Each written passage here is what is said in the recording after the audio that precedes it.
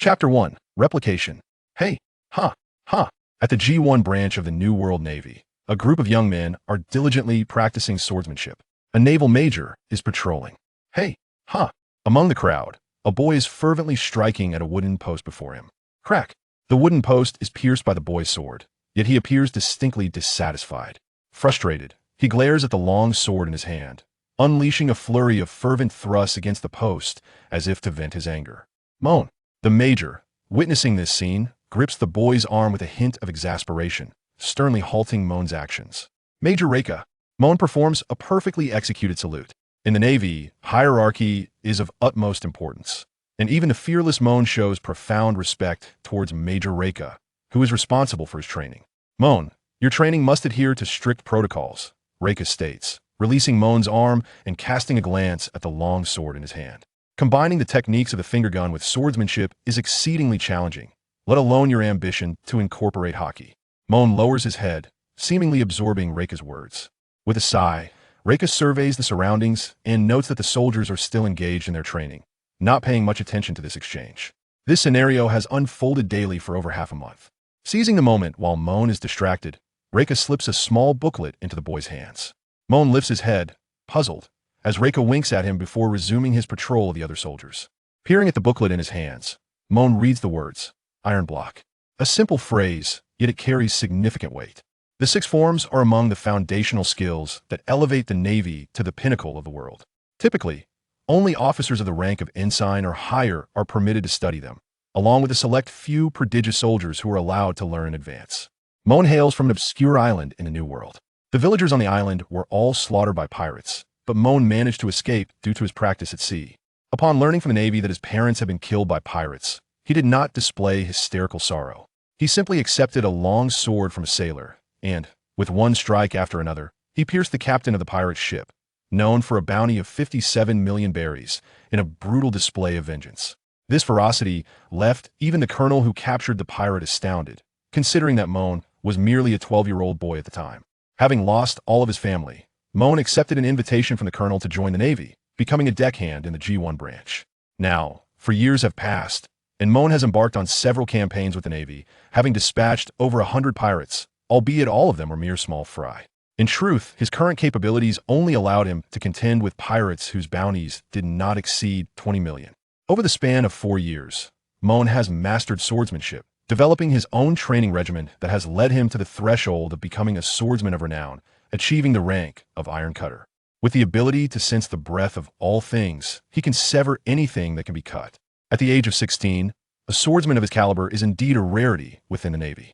When Moen achieved this milestone, even the branch chief of G1, a weasel, came to take a look. Alas, system, the concept you provided me is rather challenging, he mused. After training, Moen sat alone in a corner, meticulously polishing his long sword. The thoughts swirling in his mind could cause the world to tremble. Indeed, Moen is not originally from this world, yet he is undeniably a part of it. Hailing from another blue star, he possesses an understanding of this realm, where strength reigns supreme. Without the fruits of power, martial arts, or any advantageous background, he is left with only a slightly more astute mind and the foresight of future events. Thus, he fervently strives to hone his swordplay, even adopting training methods proposed by numerous inventors from his past life. However, despite exhausting his swordsmanship talents, he finds himself unable to achieve significant enhancements. The moment he joined the Navy, his golden finger, the system, awakened. Yet, this system seems to possess a rather inept demeanor. Ding. Host, please trust your system finger gun and swordsmanship can indeed be fused. The mechanical voice is rather sluggish, as if affected by network fluctuations. I trust you, my foot. Having finished polishing his sword, Moen gazes fondly at the naval-issue weapon, which has become dear to him after 4 years of companionship. Ding. The system is not a foot. Ignoring the system's complaints, Moen commenced meditation, a requisite part of his training. He seeks to understand the sword in his hand, aspiring to achieve what is often referred to as the unity of man and sword, to become the supreme swordsman. Ugh! Once again, Moen faltered, unable to accept the phrase he had heard countless times. Forget it, I'm done talking to you. Open the panel. Communication with the system does not require words. The host can simply access it without troubling the system. The system, feeling a bit sulky, presents a transparent panel before Moen. Moen, strength, Lieutenant Overall. Position, Navy Private First Class. Ability, Devil Fruit Replication Power 1. Navy 6 forms, Finger Gun Moonwalk Shave. Swordsmanship, Swordsman Iron Cutter. Hockey, Armament Hockey Mastery. Open the mission panel. Main Quest 1. Join the Navy completed. Reward, Armament Hockey Beginner Replication Fruit. Main Quest 2. Promote to Major Incomplete.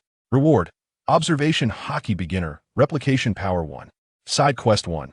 Eliminate a pirate with a bounty of 10 million completed. Reward, Full Body Enhancement. Side Quest 2. Eliminate a pirate with a bounty of 50 million incomplete. Reward, Full Body Enhancement. Side Quest 3. Eliminate a pirate with a bounty of 100 million incomplete. Reward, Full Body Enhancement. Moen glanced at his panel, which had shown no changes for nearly 6 months, and let out a sigh. His system pales in comparison to those of other traversers aside from tasks. It serves no other purpose. Oh, and it comes with an utterly useless system sprite that merely quibbles.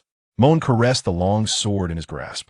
It was this very blade that had awakened the system and granted him what he considered the most formidable devil fruit, the replication fruit. Ability, Replication. This fruit was one Moen had never heard of in his previous life. After joining the Navy, he inquired about it, but there was no indication of its existence. The power of replication allows one to perfectly duplicate a devil fruit, eliminating the adverse effects of dual fruits coexisting, though it results in doubled or even multiplied stamina consumption.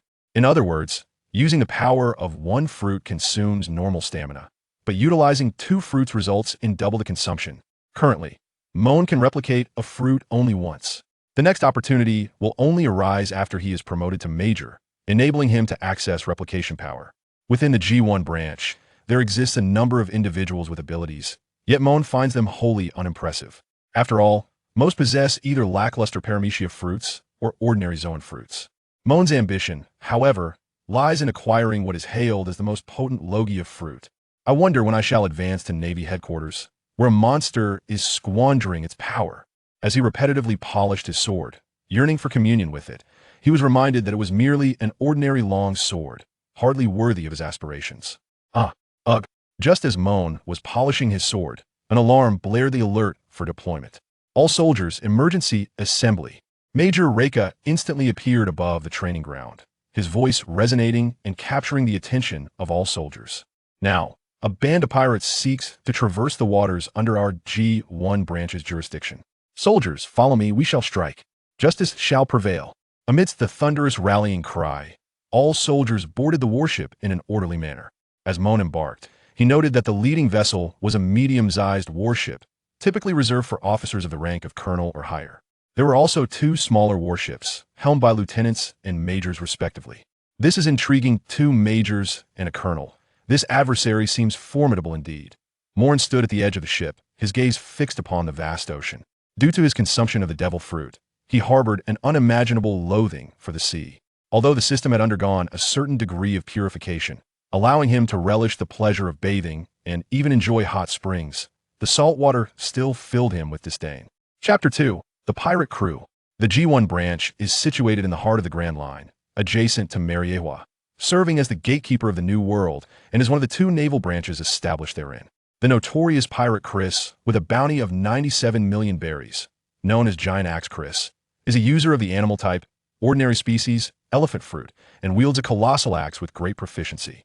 The bloodthirsty swordsman in Lin, with a bounty of 83 million berries, is renowned for his mastery of the red longsword, capable of unleashing sword energy.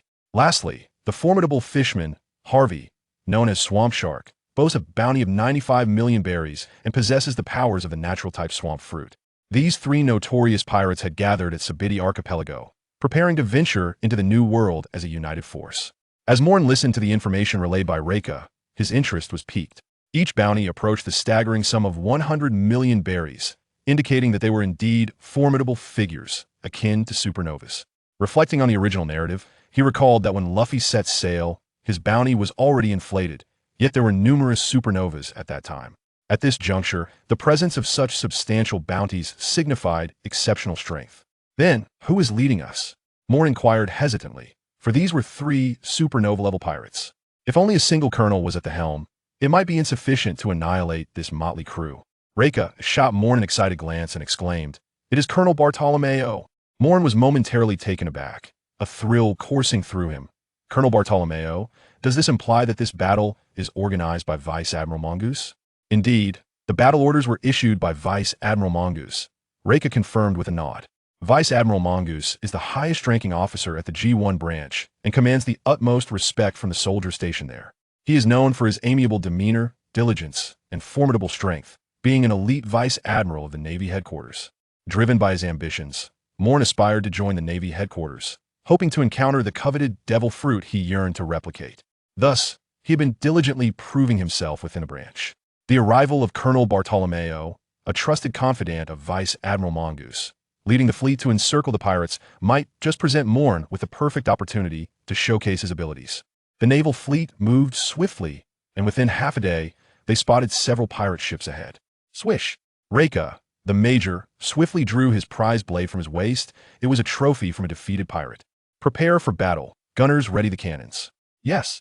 The soldiers responsible for the artillery immediately adjusted their aim, poised to fire at a moment's notice. As the flagship fired its first cannonball, the two accompanying warships joined in the barrage. What in the world? The Navy. It's the G1 branch. Open fire. Let those Navy scum know our might. Hurry, summon the captain. It's Bartolomeo. Colonel Bartolomeo. The pirate ranks erupted into chaos as some began to retaliate. However, the firepower of the pirate ships proved insufficient to pose a threat to the naval vessels at such a distance. A few cannonballs, rendered powerless, were swiftly sunk by the naval officers on board. Slash! Moen executed a decisive strike, cleaving an incoming explosive in two. Boom!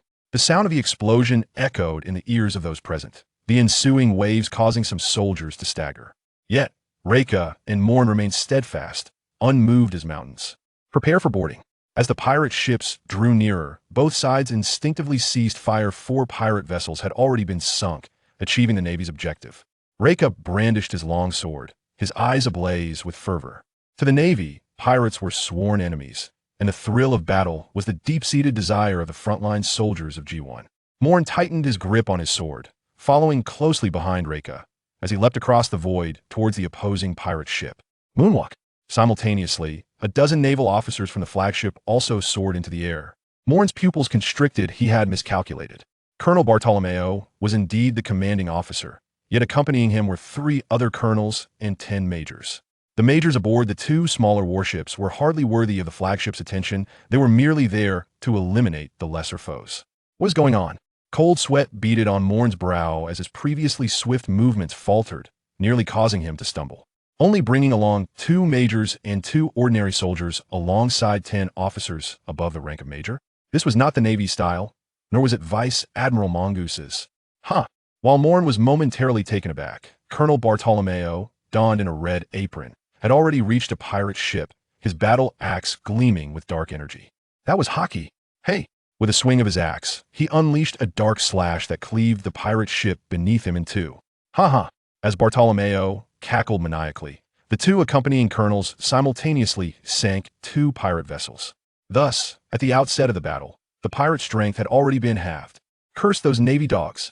A furious roar erupted as a long axe parried Bartolomeo's strike aimed at another pirate ship. The captain of the Giant Axe Pirates, Giant Axe Chris. Bartolomeo did not hesitate. He charged towards the Giant Axe Pirates, engaging Chris in fierce combat. The other 2 colonels also clashed with the remaining captains. Indeed, they are truly formidable. Observing that his full-powered strike had merely pierced the hull of a pirate ship, Moen licked his lips, setting his sights on a notorious pirate. A swordsman pirate affiliated with Bloodsword and Lin. Swish! As he witnessed the swordsman pirate drawing his sword from a fallen naval soldier, poised to deliver a fatal blow, Moen descended before him, intercepting his blade. A bounty of 51 million berries. Lightning sword Gully. Gully was somewhat taken aback. The little imp before him actually knew his name. After all, when he had risen to fame, this young sprite should have still been nursing. Allow me to be your adversary, he declared. Moen shielded the injured Navy personnel behind him, drawing his long sword with both hands. His gaze fixed upon the pirates before him. Jiuyue narrowed his eyes, subtly surveying his surroundings. The pirates were in a dire predicament, with 3 pirate captains being overwhelmed by 3 colonels. Their defeat was merely a matter of time. Thus, if he wished to escape, he needed to swiftly eliminate the whelp before him and seize a small vessel to make his hasty retreat. Thunderblade. Without further ado, Jiuyue unleashed a formidable strike imbued with the essence of thunder. This technique, born from his own comprehension of sword intent, integrated the most fearsome natural disaster, thunder, into his swordsmanship, significantly amplifying his combat prowess. However, the training was arduous, as he had to endure lightning strikes to achieve further growth. Moen licked his lips, and a white slash surged forward, swiftly followed by a shave that charged directly towards Jiuyue. 6 styles of the Navy. Jiuyue's pupils constricted, and he exclaimed in disbelief.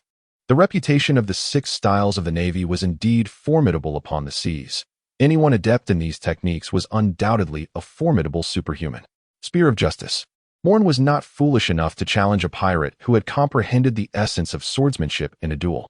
If one seeks to refine their sword skills, while the number of great sword masters within the Navy may be few, there exists a multitude of sword experts from whom to seek counsel. How delightful that would be! In a state of shock and utterly unprepared, Jiuyue was struck in the chest by Moen's finger thrust imbued with the power of hockey. With a gasp, Jiuyue's great sword clattered to the ground, blood spilling from his mouth as he gazed at Moen in disbelief. To think, your combat awareness is so lacking. Moen shook his head and took a deep breath. In less than 3 seconds, he executed a series of swift maneuvers, shaving, finger guns, and the application of hockey. The toll on his stamina was considerable. Although Moen had undergone a comprehensive enhancement, it merely aligned his physique with that of an average naval officer. Despite the significant exertion, the results were commendable. Observing the gravely injured Jiuyue before him, Moen casually severed the head of a pirate poised to ambush, then approached Jiuyue.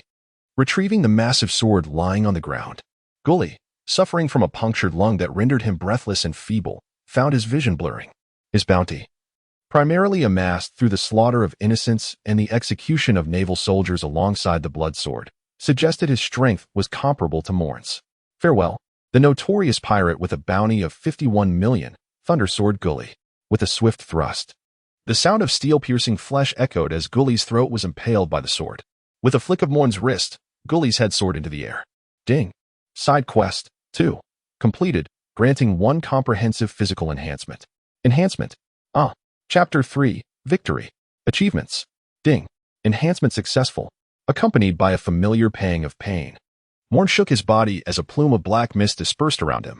Moen clenched his fist, savoring the immense power coursing through his body. This sensation of strength is truly nostalgic. Moen casually discarded Jiuyue's formidable sword, which pierced through the bodies of several pirates, before wielding his own longsword to annihilate the remaining foes in his vicinity. You there, gather the spoils from the ship. I shall inspect the others, he instructed his comrades. Gazing at the pirate vessel, now subdued before him, his companions nodded in agreement, fully aware of Moen's formidable prowess. Had it not been for his youth and limited combat experience, he might have already ascended to the rank of a lieutenant. Shave. Moen employed the techniques of shaving and moonwalking, effortlessly arriving aboard another pirate ship. This vessel belonged to the Bloodsword Pirates, where Bloodsword and Lin was fiercely engaged in a relentless battle with the colonel. The arrival of Moen shattered the equilibrium between pirates and the Navy. With the agile application of the shave and thrust, Moen, bolstered by his formidable physique, swiftly dispatched several pirates, liberating numerous Navy personnel in the process. Subsequently, the remaining Navy forces converged upon the other pirates, their assault overwhelming and relentless, leading to the pirates' swift demise. Excellent! Exclaimed the colonel amidst the fray, as his long blade shimmered with a cold light, driving the blood sword into a corner. Cursed Navy! And Lin, once brimming with ambition, now yearned to roar in frustration. They had yet to set foot in the new world. How could they falter here? With a fierce determination, Lin unleashed the essence of the blood sword, bloodthirsty blade.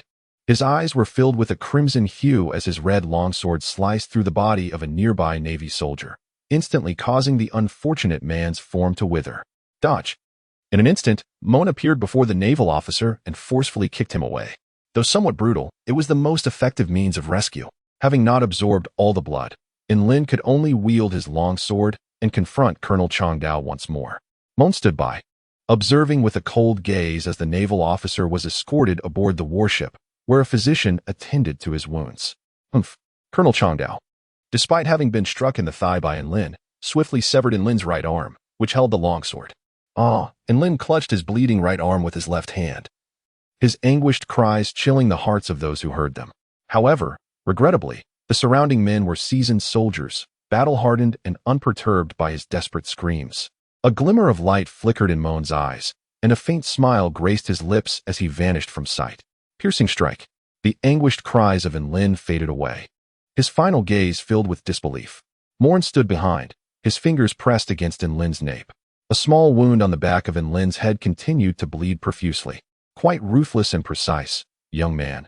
To whom do you pledge your allegiance? Colonel Changdao approached with a smile. Having fashioned a strip of cloth torn from a pirate's attire to bind his thigh and staunch the bleeding. The battles in other areas were drawing to a close.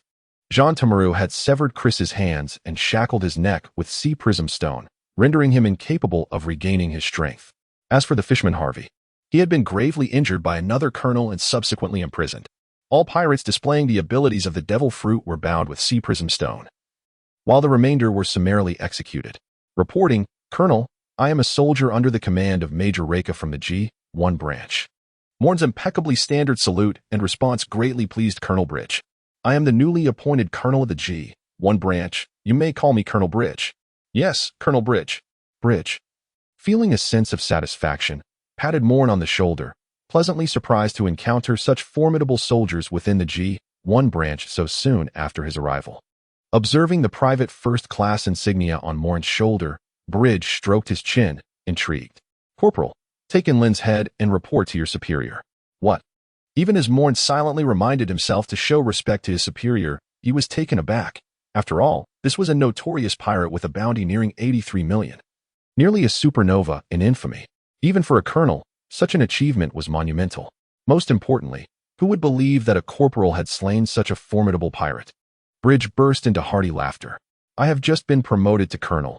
This accomplishment holds little significance for me. Your skills with both the razor and spear indicate that you have received private instruction. You, too, require this accolade. Leaning closer to Moen's ear, Bridge continued. In 2 months, Vice Admiral Squirrel will return to report. He will bring back promising recruits to join Teacher Zephyr's elite training camp. Make sure to seize this opportunity. Moen's eyes instantly sparkled with excitement, returning to the headquarters. This was an extraordinary opportunity. After a moment of hesitation, Moen graciously accepted Colonel Bridge's benevolence, severing Enlin's head and bringing it back to his own warship. Moen, where on earth did you acquire that? Laika, having returned to his own vessel, was taken aback upon witnessing Moen approaching with the bloodied sword and the severed head of Enlin. Moen conveyed Colonel Bridge's thoughts to Reika, who nodded with a smile illuminating his face. Reika possessed the most profound understanding of Moen, having accompanied him since Moen's entry into the G1 branch, where Reika served as a captain. Observing young Moen training alongside the soldiers, then officially joining naval training at the tender age of 14, and now having the capability to eliminate severely injured supernova pirates, Reika felt that time had indeed flown by swiftly. Very well, I shall submit your commendation report. For now, return to freshen up and rest, he said, patting Moen on the shoulder before proceeding to the bow of the ship to attend to his soldiers. Moen glanced down at himself, drenched in blood. Though his skirmish had not been particularly fierce, the injuries he sustained were of a grievous nature. He hurried back to the wash area, where numerous soldiers were already cleansing themselves, for few relished the sensation of blood clinging to their skin. After a brief wash, Moen donned a spare uniform and returned to his post. The ship had commenced its journey home, with many soldiers wounded. Those severely injured lay in the infirmary, while those with minor injuries bandaged themselves and returned to duty. Moen had grown accustomed to this way of life. A careless moment, like licking blood from a blade, could lead to the loss of life. Upon the return of the naval vessel to the G1 branch, Major General Weasel stood at the dock awaiting the sailors' arrival. Welcome, he greeted as 3 colonels saluted him, standing firm in their respect, with a brigadier general behind him. Originally, 2 colonels were to report to the G1 branch today.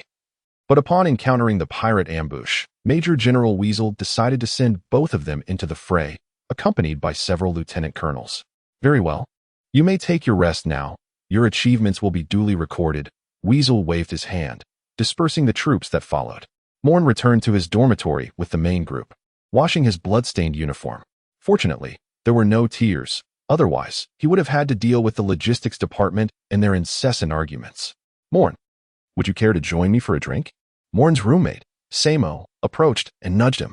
In response, Moen raised his middle finger. For a man accustomed to life at sea, drinking serves as a crucial outlet for expressing emotions. However, Moen is a staunch teetotaler. He firmly believes that even a slight indulgence in alcohol can cloud one's judgment, and in dire circumstances, may even lead to the loss of life. Humph. Samo reciprocated with a middle finger gesture before wandering off to join his companions. Sigh. Regarding this roommate, Moen could only express resignation. For the G1 division strictly prohibits alcohol consumption. Yet, following significant battles, some soldiers would discreetly indulge, with the higher-ups turning a blind eye. Moen hung up the garments and then retrieved a small booklet, the Handbook of Iron Blocks. All 6 techniques of Moen were imparted by Major Reika, who himself had mastered only a few of the 6 forms. Nevertheless, he chose to teach 4 of these techniques to Moen, reflecting his profound expectations for him. Moen did not disappoint him either. Over the course of 2 years, he skillfully mastered the use of the razor and the finger gun, even learning the moonwalk. The next step is to embark on training to withstand strikes, is it not? Moen took a deep breath, nearly faltering. Ding! The synergy between the spear and sword techniques is undeniably more exquisite. You worthless system, have you yet to abandon your theories? The combination of spear and sword energy is easily accomplished by those of great stature. However, with my current proficiency in swordsmanship and spear techniques, it is utterly unattainable. Silence yourself. Chapter 4. The Call of the Flying Squirrel. As Moen observed the swiftly approaching wooden post, he inhaled deeply, his body emanating an enigmatic black glow. Crack! The wooden post shattered into several fragments. Moen brushed off the dust from his attire, a satisfied smile gracing his lips. The training with the iron block could finally come to a close. Although it had only been 2 days, the integration with the armed color had significantly enhanced Moen's defensive capabilities. Moen is not inclined to invest considerable effort into mastering this skill, for in his previous life, whether through the manga or the anime of One Piece, he observed that all who employed iron blocks met with dire fates. Indeed, they were truly unfortunate. However, the paramount concern now lies in the fact that having acquired the iron block technique, the potency of Moen's finger gun has increased by more than double. The finger gun, fundamentally a technique that tenses the muscles of the fingers, in conjunction with the application of armament haki, delivers a lethal strike to the enemy. Now, with the enhancement of iron block, Moen's muscles have become more resilient, thereby naturally amplifying the power of his finger gun. Perhaps, he might be able to commence the study of the legendary flying finger gun. Moen, Major Reika has been present for some time. Yet upon witnessing Moen practicing the iron block, he refrained from interrupting. Major Reika. Moen bowed respectfully, then looked curiously at the Major, who held a bag in his hand. Moen, your good fortune has arrived, said Laika with a mysterious smile as he extended the bag towards Moen. Moen took the bag, but refrained from opening it immediately, instead continuing to gaze at Major Reika. After all, it would be quite impolite to unseal the bag while his superior had yet to finish speaking. As a mere corporal, Moen could not afford to leave a negative impression on his commanding officer. Come now, do not be so reserved. I am not unfamiliar with you, Reika urged, rubbing his hands together, barely suppressing a chuckle. Moen opened the bag and his breath quickened immediately. Inside was a sandalwood box, along with a set of standard military uniforms. Gazing at the insignia on the side of the uniform, Moen felt a surge of excitement. This is the rank of second lieutenant? Major Laika. Is this truly meant for me? Moen found it somewhat unbelievable. After all, ascending directly from sergeant to second lieutenant and becoming a naval officer is no trivial matter. Moreover, there was another surprise. A look of envy even flickered in Laika's eyes. Moen noticed the sandalwood box and opened the small container. Its icy blue exterior resembled the shape of an apple. A treasure from the ocean, a devil's fruit. Moen swiftly closed the box, exclaiming, Colonel Reika, I cannot possibly be deserving of this reward. Reika chuckled and shook his head, his excitement palpable. This is not a mere reward. It is a trophy that you rightfully earned. Do you recall the formidable Legion Gully whom you vanquished? This devil fruit was discovered within his very chamber. Therefore, all 3 colonels have agreed that this devil fruit be bestowed upon you. After all, it is indeed your rightful spoils. Had you not been occupied aiding other battlefronts, you would undoubtedly have uncovered this devil fruit yourself. Moen gently touched the devil fruit that symbolized power, feeling a sense of nostalgia. Despite having participated in numerous battles, this was his first encounter with a devil fruit. What type of devil fruit is this? Reika inquired, her curiosity piqued. After all, Her understanding of devil fruits paled in comparison to that of this mere 16-year-old boy. It was noteworthy that even a certain colonel, who had consumed the Zoan-type devil fruit known as the cat-cat fruit in its raccoon form, sought Moen's guidance on how to unlock its potential. Moen stroked his chin, a glimmer of brilliance flashing in his eyes, followed by a hint of surprise. The Inu no Mi, mythical Zoan type, frost giant wolf form. Hiss. It was not only Moen who gasped. Reika too drew in a sharp breath. Zoan-type devil fruits are the most common, the most ordinary, and the easiest to develop. However, this certainly does not apply to mythical Zoan types. What does mythical Zoan mean? It refers to creatures that exist only in the realm of human imagination, legendary species. The frost giant wolf is a formidable being capable of significantly enhancing physical attributes and wielding control over ice within a limited range. To put it plainly, consuming this fruit could potentially transform one into a scaled-down version of Admiral Akiji. Gulp. Reika cautiously glanced around, ensuring no one was directing their gaze towards them. You should consume it quickly. That way, you will likely excel in the elite training camp. Moen shook his head, picked up the devil fruit, and, to Laika's astonishment, directly thrust it into Laika's mouth. Bang! Moen's fist landed squarely on Reika's chin, causing him to gasp in pain, as an unimaginable wave of nausea surged through his body. You! Reika stammered, collapsing to the ground, gasping for breath, his mind a blank slate. It was utterly revolting. Far worse than excrement. No, wait, I've never tasted excrement. Desperately, Reika clawed at his throat, attempting to expel the cursed fruit from his system. It was futile. Once the cursed fruit was consumed, its power was irrevocably lost. Observing Reika's futile struggle to vomit, Moen instinctively took a few steps back in distaste. You! Moen! Reika bellowed in fury, drawing the attention of those nearby. What's wrong? Moen inquired, a satisfied smile creeping across his face as he beheld Reika's hair gradually turning white. Why did you make me eat it? This fruit could bestow you with extraordinary strength. Unlike me, a mere ordinary major destined for mediocrity, you possess the potential of a genius. I have never seen anyone master 3 forms of the 6 styles within 2 years, let alone master hockey and wield a sword with such finesse. Your horizons should be far broader. Had this been an ordinary cursed fruit, I might have persuaded you against it. For your future should not be hindered by a worthless cursed fruit. But this is a mythical Zoan-type fruit. Reika's heart ached, as he grabbed Moen's collar with a hoarse voice, shaking him vigorously. All right. Moen broke free from Reika's grasp, casting a glance at his incredulous colleagues surrounding him. Major Reika is present. Moen suddenly adopted a serious demeanor and called out to Reika, who instinctively replied, her expression darkening even further. I had consumed a devil fruit during my childhood. The words uttered by Moen sent a shiver through the colleagues surrounding him, and Reika found it difficult to believe. After all, Moen had grown up right under Reika's watchful gaze. How could he possibly be unaware of Moen possessing the powers of a devil fruit? However, it seemed that he had indeed never witnessed Moen falling into the sea. Reika hesitated and asked, "What is your devil fruit?" Moen mysteriously wagged a finger, indicating that it was a secret. Once I reach the headquarters, it should become evident. After all, revealing it now raises uncertainties about whether I could replicate that ability I have yearned for over the years. Laika nodded in frustration, suggesting that there was no need for Moen to offer this precious fruit to him. It would be far better to exchange it for merit or perhaps even acquire a fine blade or a grand sword. Moen shook his head in silence. To him, Laika was akin to a mentor, although he had not imparted any knowledge. Laika's unwavering belief in Moen's innate talent had undoubtedly incurred countless favors and endured reprimands on his behalf, ultimately bestowing upon Moen the teachings of the Navy's 6th style. Without Laika's guidance, Moen's current prowess would likely be no greater than that of an ordinary pirate, merely engaged in trivial skirmishes. The prospect of effortlessly defeating a notorious pirate with a bounty of 50 million would have been utterly unattainable.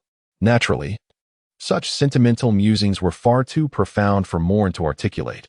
In Laika's eyes, he might well resemble a younger brother. After a moment of reflection, Laika suddenly recalled another matter. Moen, each morning you should make your way to the office of the base commander. Admiral Weasel has something to discuss with you. With that, Laika gave Moen a playful wink. Moen gazed at the lieutenant's uniform in his hands, and a sense of excitement coursed through him as he deduced the significance of the moment. He was drawing ever closer to one of the most coveted fruits of his aspirations. Several years prior, he had harbored ambitions of reaching the Navy headquarters, yet back then, He was merely a foot soldier, utterly unqualified for such an endeavor. Now, at long last, the time had come. The following day, clad in his new uniform, Moen stood at the threshold of Rear Admiral Weasel's office. Tap, tap. Moen rapped upon the door of General Flying Squirrel's office. And from within came the voice of the general. Enter. Moen tidied up his attire and stepped inside. The office was spacious and expansive, dominated by a massive desk piled high with documents. On the wall behind the desk, there loomed a grand inscription pinned by the Marshal of the Warring States, Absolute Justice. The mustachioed General Squirrel lifted his gaze from the paperwork and beheld the upright figure of Moen. Ah, you must be Private Moen, or rather, I should say, Second Lieutenant Moen now, correct? Indeed, General. Moen replied. Oh, do not stand on ceremony. Take a seat. The general then lowered his head once more, signing his name on a document, before exhaling in relief and gesturing towards a chair on one side of the room. Moen glanced over, approached the edge of the chair, and half sat down. The Flying Squirrel nodded in satisfaction, stood up, and handed a document to Moen. Moen immediately stood up, his hands catching the documents. This is Chapter 5, Departure, Marlin Vondo. It is a letter of recommendation from the Naval Academy. Moen took a deep breath, his hands trembling with excitement. Indeed. The Flying Squirrel nodded and gently patted Moen's shoulder, adding that this was a letter of recommendation for the elite training camp. Enlisting in the Navy at the tender age of 12, officially becoming a Marine at 14, earning commendations that led to a promotion to corporal at 15, and then being elevated to the rank of junior lieutenant at 16. My dear boy, your journey of growth far surpasses my own. I am deeply grateful for your guidance, sir. Moen remains unperturbed by it all. After all, in this world, military rank holds little significance, while true power lies in one's own abilities. Consider the naval hero Garp, whose son is a member of the Revolutionary Army, and whose grandsons are pirates, one of whom is even a descendant of the Pirate King. Despite this, the world government has not taken any action against Garp. Why is that? It is simply due to their fear of Garp's prowess, which has not waned with age. The esteemed hero Garp is the one who brought an end to the Pirate Emperor Rocks, reflecting upon Admiral Zephyr, who was grievously harmed by the Navy. We see the depth of his suffering. His wife and children were slain, and he himself lost an arm. Yet the Navy still sought to invite the perpetrator to join the Shichibukai. Why?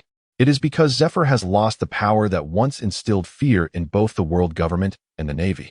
Moen perceives everything with remarkable clarity, allowing him to lower his expectations in various aspects, yet he remains unwavering in his pursuit of strength enhancement. Otherwise, it would not have been possible for him to master the 6 styles in a mere 2 years, akin to the legendary Colonel Kobe from the original narrative. The Navy School Elite Training Camp serves as a cradle for cultivating exceptional naval officers, from which I too have emerged. The Dormouse poured himself a cup of tea and settled at his desk, where the current instructor is none other than the former Black Arm Admiral, Zifa. Moen remained silent. For discussing his mentor in the presence of the general, regardless of the general's inner thoughts, was undoubtedly an inappropriate matter. Your talent, coupled with your youth, certainly qualifies you for the elite training camp. I eagerly anticipate your emergence as an exceptional naval officer. The squirrel waved his hand, indicating that Moen could take his leave. The recommendation letter clearly stated Moen's entry date to the Naval Academy, which was set for a month hence. By the way, you are a swordsman, yet I presume you wield a standard long sword. The squirrel suddenly called Moen back and retrieved a long box from a nearby cabinet. This is a fine saber obtained during previous pirate hunts, and I present it to you. Without casting a glance at the box in his hand, the squirrel placed it upon the table before him. Moen rendered a military salute to the flying squirrel, expressing no excessive gratitude before departing. He understood that the squirrel had placed a wager on him. As a seasoned general, the squirrel was acutely aware that, barring a significant opportunity, he would never ascend to the rank of marshal in his lifetime. Thus, it was quite reasonable for him to invest in a newcomer with the potential for greatness. With a decisive motion, Moen exited the squirrel's office and opened the box in his hand, revealing a plain yet elegant western longsword, quietly resting within. The blade, known as the Swift Blade, was forged with 50 craftsman techniques, its edge as light and verdant as willow leaves, embodying both sharpness and resilience. Truly, the epitome of the Swift Blade, Willow Edge. Moen, with a deep sense of satisfaction, caressed the longsword in his hand, which was sheathed at his waist. Previously, he had confiscated a thunderous blade, a fine weapon indeed, yet it was a broadsword, and at a height of merely 1 meter and 90 centimeters. Moen found it impossible to wield its full potential. Now, however, this willow-edged longsword was perfectly proportioned to his stature, allowing him to execute his swordsmanship with exquisite finesse. Just as Moen, the second lieutenant, was about to depart and return to his training grounds, a figure suddenly obstructed his path. Moen looked up and saw Colonel Battleship. "Colonel, my esteemed sir." Moen immediately saluted, and Jean Tamaru nodded, patting Moen's shoulder. "According to the orders of Admiral Squirrel, you will accompany our ship back to Marineford without delay." "Thank you, Colonel." "Well, go prepare. We shall set sail at noon. This journey to the naval headquarters, I cannot say how long it will take for your return." Jean Tamaru again patted Moen's shoulder. This time, the recommendation from Admiral Squirrel to enter the Naval Academy was extended to fewer than 10 individuals, and Moen was the sole candidate for the elite training camp. This could not help but evoke a sense of fondness in Jean Tamaru for the young lad. Despite his lack of strength, his innate talent was undeniable. Moen returned to his dormitory, finding his somewhat clumsy roommate absent, yet his belongings had already been tidily arranged. How amusing. Moen tugged at the corner of his mouth, revealing an unsightly smile. It was a reluctance to bid farewell, a desire to etch his memory into her mind. "Therefore, I shall remember you well, Samo." The news of Moen's imminent journey to the naval headquarters for further studies has been widely disseminated by Reika. The soldiers under Reika's command hold a profound admiration for this young lad, who is significantly their junior. Moen captivated all of his colleagues with his strength, diligence, and charismatic personality. As he shouldered his heavy pack and exited the dormitory, his comrades, with whom he had fought side by side for so long, lined the path to bid him farewell. Moen lowered his head, not sparing a glance at those around him. The soldiers paid no heed to his character. Over the years, they had come to understand who he was. "Moen, you must leave your legend at the naval headquarters." These words echoed as he exited the training grounds. A solitary tear fell to the ground, yet Moen did not look back. His face bore only determination, devoid of sorrow. The weak possessed no right to mourn. The present Moen was resolutely advancing toward strength. With a heavy pack upon his back, Moen arrived at the harbor, where a sergeant guided him aboard a warship and assigned him a solitary cabin. As he was not a combatant, Moen had no duties on this voyage, allowing him to rest within the ship's confines until they reached Marineford. Naturally, practicing his skills aboard was quite challenging. As a mere second lieutenant, he lacked the privilege to access specialized training facilities. Approaching noon, Moen felt the ship's gentle sway, and the scenery beyond the circular window began to shift. The warship had set sail. Moen arrived on the deck, where several soldiers were diligently securing the anchor, while others scurried about attending to various tasks. Unexpectedly, during what was typically a training period, Moen found himself with a rare moment of leisure. Some soldiers even saluted him, which left him feeling somewhat disconcerted, as he had spent several years in the ranks as a mere foot soldier. It is worth noting that even the formidable Black Arm Zephyr attained the rank of corporal only at the age of 28. Of course, the fervor of that era pales in comparison to the intensity of the present day. Moen has roughly established a timeline through the bounties placed on several renowned individuals. For instance, Moen previously witnessed an official military announcement in the office of Reika. The bounty on the infamous supernova, Port Gas D. Ace, stands at a staggering 130 million berries, and he has already ventured into the new world. Ace has just set sail, within 2 to 3 years before the protagonist's departure. The era of the worst generation still has 4 years to unfold. Indeed, it is a splendid timeline. Moen incessantly employed his shaving technique within the confines of his chamber to facilitate short-range movements. He must swiftly acclimatize to the exhilarating velocity of his maneuvers, otherwise, he risks forfeiting the coveted fruit he desires. The voyage across the vast expanse of the ocean is exceedingly dull, compelling naval soldiers to disregard the gnawing sense of restlessness. Naturally, should your superior be a jester, perhaps your journey would be rendered more bearable. Moen had been diligently practicing the short-distance shave for the better part of the day, his body drenched in sweat that cascaded like raindrops, soaking the steel floor beneath him. Not far away, aboard the flagship, Admiral Squirrel set down his teacup, releasing a satisfied sigh. Indeed, this little fellow does not disappoint. Beside him, Battledon was idly chewing on an apple, his curiosity piqued. "What is it, Admiral?" The Naval Academy may soon witness a remarkable display," Admiral Squirrel mused, narrowing his eyes. Through his observation hockey, he sensed that Moen had reached the point where he could refine iron to any part of his body. Moreover, the iron was enveloped in the formidable armor of Haki. The sight of that pitch-black Haki made Squirrel swallow hard. Although he was aware of having such a prodigy under his command, he had only briefly acknowledged Moen's ascent to swordsmanship before losing interest. Now, to learn that this young man possesses at least the strength of a commissioned officer? Shave, spear thrust, iron, moonwalk, cutting iron swordsman, and armed Haki. Ha! Zephyr, you ought to be grateful for this exceptional talent I have brought you. Squirrel rested his hand on the hilt of his sword, his laughter ringing out joyfully. Battledon squinted, swallowing the last morsel of his apple. Is that lad truly so formidable? He pondered. Battledon himself had mastered the 6 styles and armed Haki. If Admiral Squirrel's words held any truth, then Moen's only shortcoming compared to Battledon would be in terms of stamina and physical prowess. What a freak! Battledon silently scoffed. Just like those 3 otherworldly beings.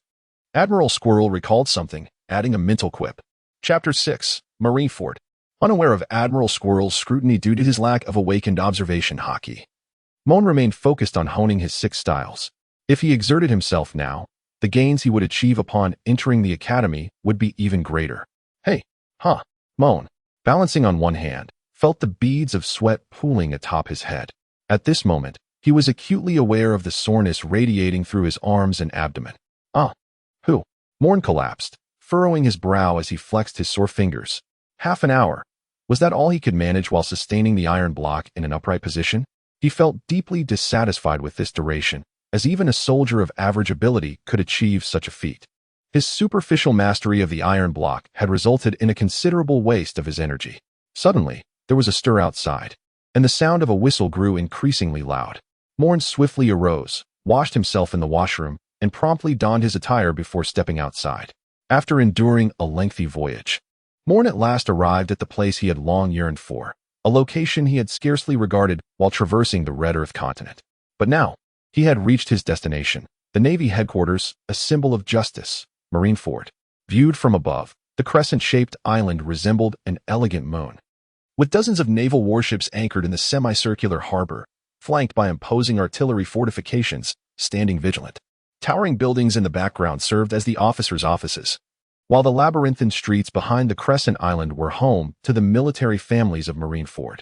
Following a series of inspections, the warship docked beside the gates of justice. Moen followed the procession onto the land of Marineford. Taking a deep breath, he felt a surge of excitement. This was the Navy headquarters, where even the air seemed to resonate with an overwhelming aura of strength. Is that not Admiral Tontada returning for duty? Not far away, Admiral Tontada encountered a familiar face, a figure leisurely pushing a bicycle towards him, waving languidly. With a smile, Tontada greeted him. Indeed, it was Admiral Akiji. The approaching individual was none other than one of the current 3 admirals, Kazan, known as the Frozen Man of the Sea, a wielder of the ice fruit.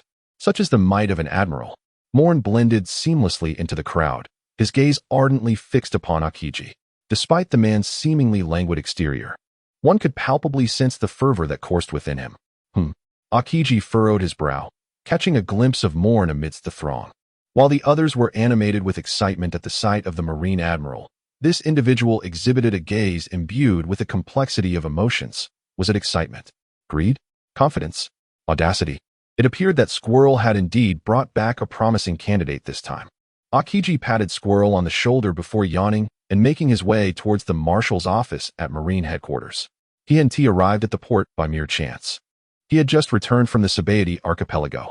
Bored with the celestial dragons and the young girl, Akiji murmured to himself, pondering what this troublesome fellow and she were scheming together. As he departed, Squirrel turned to address his troops, saying, "All right. Follow your commander to the logistics department to report in, and then you are dismissed. Moen, come with me." Moen immediately followed the Dormouse, burdened with a large pack. The Dormouse had returned to report to the Marshal at headquarters, and prior to his arrival, a new Major General had been dispatched to the G1 branch. As they traversed the magnificent square, the towering edifices that housed the naval offices came into view. Having spent so much time at the G1 branch, Moen felt akin to Lu Lao Lao entering the Grand View Garden, overwhelmed by the sights before him. The bustling pedestrians were predominantly officers of lieutenant rank and above, with a considerable number of field-grade officers, and even several brigadiers and major generals. However, Not a single lieutenant general or higher was seen. Upon reaching the marshal's office, before the dormouse could even knock, a roar resonated from within. "Carp, return to your office at once, and put down my rice crackers." "Haha, what does it matter?"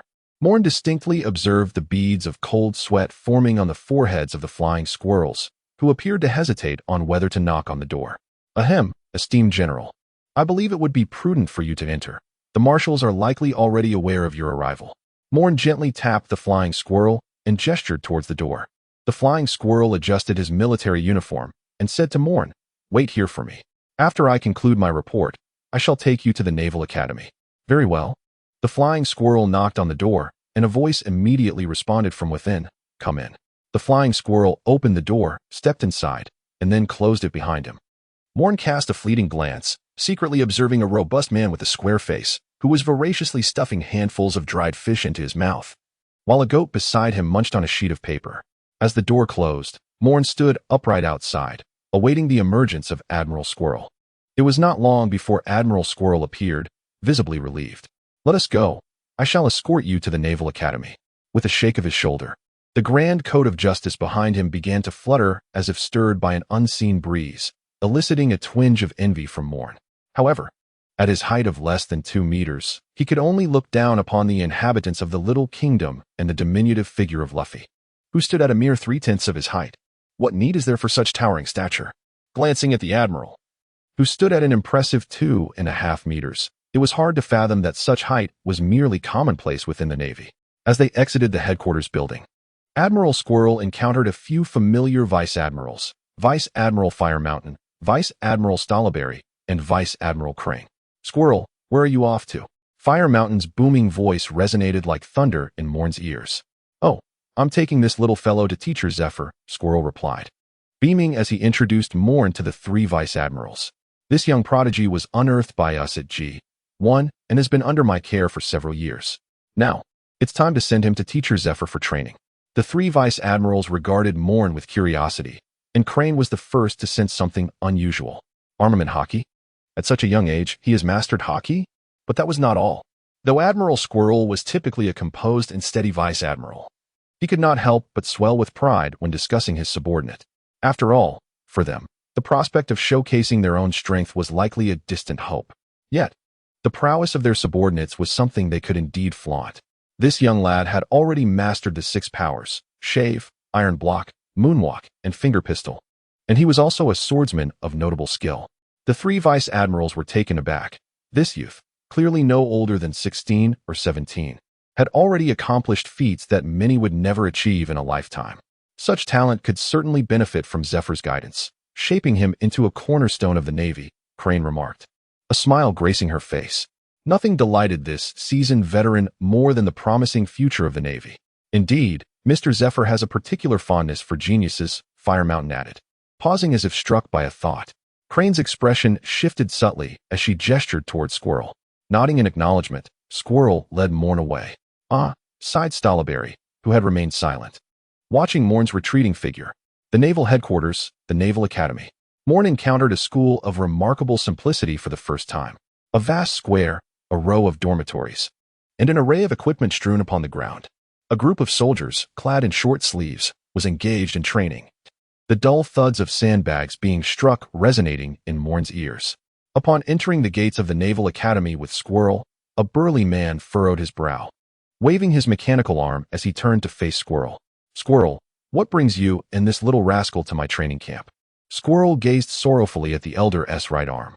"Teacher Zephyr, this is the prodigy from my G1 branch. I believe it would be a waste of his talent to keep him there, so I thought it best to bring him back to headquarters for your guidance." "Prodigy?" Zephyr's eyes flickered, landing on Moen, who stood behind Squirrel. Moen, possessing keen insight, extended his hand, enveloped in a layer of black armament hockey. "Armament hockey?" Zephyr raised an eyebrow, instantly discerning Moen's true nature. However, the efficacy of such skills could only be gauged through battle. "Benz." "Yes, master." Among the crowd, a brawny man clad in an unusual black attire and a purple bodysuit stepped forward. "You shall give it a try." The weasel also gestured towards Moen. Moen set down his backpack and stretched his shoulders. Little did he expect that upon entering the Naval Academy, he would be thrust into a battle. "Benz." The wielder of the flourishing fruit ability is rather formidable. Commander Binz, I look forward to your guidance. Moen executed a military salute, subsequently preparing for battle. Binz also returned the gesture, then with a flick of his wrist, summoned a vine to strike at Moen.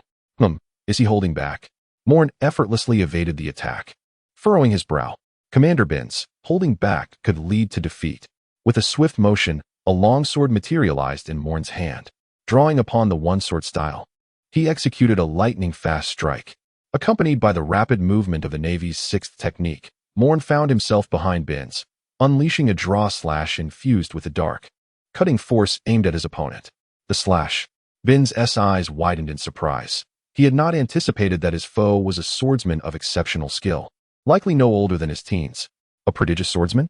Without further contemplation, Binz countered with a punch, his armed hockey-enveloped fist shattering the incoming strike. Seed. After dismantling the dark slash, Binz extended his hand and released a seed, which then erupted in midair, transforming into a colossal tree. Intriguing. Is it a devil fruit? Moen licked his lips, intrigued. Alas, that particular fruit is not what I desire. Chapter 7. Entering the elite training camp. Utilizing the one-sword style once more. Moen deftly evaded the onslaught of the giant tree's vines, landing on one of its branches to confront Binz directly. As Zephyr's prized pupil, Binz exhibited commendable mastery of hockey and the six techniques. Sensing Moen's attack, he swiftly pivoted, raising his leg high before bringing it down with great force. Gale foot, turmoil. The two white slashes clashed against Moen's hockey-infused strike, resulting in a prolonged stalemate in midair, with the residual energy of their battle shattering numerous branches. The branch upon which Moen stood was unfortunately shattered, and with a light touch of his toes against the void, he unleashed a reverse finger gun. Amidst the dust generated by the explosion, a figure pierced through the haze, directly confronting Moen. Alas, he was met with Moen's fully empowered armed color finger gun. With a sharp sound, Binz, caught off guard, had his defenses breached by Moen, resulting in a small hole pierced through his chest. Impressive. Binz leapt back onto the massive tree branch, his fingers brushing against his chest as his muscles quivered, staunching the flow of blood from the wound. However, can you withstand this? Binz snapped his fingers, causing the earth to shatter, and countless tree roots erupted from the ground, each imbued with armed color hockey. Moen continuously utilized the technique of shave to evade, yet the multitude of tree roots soon ensnared him completely. He clicked his tongue in frustration, pressing his lips together before executing a horizontal slash with his swift blade, unleashing a circular arc of air. The strike was imbued with unparalleled sharpness. In an instant, the area cluttered with tree roots was rendered barren, allowing Moen to catch his breath in the stillness. The technique, known as air circle, was inspired by an absurd maneuver from a certain animated series, characterized by its lethality and proficiency in sweeping away obstacles. What a formidable slash! Binz exclaimed, descending with a green longsword in hand, revealing himself as a skilled swordsman in his own right. A duel of swordsmanship, perhaps? The mole general pondered silently from the periphery. All right, let us cease here. Zifa's authoritative voice rang out, halting the imminent clash. Yes, teacher. Understood, Commander Zifa. The two promptly sheathed their blades, standing upright before Zifa. With a keen eye, Zifa observed Moen, noting his mastery of the 6 forms of the Navy, including shave, moonwalk, and the formidable armament hockey, as well as his swordsmanship approaching the level of a master. You seem to possess additional capabilities, indeed commendable. Had the battle continued, Binz might have emerged victorious, albeit at a great cost, which was unnecessary. Zifa clapped Moen on the shoulder with such force that Moen nearly lost his balance. Binz, take him to building number 10. Number 10? Binz gasped, realizing that it was the residence of the elite training camp. It was worth noting that none of the new recruits had yet gained entry into the elite training program. Observing Moen returning to strap on his large pack, Binz shrugged and led the way. Mole, you have brought me a promising talent, Zifa remarked solemnly. The mole nodded, stating, I shall take my leave, hoping he swiftly becomes a vital asset to the Navy. With that, the mole departed with a flourish. A vital asset. Zifa's eyes were filled with anguish and resentment as he tightly grasped the mechanical arm of his left hand. What are you doing? In your current state, how can you combat pirates and uphold justice? Double your training efforts. Turning back, Zifa spotted a group of Navy personnel idly spectating, prompting him to bellow in fury. Having endured endless sorrow, He was no longer the benevolent Zifa who refrained from harming his subordinates. Navy Academy Dormitory Building, number 10. Moen traversed the somewhat tranquil corridor, arriving at room 101. "Well, this shall be your abode," remarked Binns as he swung open the door. Moen peered inside to discover a dormitory designed for 4. Yet he found himself alone in the space. This was the exclusive dormitory of the elite training camp. Though it was evident that the quality of this batch of recruits was lacking, Binns waved his hand dismissively. As a Navy major, his duty was to assist Instructor Zephyr in settling the Naval Academy. "Very well, Major Binns." Moen offered a respectful bow before retreating to his chamber. Oh. After arranging his belongings, he hurried off to training. Although he had just arrived, Instructor Zephyr was not one to relent on matters of training. As Binns departed, he turned back to offer one last reminder, to which Moen nodded in acknowledgement. With a sharp thud, he tossed his luggage onto the bed and pulled up a stool to alleviate the fatigue in his feet. Although Binns had suffered a setback in their recent skirmish, Moen appeared unscathed. Yet, he alone understood the toll that such frequent use of the shave technique had taken on his legs. After stretching his limbs, Moen donned his short shirt, seized his knife, and exited the dormitory. He was eager to discover what specialized training General Zephyr had in store for him. Another 100 repetitions. Before he even reached the training grounds, Moen heard Zephyr's robust voice calling out, "You must be Moen." Upon entering the training area, Moen stood at attention as Zephyr, without turning around, inquired, "State your name." Reporting in, Navy Lieutenant Moen. He replied, "You certainly possess spirit," Zephyr remarked as he approached. A flicker of intensity in his eyes before delivering a powerful punch. Moen felt a shiver run down his spine, and with a swift motion, he departed from his original position. Not far away, he knelt on one knee, gasping for breath.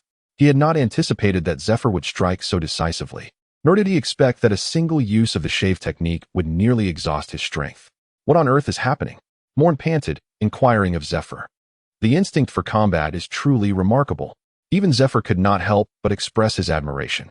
That punch just now had caught Moen completely off guard. Moreover, Zephyr had subtly employed observation hockey to stifle Moen's movements. Logically, it should have been impossible for Moen to evade, regardless of whether he had awakened observation hockey. Yet, Moen had managed to dodge it purely by instinct, though he now found himself in a precarious state due to the depletion of his latent stamina. "Young Moen, you should proceed to engage in intensive physical training. 2,000 push-ups, 100 rope climbs back and forth, and 200 laps of long-distance running," Zephyr instructed, waving his hand as he continued to guide the naval soldiers. Moen rose to his feet, exhaling softly, and turned to head towards the training grounds. "All right, that will be all for today's training," Zephyr announced, glancing at the sky with a frown before raising his voice.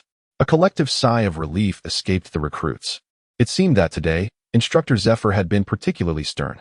Perhaps it was due to the presence of the new recruit. Several soldiers cast their eyes toward a corner of the training field, where a figure was performing a handstand. Balancing on one hand, he had already maintained the position for 3 hours, meaning Moen had concluded their training 3 hours earlier than usual. Zephyr observed Moen, then surveyed the group of students, his irritation visibly intensifying. "Hurry up and get cleaned up for dinner. We will resume training after the meal." The soldiers were taken aback. It was already evening, and by the time they finished washing up and eating, it would be well past midnight. Such late-night training had never occurred before. "Moen, it's time to eat." Zephyr's expression softened as he looked at Moen, seemingly recalling something, and his clenched fist relaxed. "Instructor Zephyr, please go ahead. I have not yet reached my limit." Moen replied with a steady voice. Zephyr nodded, instructing, "Just be sure to eat." With that, he truly departed. Moen continued to maintain his inverted position, striving to extract the last vestiges of strength within him. From the moment he became aware of his translocation to the world of pirates, Moen recognized the swiftest path to becoming a formidable force. Ding! Regardless of any latent injuries incurred during training, when his body underwent a comprehensive enhancement, he could achieve full recovery. Relying on his indomitable nature, he relentlessly pushed his physical limits. Time and again, he transformed himself, culminating in his current state. 3 more hours elapsed, bringing Moen's inversion to 6 hours. As he had not employed hockey or the finger pistol technique, he felt capable of enduring further. Suddenly, a blue wave of light surged towards him, its speed unremarkable yet encroaching upon his blind spot. "Who is it?" Sensing the disturbance in the air, Moen's gaze shifted, and as his legs descended, His toes swiftly touched the ground. Shave. Finger pistol. Encased in hockey, his fingertips struck a bowl, halting its advance. Before him stood a beautiful young girl with flowing blue hair, smiling as she held a bowl of food. "You are a lieutenant colonel?" Moen immediately saluted upon noticing her military rank. "There's no need for such formalities," she replied with a smile. "I am Ein, a disciple of Master Zephyr." Ein chuckled lightly as she handed the meal to Moen. "I could tell you hadn't eaten yet. At this hour, the cafeteria must be closed." Ein observed Moen devouring the food she had brought with a hint of surprise, realizing that Master Zephyr's intuition had proven accurate. "Ein, please deliver a meal to the training grounds for that newly arrived ensign. He should still be training," Zephyr had once instructed. "Huh. Always striving to break through his limits during training, is he? How amusing." Ein recalled the sparkle in Zephyr's eyes when he spoke those words, a sight she had not witnessed in years. "Thank you, Lieutenant Colonel Ein," Moen expressed gratefully. Moen devoured his meal with great enthusiasm, closing his eyes for a moment to aid digestion before discarding the remnants into the trash bin. "It was nothing significant. Teacher Zephyr instructed me to inform you that he has taken that group of recruits to the seaside for training. He was uncertain whether you had consumed a devil fruit. Hence he did not include you, requesting that you update him on the matter tomorrow. As for the devil fruit, I did indeed consume one. Yet it currently serves no purpose." Chapter 8. Mastering the 6 Styles. Ein cast a curious glance at Moen, pondering how the devil fruit, often heralded as a treasure of the sea, could possibly be devoid of utility. Could it be that Moen had ingested a one-time use functional devil fruit? Fruits akin to the Yomi Yomi no Mi, or perhaps the surgery fruit that grants immortality. Of course, Ein was unaware of these details. She merely speculated that Moen's fruit abilities might demand an exorbitant amount of energy. Moen gazed at the somewhat dazed Ein, shook his head, and resumed his handstand. This time, Moen employed the Busashoka haki. After observing for a while, Ein departed, leaving Moen alone. Thus, the night passed uneventfully. The following day, when Zephyr arrived at the training ground, he discovered a throng of individuals encircling an area. "What are you all doing? Why aren't you commencing your training?"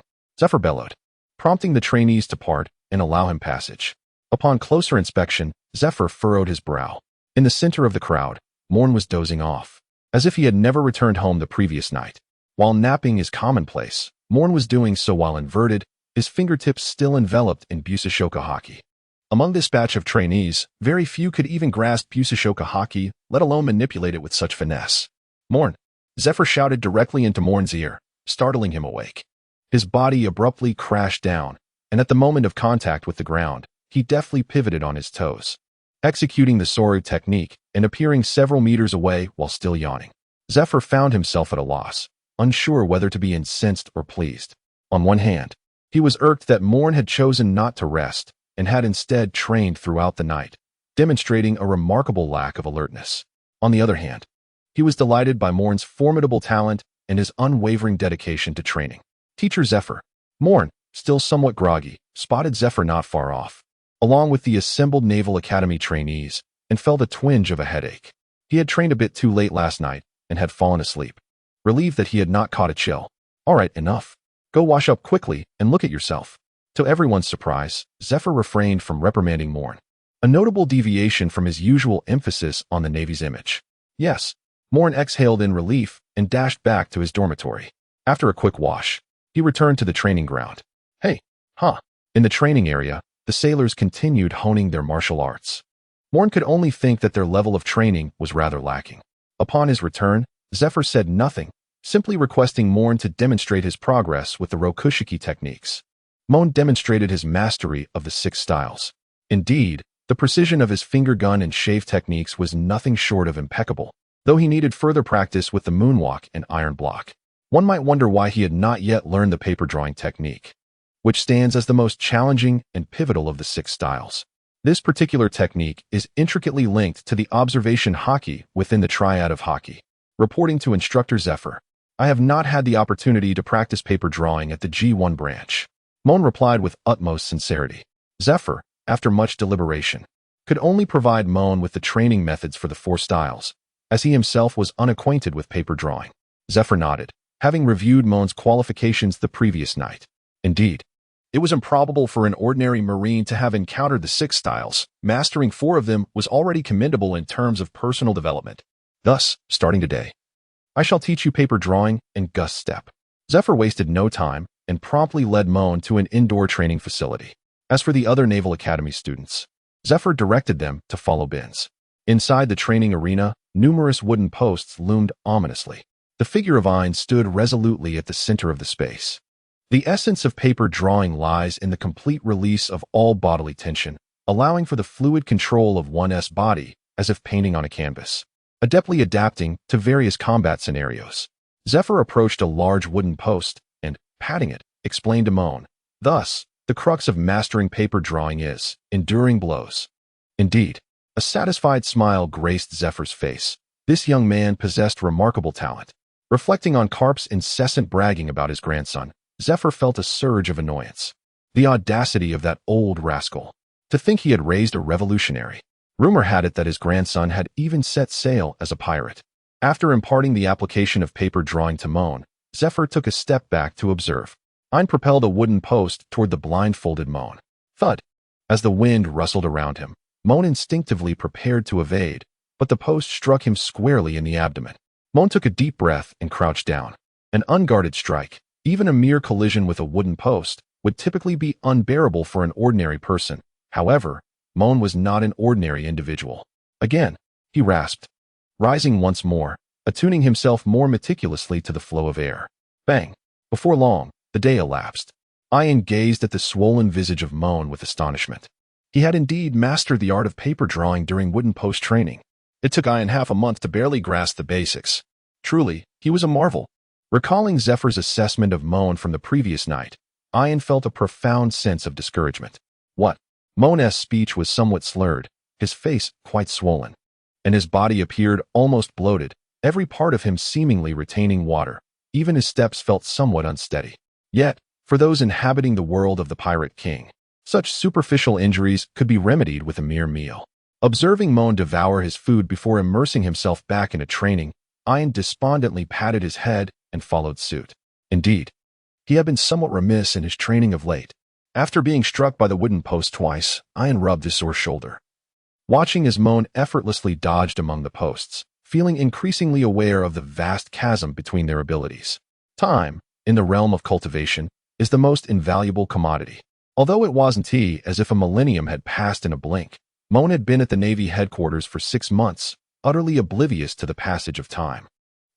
With a punch enveloped in black hockey, Binns crashed heavily to the ground, his conjured vines shredded by Moen. "All right, let us call it a day, Zephyr." Serving as the referee, massaged his temples, the excitement on his face having turned rigid. The emotional fluctuations Moen had evoked in Zephyr over the past 6 months were indeed significant, albeit confined to an educational context. On the very first day of formal training, Moen had grasped the fundamentals of paper drawing.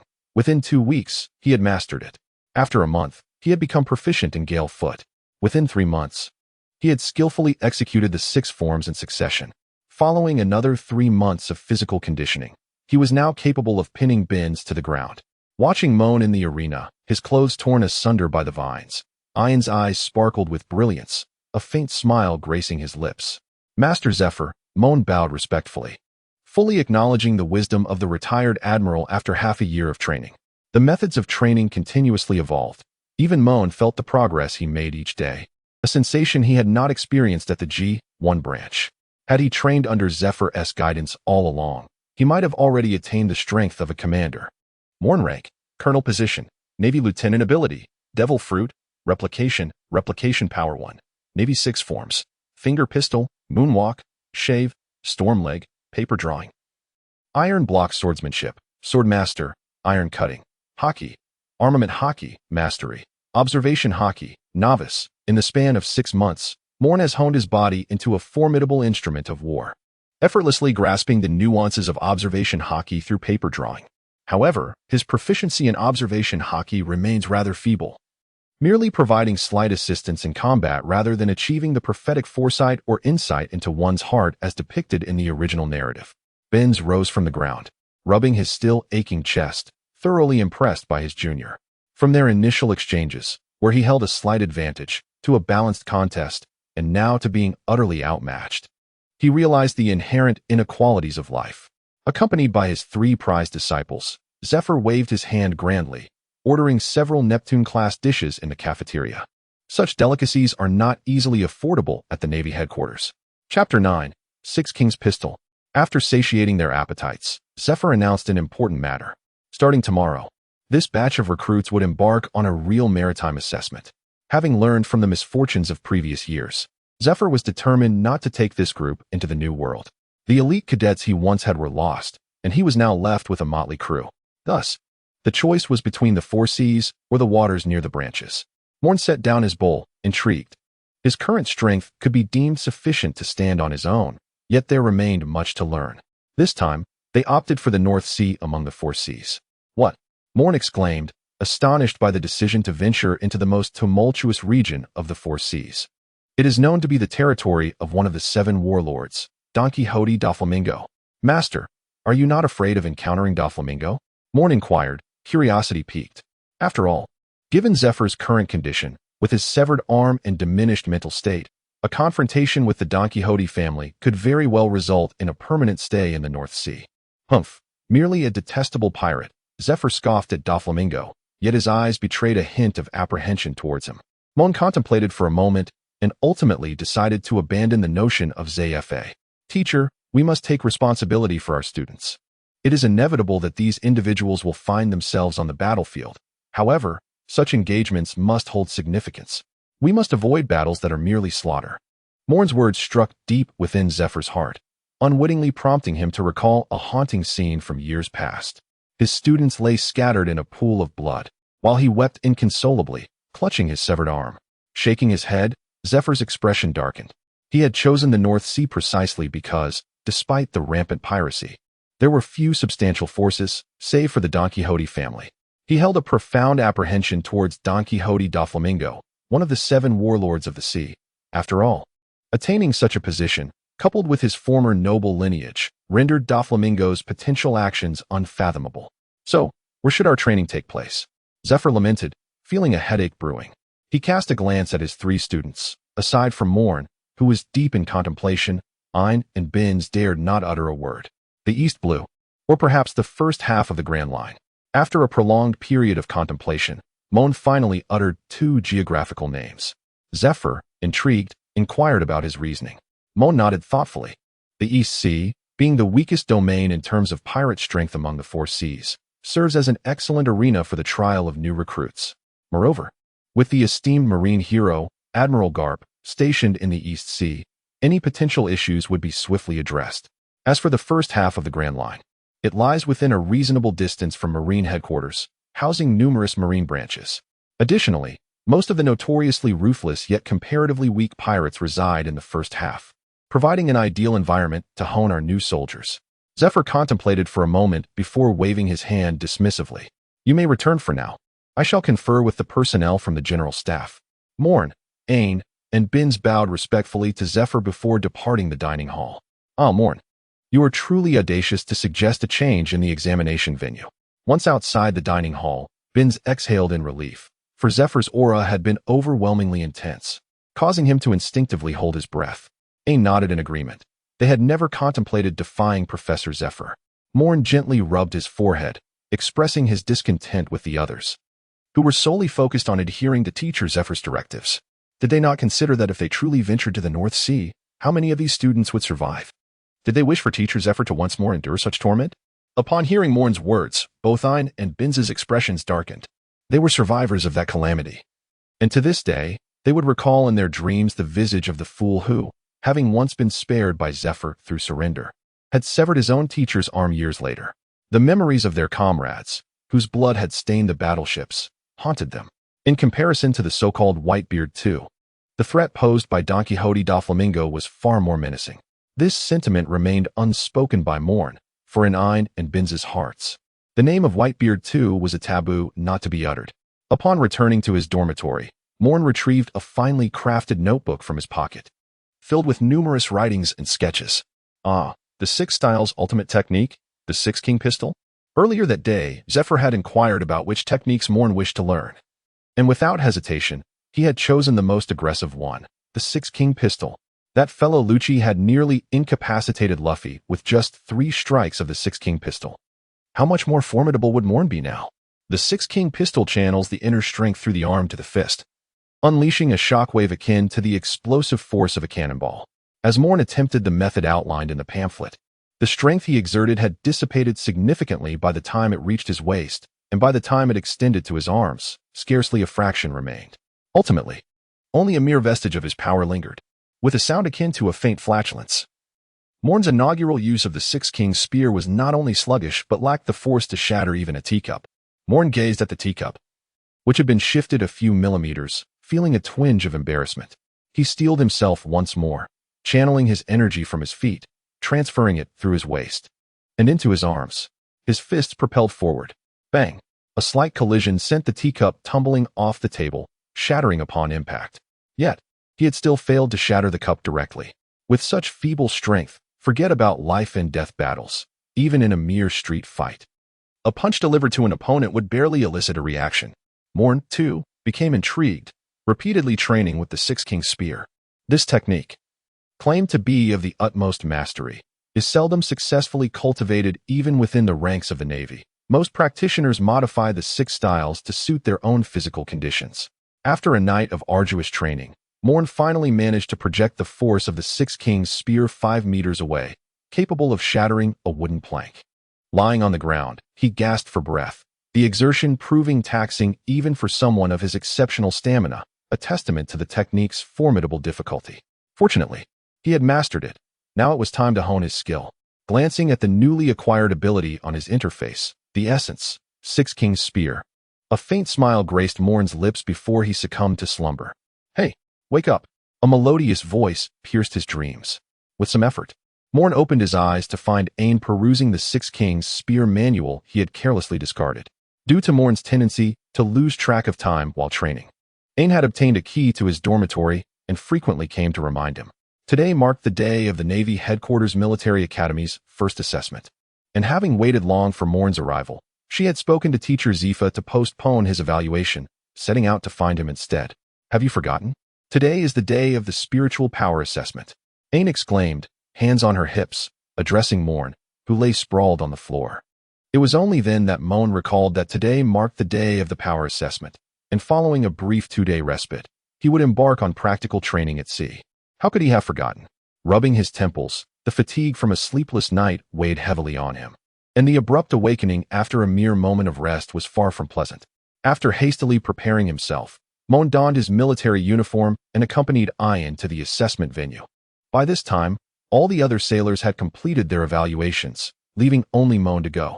This realization caused him some distress, as he preferred not to be the center of attention. Listening to the whispers around him, he could discern that most of the murmurs were laced with jealousy towards his unique status.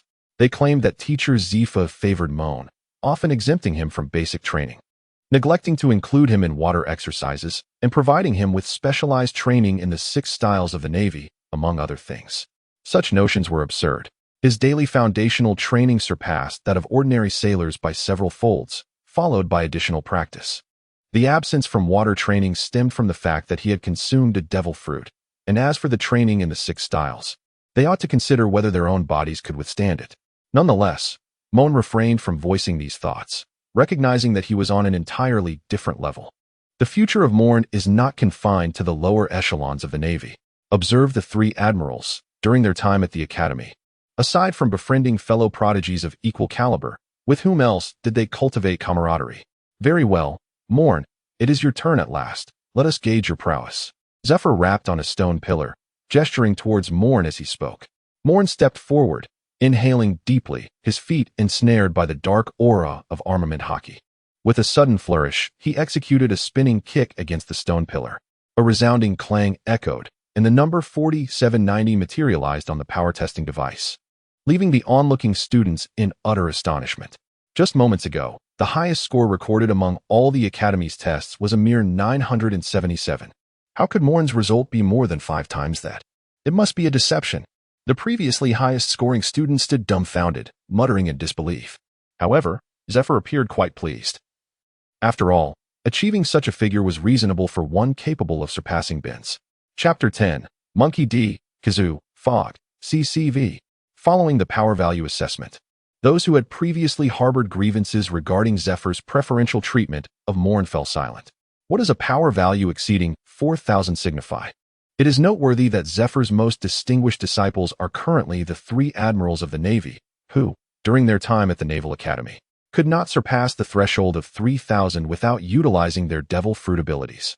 The talent exhibited by Moen has firmly established him as a high-ranking officer of general caliber, poised for promotion with merely the accomplishment of capturing pirates, thus no longer aligning himself with their ilk. Within the Naval Academy, in Zifa's office, Binns animatedly recounted how the cadets spoke behind Moen's back prior to his arrival, only for Moen's subsequent performance to render those individuals utterly speechless. Zifa, with a cigarette dangling from his lips, scrutinized the nautical charts intently, leisurely savored a banana, while Moen attuned himself to the flow of air through his observation hockey. At last, the course has been confirmed. Before long, Zifa shattered the tranquility dominated by Binns' monologue, drawing the attention of On and Moen. This route. Moen glanced at the crimson line on the map before Zifa, a look of surprise crossing his features. The red line on the chart meandered through the Sabaody archipelago, then traced the reverse course along the central route of the first half of the Grand Line, proceeding to the reverse mountain, and directly traversing the doldrums to reach the East Blue. After a circumnavigation of the East Blue, the path would lead back through the reverse mountain into the Grand Line, ultimately returning to the naval headquarters. To be frank, the challenges of this journey may not be significantly less daunting than venturing into the New World. After all, the climate and perils of the Grand Line remain entirely unknown. Moen stroked his chin, contemplating that this particular journey had indeed elevated the trainees to a global level of training. By the way, does Teacher Zephyr possess such an extraordinary navigator? After receiving a positive affirmation from Teacher Zephyr regarding this inquiry, Moen quietly approached him and whispered a couple of words. What? Zephyr, taken aback, gazed at Moen with disbelief, asking, what do you intend to do? Moen blinked nonchalantly, dismissing the matter with ease. If Teacher Zephyr is able to fulfill my wish, I may divulge the true nature of my devil fruit. Upon hearing that Moen was about to reveal his fruit's capabilities, Binns and I perked up with keen interest, for it had been over half a year since Moen's fruit had remained an enigma. Zephyr had previously attempted to investigate within the Navy branch, yet found no records of Moen consuming any devil fruit. However, he did recall that Moen had forcefully compelled a certain major to ingest a mythical Zoan-type devil fruit. If Moen could so easily bestow such a fruit without a flicker of emotion, it was reasonable to assume that his own devil fruit power surpassed that of the mythical Zoan. Very well, I shall escort you, Zephyr mused, rising to his feet. His curiosity about Moen's devil fruit piqued. Despite his persistent inquiries, Moen remained resolute in keeping his fruit's abilities shrouded in mystery. With a radiant expression, Moen followed closely behind Zephyr, for they were about to embark on the most critical step. On and Binns appeared bewildered, eager to accompany the two, but Zephyr halted them with a sharp command. You two, verify all the assessment information of the trainees and prepare our supplies at the logistics office. Without turning his head, Zephyr addressed Binns and On.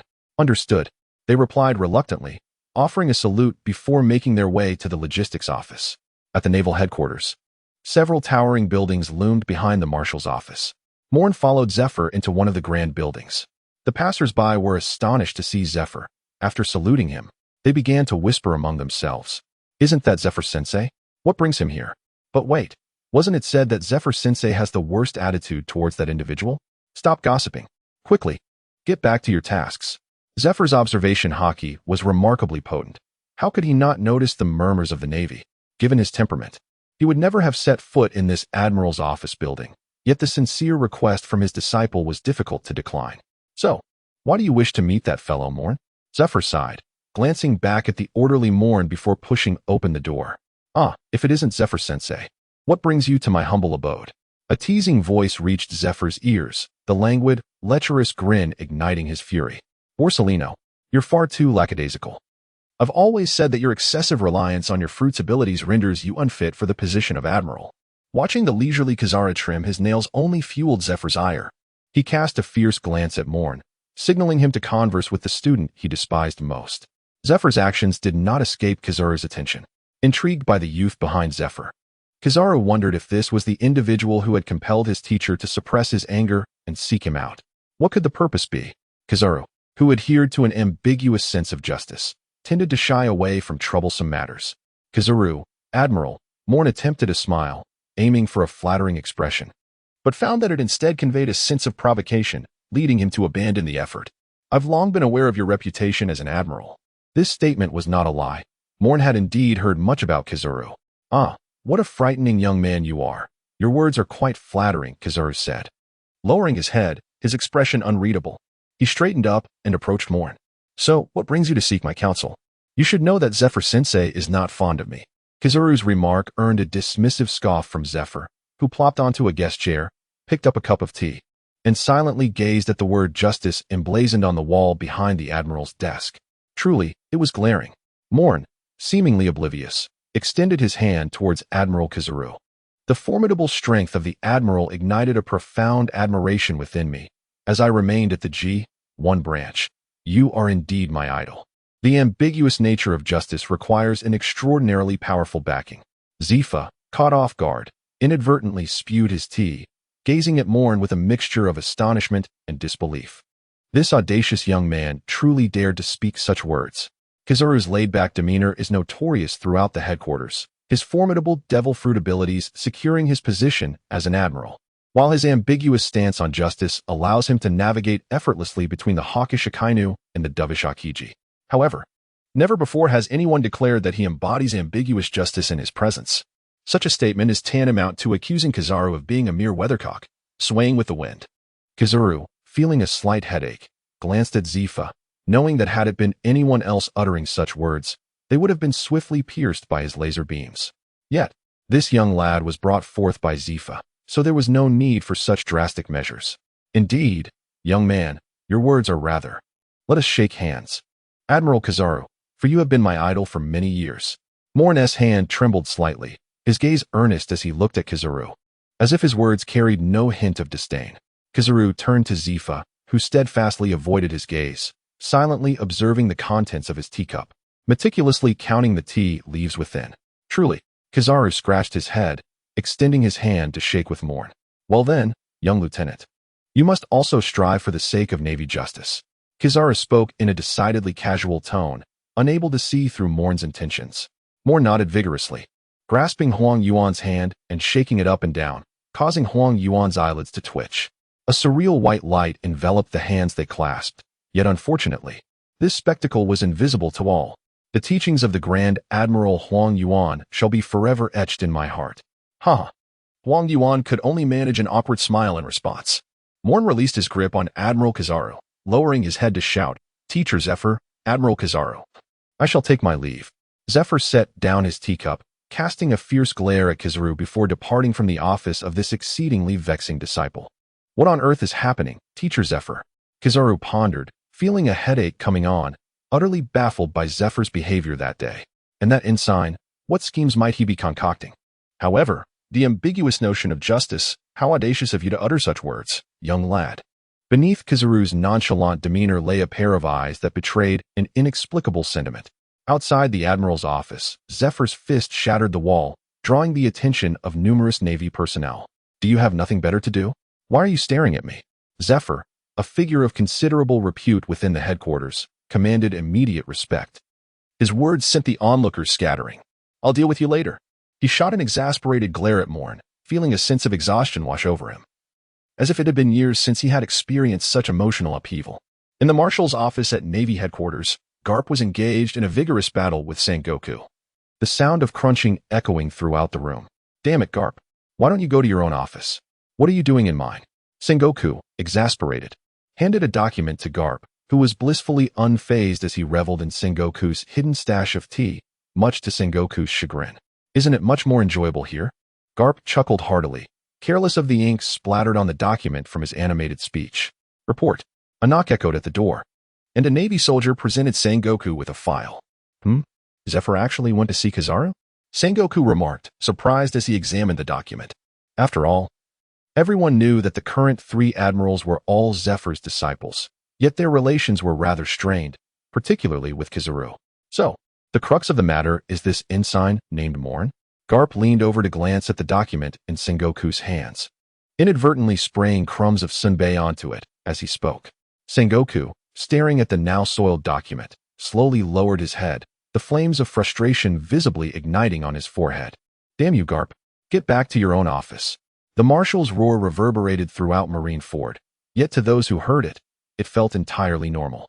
After all, the only one capable of driving the brilliant strategist Sengoku to such irrationality was none other than the legendary marine hero, Monkey D. Garp. Chapter 11. The Glimmering Fruit. Bang. In the midst of Ein and Bin's peculiar gazes, Zephyr forcefully slammed the office door, with Moen following closely behind, shrugging his shoulders. Well then, Moen, are you satisfied? Let us discuss your fruit abilities so I can arrange your special training. Zephyr rubbed his temples, feeling a weight in his head, likely a result of his frustration. It must be. Teacher Zephyr, there's no need to rush. Moen leisurely poured a cup of tea and handed it to Zephyr, his tone remarkably calm, as if nothing had transpired. Damn it. Do you have any idea how much I loathe that bastard Borsalino? Zephyr glared at Moen's demeanor, drained the cup in one gulp, and hurled it at him. The cup shattered upon hitting the floor, producing a sharp sound. Ein and Binz instinctively recoiled, covering their mouths in shock. M.O. Moen, you little rascal, Zephyr exclaimed, rising in astonishment, causing the desk to tremble slightly. Standing before the trio, Moen had a gaping wound in his chest, revealing a radiant golden light within. It's impossible. It can't be. Binz's voice was high-pitched. Disbelief etched across his features as he reached out to touch Moen, only to find himself grasping a cluster of light particles. Natural element transformation. And it's the light element transformation. Zephyr's hands trembled, his gaze steely as he launched a punch. Observing the hockey enveloping Zephyr's fist, Moen had no choice but to transform into light particles and evade Ein's side, narrowly escaping the attack. There is no need to be so worked up. It's merely element transformation, he remarked. TCH. Zephyr spat. You brat. What exactly is your fruit ability? How can you wield the powers of the Pika Pika no Mi like Kizaru? If Moen were able to transform into fire, ice, or water, Zephyr would not have been surprised. After all, the lower tier Mugu Mugu no Mi has the Mera Mera no Mi, and the High High no Mi has the Yuki Yuki no Mi. However, the Pika Pika no Mi has no lower tier.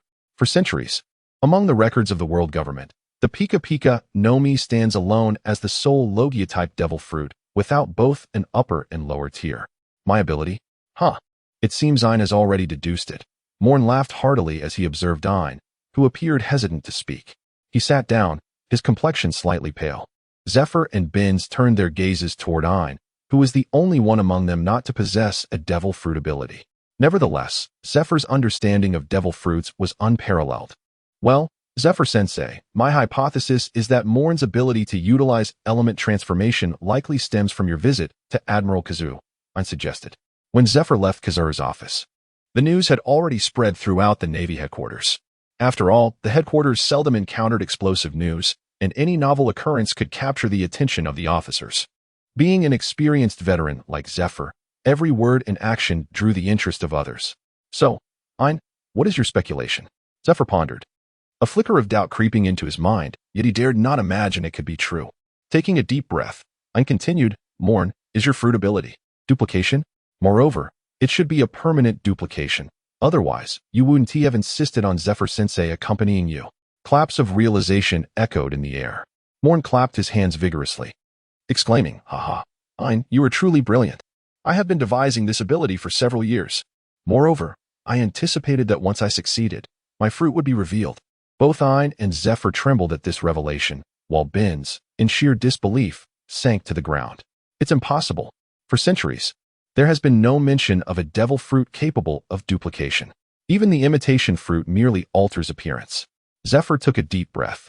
If what Moen claimed were true, the ability to replicate the light fruit would mean the Navy would gain another Kizaru. Following the path of Kizaru, Moen could potentially reach his level even sooner, and then surpass it. Your fruit, how many abilities can it replicate? Is it a perfect copy, or are there shortcomings? Zephyr grasped Moen's shoulders, fervor gleaming in his eyes. He had allowed Kizaru to stray. He could not permit Moen to follow the same path. Moen's profound appreciation for the shining fruit indicates his awareness of its formidable power. If he were to prioritize the fruit as the yellow monkey does and neglect his physical training, it would indeed be a tremendous waste. Observing the fervor in Zephyr's expression, Moen merely shrugged nonchalantly, acknowledging that he can currently replicate only one. As for the future, it remains uncertain. My fruit is known as the replication fruit, capable of perfectly reproducing the essence of other devil fruits. Moen's words incited a tinge of envy in Ein and Bin's. Although their devil fruits were already formidable, they could not help but feel a pang of bitterness upon hearing Moen's declarations.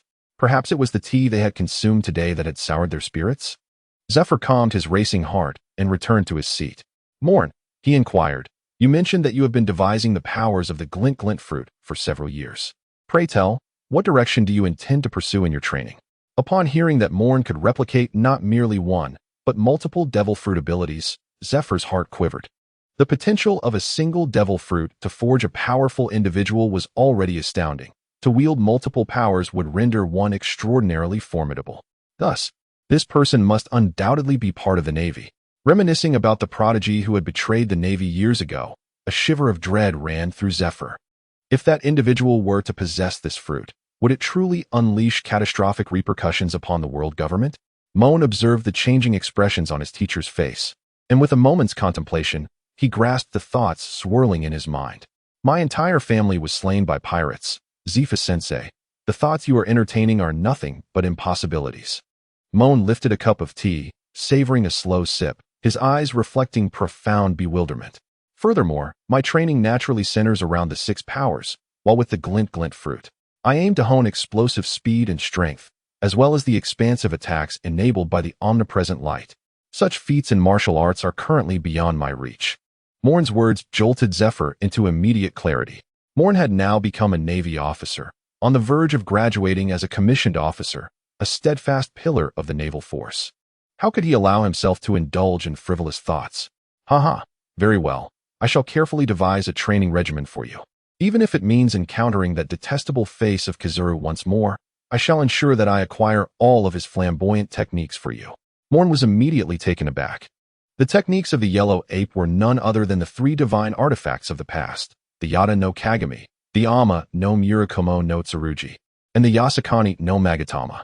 2 days had passed since Zephyr's inexplicable actions had reverberated through the Navy headquarters. At the port of Marineford, 3 colossal warships had raised their sails. Sengoku stood at the port to bid farewell to Zephyr, accompanied by Admiral Akiji, Vice Admiral Garp, and others. In their journey to the East Blue, the fleet would be led by the Weasel to clear the path ahead. Sengoku gazed at his old friend. Despite their shared affiliation with the Navy headquarters, their encounters had been few and far between. Years prior, Zephyr's spirit had waned. He had been indifferent towards the new recruits for several consecutive terms. This time, he had initially planned to take the rookies into the new world for guerrilla tactics. However, even without that young man, he believed he could safely bring his students back. Zephyr's tone was notably stiff, yet his gaze involuntarily drifted towards the central warship. Akiji yawned and, in a casual glance, seemed to have seen something astonishing, his pupils constricting momentarily. All right, set sail. Without further ado, Zephyr boarded the central warship and commanded the 3 vessels to depart. Binz and Ein each led a warship, following closely behind Zephyr's flagship as the trio of ships majestically sailed out of Marineford, heading towards the first segment of the Grand Line. Kazan, what's wrong? Garp inquired, observing the departing ships as he produced a pack of senbei from somewhere, his curiosity piqued by Akiji's dazed expression. No, it's nothing, Akiji replied, lowering his head. Vice Admiral Garp, I shall take my leave. Akiji held a deep respect for this seasoned Vice Admiral. All right then, off you go? I'll head to find Sengoku for some tea. Garp's exaggerated laughter echoed in the distance, reaching Sengoku's ears. How infuriating, Garp. Was it merely my imagination? That Navy soldier just utilized the Ama no Murakumo no Tsurugi, seated in his office. Akiji had set his eye patch on the desk before him. The power he sensed was unmistakable. He had felt it for decades. The Hi no Mi. Yet, the Yellow Ape was not dead. So, is that the reason you sought out the Yellow Ape, teacher? To grant this fellow the power of the Yellow Ape? Raising his head, Akiji placed his hand on the desk, instantly transforming a document into an ice sculpture, which he then tossed into the trash bin. As an admiral, Akiji's intellect was far beyond that of the likes of Whitebeard II. He pieced together the actions of Moen and Zephyr, easily seeing through their intentions. Sweet Moen. Quite intriguing. Chapter 12. The Golden Crow's Explosive Flame. The Grand Line, a realm brimming with peril and legend. To date, Only the fabled pirate king, Jiuyue, Roger, has conquered this treacherous sea. Not far from the Sabaody archipelago, 3 warships adorned with the emblem of the peaceful seagull sail smoothly with the wind, basking under a brilliant sky, devoid of any semblance of the devilish waters. Moen, how long will you remain sprawled out? Zephyr's thunderous voice roused the slumbering Moen, who struggled to open his eyes, transforming into particles of light to evade Zephyr's punch, and then yawned widely. The surrounding naval soldiers dared not exhibit any expressions. Such scenes had unfolded multiple times before. I say, teacher, must you be so agitated? Moen rubbed his eyes, sensing the energy within him, somewhat exasperated. I cannot help it. The power of the light fruit is overwhelming, and I am utterly unable to control it. My observation haki is far too feeble. Indeed, it had been 3 days since Moen had acquired the abilities of the light fruit, and throughout this period, he had mostly lain dormant. The acquisition of light's power necessitates a mindset attuned to light itself. Yet, how can one possibly possess such a mindset? Gazing at his panel, which displayed an 80 development of the light fruit, Moen yawned once more. Zephyr, too, found himself at a loss. He had anticipated this outcome. After all, the former Admiral Kazuru had exhibited greater prowess than the current Moen, as he could deftly control the light at his disposal. However, Moen was a replication. The repercussions of such rapid acquisition would take time to mend. Zephyr settled at the bow of the ship, gazing out at the serene ocean. You have succeeded. Haven to you? Huh. Moen was caught off guard by Zephyr's seemingly nonsensical remark. What had he succeeded in? The Amaterasu's sword. I sensed it before boarding. Zephyr produced a cigar and gestured towards Moen, who shook his head in refusal. Akiji must have sensed it as well. After all, we were the two who interacted most with Kizaru at that time. Moen did not deny that with the development of the shining fruit, every 20 units of progress, the system would automatically inundate him with a plethora of knowledge, enabling him to adeptly utilize the insights of the shining fruit. Thus far, he has fully analyzed the Yada no Kagami, the Ama no Murakumo no Tsurugi, the laser beam, and the Yada no Kagami, having renamed them and redefined their techniques. For there is a certain discomfort in employing the techniques of others. Sweet Moen strength, rear admiral position, Navy lieutenant ability, devil fruit, replication, replicative power 0, shining fruit, 80, laser, light path, annihilation, light rain, Navy 6 styles, finger pistol, moonwalk, shave, gale steps, paper drawing, iron block, ultimate 6 kings pistol swordsmanship, sword master, iron cutting, haki, armament haki mastery, observation haki, novice. Moen gazed at the tranquil expanse of the distant sea, inhaling deeply the briny air that carried the scent of the ocean. Having attained the rank of captain, it was now time to strive for glory. In the vastness of the ocean, what could possibly yield swifter accolades than vanquishing pirates? Report to Instructor Zephyr. A pirate ship has been sighted 3 nautical miles to the right, presumed to belong to the Black Mist pirate crew, led by the notorious Enoch. With a bounty of 44 million. Zephyr remained unfazed. A bounty of 44 million was but a trifling matter, especially in the Grand Line, particularly near the vicinity of the Sabaody archipelago. Order the Bin's fleet to proceed immediately to eliminate them and capture Enoch alive. Understood. The messenger promptly departed to relay Zephyr's command.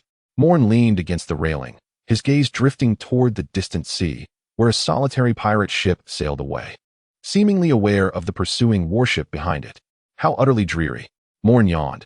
It had been several days since he last exercised. An unimaginable state for a fitness enthusiast like him. Yet, given the current propensity for elemental transformation and even light manifestation, engaging in physical exertion felt like an act of destruction. Report. The Black Mist pirate crew has encountered an enormous whirlpool. The fleet cannot advance. Just as the warship, where Binz was stationed, prepared to give chase, a frantic messenger rushed in. Huh. Zephyr immediately turned his head. An enormous whirlpool? How could that be? The navigator had not issued any warning of a whirlpool. The naval navigator stumbled out, panting heavily, his eyes filled with trepidation. It's a current. A whirlpool current. What? Zephyr straightened himself and leaped onto the lookout tower, snatching the telescope from the lookout's grasp, peering toward the position where the Black Mist pirate crew had been. A colossal blue whirlpool was slowly rotating, resembling a black hole that devoured everything around it. Why would a whirlpool current appear? Zephyr jumped down and summoned the navigator. But the navigator wore a look of bewilderment. The climatic changes of the Grand Line occur in an instant, It could be bright and sunny one moment, and a storm could brew mere seconds later. Thus, it was entirely plausible for a current to suddenly emerge and engulf a pirate ship. However, recalling his earlier conversation with Moen, where he had boasted about the exceptional navigators on board, Zephyr now felt a slight flush of embarrassment.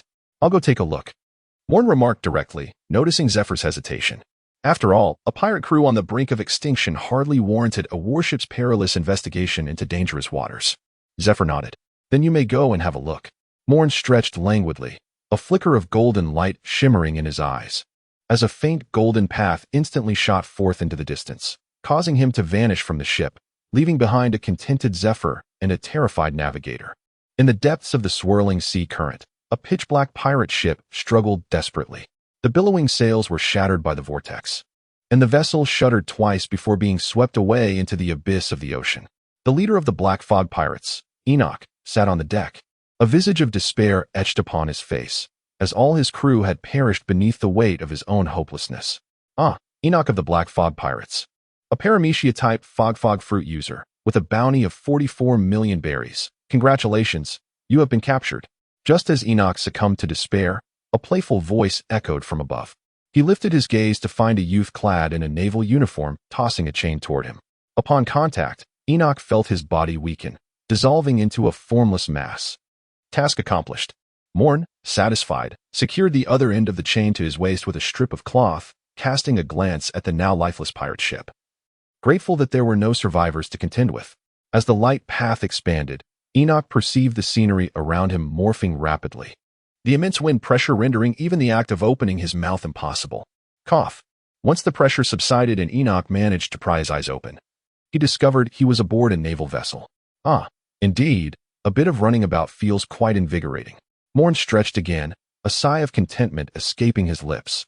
Zephyr, ignoring Moen, directed the sailors to apprehend Enoch. As a user of a devil fruit, he was, of course, subjected to the standard package of seastone handcuffs. Ding. The development of the glitter fruit reached 100, granting one opportunity for a lottery draw. Moen leaned against the railing when, unexpectedly, a system notification emerged. A chance to win a prize? Moen seemed to have heard something intriguing, and instantly his interest was piqued. In his previous life, he had always been captivated by lotteries, even knowing that the outcomes were predetermined. Yet, he remained endlessly fascinated. However, why had a lottery suddenly emerged? It had not appeared for so many years. Moen stroked his chin, pondering why his system had failed to produce any lotteries over the years, yet this time it had quietly orchestrated one. Perhaps it was because I have become more handsome? Moen discreetly produced a small mirror and gazed into it. As expected, there was no change. Not even a hint of transformation. Thus, there could be only one explanation.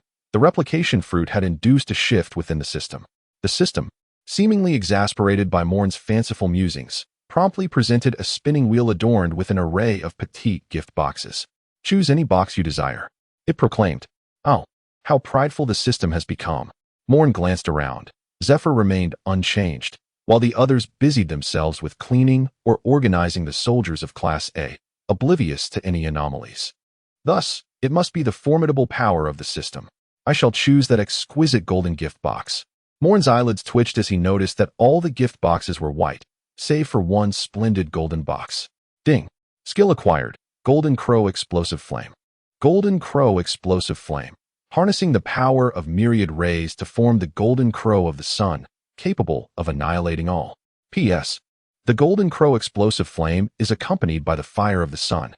P.S. This technique requires immense physical strength for complete execution. Currently, its power is restricted to 20%, with an energy expenditure of 80%. To hell with it.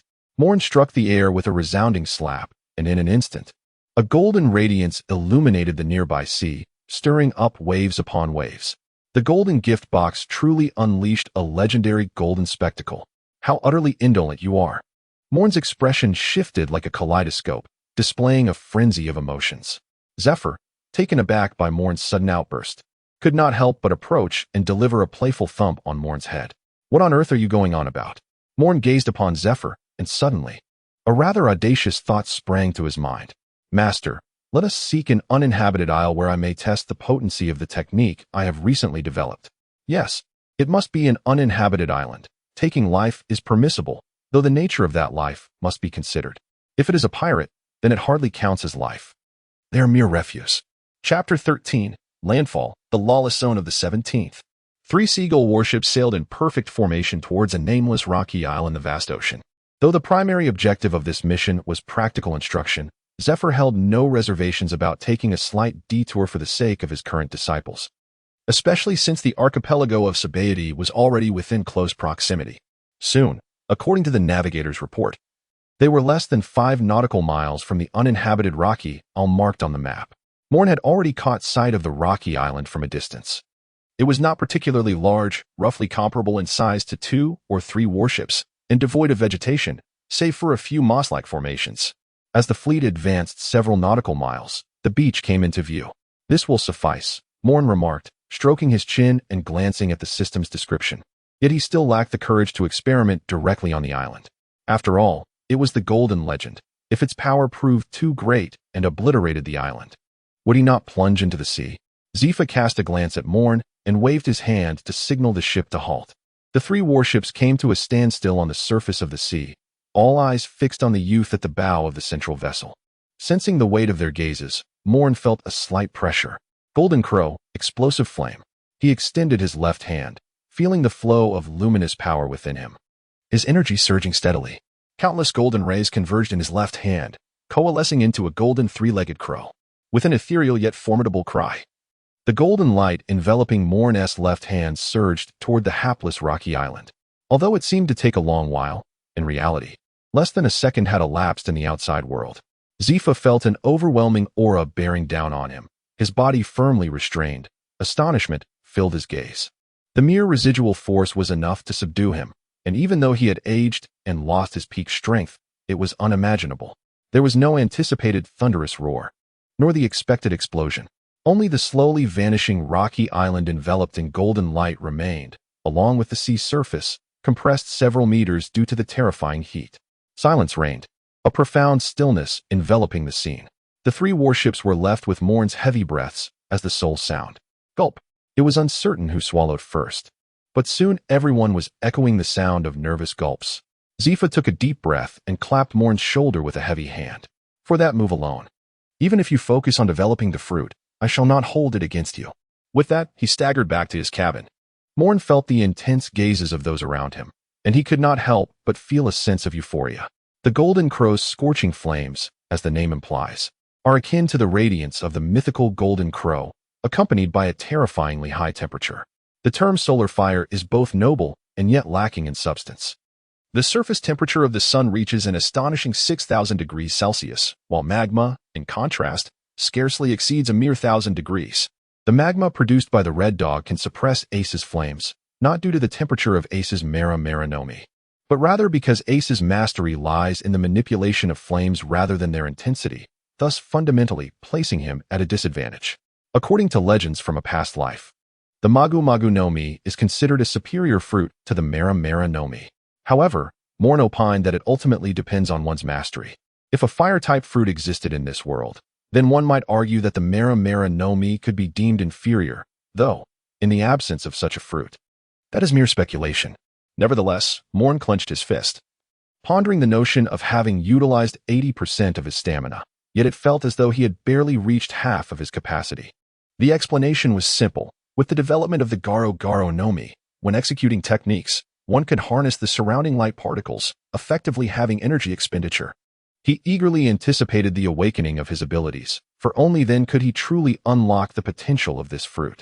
Disregarding the playful antics of the system sprite, Moen promptly returned to his cabin. The warship resumed its course, advancing towards the Sabaody archipelago. At this juncture, they were less than 100 nautical miles from the archipelago, and the breathtaking sight of the tree-root islands was barely visible on the horizon. In less than 2 hours, as the lookout descended, the warship docked at the Sabaody archipelago. They were preparing to disembark at the Navy branch base numbered 60, where numerous Navy commanders were stationed. After the 3 warships had anchored, Moen approached Moen, ready to introduce him to the wonders of the Sabaody archipelago. Moen nodded, his understanding of the Sabaody archipelago limited to the comics and anime of his previous life. Islands numbered 1 to 29 were notorious for human trafficking and other illicit activities. Islands 30 to 39 housed amusement parks, while 40 to 49 were designated as tourist zones, offering local specialties. Islands 50 to 59 contained shipyards, staffed by skilled craftsmen in varnishing. Islands 60 to 69 were reserved for the Navy, serving as the governmental access area. Islands 70 to 79 comprised streets lined with inns and other establishments. It can be said that Zephyr's insistence on docking at the 60th island for rest likely stemmed from a fear that his students might witness the sordidness of the Sabaody archipelago, which could undermine their sense of justice. Statistical data, compiled by ill-intentioned individuals, suggests that if 10 Navy personnel were to defect, at least 8 of them had previously visited the Sabaody archipelago. Here, darkness reigns, and justice is but a fleeting notion. Even on islands under naval protection, there exists a considerable amount of scum. Moen glanced around, noticing a considerable number of hidden pirates observing from the shadows. Upon recognizing that the group was led by the former Marine Admiral Zifa and his academy ship, they could only curse under their breath before retreating, leaving behind only a few nefarious pirates who continued to watch. A bunch of oblivious fools. Benz approached Moen, and what was originally intended to be a trio led by 2 upperclassmen had inexplicably transformed into a small team with Moen as the leader. Wild plants. With a wave of his hand, Benz caused a multitude of seedling plants to fall into the dark corners of the port, which then morphed into a thicket of wildly growing thorns. This tactic was suggested by Moen, since Benz had the ability to accelerate plant growth. Why not choose species with unique capabilities? Flowers that could induce hypnosis, thorns that could inflict wounds, breadfruit trees that could produce sustenance, and marvelous cacti that could yield water. A monster! Quickly, informed the captain to retreat. The entire port of Island 60 descended into chaos, with those unscathed retreating in alarm. Zifa, accompanied by his students, descended as well, but he remained silent upon witnessing the scene before him. After dealing with the scum, the Marine branch stationed at the Sabaody archipelago sent personnel to welcome them. Seeing the Navy soldiers arriving to greet them, Moen smiled. Simply resting and leaving the Sabaody archipelago would be rather uninteresting. Zifa-sensei, I wish to explore the lawless areas. Zifa furrowed his brow, neither consenting nor opposing. The lawless zone, as the name implies, is an area devoid of law. Pirates, arms dealers, slave traders, and bounty hunters. A myriad of vile scum revels within. And more importantly, the power behind the lawless zone is the celestial dragons. Noticing Zifa's lack of opposition, Moen, along with Benz and Ein, set off towards the lawless area, coincidentally hearing of a well-known auction taking place on Island 17. Let us head to the lawless area of Island 17. Shortly after they landed, a group of individuals clad in black attire intercepted them. We sincerely apologize, but entry for the Navy is strictly prohibited here, declared a middle-aged man wearing a white smiling mask. This statement piqued Moen's interest. Is there truly a place upon the vast seas where we, the Navy, are forbidden to tread? He retorted with a mocking tone. The masked man showed no sign of embarrassment, yet his resolve remained unyielding. The Navy cannot boldly set foot in the lawless areas. Furthermore, standing before you is the former Marine Admiral Zifa leading a team of interns. The future pillars of the Navy. Regarding what the second lieutenant mentioned, it is indeed said that there are no places the Navy cannot reach upon the vast ocean. However, one must jest, for this region is a lawless territory rooted in darkness and the 4 kings, compounded by the presence of celestial dragons. The world government turns a blind eye to this locale. But what if we insist on venturing in for an experience? After all, I am but a country bumpkin who has yet to witness an auction. Moen subtly gestured, and Benz, understanding the cue, extracted some unfamiliar seeds from his pocket. The face behind the smiling mask appeared somewhat rigid. Then allow me to guide you 3, he offered. After all, it is of no consequence if I lead with my heart. The wounds on the messenger who previously conveyed information were such that the bones were visible, and they are not easily healed. With that, he turned away without waiting for Moen and the others to respond. Moen shrugged and followed suit. With the introduction of the masked figure bearing a smile, Moen felt akin to Lu Laolao entering the Grandview Garden, filled with curiosity about the surroundings. The lawless zone, true to its name, was permeated with the scent of crime. In the short span of less than a kilometer, Moen witnessed no fewer than 10 criminal acts. Yet, those involved seemed to have an unspoken agreement, ensuring that no lives would be taken. This encapsulates the survival rules of the lawless zone. without absolute strength and influence. One should refrain from taking lives in such a territory. The 17th auction house. At the end of the road, Moen and his companions arrived at a magnificent edifice, resplendent in gold, surpassing even the grandest military headquarters he had ever encountered.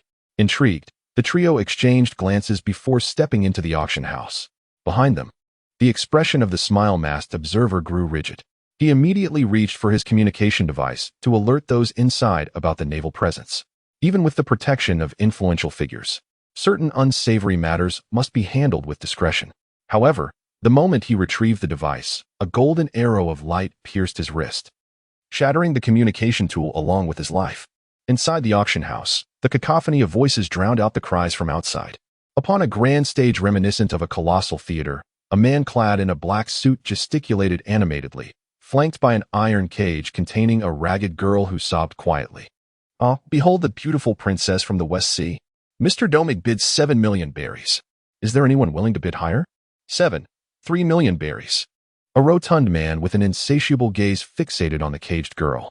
She shivered under the weight of his predatory stare, instinctively curling into herself. "Oh." Captain Cruss raises the bid to 3 million. Is there no one else? After all, she is a princess. Just imagine. Enslaving a princess, something even nobles could only dream of. 5 million berries. The previously highest bidder, Domig, shot a glare at the corpulent Cruss and begrudgingly raised his paddle. 8 million berries. Cruss waved his hand extravagantly, spilling red wine onto a nearby woman who dared not voice her displeasure. Ian watched the unfolding scene, fury igniting in his eyes. Benz tightened the turban around his head, observing the two bidders, and turned to Moen with an introduction. "The pirate with a bounty of 73 million berries, Fong Cruss. The prince of the kingdom of Kirin in the West Sea, Domig. Just a bunch of scum," he mused. Moen stroked his chin, a sinister smile curling at the corners of his mouth. With a resounding clap, the auctioneer exclaimed, 3 times. "This exquisite princess from the West Sea has been sold for 7 million berries. Congratulations to our esteemed pirate, Captain Cruz." As the young girl was ushered away, the next item was brought forth, a dagger devoid of its sheath. Chapter 14, My Apologies, Navy. Ladies and gentlemen, esteemed captains, the next item up for auction is a treasure from the Grand Line, the renowned Great Blade, the Yinling of the 21 craftsmanship. The starting bid is set at 10 million berries, with increments no less than 1 million berries. The atmosphere of the auction quickly heated up, as countless pirates and sword masters rolled up their sleeves, eager to bid on the famed blade. A starting price of 10 million? Merely a jest. In just 3 bids, the price for the Great Blade, Yinling of the 21 craftsmanship, skyrocketed to an astonishing 137 million berries. And still, the price continued to soar. Ultimately, a skilled swordsman claimed the magnificent blade for 160 million berries, departing the venue with a sense of fulfillment.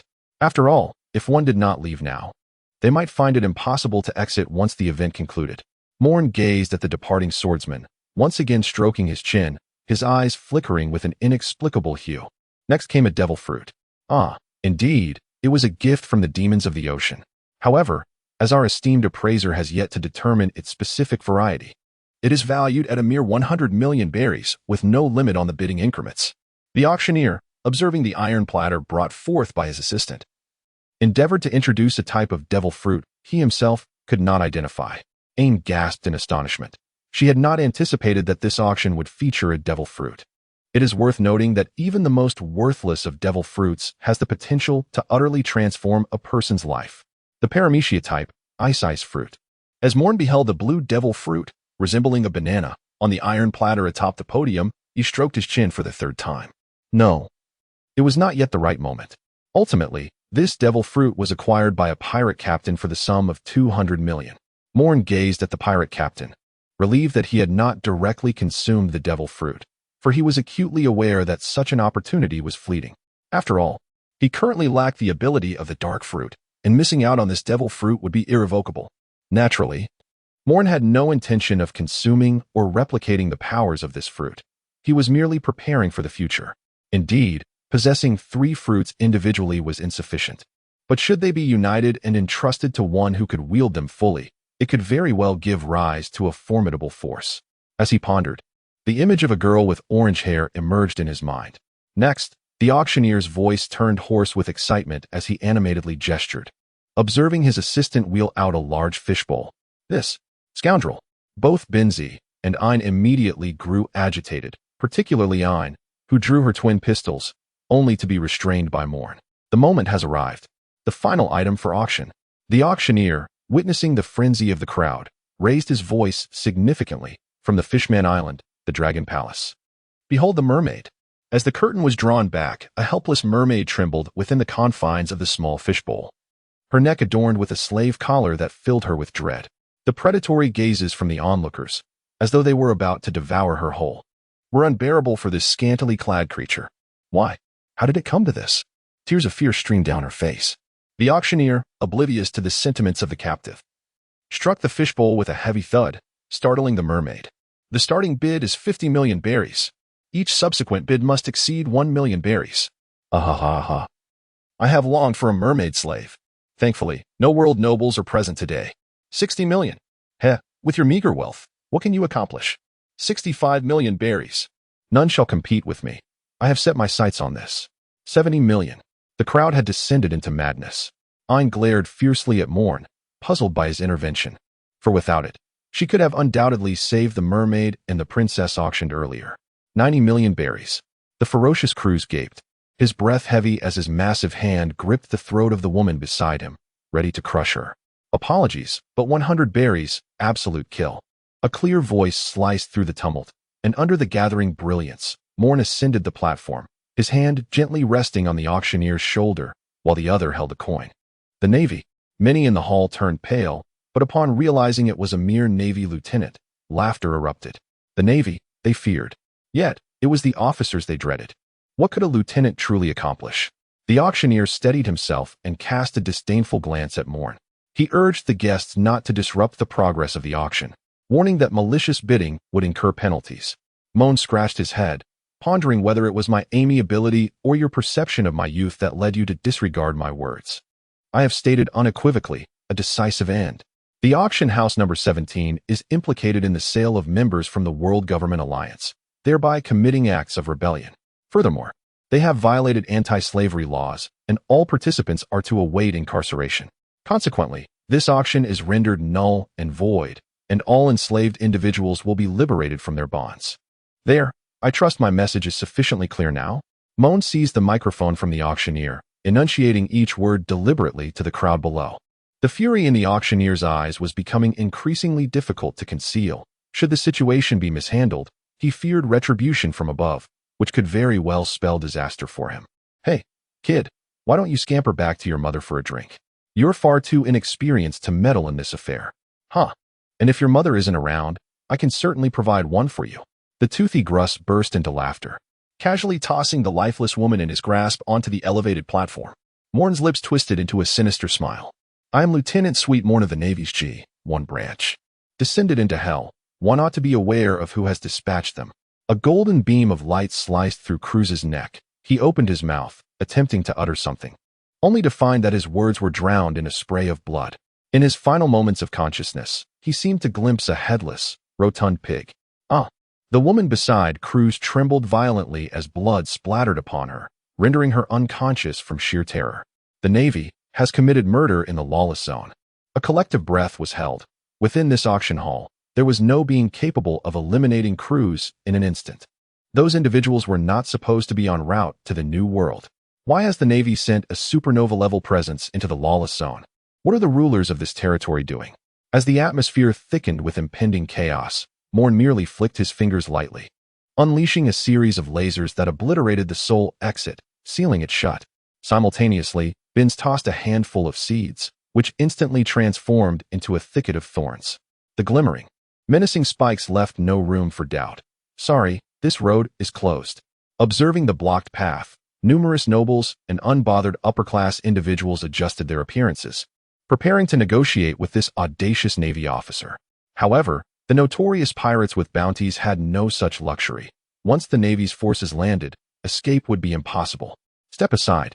A burly man clad in a black helmet brandished a massive chainsaw, intent on cleaving through the thorns. Whoosh! A golden ray shot forth from a distance, piercing through the pirate's skull. As his lifeless body crumpled to the ground, The hall descended into silence, punctuated only by the heavy breaths of the onlookers. Gazing upon Moen's youthful visage atop the platform, many felt a chill of dread. This Navy officer, so childlike in age, displayed no mercy, resembling a demon. The Navy's righteousness and allegiance to the world government were well known to all. Yet, such iron-fisted, domineering, and even somewhat reckless Navy officers were a rare sight for many. I had already notified Zephyr the moment Moen took the stage, instructing him to lead a contingent to surround auction house number 17. Hey, young Navy officer. Did you say we are auctioning off slaves from the Alliance? Such claims cannot be made lightly. The auctioneer glanced at Moen and quickly waved his hands. This mermaid is merely a trophy of the pirates. We are merely facilitating her sale. Leaning closer to Moen, the auctioneer whispered, "And do you know where this place is?" Moen turned his head, revealing a warm smile. Where was this place? Was it the territory of the Four Kings, or perhaps the domain of some elusive cockroach? The auctioneer's expression shifted instantaneously. He produced a small communication device without hesitation, dialing a number in Moen's presence. Go ahead, Moen observed the attendees, who had calmed down and returned to their seats, his demeanor remarkably serene. After a series of beeping sounds, the auctioneer's device unexpectedly displayed a sinister grin. Hee. This is the line of auction house 17. Who is contacting me? The auctioneer's forehead glistened with beads of cold sweat. Young master, it is I, Dapu from auction house 17. Dapu, what is the matter? Did I not instruct you to refrain from disturbing me over trivial matters? The voice on the other end of the line was evidently growing impatient, laced with irritation. Moen observed the nervous and somewhat stuttering auctioneer, swiftly snatching the den mushy from his grasp. A distinct expression flashed across the creature's face, as the person on the other end paused momentarily. Who are you? Well, you wouldn't remember my name, so there's no need to disclose it. Joker, just know that I am with the Navy. Chapter 15, The Girl from Sky Island. The den mushy displayed a rather agitated demeanor. No one had ever dared to speak to me in such a manner. Who are you? The auctioneer quickly interjected. Young master, he is merely a junior lieutenant. However, he is a student of the Navy instructor Zephyr. He has intruded into unlawful territory and intends to seal off the auction venue. Seeing the auctioneer's anxious expression, Moen smiled faintly and conjured a chair from light particles, settling down to await Zephyr and his crew. Zephyr? A student? From the elite training camp? Doflamingo appeared somewhat astonished. It had been years since the Navy had ventured into unlawful territories. After all, that area was shrouded in darkness, protected by the celestial dragons, many of whom relished causing turmoil there. The world government seemed indifferent to this dark force, as long as it did not breed a threat to their rule. When did the Navy decide to intervene in such regions? However, it sounded strange that Zephyr's student was causing a ruckus. As for the auctioneer's remark regarding the junior lieutenant rank, Doflamingo paid it no mind. Any of Zephyr's disciples, provided they were not cowards, could typically graduate to serve as a school-level officer or higher. I apologize for intruding upon your esteemed presence, Moen remarked, digging at his ear. The den mushy vividly conveyed his expression to Doflamingo. Joker, you must understand that your privileges do not include challenging the laws set forth by the world government. Doflamingo was somewhat speechless. While he wished to dismantle the world government, being openly accused of a crime was far from ideal. Navy brat. I have no idea what you were talking about. Reflecting on the past, he believed he had left no incriminating evidence on Sabaody Archipelago. How could he be entangled with the Navy? Fishman Island, mermaid slaves, TSK. Doflamingo, your subordinates have certainly landed you in quite a predicament. Moen's almost amused expression left Doflamingo at a loss for words. He had anticipated a slip-up in some other domain, only to find it was slave trading, a band of scoundrels. Observing the Navy's relentless pursuit, he was relieved it was not a Kainu. Otherwise, a meteor shower could obliterate the unlawful territory. I fail to comprehend. I merely hold a nominal position at this auction house. If the Navy wishes to seal it off, then I shall consider it an investment tossed into the abyss. The den mushy was severed, and Moen curled his lips in disdain. This fellow certainly possessed a certain cunning. It was evident to any discerning eye that this was the territory of Don Quixote Doflamingo, yet he adamantly denied any wrongdoing, merely acknowledging the presence of funds. Consequently, the Navy found themselves at an impasse regarding this matter. After all, the 7 warlords of the sea were, in fact, allies of the Navy and the world government, scoundrels of the grand seas. tossing the din-din mushy into the hands of the now pallid auctioneer. His fate was all but sealed. To openly challenge the world government's authority, a lifetime in Impel Down was the best outcome he could hope for. Before long, Zephyr shattered the rubble with a single punch, his countenance growing impatient as he forcefully tore aside the thorns obstructing his path. Upon entering, he beheld Benz, wearing a self-satisfied smile as he recounted some tale, while I listened with a hint of exasperation. Not far off, on the elevated platform, Moen was dozing with his head bowed. That insufferable brat. Zephyr felt a headache brewing, acting in an unlawful territory. He lacked the authority he once wielded as a former admiral. After directing the Navy soldiers to remove all unrelated individuals who had not participated in the auction, only the bountied pirates and those nobles associated with this event remained. Wake up. Zephyr approached the platform and struck Moen on the head with a clenched fist. Seething with rage. You've caused me a great deal of trouble. Initially, Zephyr had intended for his students to witness the darkness of this world, to immerse themselves wholeheartedly in the fight for naval justice. Little did he know that Moen would audaciously disregard the rules and shatter the tranquility of the lawless zone. Zephyr could already envision the reprimands he would receive from Sengoku and the subsequent grumbling that would ensue. Oh, good morning, Teacher Zephyr, Moen yawned nonchalantly. Strange. Why have I been feeling so fatigued lately? And why does everything seem so dreadfully dull? Moen rubbed his eyes and unsteadily rose to his feet. Has the cleanup been completed? Zepha's eyelids twitched with irritation, realizing that he had come merely to tidy up after this individual. However, upon surveying the surroundings, it was evident that numerous formidable pirates lay incapacitated, leaving only those who posed minimal threat to his students for them to practice against. As for the nobles, it was already a feat that they refrained from incessant shouting. Resistance? Utterly implausible, should they be apprehended by the Navy. It would merely require a brief communication with the world government, who could genuinely dare to execute them. Ein, accompanied by several naval officers, ventured backstage to liberate the slaves and simultaneously transport them to Island Number 60 in search of a garrison to escort them back to their homeland. Benz, on the other hand, dealt with the minor pirates who could endanger the lives of the students. Moen gently tossed a blue and white fruit in his hand, whistling softly. With this treasure in his possession, his next target would be Charlotte Owen. The heat-human fruit, combined with Kid's magnetic manipulation abilities, would allow him to pursue the future strongest navigator. Contemplating this, Moen's spirits lifted considerably as he stowed away the cold fruit, for it was his hard-won prize. Just then, Ein approached hesitantly, his expression troubled as he glanced at Zephyr, seemingly grappling with his words. What is the matter? Zephyr inquired. Teacher, you should come take a look. Ein urged. Sharing a curious glance with Moen, Zephyr followed Ein backstage. What is this? Zephyr gasped, his breath caught in his throat. In a cage backstage, numerous slaves looked on with eager anticipation, their eyes fixed on the Navy as they prepared to free them. Among them, several young women shed tears of joy, having believed their futures were shrouded in darkness until this moment. Are they angels? Surely, they must be, Benz murmured, gazing at a girl in the cage whose eyes were devoid of light. Her long, blue hair appeared greasy and matted from neglect, while her white dress was held together by a single ribbon at her waist, and her feet were adorned with simple sandals. Upon first sight, everyone felt a singular sensation. She was pristine. Most astonishing were the wings behind her, resembling those of a peace dove, beautifully white and untouched by any dirt. Who are you? An ethereal voice echoed in their ears. Zephyr was filled with awe. What a celestial sound. Sky people. Moen inhaled deeply, striving to contain his excitement.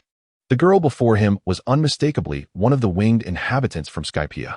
However, he pondered, were Sky people not known for their ornamental wings? How could one be so beautiful? We are the Navy, you are safe now. Faced with such a delicate girl, Zephyr tread lightly, fearful of startling her. The Navy? The girl seemed momentarily confused, then realization dawned upon her. So, you were like us from the Sky Island, akin to the White Beret Army, the enforcers of law? Zephyr was taken aback, uncertain of how to explain the existence of the Navy to this evidently Navi girl, especially considering that the Navy was under the world government, which was clearly different from the military she envisioned.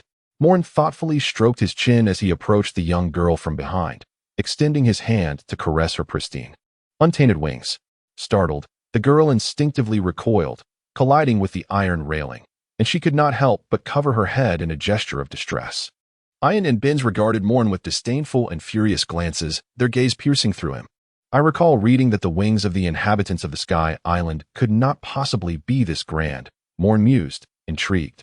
For he had encountered claims in his previous life asserting that the wings of the Sky Islanders were mere adornments, akin to mere decorations. Yet, the girl's wings, when folded, measured half a meter in width, and when fully unfurled, it was clear they spanned an impressive 2 meters. Hesitating briefly, the girl softly elucidated, I have always been different from others, perhaps due to my mother. My mother is one who has consumed a devil fruit, serving by the side of the divine until she returned home while carrying me. Zephyr nodded in acknowledgement, signaling for Ian to approach and remove the slave collar from around the girl's neck.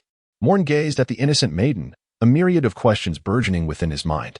Firstly, it was evident that this girl possessed an extraordinary sensitivity akin to the observation hockey, referred to as the heart network by the denizens of Skypiea. Despite her blindness, she was able to converse with remarkable precision, a fact Moen was aware of, as Enel, the deity of Skypiea, possessed a manual for mastering this variability. Secondly, her mother had consumed a devil fruit. What could have caused her to differ so starkly from the other inhabitants of Skypiea? What kind of devil fruit had her mother partaken of? Thirdly, who was her father? Amidst these perplexities, Moen watched with a heart full of curiosity as Ian removed the slave collar from the girl. It was said that due to her extraordinary nature, her auction price soared to exorbitant heights. Binzi stealthily approached Moen, whispering in his ear that the bidding had reached an astounding 250 million, only to be forcibly concluded at 300 million by a prominent figure. A glimmer of intelligence flashed in Moen's eyes as he noticed the subtle tremor that coursed through the young girl upon hearing Binzi's words. Chapter 16. The Vanished Auction House. System, could you please analyze the information regarding this individual? In his heart, Moen silently chanted, and the long pretending system sprite emerged. I shall take a look. Rather unremarkable, an ordinary individual blinded in both eyes, yet harboring the power of the angel fruit within. If one were to speak of the extraordinary, it would be the ability to perceive the depths of one's heart through the observation hockey. Of course, that girl cannot see through you. After sensing the situation, the system sprite clearly grew somewhat bored, discarding its diagnosis and returning once more to its feigned slumber. Moen was somewhat taken aback. He had assumed the system would be unable to detect anything, yet it indeed had.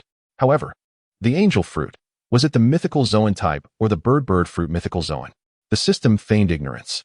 The girl, seemingly relieved by the removal of the slave collar around her neck, offered a slight bow to Zephyr, expressing her gratitude with a soft, "Thank you for saving me." Although she could not see, her perception of the surrounding darkness was more acute than anyone else's. Even the Navy personnel accompanying Zephyr emanated a considerable sense of dread. The only individuals present who made her feel truly at ease were the girl tending to her hair and the robust elderly man. As for the figure who had spoken earlier, it remained a mere blur, devoid of any tangible essence. Zephyr regarded the girl's gratitude with indifference. Throughout his life, he had saved countless souls and had also spared many from death. Thus he had long since grown accustomed to such sentiments. Now, how shall I return you? Moen mused, scratching his head in frustration. If memory served him correctly, the current ruler of Skypiea was the so-called god, Enel.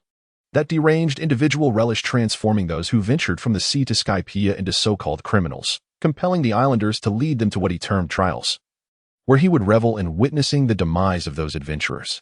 When the legendary Roger once reached Skypiea, the god was still gone fall, and the greatest peril on the island was merely the so-called counterattack war waged by the Scypians.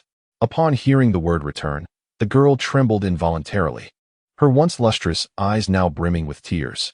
I cannot go back. Ian, observing the sorrowful girl, promptly approached and gave Moen a gentle pat on the head before turning to offer her words of comfort. By the way, we seem to have yet to learn your name, said Binz, scratching his headscarf and striking his palm with a serious demeanor. Hello, I am Binz, a Navy major. Ian wiped away the tears from the girl's eyes and introduced himself softly. I am Ian, a Navy lieutenant commander. That man over there is my mentor, a former admiral and now an instructor. And this young man beside me is my junior, Moen, a Navy ensign. The girl, appearing bewildered, finally spoke. I am Lara. Moen gazed at the individuals before him in utter disbelief. Have you all lost your minds? The Sky Island holds virtually no connection with our territory. What significance does your position hold when you converse with Lara? Ain and Binz exchanged glances, their expressions reflecting astonishment as they subconsciously overlooked this matter. After all, once one becomes a member of the Navy, it is customary to introduce oneself with one's rank, a gesture of respect towards others. The young lady, Lara, observed the commotion among the group, and as the anxiety within her began to dissipate, a soft laugh escaped her lips. Her ethereal voice flowed like a crystal-clear spring, resonating in the hearts of all present. Even Zephyr felt a stirring in his long-dormant soul, a truly remarkable occurrence. It seemed that those eyes were not merely the result of congenital blindness. Moen gazed intently into Lara's eyes, a flicker of speculation igniting within him. Could it be that Lara's mother had, in some manner, bequeathed a fragment of her own fruit abilities to her daughter, resulting in the girl's blindness? Enel possessed the precise methods of cultivating the heart net. If Lara's mother had obtained such knowledge, the distinction between her daughter seeing or not seeing would be negligible. However, Lara, what did you mean when you said you cannot return? Ain inquired, wiping the dust from Lara's face with a damp cloth, his curiosity piqued. Lara's vacant eyes blinked slowly, her ruby lips parting as she spoke. I have been exiled because of my blood relation to the former deity Zephybins, and Ain exchanged bewildered glances, utterly perplexed by the girl's words. A deity? What is that? To be exiled for having a blood connection to a god. What kind of decree is that? Moen's gaze sharpened. God? Banish you? Yes, Lalira nodded. A hint of grievance evident in her demeanor. She had been living contentedly on the Sky Island. Despite the hardships, for life there was still filled with joy. After all, the inhabitants of the Sky Island were exceedingly kind, even towards those who differed from them, such as Lalira, the blind girl, whom they willingly cared for. Yet, just a week prior, the messengers of the divine, the priests, had abruptly departed from the sacred grounds and arrived at Angel Island, where they proclaimed Lalira's transgressions.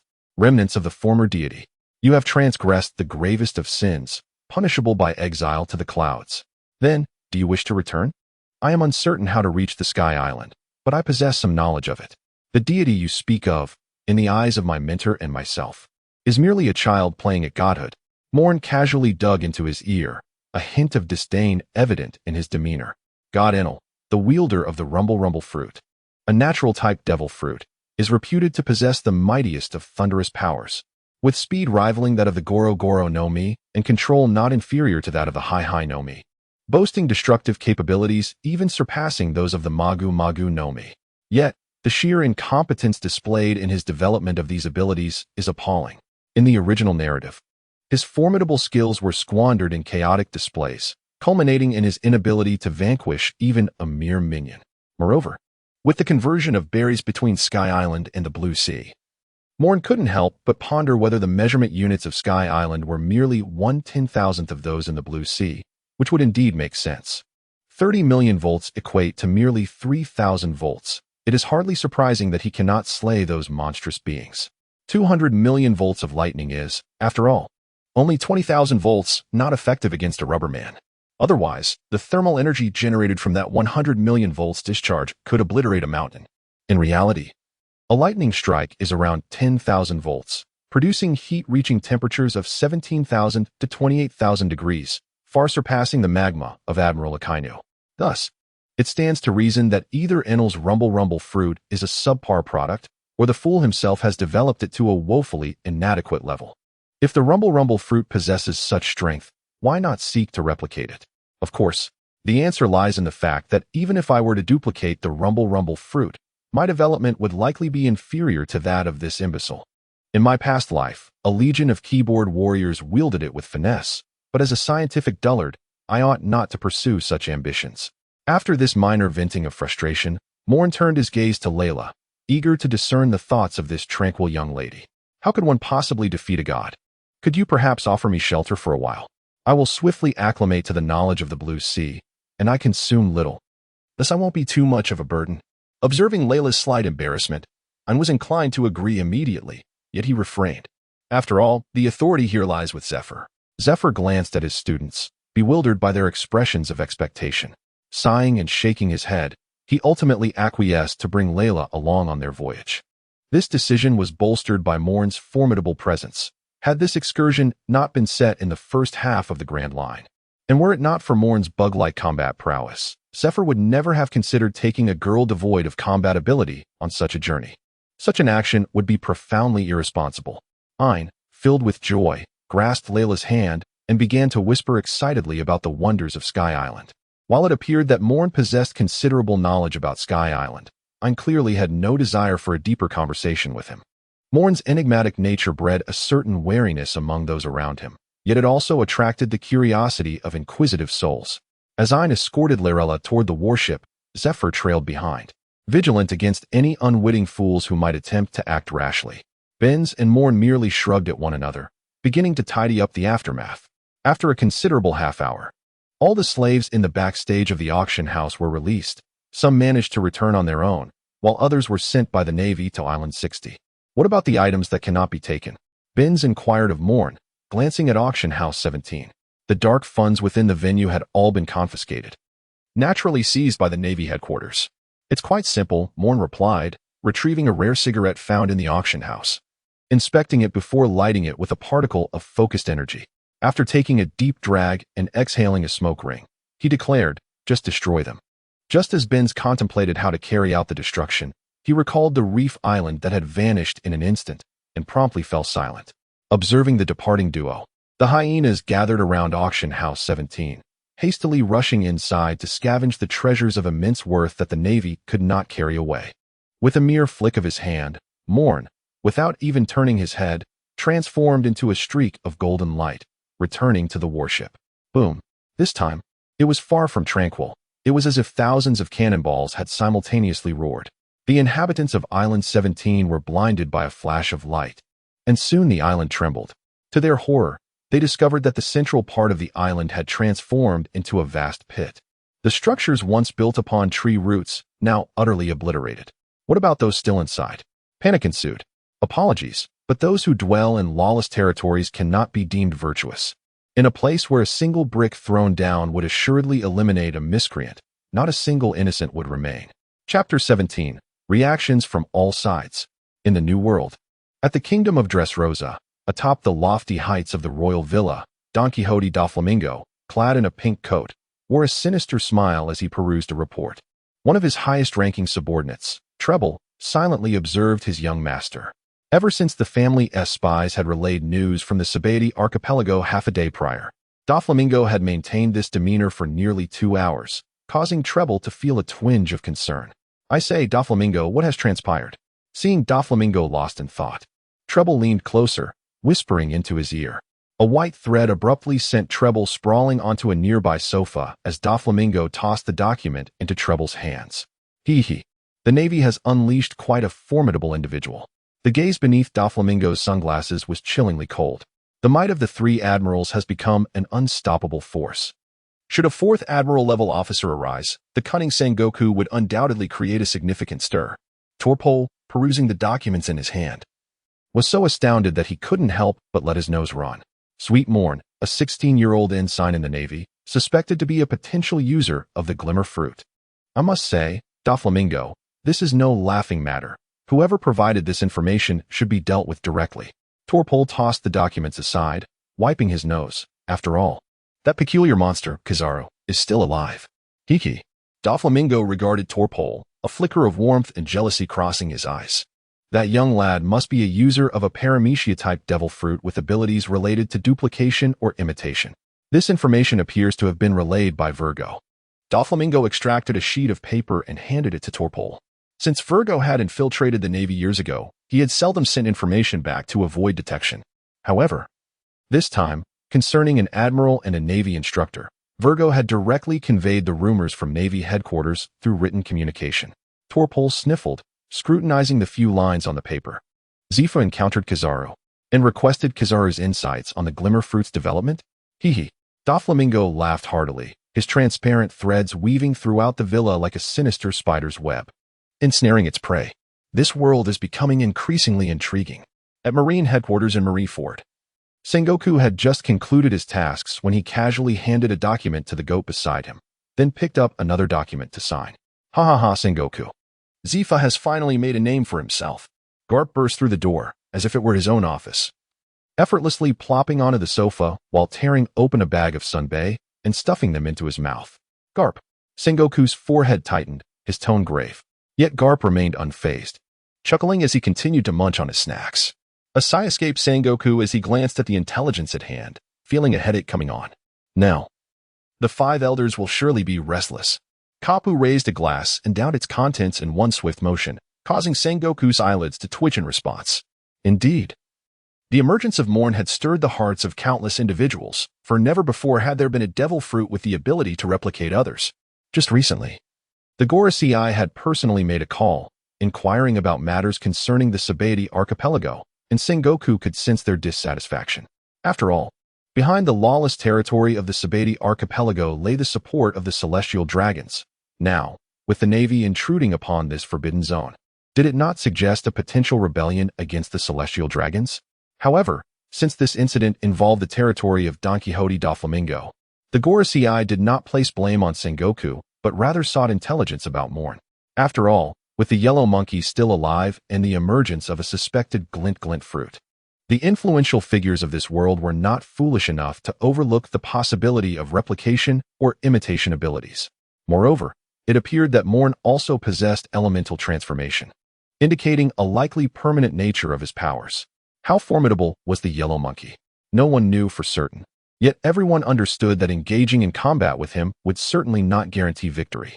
Was the Navy preparing to cultivate a second yellow monkey? After concluding the call, Sengoku immediately began investigating Moen, and the information he uncovered was highly satisfactory. Although he felt somewhat guilty towards Moen, the young man's background as a survivor of a village slaughtered by pirates would allow him to ascend through the Navy ranks without tumult. Now, with Zifa advocating for him, as a product of the pure Navy, Sengoku felt quite reassured. Both the Gorosei and Sengoku pondered whether Moen could replicate a second devil fruit. After all, it was common knowledge that one could not consume two devil fruits, yet with the ability to replicate, perhaps such a limitation did not apply. Sengoku ordered Zifa to provide a written report detailing the events of this operation. For having eliminated so many notorious pirates, recognition was due. Sengoku summoned his aide, subtly hinting at his intentions. The aide blinked in acknowledgement, understanding the mission at hand. The Navy was preparing to pave the way for Moen, a promising candidate, a true Navy officer. There was no time like the present to lay the groundwork. In the first half of the Grand Line, amidst the vast ocean, Moen effortlessly pierced a leaping sea fish with a laser, feeling a tinge of boredom. Having replicated the glint fruit, he found that ordinary training was no longer sufficient to enhance his physical abilities, which conflicted with his plans. It had been over a day since departing from the Sabaody archipelago, and the naval vessels were nearing the G7 branch, where Zifa intended to repair the ships and replenish supplies. In this day and a half, 3 warships had sunk about 10 pirate ships, illustrating the sheer number of scoundrels amassed in this stretch of the Grand Line. Moen refrained from taking further action, leaving the resolution of those pirates to his senior colleagues. After all, they too needed to experience the thrill of battle. What is the matter? Are you feeling the ennui of the seas? Ein approached with a glass of juice in hand, currently attending to Larella aboard the flagship. Moen took the juice, savoring a gentle sip as he relished its sweetness. Indeed, it is no wonder that those pirates are so brutal and bloodthirsty. Navigating such a monotonous sea can be mentally unbearable for the average person, necessitating some form of solace. Ein gazed at the waves parted by the warship, letting out a soft sigh. To be candid, I harbor some concerns about this internship. After all, Moen's finger gently pressed against Ein's lips, silencing her impending words. Do not fret. Such a scenario is improbable, Moen assured with a warm smile. My eagerness to acquire the abilities of the shining fruit stems partly from this very concern. After waiting for several years, an additional year or two seems inconsequential. However, I harbor some apprehensions about this maritime internship. Thus, I must possess formidable power. Ein glanced at Moen, holding her cup as she prepared to return to the cabin, where Larella was currently resting, diligently absorbing all the information from the Qinghai. Suddenly, a massive surge of ocean current erupted, hurling a small sea creature skyward, the ensuing waves causing nearby naval vessels to sway violently. What in the world is the navigator doing? Moen thought, steadying herself against the frenzied currents, her expression turning grave. The adversaries of the vast ocean extend beyond mere pirates. The chief navigator burst from the cabin, witnessing the tumultuous currents transforming into a watery vortex, and urgently beckoned the helmsman to change course. Moen rubbed his forehead, pondering if this was truly the esteemed navigator that Professor Zifa spoke of. Perhaps it would be wiser to cultivate my own navigator instead. Guangyu. Moen extended his arms towards the waterspout, an endless cascade of golden light coalescing into form, hurtling towards the tempest that bridged the sea and sky like bullets. Boom, boom, boom. A series of explosions echoed in the ears of the onlookers, as the calamity of the storm was utterly consumed by the relentless downpour of light, revealing a clear sky above. The power of the natural-type devil fruit manifested in Moen was as formidable as the very storms of nature itself.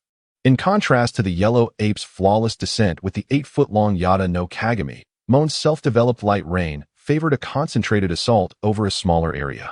The potency was roughly comparable to that of the Yada no Kagami, yet the energy expenditure was significantly less, as Moen's physical capabilities did not yet rival those of monstrous generals. There was also a need for improvement in control. Moen could not yet manipulate the light rain to obliterate ice without even grazing a ship. Observing the vanishing water spout, the navigator sighed in relief and offered Moen a salute. Although Moen held a low rank within the fleet, it was evident to even the unobservant that his performance in this battle served to elevate his standing, paving the way for a potential ascent to the upper echelons of the Navy post-graduation. Moen, come here for a moment, Zephyr called as he approached, gesturing to them. The two exchanged a puzzled glance, wondering what business Zephyr had with them at this time. Inside the cabin, Binz and Layla were already present. Zephyr handed a paper to Moen, stating, Sengoku requested a report on the Sabaody archipelago. After some consideration, I decided it would be best for you to write it. A flicker of envy crossed Ein and Binz's eyes before they quickly composed themselves, recognizing that this was indeed a testament to Moen's achievement. Moen stroked his chin, a smile gracing his lips as he handed the paper to Ein. Ein looked at Moen with a hint of confusion, pondering the meaning behind his actions. Those worthless heads would merely suffice to elevate me to the rank of lieutenant or captain. It hardly seems worthwhile. It would be far more advantageous for you to be promoted directly to colonel. After all, we are both disciples of Master Zifa, and there is no need to calculate such matters with excessive precision. Chapter 18. Colonel Ein. The words of Moen sent a shiver down Zephyr's spine, and he felt a pang of emotion in his nose. He involuntarily closed his eyes to prevent tears from falling. Having taught countless students who honored and respected him, it would not be an exaggeration to say that 1/3 of the Navy had emerged from his tutelage. However, the Navy has always been rife with factions, and even among the students he nurtured, many engaged in covert rivalries. Yet, he never expected that after only half a year under his guidance, Moen could stand shoulder to shoulder with the likes of Binz and Ian. This truly left Zephyr contemplative. Conversely, Moen was not as reflective. He deemed such modest achievements insignificant, for his aspirations reached at least to the rank of officer, and if he were to make a mark, it must be grand. Ian glanced at Moen, then lowered his gaze to the report paper, taking a deep breath as he prepared to decline. Ian, since Moen has mentioned the merit is yours, you should accept it. Zephyr gestured casually. You can always find a way to repay him later.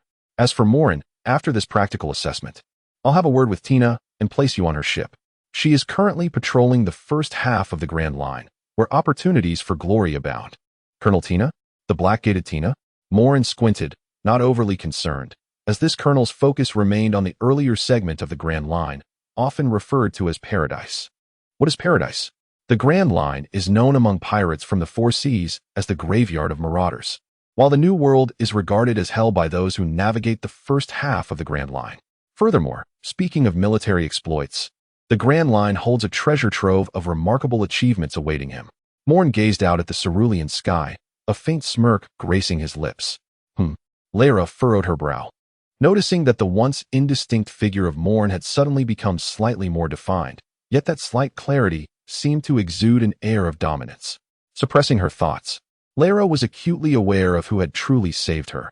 Had it not been for Moen's assertiveness, she might have found herself ensnared as a plaything of some noble. After completing the report on the Sabaody archipelago with great satisfaction, Zephyr cheerfully patted Moen on the shoulder and handed the report to the Peace Seagull. Hey. In honor of the soon-to-be promoted Ein, let's raise a glass, Binz remarked, glancing at the slightly flushed Ein, playfully nudging Moen, who sat nearby. As classmates and among the very few survivors of a significant event, the bond between Binz and Ein was arguably stronger than that of many couples. However, due to Ein's appearance, Binz had never considered pursuing him, yet he also wished for Ein not to choose someone of questionable character. Now that Moen had entered the scene, Binz felt a whimsical urge to play matchmaker. He knew Moen to be a teetotaler. Perhaps his tolerance for alcohol was quite limited. They say that intoxication can lead to reckless decisions, and indeed, alcohol can easily complicate matters. Yet, if wielded wisely, it could also pave the way for success.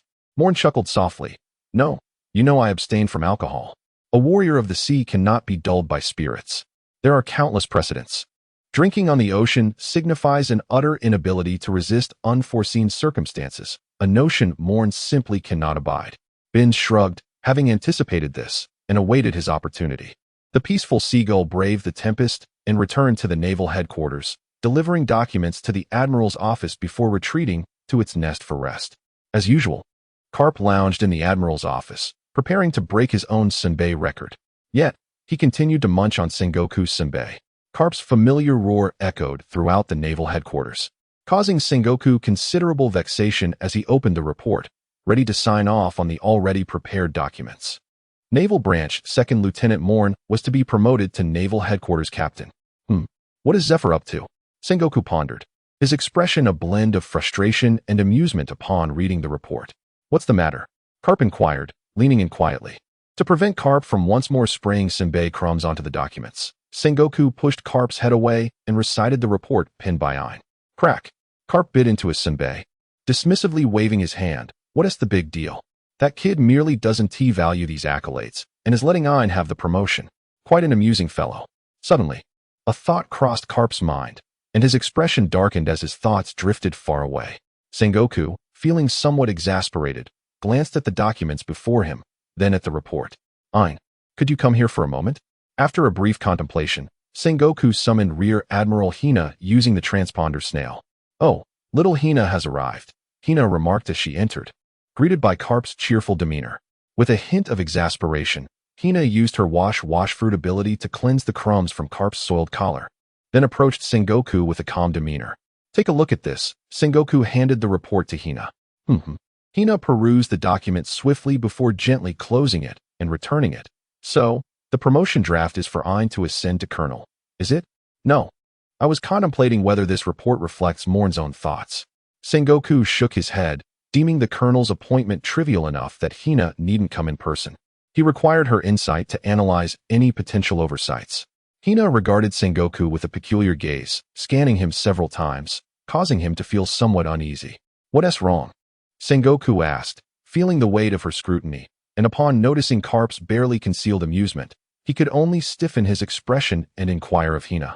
Is this your first day meeting Zephyr?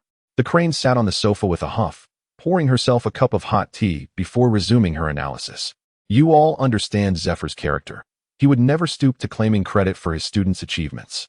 As the highest-ranking officer of the training ship, Zephyr is incapable of such actions. Do you truly expect a disciple trained by him to usurp credit? Have you, as a marshal, sullied your heart?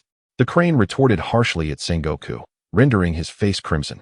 Indeed, his initial thought was whether Zephyr had somehow coerced Moen into relinquishing this merit, allowing his own disciple to rise in rank. It seemed as if the fault lay with himself. No, he absolutely could not let Zephyr find out. Sengoku cast a dangerous glance at the room's only blabbermouth, who was currently attempting to cram rice crackers into his mouth. What are you doing, Sengoku? Carp mumbled, his mouth stuffed with snacks, spewing crumbs as he met Sengoku's gaze. Then, under Sengoku's twitching eyelids, he poured himself another cup of hot tea and gulped it down. Damn it, Carp. That's not how you drink my tea. Get back to your office. The familiar roar echoed through the Navy headquarters once more. News spread from the Navy headquarters to the training ship that Ein would be promoted to colonel upon returning, with the honor being bestowed personally by Admiral Akiji. This revelation left many warriors astonished, for they all knew to whom the credit truly belonged. Yet, the individuals involved remained indifferent, having no right to voice their thoughts. Ein stood on the deck, feeling the sea breeze caress her face, clutching a piece of paper. It was the notification Zephyr had just handed her. Upon the training ship's return, she would ascend to the rank of colonel, merely a step away from the highest echelons of the Navy. What's wrong? Show a little joy. Moen approached, snatching the document from Ein's hands and wrinkling his nose. It's not written in Sengoku's hand. I was thinking of selling it. It was a well-known fact among the Navy that Marshal Sengoku had a talent for calligraphy, and many officers took pride in collecting his works. If this promotion notice had been pinned by Sengoku himself, it could fetch several million berries at headquarters, especially considering that many in the Navy were financially constrained. In the office of Rear Admiral Tantada, there hung a piece of calligraphy from Marshal Sengoku. Hey, why can't we collect bounties for capturing pirates? Moen leaned against the railing, pondering. He had often wondered whether the bounty money came from the Navy or the world government. If it were the Navy, wouldn't their already strained finances face even more issues? If it were the world government, why didn't the Navy receive bounties for apprehending pirates? Ein, caught off guard by Moen's inquiry, admitted her ignorance, only knowing it was a Navy regulation. Kid, do you really care about those berries? Zephyr approached. A cigar clenched between his teeth, eyeing Moen's cigarette disapprovingly. What's with the woman's smoke? Moen exhaled a puff of smoke, casting a disdainful glance at Zephyr. It was inconceivable to disregard the importance of wealth. After all, money is the root of all evils, yet it is rare for anyone to profess a disdain for it. And perhaps, I am not accustomed to the pungent aroma of cigars. Furthermore, who decreed that such smoke is meant solely for women? Anyone who dares to assert this shall face my wrath. Zephyr chuckled softly, instantly grasping the underlying message in Moen's words, and chose not to engage in further contention on this matter. As they were about to enter the G7 branch, he inquired, "Shall we take a moment to rest?" Moen glanced at the sky, which was remarkably clear. After spending a night at sea, he ordered the soldiers to rest briefly upon disembarking before continuing their voyage. Discarding the spent cigarette into the ocean, Moen stifled a yawn. Due to the navigational officer's regulations, naval vessels would not advance during the night unless tasked otherwise. In the midst of idle chatter, the fleet had already approached a medium-sized island. The sole current leading to the island gently ushered the warship into the territory of the G7 branch. Chapter 19. Have you ever been kicked by light? Observing the numerous gunports and the bustling Navy personnel scurrying about, Moen exhaled a ring of smoke while standing on the deck. It was indeed a formidable fortress. Zephyr chuckled heartily, remarking that every stronghold along the first half of the Grand Line was manned by top-tier officers, who were instrumental in quelling the era of the great pirates. Indeed, in this age of piracy, the true backbone of the Navy comprised the branch forces present before him. Most of the main fleet remained stationed at Marineford, with elite vice admirals serving as the highest-ranking officers dispatched. Admirals primarily occupied the headquarters and the Holy Land like mascots, only mobilizing in the event of a disturbance caused by the foolish celestial dragons. It had been ages since an admiral had been dispatched due to a pirate encounter. Under the guidance of the G7 branch Navy, the warship docked at the pier, where ship repair workers immediately began inspecting the vessel. Awaiting at the dock was the G7 branch commander, Rear Admiral Malson. "Zephyr-sensei," Malson exclaimed excitedly as he approached Zephyr, who had just disembarked. "Malson, it's been nearly 6 years since we last met," Zephyr replied, a glimmer of nostalgia in his eyes. "The G7 branch has flourished splendidly under your stewardship." Malson nodded enthusiastically. "Upon receiving the message from your liaison officer aboard the ship, I had already prepared to welcome you. Please, come inside and rest." Moen followed Zephyr off the ship, his expression one of bewilderment, until Ein provided some clarification. Malson was a naval soldier who graduated alongside the Admiral Akiji Kazan and was also Zephyr's disciple. However, Malson did not possess the same high potential as Akiji, graduating merely as a lieutenant and, after years of diligent effort, eventually attaining the rank of Rear Admiral, serving as the commander of the G7 branch. He was a formidable figure skilled in the 6 powers and proficient in hockey. Having already produced 3 monstrous prodigies of the Logia type, Zephyr took a keen interest in other students willing to diligently train in physical combat, among whom was the Rear Admiral Malson. However, something felt amiss. Moen stretched, his gaze sweeping over the students disembarking from the 2 warships, immediately sensing an oddity. Why were there so many unfamiliar faces? A golden aura enveloped Moen as he fixed his stern gaze on the soldiers lined up behind him. "What's the matter?" Ein asked, noticing Moen's sudden alertness with curiosity. Could this branch truly pose a threat to Moen? "Ein, why are there so few familiar faces among the students on our ship? Where did all these soldiers come from?" Moen's voice was hushed, meant only for Ein to hear. Previously, when encountering minor pirate crews, it had been the students from the other 2 warships who dealt with them, and thus Moen had never met the soldiers from those vessels. Ein glanced at the soldiers preparing to rest and instantly understood Moen's thoughts. She couldn't help but give him a light smack. "What have you been doing every day? Didn't I tell you before?" The soldiers who graduated alongside you are from the advanced training camp. This batch consists of soon-to-graduate students from the basic training camp. You are the only new recruit from the elite training camp in this group. The advanced training camp's practical assessments are currently being conducted alongside the Navy's Marine Raiders.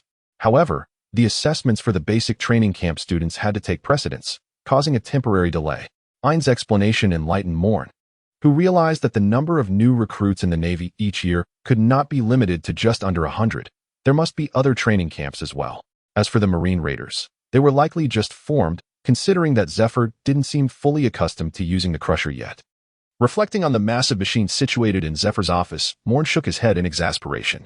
It was rather ironic that a practitioner of physical prowess relied on a machine for combat. Accompanying the soldiers from the G7 branch to the mess hall, they found that the chefs had already prepared an abundance of food. Warriors in the pirate world consumed vast quantities of sustenance. In the original narrative, Luffy could devour 100 portions of Navy soldiers' rations and still feel unsatisfied. Moen consumed his meal with remarkable speed, firmly believing that time should not be squandered on tedious eating. Observing Moen's ravenous pace, his tablemates, Ain and Binz, felt a twinge of embarrassment. This was not a battlefield requiring urgent energy replenishment. A modicum of decorum would be appreciated. Ah, you must be the Lieutenant Moen that Professor Zephyr mentioned. Melson remarked cheerfully as he approached and took a seat opposite Moen. Moen raised an eyebrow, his mouth still occupied with food. Care for a duel? Melson's next words nearly caused Moen to choke. Coughing, he pounded his chest with effort, forcing a piece of meat down before hastily taking a sip of water. General Melson, you must be jesting. How could a mere lieutenant such as myself possibly compete with a general like you? Moen had no desire to engage in a contest with Mayerson, for he was acutely aware that if he were to exert himself seriously, Mayerson would stand no chance whatsoever. The thought of a branch commander being bested by a mere branch lieutenant was enough to conjure the negative ramifications for Mayerson. Ha! Meyerson's hearty laughter echoed, affirming what Teacher Zephyr had said. Indeed, Junior, you are a bit too arrogant. Mayerson discerned the underlying implication in Moen's words, but felt no ire. After all, among the students esteemed by Zephyr, he was considered the least remarkable. Now, Moen, regarded by Zephyr as a successor among the three great generals, had the right to look down upon him. As for military ranks, what significance do they hold? In the vast ocean, only combat prowess truly matters. One need only consider the legendary hero of the Navy, Carp, who concluded the Reign of Rocks and pursued the pirate king Roger. Even he holds merely the rank of Vice Admiral. Although this is partly due to Carp's refusal to ascend to Admiral, it nonetheless illustrates that rank is not a measure of combat effectiveness. Observing that Mayerson appeared to be quite serious, Moen cleared his plate and wiped his mouth. Where shall we engage? There is a training ground in the back mountain. Let us proceed there. Mayerson, with an air of ease, casually grabbed a piece of meat and stuffed it into his mouth. At the training ground behind the G7 branch of the Navy, several sailors without patrol duties gathered, buzzing with excitement over the impending duel. One was a branch commander, their most esteemed superior, the other a super genius favored by former Admiral Zephyr and a junior colleague of Mayerson, was none other than Lieutenant Moen. The soldiers who disembarked from the training ship were aware of Moen's formidable prowess, and the G7 soldiers felt no sense of unfairness regarding this upcoming battle. Mayerson stood at one end of the training ground, wielding a long sword, while at the opposite end, Moen grasped his blade with poise.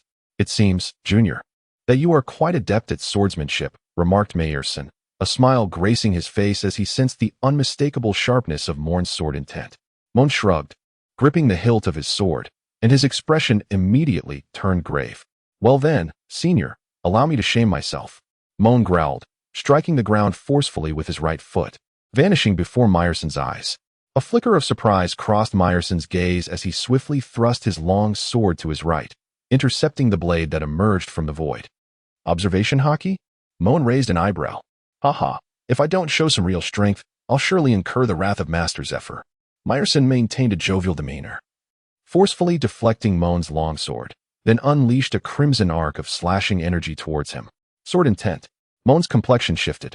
He hadn't anticipated that he was facing a swordsman on the cusp of achieving the rank of a grandmaster. The talent for swordsmanship had always been a source of frustration for Moen, even after leveraging countless experiences from his past life. It took him years to reach the iron-cutting realm, where he could consistently deliver ordinary slashes. He never dared to hope for an understanding of his own sword intent. That was the gateway to becoming a grandmaster. While grasping sword intent does not guarantee one will become a grandmaster, every grandmaster has indeed comprehended their own sword intent. However, at this moment, I am not relying solely on swordsmanship in battle. Unlike my previous fights alongside Thunder Sword and others, where physical techniques were essential to complement swordplay, Moen had now become adept at something else entirely. Speed is weight, Meyerson.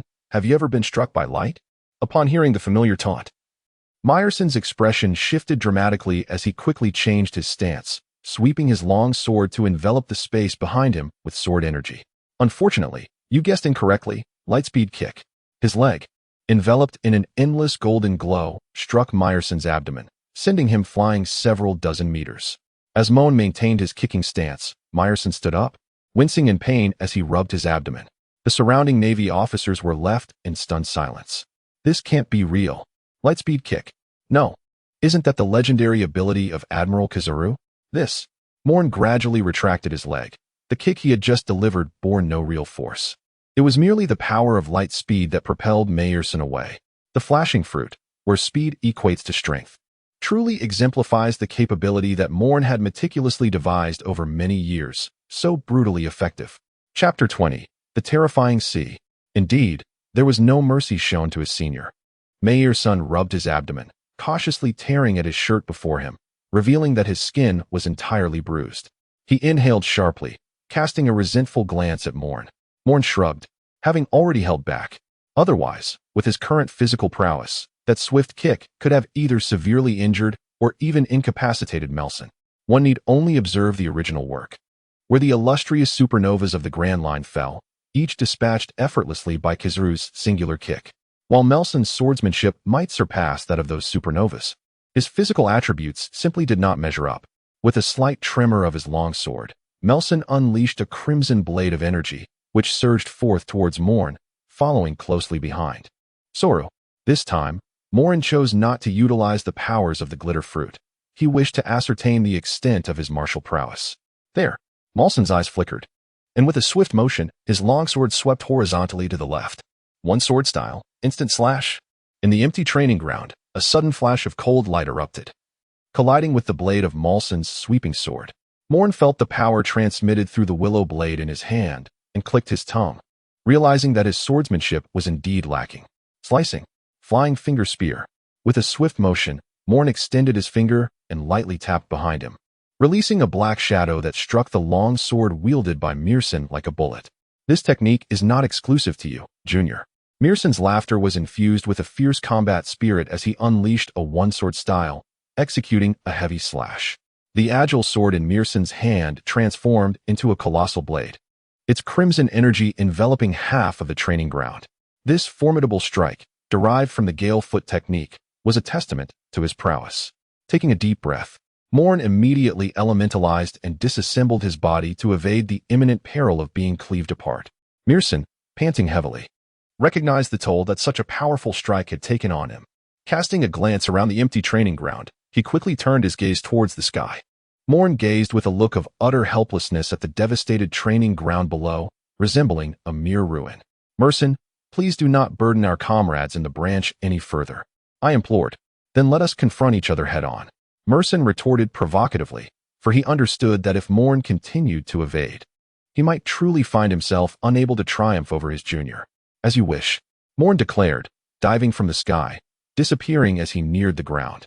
For others, such high-speed movement could be a burden, as it would be nearly impossible to ascertain one's precise location. However, Moen, having awakened his Kinbunchaku, could master this super-speed movement with perfection. Six King's Gun. Meyerson closed his eyes and suddenly unleashed a powerful punch before him. The forceful collision of fists sent a wave of invisible energy radiating from their point of contact, scattering dust in every direction. What is happening? How is the battle progressing? Aine inquired with curiosity, as her Kinbunchaku was not yet refined enough to perceive the outcome from the residual energy of the clash. Moen has won, replied Layla, who had been silently following Aine, her ethereal voice steadying Aine's nerves. As the dust settled, Meyerson lay on the ground, blood spilling from his mouth as he gasped for breath. Beside him sat Moen, his clothing tattered and his arms in disarray, looking quite disheveled. In this encounter, Moen had gained a slight advantage. The force of his aerial dive had amplified the strength of his body in grappling with Merson, allowing Moen's Six Kings gun to break through. Zifa, observing from the commander's office, smiled with satisfaction as he closed the window, watching the two disheveled fighters in the training ground. That last strike of yours was truly powerful, Junior, Merson exclaimed. Propping himself up as a group of doctors who had been waiting nearby began to examine their injuries. Although both appeared somewhat battered, they had merely sustained insignificant minor wounds. As they had both held back, Merson had ultimately refrained from employing his signature swordsmanship, and Moen did not utilize the powers of the Gura Gura no Mi. I've heard you possess a technique that could erase an entire island. When shall I have the pleasure of witnessing it, Senior? Merson jested, watching the doctors wrap bandages around him. When I find the time, Moen replied, exhaling softly as he retrieved a cigarette from his pocket and offered one to Merson, before lighting one for himself. In a surprising twist, Moen, who had been somewhat allergic to tobacco in his past life, found himself strangely drawn to the scent of smoke in this life. As for the harm that tobacco might bring, come now, could nicotine possibly taint the light? It is worth noting that Smoker, the chain smoker, is known for simultaneously puffing on 2 cigars, and his large coat exists solely to accommodate them. After a day of recuperation at the G7 branch, Moen and his companions once more boarded the warship, preparing to set sail. A long journey lies ahead. The next supply point is situated at the G8 branch, which is located in the midst of the first half of the Grand Line. Therefore, it is essential to gather ample provisions. Fresh water, vegetables, and fruits must be stockpiled in abundance. As for the G7 branch, a nearby town offers the convenience of resupply at any moment. Your physical prowess appears to have improved significantly, Ain remarked, observing Moen gazing towards the G7 branch. Astonished by the boy's progress, mastering physical techniques does not offer shortcuts. It demands relentless dedication and practice.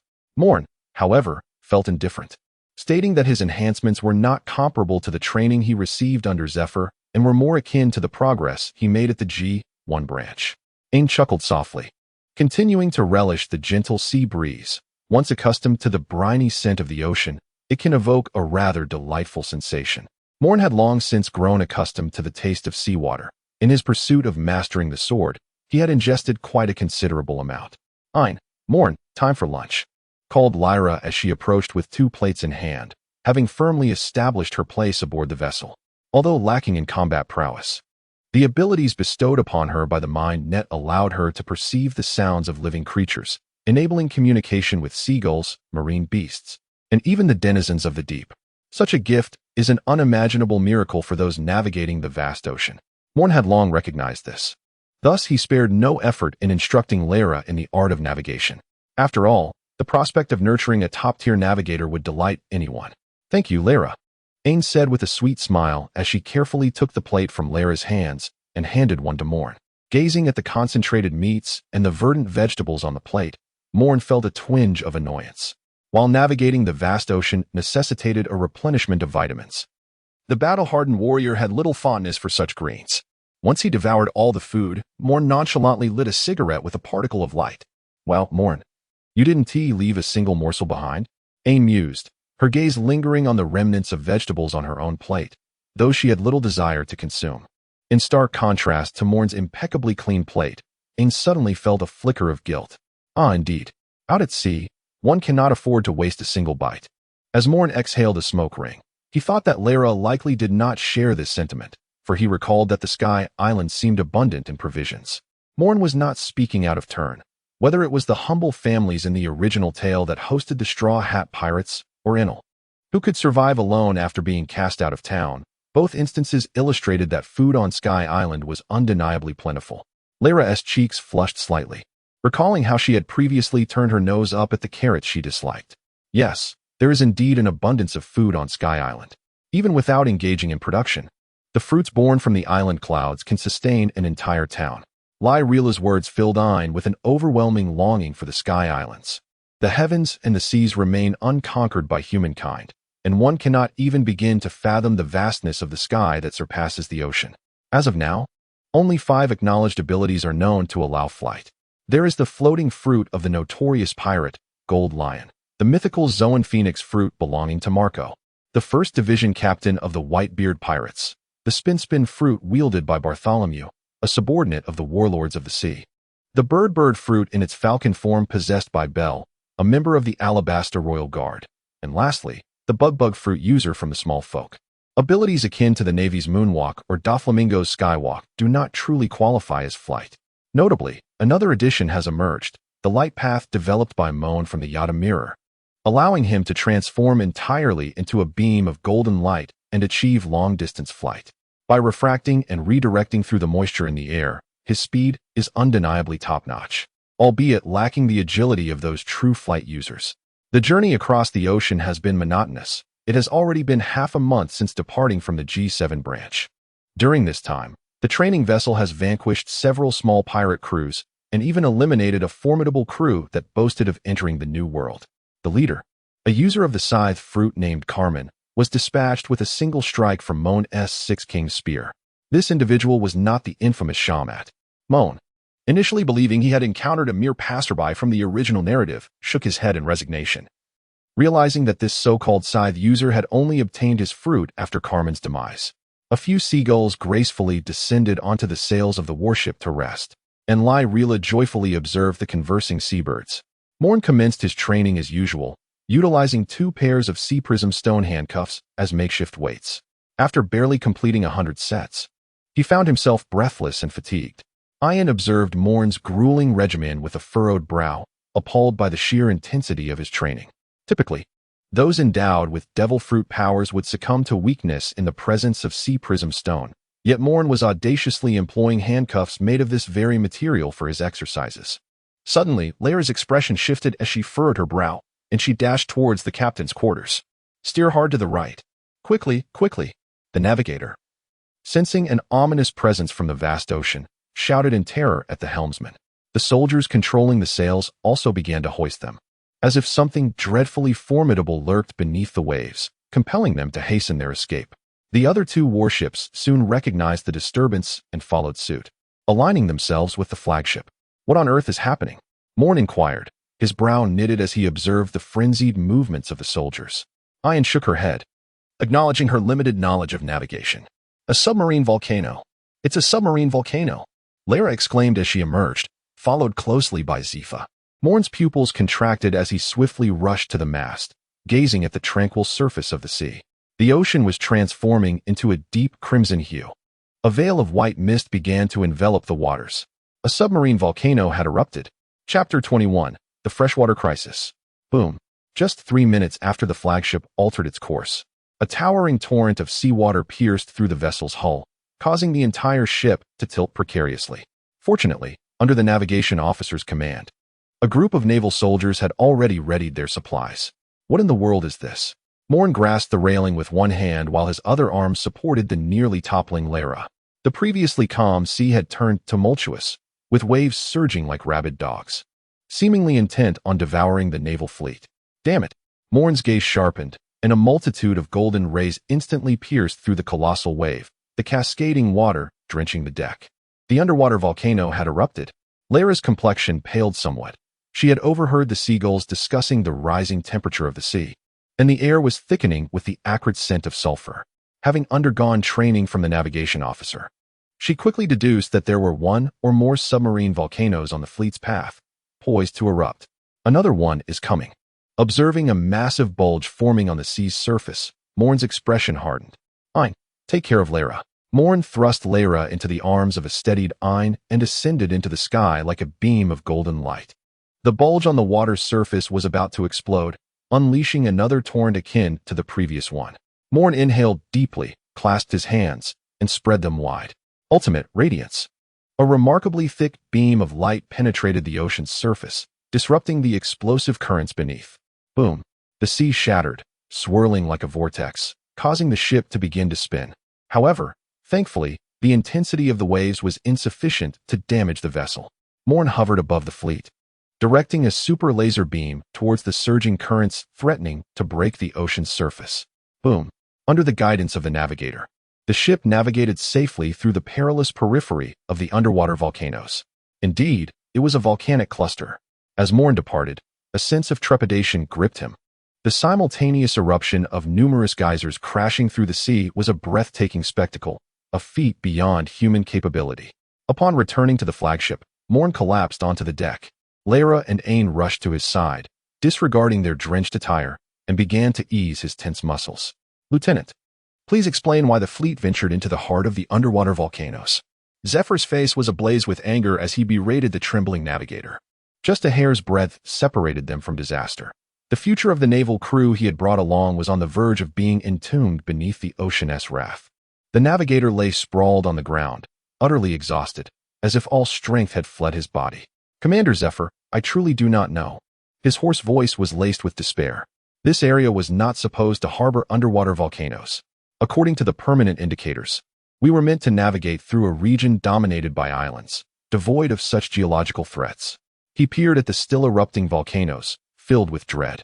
That island must have been obliterated by the volcanic eruption. Zephyr's fury subsided, though he did not fully grasp the navigator's words. He understood the necessity of trusting his sailors at sea. Thus, this incident was indeed unforeseen. Zephyr glanced at the unconscious Moen, and amidst the apocalyptic scene, the radiant beams of golden light were the only source of solace. Indeed. "Ain, Lara, please assist Moen into the cabin to rest.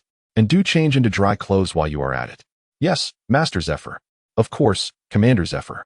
Ain and Lara sighed in relief, each taking one of Moen's arms and carrying him back to his quarters. This time, Moen had truly played the role of a great hero. Ain, panting heavily, looked at Moen sprawled on the bed, his eyes filled with gratitude. Without Moen, perhaps both I and Benz, along with all the cadets, would surely have perished. Lara promptly changed into dry clothes in Moen's room, wearing Ain's garments, which fit her well due to their similar builds. Now clad in fresh attire, Lara began to tend to Moen, her heart warming as she wiped his face with a towel, feeling a blush rise to her cheeks. Recalling how he had saved her life on 2 occasions. When Moen regained consciousness once more, it was already noon on the following day. Clutching his slightly convulsing abdomen, Moen sat up with a pained expression. Moen was astonished to discover that Lara had fallen asleep beside his bed. His movements seemed to have disturbed the young girl, causing her to furrow her brow. What could this mean? Glancing around his room, Moen felt a twitch at the corner of his mouth. It was not only Lara. Even Ain had succumbed to slumber atop the table in the room. After quietly vacating the bed without rousing the slumbering Lara, Moen made his way to the deck. Zifa stood at the mast, his expression one of deep concern, while the ship's head chef animatedly spoke about something. "What troubles you, Master Zifa?" Moen inquired as he approached, acutely aware of the lingering weakness in his body. Forcing himself to expend energy had indeed taken its toll. Zifa glanced at Moen and sighed, revealing that due to the underwater volcanic eruption the previous day, much of their stored food and fresh water had been lost. The head chef was currently in a state of anxiety over this predicament. Lost food and fresh water? Moen questioned, perplexed by how such a situation could have arisen. The chef, shaken by Moen's inquiry, recalled the awe-inspiring spectacle of golden light from the previous day that had left them, ordinary sailors, in shock. "Well, Commander Moen," he began, "the storeroom containing our provisions was breached by the currents, resulting in the majority of our meat being lost to the sea, while the fruits and vegetables were ruined by the salt water." Moen nodded thoughtfully, acknowledging the gravity of the situation. "So, the fresh water has run out. This poses quite a challenge.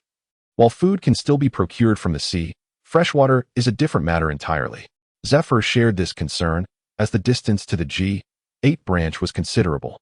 If a solution to the freshwater issue wasn't found, the training vessel might have to remain stationary, awaiting rescue from the G7 branch. "Teacher, where's the navigator?" Moen suddenly lifted her head, scanning the surrounding waters with a furrowed brow as she inquired. Zephyr glanced at the cabin and pointed towards the captain's quarters. Following a significant blunder from the previous day, the navigator had sequestered himself in his room, fervently poring over books and revisiting all the knowledge he had acquired. Anxious to avoid any further mistakes. Knock, knock.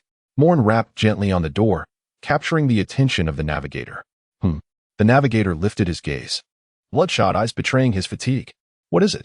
"There seems to be a scarcity of supplies aboard. We must replenish them nearby. Are there any islands in the vicinity?" Moen seated himself beside the navigator, observing the tattered nautical journal in his hands. "Islands." The navigator's hoarse voice conveyed a hint of uncertainty as he perused the nautical charts upon his desk. "Ah, yes, indeed. Approximately 100 nautical miles from our current position lies a small island, and it appears there is a village there, known as, Duin Village. Excellent. Adjust our course immediately and set sail towards Duin Village. Moen gently patted the navigator's shoulder before stepping outside. Aware of his own frail condition, he realized the necessity of having a top-tier navigator on board. A second encounter with the sea could indeed lead to his demise. The navigator, invigorated once more, promptly directed the helmsman to change course, his gaze fixed intently on the magnetic compass upon his wrist. Once the direction was deemed accurate, he commanded the sailmaster to hoist the sails and propel them at full speed towards Duin Island. Moen stood upon the deck, gazing at the waves that parted endlessly before him, lost in thoughts unknown. Lyria and Ain were abruptly roused from their slumber by the sudden change in direction. Upon discovering Moen's absence from his bed, they quickly understood he had awakened. After tidying themselves, they made their way to the deck. Why not rest a while longer? Moen inquired with a smile towards the two women. Lyria and Ain shook their heads, for it was the most weary among them who appeared the most invigorated. Before long, as the warship sped forth at full sail, a vibrant green island came into view. The three of them, Moen, sat leisurely on the deck, engaging in a conversation about their aspirations for the future. Moen had just expressed his desire to become a general when an exclamation echoed from the watchtower. "Commander, a pirate ship has been spotted ahead." "What?" Moen sprang to his feet, his eyes filled with concern. "Where exactly are we?" "Duin Village." The notion that a pirate ship had appeared in Duin Village made it seem as though they were expecting a leisurely vacation. "Report." Upon comparison, it is the notorious Bowl of Waters, with a bounty of 93 million berries. A soldier handed a bounty notice to Zephyr, who glanced at it before tossing it to Moen and his companions. The notice depicted a boisterous, one-eyed, bald man grinning with arrogance. Are they indifferent to life and death? Moen scrutinized the accompanying description, noting that this brute's bounty was derived entirely from the slaughter of innocent civilians. As a user of the bulbul fruit, coupled with his past achievement of sinking a ship led by a Navy lieutenant commander, he had garnered a bounty nearly on par with that of the supernovas. "Full speed ahead," Zephyr commanded solemnly. With the pirate ship now threatening a civilian island, it was imperative for the Navy to rush to the rescue. "Zephyr-sensei, I will go ahead." As the warship surged forward, Moen's expression had become so icy that Ain and Lyrilla felt a sense of unfamiliarity. He approached Zephyr and returned the oversized coat that belonged to him. A beam of golden light sliced through the air like a path of illumination. As they neared Duin Island, a golden laser beam pierced the pirate ship anchored there. All the pirates left behind were obliterated by the force of the golden light. Chapter 22, an explanation. A reader raised concerns regarding the protagonist's combat prowess. They questioned the appropriateness of a lieutenant exhibiting armed color hockey at an early stage. First and foremost, my depiction aligns with Oda's overall combat framework, as he only introduced hockey later in the story. It would be illogical to suggest that hockey only emerged with the advent of the New World. It is a skill that many would possess by the later stages. Even the weaker characters could wield hockey, correct? As for the six styles, they are techniques that transcend physical limits. The original work never explicitly stated that the Navy invented them or referred to them as the Navy's six styles. Initially, they were exclusive to a few members of CP9, later taught by Garp to pink-haired characters, and eventually became commonplace. This serves to enrich the world building. I am merely making minor adjustments within this framework, which should be inconsequential. Additionally, regarding the notion that hockey requires a strong physique, well, with my system now in place, should one not be able to master hockey flawlessly? It is akin to signing a contract that stipulates the final interpretation rights belong solely to the company. This is merely a narrative convenience. After all, how could one enter an elite training camp without revealing their fruit abilities, if not for a peculiar twist? Here are some of my thoughts. While Jiuyue's writing skills may be lacking, her intellect is commendable. I encourage everyone to share their thoughts freely, even if it means criticizing my understanding of pirates. It is perfectly acceptable as long as you express your opinions. After all, even Oda doesn't fully comprehend pirates. P.S. Please refrain from personal attacks that involve family members. Additionally, I humbly request a modicum of collections and recommendations, though I dare not ask for more. Furthermore, I am unsure why the author assistant app on my phone does not allow me to respond to your comments. Perhaps it is due to my low status, which renders me rather insignificant. Chapter 23, The Game. The Grand Line serves as the graveyard for numerous pirate crews. Countless ambitious rookie pirates, fueled by dreams of becoming the singular king and acquiring boundless treasures, venture into this treacherous realm. Yet, The capricious weather, formidable adversaries, and treacherous companions serve as impediments along this devilish path. The brutish waters is but a grain of sand amidst the vast ocean. Ha ha ha, my little minions. Seize every valuable treasure, roared a one-eyed, bald giant, lifting a wine jug to his lips and draining its contents. As he surveyed the village engulfed in flames, he erupted into laughter. His pirate crew wore sinister grins, wielding steel blades and iron hammers as they shattered the villagers' sole line of defense. Ah ha ha ha. This place even possesses golden rings, exclaimed one pirate, clutching several ancient gold rings, his eyes gleaming with madness, causing the nearby villagers to tremble in fear. As steel blades descended, blood splattered across the courtyard. This was merely the most commonplace slaughter occurring in this village. A man, striving to protect his wife from indignity, was cleaved in two by a pirate, and in despair, his wife took her own life to preserve her honor. A mother, desperate to shield her child from harm, lay on the ground with her baby, only to be brutally bludgeoned to death by a pirate. Gulu Gulu Waters shattered the wine jug in his grasp and seized the trembling elder beside him. Tell me where your village's treasures are hidden, old man, or I shall annihilate your village. The elder, the village chief of Duan, was flushed with anger, yet powerless against the man before him. Our impoverished village possesses no treasures. You have taken what you wish. Now leave swiftly, or the navy will surely capture you all. At this moment, the village chief could only hope that the pirate leader possessed a shred of conscience, taking the villagers' wealth and departing. In less than an hour, he had witnessed countless villagers meet their tragic demise at the hands of the pirates, yet he found himself utterly powerless to intervene. This epitomizes the sorrow of the weak, the lament of this era. Are you attempting to instruct me? Waters roared in fury, striking the chief down with a single blow. The chief trembled as he struggled to rise, blood spewing from his mouth. His advanced age and lack of physical conditioning rendered him severely injured by Waters' assault. You will surely descend into hell. The chief quaked, casting a gaze upon Waters that resembled one reserved for the deceased. What does that look? You think I will die? Ha! I am destined to be the future pirate king. How could I possibly perish? Ha ha! Waters guffawed, his expression shifting to one of malevolence as he delivered a punch toward the chief. The chief calmly closed his eyes, bracing for the arrival of death. I am truly sorry, as the village chief, I have failed to protect this village. After a protracted silence, the anticipated pain did not arrive. Slowly, he opened his eyes to behold an immaculate military uniform, the word justice fluttering in the wind. You claim to be the future pirate king, do you? A chilling voice pierced the air as Moen regarded the brutish Waters with an icy glare. The navy. Waters' pupils contracted as he instinctively recoiled. It was impossible. How could the navy have arrived so swiftly? Did someone in this village inform them? No, it was implausible. He had only been here for an hour. How could the navy have reached so quickly? Wretched scum. Moen's body trembled as fiery visions flickered in his mind. Suddenly, he raised his hand, and a golden beam shot skyward, transforming into a myriad of golden lights that enveloped the entire village. A youth, who had been cowering in anticipation of being slain by the pirates, was astonished to see the pirates before him collapse motionless. Not just in this locale, but all the pirates in the village, save for those facing Moen, had been vanquished by him. With your combat prowess, you possess a bounty of 93 million. How many atrocities must you have committed? Moen's tone was frigid. Very well, let us engage in a game. An exceedingly entertaining game. Humph, brat. Why would I, the future pirate king, play games with a mere child? Waters licked his lips and, in a fit of rage, tore off his shirt, transforming into a minotaur. Taste the might of my horns. Waters charged excitedly toward Moen, his long, sharp horns glinting ominously, instilling dread. Commander, be cautious. The village chief, witnessing this scene, was nearly paralyzed with fear, on the verge of uttering the words monster.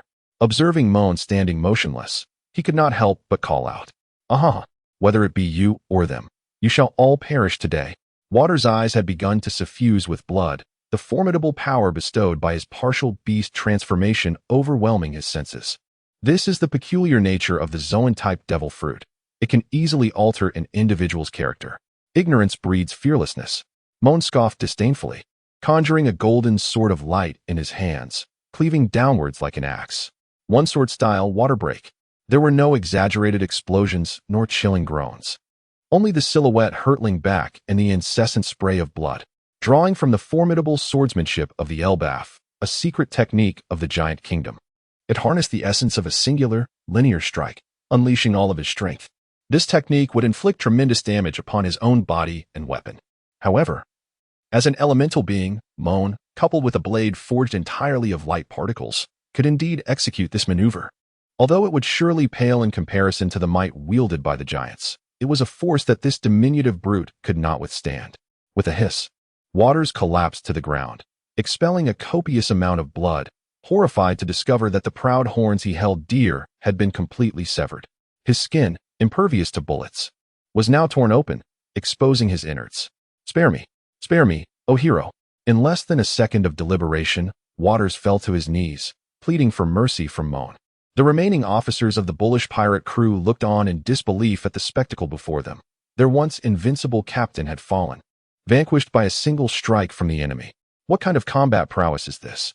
Could it be that even an admiral of the Navy has been dispatched to pursue them? Bullish Waters, glancing back at his bewildered subordinates, cursed under his breath and shot a glare at his first mate.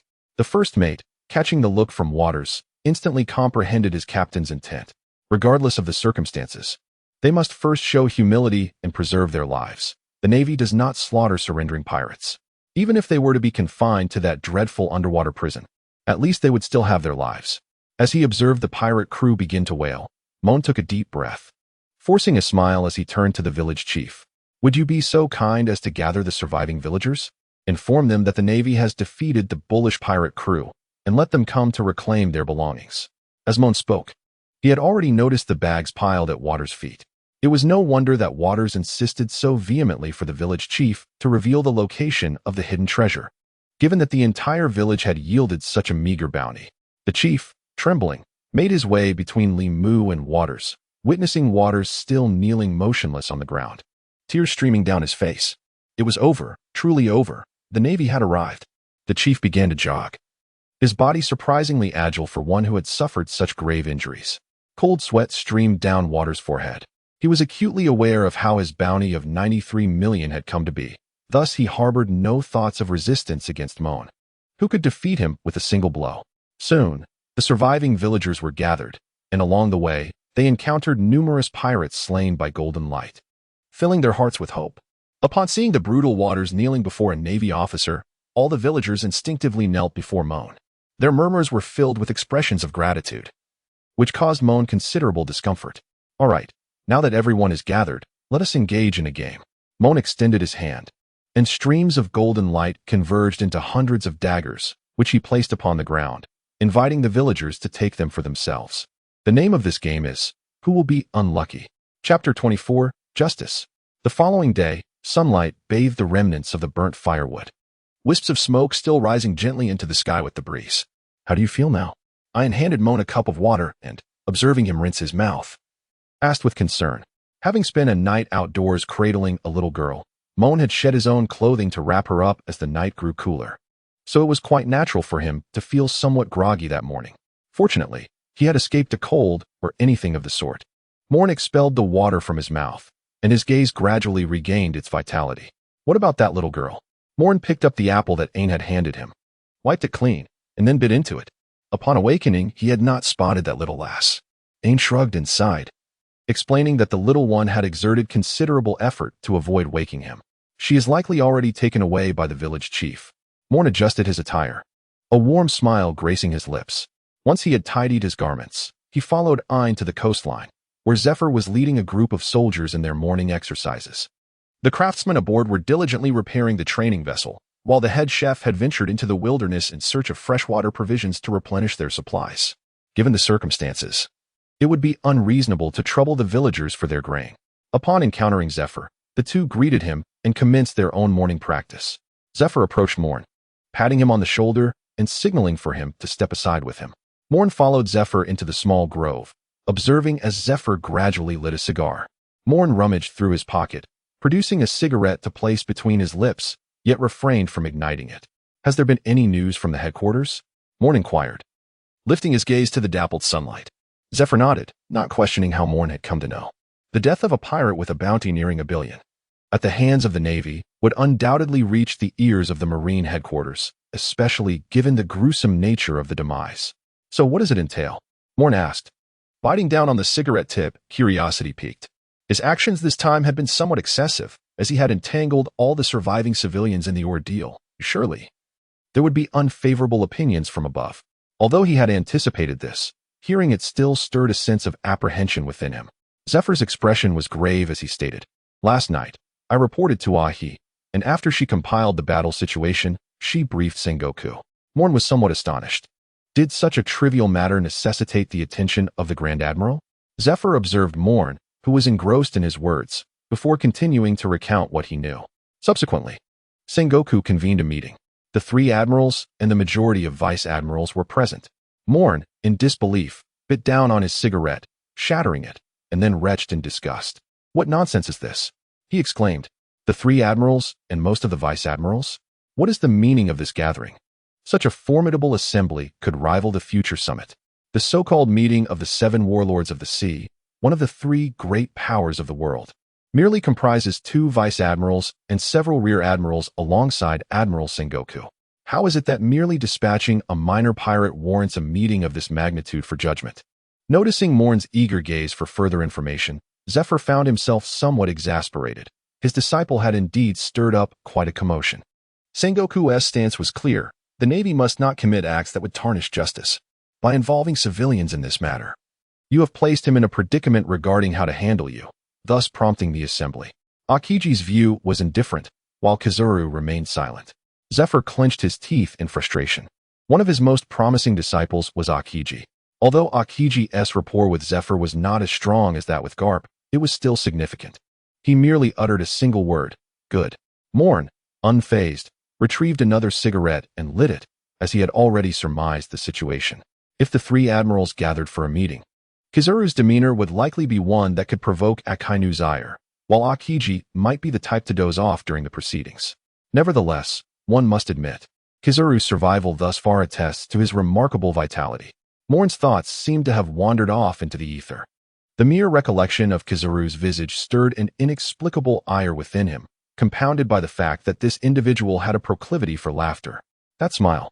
As Moen's mind drifted in disarray, Zephyr delivered a swift punch to Moen's head. Following a conference at headquarters, decisions regarding the recent incident had been finalized. Ensign Moen of the Navy was promoted to Ensign of the Navy headquarters. Moen gazed at the confidential document handed to him by Zephyr, a sardonic smile curling at the corners of his lips.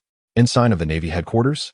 Given Moen's contributions in this affair, a promotion to the rank of lieutenant would not have been unwarranted, especially considering his role in saving an entire village. A promotion to major would have been entirely justified. However, the headquarters had deemed Moen's actions too sensitive for public acknowledgement, thus opting for a more tempered reward of an ensign rank at headquarters. Zephyr, observing the rank that accompanied the document, felt a twinge of dissatisfaction. After all, they were dealing with the notorious pirate Waters. It would be prudent to find a few ensigns at Navy headquarters capable of contending with Waters. Moen casually switched his military insignia from a lieutenant in the main unit. He elevated himself to the rank of major upon transferring to the branch office. The news of Moen's promotion swiftly spread throughout the internship ship, and everyone extended their heartfelt congratulations. When lunchtime arrived, the head chef returned with a multitude of unknown beasts and wild fruits. Time was of the essence. "So let us feast on roasted meat," the head chef shrugged and remarked to Zephyr. Zephyr expressed no objections, and the trainees also showed great enthusiasm for this sumptuous barbecue banquet. Moen sat leisurely beneath the shade of a tree, savoring a large bone. Ain approached, mindful of her figure, and opted for merely a handful of wild fruits and a morsel of roasted meat. "Moen, I truly must express my gratitude," Ain said softly as she settled beside him, her gaze drifting toward Zephyr in the distance, sternly reprimanding a group of trainees. Moen voiced his confusion, wondering where this was coming from. Ain, observing Moen's bewildered expression, couldn't help but chuckle. "You know, Teacher Zephyr was once referred to as the one who spared the great general." Moen nodded. This was a universally acknowledged truth. However, it was later that pirates inflicted harm upon Zephyr's family. On lowered his head. "That was a long time ago, a period before I had joined the Navy. Furthermore, in the aftermath," Moen fell silent, acutely aware of what Ain was about to express. It was a lamentable past that had irrevocably altered Zephyr's fate. Of the entire crew of students, only Binz and I survived. Ain's tone gradually steadied, devoid of emotional fluctuations. "We have burdened Teacher Zephyr, Edward Weevil, the notorious pirate with a bounty of 480 million. He is hardly a match for Teacher Zephyr. It is we who have dragged him down. Unbeknownst to me, Binns had also approached, clutching a goblet and incessantly pouring its contents into his mouth. Teacher Zephyr was unable to confront Weevil directly. He did not engage in open combat, instead opting to slaughter the students aboard the training vessel. Amble, Londo, Stanson, all perished. Ein's eyes reddened with the recollection of that horrifying scene. Binns continued to wail. After that, Teacher Zephyr changed. He transformed into a different person. His compassion for pirates vanished, replaced by a relentless resolve as he organized a naval guerrilla force. Moen sensed that something was amiss. Teacher Zephyr had organized a guerrilla force? Then why did he still serve as a naval instructor? Ein wiped away the tears at the corners of his eyes, striving to calm his emotions. The reason was that Teacher Zephyr's guerrilla unit had not yet fully taken shape, thus functioning as a practical vessel for the Naval Academy. It was also thanks to your presence that Teacher Zephyr felt a glimmer of hope. Otherwise, this cohort of trainees would have been dispatched to the New World alongside the elite students. Moen helplessly shook his head, realizing that he had inadvertently delayed the emergence of the future Navy. However, Moen lowered his head, a glint of amusement in his eyes. If his memory served him correctly, the New World Navy comprised two branches, G1 and G5. Should the new Navy be established, he would inevitably become embroiled in its affairs. Thus, it could not afford to be as meager as depicted in the original narrative. The G5 branch, indeed, presented an excellent option. Once lunch concluded, Zephyr commanded all the recruits to board the ship, preparing for the voyage towards the G8 branch for respite. After all, only rudimentary repairs could be conducted here, and embarking on long-distance journeys could easily lead to mishaps. How does it feel? Zephyr stood at the bow of the ship, gazing at the villagers waving them off in the distance, feeling a surge of nostalgia. Moen smiled and waved in response to the villagers. When I enlisted in the Navy, my superior once imparted a profound statement to me. For the innocent who tremble at the tyranny of malevolent forces, our duty stationed upon the vast seas bears immense significance. We shall act in unwavering adherence to justice. Zephyr nodded, acknowledging the wisdom of Admiral Sengoku. Indeed, this declaration was made by Sengoku during a speech to the entire fleet when he served as the naval commander. At that time, the entire ocean was plunged into chaos following a proclamation by Roger, heralding the onset of the Great Pirate Era, leaving countless civilians in dire straits. As a harbinger of justice, Admiral Sengoku inspired all naval personnel to confront evil and engage in relentless battle. To the death. Chapter 25, G8 Branch. In the heart of the Grand Line's first half lies an island fortified like an impregnable fortress.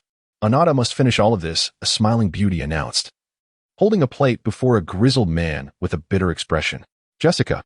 Jonathan felt a bead of cold sweat trickle down his brow as he beheld the plate brimming with vibrant vegetables. Anata. I must go prepare the food for the arriving training ship, she continued. Remember, we must not waste any food. With a graceful turn, Jessica flashed a smile at Jonathan. The commander of the G8 branch, Vice Admiral Jonathan, could only grimace as he picked up his fork, staring at the verdant vegetables and red radishes, utterly unsure of how to proceed. This was indeed a challenge. Jessica arrived at the naval mess hall, where a multitude of chefs were industriously preparing meals. As the training ship from headquarters was due to arrive shortly, along with the next shift of naval personnel ready for their meal. Observing the bustling scene, Jessica's smile gradually faded. Not only did the soldiers bear heavy burdens, but the logistical staff also faced their own struggles. After all, humans are like iron, and meals are akin to steel. One cannot function properly on an empty stomach. Not everyone is a naval admiral capable of enduring 10 days and nights without sustenance. Hurry up, everyone. The training ship is almost here. You there? Why is the curry burning so fiercely? And you, chop those radishes and toss them in. Jessica directed the commotion and began to prepare the ingredients herself. At the G8 branch's coastal port, patrolling soldiers were changing shifts. I heard that the training ship from headquarters is coming to our base for a rest. A cheerful sailor, having just completed his shift, inquired curiously of his captain. What is it like at headquarters? I have no idea. The squad leader, somewhat annoyed, smacked the sailor lightly, responding, as if I've been there. Apart from a few officers ranked captain and above, who has visited headquarters. It must be quite grand, gazing upon the majestic peaks and the formidable fortifications. The soldier began to yearn for the sight of the headquarters, which must be even more splendid than this. Ding, ding, ding. The lookout soldiers sounded the alarm upon spotting a naval warship, emblazoned with the insignia of the naval headquarters. The training vessel has arrived. With the lookout's fervent shout, the soldiers commenced a hurried dash to unseal the bay, preparing to welcome the training ship for respite. What a bastion of iron! Upon the training vessel, Moen perched upon the railing, his eyes fixed on the distant G8 branch. Unlike other branches, this was the last outpost in the first half of the Grand Line and also the farthest from the headquarters. The G8 branch was in the process of transforming a crescent-shaped island into a naval station, with the hidden reefs in the Crescent Bay serving as an excellent defensive trap. Following the directives of the G8 soldiers, the training ship safely reached the harbor. What on earth have you encountered? Disembarking unsteadily, Moen beheld an elderly gentleman, wearied and somewhat helpless, gazing at the training ship before him. The shattered hull was no longer a topic of discussion. Even the vaguely submerged keel exuded a sense of being fractured. Had they been ambushed from the depths of the sea? This is Mei Chao from our branch's maintenance team.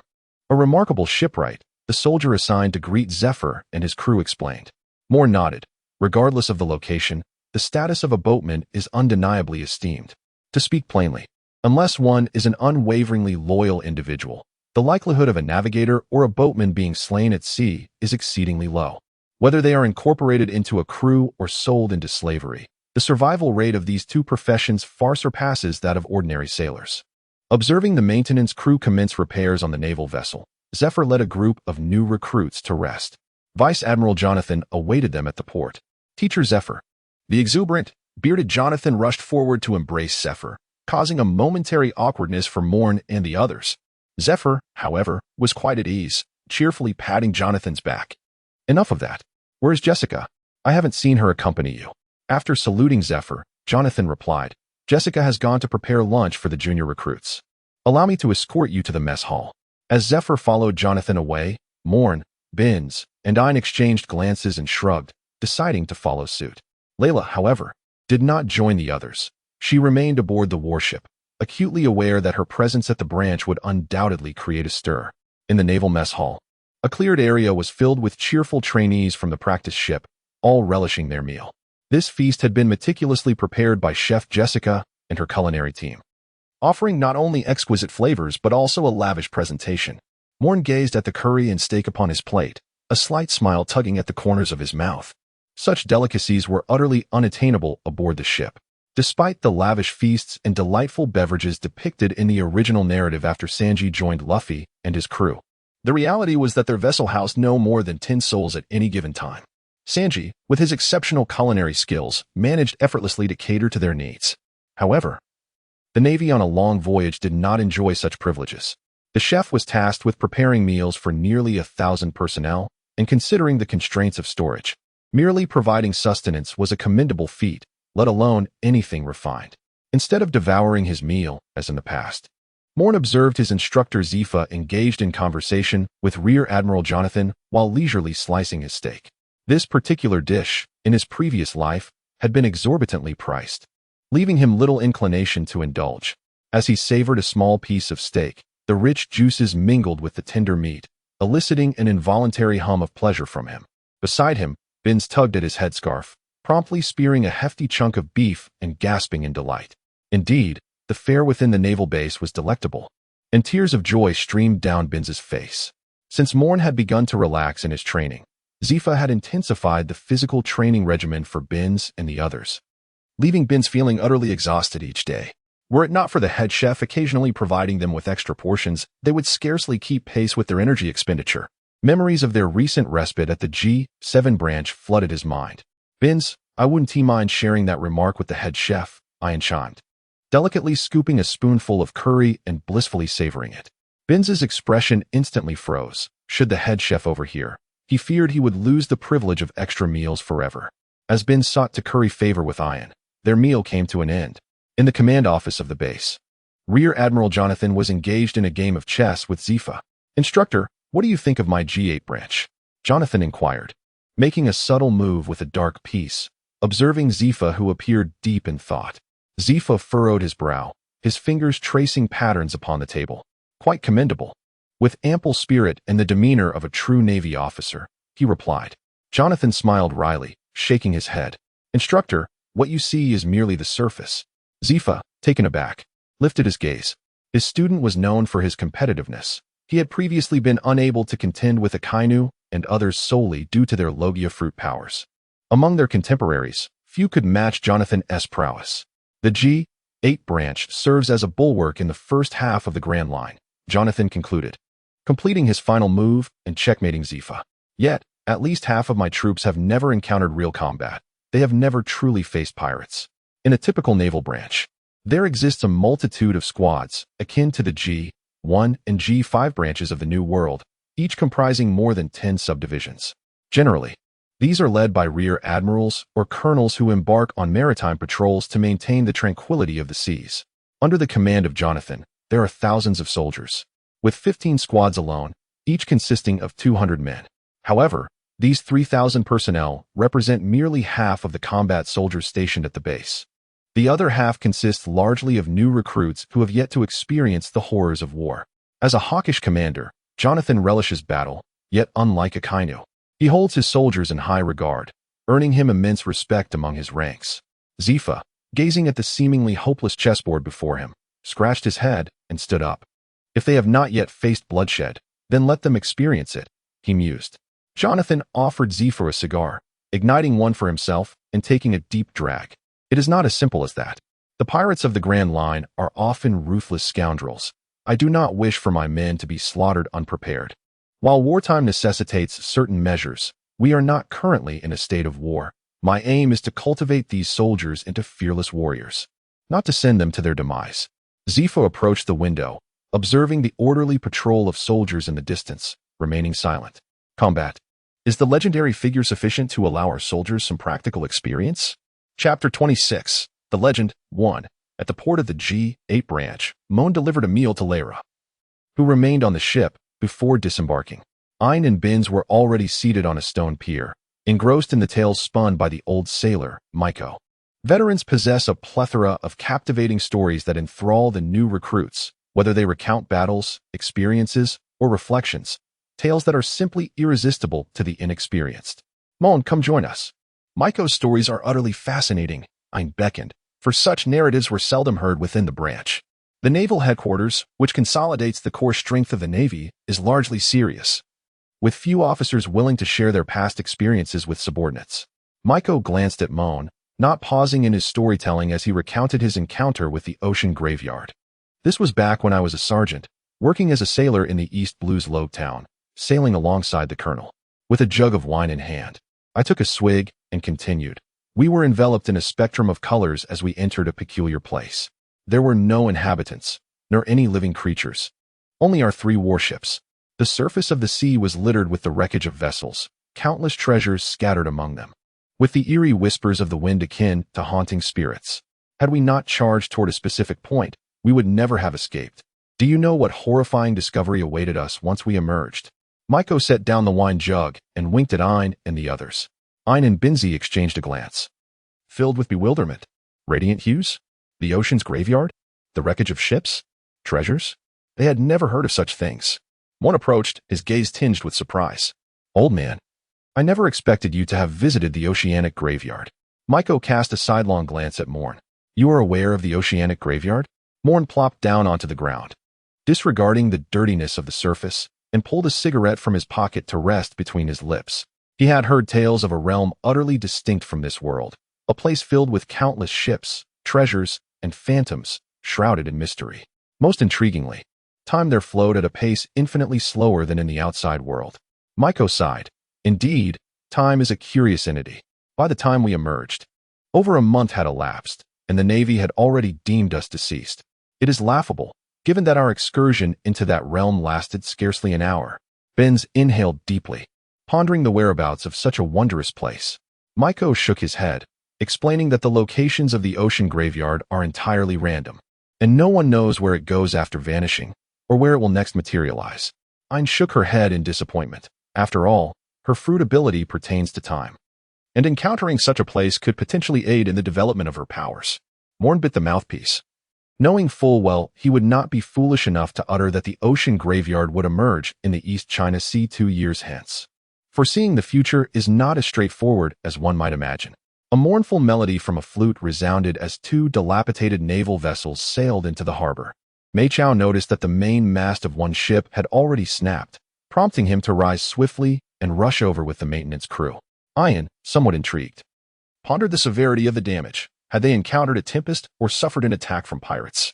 Binzi adjusted his headscarf, concluding it was likely the former. As the soldiers appeared uninjured, albeit somewhat disheveled, Moen nodded in acknowledgement. Indeed, his observation hockey had not detected anyone seriously injured. If an attack had occurred, it was inconceivable that no one had been harmed. HM? A fleeting glance revealed something to Moen. Swiftly, "Hey, Moen." Binzi turned to say something, but Moen had already vanished from sight. He paused momentarily, then inquired of Ein, "Where's Moen?" Ein rubbed his forehead and stood up as well, stating, "He has gone aboard that ship." Since he was not using his devil fruit abilities, Ein was able to match Moen's pace. On the damaged warship, soldiers were busy unloading various items from the vessel. Moen stood at the fractured mast, momentarily lost in thought. "What troubles you?" Ein inquired, approaching Moen with curiosity. "It is merely an ordinary mast, devoid of anything peculiar." "Gold Lion," Moen replied coldly, his palm resting on the broken section of the mast, damp earth clinging to his fingers. "What?" Ein was momentarily taken aback. "Sky Admiral, Gold Lion Shiki," Moen exclaimed, excitement igniting within him. He had not anticipated encountering this aging legend in such a place. "Sky Admiral."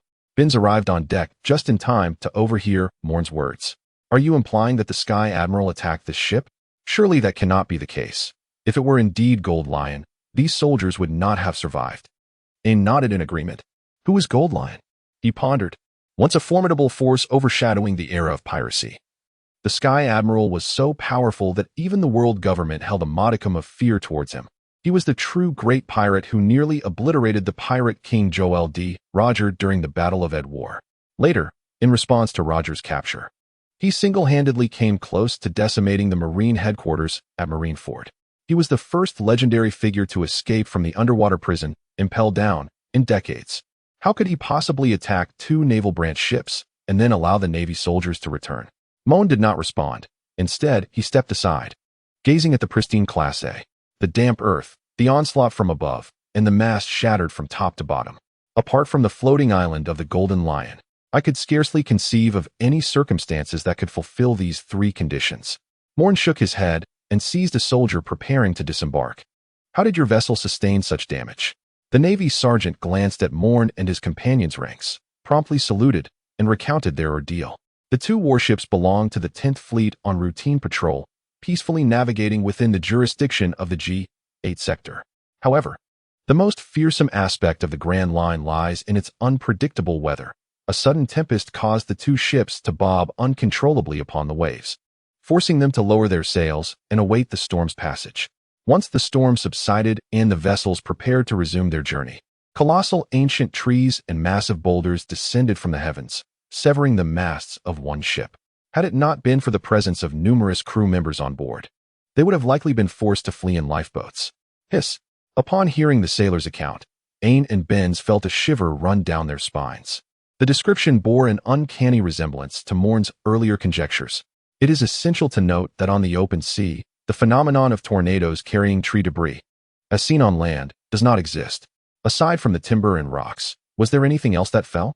Moen rose and touched the mast again, suddenly recalling something. "What was your course of navigation?" The sergeant pondered for a moment. "We were following the patrol route of the G8 sector, and we encountered this incident while on our return journey. As for other items, I heard that another ship discovered a barrel of wine." Upon hearing this, Moen instantly transformed into a beam of golden light, appearing atop another warship. Ein and Binz exchanged glances and, with a graceful leap, ascended to the deck of the other vessel. Moen had already instructed a sergeant to retrieve the barrel, as the circumstances surrounding this misfortune were rather peculiar, prompting them not to discard the barrel. The 3 men gazed silently at the barrel brought forth by the sergeant. It was an unadorned, large cask, devoid of any liquid, save for a few desiccated remnants. The exterior of the barrel bore a colossal blood stain, the knuckles distinctly visible, resembling that of a giant. "Moen, this." Binzi swallowed hard, eager to witness Moen's analysis. Judging by the handprint, it belonged to a being at least 5 meters tall. Moen narrowed his eyes, excitement gleaming in his gaze. The barrel exhibited traces of dried liquid that had sloshed about, indicating that their supply of spirits was undoubtedly dwindling. And discarding the barrel must have been an act of venting frustration. Moen's mind had begun to simulate the scenario. A colossal gorilla, thoroughly dissatisfied, hurled a desiccated barrel of liquor, which subsequently crashed against the trees or ground, stirring up a tempest that sent debris cascading from the floating island. Supplies. They were in dire need of supplies. Moen abruptly raised his head and spoke deliberately. I have spent 6 months in the naval archives, and I am acutely aware that, whether in the New World or the Grand Line, there have been no reports of lifeless islands vanishing for over 2 decades. Thus, it was evident that the Golden Lion could not sustain himself in the skies. Aang concluded for Moen that they must seek replenishment in inhabited territories. With this thought, the trio exchanged knowing smiles and promptly prepared to visit the command room to consult with teacher Zifa. If it truly was the Golden Lion Shiki, then this endeavor would undoubtedly yield significant merit. Outside the command room of the G8 branch base, Moen and his companions also overheard the words of Vice Admiral Jonathan. Moen smiled faintly and pushed the door open, stepping inside. Practical experience? Does the legend possess enough merit to allow your soldiers to hone their skills? P.S. Jiuyue's situation is quite unfortunate. The meticulously prepared Word document was inadvertently deleted during my tidying up. Thankfully, I can barely recall what I had written. Here is the first chapter. I will present the second chapter once it is completed. Sobbing. Jiuyue's first theatrical choice is indeed the Golden Lion. As this character has never exhibited any domineering presence, let us assume he is unable to wield his haki due to the helm of the ship. Ha ha ha. Chapter 27, Legend 2. So, do you all believe that the Golden Lion is up to mischief?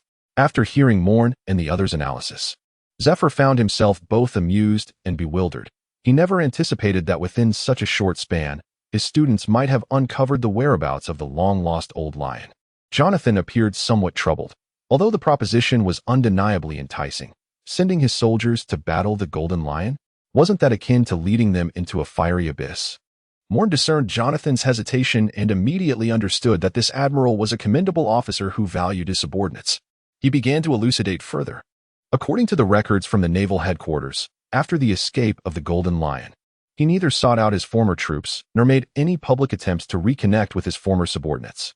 Thus, it can be asserted that he is no longer the formidable admiral commanding a grand fleet.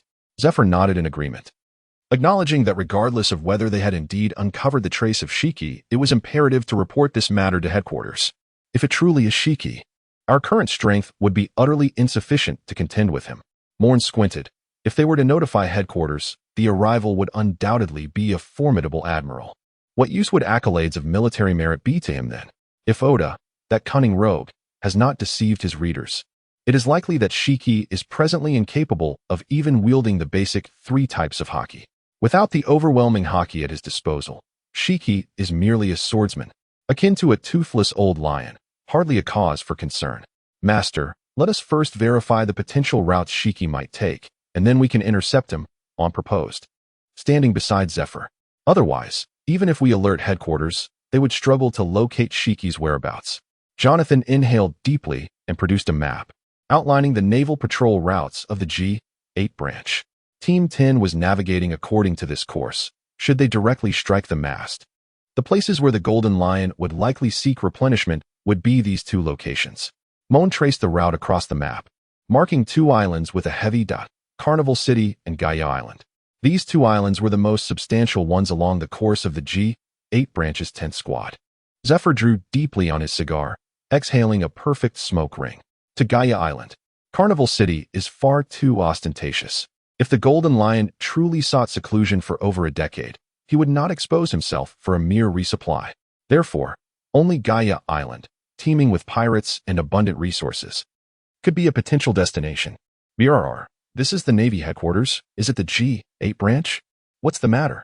Zephyr activated the transponder snail, and soon the voice of Fleet Admiral Sengoku resonated on the other end. Sengoku, it's me, Zephyr said in a low voice. I have intelligence suggesting that the Golden Lion may have resurfaced. What? A cacophony of furniture crashing echoed from the transponder snail, its anthropomorphic mimicry capturing Sengoku's astonishment. Zephyr, Are you implying that the Golden Lion might have reappeared? Where? He has been missing for over a decade. How could he suddenly show up? Even the CP has been unable to locate this wily fellow.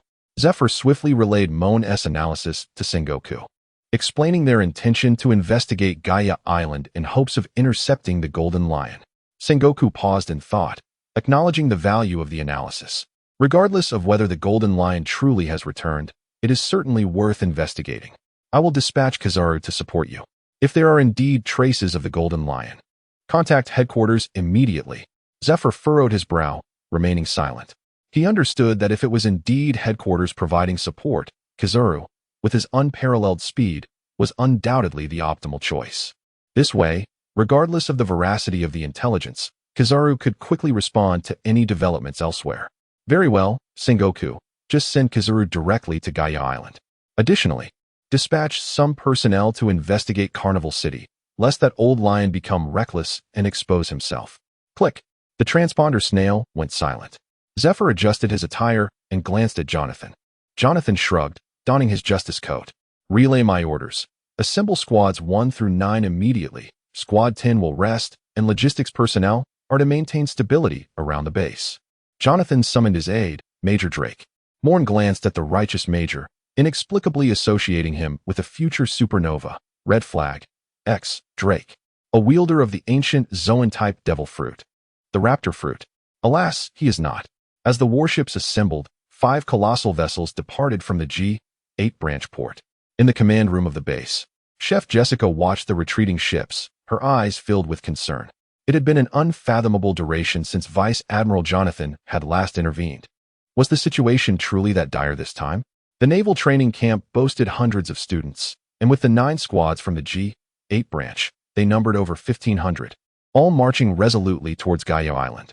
Along the way, they encountered several small pirate crews, yet Zephyr and his comrades exhibited no desire to engage, simply charging through. This left those small pirate crews startled, believing their demise was imminent. Gaia Island was not far from the G8 branch, at the speed of the warships. They would arrive in approximately half a day's time. Report to the commander, the recording device is displaying anomalies. There are interference islands along our course. The navigator, observing the erratically shaking recording device on his wrist, promptly informed Jonathan and Zephyr. Zephyr revealed a slight smirk. It seems the individuals we seek are indeed there. Jonathan took a deep breath, commanding, all units, full speed ahead. On the deck, Moen stood by the railing, feeling the moist sea breeze ahead. System. What are my chances of victory should I engage in battle with the Golden Lion? Moen quietly inquired of the system. Based on your recollection of that Golden Lion, the maximum is 60% and the minimum is 10%. The system earnestly analyzed. Such a vast disparity? Moen pondered, perplexed. It seemed implausible that the difference could be so significant. If the Golden Lion is capable of utilizing its imposing aura, there is a 90% chance you shall perish there, with only a 10% chance of escape. Conversely, if the Golden Lion is unable to exert its dominance, merely elemental transformation could exhaust it.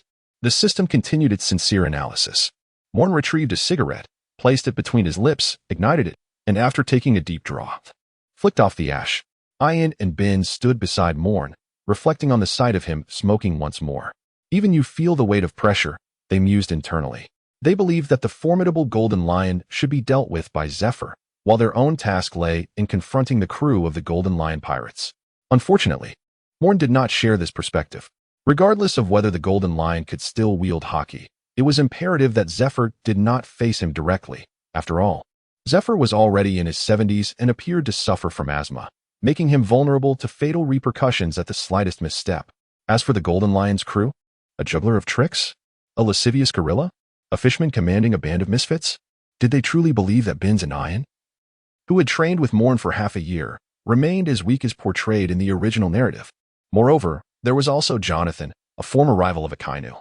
On their side, with the speed of Kizaru, he could reach Gaia Island from headquarters within a day, provided he did not dawdle this time. Discarding the cigarette but into the sea, Moen exhaled 2 plumes of white smoke from his nostrils. Ahead, the outline of an island began to emerge. Halt, Jonathan commanded. And all vessels came to a standstill.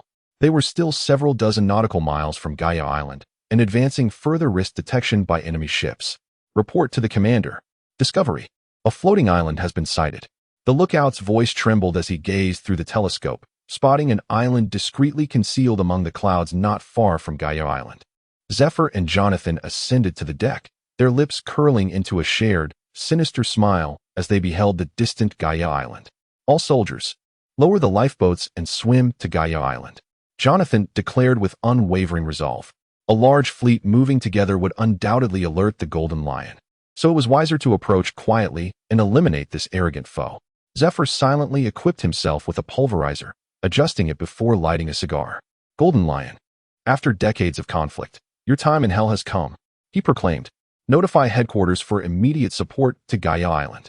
Chapter 28, Legend 3, Jiuyue Island, Magic Valley Town. This small town, situated in the first half of the Grand Line, is notorious for being a haven for pirates. Merchants and common folk alike relied on the pirate trade for their livelihoods. Here, bounties and strength reigned supreme. Within a tavern in Magic Valley Town, a gigantic gorilla, standing nearly 10 meters tall, sprawled on the floor, guzzling from a barrel the size of a palm. Meanwhile, a middle-aged man with a blue explosion of hair danced silently nearby. The gorilla paid no heed to the man's performance, closing his eyes as he poured more drink into his mouth. Calicalascarito, stop drinking. We need to return. Otherwise, scarred old man Shiki may become displeased. The red-haired gorilla, scarred old man, opened his eyes, revealing a distinctly ferocious demeanor. With a crack, as scarred old man rose, the crisp sound of a bone fracturing reached their ears. It turned out that the bar owner, who was about to deliver drinks, had been crushed under scarred old man's weight. Dr. Indigo began to dance animatedly once more. Yet scarred old man remained oblivious to his words. It had been nearly 20 years, and this fool had performed a silent act for 2 decades, with no one comprehending his gestures. It seemed that old man Shiki understood. Scarred old man tapped his head and then seized a barrel of liquor, following Indigo out of the bar. As for the payment, the owner was deceased. To whom should it be given? At the port of Magic Valley Town, a transport ship, devoid of a pirate flag, was feverishly unloading supplies. Dr. Indigo, with scarred old man in tow, arrived at the port without paying heed to the underlings laboring to transport goods. He swiftly retrieved a phone bug from his pocket. Buzz, buzz. The phone bug immediately morphed into a long-haired figure with a fierce gaze. Old man Shiki, in approximately half an hour, the supplies will be replenished. Indigo reported to the phone bug. A muffled grunt emanated from the other end, as though the individual was quite uncomfortable, and the call was abruptly terminated. A flicker of concern flashed in Indigo's eyes, quickly replaced by tranquility. Scarred old man strolled onto the ship, his gaze fixated on a nearby pirate vessel. Soon, they would hoist the pirate flag and become a nightmare for this world. Suddenly, scarred old man's eyes sparkled, and his breathing quickened. He leapt off the ship, shaking Indigo wildly, gesturing frantically towards the sea. Dizzied by scarred old man's fervor, Indigo finally grasped the meaning behind his antics, his expression turning peculiar.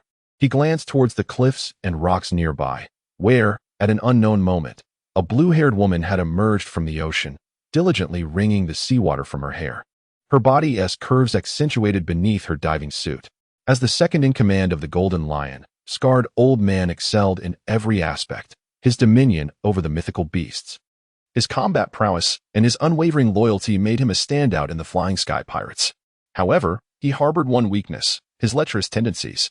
More importantly, this creature, despite being a gorilla, inexplicably had a profound fondness for human beauties, due to the necessity of keeping Shiki's plans concealed. Every resupply or act of plunder was executed with utmost caution, rarely involving the abduction of women, let alone those deemed worthy by Scalito. You there? Go fetch that woman for Scalito. Indigo casually instructed a few lackeys, showing little concern for their success. After all, they belonged to the aerial pirate crew. And even the foot soldiers were far superior to mere fish in the vast sea. The lackeys, upon being pointed out, glanced at the slender figure of the girl in the distance, their eyes instantly sparkling with interest. However, the knowledge that she was desired by Scalito quickly dimmed their enthusiasm, replacing it with a tinge of regret. Shaking off their hesitation, they approached the girl. Meanwhile, Indigo turned his attention back to overseeing the transport of supplies. This resupply had to be ample, as they wouldn't be able to descend from the floating island for at least 6 months. Shiki's plan had reached a critical juncture. And as a key player, Indigo found himself unable to leave. In truth, the aerial pirate crew lacked capable individuals, aside from himself and that lascivious gorilla. There was only a foul-smelling fishman. This realization led Indigo to conclude that he was indeed the most significant asset. He relished the thought of returning to put on another performance for Shiki. Suddenly, a heart-wrenching wail pierced Indigo's ears. Irritated, he turned to see that the lackeys he had dispatched were now lifeless, their bodies gruesomely severed. The blue-haired girl stood coldly, wielding 2 short blades. Having swiftly dispatched them all, Scalito, witnessing this spectacle, trembled with excitement. A gem, an absolute treasure. This woman was unlike any he had encountered in the villages they had pillaged before. With a surge of determination, Scalito leaped towards the girl, his mountainous fists blocking the sunlight and casting a shadow over her. The girl, unfazed by the impending threat, calmly sheathed her blades, observing the airborne gorilla with quiet composure. Ah, a rare species indeed. Tell me, gorilla, have you ever been kicked by light? Her mocking voice reached Scalito's ears, and before he could comprehend the situation, a swift kick, like a flash of light, struck his head, sending him crashing back to the transport ship. Damn it all. Indigo narrowly evaded the gorilla's descent, but the transport ship remained immobile, with several transport soldiers crushed beneath Scaridu, their breaths extinguished. He reached out, feeling the dampness beneath him. Scaridu gazed at his right hand. Imbued with the scent of alcohol, beads of cold sweat forming on his forehead. Trembling, he glanced down, realizing he was atop a consignment of liquor. With a surge of panic, Scaridu leaped up. If there was anything the captain of the flying pirate crew, Gold Lion, could not abide, it was the failure of a scheme meticulously crafted over nearly 2 decades. Equally unacceptable was the unsuccessful transport of supplies, particularly the alcohol. Moments ago, Shiki had carelessly hurled a barrel overboard, nearly crushing a group of rare beasts. Had it not been for Scarito's intervention, Shiki's plans could have been delayed for years. Scaridu gestured frantically at Indigo, his expression twisted in alarm. Indigo, with a stern countenance, observed the young man nearby, who was smiling at him. Feeling at a loss for what to do, just as Scaridu fretted over the impending consequences from Shiki, Indigo realized they were surrounded. A contingent of soldiers clad in drenched uniforms silently encircled the transport vessel, their muskets fully loaded, an ominous aura sending shivers down Indigo's spine. With a mechanical rumble, Indigo was horrified to see a purple-haired elder wielding a massive machine appear at the center of the navy. It was former Admiral Zifa. Zifa pulled out a cigar from his pocket, but it was too wet to ignite. Dr. Indigo, ship's doctor of the Gold Lion Pirates. Zifa revealed a sinister grin. It's been 18 years, hasn't it? Where's Gold Lion? Indigo instinctively retreated, yet found himself completely surrounded, with no avenue for escape. Scaridu, realizing their dire predicament, despite his high intelligence, was oblivious to the external circumstances and the formidable presence before him. He leaped high and struck at Zifa with a heavy fist. The force condensed into a palpable wave, the air splitting apart as it surged toward Zifa. Monkey, your strength is insufficient. Zifa scoffed, swiftly evading with the 6th form of shave, appearing directly before Scaridu. With a mighty swing of his colossal crusher, he sent Scaridu flying several meters, crashing back onto the transport ship. Clutching his grievously injured chest, fear flickered in Scaridu's eyes. One punch. He had been defeated. For this battle, he had even arranged for Ein to use a time reversal for Zifa. Moen sauntered over leisurely, golden sparks emanating from his fingertips. Ein's time reversal fruit possesses the extraordinary ability to turn back an individual's time by 12 years, and with repeated use, it could potentially obliterate a person entirely. This fruit is an epitome of rule-based devil fruits, rivaled only by the likes of Sugar's Hobby fruit under Don Quixote da Flamingo, Perona's ghost fruit affiliated with Gecko Moria, and the sluggish fruit wielded by the infamous Splithead.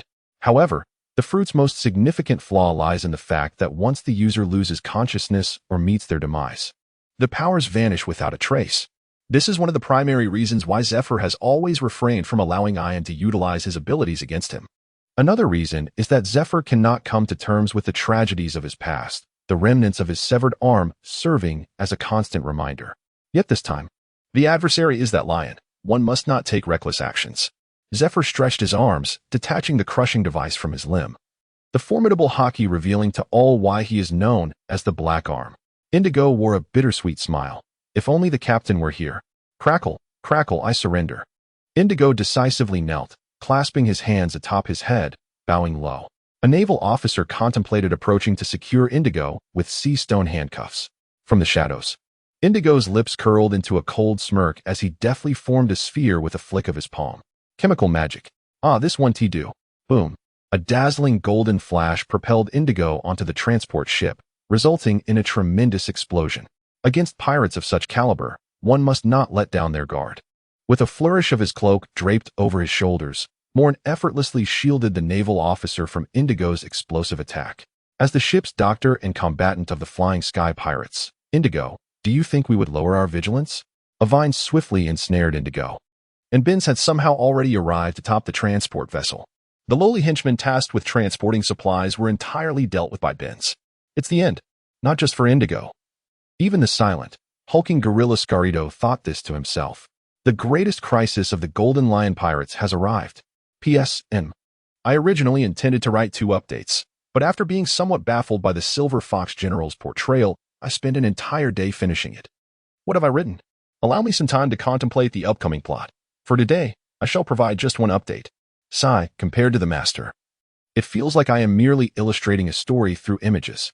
Here, I humbly seek a few recommendation votes. Alas, I feel too embarrassed to ask. Chapter 29, Legend 4. Moen ignited a cigarette, a smile gracing his lips as he squatted before Indigo, exhaling a delicate smoke ring. According to your recent conversation, the Golden Lion will not arrive for another half hour to escort you back, correct? Indigo, observing the swirling smoke around him, offered a somewhat awkward smile. Zephyr flexed his wrists, suggesting, shall we lie in wait for the Golden Lion on this island? Jonathan furrowed his brow, concerned about the uncertainty of whether the Golden Lion would indeed fall into their trap. He will. Boss Shiki is bound to come. Indigo quickly interjected. We are of utmost importance. At this moment, he felt the pressing need to assert his value, for the alternative could very well lead to his immediate demise and sacrifice. Moen exhaled a plume of smoke, his gaze imbued with a chilling intensity. Indigo, tell me, can the Gold Lion still wield haki? With observation haki unfurled. Moen fixated on Indigo's eyes. The intensity of his stare made Indigo's scalp prickle, causing his eyes to involuntarily dart about. Suddenly, a beam of golden light pierced through Indigo's thigh, leaving behind a gaping wound that oozed blood. Ah! Indigo writhed in agony, hastily exclaiming, I can't do it anymore. Captain Shiki sustained grave injuries at the Battle of Edwar, rendering him unable to use haki for years. Upon hearing Indigo's revelation, Zephyr's eyes sparkled with delight. If the Gold Lion was indeed incapable of employing haki, his own chances in a confrontation would significantly improve. After all, in high-stakes battles, the potency of haki can decisively sway the outcome. Ein shook his damp, cascading locks and approached the fallen Indigo, stating, we must still cleanse this island. There are numerous pirates remaining. At this, Zephyr finally directed his attention to the 10 or so pirate ships anchored nearby. With a disdainful snort, he commanded Binns to lead the new recruits from the training ship to confront the pirates in Magic Valley Town. Accompanying them were Ein and Moen, while Jonathan dispatched his own men as well. As they prepared to engage a legendary foe, even one past his prime, the battle could not afford any missteps. Amidst the sky filled with laser beams and the intermittent flickers of dark flames, the audacious pirates of Magic Valley Town faced their inevitable demise. This time, there would be no need for captives. The gathering of pirates in Magic Valley Town was not particularly formidable. The strongest among them merely a small-time pirate with a bounty of 30 million, who was swiftly eliminated by Moen's laser. Yawning widely, Moen glanced at his watch. There were 5 minutes remaining until the half-hour mark. Ein wiped the blood from his dagger with a tattered cloth. Binns, invigorated, approached, leaving the remainder of the cleanup to the Navy. Moen handed Binns a cigarette, his gaze towards the sky gradually turning fierce. Unbeknownst to them, a shadow had long since descended upon the town of Magic Valley. The clouds that once enveloped the floating island vanished. With a soft buzz, Ein retrieved a small communication device from his chest, and upon connection, it was Zephyr instructing them to return. Moen shook his head. The main event had arrived. It appeared that the legendary figure was not particularly punctual. Glancing at his watch and sensing the overwhelming aura of dominance, Moen grinned, transforming into a streak of golden light that dashed towards the coastline. Ein and Binns could only leisurely follow behind. On the coast, a man hovering in the air wore an expression of displeasure as he regarded the purple-haired elder before him. I never anticipated that a bunch of useless fools would actually be caught by you, Zephyr. The Golden Lion, with his flowing golden locks, bit down on a cigar, his face a mask of disdain. Zephyr twisted his neck slightly, showing no interest in engaging in banter with Shiki. Instead, he directly concentrated his haki and charged forward. Slash wave. Shiki smirked, his swift leg blades slicing through the air as he unleashed a massive strike towards Zephyr. Clang. The dark haki gathered around Zephyr's wrist, allowing him to withstand the tremendous blow. Shiki, is that all the strength you can muster?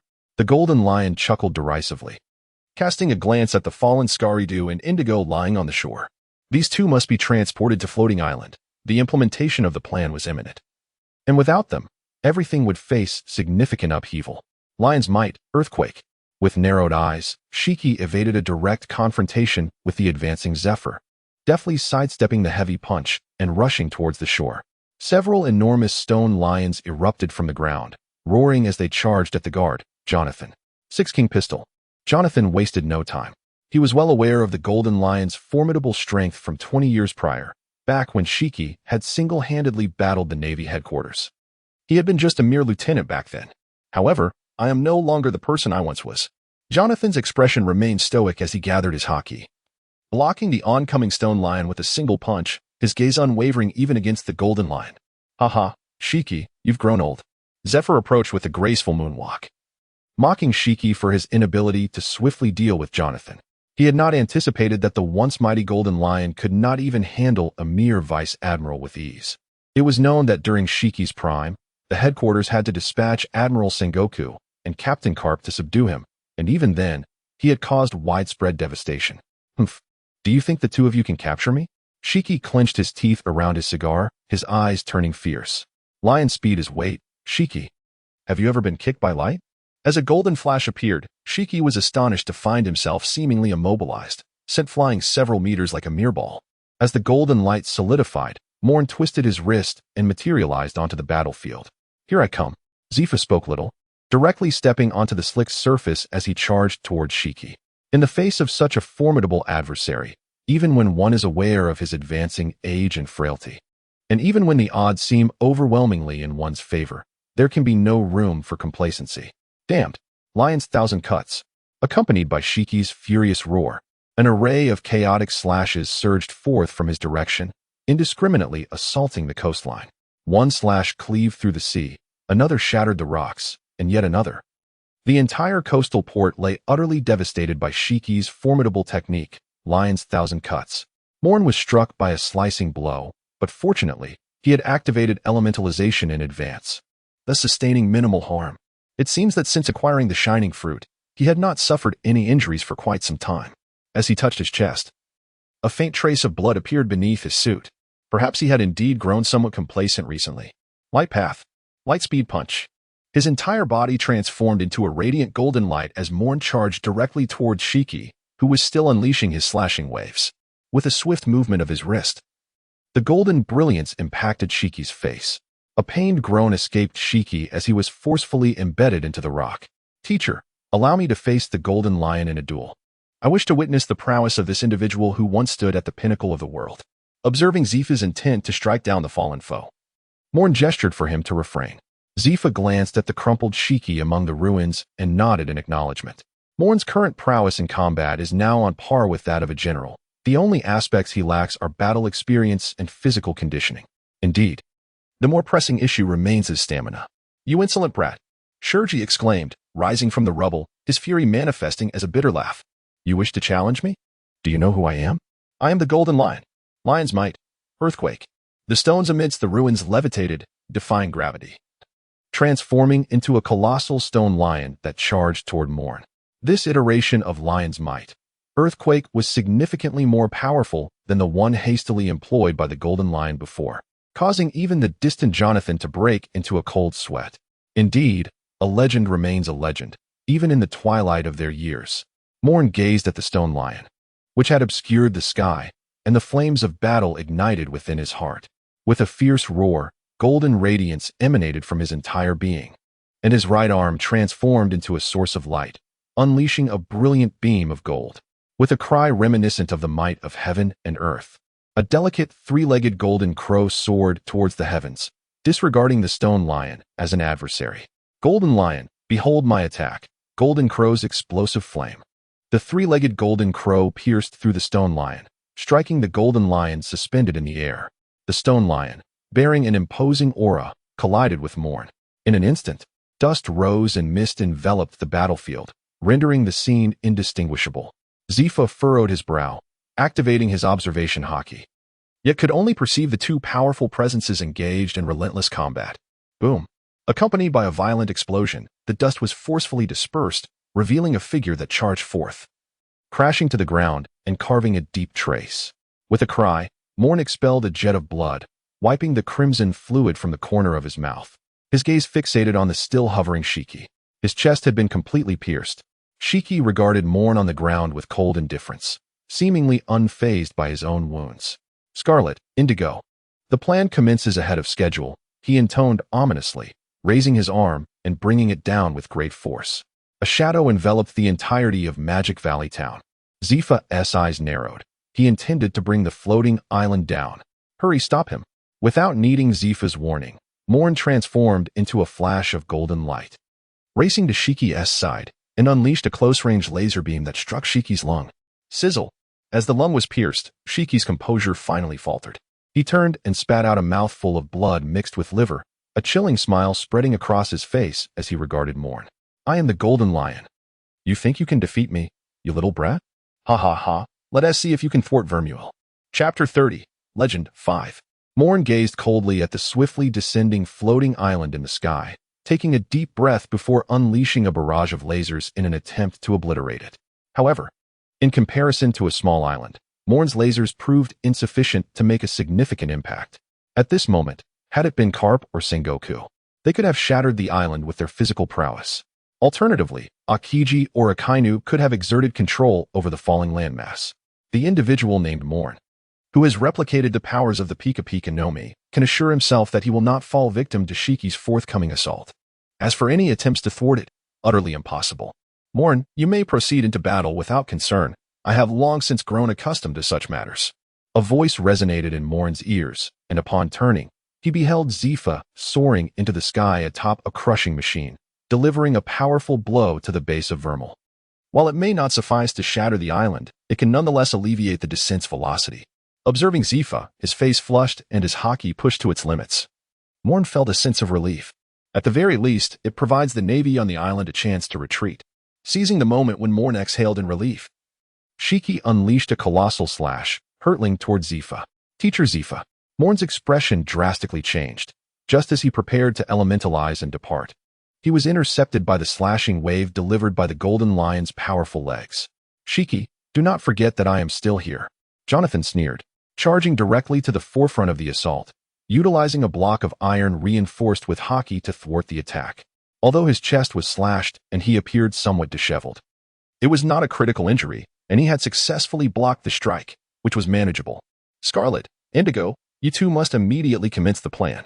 A smile unexpectedly surfaced on Shiki's face. His objectives had been fulfilled. At this moment, this little brat, having exhausted his energy, was detained by him. While Zifa needed to confront Vermeil, and that admiral was also obliged to ensure Zifa's safety, leaving Scarlet and Indigo without any oversight. With a sinister chuckle, Indigo unleashed several orbs of varying colors. Trouble. Moen furrowed his brow, unleashing golden gusts from his legs to confront Shiki. With a few deft finger taps, a laser beam directly struck the chemical magic emitted by Indigo. Meanwhile, Scary-Doo, without much thought, let out a series of roars directed at the heavens. In the air, Zifa's complexion shifted dramatically as he sensed the island on his shoulder beginning to tilt, the result of a multitude of creatures gathering along Scarido's coastline. Accompanied by Scarido's thunderous cries, a horde of grotesque beasts descended, encircling the grounded Jonathan. Is this your grand scheme? Moen taunted while clashing with Shiki using his lightspeed martial arts. Don't underestimate the precious beasts I have labored over for 18 years. The Golden Lion exhaled a smoke ring, its gaze fierce as the speed of its leg movements increased significantly. Lion's thousand cuts. An endless wave of slashes once again filled the sky. This cannot continue. Moen composed himself. The most pressing threat was the airborne Zifa. It was impossible for Zifa to sustain the weight of the island for much longer, and Jonathan, surrounded by those beasts, would not last indefinitely. A swift resolution was imperative. Without the imposing Golden Lion, He was merely a swordsman of lesser stature, with his strength primarily derived from the synergy of his fruit abilities and swordsmanship. Not worthy of fear. Yada no Kagami. After a moment of contemplation, Moen transformed into a beam of golden light, appearing mid-air with crossed arms, fingers shaped like a bird's beak. A blinding cross of golden light took form, sweeping away the slashes unleashed by Shiki, while simultaneously dispatching several peculiar beasts. On the other side, Scaridu had begun to gang up on Jonathan alongside Indigo. Despite being swiftly defeated by Moen earlier, had it not been for Moen's overwhelming speed that left them no room to breathe, these two would have matched the combat prowess of a vice-admiral. Kid, perhaps you should focus on your own affairs, Shiki exclaimed, irate that Moen still had the presence of mind to concern himself with Zifa. I am the Golden Lion. You dare to divide your attention while fighting me? Lion's might. C-roll. The powers of the float fruit reached their zenith. As Moen beheld a colossal sea lion soaring into the sky, intent on engulfing him. Interesting indeed, Golden Lion. Your float fruit must have awakened by now. A bead of cold sweat trickled down Moen's forehead as he forcibly unleashed his ultimate flash, shattering the sea lion and exhausting considerable stamina. Shiki spat out the cigar from his mouth, inadvertently expelling some of the blood that had accumulated within him. I know nothing of awakenings, or whatnot. Regardless, you shall meet your demise here today. With a flourish, he unleashed a flurry of slashes akin to a reckless extravagance. Moen could only curse inwardly. He had never witnessed such reckless abandon, launching a grand technique from start to finish. No wonder the creator god weakened you. You deserve it. Light path.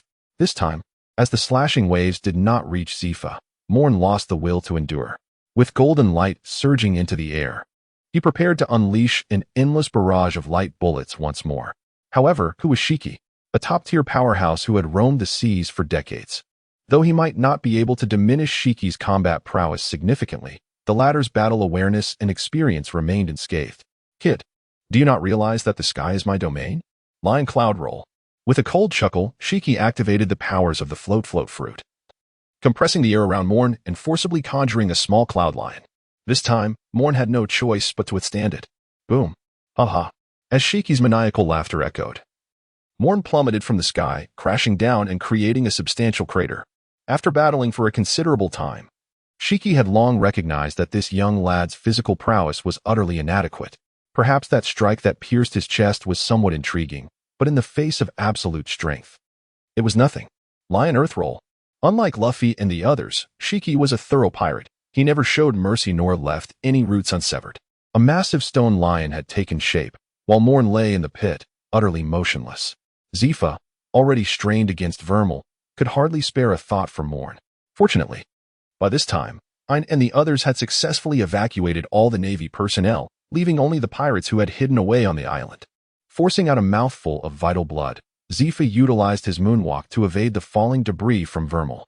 How frightening indeed. Golden Lion, you are truly terrifying. The golden flashes coalesced, and the 3-meter-tall Marine Admiral wielded a golden sword, cleaving through the attacking stone lion. Kizaru had arrived to provide support. Brother, you seem to be in quite the predicament. Kizaru turned his gaze towards Moen in the pit, a playful smirk on his lips. Internally, he was immensely surprised. As a user of the glint fruit, he could instantly discern that Moen was on the brink of awakening his powers. Truly a monster. Each one of them is profoundly formidable. The yellow ape let out a couple of scoffs. He had actually arrived quite some time ago, yet he refrained from taking action. It became apparent to him that the Golden Lion had significantly diminished in combat prowess. After all, if a mere junior could stand against him, why should he intervene? However, during the recent assault, the yellow ape found it necessary to act, for Moen was utterly incapable of defending himself. It could be said that he wished to resist, but his body simply would not comply. Now, having been cast down from the sky, Moen had become an amorphous mass of light, which elucidated the reason behind the yellow ape's decision to engage. Moen, the fruit has awakened. Radiant annihilation, accompanied by a chilling shout that echoed across the heavens. 18 golden rays of laser light shot forth from the void, piercing through the body of the Golden Lion without leaving a single blind spot. Hiss. Skeet's eyes were filled with disbelief as he trembled, gazing at the deep pit on the ground. Moen is gradually solidifying his form. Ding. The awakening of the shimmering fruit has been successfully completed, granting the skill. Awakening, Radiant Extermination. Awakening, Radiant Extermination. A flawless judgment of light. Ding. The buff for 1,000-fold speed development of the fruit has vanished. Chapter 31. Legend. Final chapter. 1,000-fold fruit development. When Moen replicated the abilities of the first fruit, he acquired this buff, allowing him to develop fruit abilities at a speed 1,000 times that of an ordinary person. Otherwise, how could Moen so effortlessly master the fruit abilities that Jiuyue had developed over decades? No genius could surpass such extraordinary talent. The young demon, Gold Lion, observed the poised Zephyr, the somewhat languid yet tense Jiuyue, and Moen, who had just awakened his fruit abilities, with a gaze of silent contemplation. Just moments ago, the descent of Vermeule had utterly shattered his plans. Scaridew was dead, Indigo was dead, and the rare beasts cultivated over more than a decade had perished as well. I am Gold Lion. Do you think you can capture me? Haha. Gold Lion laughed heartily, his eyes fierce as he placed his hand upon his head. Where the spoils of the Battle of Edwar lay, Moen witnessed the actions of the Golden Lion, his expression shifting dramatically. Quickly, Teacher Zephyr, Admiral Jiuyue, stop him. Without waiting for others to react, he transformed into a streak of golden light, soaring into the sky. Light execution. 18 golden flashes coalesced once more, yet this time, they failed to breach the defenses of the Golden Lion. The dense, ink-like coating of Haki was simply beyond what Moen's golden light could penetrate. With a sharp sound, the helm fell to the ground, causing the Golden Lion's entire body to tremble, blood oozing from his crown. His eyes began to redden, and an overwhelming aura emanated from him, casting the entire sky into a dark crimson hue, where his presence unleashed astonishing destructive power. Conqueror's Haki. The might of the Golden Lion, the pinnacle of strength absent for a decade, returned with the departure of the helm. Little brat, don't you dare perish. Observing Moen's desperate resistance against his might, the Golden Lion let out a chilling sneer. Lion's 1,000 cuts. This time, the waves of slashes were black. In a bid to withstand the Conqueror's Haki, Moen was caught off guard, his body cleaved in two. Fortunately, he had barely activated his elemental form in advance, mitigating much of the damage. Truly, how terrifying. Jiuyue, shedding his languid demeanor, positioned himself protectively in front of Moen, raising his hand to unleash a golden laser. In contrast to Moen, Jiuyue understood the optimal application of his fruit's powers at this juncture. Zephyr had once remarked that Jiuyue relied too heavily on his abilities. Indeed, with such speed akin to light and striking power like a flash, who would toil to hone their physical prowess? After all, his fruit abilities compensated perfectly for any shortcomings. Even Moen sensed this, having experienced a shift in character after replicating the light fruit. Little Flash, you've grown into an admiral, haven't you? So, Sengoku and Garp are not here this time. The Golden Lion engaged in casual conversation with Jiuyue while unleashing black slashes. His time was limited. Having vanished for over a decade, could the Golden Lion not continue to live as a legend? Why must he stir up such turmoil? Without even glancing, Jiuyue delivered a golden slash, continuing the exchange with the Golden Lion. Ha ha, I am the Golden Lion. That fool Roger sacrificed his life to usher in this so-called Great Pirate Era. Just look at the dregs he has led forth. I shall show them what a true pirate is. Lioness Cloud Roll. 8 Shaka Jewel. Unlike Moen's light projectiles that engulfed the sky, the Golden Lion had no choice but to evade their brilliance, dispersing his control over the air. Light execution. 18 beams of golden light once again enveloped the body of the Golden Lion. The Golden Lion could scarcely fathom that the severely wounded Moen, whom he had cleaved in two, still possessed the capacity to fight. Caught off guard, he was pierced through the chest. This time, it was the heart that was struck. With a splutter, blood gushed forth, and the Golden Lion's disheveled appearance resembled that of a malevolent spirit. Lion Demon. Golden Crow Explosive Flame. Accompanied by the flickering of golden light, the Golden Crow, akin to a second sun, directly struck the wound atop the Golden Lion's head. Much like a bullet penetrating a watermelon, the Golden Lion had fallen. As the corpse of the Golden Lion plummeted, Moen, who had been pierced through the chest, lost consciousness and subsequently descended into the sea. Gurgling, the taste of the ocean was indeed repugnant. Unconscious, Moen unwittingly swallowed a mouthful of seawater. The icy sting of water entering his lungs roused a flicker of awareness. Yet, having entered the vast sea, his entire body weakened. He found himself unable to move. Fortunately, Zephyr had leaped into the sea to rescue Moen. Otherwise, this future admiral of the Navy might have drowned.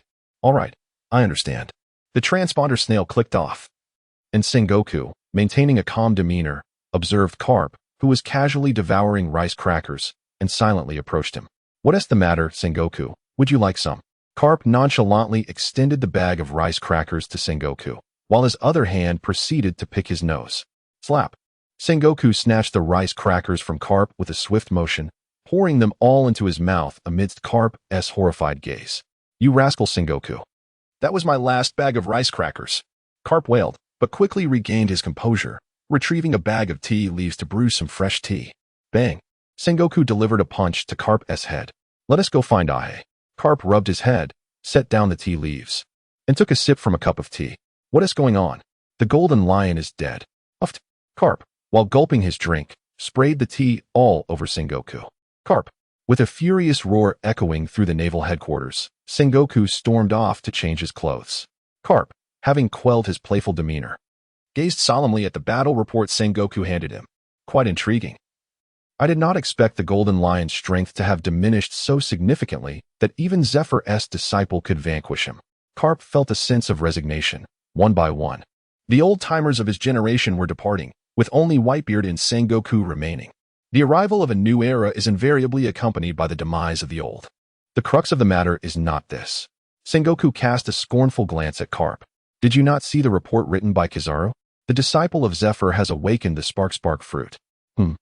It is indeed the spark fruit.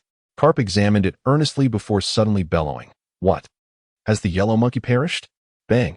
The newly arrived Vice Admiral Tsuru, disregarding her dignified demeanor, delivered a punch to Carp. The report had been crystal clear.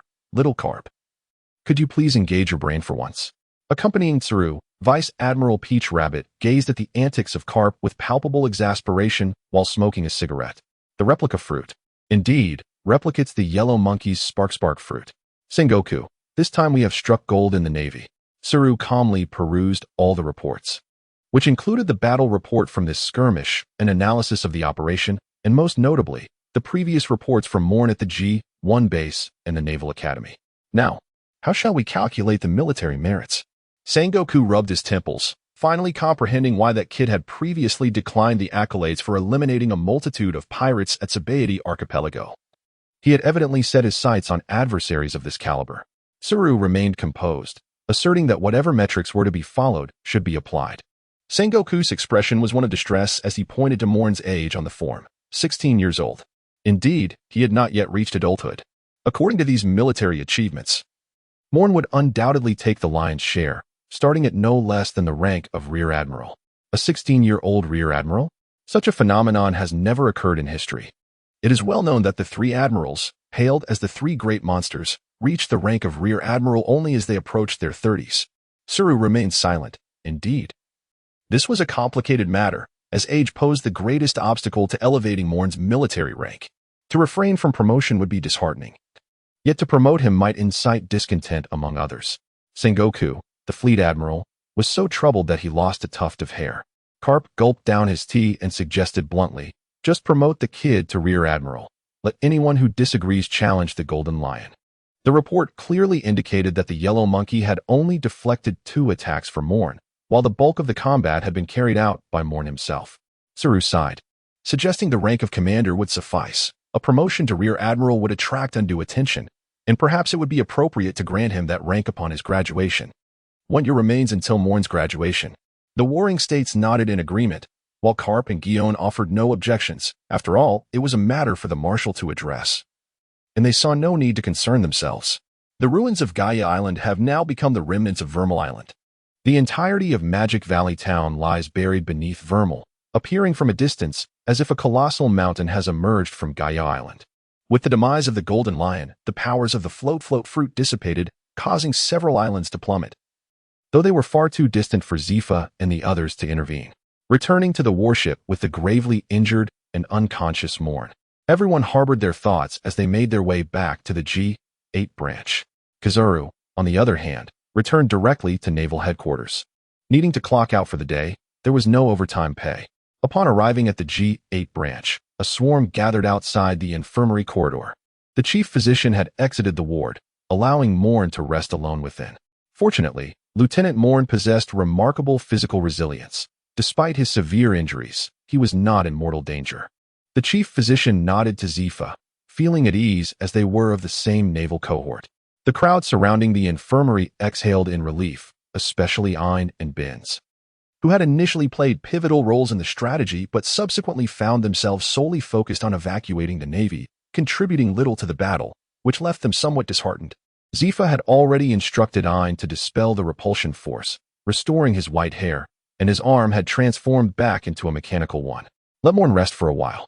Once he has recovered, we shall prepare to continue our maritime training assessment, Zifa remarked, nodding to Ein and the others. Ein and Binz promptly set off to inform the students aboard the training ship, and there was no dissent among them. After all, Moen's reputation had soared to extraordinary heights. The man who had defeated the Golden Lion. Who was the Golden Lion? The very individual who had bested the Pirate King. In rounding terms, wasn't he the man who had triumphed over Jiuyue, Roger, the Pirate King? Moen remained in a state of unconscious rest, while the vast ocean roiled with tumult. Chapter 32. The Sea Trembles. Extra. Extra. The Navy strikes decisively, slaying the airborne admiral, Gold Lion Shiki. An island descends from the heavens. Suspected to belong to the user of the float fruit, now deceased. Astonishment. An elderly man led a group of young individuals to confront another elder in such a manner. The fall of a legend, the rise of the Navy. Note. Some may argue that the world government concealed the news of Gold Lion's escape for the sake of appearances. Thus few were aware of his absence from Impel Down. Let us assume there was indeed a report. But it garnered little attention. All the newspapers on the ocean went into a frenzy, as the scant few battle images captured by news coups spread wildly. Everyone who had ever heard of the name Gold Lion became aware. A Navy ensign had bravely slain the legendary pirate, Gold Lion Shiki. This news struck like a bolt of lightning, forcibly tearing open a fissure in this era of great piracy. In the New World, aboard the Moby Dick. Resembling a majestic whale, Marco, the 1st Division commander of the Whitebeard pirates, was reading the newspaper to the strongest man in the world, Whitebeard. After finishing, Whitebeard took a silent sip of his drink, reflecting, Shiki, you have fallen too. Ha ha ha, there is no ship to carry you into this new era. Marco, with concern, gazed at the syringe attached to Whitebeard but chose to remain silent. By the way, has Jiuyue finished battling that fiery little imp? Whitebeard inquired, turning to Marco. Marco shook his head, stating that 4 days and nights had passed without a resolution. With a hearty laugh, Whitebeard declared, well then, let that little rascal be my son. Let us go, Marco, and see. Aye, father, Marco replied. In the New World, at Whole Cake Island, Charlotte Linlin, captain of the Big Mom Pirates, gazed calmly at the newspaper in her hands. Beside her was the sweet commanders, the most perfect man, Charlotte Katakuri, watching his mother with a cold gaze. The terrifying laughter of Big Mom echoed throughout the entire island. In the New World, on Onigashima, King, one of the calamities of the Beast Pirates. Read the latest report to Kaido. Unexpectedly, Kaido, hidden in the shadows, began to weep. Why was it not me who died? For the suddenly emotional captain, King remained remarkably calm. The ocean speaks of the Navy's rise and the end of the age of great pirates, King remarked, glancing at the report. And I am still alive. How could it possibly end? Kaido rose, his gaze fierce. If that brat can kill Gold Lion, it means he can take down me as well. Ha ha. Amidst the thunderous roars, a malevolent dragon vanished into the heavens above Ghost Island. In the New World aboard the Red Force, Ben Beckman, the first mate of the red-haired pirates, glanced at the newspaper in his hand. After handing 100 berries to the newsbird, he tore the paper to shreds and cast it into the sea. Behind him, a motley crew of slumbering pirates lay with their heads buried in their arms. The formidable Yonko, Shanks, was drooling over a bottle of liquor. Sighing, Ben Beckman pondered, should I seek a new crew?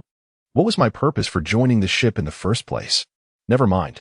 Half a month later, at the G8 branch of the Marines in the Grand Line, Moen was voraciously replenishing his strength, surrounded by a flurry of chefs tirelessly preparing food. It was truly astonishing. His injuries were supposed to require at least 6 months to a year of recovery. Outside the mess hall, the chief physician was frantically tugging at his thinning hair. Zephyr stood calmly beside him, gazing at Moen with a benevolent expression. With a hearty gulp, Moen finally felt his hollow body filled after devouring a bowl of Sea King soup. The damage he sustained from defeating the Golden Lion was immense.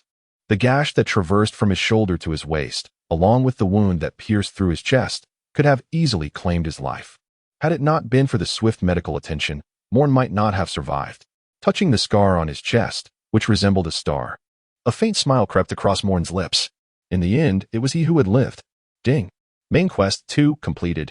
Rewarded with Observation Hockey, Beginner, and Replication Power X1. Ding. Side Quest 3 completed. Rewarded with a full body enhancement. Ding. Side Quest 4 completed. Rewarded with a full body enhancement. Ding. Hidden Quest World Origin 1 completed. Rewarded with 1 lottery draw. Ding. Hidden Quest Legendary Fall 13 completed. Rewarded with 1 lottery draw.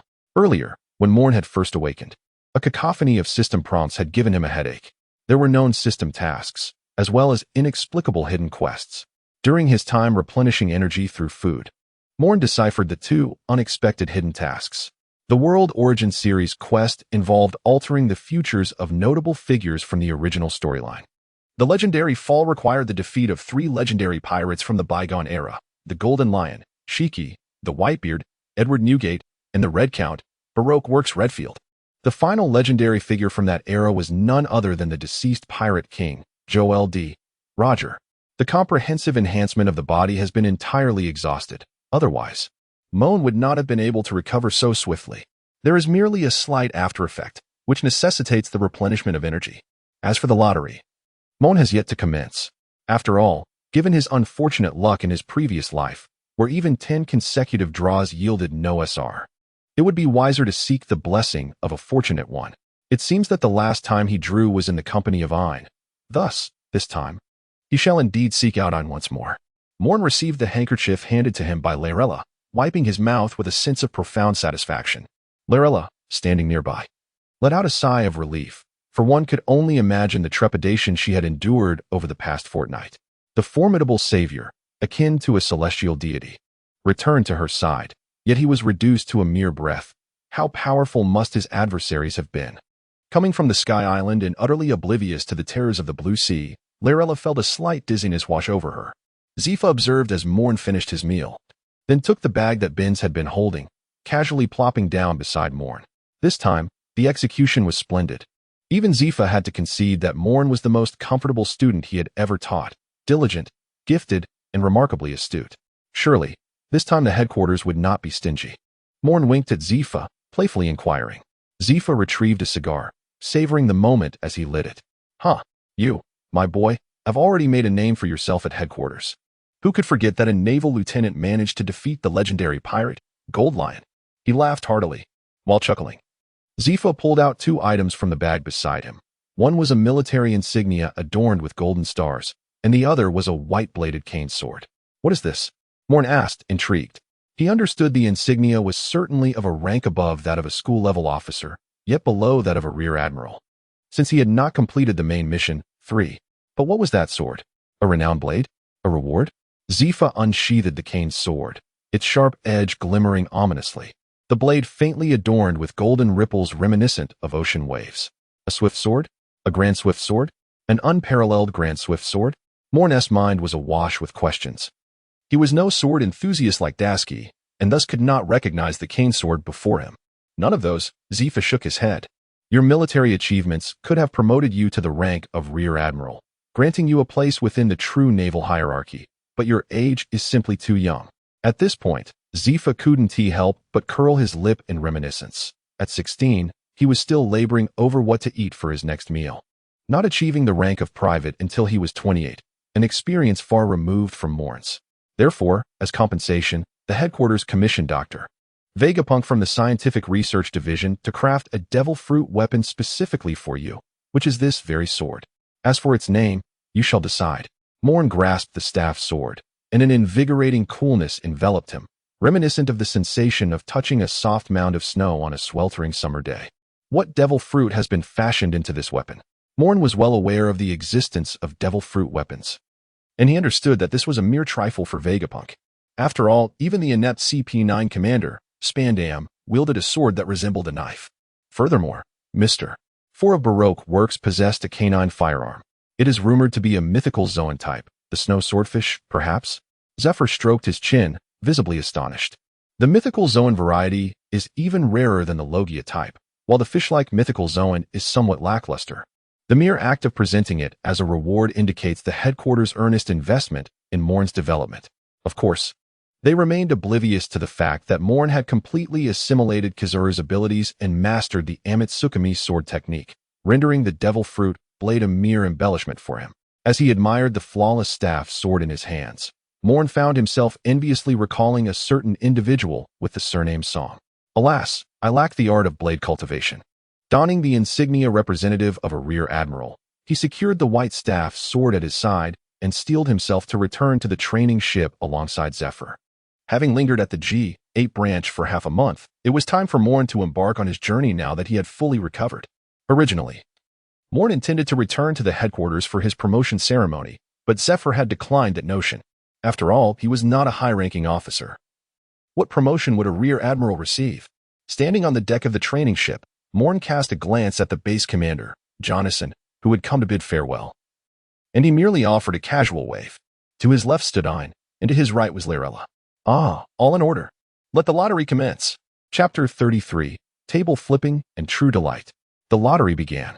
The familiar grand wheel, the 9 white boxes, and a singular colorful box appeared before him. Wait a moment. Is something amiss? Moen instinctively pressed the colorful box, momentarily taken aback. Ding. Skill acquired. Ultimate technique, Sword of Light's Aegis. System, come forth. Are you cutting corners? How is it that even a technique from Yu-Gi-Oh has found its way here? What connection does this have with the glint fruit? Moen gazed at the undulating surface of the sea in the distance, his heart tumultuous with a multitude of emotions. Unconsciously, he summoned the unreliable system sprite once more. The previous Golden Crow's explosive flame had been absurd enough. The sun's temperature, the destructive force of lasers. All right, I admit there is a slight connection to light. But how does this light sealing sword relate to light? Isn't it's supposed to be a spatial or rule-based entity? Ding. Please explore on your own. The system sprite feigned ignorance once again. The essence of the light sealing sword, it can summon innumerable light swords to form a seal, allowing entry and exit in the blink of an eye. This explanation is simply extraordinary. Whose light sealing sword possesses such an effect? Moen felt as if he might overturn the table in frustration. By the way, isn't the Egyptian king's light sealing sword meant to seal the opponent's attacks? Sigh. With a deep breath, Ein and Lyrella, who were enjoying the sea breeze nearby, sensed the aura of despondency emanating from Moen. What's wrong?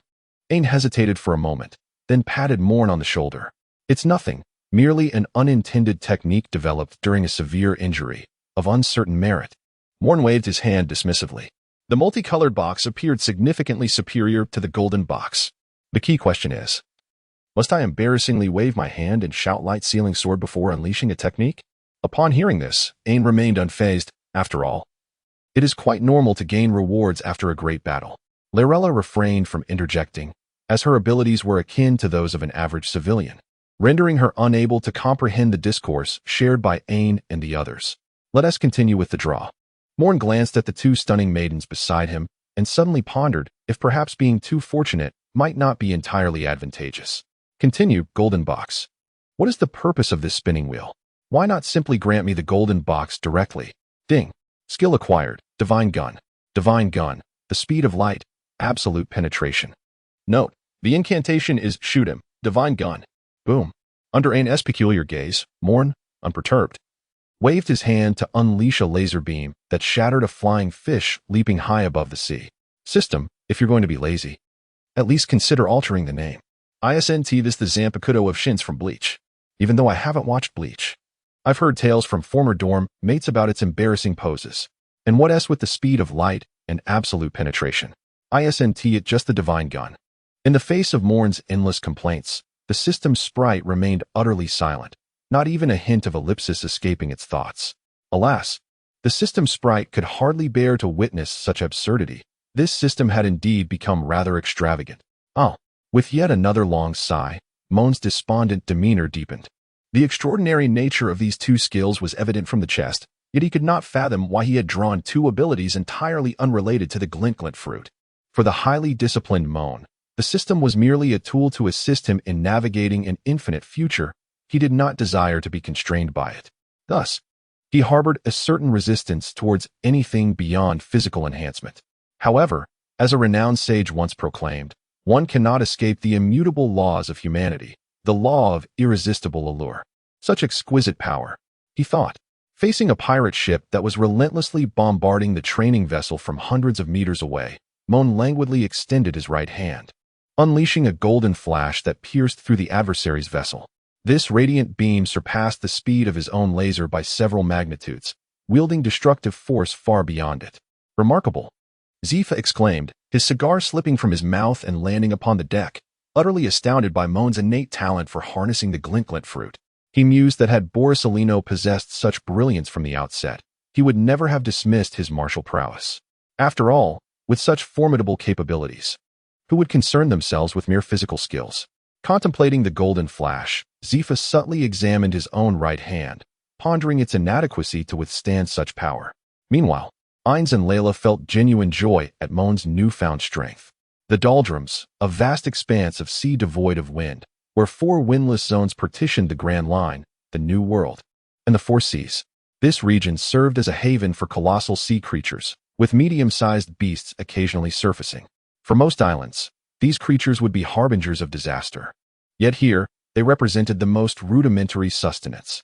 The larger and supersized sea monsters remained concealed beneath the depths, never breaching the surface.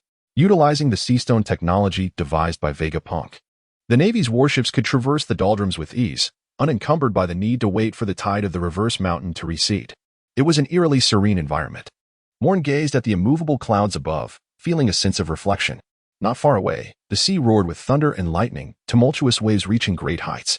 Yet, akin to a barrier established in a windless zone, the moment these towering waves encountered the calm waters, they instantly transformed into a serene surface. The thunder and flashes of lightning in the sky were utterly imperceptible within this stillness. The entire windless zone imparted an eerily tranquil sensation. Lyreela shivered as she leaned against Moen, her heart's intuition revealing that countless colossal beings wandered aimlessly not far from the vessel. Had it not been for the emanating vibrations of seafloor stone, the warship would have long been torn apart by the sea creatures. After more than a day's journey, the warship navigated safely out of the windless zone and arrived at its destination, the East Sea, specifically Lo Town, a town heralded as the beginning and the end. The East Sea's most significant naval branch was stationed in Lo Town, where the commanding officer, a disciple of Zifa, resided. Colonel Smoker, known as the White Hunter and a user of the smoke fruit, was in the naval base of Lo Town, exhaling clouds of smoke as he perused a stack of bounty notices. His aide, Tashiji, entered the room, immediately feeling discomfort from the smoke. She covered her mouth and nose, moving to the window to open it. As the fresh air flowed in, the haze dissipated, transforming the room's atmosphere into one of increasing clarity. "Tashiji, is there something amiss?" Smoker inquired languidly. His legs propped on the table, 2 cigars clamped between his lips, addressing his Na'vi subordinate. "Report, Commander Smoker. The training ship from the Naval Academy will arrive at Lo Town by noon." Tashiji saluted him. Smoker remained unmoved, tossing the bounty notice onto the table. "Isn't it yet to arrive?" He discarded the 2 burnt cigars and lit 2 new ones, stating that, per Zifa's instructions, all bounties from across the East Sea had been collected. "Humph. The Clown Buggy, Admiral Creek, the Cunning Kuro, Blood Axe Hades, a bunch of detritus from the ocean."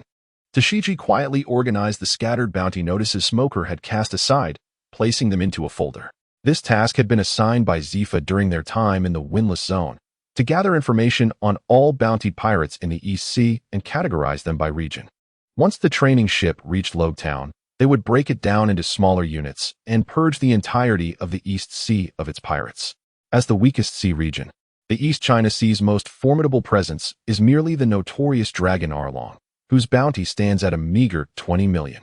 Unfortunately, the exact location of Arlong's stronghold remains undisclosed, which is why Smoker did not include the bounty notice among his files.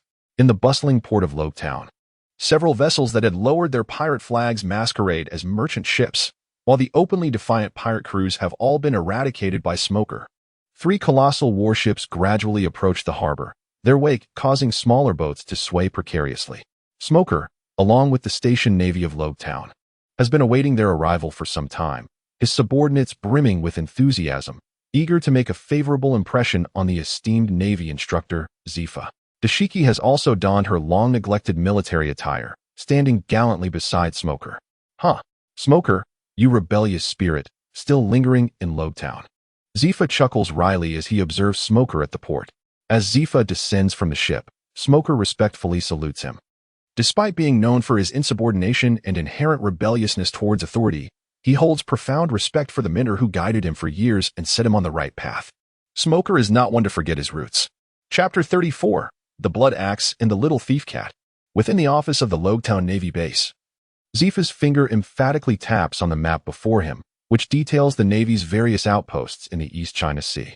Benz, take a few squads to clear the pirates at Branch 116. Ein, you will lead a few squads to eradicate the pirates at Branch 73. Zifa inhales deeply from his cigar, directing his most adept students. Both Branch 73 and Branch 116 are hotbeds of piracy, harboring more than one bounty exceeding 10 million. The infamous Commodore Creek is rumored to be active near Branch 116, making it impossible to defeat him with just a small team. Ein and Binz nod in acknowledgement, fully comprehending their assignments. Moen perused the bounty notice in his hand, his brow suddenly furrowing as he glanced at the marked locations of pirate activity on the map. What troubles you? Zephyr inquired, having already begun searching for areas for Moen to scour. Master, I shall take sole responsibility for the waters of the Navy's 16th branch, Moen declared, pointing to the solitary stretch of sea devoid of any pirate presence. Zephyr regarded the area and remarked, there are hardly any pirates at the 16th branch. What purpose would it serve you to go there?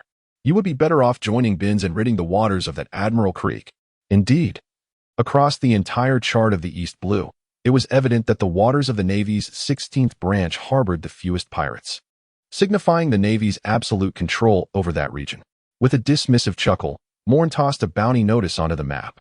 Arlong, the fishman, skilled in close combat and fishman karate. Bounty, 20,000,000 berries. Life or death, it matters not. Are you suggesting that Arlong resides within the waters of the 16th branch? Smoker, the sovereign of the East Blue, instantly grasped Moen's implication. How is it that a single Navy branch can carve out a sanctuary amid the multitude of pirate crews? Yet I have never heard of this Colonel Mouse's exploits back at Navy headquarters? Moen inquired with a smile at Smoker. At that moment, everyone sensed something amiss. If the 16th Division had indeed succeeded in eradicating pirates, the first to be informed should have been Smoker from Logtown, as he holds the highest rank in the entire East Blue Navy. Yet, neither Smoker nor the Navy headquarters appeared to be aware of this. In such a vast expanse of the East Blue, the existence of an untouched territory seemed quite peculiar. To prevent the training vessel from entering the waters under his jurisdiction, he had specifically instructed Arlong to eliminate those minor pirate crews and subsequently reported them as cleared. Ein analyzed the map thoughtfully. Zephyr furrowed his brow. According to Ein's analysis, this implied a collusion between the Navy and the pirates. This was a significant matter that could not be overlooked. Moen, you should investigate the 16th Division. Let us hope you do not encounter Arlong. If you do not cross paths with him, it would indicate that the 16th Division is genuinely striving to eliminate pirates rather than engaging in deception. However, if you do encounter him, then the existence of Colonel Mouse in the 16th Division would no longer be warranted. Moen gently caressed the snow-white scythe he had aptly named Light Snow. You wouldn't dare, would you? Teacher, you ought to pray that I am not so cruel as to eliminate that Arlong. With a devilish grin, Moen elegantly departed from the office. If memory served correctly, Arlong had once harbored a deep hatred for humanity, stemming from the betrayal that led to the demise of his hero, the Fishman Tiger. Unwilling to accept a blood transfusion from humans, he sought vengeance against the then-commander, Borsalino, only to be swiftly defeated and imprisoned. During his tenure as a warlord of the sea, Jinbei had stipulated that Arlong be released from Impelled Down. Upon his escape from the underwater prison, Arlong wreaked havoc upon the East Blue, targeting innocent civilians, including the person Moen sought this time, Nami, the woman rumored in his previous life to be a celestial being. Moen harbored no fondness for Arlong, neither in this life nor the last. If you despise humanity and seek revenge for Tiger, then confront Borsalino instead. Bullying defenseless villagers merely replicates the fishmen as plight along the Grand Line in the East Blue. There is no honor in such actions. The vast ocean lay as tranquil as a mirror, with numerous souls aboard the cruise ship engaged in leisurely conversation. At the stern, a young man was casually fishing. I say, young lad, you'll catch nothing with that method. An old sailor, puffing on a cheap cigarette, chuckled as he sat beside the youth and patted him on the shoulder. The bobber floated motionless on the surface, and through the crystalline waters below, one could see the sharp hook, devoid of any bait. Let those who wish to bite come forth. The young man merely smiled faintly, uttering words the old sailor could not comprehend. The old mariner shook his head and stood up. The youth had boarded the ship midway, having embarked from Low Town. Hence the sailor's recognition. Clad in a simple ensemble, with a scythe in hand and glinting, clear eyes, he exuded an air of effortless grace. We must be nearing Orange Town, the young man mused, retrieving a map from his pocket. After a careful examination, he suddenly tossed the map into the sea. Who can make sense of this nonsense? Indeed, the young man was Moen, en route to Navy Base 16, having caught a favorable ship to Orange Town, the nearest town to Kokoyashi Village. The ultimate destination of this cruise was the most beautiful kingdom of the East Blue, the capital of the Goa Kingdom. Captain, there's a pirate ship. Just as Moen was still leisurely fishing, a panicked sailor rushed past him, calling for the recently departed captain. The old sailor was momentarily bewildered but quickly regained his composure. Which pirate flag is that flying? The old sailor was somewhat alarmed. If this were a formidable and bloodthirsty pirate crew, their ship would likely be doomed. After all, the speed of a pirate ship is second only to that of a warship, rendering ordinary civilian cruise ships and cargo vessels utterly inferior. Indeed, it was the notorious Blood Axe pirates. Before long, the pirate ship had approached the cruise liner, prompting the nobles and merchants, who had been frolicking moments before, to hastily shut their cabin doors, praying for their safety. The captain of the cruise liner emerged, relieved to see a man wielding a massive axe disembarking from the pirate ship. If there was any pirate that merchants in the East China Sea did not fear encountering, it was Captain Blood Axe Hade. This pirate crew exhibited remarkable restraint every time they plundered. As long as they received a tenth of the ship's provisions and faced no resistance, they spared lives. Consequently, many merchant vessels that crossed paths with the Blood Axe pirates willingly paid their protection fees, allowing them to depart unscathed. "Ah, it seems you know me, Captain," Hade said, puffing on a large cigar and casually tossing his axe aside. "You understand my rules, don't you?" The captain rubbed his hands together, gesturing to the first mate beside him. Yes, of course. Captain Hade, this is merely a cruise liner, engaged in passenger transport, so the protection fee may not be substantial." The first mate entered the captain's quarters and soon emerged with a small chest, which he opened before Hade. The treasure gleamed, revealing approximately 3 million berries. A young woman wearing an orange fox mask approached and assessed the bounty. Hade stroked his chin, his gaze toward her softening before it swiftly hardened as he turned to the captain. "I apologize, but it seems I must alter my own rules this time. I shall require 1/5. The cruise captain's expression stiffened, cursing his misfortune inwardly. Why was it that Captain Blood Axe disregarded his reputation when it came to him? He nodded to the first mate, who, with a resigned demeanor, returned to the captain's quarters to retrieve another small chest, which again revealed a hoard of treasure. "Haha. Now that's more like it." Hade chuckled. "I must maintain my reputation, so, lads, retreat." The orderly withdrawal of the pirates resembled that of a well-trained army rather than a band of rogues. Intrigued, Moen approached and inquired of the captain, "Why did you not consider resisting? 1/5 of the ship's treasure amounts to over 6 million berries.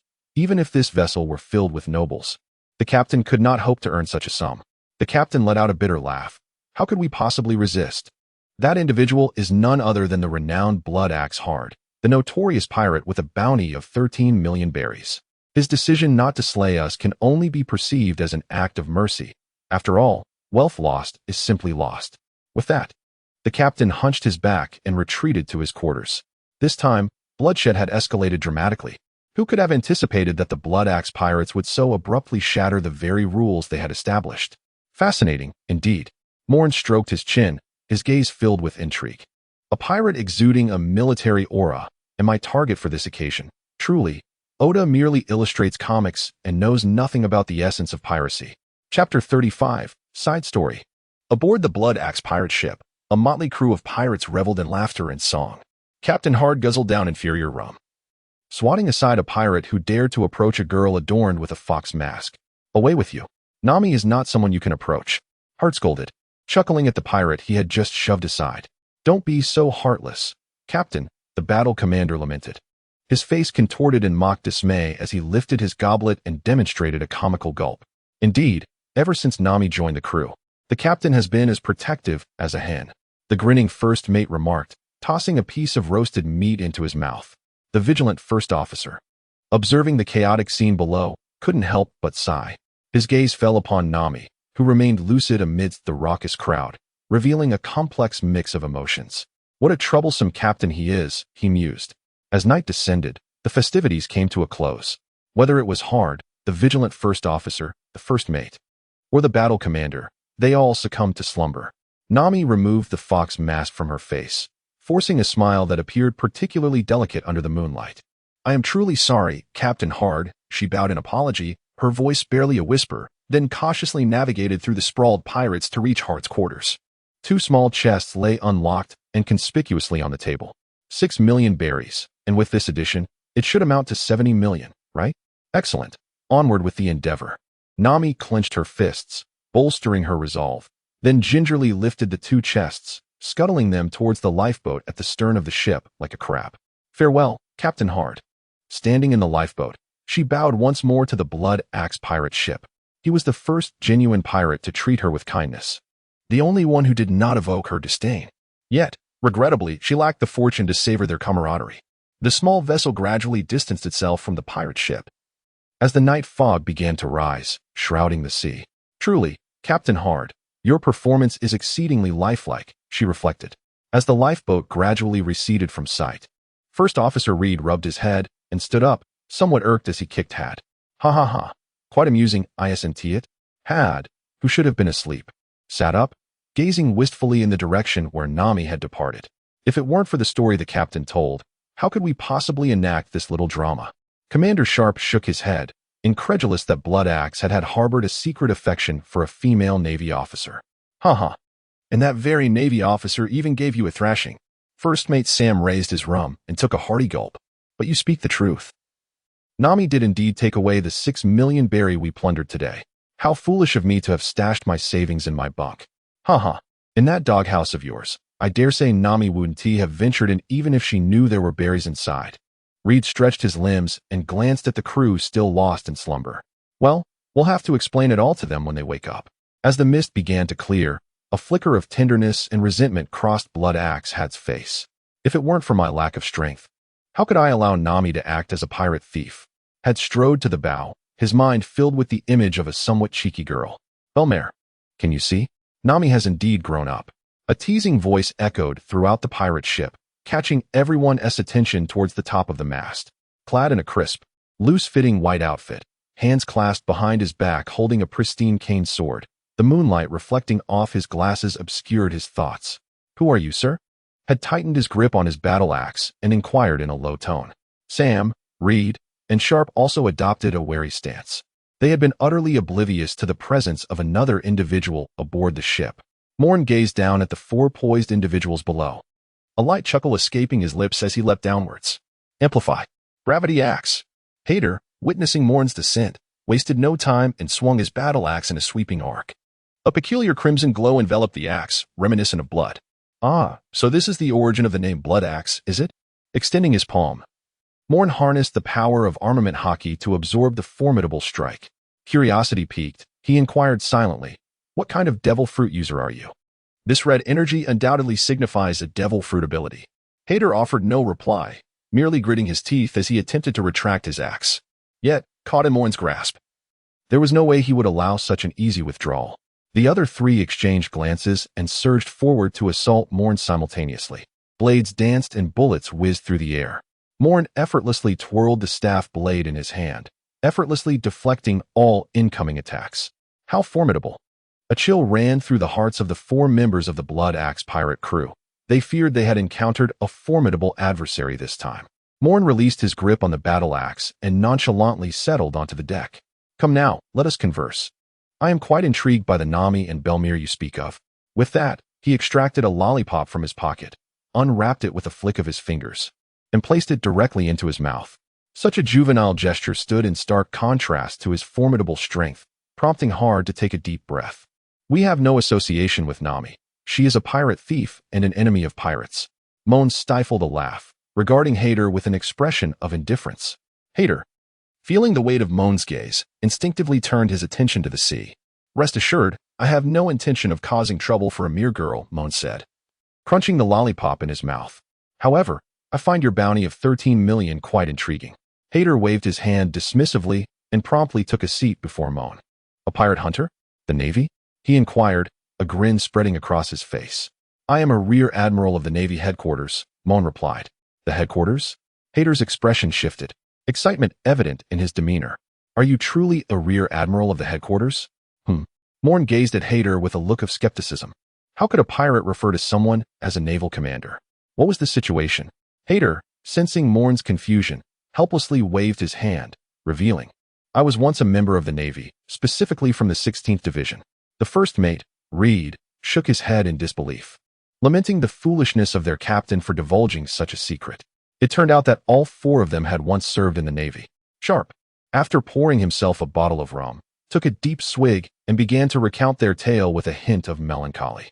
Sharp, Reed and Sam had originally been sergeants in the 117th Division, while Hader held the rank of a junior officer in the 16th Division, on par with the newly inducted Moen.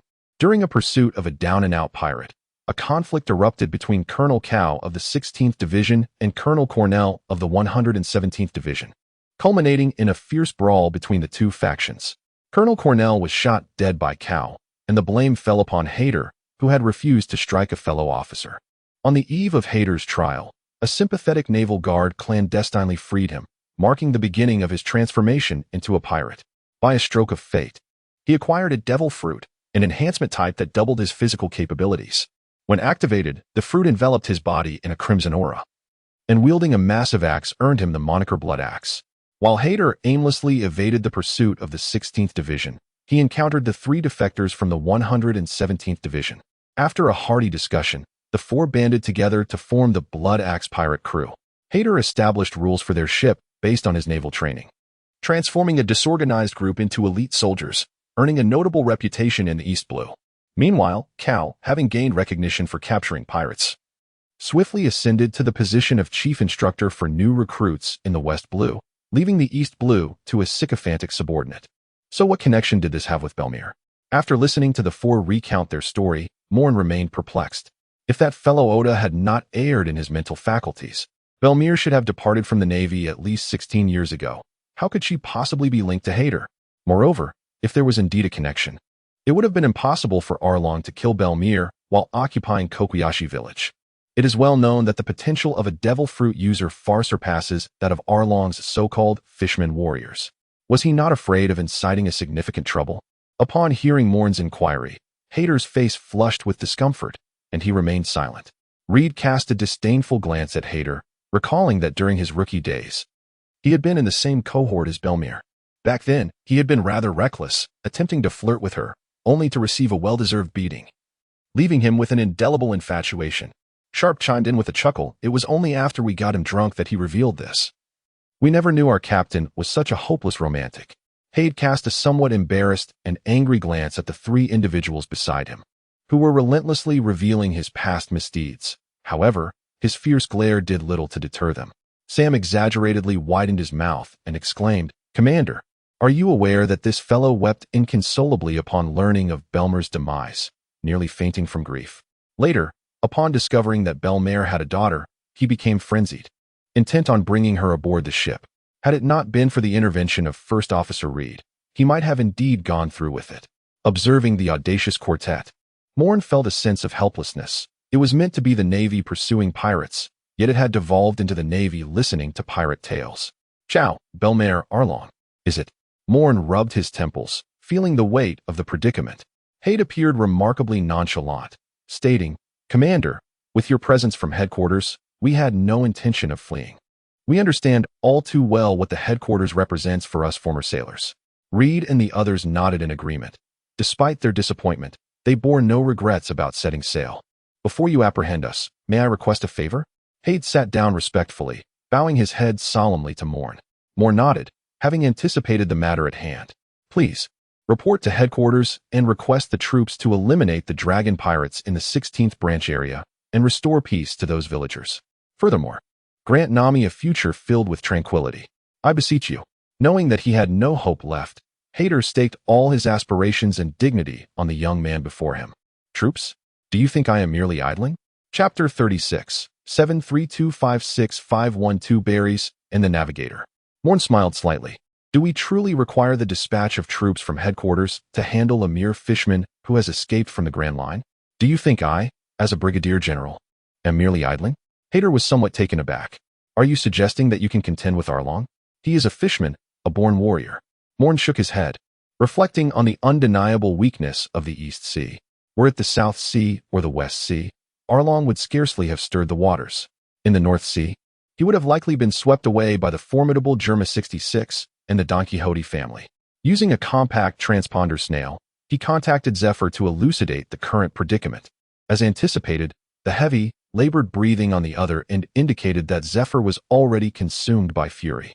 Morn, he commanded, I order you to eradicate the dragon pirates and to dismantle the 16th Division of the Marines. I shall promptly dispatch Smoker to assist you.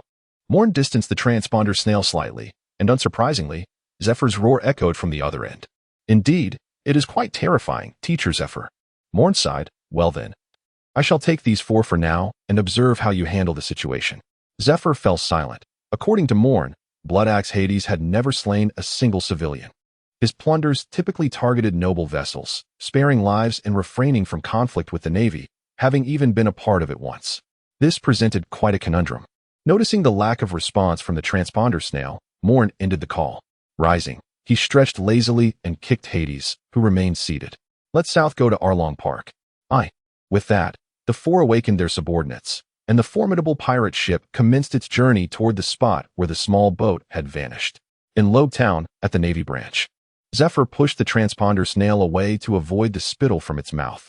The explosive-headed transponder snail continued to roar furiously, taking quite some time before it settled down.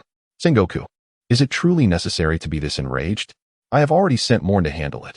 Zephyr dug at his ears, feeling as though they had been deafened by Sengoku's outburst. Sengoku, on the other end, slammed his hand on the table, startling Carp, who was nearby munching on senbei. Immediately, get that cow and bring him back to headquarters for a trial. Sengoku's roar made his guards tremble. How long had it been since the Admiral's fury was directed at outsiders rather than at Vice Admiral Carp? Poor cow, though unknown to you, your fate is sealed. The guards, with a hint of sympathy, took Sengoku's orders to the staff office. Sengoku calmed his inner fury and spoke calmly to Zephyr through the transponder snail. Zephyr, stabilize the situation in the East Blue for now. I will send someone to thoroughly cleanse those pests. As for the 4 former Navy members you mentioned who have turned to piracy, have they truly committed no crimes? Let them stay in Impel Down for a month or 2, and then they can further their education at the Naval Academy. And that Arlong fellow? If I am not mistaken, he is a fishman, correct? I will inform Jinbei to retrieve the remains of that Arlong. As Sengoku spewed forth his grievances like a small cannon, Zephyr distanced himself from the transponder snail. All right, I'll hang up now. The transponder snail fell silent, and those in the office felt a bit disoriented. Smoker lit a cigar, only to be momentarily choked by the smoke. Sengoku, the Admiral remains as unyielding as ever. Smoker found himself at a loss for words regarding the recent behavior of Sengoku, while his bewildered aide, Tashiji, appeared somewhat awkward. Zifa, possessing a more resilient temperament, was quite accustomed to such antics, having worked alongside Sengoku for decades. Was he not well aware of Sengoku's character? Were it not for the fact that Sengoku was the only viable choice for the position of Admiral, he might have become another thorn in the side of the Navy. Much like Garp, both are old rascals. Due to the emergence of Morn, Zifa's outlook remained relatively optimistic. Despite not embarking on a voyage with the pirate guerrilla group as depicted in the original narrative, he even found the leisure to critique the Navy's admiral. In the East Blue, at Arlong Park, Nami returned to her quarters with a meticulously crafted nautical chart, disregarding the sardonic remarks from the fishmen along her path.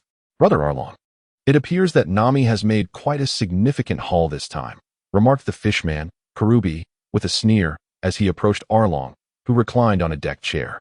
Arlong opened his eyes and rubbed his serrated nose, responding, and what of it? She is my navigator, destined to create charts for us for a lifetime. This shall remain unchanged. Karubi glanced at Arlong, inquiring, Captain Arlong, Nami has been venturing out to sea more frequently over the years. Could she soon amass a bounty of 100 million berries? Arlong regarded Karubi with an expression of utter disbelief, retorting, and what of it? Karubi hesitated, pondering, should we return Kokoyashi village to Nami? Wouldn't that mean she might flee? The kissing fishman, Hachon, slapped Karubi in exasperation, declaring, are you foolish? What Captain Arlong means is that regardless of whether Nami can gather 100 million berries, she could never sever her ties with the Arlong pirates. Am I right, Captain Arlong? Arlong surveyed his two comrades, feeling a slight headache. I could never act in contradiction to my promises, especially concerning monetary transactions. With that, he opened his jagged jaws and erupted into a maniacal laughter. Meanwhile, in Arlong Park, Nami concealed herself behind her door, tightly clutching the hem of her garment, stifling the tears that threatened to spill from her eyes. Arlong, you must uphold your end of the bargain, otherwise. In Kokoyashi village, the villagers, having just paid this month's protection fee, sighed as they gazed at their unsold oranges, anxious about the forthcoming month's demands. Nojiko stood before her family's orange grove, her eyes vacant as she stared at the ripe fruit. Under Arlong's rule, the villagers of Kokoyashi were forbidden from venturing out to sea, relegated instead to selling their crops and some fish in a neighboring town on the same island. The meager income from these sales was utterly insufficient to meet the monthly extortion demanded by Arlong. Belmare, when will this life reach its conclusion?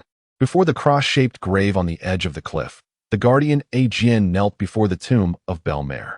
This month, 3 families had failed to gather the protection fee, and it was only through Nami's money that Nokigao managed to spare their lives. The entire burden of the village had, astonishingly, fallen upon the shoulders of a girl yet to reach adulthood. Ajien felt towards Nami as one would towards a beloved daughter. He loathed his own impotence. Not far off, in a small forest, Nami held a bottle of liquor and a pack of cigarettes, standing for a considerable time before departing gently. Soon, she would set sail once more. They were so close. Just a little further. Nami arrived at the location where she had buried her treasure and carefully opened the lid. Inside lay a stack of banknotes, soaked in blood, each bill a testament to the life she had risked. Was there a shortfall of 400,000? It seemed the villagers had reached their limit. Nami was well aware of the precise amount of money in her treasure. She felt a sense of helplessness as she organized the bills. In previous months, the losses had been minimal, occasionally amounting to tens of thousands, but this time, the deficit was staggering. It could only indicate that the villagers could no longer afford Arlong's protection fee. How much is there, beautiful lady? A gentle voice resonated from behind Nami, causing her to instinctively respond. 73,256,512 berries. Who are you? Realizing the situation, Nami quickly closed the box and drew the 3-section staff strapped to her thigh, glaring furiously at the man behind her. His handsome face and loose attire did not appear bulky, and most importantly, the white cane sword he wielded was unmistakably not a mere prop. As a small thief cat who had sailed the East Blue for 6 years, Nami understood that her meager skills were inadequate against true strength. This was troublesome. Her treasure had been discovered by a stranger. This was dire. You're an outsider, aren't you? Do you know that this is Arlong's territory? I'm one of Arlong's subordinates. If you're scared, you'd better leave now. Nami gazed at the young man, her eyes betraying her evident panic. Moen could only gesture dismissively, conveying his harmlessness. I require a navigator. You need assistance to eliminate Arlong. Shall we strike a deal? I dispose of Arlong, and you accompany me. Lacking any experience in persuasion, Moen laid his intentions bare. Nami merely tugged at the corner of her mouth, refraining from response. She harbored no belief that anyone could conquer Arlong, setting aside his formidable strength capable of effortlessly obliterating a house. The notorious sea beast under his command could easily annihilate an entire city. How could anyone possibly hope to defeat Arlong? It was imperative to prevent this individual from provoking Arlong. Otherwise, the safety of the villagers would be jeopardized once more. After painstakingly reaching an agreement with Arlong, she had to safeguard her finances. Only by amassing 100 million berries could she restore the village of Kokoyashi. I'm sorry, but I do not comprehend your words. I am a subordinate of Arlong. How could I wish to kill him? You have mistaken the person. Please, leave this village. Chapter 37. The flowing protagonist, the unyielding Arlong. Moen gazed at the vigilant young lady before him, feeling a sense of helplessness. Indeed, after enduring the relentless oppression of Arlong for so long, she had exhausted countless attempts to liberate herself from his grasp. How could Nami possibly believe that anyone would assist her in escaping from Arlong's clutches? Reflecting on the original narrative, it was evident that Nami, having realized Arlong's utter disregard for promises, had wept as she implored Luffy for help.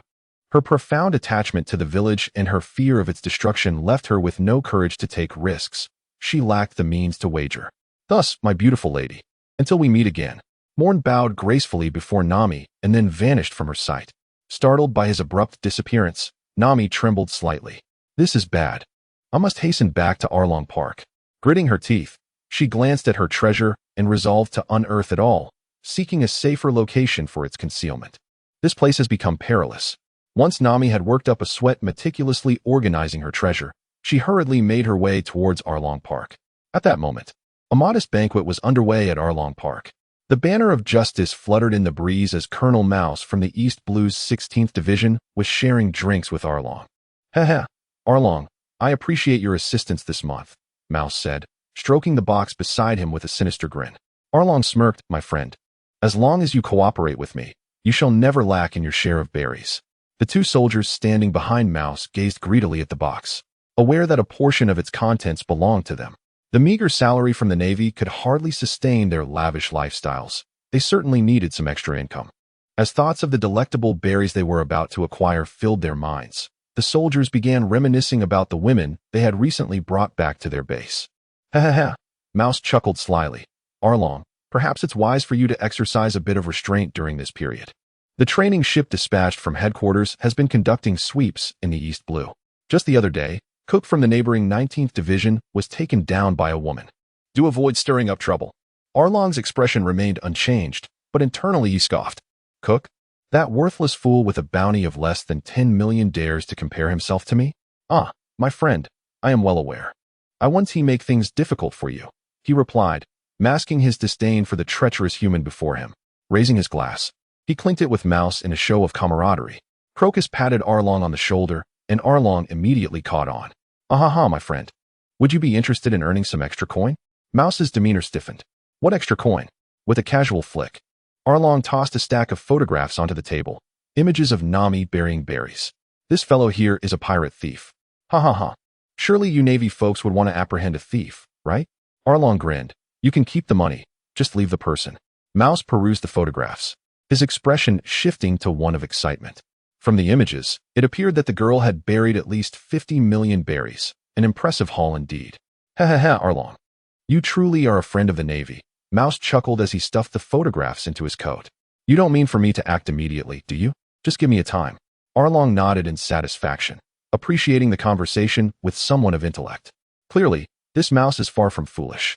Her objective is 100 million berries, and she should have around 70 million by now, I presume. Arlong stroked his chin, somewhat uncertain. Perhaps in 2 years, I shall call you, ha ha. I await your news. Ha ha. Of course, my friend. Nami sat helplessly against the outer wall, pressing her palm tightly against her mouth to stifle her cries. Tears streamed down, drenching her clothing like a dam bursting.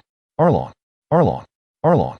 She roared repeatedly in her heart, yet her body lacked the strength to rise. She wished to confront Arlong, but... What now? Are we still to negotiate? A gentle voice echoed beside Nami, offering her a pristine handkerchief. Nami grasped the handkerchief, burying her face in her thighs. Oh. Moen lit a cigarette, exhaling a sigh. The entire island had been ravaged by pirates, yet he found himself far happier than Nami. At least he did not have to live under the gaze of those grotesque pirates. Nami had been forcing a smile in front of the face of her mother's murderer for 6 long years. Observing Nami's despair, Moen instinctively placed his hand upon her head. No wonder in so many fanfictions, the first companion sought is often Nami. Truly, a tragic fate. With a sigh, Moen rose, gently unsheathing his sword, light snow. One sword style water break. Upon hearing the commotion beside her, Nami looked up, instantly taken aback. A pale slash had cleaved through Arlong Park, creating a chasm several meters deep between Arlong and the Mouse. Who goes there? Arlong leaped up, realizing that had he not dodged swiftly, his nose would surely have been severed. When did a swordsman arrive in East Blue? Arlong, having come from the Grand Line, was well aware that there existed a group of individuals capable of parting mountains and seas with their blades. They were known as swordsmen, the world's greatest swordsmen. Akin to his captain Jiuyue, was one of the formidable foes among pirates, a warlord of the sea. Good afternoon, you ruffians. Due to a slight delay, Moen arrived at Arlong Park with the sun already high in the sky. Scoundrel. The Mouse, startled and just regaining his composure, realized that the earlier slash had grazed his face, leaving half of his rat-like whiskers severed, resulting in a rather comical appearance. You dare to assault the Navy? This is rebellion. Rebellion. Execute him. In the face of the furious mouse, Moen remained unfazed, for in his eyes, the mouse was already akin to the deceased. The two soldiers beside the mouse immediately drew their pistols, aiming them at Moen. Wait. Nami emerged from behind Moen, wiping away her still damp tears with her sleeve, glaring fiercely at Arlong. Arlong, did you ever truly consider returning Kokoyashi village to me? Arlong, taken aback, looked at Nami in surprise. I didn't realize you were aware of that, Nami. Indeed, Kokoyashi village generates tens of millions of berries for me each month. How could a mere 100 million possibly suffice? Do not be so naive, Nami. Ha ha. Nami, as if a weight had been lifted from her shoulders, sank to the ground. Is that so? So it is. I accept your terms. At your service, beautiful lady. Moen's lips curled into a faint smile, and in gratitude for the navigator you bestowed upon me, I shall grant you a grand burial. With a whoosh of shimmering gold, Moen appeared before the rat. Oh, speed is indeed weight. Colonel Rat, have you ever been struck by light? Boom. The golden kick landed squarely on the rat's face, shattering his skull like a watermelon. Red and white matter spraying onto the two nearby soldiers, rendering them immobile. Flash. Flash. Arlong could barely articulate his thoughts in his astonishment. This move, this very maneuver would forever be etched in his memory. In the days of his fury, he had rallied his compatriots to avenge their fallen leader, only to be incapacitated by that man's single kick. Had it not been for that man's merciful intent, he might have long since sunk to the depths of the Grand Line. Ah, the flash fruit. Moen articulated the words Arlong could not finish, raising his hand to unleash a beam of golden light. Ah, the dazed Karubi beside Arlong was pierced through the chest. Even as a fisherman, he could not survive such a fatal blow. Karubi. Arlong's eyes widened in disbelief. You actually killed Karubi. Fishman karate. Tenko-wazing fist. As Arlong charged with clenched fists, Moen felt an involuntary sneeze coming on. It was unavoidable, for the scent of the fishman was overwhelming, far too potent for an ordinary human to endure. He wondered if the mermaid's sister bore a scent as well. Surely, it must be delightful. Extending his right hand, Moen enveloped it in armament hockey, effortlessly intercepting Arlong's ultimate technique. With a twist of his wrist, he sent Arlong sprawling to the ground. Meanwhile, Nami stood in stunned silence, her eyes glimmering with hope. She had never witnessed a fishman being so thoroughly dominated. Even the naval reinforcements had been effortlessly dispatched by Arlong's subordinates, extinguishing her thoughts of seeking aid. But now, it seemed there was a glimmer of possibility. I wonder if you are familiar with this move, Moen mused, squatting before the fallen Arlong, his finger glowing with golden light. Laser. Chapter 38. The trigger conditions for the hidden quest. The golden beam did not strike Arlong. Instead, it pierced through the head of the kissing fishman, Hyo, who had just inhaled seawater, preparing to strike at Moen. Ugh, how filthy. For Arlong, the most crucial matters were his brethren and his ambitions. Whether for Nami's sake or to uphold the justice he championed, Moen was not inclined to eliminate Arlong so easily. Planting his foot on Arlong's chest, Moen's fingertips continued to shimmer with golden light. Whoosh, whoosh, whoosh. Laser beams snatched away the lives of Aaron's comrades right before his eyes. He struggled desperately, yearning to save his fellow beings. Yet, the foot pressing down upon him felt as heavy as mountains, rendering him utterly immobile. Ah!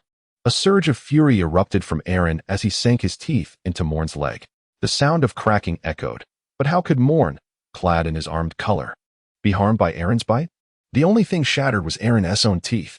Fortunately, as a shark man, his teeth would continuously regrow, sparing him the fate of becoming a toothless fishman. Before long, under the perceptive gaze of Moen, it became evident that Aaron stood alone. No other fishman survived.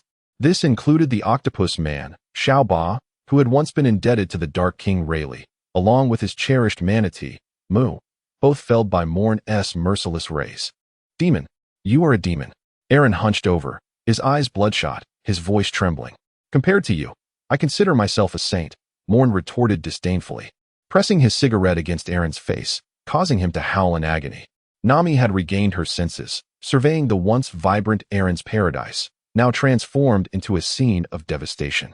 The fishmen who had once mocked, threatened, and insulted her now lay lifeless. Even Aaron, the one responsible for Belmir's demise, now lay beneath the feet of a young man, reduced to a pitiful state. Is it over? She found it hard to believe. So simply it is over? Nami, you shall execute this wretch, Moen commanded, releasing his foot. Laser beams pierced through Aaron's limbs, leaving him no choice but to writhe on the ground in agony. Aaron! Aaron! Nami rose, her steps initially unsteady, but soon transformed into determination. She retrieved a dagger from her side. To be honest, Moen had truly not noticed where she had concealed it. Aaron! Aaron! Aaron! Nami screamed, plunging the dagger into Aaron's chest time and again. With each cry, tears rapidly filled her eyes. Velmir Aaron is dead. Dead beyond return. TSK, TSK, TSK.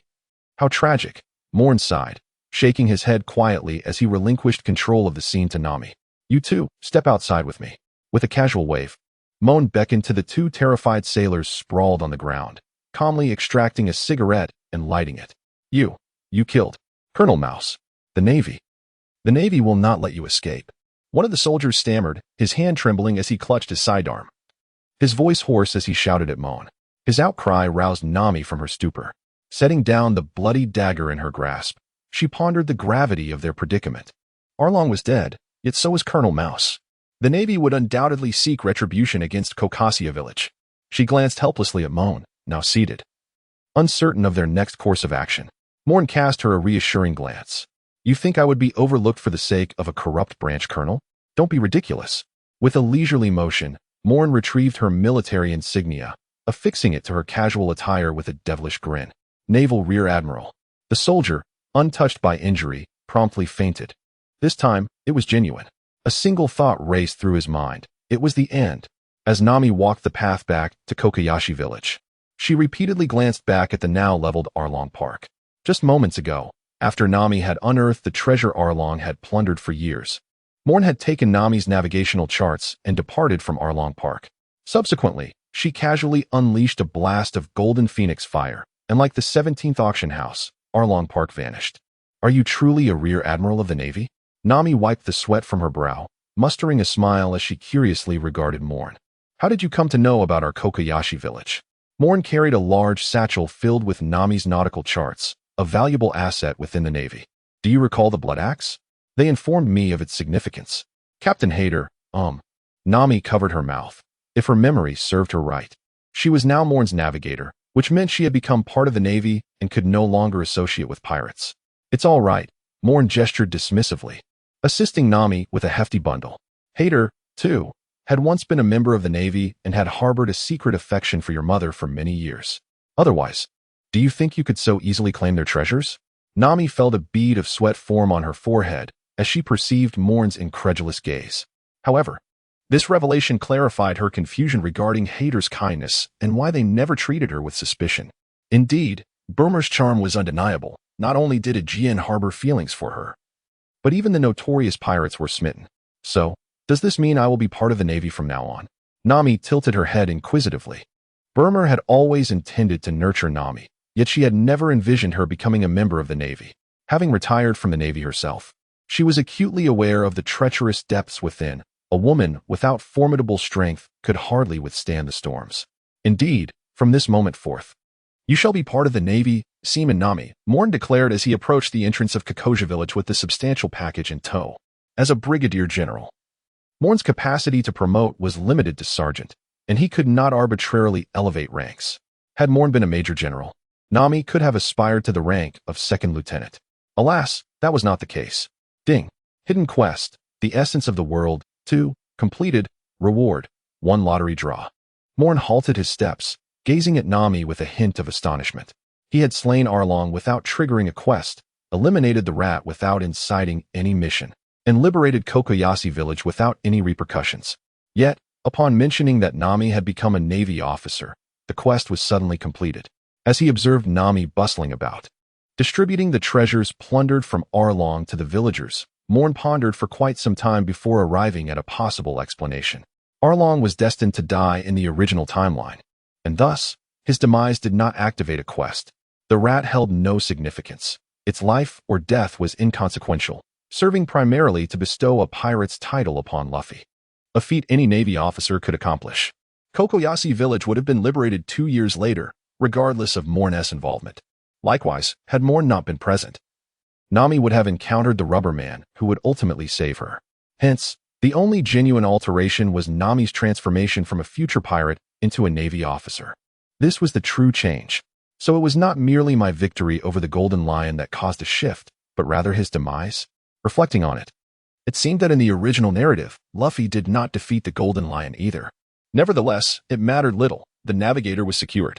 Bored, Moen retrieved a lollipop, realizing that Nami and the villagers' celebration would extend for quite some time. System, display my panel. I have forgotten what I truly am. Reclining on a large stone at the village entrance, Moen summoned the panel he had not accessed in 6 months.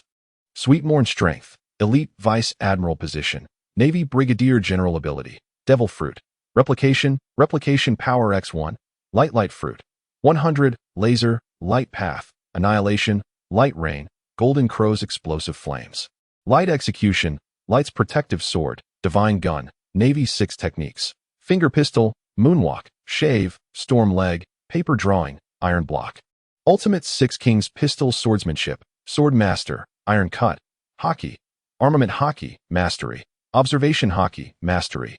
Well, this is rather intriguing. Moen stroked his chin, astonished to find that his overall combat prowess within the system had reached the rank of elite admiral. It is noteworthy that this assessment could be adversely affected by Moen's physical constitution, even though his offensive capabilities could rival that of a general. His frail physique rendered his overall combat effectiveness rather weak. After undergoing 2 enhancements to his physique, Moen could proudly declare, "I am evenly matched with Kizaru." As for why he did not mention Akainu or Akiji, the answer is quite simple. Kizaru possesses the weakest martial arts. However, did you perhaps swallow something of mine? What happened to my observation hockey beginner level? Shouldn't it have been upgraded by 1 level? Look at that cloud. Doesn't it resemble a peach? What does that mean? You are lost in thought. Chapter 39. Turmoil in the East Sea. 1. Are you aware of the grading of hockey? Of course. I had already clarified this matter when I first acquired Busashoka hockey. Moen delved into his ears and exhaled softly. In the hierarchy of hockey, there are 4 distinct levels.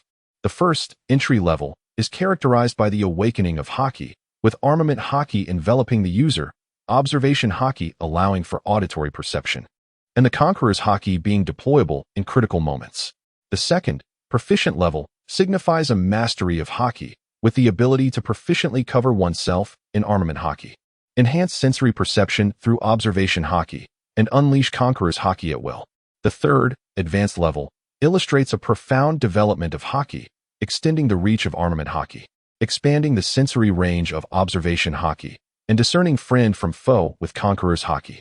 The fourth and highest level, elite level, showcases the unique characteristics of hockey, the fluidity of armament hockey, the exceptional abilities of observation hockey, and the dominion of conqueror's hockey, which can inflict harm upon tangible entities. Moen has now mastered the dual hockey. It sounds formidable, yet in the Navy headquarters, every officer of the rank of admiral possesses this level of prowess. Some elite vice admirals have even advanced their hockey to a higher state, with the most notable being the traitor Virgo, who is entirely shrouded in armament hockey and can even envelop a bamboo stick in hockey for combat. The ghost bamboo, without the support of advanced armament hockey, could hardly bear such a moniker. You must also recognize the disparity between advanced observation hockey and proficient observation hockey. Can a proficient practitioner truly compare to one with advanced mastery? The system's spirit scornfully leapt around in Moen's mind, having never encountered someone as shameless as him. Well, never mind. Moen rubbed his temples and continued to recline on the stone, gazing at the clouds.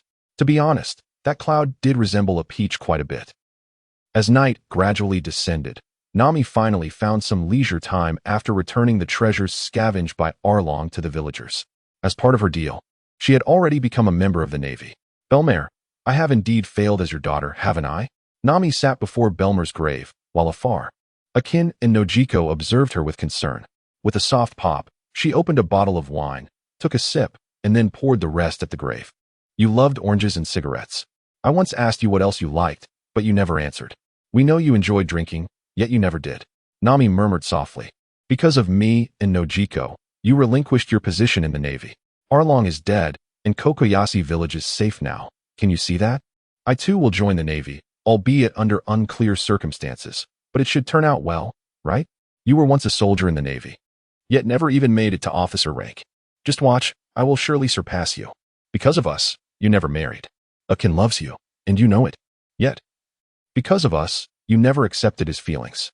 You may not know, but even a great pirate harbored feelings for you. Huh, Belmare, if only you had not died. As the night deepened and the moonlight grew more intense, Nami lay down on Belmer's grave and drifted off to sleep. There was no biting cold. She felt only a gentle warmth. Don't you want to bid them farewell one last time? At the cliff's edge of Kokoyashi village, Moen gazed at the smiling girl before him, his heart aching. Early in the morning, he had seen Nami, sprightly and fully prepared for her journey, standing before him. In the original story, Nami had bid farewell to everyone. She set sail with the blessings of all. No, everyone must live their own lives now. With Arlong gone, no one will disturb them anymore. Nami turned around and glanced at the deserted street. The revelry of yesterday had persisted into the depths of the night. Surely everyone had yet to rise. She decided to proceed. After all, she was enlisting in the Navy and could return at any time, couldn't she? Nami feigned nonchalance. Indeed. Unlike her future as a pirate, her role in the Navy would afford her vacations, allowing her to visit her friends whenever she wished. Moen gazed at Nami for a moment and said, "All right, awaken Hader and the others. Prepare to set sail." The most exhilarated from yesterday's revelry were Akin and Hader, who inexplicably fell into a heated dispute, engaging in a frenzied drinking contest, ultimately succumbing to intoxication. As they boarded the Blood Axe pirate ship, Nami gazed at the village in the distance, where smoke was just beginning to rise. Farewell, everyone. Nami, merely 16, had often fantasized about escaping the Arlong pirates, avenging Belmare, liberating the villagers of Kokoyashi, and pursuing her own dreams. However, in the face of harsh reality, all seemed but a fleeting illusion. Perhaps her best future lay in dedicating herself to aiding Arlong, the very foe who had slain her mother, adopting a humble stance to protect Kokoyashi. Yet, hope emerged. He stood there, effortlessly, like a deity, vanquishing what had once seemed an invincible fishman pirate crew, obliterating her long-standing nightmares in an instant. She vividly remembered the dazzling golden rays that sliced through the sky, blinding her. There were no dramatic farewells, only a tranquil departure. The Blood Axe pirate ship lowered its pirate flag and sailed towards Logue Town in the East Blue. As for the 16 divisions, they would be left to Smoker to manage. If a natural-type colonel could not handle that band of pests, then the East Blue was indeed doomed. Raise the sails, helmsman, hard to starboard. Nami stood at the bow, her casual attire failing to conceal her youthful exuberance. Clutching a telescope, she effortlessly directed the vessel into the current, propelling them swiftly towards Logue Town. It was no wonder they said navigators were the most crucial individuals at sea. Moen sensed the speed had increased by approximately 30%, and at this rate, they should reach Logue Town a day earlier than anticipated. Logue Town. Zifa was meticulously reviewing the battle reports submitted by his students. Numerous pirate crews had already been dispatched by the new recruits in training. The strength of pirates in the East Blue was woefully inadequate.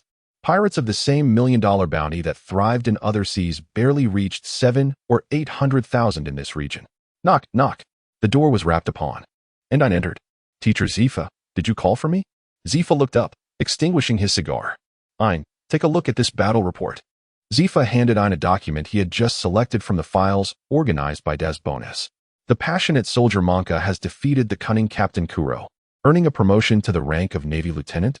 Ein scrutinized the report multiple times, but found nothing amiss. It appeared to be a standard commendation report. Zifa shook his head, sighing.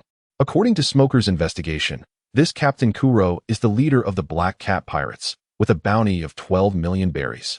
Known for his cunning strategies, he was captured by Monka, yet the Black Cat Pirates remain active on the seas. More importantly, the actions of the Black Cat Pirates have entirely evaded the scrutiny of the East Blue Branch. Do you comprehend the implications of this? After a moment of contemplation, Ein swiftly grasped the situation. They had initially captured a decoy clock. Clock was still devising strategies for the Black Cat Pirates. Zephyr nodded, instructing, "Take a squad of recruits to the branch and meet this monk, if anything seems amiss." "Yes, I understand, Master Zephyr." Ein replied with a salute before exiting the office. Reigniting a cigar, Zephyr's gaze was chillingly frosty. Reflecting on how even the weakest of East Blue had managed to breed such pests, it appeared that the Inspector General must delve deeper into the four seas. As he murmured to himself, Zephyr unconsciously dialed the phone bug of the Navy headquarters. On the other end was Admiral Sengoku. "Ah, Nami, are you truly certain that our course is correct?" Moen inquired, a headache forming as he gazed at the shattered pirate ship before them. Turning to Nami, who was basking in the sun, Removing her sunglasses, Nami shot him a silent, incredulous glare. Do you doubt my capabilities as a navigator? Moen's expression stiffened. At sea, one could only place their trust in the navigator and the compass, a truth well known to all seafarers. However, it had only been a single day. Where could so many pirates possibly emerge from?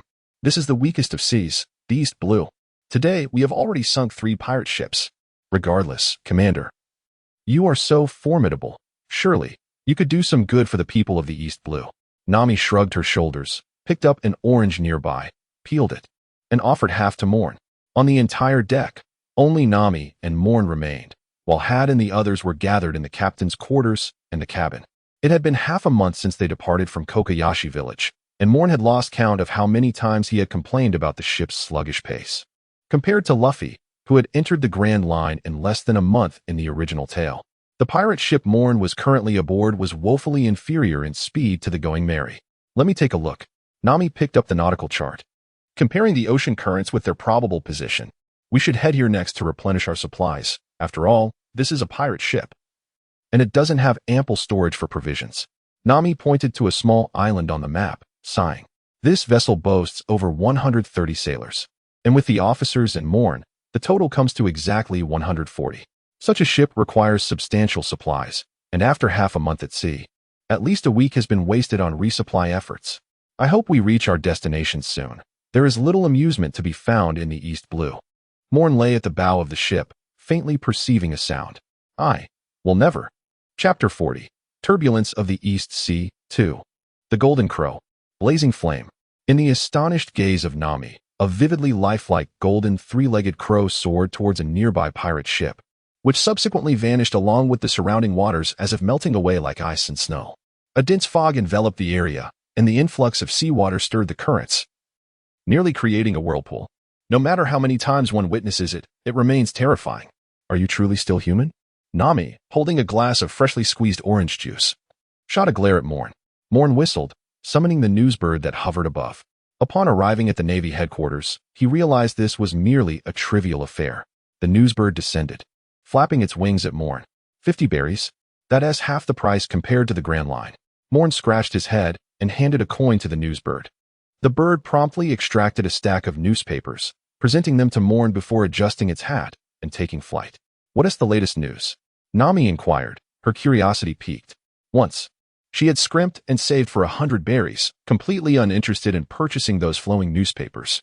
Any information she gleaned was typically from discarded papers or borrowed ones, lacking in timeliness. Indeed, Moen nodded, intrigued. It seems Bin's allowed Buggy to escape, haha. I will surely mock him.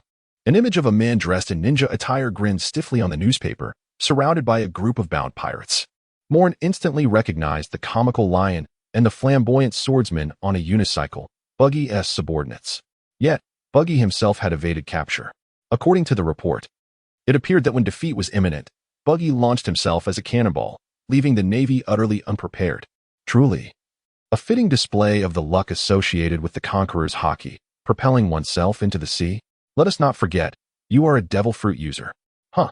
Nami leaned closer to Moen, the freshness of her youth causing a slight tickle in his nose. She exclaimed, snatching the newspaper from him. What is going on?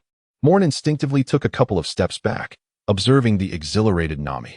The expo. It's the expo. Nami's eyes sparkled, transforming into shapes of berries. The expo? Upon hearing those words, Moen immediately thought of someone, Douglas Barrett, the scion of the devil. This fellow, in league with that Fiesta character, had nearly annihilated all the supernovas with a pirate exhibition. Of course, the expo Nami spoke of bore no connection to that individual. Look, look. The Sato Kingdom is hosting an expo where you can find everything you desire. Nami unfolded the newspaper, pointing excitedly at a report that occupied an entire page. The Sato Kingdom, the most formidable World Alliance nation in the East Blue, stood in stark contrast to the so-called beautiful Kingdom of Goa, as the Sato Kingdom revered strength above all else. Utilizing the privileges granted by the world government, the Sato Kingdom had aggressively expanded its military, boasting a standing army of up to 200,000. It is essential to understand that the Sato Kingdom, akin to the Goya Kingdom, is merely a medium-sized island realm, utterly incomparable to the illustrious super-island kingdom of Alabasta within the Grand Line. With an elite force of 200,000, pirates dare not invade this formidable nation. The current king is exceedingly enlightened, imposing the lowest tax rates throughout the East Sea. The celestial gold paid to the world government each year is primarily amassed from the plunder of pirates and the arms trade in foreign commerce. How intriguing it is. Weapons, slaves, treasures, treasure maps, and even devil fruits. Are they available for trade?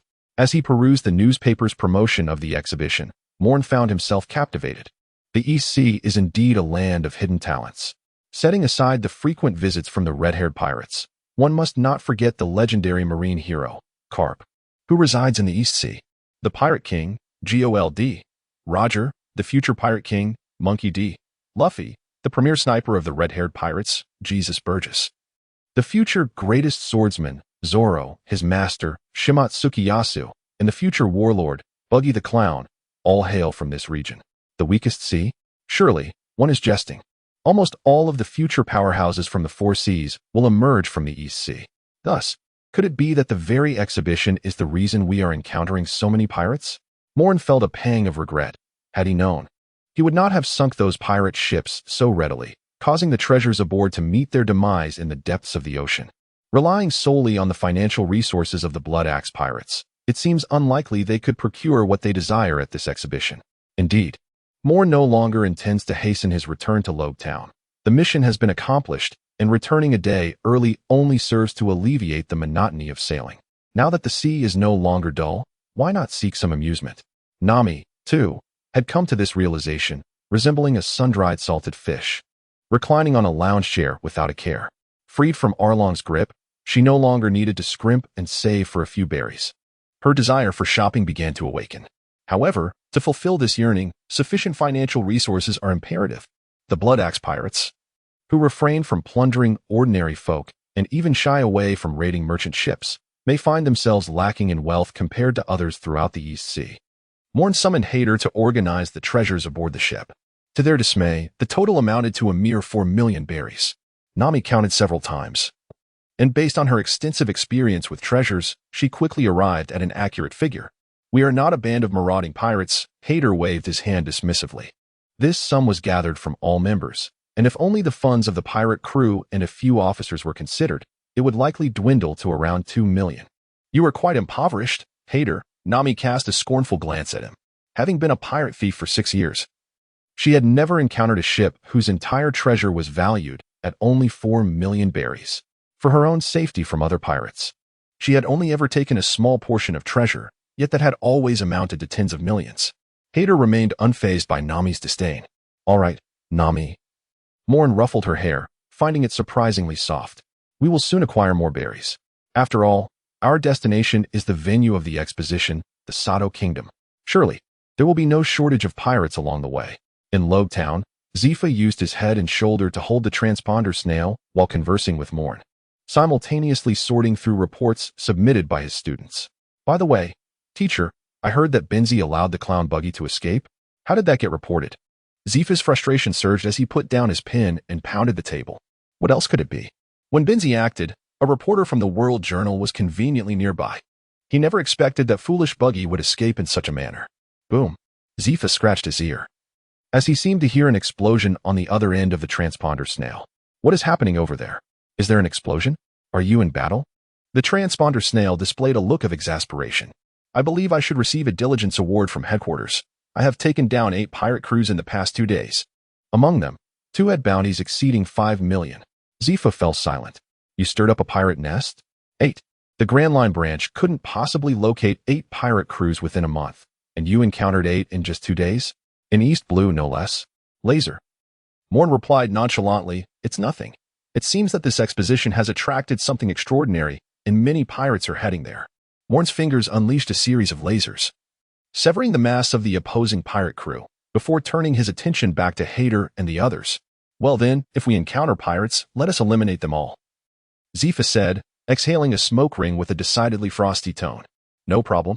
With a decisive click, Moen hung up the phone and stowed away the device. Beside him, Nami was exuberantly counting their spoils. 3 pirate crews had succumbed to his overwhelming might, and rather than sinking their ships, he had compelled them to surrender, subsequently plundering their entire treasure trove. Moen, we have amassed 12 million berries. Nami exclaimed, her eyes sparkling as she cradled a golden sculpture. She had never fathomed that wealth could come so swiftly.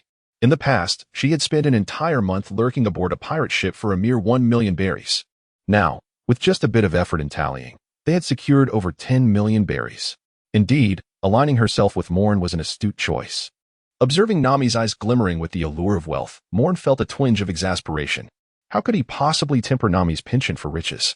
Yet, perhaps this obsession was not entirely detrimental. With a faint smile gracing his lips, Moen raised his hand, unleashing a formidable beam of light that sank the pirate ship, now bereft of treasure, utterly disregarding the curses and cries for help. Once one chooses to venture into the seas, hoisting the pirate flag and stirring the tempest, one must accept their fate. No one will bear the responsibility for your choices. Chapter 41. Turmoil in the East Sea. 3. In the palace of the Soto Kingdom, King Soto III, clad in casual attire, was tenderly combing the hair of his beloved queen. Such a sight would be unimaginable in other kingdoms, for a king is the most esteemed figure in a realm. It is inconceivable for him to engage in such acts.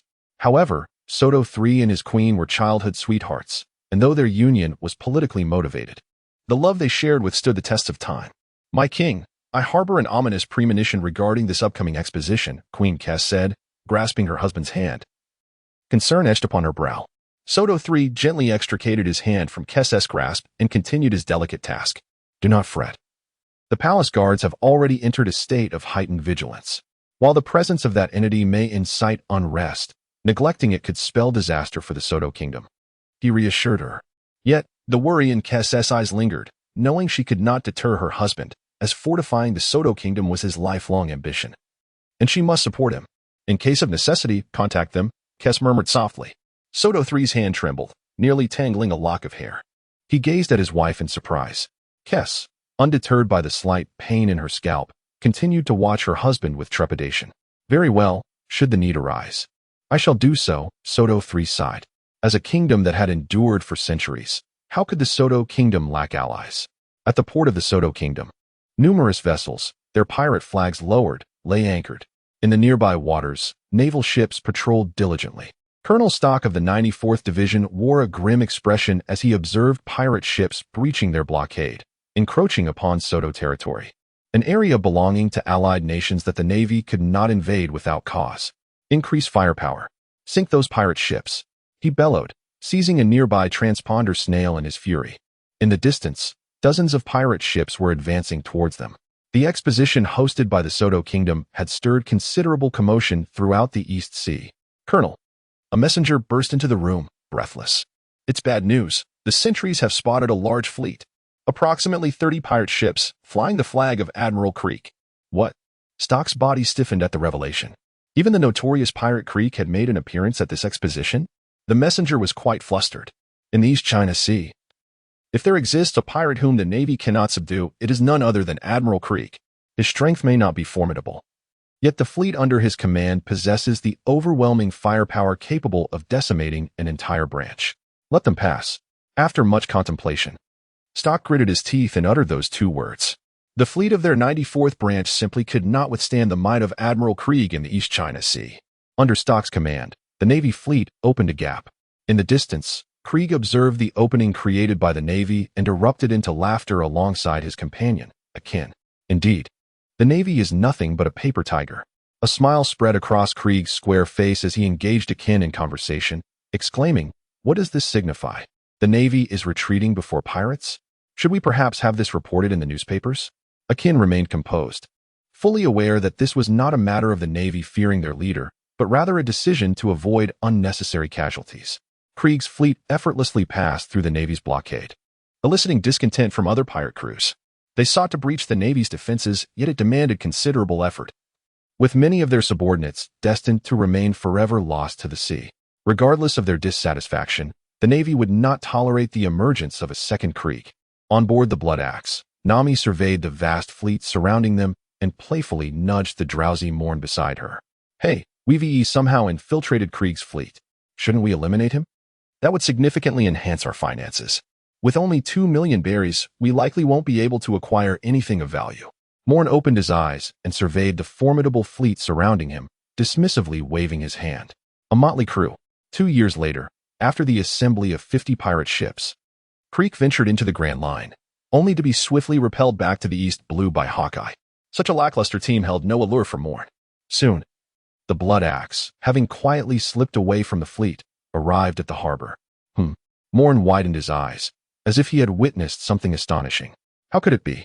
How could this individual possibly be here? Frowning, he gazed at the giant standing at the port. Towering at 7 meters, his imposing stature exuded an air of dominance, while his all-black attire paired with polka-dotted trousers lent an oddly humorous touch. His expressionless face bore no hint of emotion. As he leisurely perused a Bible held in his hands, Bartholomew Bear. Moen stood at the bow of the ship, his gaze remarkably bright. The bear lifted his head, sensing the intensity of that fiery stare. Observing the poised figure of Moen, the bear's lips curled slightly, attempting to form a smile, yet failing. What brings a rear admiral here? The bear inquired. I am equally curious. What intentions does the warlord of the sea harbor in the world government? Moen stretched his neck, seemingly prepared to act if Bear's response did not meet his expectations. Bear silently rose to his feet, and with a swift motion, he closed the Bible and struck his chest, instantly vanishing from Moen's sight. The development of the machi-machi fruit is truly terrifying. Moen smacked his lips, filled with envy for Bear's extraordinary talent. If Moen's prowess with the glint-glint fruit could be likened to that of Kizaru, then Bear's aptitude with his own fruit must be the finest in the world. An otherwise mundane machi-machi fruit has astonishingly given rise to a plethora of bizarre and formidable abilities, some of which are difficult to fathom as being related to the fruit at all. Among these abilities lies a particularly unsettling technique, the healing bounce, which allows one to expel damage from their body and inflict it upon another. This is an entirely unconventional form of invincibility. Nami had already organized the treasures, instructing Hard to fill 2 large sacks in preparation for transport to the shore. With Moen's recent conquest over the pirate ship, Nami no longer fixated on the berries held by the Blood Axe members. She was aware that they would soon be incarcerated and decided to let them enjoy their time for now. What's wrong? Nami inquired, noticing Moen lost in thought. Nothing, Moen replied, shaking his head. After a prolonged moment of contemplation, he turned to Hard. This time, let your crew remain on the ship, prepared to depart at any moment. I have an ominous premonition. Hard appeared taken aback. You are so powerful, yet you have a sense of foreboding? Moen remained silent, feeling no threat from anyone, not even from the vanished bear. This was the confidence that came with his strength. However, Nami and the members of the Blood Axe lacked any formidable power, and he could not possibly protect so many individuals. Seeing that Moen was not jesting, Hader promptly called over 2 sailors to carry the sacks. Then we shall not board at all, Hader grinned, for there was little wealth to be had. It was better to save it for a hearty drink in Rogue Town. Observing Hader's resolve, Moen nodded. With only Nami and 2 oil barrels in tow, he was indifferent to anything else unless it was the 4 emperors that approached. Soto Square sprawled over tens of thousands of square meters, originally a venue for the festivities of the Soto Kingdom. Now, it had transformed entirely into a marketplace for vendors, with thousands of makeshift stalls meticulously arranged across the vast expanse, presenting a dazzling array of goods. What a beautiful necklace, exclaimed Nami, her eyes sparkling as she gazed upon a delicate piece displayed at a stall after exchanging all her treasures at the Soto Royal Trading Company. At that moment, she was still clad in the garments she had brought from Kokoshiya village, predominantly inexpensive trinkets or the worn clothes of Belmere and Nojiko. Despite the youthful allure she radiated, it could not entirely mask the homeliness of her attire. The stall owner was a rotund man. It seemed that the prevalence of the portly figure was quite high in this world. Moen surveyed the surrounding stalls, noting that 7 out of 10 were manned by rotund vendors, while 3 sagged under the weight of their wares. Miss, you truly possess an exquisite eye. These treasures have been salvaged from the depths of the sea by our fleet. It is rumored that they once belonged to the personal collection of a certain kingdom's princess. The corpulent proprietor rubbed his hands together, forcing a comical grin as he endeavored to promote his merchandise, nearly slipping and revealing his piratical nature. The Soto Kingdom's exposition welcomed the presence of pirates, yet it strictly forbade any disputes during the event, along with the open admission of one's piratical identity. Failure to comply would result in arrest by the royal guards. How much? Nami inquired, her fingers caressing a necklace, its cold touch making it difficult for her to release it. The portly merchant's beady eyes darted around, and he replied, seeing how much you adore it. I shall reluctantly part with it for 200,000 berries. 200,000. Why don't you go rob a bank instead? Nami exclaimed, hurling the necklace back at him with a fierce shout. Based on her assessment, the necklace was worth at most 50,000 berries, which was already quite extravagant. You. The merchant winced as the necklace struck his face, leaving a red mark, his expression darkening. Miss, if you are not interested in purchasing, you are free to leave. I am not obliged to sell to you, am I? He forced a smile, suppressing the urge to retaliate against Nami. After all, he lacked the means to challenge the regulations set forth by the Soto Kingdom. As Nami continued to haggle stubbornly with the stall owner, Moen observed with a smile. The vibrant energy emanating from Nami was something he had not witnessed during their time in Kokoyashi village. All right, Nami, let us not quarrel any longer. The event is about to commence. Moen pulled Laname, as she had managed to negotiate the price down to 2 million Bailey. Yet it still fell short of her anticipated figure by 1 million Bailey. Moen tossed 50,000 berries to the portly merchant, observing the hesitation flicker across the man's face as he instinctively extended his hand. Suddenly, a minuscule droplet of blood appeared on the merchant's forehead, barely breaking the skin. Yet a single crimson bead oozed forth. Startled, the merchant exclaimed in disbelief, "What manner of sorcerer is this?" He hastily handed over the necklace to Moen, hurriedly tidying his stall before making a swift retreat. Within mere minutes, another had claimed the merchant's spot. With a sense of satisfaction, Nami approached a nearby pool to cleanse the necklace, while Moen stood behind her, delicately fastening the lustrous piece around her neck. What do you think? Does it look beautiful? Nami twirled on the spot, her excitement palpable as she eagerly awaited Moen's response. Moen stroked his chin, feeling an inexplicable sense of disquiet. While undeniably attractive, there lingered an unsettling sensation. With a sharp snap of his fingers, he scanned the surroundings and suddenly realized Soto Plaza Mall. Nami, nervously tugging at the hem of her garment, felt a wave of shyness wash over her. Moments ago, Moen had assertively led her here, selecting several garments that, to Nami, appeared exceedingly lavish, and had insisted on a change. Now, as she turned in place once more, a flutter of anxiety stirred within her. The orange-yellow pleated skirt danced in the breeze, while the light green cinched waist accentuated Nami's figure exquisitely. The ivory shawl adorned the off-shoulder gown, elevating its grace and elegance to perfection. Moen clapped his hands, settling the extravagant ensemble that cost a staggering fortune. With the addition of the earlier necklace, Nami transformed into a celestial princess, exuding an otherworldly charm. Perhaps it was time to bring Ain and Layla along for a makeover as well. However, Moen recalled their indifference towards such adornments. It made sense. In a world dominated by combat, strength overshadowed aesthetics. Reflecting on the original tale, Moen found it hard to reconcile with the so-called sword-dancing Princess Rebecca. Was that truly attire? Let us proceed and uncover what the Kingdom of Soto is up to, he declared. After accompanying Nami for a leisurely stroll, they arrived at the bustling fair, which had reached its climax. The auction hosted by the Kingdom of Soto was about to commence. Upon returning to Soto Square, the myriad of stalls had vanished, replaced by rows of seating. At the center stood a wooden platform, approximately 1 meter high and covering several dozen square meters.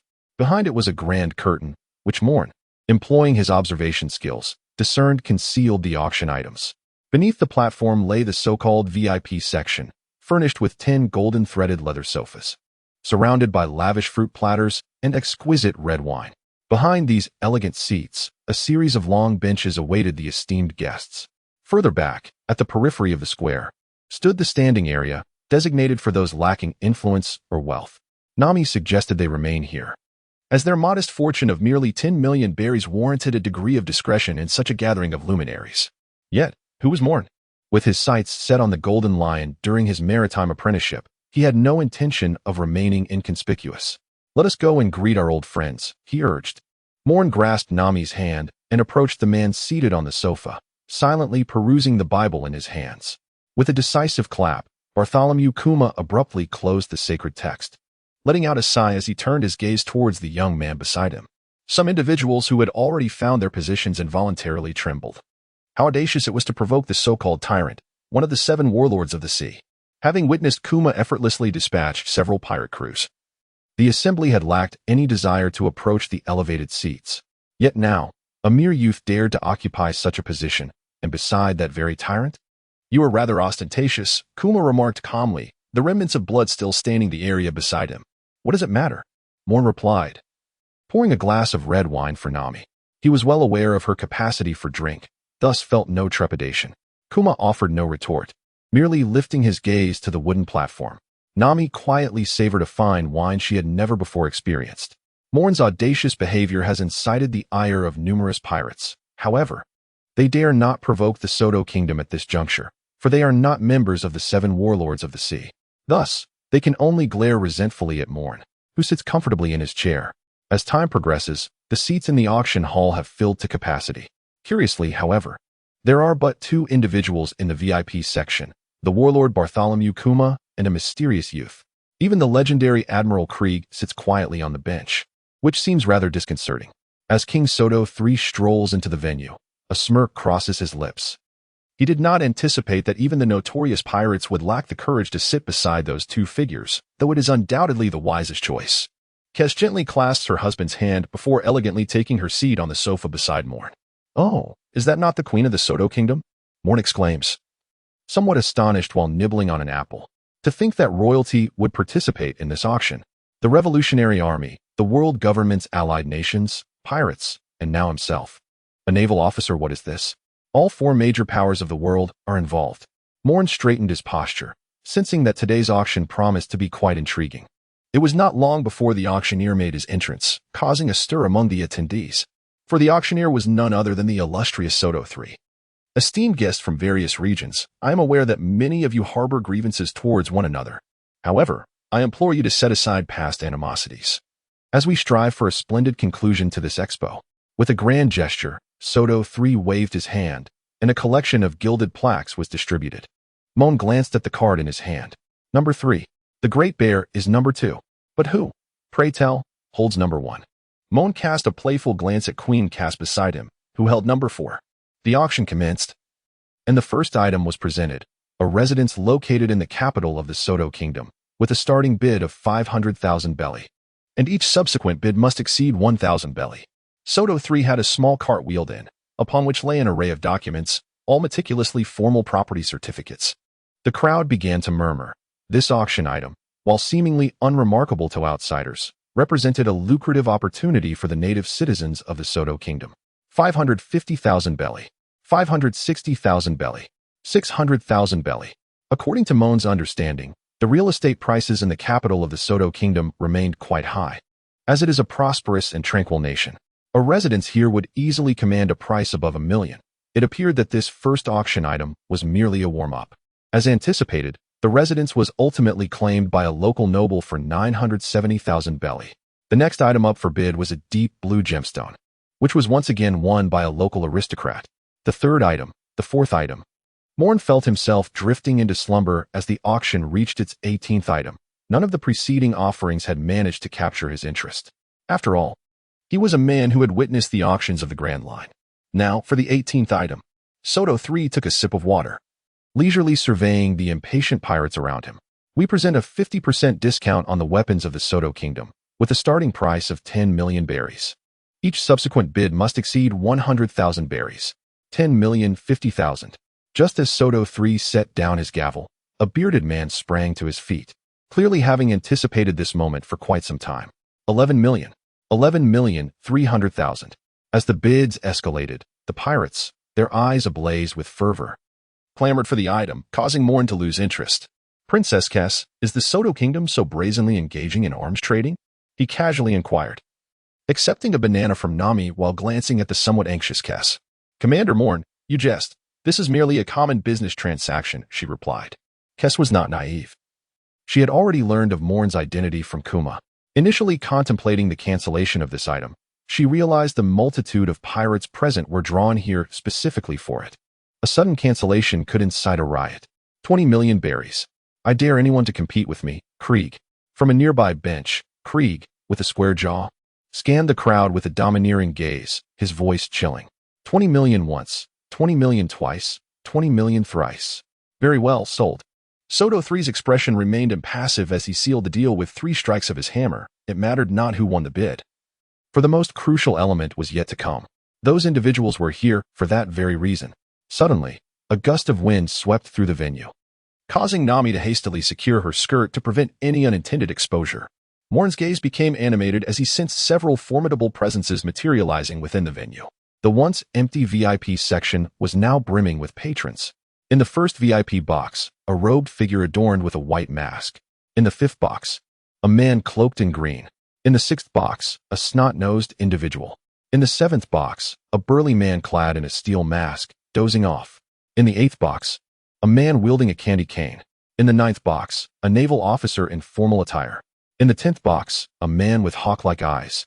Suddenly, Moen burst into laughter, covering his face as he regarded the man standing before him.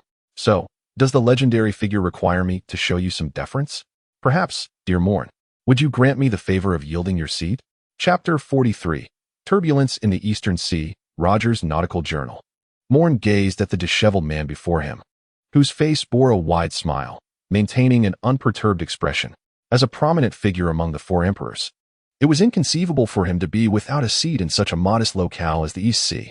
With that, Moen rose to his feet and summoned a beam of golden light that shot forth towards the man. However, Shanks, if you desire this position, you must first displace me. For my superior is watching, he asserted. Shanks merely shook his head, drawing his renowned blade, Griffin, to effortlessly intercept Moen's radiant assault. Admiral Akiji, might you grant this esteemed individual some consideration? The red-haired emperor inquired, his expression tinged with a hint of exasperation as he glanced at the nearby man with unruly hair, who had succumbed to slumber. The only response was an inexplicable snore that echoed through the air. Shanks, feeling a surge of frustration, she'd Griffin and regarded the composed Moen in silence. He was genuinely intrigued by Moen and held a certain fondness for him, having gathered sufficient intelligence. Shanks was aware of the youth's formidable prowess, albeit inferior to his own. Nevertheless, there was no need for him to confront Moen directly. Kindly grant me a seat. It is rather tiresome to travel such a distance. Shanks approached the snot-nosed man, nonchalantly tousling his hair. Torpal's countenance stiffened, brimming with unexpressed anger. Yet he dared not unleash his ire, silently rising to relinquish his seat to Shanks. Ha ha ha, if it were Doflamingo here, would he not have at least one seat to claim? A robust man beside Torpal yawned, carelessly mocking the young master. Jack. Torpal trembled slightly but refrained from retaliating. He was the weakest among them all. Now, let the auction proceed, proclaimed Soto III, observing the farce come to an end as everyone resumed their seats. Calmly, he reached for the auction item beside him, a leather-bound notebook. I must clarify that I cannot guarantee the authenticity of this item, he stated, extending 3 fingers before lowering one. Whoever secures this item must not engage in conflict within the territory of the Soto Kingdom. Furthermore, this item is not one we have produced. It was salvaged by a small fleet in the South Sea, having endured a series of tribulations along the Grand Line before arriving in our kingdom. Thus, any disturbances arising from this item shall not be our responsibility. With that, the auction commenced. Following Soto III's elaborate introduction, Moen's curiosity regarding the notebook had intensified. Indifferently, he plucked a piece of fruit from the side and savored it, utterly unconcerned with the opinions of those around him. After all, none present could truly hinder Moen. Such was the source of his confidence. The 19th auction item, the navigational log of the pirate King Jiuyue D. Roger, accompanied by a historical manuscript. Moen spat out a mouthful of apple, staring incredulously at the notebook in the hands of Soto III. What on earth? Why is there a nautical log? And it belongs to Roger. That fellow, didn't he destroy this? Wasn't he it said that everything related to Roger was to be obliterated? Even the pointer that recorded the location of Laugh-Tale was discarded. Aside from the astonished Moen, the man in the green robe, who had already shattered the sofa yet maintained his composure while hovering in the air, began exuding an icy demeanor, ready to spring into action at any moment. It seemed a subtle tension had enveloped the atmosphere. From this nautical log, I found no indication of the so-called Laugh-Tale. It merely chronicled trivial details of Roger's voyages in the New World. Soto III calmly continued to present the nautical log. As for the historical texts, I trust you are already aware of their significance. Thus, I set the opening bid at a mere 1 belly. After casting this delicate starting price, Soto III descended from the auction stage and approached Cass. She grasped his hand, her eyes filled with concern. Hey, Moen, what is this historical text? Nami inquired cautiously, leaning towards Moen in the tense atmosphere, feeling somewhat uneasy. As a navigator, she was well acquainted with nautical logs, but the term historical text struck a blind spot in her knowledge. Although her voice was soft, everyone present was a master of observation. and her words resonated like thunder in the ears of the crowd. Moen gazed at the humble notebook resting upon the wooden pedestal, helplessly ruffling Nami's hair. The historical document, it was indeed a thing that could invoke the Demon Slayer's decree. I bid 100 million berries. Hawkeye my hawk, seated in the VIP box number 10, casually waved his hand, casting forth a price that seemed almost trivial. Nami covered her mouth in astonishment. This so-called historical document commanded a price beyond her wildest means. My hawk. I never imagined you held an interest in such an item. The vicious grin of Drought Jack emerged, for Captain Kaido was exceedingly keen on this artifact, 200 million. No one should entertain the notion of claiming a sinner's possession from the government. 300 million. The masked man's voice was cold, dripping with disdain for Jack. His gaze was fixated on the man in the green cloak. Akiji scratched his head, feeling somewhat uncomfortable. He had only allocated 300 million berries for this endeavor. And already, at the outset of the bidding, it had surpassed his limit. Was it true that the Navy was simply too impoverished? The Don Quixote family. 350 million berries. Torpole sniffled, cautiously announcing his bid. Ha ha ha, that fellow Doflamingo. Is he too afraid to come himself? The Candyman Parasparrow twirled his candy cane with disdain, declaring 400 million berries. Well, it seemed that Akiji had fully resigned himself to being a mere tool. He cheerfully donned his eye mask and began to doze off. Hey, Moen, this is utterly insane. Nami, eyes transformed into shapes resembling berries, stared at the notebook on the pedestal. Moen stifled a yawn, casting a glance at the surrounding individuals. The ordinary populace had long since departed, leaving behind only a handful of self-proclaimed extraordinary pirates. This was hardly the end of the matter. In my opinion, there was no need for such distressing disputes. One could simply declare their bottom line and engage in a brawl, and that would suffice. Moen's voice, though not loud, resonated deeply within the hearts of those present. Hawkeye cast a glance at Moen, briefly eyeing the light snow resting on his seat, his gaze momentarily brightening before dimming once more.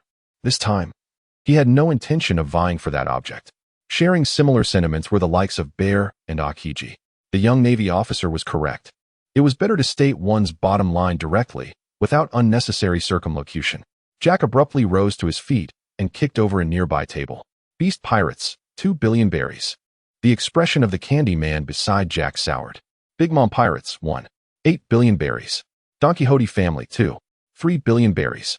Torpal's face broke into a smile as he declared his minimum bid, fortunate to outstrip 2 of the 4 Emperor's pirate crews. World Government, 5 billion berries.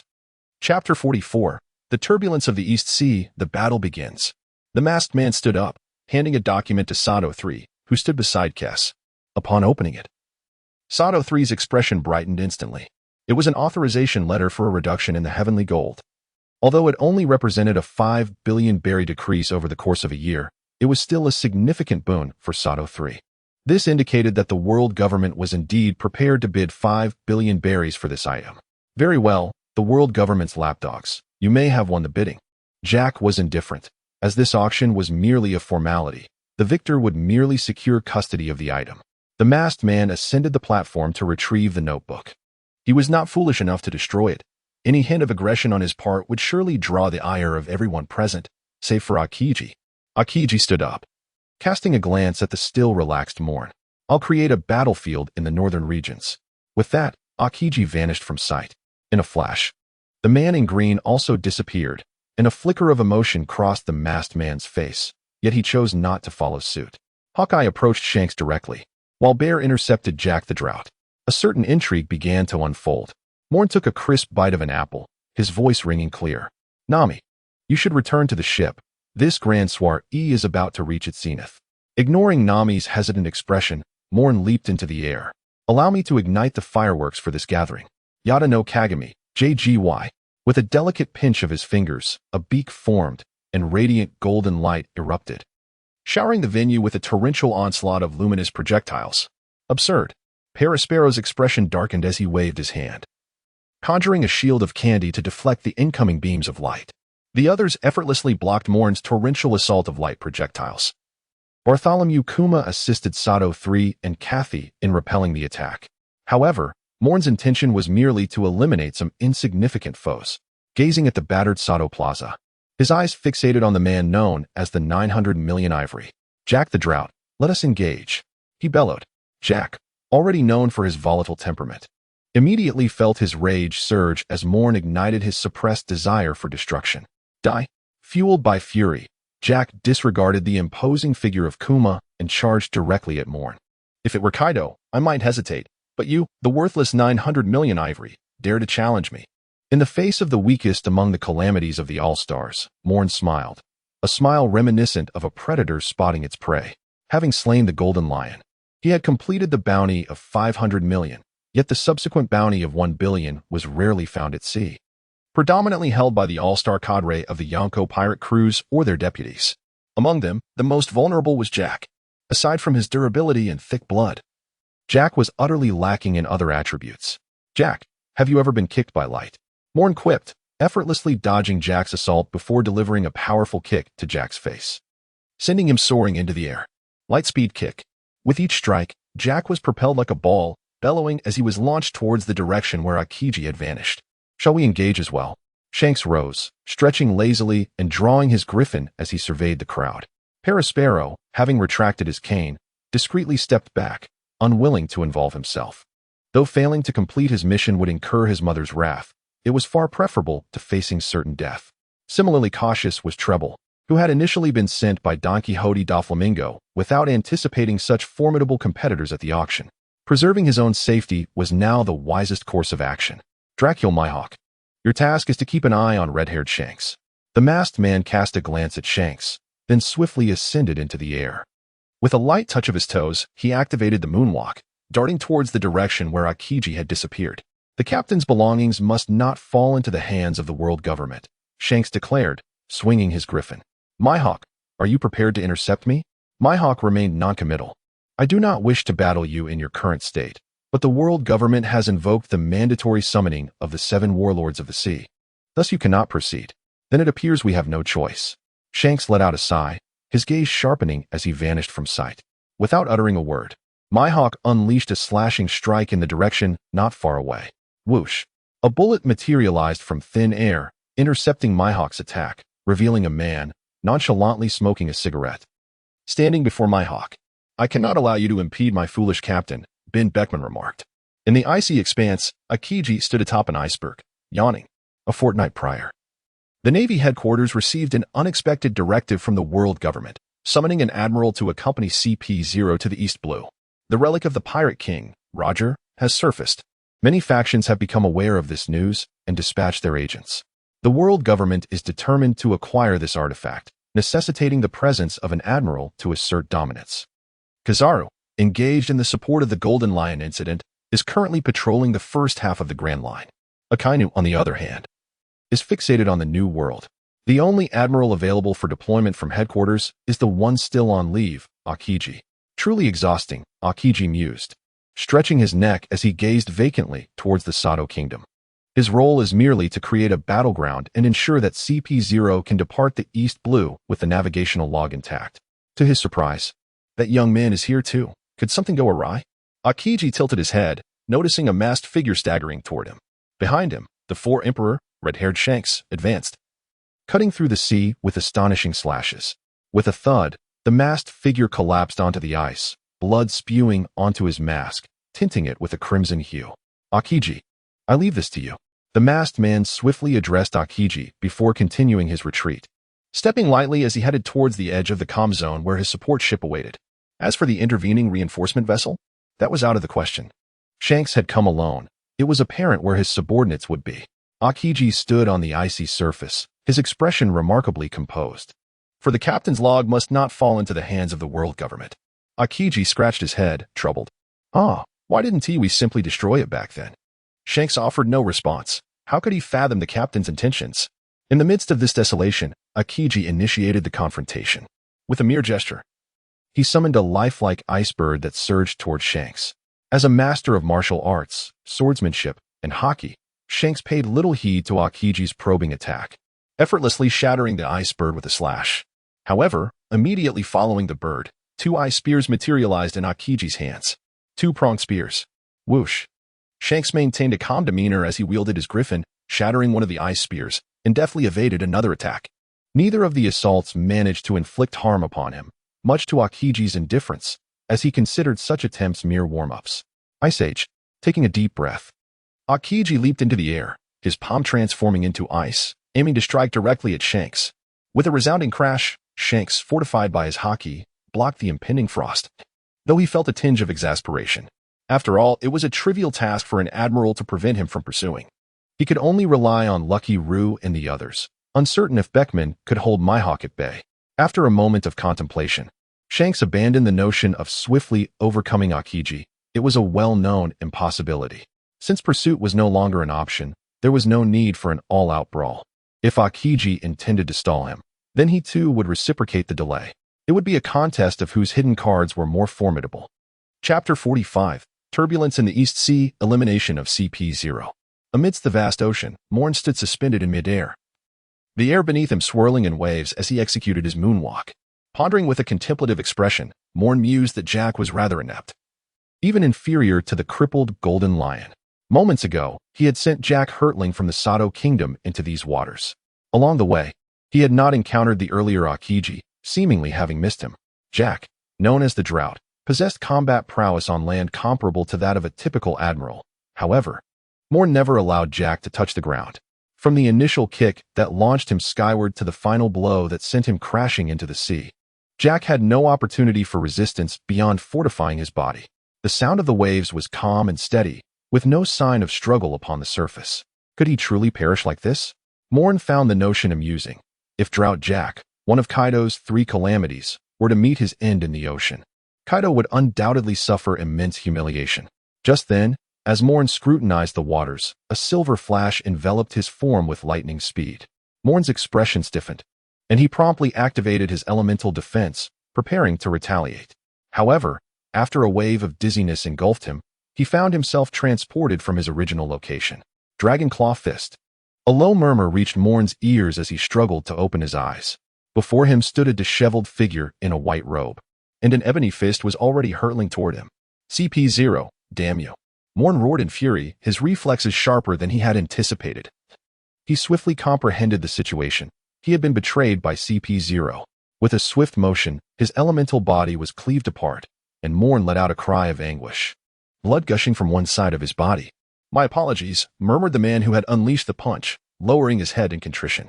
He then surged forth like a tempest towards CP0, yet the distance between them was insurmountably vast.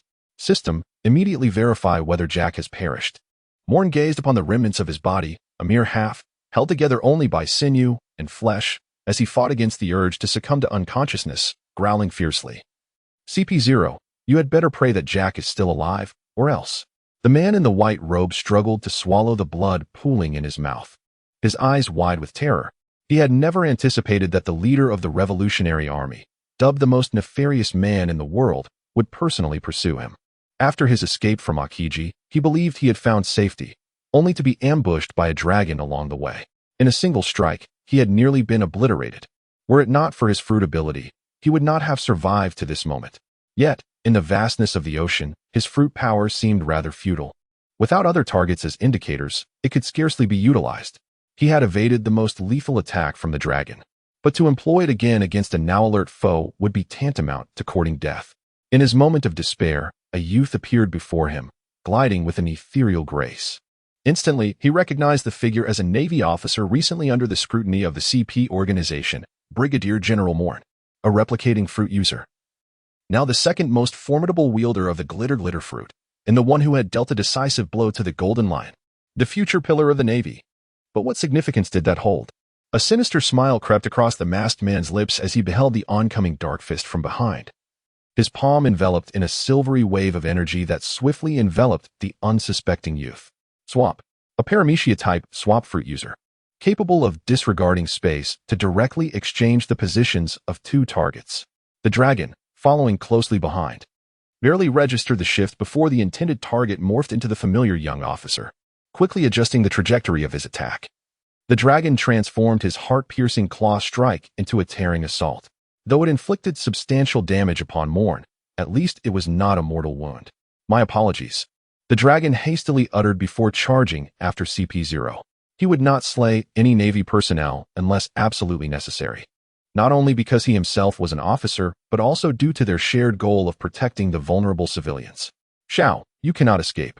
the dragon's gaze fixated on the fleeing figure ahead, akin to a tempest unleashed. Infuriatingly, Zhao's observation Haki sensed the impending attack from behind, yet he could not evade it. Any attempt to dodge would inevitably slow him down, sealing his fate in this dire moment. Cursed intelligence organization. Did you not claim that no one knew of this entity's emergence? You have led me to ruin. Zhao forcibly operated the iron block, obstructing Long's attack, and a mouthful of fresh blood sprayed onto his mask. He couldn't help but curse the CP members who provided the intelligence, if it weren't for their negligence. How could he possibly be the only one facing a general? 3 emperors and 3 7 warlords. They truly overestimated him. At the very least, there should have been 3 CP0 agents and 2 or more admirals. Dragon Claw Fist. The low growl resonated once more, and a savage glint flashed in Zhao's eyes. How had he fallen to such depths, being relentlessly pursued without even a chance to retaliate? Shanks had been like this before, and now Long was the same. Did they truly think him so easy to bully? With a deep breath, Zhao pivoted and unleashed a massive slash, its sharpness capable of severing sinew and bone. Boom! The collision of the fist and the slash erupted in an explosion. A thin veil of smoke dispersed as Zhao forcefully swallowed a mouthful of blood and immediately stepped away using moonwalk. This was the precious opportunity he had fought for. He had to seize it. As the smoke cleared, Long hovered midair, his expression dark as he watched Zhao escape into the distance. Shoot him, death gun. A roar erupted from behind, and Long instantly activated his full body of Haki, preparing for the incoming attack. The voice was eerily familiar. He immediately recognized it as that of the little marine from before.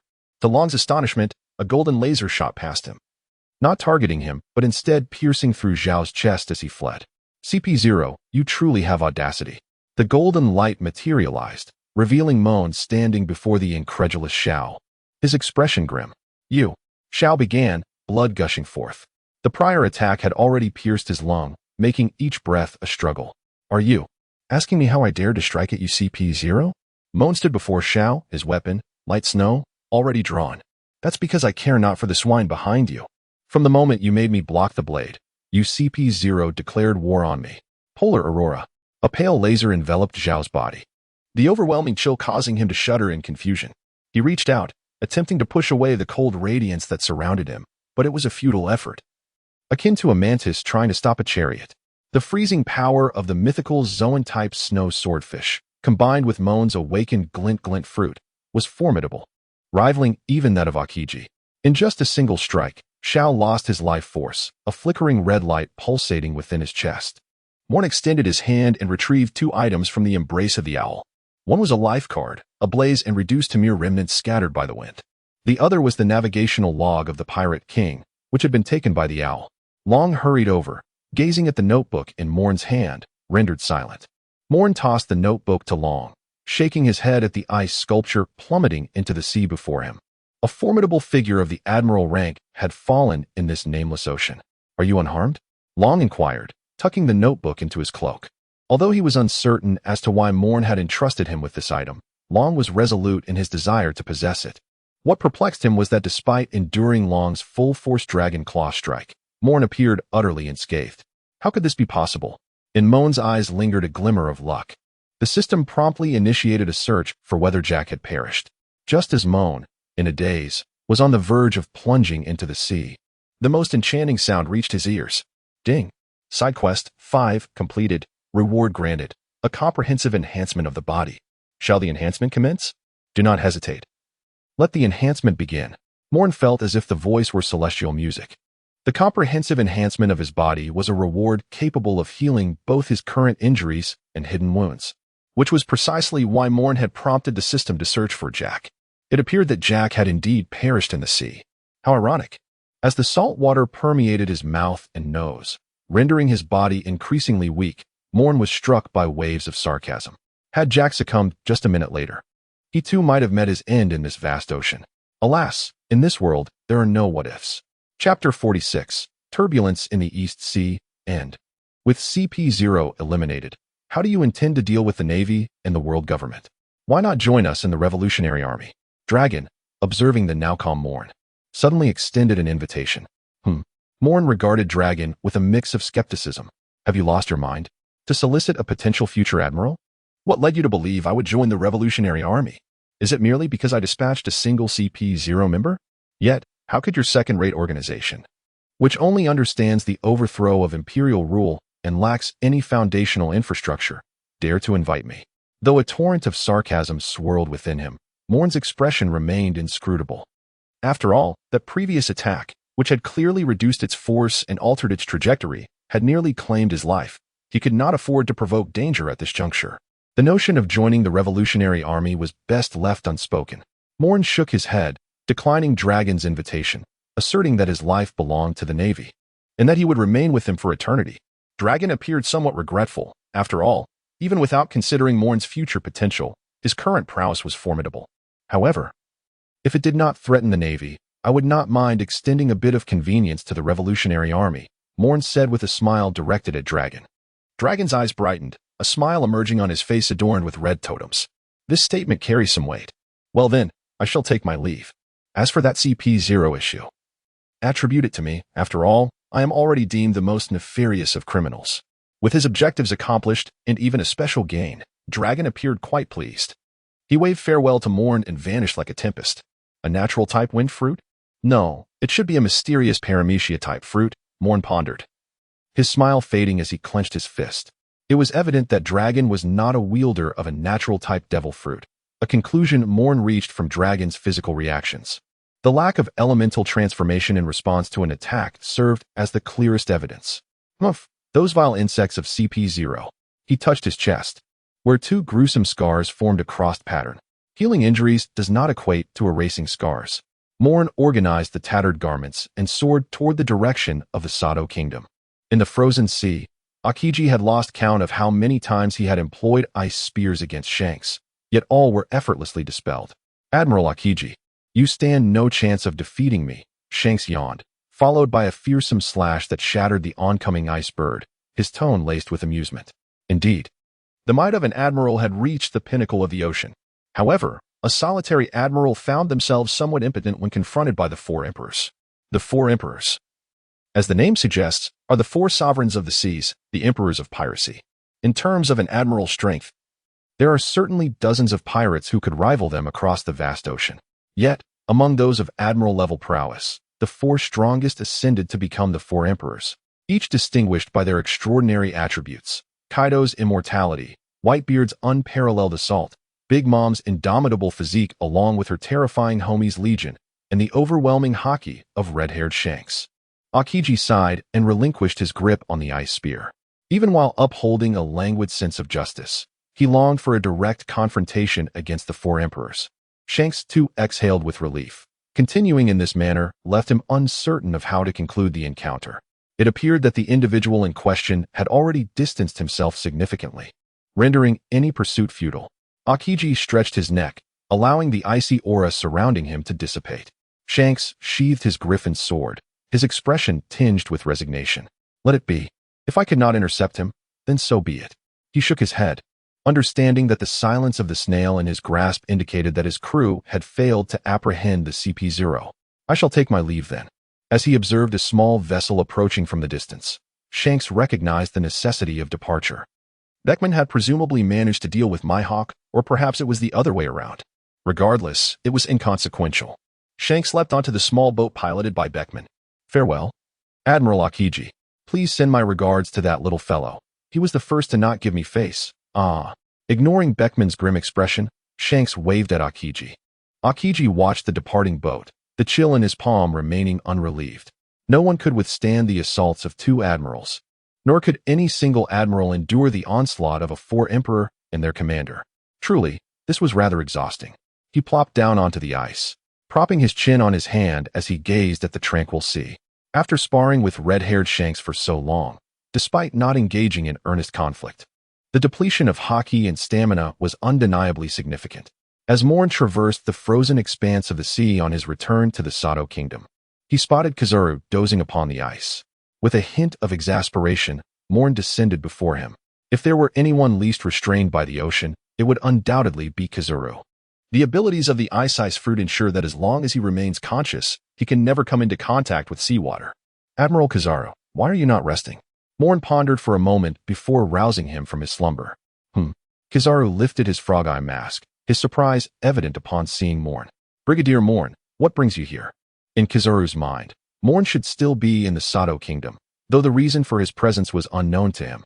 "I dealt with the drought causing Jack and noticed you on my way back," Moen replied, shrugging his shoulders, bemused by Kizaru's apparent unreliability.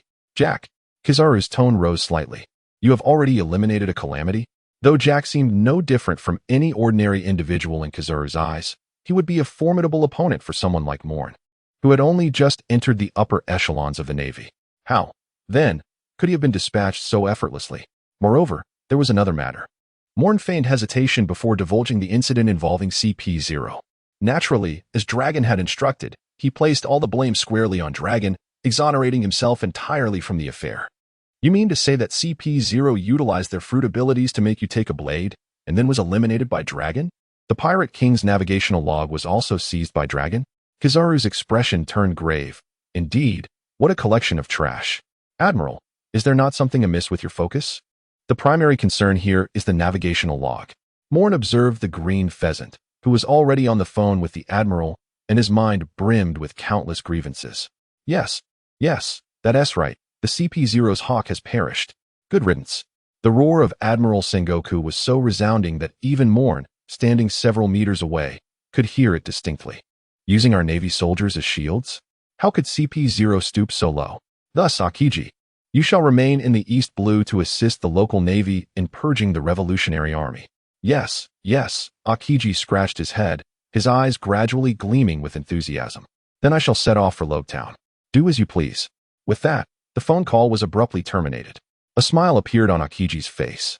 This was a blatant opportunity to slack off. The Revolutionary Army? How could one possibly apprehend those fellows? The CP organization, adept in intelligence, had suffered innumerable losses at the hands of that dragon fellow. Merely putting on a show would suffice. You've managed to eliminate the drought-inducing Jack. Surely, the headquarters will reward you. It seems you haven't even graduated yet. Akiji stood up, towering a full meter over Moen. There was not a shred of doubt in Akiji's mind regarding Moen's veracity. A cursory inquiry would reveal the truth. Moen had no reason to fabricate lies on this matter. A rear admiral? That seems unlikely. A rear admiral without graduation is rather far-fetched. A general? A general? Akiji the general? Moen gazed at the absent-minded general before him, and, somewhat speechless, transformed into a brilliant golden light, vanishing from sight. The glittering fruit indeed possesses a remarkable power. Akiji snapped back to reality, watching the receding golden light, and clicked his tongue. Yet, my ice fruit is equally impressive. The silhouette of the man gradually faded into the distance, leaving behind a solitary frozen path upon the ocean's surface. Chapter 47, Clarification. In the latest update, Jack has perished. The protagonist believes he drowned in the sea. Although, in the original narrative, Jack is suspected to be a fishman who can breathe underwater at that moment. The protagonist completed the task, leaving no other possibility aside from Jack's demise. However, there is more to Jack's death than meets the eye. I noticed some readers commented on Jack's fate, and I would like to clarify that such significant inconsistencies are not my doing. I extend my gratitude to those who pointed out suggestions and errors. Your support is much appreciated. Chapter 48, The Fishman Jinbei. In the Soto Sea, upon a small, solitary boat, Moen was leisurely fishing, with two plump sea fish swimming in the bucket beside him, blissfully unaware of their grim fate.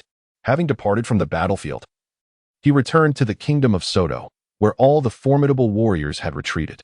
Eagle Eye and Beckman had engaged in a brief skirmish before departing, as he believed he had fulfilled the mission assigned by the world government, and saw no need to continue the conflict. As for Kuma, his purpose for coming remained a mystery to all. Nevertheless, he had escorted Torpole and Charlotte Paris Sparrow back, facilitating their return. Dragon also did not make his way back to this kingdom. In summary, the kingdom of Soto had lost its distinctiveness. The recent events had been overwhelmingly monumental. Had this transpired in the small East Blue, it was likely that all members of the Yonko would have mobilized. Each individual believed they were the sole recipient of the news, discreetly dispatching their trusted companions. Yet who could fathom that others had done the same? Amidst the tumultuous waves, the identity of the mastermind behind these events remained elusive. Ultimately, it was the world government that bore the brunt of the consequences, deploying a CP0 agent, along with a cadre of CP operatives and a Marine admiral, yet returning empty-handed, was indeed a substantial loss. However, none of this concerned Moen any longer. Upon returning to the Blood Axe ship, he encountered Nami, who had also returned, and they set sail without delay. Along the way, Moen parted ways with Nami and the crew, as a particularly unique island lay not far along their course, Seymourjichi village. Moen, are you truly at ease letting Hachi and the others venture to Logtown alone? Nami inquired, fanning herself, dressed in a refreshingly cool attire. Moen turned a blind eye, indifferent to the situation. After all, if they chose not to come, they would ultimately remain within my grasp. Nami stuck out her tongue, consulting the nautical chart to ascertain their position relative to the route. Given our current pace, we should reach Shimezuki village within a day. Nami, thoroughly satisfied, clapped her hands and stowed the navigational map back into the cabin. This modest vessel, a lifeboat from the Blood Axe ship, may not be large, yet it possessed a small cabin, safeguarding against the rain. Nami retrieved 2 cans of green tea from the cabin, tossing one to Moen while she opened the other and savored a delightful sip. Such a luxury was not inexpensive in her previous life. Nami would never have spent money on such beverages. Gulp. Moen drained his green tea with great enthusiasm, casting the glass bottle into the sea, which erupted in a flurry of splashing waves. What brings you to Shimatsuki village? I fail to recall anything remarkable about it. Nami, the navigator of the Straw Hat Pirates, inquired with a hint of curiosity. According to her recollections, Shimatsuki village held nothing of particular note aside from a swordsmanship dojo. Moen lifted his fishing rod, and a plump sea fish fell into the bucket. I wish to cultivate my skills, as I long to discern whether there remains any room for improvement in my swordsmanship. More than 6 months ago, Moen realized that despite his relentless practice, he had made no discernible progress in understanding the art of the sword. Perhaps, he mused, he simply lacked the aptitude for it. Nami pursed her lips, silently contemplating the necessity of rigorous training. With Nami's precise navigation skills as his guide, by dawn on the following day, Moen was able to behold a verdant little island in the distance. Indeed, it resembled a hidden paradise. As he stepped ashore from the beach, Moen gazed at the villagers laboring afar, feeling a tinge of nostalgia. Nami, too, felt a pang of envy. The former Kokoshiya village was no less charming than Seymourjichi village, though the turmoil brought by Arlong had inflicted great suffering upon Kokoshiya, which, fortunately, had now returned to its former glory. Excuse me, sir, do you know the way to the esteemed Yiltsuru's dojo? After walking along the coastal path for quite some time, Moen encountered an elderly man seated by the roadside, smoking. He approached with utmost politeness to inquire. The old man lifted his gaze and leisurely pointed toward a distant town. Just over there, north of that village. It's quite easy to find. Thank you very much. Moen ceased to disturb the elderly gentleman and led Nami down an alternate path. Within the One Heart dojo, Jiuyue Jingsairo sat in a kneeling position upon the tatami mat, gazing at the man before him with a hint of exasperation. Was there yet another issue with the Revolutionary Army's food supplies? The man nodded, equally resigned. This incident had escalated significantly. The world government acted swiftly, severing the underground market in the East Blue, intent on ensnaring them entirely. Jingsairo sighed. Dragon, this approach is unwise. While I can support your revolution, if the world government has you by the throat, achieving success will be exceedingly difficult. Dragon, clad in a green cloak, twitched the corners of his mouth, but refrained from rebuttal. Indeed, the endeavor they were undertaking was monumental. However, it was undeniable that they were subsisting on the provisions of the world government while opposing it. Should the government genuinely commit resources to undermine them, the Revolutionary Army would find itself in peril. Mr. Jingsairo, we have identified alternative sources for food and have secured weaponry. We simply have yet to initiate action. A young man dressed in noble attire, standing beside Dragon, explained with a smile. As the acting chief of staff for the Revolutionary Army, Dragon, your pupil truly excels. Jingsairo chuckled. Had Kuna still been alive, I would have introduced the two of them. Dragon smiled, acknowledging that Sabo was indeed an exceptionally promising disciple. The door swung open, and the merman Haku, with his blue wavy hair, entered, cheerfully embracing a hefty blue shark man beside him. Master Haku, Sabo rose, performing an aristocratic bow towards Haku. The revolutionary leader, the blue shark man, extended his hand towards Dragon. Jinbei, it is a pleasure to see you. Dragon also stood, shaking Jinbei's hand with enthusiasm. Master Haku, why did you arrive so late? Sabo inquired, frowning at Haku. It is ill-mannered to keep Mr. Jingsairo waiting. Haku chuckled. We were engaged in a business transaction, which caused the delay. Business? Jingsairo questioned. puzzled. Is there still someone in the East Blue trading with the Revolutionary Army? Jiuyue, equally intrigued, explained to Dragon. On our way here, we encountered a certain individual, Jack, the Drought, one of Kaido's subordinates. For reasons unknown, Jack appeared in the sea. And although he is a merman and unafraid of drowning, he was in a state of incapacitation. Haku clenched his teeth. That scoundrel tarnishes the reputation of our kind. Jiuyue and I shattered his chest and destroyed his gills, watching him drown helplessly. The corners of Long's mouth twitched slightly. Master Haku, you truly are rather impulsive, he remarked. You have dispatched one of the 4 Emperor's subordinates without fear of Kaido's wrath. Now what business do you speak of? Sabo gathered his thoughts and continued to inquire. Haku, with a sense of pride, patted Jiuyue on the shoulder. We owe much to Jiuyue. We have contacted Moonlight Moria to exchange Jack's corpse for a shipment of supplies. Long's understanding dawned upon him. This was indeed the business Haku had mentioned. For Moria, who had lost all his crew to Kaido and had fled the New World in disgrace, acquiring the body of one of Kaido's subordinates was a source of great joy. Whether to fashion it into a zombie or utilize it for other purposes, it was a commendable choice. Furthermore, being a warlord of the sea, he could easily access certain dark resources, rendering the entire endeavor rather straightforward. So, the Jack who perished under my name has been used by you to acquire resources? The door swung open once more, revealing Moen, who entered with a smile, followed by a somewhat hesitant Nami. Upon hearing Jiuyue and the others, Moen finally comprehended why the fishman Jack had met his demise in the sea, and so swiftly at that. Most importantly, Jack had drowned, cast into the depths by Moen himself. Thus the responsibility fell upon Moen, leading to the subsequent rewards. Who are you? Jiuyue and Haku exchanged puzzled glances, while Long appeared astonished. Moen, how is it that you find yourself here? Long questioned, standing before Moen. Do not overthink it. I am not here for you, Moen replied, crossing his arms over his chest and smiling at Long. I have come to seek guidance from Master Gung Shiro regarding the path of the sword. Long felt somewhat exasperated, initially believing that Moen had come to a realization and wished to join the Revolutionary Army. Moen, perhaps I should take my leave? Nami suggested, feeling timid and cautious. After all, who among them was not a person of significance? It would be wise for a mere petty pirate thief such as herself to avoid lingering in their presence. Moen grasped Nami's hand, drawing her to stand before Jiuyue. Huh? Jiuyue wore a perplexed expression, unsure of the intentions of the youth before him. Nami, too, felt a sense of bewilderment. It was evident that this individual was a fishman. Having endured 6 years of oppression under Arlong, Nami harbored a deep-seated resentment towards fishmen. Yet, the fishman before her was clearly formidable. Jiuyue, the Knight of the Sea and one of the Shichibukai, belonged to the Neptune army of the Ryugu Kingdom on Fishman Island, and was also a former member of the Sun Pirates. Moen smiled as he regarded Jiuyue, meticulously introducing him to Nami, emphasizing each word. Moreover, he was Arlong's superior. What? Arlong's superior? You know Arlong? Chapter 49, Fragmentation. Jiuyue felt a pang of discomfort as he watched the girl's demeanor shift to one of animosity. He was at a loss as to what he had done to provoke such a reaction. Moen, he is Arlong's superior? Nami's tone was frigid as she took 2 steps back, seeking refuge behind Moen. Moen nodded gently, casting a glance at the bewildered crowd, and with a smile, began to elucidate.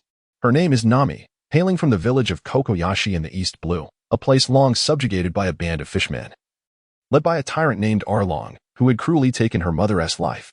As Moen narrated her tale, the expressions of those present grew increasingly grave. Upon hearing of Arlong's atrocities against Kokoyashi and several other villages, Jinbi fell into a contemplative silence.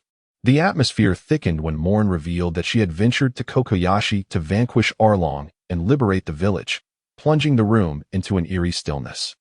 Dragon and Yamaguchi's bodies gradually stiffened, their countenances turning somber. Yamaguchi instinctively placed his hand upon the wooden sword at his waist, while Dragon's hand beneath his long robe began to radiate the aura of armed haki. Sabo looked on in astonishment at the tear-streaked face of Nami and the composed demeanor of Moen. This individual, exhibiting such fortitude, dared to speak these words in the presence of fishmen? Even if Arlong was at fault, he undeniably belonged to their kind, once a member of the Sun Pirates, and a brother to Jinbi. Do you truly hold yourself in such high regard? Clang. Jinbi stepped forward, positioning himself before Moen, his gaze fixed intently upon the weeping Nami. Jinbi, what are you intending to do? Haku, apprehensive of Jinbi's potential overreaction, hurriedly intervened. Moen remained remarkably composed, his expression unchanged. To the astonishment of all present, Jiuyue, known as the Sea Knight, unexpectedly knelt before Nami, his hands pressed to the ground, eyes closed. I am deeply sorry. It was I who released Arlong, allowing him to come to the East Blue. I had no idea he would commit such acts. This is my responsibility. Yes, I have betrayed Captain Tiger's trust by not guiding him onto the right path. Miss Nami, I am truly sorry. With these words, tears filled Jiuyue's eyes. A mixture of sorrow, regret, and profound sadness for Arlong's ungratefulness. Nami lifted her head, gazing at the sincerely apologetic Jiuyue and the awkwardly positioned fisherman Haku beside him. Before collapsing into Moen's embrace, weeping uncontrollably. She had not cried when leaving Kokoyasi village, nor when visiting Bel-Emri, but upon hearing Jiuyue's apology for the fisherman's actions, she finally broke down. With the Arlong incident concluded, Yasaku and Long lowered their guard. Jiuyue remained on his knees, his expression one of fierce turmoil. His heart was heavy with guilt for this young girl, a guilt potent enough to shatter his identity as a sea knight. Enough of this sadness, Moen said, pulling a handkerchief from his pocket and offering it to Nami. Jiuyue, rise, Arlong is deceased. While you may harbor feelings of guilt towards Nami, for me, you should only feel animosity. Moen stretched his neck, which had grown stiff.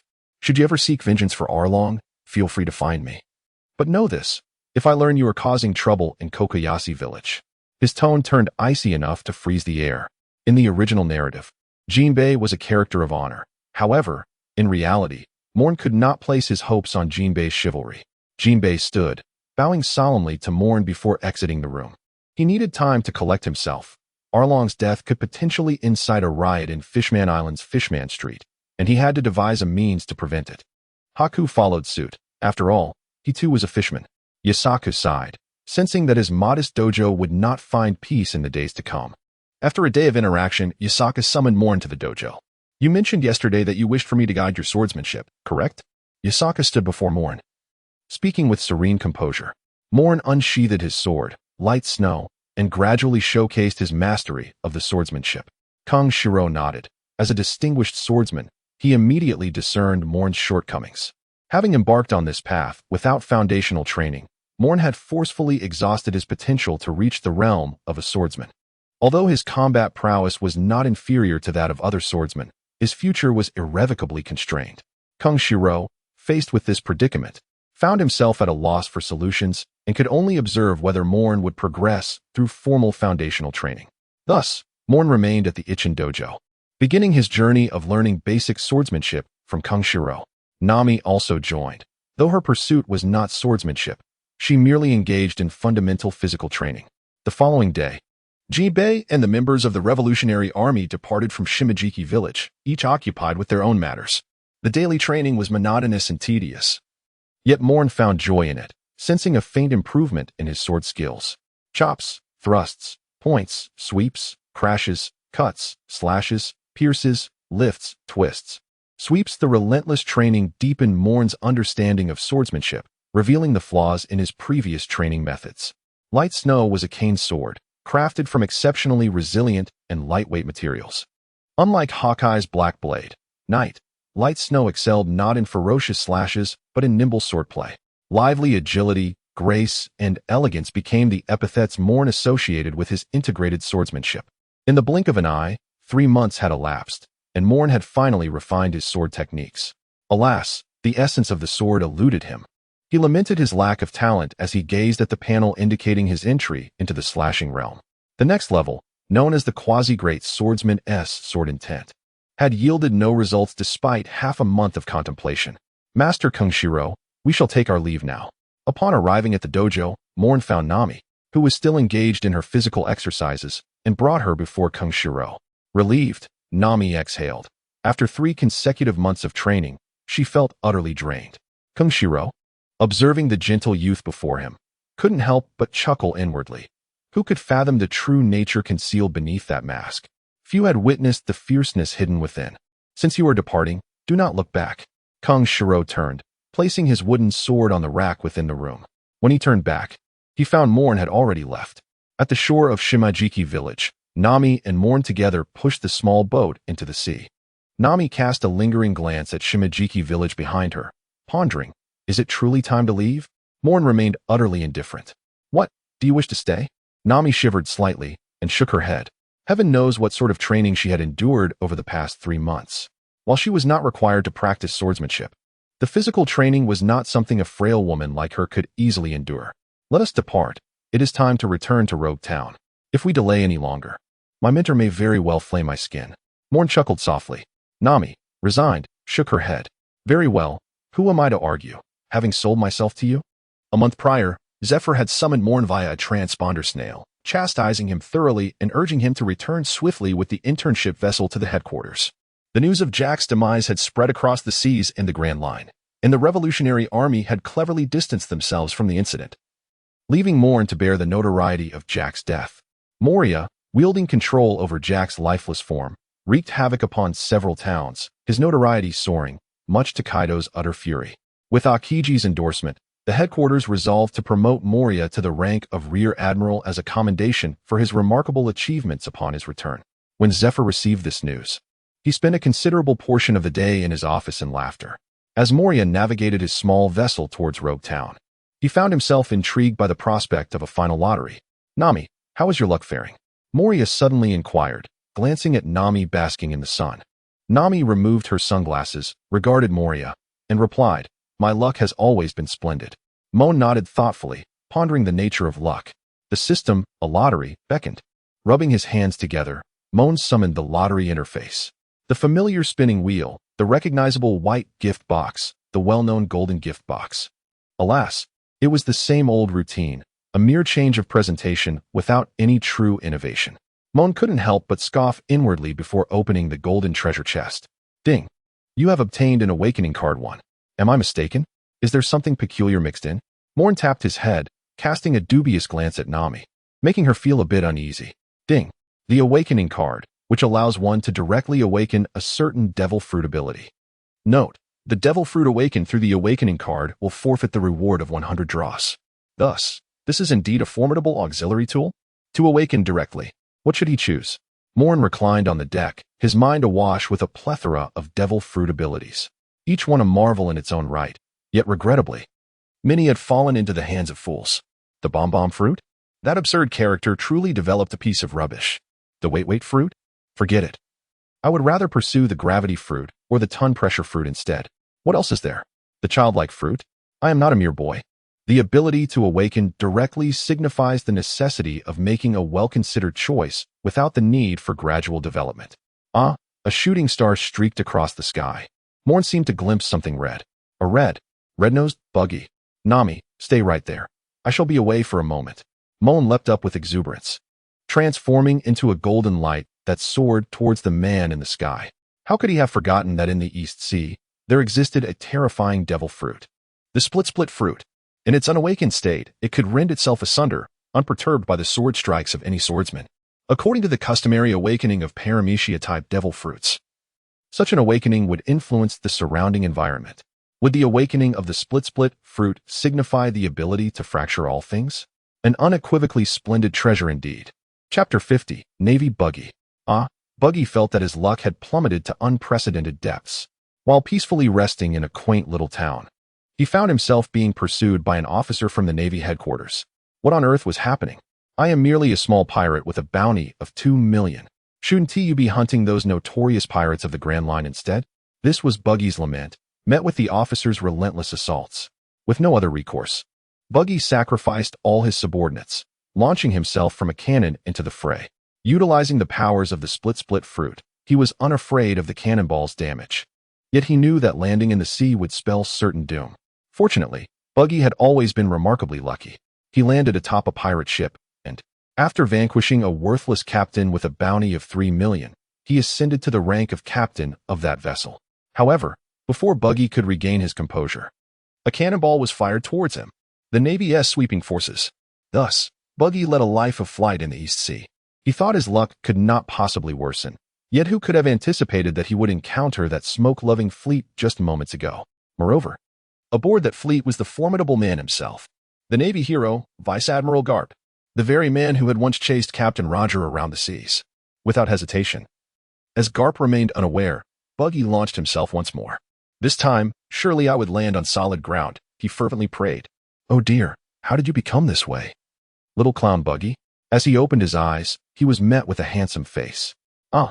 Buggy gasped in shock, ready to flee, only to find his body utterly unresponsive. I am flying. Why can this man also fly?" Before Buggy stood Moen. Upon spotting that iconic red nose on the deck, he recalled Buggy's devil fruit ability and thus elementalized to pursue him. "Off you go." Moen circled to Buggy's front and delivered a lightning-fast kick. Buggy was propelled backwards at an even greater speed. "Ah, stop kicking. No, I was wrong. I'm going to die. You scoundrel." The sky was filled with a joyous atmosphere as Moen, akin to a soccer player, returned Buggy to his vessel. With a resounding thud, Nami reached out to grasp the ship's edge, preventing it from plunging into the sea. The impact of Buggy's descent nearly split the small boat in two. Observing Moen's carefree demeanor as he landed with a grin, Nami's ire flared instantly.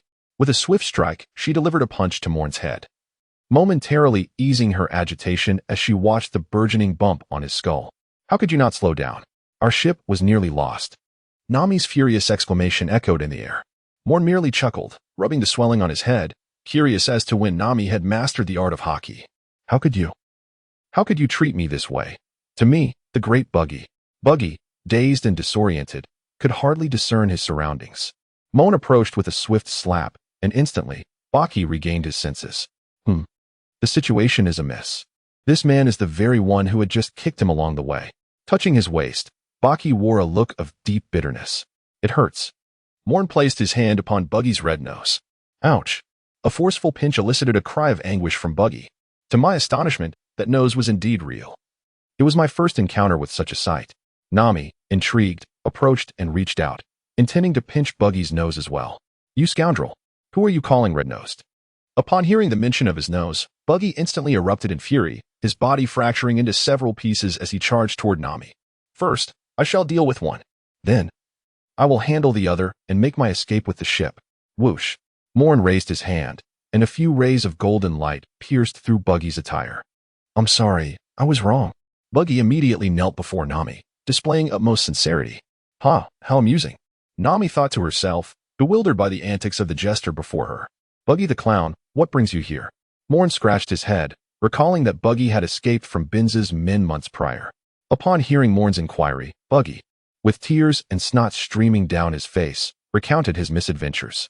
By the time Buggy concluded his tale, Moen and Nami could no longer contain their laughter. "So, you once again fled using cannonballs?" Moen managed to suppress his amusement as he reflected on Buggy's words. The Smoker's fleet, was it not the same as Smoker's? It appeared that he had completed the cleanup of the 16th unit. If Admiral Garp was also present, it indicated that the Admiral had returned to the East Blue to visit his grandson. Indeed, with Fire Fist Ace gaining such notoriety and seemingly having joined the Whitebeard pirates, it was only natural for Garp to take leave and return to the East Blue for the sake of his remaining grandson's future. Moen paused momentarily, then placed his hand directly upon Baki's shoulder. An ethereal white light enveloped Moen's palm. Control-C. Control-V. Moen clenched his fist, and suddenly his arm detached from his body. "Ah!" This exclamation came from Nami. "Ah!" This gasp was from Buggy. "4. Shattered into pieces." Buggy stammered, his eyes filled with disbelief. How could this be? He was still alive. How could this man possibly possess the power of the Shatter fruit? Moen was unfazed by Baki's astonishment. His mind was solely fixated on a singular thought: to utilize the awakening card. With a chime, the fragmented fruit underwent its awakening. Moen retracted his arm. Although the sensation of his limbs being detached was somewhat peculiar, he still found it quite unsettling. Fragmented. Moen took a deep breath, and from the depths of his palm, a silvery light emanated, gradually transforming into a crack. It twisted like a serpent, resonating with a thunderous sound. The space before Moen fractured, and the resulting waves of energy constrained the entire vessel, rendering it immobile upon the surface of the sea.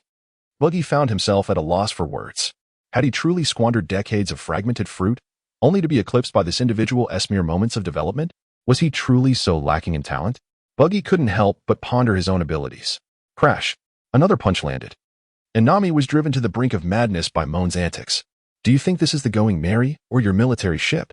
If you do that again, we'll have to swim to Logtown. Get to work on repairing the ship immediately," Nami shouted at Moen, glaring at the vessel that was already beginning to take on water. Moen gently rubbed his head and pouted, choosing silence over words. The ability to fragment was now within reach. By the way, Nami, that fellow just mentioned there are warships nearby. Let us catch a ride on the winds. After finally repairing the boat, Moen wiped the sweat from his brow and addressed Nami.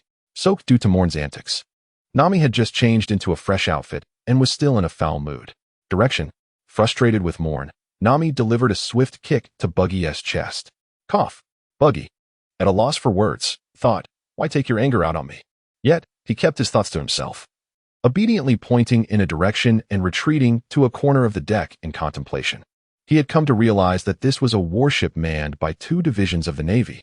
As for his future, it seemed he was destined for impelled down. My treasure map. The thought brought tears of regret to Buggy's eyes. Nami's navigational skills were beyond reproach. Within half a day, Moen's small boat had spotted a fleet of large ships ahead. 4 warships in total. Such a sight was rare in the East Blue. Indeed, they belonged to the vessels of Logetown. Moen squinted and noticed a particularly conspicuous white head. Nami assessed the wind and current, estimating that they would catch up in about half an hour. At that moment, the lookout on the fleet also spotted Moen's small boat. As their sails bore no markings and they were not clad in Navy uniforms, the lookout only caught sight of Buggy huddled on the deck. Report to Colonel Smoker. We have spotted Buggy the Clown, just off the rear waters. The lookout leaned out and shouted to Smoker, who was smoking on deck.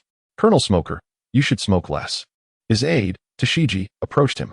Mind your own business and do your job, Smoker replied curtly, waving her off without further comment. Fire the cannons, sink that ship. Aye. On the small boat, Moen spotted the chain smoker and assumed Smoker had seen him as well. Observing the fleet come to a halt, he thought they were waiting for him to approach. Hey, Buggy, would you like to join the Navy? Moen nudged Buggy, finding it amusing. If Buggy were to become a Navy officer, it would surely delight Admiral Garp. After all, Shanks had led his grandson astray. There was nothing wrong with pulling Shanks' friends into the Navy, was there? For now, survival was the priority. As Baki's lips quivered, he gestured toward the rear of Moen. Nami, having just emerged from behind the sail, was instantly stricken with horror. The warship had pivoted its bow, advancing towards their small vessel with alarming speed. What was once a modest distance now loomed perilously close. Dozens of specially crafted naval shells were unleashed from the cannons, crashing into the sea before the tiny boat and sending waves crashing about. Following this barrage, a further volley of shells followed. Moen, this is dire. The warship is firing upon us. Curse that smoker. Light rain. Chapter 51, From the Heart of Baki. As the shells soared towards them, Moen could only express his disdain for the smoke-filled vagabond. Are your eyes blind? Can't you see it's our own? A glance back at Baki, trembling on the deck. Ah, the true culprit stands before us. Undoubtedly, the smoker had fired indiscriminately without assessing the situation. The collision of countless light projectiles and cannonballs erupted into a violent explosion. Let us go, Moen declared, swiftly lifting Baki while enveloping Nami with his other arm, transforming into a beam of light that vanished from the small boat. With Moen's protective barrier gone, the blast wave instantaneously engulfed the vessel, barely raising a splash. On board the warship, Smoker recognized the impending catastrophe as he witnessed the convergence of light projectiles and cannonballs. Spotting a streak of brilliance hurtling towards him, he instinctively elementalized, launching a punch without hesitation. White fist. Lightspeed kick. If the earlier confrontation between CP0 and Dragon was akin to a mantis attempting to stop a chariot, then Smoker's attempt to withstand Moen's lightspeed kick was as futile as an ant shaking a mighty tree, utterly ineffective. Moen showed no mercy to Smoker, delivering a swift kick that sent him sprawling onto the sail. The cigar fell from Smoker's mouth, causing him to cough twice in a fit of irritation. Tell me, Smoker, has your smoking dulled your vision? Moen remarked, standing on the deck and stretching his neck, addressing Smoker with a hint of annoyance. Smoker twitched at the corners of his mouth, leaping down from the sail. Who knows why you would associate with a pirate? And that lookout failed to inform me as well. Smoker's gaze towards the lookout above grew increasingly hostile. Ah ha ha ha. Smoker, you've truly met your match. A robust figure emerged behind Smoker, delivering a hearty slap to his back that nearly knocked him off balance. Unfazed, the newcomer casually picked his nose and erupted into boisterous laughter. Vice Admiral Karp. Moen saluted sharply. Karp returned the gesture nonchalantly, then rummaged through his pocket to retrieve a bag of rice crackers, shoving a handful into his mouth. Care for some? Seeing the atmosphere turn a tad awkward, Karp extended the bag towards Smoker. Moen shook his head, while behind him, Nami appeared somewhat dazed, bewildered by the abrupt transition onto the warship. Buggy curled his body in fear, terrified that the formidable man before him would recognize him. Smoker, on the other hand, wore a grim expression. Having been swiftly defeated by a junior, he realized he had been excessively complacent. Carp observed the gathering without uttering a word, seemingly indifferent as he continued to enjoy his rice crackers. A report. Carp's adjutant approached, holding a wanted poster. Upon comparison, it was evident that the individual in Moen's possession was none other than the clown Buggy, with a bounty of 12 million. In the original narrative, the bounty was 15 million, but the timeline had not yet reached that point, and given Buggy's antics, it was entirely plausible for the bounty to escalate rapidly. The adjutant handed the wanted poster to Carp, who stowed his rice crackers in his pocket and took the notice, his demeanor growing increasingly menacing. Clown Buggy? No wonder he seemed so familiar. Carp squatted before Buggy, poking a finger at his conspicuous red nose, particularly emphasizing its striking hue. Buggy, in a state of panic, quickly forced a sycophantic grin, stammering that this was merely a costume accessory, something many people wore. Yet, it was evident that Carp would not allow Buggy to evade recognition. "You're the coward who once stood alongside Roger, aren't you?" Buggy instantly stiffened, the atmosphere around him seemingly frozen, beads of cold sweat forming on his brow. All present gaped in disbelief at the man curled on the floor. Who was Roger? If mentioned by others, he might be an ordinary person they knew. However, when the name fell from the lips of the naval hero Carp, it signified only one individual, the pirate king, Joel D. Roger. "I'm not senile yet. You and Shanks were both trainees aboard that fellow's ship, weren't you?" Carp's words sent shockwaves through the crowd. The East Blue, such a small place, still had remnants of Roger's crew. Moreover, this red-nosed fellow was an old friend of the Yonko, Shanks. The situation was undeniably theatrical. Nami covered her mouth, her gaze towards Buggy sparkling with intrigue. A crew member of the Pirate King. Surely he must know the whereabouts of the grand treasure, right? Should we? Nami nudged Moen and whispered conspiratorially in his ear. Moen arched an eyebrow, offering no response. What a jest. Did you fancy yourself to be Coruscant? In the presence of the astute and perceptive Carp, whispering was futile. Moreover, if Moen's memory served him correctly, Shanks and Buggy had never even set foot in Raftel, not to mention the mythical treasure. "Hey, you red-nosed brat." Carp, disregarding Nami's subtle thoughts, broke into a grin as he regarded Buggy. "Don't kill me." Buggy's complexion turned ashen. He had merely been an inconsequential pirate. Being captured would typically result in confinement, after which he could devise an escape. However, now that Carp had recognized him, he had suddenly become a remnant of the most notorious villain, someone the entire Navy needed to take seriously. "Kill you?" Carp shook his head. "I want you to join the Navy." "What?" Buggy was momentarily stunned, then exclaimed loudly, "The Navy? That's impossible. I'm a member of Captain Roger S. crew." I set sail in search of treasure. Carp's hand pressed firmly on Buggy's head, abruptly halting his grand ambitions. "Join me as a Navy officer." The audacity of Shanks, inciting my grandson to become a pirate, was remarkable. Thus, it would be amusing to have his old friend serve under me in the Navy, would it not? Buggy was at a loss. It seemed this predicament was Shanks's fault after all. Nonetheless, as a member of the Pirate King's crew, despite his timid nature and love for riches, he possessed his own sense of pride. How could he possibly ally with the enemy and join the Navy? "I have long been akin to the Navy." Buggy observed the imposing hand before him, now shrouded in darkness, and, being well versed in the world, managed a smile. What a jest! The individual before him was a man who had conquered these seas with his fists. Should he refuse, death would undoubtedly ensue. The thought of a Pirate King's crew member being absorbed into the ranks of the Navy was dizzying for Nami. The very person she could once look down upon had become a companion of the Pirate King, only to be transformed into a Navy officer by a naval hero. Everything was happening too swiftly. Smoker, with a twitch at the corner of his mouth, retrieved a cigar, silently lighting it, unbothered by the notion of this naval miscreant. A member of the Pirate King's crew? Under normal circumstances, capture would lead to a secret execution. It was important to remember that Roger's mere words had stirred the seas for decades. The Navy headquarters had long desired to unearth Roger and obliterate him. In the midst of Buggy's grimace, he was escorted by Carp's aides to change into a Navy auxiliary uniform. Surprisingly fitting. Moen took Nami to freshen up.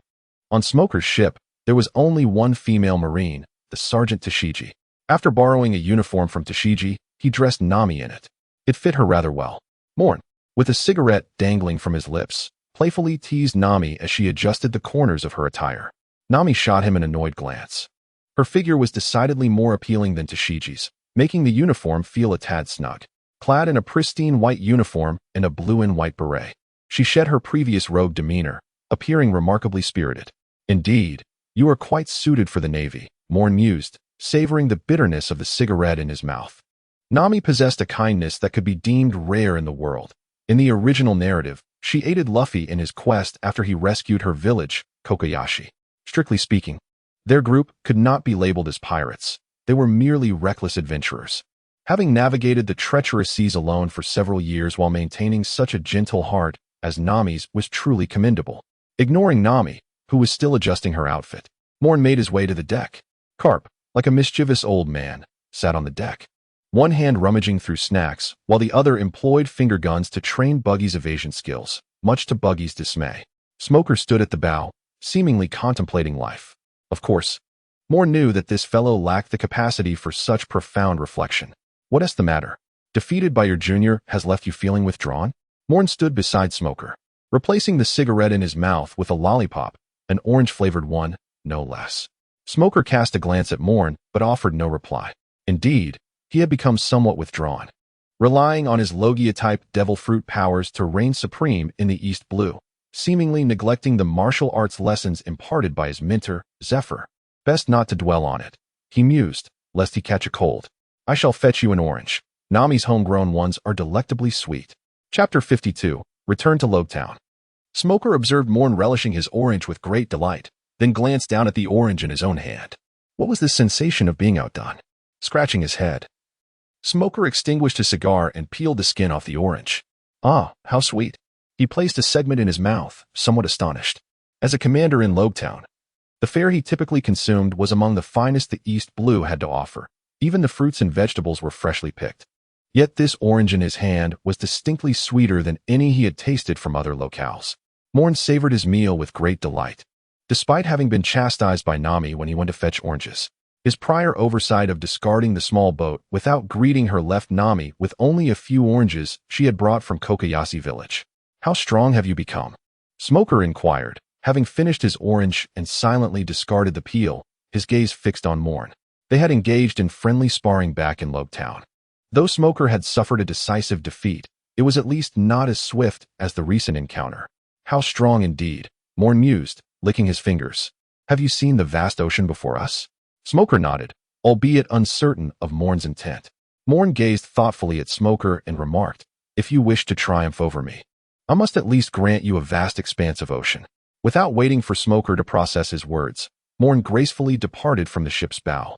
Smoker lingered in contemplation for quite some time before comprehending Moen's implication. It seemed that without the boundless waters of the sea, his chances of victory were utterly non-existent. Though somewhat incensed by Moen's words, Smoker was acutely aware of his own circumstances. He had likely fallen short of the person he had been when he left the Naval Academy several years prior. After teasing Smoker, Moen approached Carp, observing him as he trained Buggy. Buggy, with his unspoken grievances and mediocre strength, found himself in a predicament under Carp's somewhat temperamental trainings, with a bruised head being the best of outcomes. By the way, Moen, I heard from Buggy that you have acquired his dismemberment abilities? Carp inquired, curiously digging into his nose.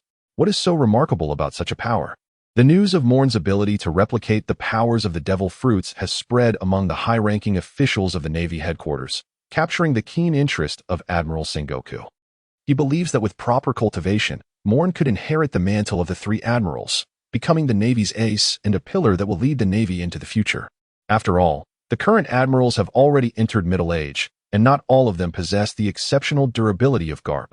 Their strength is unlikely to diminish with age. It was merely a gamble, yet it proved to be quite entertaining. Moen narrowed his eyes and clenched his fist. A powerful, silvery aura instantly tore through the surrounding air, causing a commotion akin to the shattering of glass. This ability? Garp's expression turned serious for a moment. The familiar cracks and the stirring of the air felt reminiscent. This is not the power of Whitebeard's tremor fruit, is it? How could Moen have developed such a fragmented ability? Garp turned to look at Buggy, his eyes filled with disappointment. Buggy, continue your training. You must develop your devil fruit powers to the level of Moen's. Garp bellowed at Buggy. He had already formulated a plan. If Moen could evolve the fragmented ability into the power of the Tremor fruit, then Buggy should certainly be capable as well. At that time, he would send Buggy to give Shanks a thorough beating and see if he dared to entice his grandson again. Just the thought of it brought a smile to his face. Moreover, he had returned to the Navy with a promising individual. Sengoku would surely be pleased and would stockpile quite a few personal treasures, wouldn't he? Garp envisioned Sengoku's secret drawer and immediately felt a rush of saliva. Observing Garp's excitement, Moen could only smile wryly and shake his head. Those who are close to him understand his situation. After acquiring the ability of the fragmented fruit, his strength had not doubled but, to some extent, had even diminished. System. You didn't inform me that obtaining a second devil fruit ability would result in a double depletion of stamina when using any fruit ability. Ding. This is something you must develop on your own. The system is not responsible, the Tsundere sprite replied, passing the buck once again. The speed of the warship was relatively slower compared to a small boat, taking approximately 4 days to reach Logetown. As Moen stepped onto the port of Logetown, he stretched lazily. Finally, he was back on solid ground. Indeed, he found himself missing his teacher quite a bit. Moen accompanied Nami to the naval base in Rogue Town, where she registered her information. Suddenly, a notification appeared. Hidden mission, The Origin of the World, Part 3, completed, reward, 1 lottery draw. While they were on the way, the system unexpectedly issued a prompt. Moen proceeded without the slightest hesitation towards Smoker's office. It appeared that Buggy had officially become a member of the Navy. Nami, having accepted Moen's decision, also agreed to join the Navy, thereby swiftly fulfilling her task. Buggy's situation was precarious, since Garp had merely entertained the idea without actual implementation. Buggy could flee at any moment, leaving the task perpetually incomplete. Just moments ago, Garp must have compelled Buggy to register his information to become a Navy member. Fortunately, aside from wreaking havoc in some small towns, Buggy had not committed any acts of bloodshed. Otherwise, he would have been ineligible for Navy service. Inside the office, Zephyr was exhaling smoke, while Ain stood nearby, organizing documents. Zephyr-sensei, Moen announced as he entered, followed closely by a visibly apprehensive Nami. Zephyr lifted his gaze, extinguishing his cigarette. You actually decided to return. Sengoku has been waiting for you for over a month. Moen chuckled softly as he scratched his head. Due to his successful elimination of Jack, the headquarters had exceptionally promoted Moen to the rank of Rear Admiral. However, this rank was not merely a title. It signified his true entry into the esteemed decision-making echelon of the Navy. The ceremony for this promotion required his presence at headquarters, where the Marshal would bestow the honor. Unlike the previous instance with the Brigadier General, where Zephyr could directly send the insignia, he lacked the authority to intervene in the promotion to Rear Admiral. Coincidentally, the new recruits' practical training had concluded, allowing for their return to headquarters. Observing Moen's unwavering demeanor, Zephyr couldn't help but smile. Reflecting on how long it had been since he felt such joy, perhaps several years had passed. Gazing at his remarkably mature disciple, Zephyr silently resolved to engage in a heartfelt conversation with Sengoku upon their return. Ain, looking perplexed, led Nami out of the office, aware that their teacher had matters to discuss with Moen. By the way, Ain, please take Nami to our ship's navigator and ensure he imparts all his knowledge to her. I wish to avoid any more encounters with underwater volcanoes. Moen watched as Ain departed with Nami, suddenly recalling an important point. He had not brought Nami aboard merely as an ornament. This future master navigator must undergo rigorous training. You know, if the old man were aware of your intentions, he would surely weep, Ain jested with a smile. Furthermore, given your prolonged absence, you might be unaware that Layla has become a top-tier chef. A chef? Layla? Isn't she blind? Chapter 53, The Battle with Zephyr. Moen expressed his astonishment at Layla's newfound culinary prowess.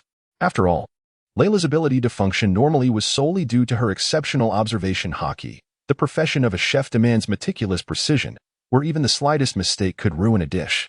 How could the unseen Layla achieve the status of a chef, let alone a top-tier one? Ain smiled enigmatically at Moen before continuing on with Nami. Moen scratched his head once more and turned to Zifa. Zifa shrugged nonchalantly, picking up a pen from the table and inscribing something on the paper before him. Moen leaned forward, his expression instantly shifting. Teacher, how could you possibly recommend me to become the supreme commander of the guerrilla forces? That is the culmination of your hard work and dedication. Moen hurriedly grasped Zephyr's hand, his tone marked by urgency. Zephyr, with a gentle smile, freed himself from Moen's grasp and sighed, acknowledging his own aging and waning strength. The higher-ups would not permit him the luxury of idleness. Fearing the diminishment of his combat prowess, and due to his past, they would not grant him any substantial power. He had nurtured the current trio of admirals, a majority of vice-admirals, and a multitude of captains and lieutenants. It was inconceivable that they would allow his reputation to continue to swell. The pirate guerrilla force was the most significant authority bestowed upon him by the world government. Initially, he contemplated confronting the pirates in a final stand during the twilight of his life. The younger generation, aware of his intentions, willingly chose to join the ranks of the pirate guerrilla team. To him, the pirate guerrilla force resembled a suicide squad. Then you appeared, not only possessing exceptional talent and potential, but also demonstrating a character among the finest he had encountered in his students. Were Borisolino to exhibit even half of your diligence, Zephyr would not have harbored such a foul temper towards him. Now, Rear Admiral, you would undoubtedly have your own missions. Whether you amass experience in the four seas or engage in the eradication of pirates along the Grand Line, safeguarding the ocean's tranquility is inextricably linked to the troops under your command. In you, he saw the future of the Navy. Thus, he harbored a desire that his soldiers would not perish in vain alongside him. He entrusted them to you, reassured. Throughout Zephyr's lengthy discourse, his demeanor remained remarkably calm, as if he were recounting events detached from his own existence. Moen's heart was heavy with sorrow. After nearly a year of companionship, he understood the profound loneliness and indignation that resided within the elderly man. Family members slain by pirates? When had the naval headquarters become so vulnerable to assault? Even the formidable Gold Lion could not escape its grasp. How could a band of petty thieves manage to slay the family of an admiral and vanish without a trace?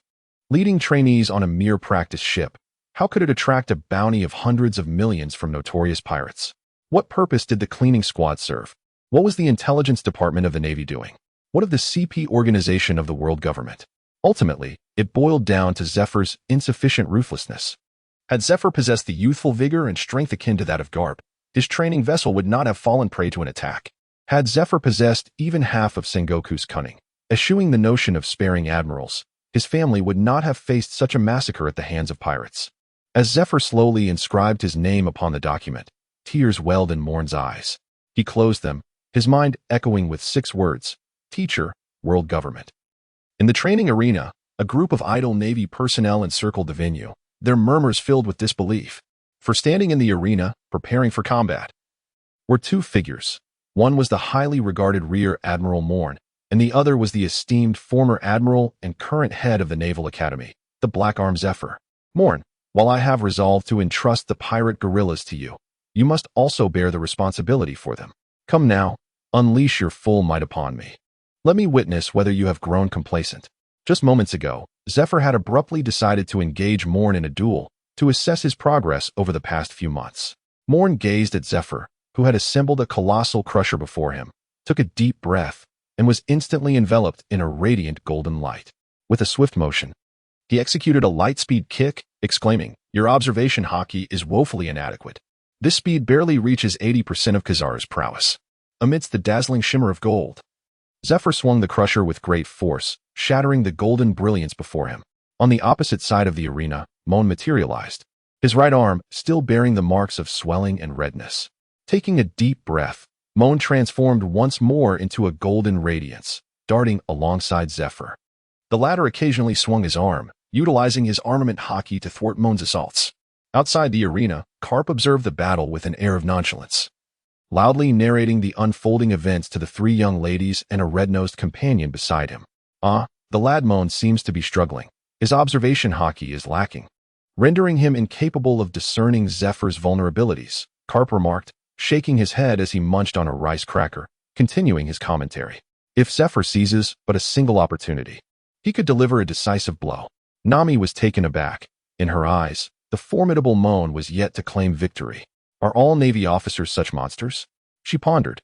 Meanwhile, Buggy was in tears, lamenting the overwhelming strength of the Navy and fearing he might never escape. "Oh, my treasures!" he cried out. Light rain. Moen manifested in the air, sweeping his arms to unleash an endless barrage of luminous orbs. Zephyr, with a cold exclamation, wielded his crusher, creating an afterimage that deflected all the incoming light particles. Teacher, you have grown complacent, a chilling voice echoed from behind Zephyr, followed by a powerful kick imbued with golden light, caught off guard while attempting to counter the light orbs. Zephyr could only muster his armament hockey at his waist, forcefully blocking Moen's lightning-fast strike.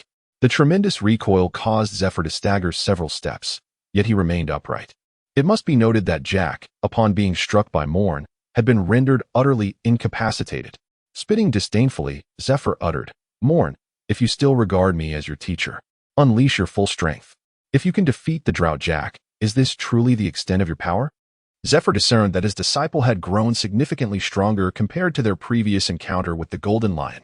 However, for reasons unknown, Moen refrained from utilizing his full capabilities. Was he afraid of failure and the accompanying humiliation? Zephyr deemed such concerns unnecessary and asserted his authority as a teacher, urging Moen to unleash all his might.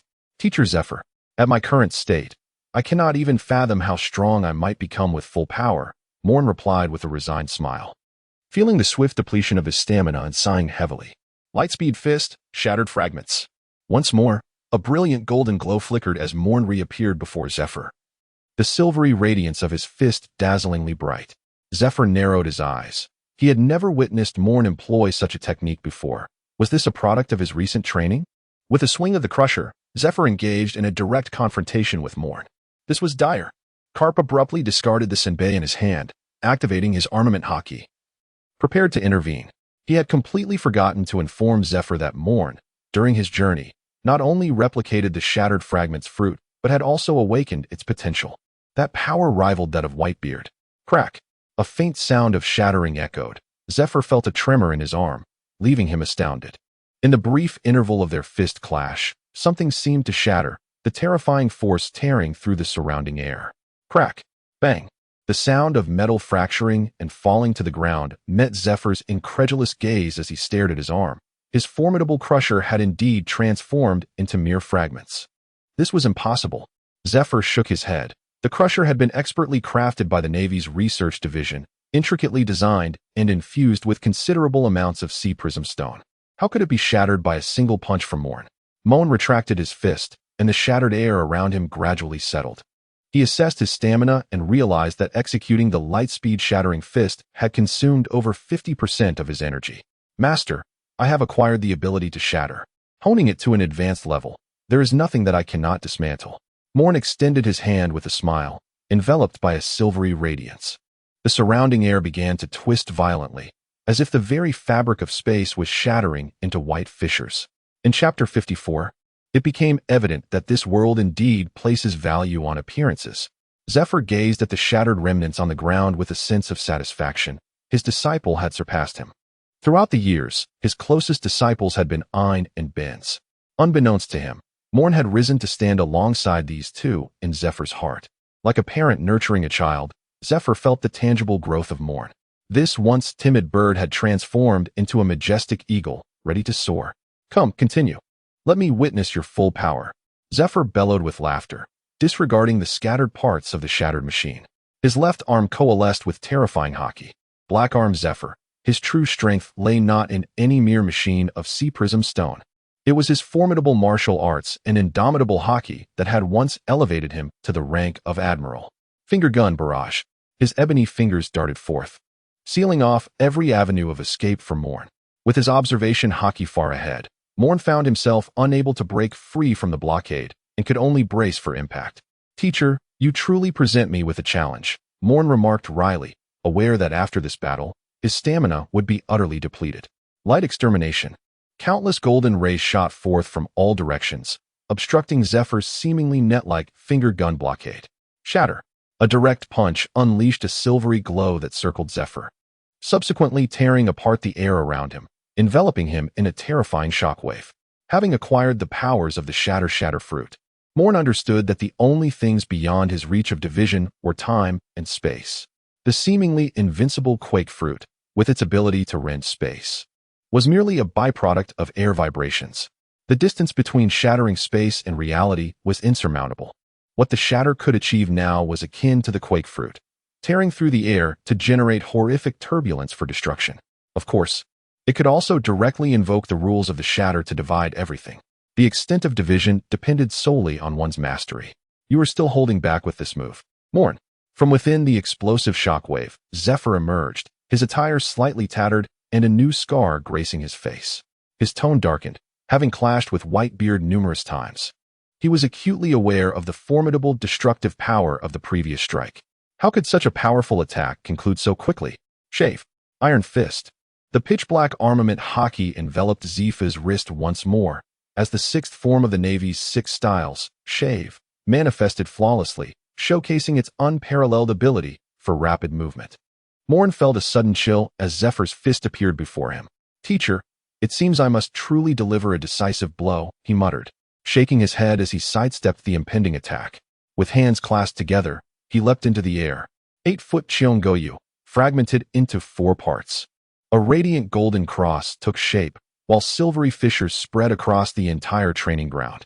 It was as if a barrage of artillery had been unleashed. And Zephyr sensed that the surrounding atmosphere had been entirely sealed off. His observation hockey conveyed an inescapable predicament. Armament.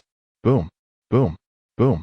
The deafening explosions prompted the onlooking Navy to cover their ears and hastily retreat from the vicinity of the training ground. The unimaginable cacophony reverberated, as the rending of the air stirred the currents, causing a rapid fluctuation in temperature. Scorching heat, biting cold, waves of warmth, and frigid blasts transformed the training ground into a scene reminiscent of hell, utterly unrecognizable from its former state. Carp, utilizing his observation hockey, breathed a sigh of relief, noting that Zephyr lay unharmed in the center of the training ground, the only intact spot amidst the chaos. The moment Moen soared into the sky, Carp had ordered all Navy personnel to withdraw, for otherwise, Moen's attack could have decimated the Rogetown Navy.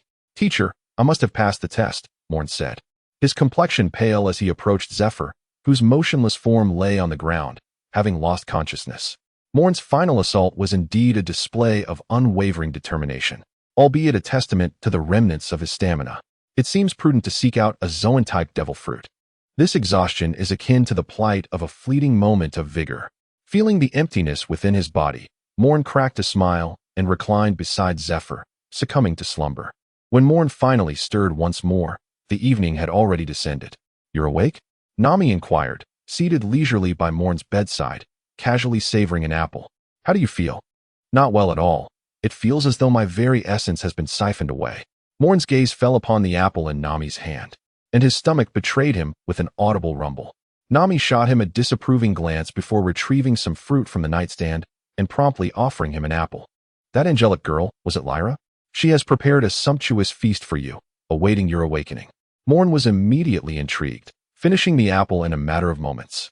Yet his stomach continued to grumble. A grand feast should swiftly satiate his hunger, one would think. Alas, despite Moen's adeptness with the 6 styles, he had yet to grasp the essence of life return. Otherwise, the depletion of his stamina would be of little consequence. And then suddenly, Nami unveiled a mischievous smile, revealing that the old naval officer with whom you sparred remarked that once you regained consciousness, he would inform you of the necessity to bolster your physical training, claiming your current state was rather inadequate. Moen felt a sudden darkness before his eyes, indicating that Teacher Zephyr had awakened earlier than expected. Zephyr expressed his dissatisfaction with Moen, who had succumbed to slumber after such a brief battle, and vowed to rigorously train Moen's physical endurance. In the naval cafeteria, a group of ravenous sailors drooled as they gazed at the girl in the corner. With an angelic visage and wings that resembled those of a celestial being gently fanning the air, she stirred the rich soup before her with unwavering focus. Her delicate, willow-like brows furrowed slightly, as if sensing something amiss. Layrila placed her hand on a nearby switch, subsequently reducing the heat. Fortunately, you are quite obedient, Layrila murmured, her tone remarkably tender, though it was unclear to whom she was speaking. Anne observed Layrila's movements, akin to an artist skillfully painting on canvas, with grace and fluidity. Teacher, does Layrila seem to be able to hear the ingredients? Anne inquired, leaning closer to Zephyr, who was savoring the seafood bisque. Zephyr, without lifting his gaze, pondered the peculiar notion. Layrila had recently studied culinary arts under the chef, and it seemed her observation hockey had evolved to the point where she could perceive the essence of the ingredients. Zephyr found it somewhat absurd to think that a chef required such formidable observation hockey. He could confidently assert that among the Navy, aside from a few adept vice admirals and admirals, none possessed observation hockey that could rival Lairila's. Indeed, life is inherently unequal. After sipping the rich bisque, Zephyr momentarily dismissed these thoughts. It was, after all, crafted by the finest chef in the East Blue, the retired Professor Redfoot Zepp, with the Navy chef from Roguetown unable to compare. Until now, Zephyr had not had the pleasure of such exquisite cuisine, as Lairila had not cooked for the Navy since mastering her culinary skills. Had it not been for Moen's significant depletion of stamina, Lairila would likely have been preparing for the evening's welcome banquet. Thus, Zephyr felt a profound sense of discomfort. Chapter 55. The Return of Life. Who did you learn from? After Zephyr had stared at the now empty plate for half an hour, Moen finally dragged Nami into the cafeteria. At the same time, Smoker entered through another door. 2 cigars clenched between his lips, followed by his bespectacled aide, Tashiji. Behind them trailed Carp, who was hauling the bruised and battered buggy. At long last, you've arrived, Zephyr grumbled, casting a disapproving glance at Carp. Lairila's invitation had not accounted for this raucous character, whose voracious appetite would undoubtedly leave Lairila's hands aching. For several months, Zifa has nurtured Layla with a paternal affection akin to that of a father for his daughter, particularly given her tragic childhood. However, he has voiced complaints about her reluctance to cook for herself despite having mastered the art of culinary excellence. Haha, Zifa, how could one indulge in solitary feasting? Carp, entirely unfazed, unceremoniously tossed Buggy into a throng of Marines. It was already rather brazen of him to intrude for a meal alone, and bringing another along might have truly tested Zifa's patience. As Layla surveyed the scene, she noticed that everyone had gathered, especially the long-missed Moen, who had arrived with an unfamiliar young lady by his side. Her cheeks flushed slightly as she hurriedly tidied up the somewhat disordered table before presenting an array of delectable dishes before Moen and his companions. The Sea King's broth that Zifa had previously enjoyed was merely a remnant of Layla's culinary creations. Ah, what a delightful aroma! Moen felt invigorated merely by inhaling the fragrant dishes. Nami gazed at the visually and sensorially captivating feast before her, struggling to fathom that someone could achieve such culinary prowess. Carp, on the other hand, wasted no time and seized a large bone, gnawing on it with gusto while emitting satisfied sounds. Smoker extinguished his cigarette, recognizing that smoking while dining is a grave breach of etiquette. Meanwhile, Dasky, Ein, and Nami expressed their gratitude to Layla before leisurely enjoying their meal. Moen held a golden-brown roasted meat in his hand, savoring it with great delight.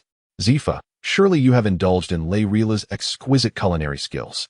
Suddenly, with a resounding crash, Zifa crushed a crab shell with his hand and shot Moen a sidelong glance that made him feel quite uncomfortable.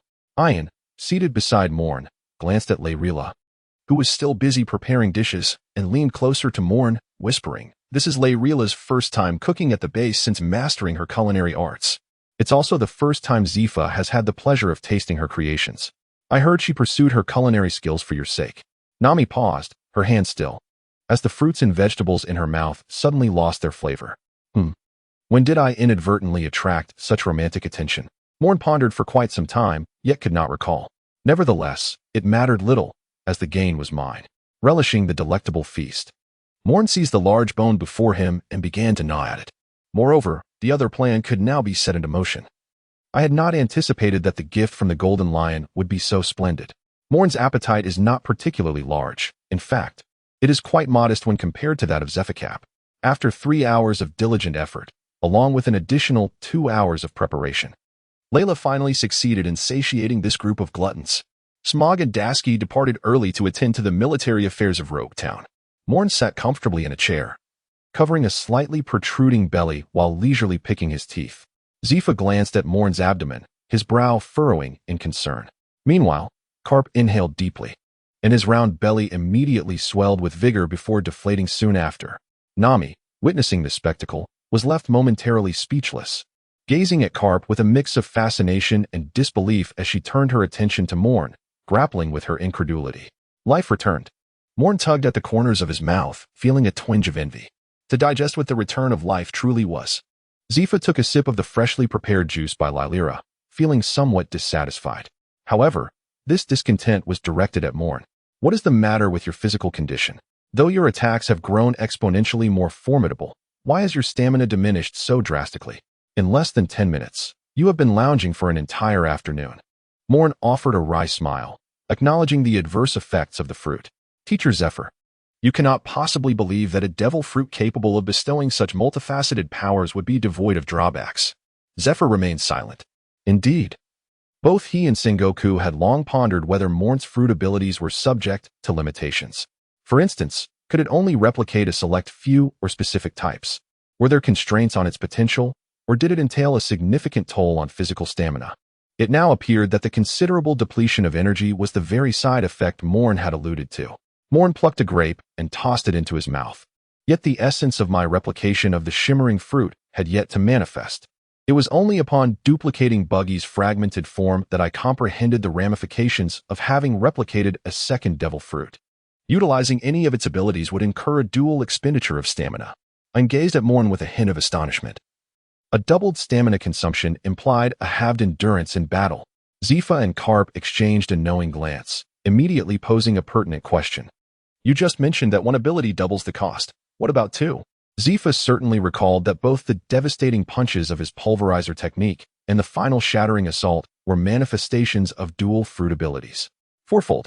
Moen's smile bore a tinge of bitterness. After several enhancements, his physical prowess had finally ascended to that of a typical rear admiral. However, can one truly envision a rear admiral engaging in combat while grappling with quadrupled stamina consumption, exchanging the utmost expenditure for premier offensive capability? Carp muttered, well, at least this lad could serve as a wild card. Zifa scratched his head. Why did all his disciples possess such distinctive personalities? Sakazuki's unwavering justice, Kazan's profound lethargy, and Kizaru's enigmatic nature. Even among his closest disciples, Ain's weak martial arts and Bin's overall capabilities paled in comparison to others. And now Moen presented yet another issue with his doubled stamina consumption. So many troublesome disciples. Training. Return for specialized training. You must master life return, Zifa declared emphatically. At this juncture, the only course of action was to expedite Moen's mastery of life return, thereby enhancing his recovery capabilities. Carp stroked his chin, his eyes lighting up. Zifa, how about we have this kid train with me? I shall ensure he learns life return at the swiftest pace. Zifa turned with a deathly glare. Carp averted his gaze. Feeling a touch of embarrassment, Moen indeed became intrigued. If anyone in the Navy possesses a profound understanding of the return of life, it must undoubtedly be Captain Garp.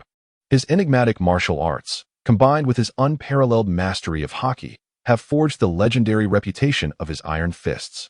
Garp has also garnered considerable insight into the teachings of life's return. One need only observe Luffy, who, upon setting sail, appeared to treat the return of life as a mere reflex. Regardless of the injuries he sustained, if a single meal could not mend him, he would simply consume two. Ain, seated closest to Moen, was the first to sense his captivated demeanor. She swiftly nudged him with her foot, urging him to regain his focus. Otherwise, their instructor, Zifa, would undoubtedly be disheartened.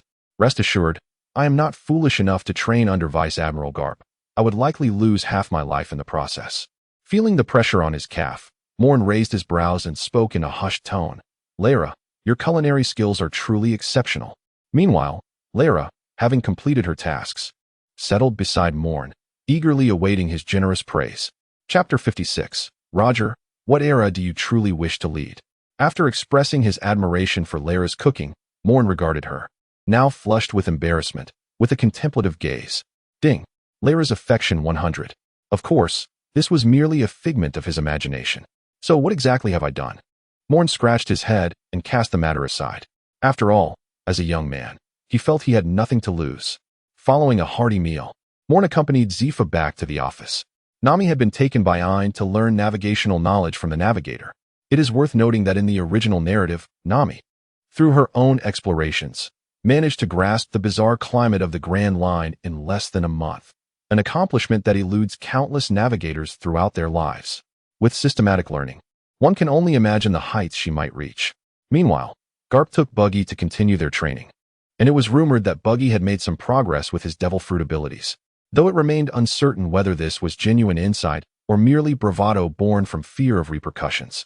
Moen felt that without the awakening card, the likelihood of ever awakening the chop-chop fruit seemed exceedingly slim. Awakening a fruit tied to rules is an arduous task. Has Bin's not returned yet? In the office, Moen prepared a cup of tea for Zifa. Though it lacked Ein's finesse, it was still passable. He had not seen Binz at the naval base, nor had he spotted him at the recent banquet. Ein had already captured Kuro, yet Binz was still out there?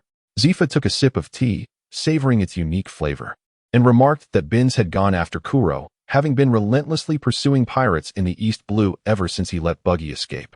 Moen shook his head, realizing that the path had grown narrower. When shall we return to the headquarters? He inquired as he absently traced the contours of his palm, his eagerness for the promotion to Major General becoming increasingly palpable. It was not a mere obsession with rank. Rather, the allure of the rewards associated with the Major General status was undeniably tempting. Main quest, 3 promotion to Major General, incomplete. Reward, Conqueror's Haki, entry level, replication power X1. The next reward, however, was the commonly known Conqueror's Haki, which had become rather ubiquitous. Moen has never perceived himself as possessing the qualities of a king. He is merely a recluse, devoid of any regal aura. Thus, he never entertained the notion of awakening the Conqueror's Haki on his own. This phenomenon is distinctly different from the armament and observation Haki. It is an innate gift. One either has it or does not. Before arriving in this world, he had encountered countless tales online of formidable individuals who, upon traversing dimensions, would boast phrases like, "How could a transcendent being ever bow low?" and subsequently manifested Conqueror's Haki that rivaled that of the red-haired Shanks, or at the very least, equaled that of Doflamingo. Sometimes, they even possessed a form of Haki that could be effortlessly controlled. Is this a joke? Moen had been training for an unknown duration, long enough to discern that the average physical prowess of individuals in the pirate world surpassed that of the greatest warriors from his past life. How could a mere couch potato like you, upon merely shouting, possibly awaken the Conqueror's Haki, a power that only one among a million might attain? Dream on, for reality is far more daunting. Thus, Moen harbored immense anticipation for a power he believed was beyond his reach. In response to Moen's inquiry, Zephyr indicated that it would not be long. Once the reports prepared by Smoker were handed over and they awaited Binz's return, they could head directly back to headquarters. This time, they were returning from the comm belt, as time was of the essence. Fortunately, the practical assessments had concluded, and many trainees had perished in the East Blue, though many more had transformed into resolute soldiers. For those who had fallen, Zephyr could only offer a moment of silence. From the instant one became a member of the Navy, death shadowed one's every step. 2 days later, Binz returned, appearing disheveled as he arrived at Carp's side, having dealt a hefty beating to Buggy. With Binz's return, the entire crew of the training ship was assembled, and after bidding farewell to Smoker, they prepared to depart. Smoker, remember to train hard. Losing to me is acceptable, but do not let it happen against the pirates, Moen said with a smile, gazing at the stern-faced Smoker. In response to Moen's jest, Smoker merely exhaled a plume of smoke through his nose. Upon boarding the warship, Moen gazed at Rogue Town, feeling a tinge of nostalgia. This time, he hadn't even visited the execution platform where the Pirate King had met his end. Yet, it mattered little, for he was not a pirate. The transgressions of that individual were far too grave. Leaning against the railing, Moen watched the splashes of water at the ship's stern, lost in thought. What is on your mind? Nami approached, carrying a glass of freshly made juice from Lorella, intrigued by Moen's pensive demeanor. Since the day she had encountered him, she had felt that Moen possessed an uncanny ability to master every situation, even managing to carve out a name for himself during the grand stage of the Sado Kingdom. Yet now, he seemed somewhat distracted. I was pondering why Roger initiated the so-called Great Pirate Era, Moen replied, taking a deep breath, somewhat perplexed. Who knows? He ushered in the age of pirates, which is rather disappointing, he mused. Mentioning Roger elicited no fondness from Nami. After years of oppression under Arlong, she held a disdain for all pirates. Pirates are simply scoundrels who recklessly steal what others cherish. The Pirate King, the ruler of all pirates. How could a Navy officer ever comprehend his intentions? Nami shook her head, handing the juice to Moen before departing. This was the drink Lorella had asked her to bring. Her own portion remained in the cabin. Moen accepted the juice, savoring its delightful blend of sweetness and acidity. Roger, what is it that you wish to convey? In the age of exploration, I have yet to witness a single commendable aspect. Indeed, with a divine perspective, Moen understood that Roger had uncovered something significant, perhaps concerning that blank century, seeking to achieve a transformation of the world through the actions of those who follow. Yet, What relevance does that bear to your initiation of this nefarious era? To alter the world, must one first obliterate it? Moen reminisced about the Revolutionary Army and their somewhat amusing beliefs. You have toppled those kingdoms, and they have forsaken the protection of the world government. How could a mere assembly of civilians possibly know how to govern a nation? How could a group of ordinary people comprehend the intricacies of resisting pirates? They are solely adept at destruction, lacking any sense of construction. To be frank, the Revolutionary Army is akin to the once revered Taiping Heavenly Kingdom. Are they the Hong Xiuquan of the pirate world? How laughable. Moen swallowed the last sip of juice, his gaze solidifying with determination. In a previous life, a survey was conducted asking individuals which faction they would choose upon traversing into the world of pirates. 17% opted for the Navy, 25% favored the Revolutionary Army. 8% chose to become explorers, while a staggering 50% declared allegiance to pirates. This shocking statistic was derived from nearly 30 reviews of pirate fanfiction. Indeed, the data was alarming. It is hardly surprising that one would desire to embark on a piratical adventure in a fervent manga. Yet one must ponder, if one truly were to cross over into that realm, would humanity be utterly forsaken? Absurd. Moen closed his eyes, feeling a flicker of gratitude that he belonged to the 17%. Pirates are the parasites of this world, filthy and depraved. Perhaps a few caterpillars might mingle among them. Yet they too would reek of decay. The reliance on the Navy remains paramount. Moen rolled his neck, contemplating that Oda, too, possessed a modicum of understanding regarding pirates. At the very least, he recognized that Akainu is the most fitting heir to the title of Fleet Admiral. Should Akiji ascend to that position in the future, Moen could scarcely fathom how many times the Navy would acquiesce to the pirates and the government. Chapter 57. The Birth of a Grand Plan. Lobetown is not far from the calm belt. After half a day's journey, Moen could already sense a significant shift in the wind. Nami had exited the cabin, anxiously accompanying the old navigator as they gazed intently at the waters ahead. Before long, the warship would enter the calm belt. Moen ascended to the deck, gazing into the remarkable expanse ahead, a realm devoid of wind and waves. The doldrums, as its name suggests, is a sea area completely bereft of even the slightest breeze. These four regions of calm have existed for over 8 centuries, effectively partitioning the oceans. For sailing vessels reliant on the wind, the doldrums represent a veritable nightmare. However, for warships, traversing this windless zone is a relatively straightforward endeavor, especially with the existence of prodigies like Vegapunk. The unique propulsion technology and the application of sea prism stone allow ships to navigate the doldrums with remarkable efficacy. Report, we are about to enter the doldrums, the navigator announced to Zephyr, while Nami diligently followed, absorbing every piece of knowledge. Zephyr nodded, signaling to Moen to ensure both warships closely adhered to the flagship. Truly, it was a serene, windless, and wondrous expanse. Nami approached the railing, observing as the warship sliced through the gentle waves, ripples fading into the distance. If I were you, I would not stand so close to the railing, Moen gently advised as she stepped closer, pulling Nami back. A column of water erupted nearby, crashing down heavily, sending sprays that dampened the ship's hull. What was that? Lylira inquired, intrigued, as she sensed numerous powerful yet benign presences. Sea kings, Nami replied, patting her chest, explaining to Lylira, the doldrums serve as a nesting ground for sea kings. I never anticipated encountering one so soon upon entering. Moen chuckled softly. She had traversed the doldrums many times, accumulating a wealth of experience. Once, like Nami, she had stood at the railing, entranced by the tranquil surface of the sea, when a serpentine sea king nearly swallowed her whole. Moen observed the 3 women engaged in lively conversation and shrugged. The bonds of female friendship are forged with remarkable swiftness. It has often been said that the mere presence of a shared topic can transform several women into inseparable confidants in an instant.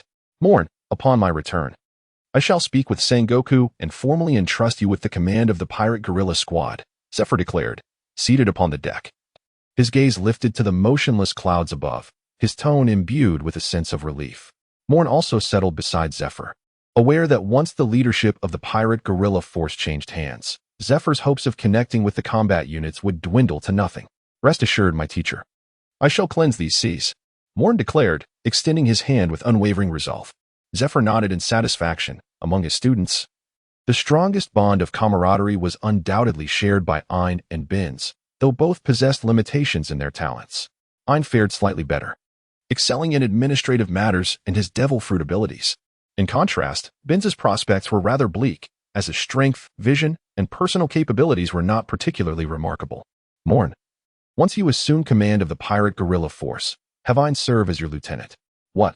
Moen straightened his posture and turned to look at Zephyr, a hint of astonishment crossing his face. Ein serving as his aide? Such a notion seemed utterly implausible. Setting aside the fact that she was his senior and Zephyr's right-hand companion, the very idea of a colonel acting as an aide to a major general was rather audacious, to say the least. Sensing Moen's thoughts, Zephyr shook his head reassuringly. Do not worry. I will discuss this with Sengoku. Having Ein accompany you brings me some relief. As for Bin's words, let them remain with me. Focus on enhancing the Naval Academy. The dialogue between the master and disciple continued for quite a while, traversing topics from changes in positions to motivations for enlisting, touching upon regrets, and ultimately arriving at their perspectives on the Navy. Moen, Zephyr began. Having served as a naval general for several years and now as a naval instructor for an extended period, I am acutely aware of what the Navy entails. Yet, I cannot shake this feeling of exhaustion. He lit a cigarette, taking a couple of puffs before succumbing to a fit of coughs. Moen gazed at the visibly distressed Zephyr, a pang of sorrow tugging at his heart. He understood that it was the unfulfilled resentment harbored within this elder. His family had been slain by pirates, his students mercilessly slaughtered. A profound enmity towards the buccaneers resided within him. Yet, in pursuit of maritime stability, the Navy consented to the world government's plan for the 7 warlords of the sea, a decision that felt akin to pouring salt upon the wounds of this venerable man. Had Moen not intervened, the Navy would continue to exacerbate the injury, tearing away the scabs and dousing it with fiery anguish. They summoned the infamous Edward Weevil, the son of Whitebeard, a figure responsible for the massacre of Zephyr's students, to become one of the warlords. Do not worry, Master. The Navy will improve, Moen reassured. Contemplating the eventual dissolution of the warlords in the future, a notion began to bloom within him. If Fujitora and his comrades could dismantle the warlords, why should he not be capable of the same? The question lingered in his mind. From whom should he commence? The 7 warlords exhibited a disparate array of powers. There was the formidable Bartholomew Kuma, the exceptionally powerful Don Quixote da Flamingo, the rule-based Boa Hancock, and the invincible Jinbe in naval warfare, all formidable adversaries to contend with. Thus, the more vulnerable among them appeared to be the novice experience pack, Crocodile and Gecko Moria. Crocodile had likely already begun his persecution of Alabasta, and perhaps the enigmatic figure of the underworld could present an opportune moment to forge connections with the world government. A faint smile graced Moen's lips as a bold plan began to take shape in his mind. Should this plan come to fruition, his standing within the Navy would ascend to unprecedented heights. Hey, Moen, look. There is a colossal sea creature ahead. Just as Moen was deep in conversation with Zephyr, Nami's voice rang out, calling attention to the vast expanse of the ocean before them. Moen rose to his feet and approached the railing. In the distance, he beheld a colossal sea creature, reminiscent of an eel, emerging from the water beside the warship. Its body, stretching an impressive 200 to 300 meters above the surface, commanded awe. There was no need to disturb it, after all. The comm zone ultimately remained the domain of this marine titan, since it posed no threat to the vessel. It was best to regard its presence as if it were invisible. Moen shook his head, dismissing the thought of eliminating the potential threat posed by the Sea King. Once blood was shed, the entire ocean would erupt in turmoil. The creature emitted a resonant sound reminiscent of a cow's lowing as it sank into the depths, oblivious to the nearby warship. After all, in comparison to its massive form, the vessel appeared rather diminutive. The comm zone spanned a relatively short distance, allowing the ship to reach the Grand Line that very evening. Of course, sailing at night was out of the question. It would be an act of irresponsibility towards oneself and the fleet. Teacher, why don't we simply enter the Grand Line from the other side of the East Sea? Wouldn't that bring us closer to headquarters? At the dinner table, Moen questioned Zephyr while stuffing his mouth with roasted meat. His curiosity piqued. Zephyr, savoring a cup of hot tea as he digested the delectable meal, noted, indeed, Moen's return has brought us much culinary delight. We have another mission this time. One that Sengoku entrusted to me back in Logtown. A mission? An and Bin's both looked up, their interest piqued. Yes, we are to escort a king from one of the world's allied nations to Marineford. Moen was choked by the barbecued meat lodged in his throat, hastily taking several sips of juice to swallow it down. Marineford?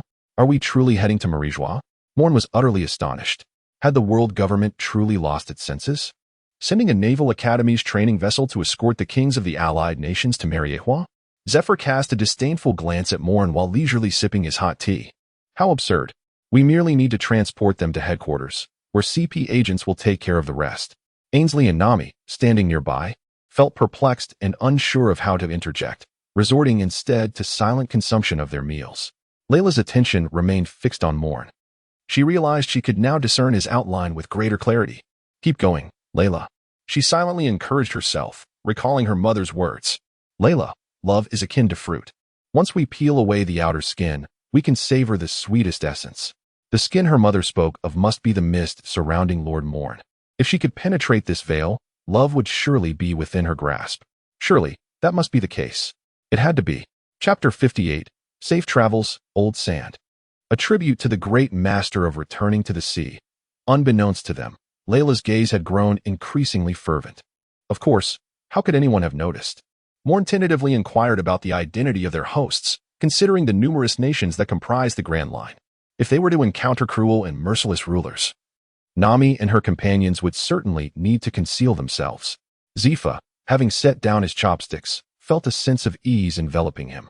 This time, they were to be received by King Nefertari Cobra of Alabasta, along with his daughter, Princess Nefertari Vivi of Alabasta. Moen paused for a mere fraction of a second before placing the roasted meat into his mouth. Ah, Alabasta. This ancient nation has existed far longer than the world government itself. It is said that the royal family of Nefertari comprises remarkably benevolent rulers. Zifa nodded, acknowledging that the king of Alabasta is renowned for his compassion and kindness towards his subjects. Otherwise, he would not have accepted this mission. If the monarch were a tyrant, what would happen in the event of a conflict with the soldiers aboard the ship? Such considerations weighed heavily on Zifa's mind. Alabasta. Moen lowered his head, his gaze filled with sympathy. Old Sand, may your journey be smooth. As a mature individual, he could not fathom that Cobra was oblivious to the calamities plaguing his nation. He was unaware of which naval forces had come to escort them this time, but with Zifa in charge, Cobra would undoubtedly seek to enlist his strength to eradicate internal strife. Even if Cobra had not anticipated it, Princess Vivi, who had already infiltrated Baroque works, would certainly appeal to Zifa for assistance. Thus, having sheltered Nico Robin and prepared to intervene in the affairs of the underworld, Old Sand, the world government would no longer protect you. May your path be gentle. May heaven not be so unforgiving toward you. After dinner, everyone returned to their quarters to rest. A night at sea bore little difference from one on land. Whiskey Peak, the starting point of the 5th route in the Grand Line, serves as a paradise for countless bounty hunters. Here, they gather to deceive novice pirates who have just entered the Grand Line, intoxicating them before binding them to seize their treasures and claim bounties. Today marks a grand feast at Whiskey Peak, as they celebrated the recent defeat of the notorious Mox pirates from the West Sea. The most formidable bounty hunters at Whiskey Peak captured the notorious Paperman Mox, who bore a bounty of 37 million berries. Mr. Wednesday, do you have something on your mind? Approached Mr. Nine, a bounty hunter clad in cheap royal attire, reeking of alcohol, as he neared a girl with blue hair tied in a ponytail. Vivi's expression stiffened momentarily, revealing her frustration. Mr. Nine, it's nothing, just contemplating a few matters. I must excuse myself. With that, Vivi disregarded her tipsy companion and made her way to the shores of Whiskey Peak. Princess Vivi, called out at Karam, whose voluminous, wavy hair cascaded around him as he approached her, draping a coat over her shoulders. Karam, my father is attending the World Conference, Vivi replied, her brow furrowing, her complexion somewhat pallid from the foundation she wore. The situation in Alabasta grows increasingly dire. I feel a yearning to return. Kalam sighed, casting a gaze filled with compassion toward Vivi. It was inconceivable to outsiders that a princess of a kingdom would infiltrate a criminal organization for the sake of her nation. No one could fathom the hardships Vivi had endured to reach this point. Princess Vivi, returning to Alabasta is not an issue, but doing so would expose our undercover status, especially since we left Whiskey Peak without a summons. Let us not forget the boss of the Baroque works. That individual is quite formidable. Vivi bit her lip, her eyes brimming with reluctance. Just a year ago, she had stumbled upon the immense organization concealed within Alabasta, known as Baroque Works.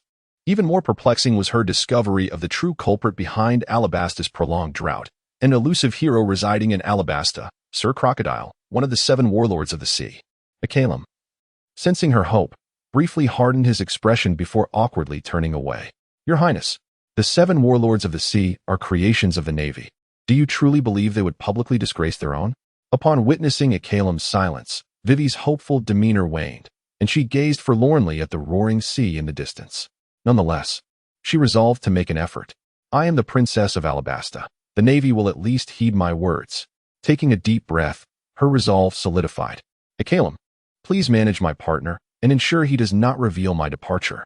Turning to Akalim, she offered a smile, though urgency gnawed at her heart.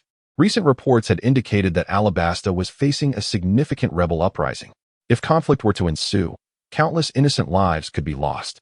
As the Princess of Alabasta, she could not allow such a tragedy to unfold. Very well, Princess Vivi, but do exercise caution. Akalim opened his mouth, yet refrained from dissuading her. He pondered that if Princess Vivi returned, she would likely be closely monitored by the king, which, in a way, would be beneficial for her, sparing her from the trials of the outside world, an existence unbefitting a princess, silently preparing all the provisions for her voyage. Akalim retrieved Alabasta's permanent log pose and presented it to Vivi. May your journey be smooth, Princess Vivi. Akalim gazed with concern at the solitary figure and the duck upon the small vessel. Upon returning to Whiskey Town, he located the inebriated Mr. Nine, hoisted him upon his shoulder, and directly transported him to a cave nestled within Whiskey Peak. I must impose upon you to remain here for the time being. Princess Vivi's endeavors must remain undisclosed, Akalim murmured to the slumbering Mr. Nine, subsequently binding him to prevent any struggle. Meanwhile, Vivi glanced at the eternal compass in her hand, cradling her swift companion, Karu, close. Karu, do you think we can rescue Alabasta? Vivi's voice was barely a whisper. Karu enveloped her back with his wings, shielding her from the chill. Quack, he gently consoled his mistress, vowing to dedicate his life to aid Vivi. Karu, the warship had sailed for 3 days, drawing near to the colossal island of Sainting, where Alabasta lay.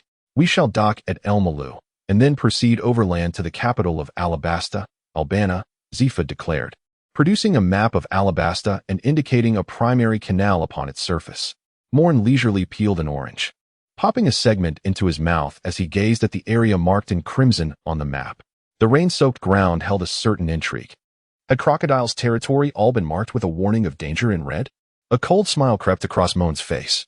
The existence of the 7 warlords of the sea was merely a collusion between officials and pirates. As long as there remained a navy imbued with a sense of justice, they would never acknowledge the 7 warlords as their comrades. Very well, let us prepare to disembark. Zephyr folded the map and, with a single hand, donned his naval coat over his shoulders. Moen gazed at Zephyr's vacant right arm, feeling a twinge of awkwardness. The crusher had been utterly obliterated, and Zephyr had returned to his condition of amputation. Although he possessed the ability to reverse time with Ein, Zephyr deemed it unnecessary. After all, it was merely a severed limb. Even the golden lion, having lost both legs, could still thrive. What was his plight in comparison? He, Zephyr, could not possibly be inferior to a mere golden lion. Chapter 59. The Urgent Return of Princess Vivi. For the esteemed Meow, an additional chapter. At the Elmaru port, 3 colossal warships anchored in the somewhat desiccated canal. Zephyr disembarked with Moen, leaving Bins aboard to stand guard.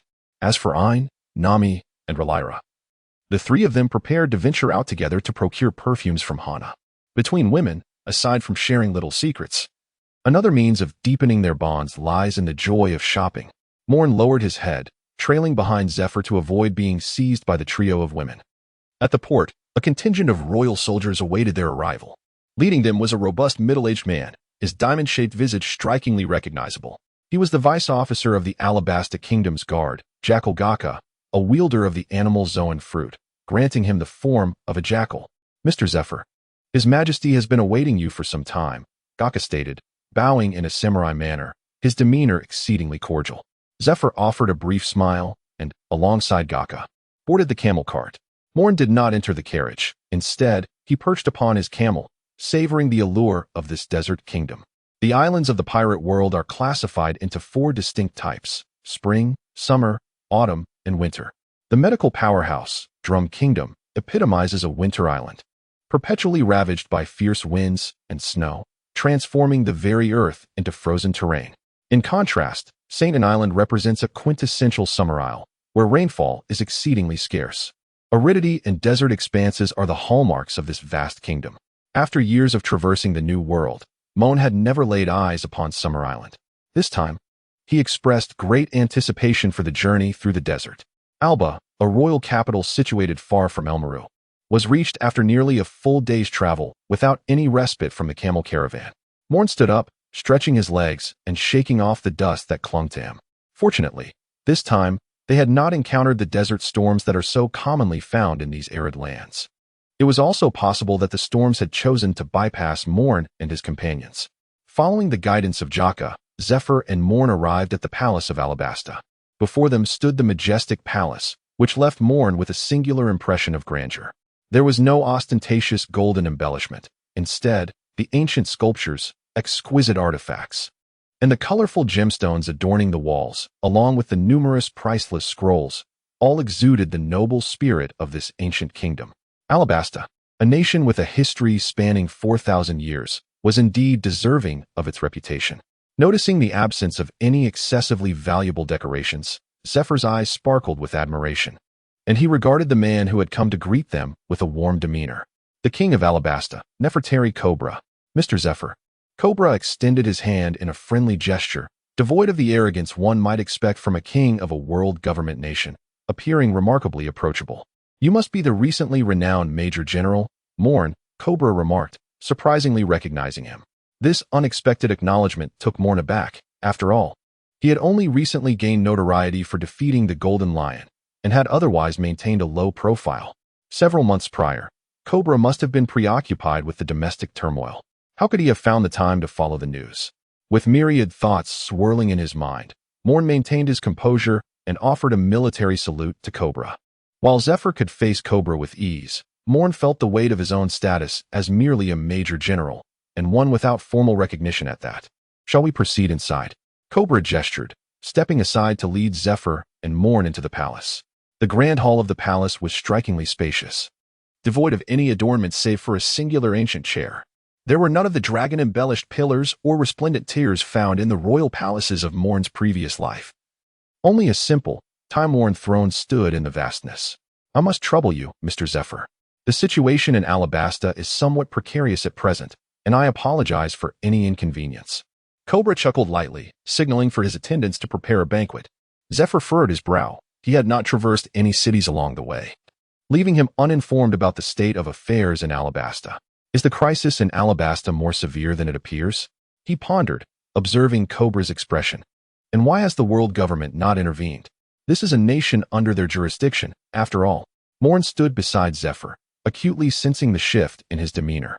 Seizing a moment when Kabura was distracted, he leaned closer to Zephyr's ear and spoke in hurried tones. The royal family of Alabasta is comprised of celestial dragons.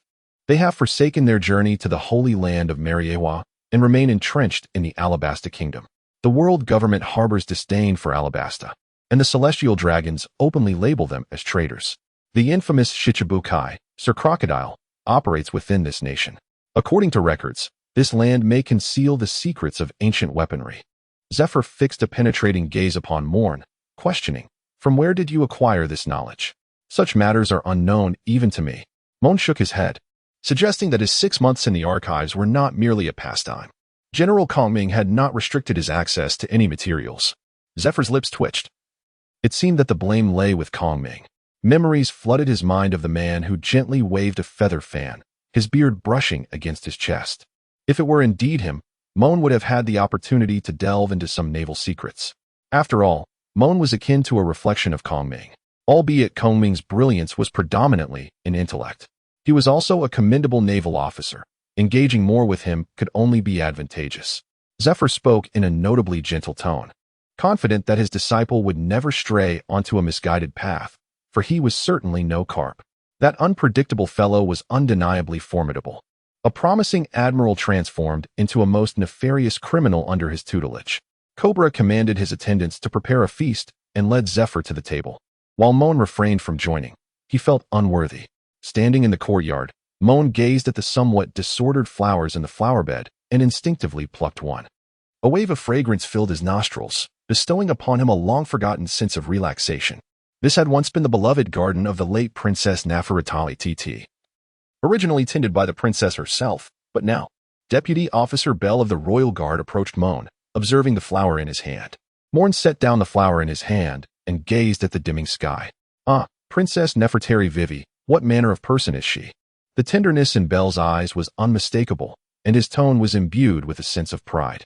Princess Vivi is the pride of Alabasta. She embodies gentleness, grace, bravery, wisdom, and kindness, encapsulating all the virtues of Alabasta within her being.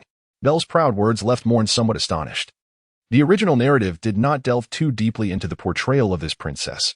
How many, after reading the Alabasta arc, have been left with but two impressions of Vivi, that of a delicate princess, seemingly removed from the harshness of reality, who knows not the world's perils, fixated solely on saving everyone and wishing no one to perish?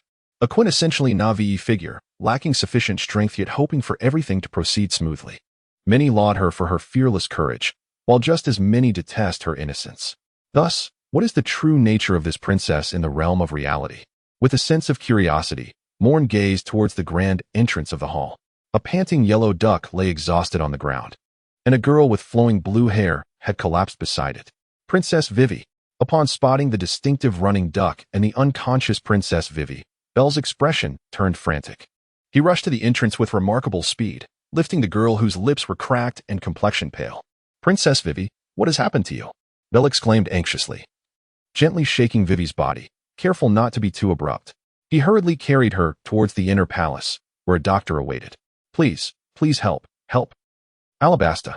As he passed by Moen, Vivi did not open her eyes, but accurately grasped the fabric of his clothing, though her grip was weak. Bell felt he could not release her hand. Vivi spoke in a soft tone, reminiscent of an elderly person nearing the end of life. Crocodile, he, is the leader of the Baroque works, and he has used dance powder to plunge Alabasta into drought.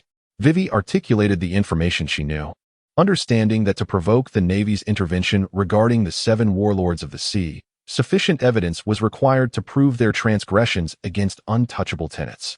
Whether it was the dance powder or crocodile schemes, both could incite the Navy's involvement.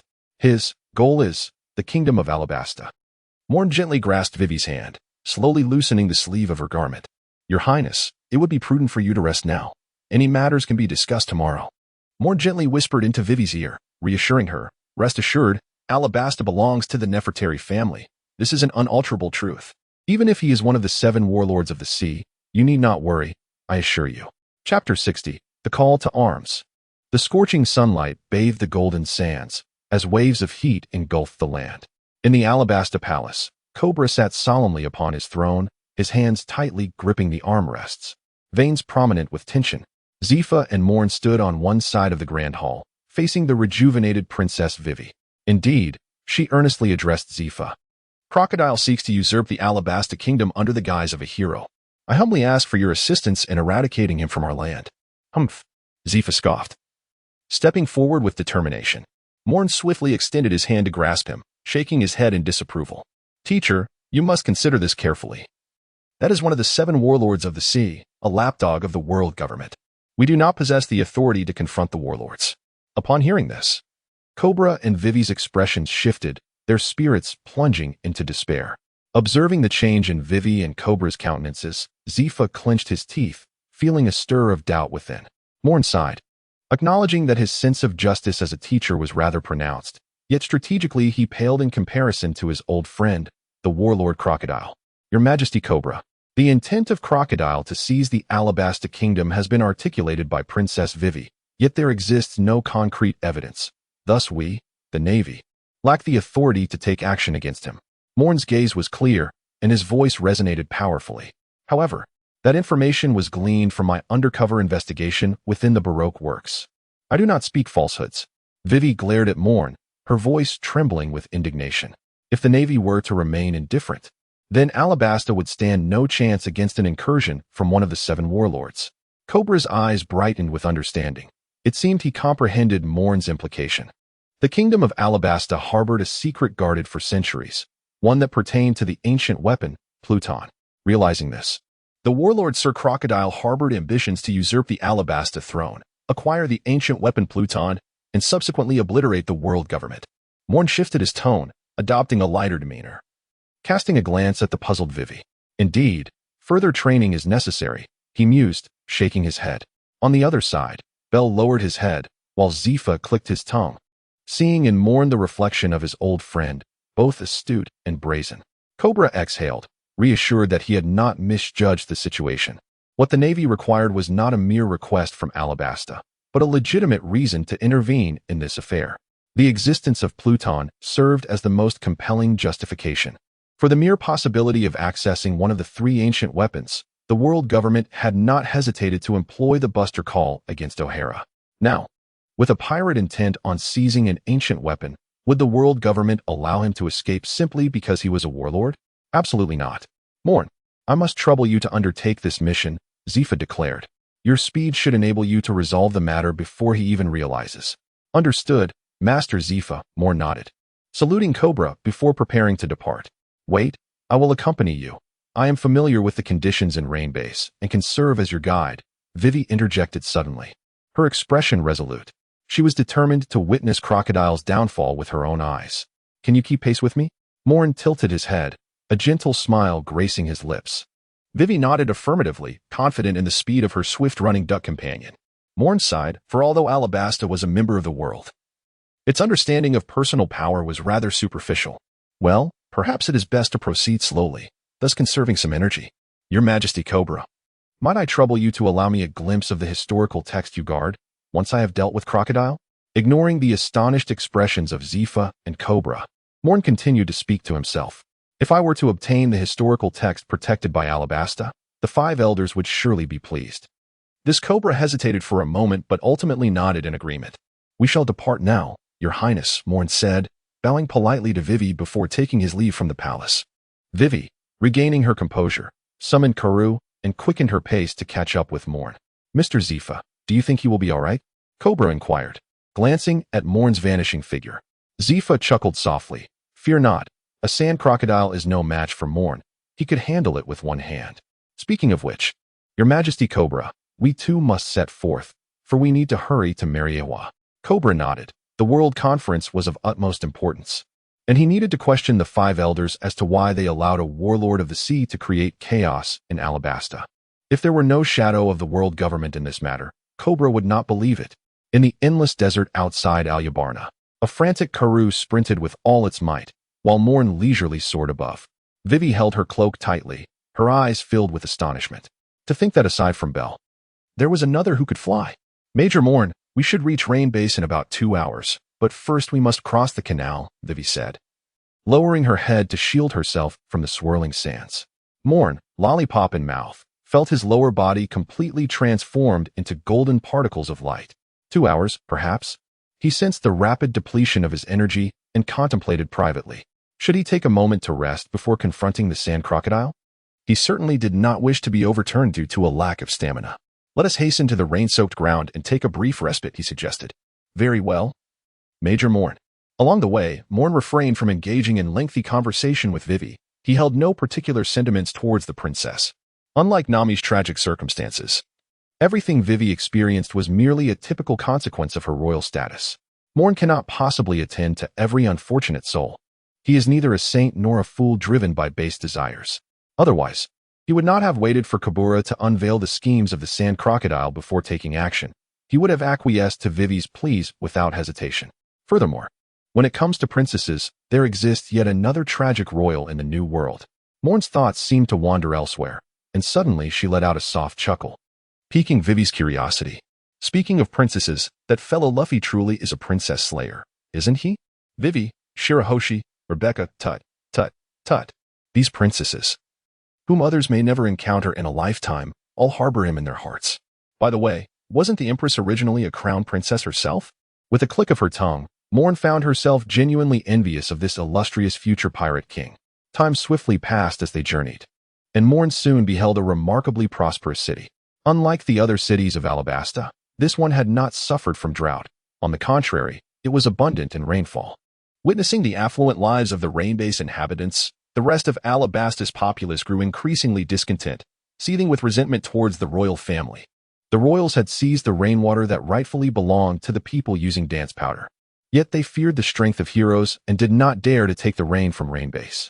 While they basked in comfort and health, the masses languished in dire straits.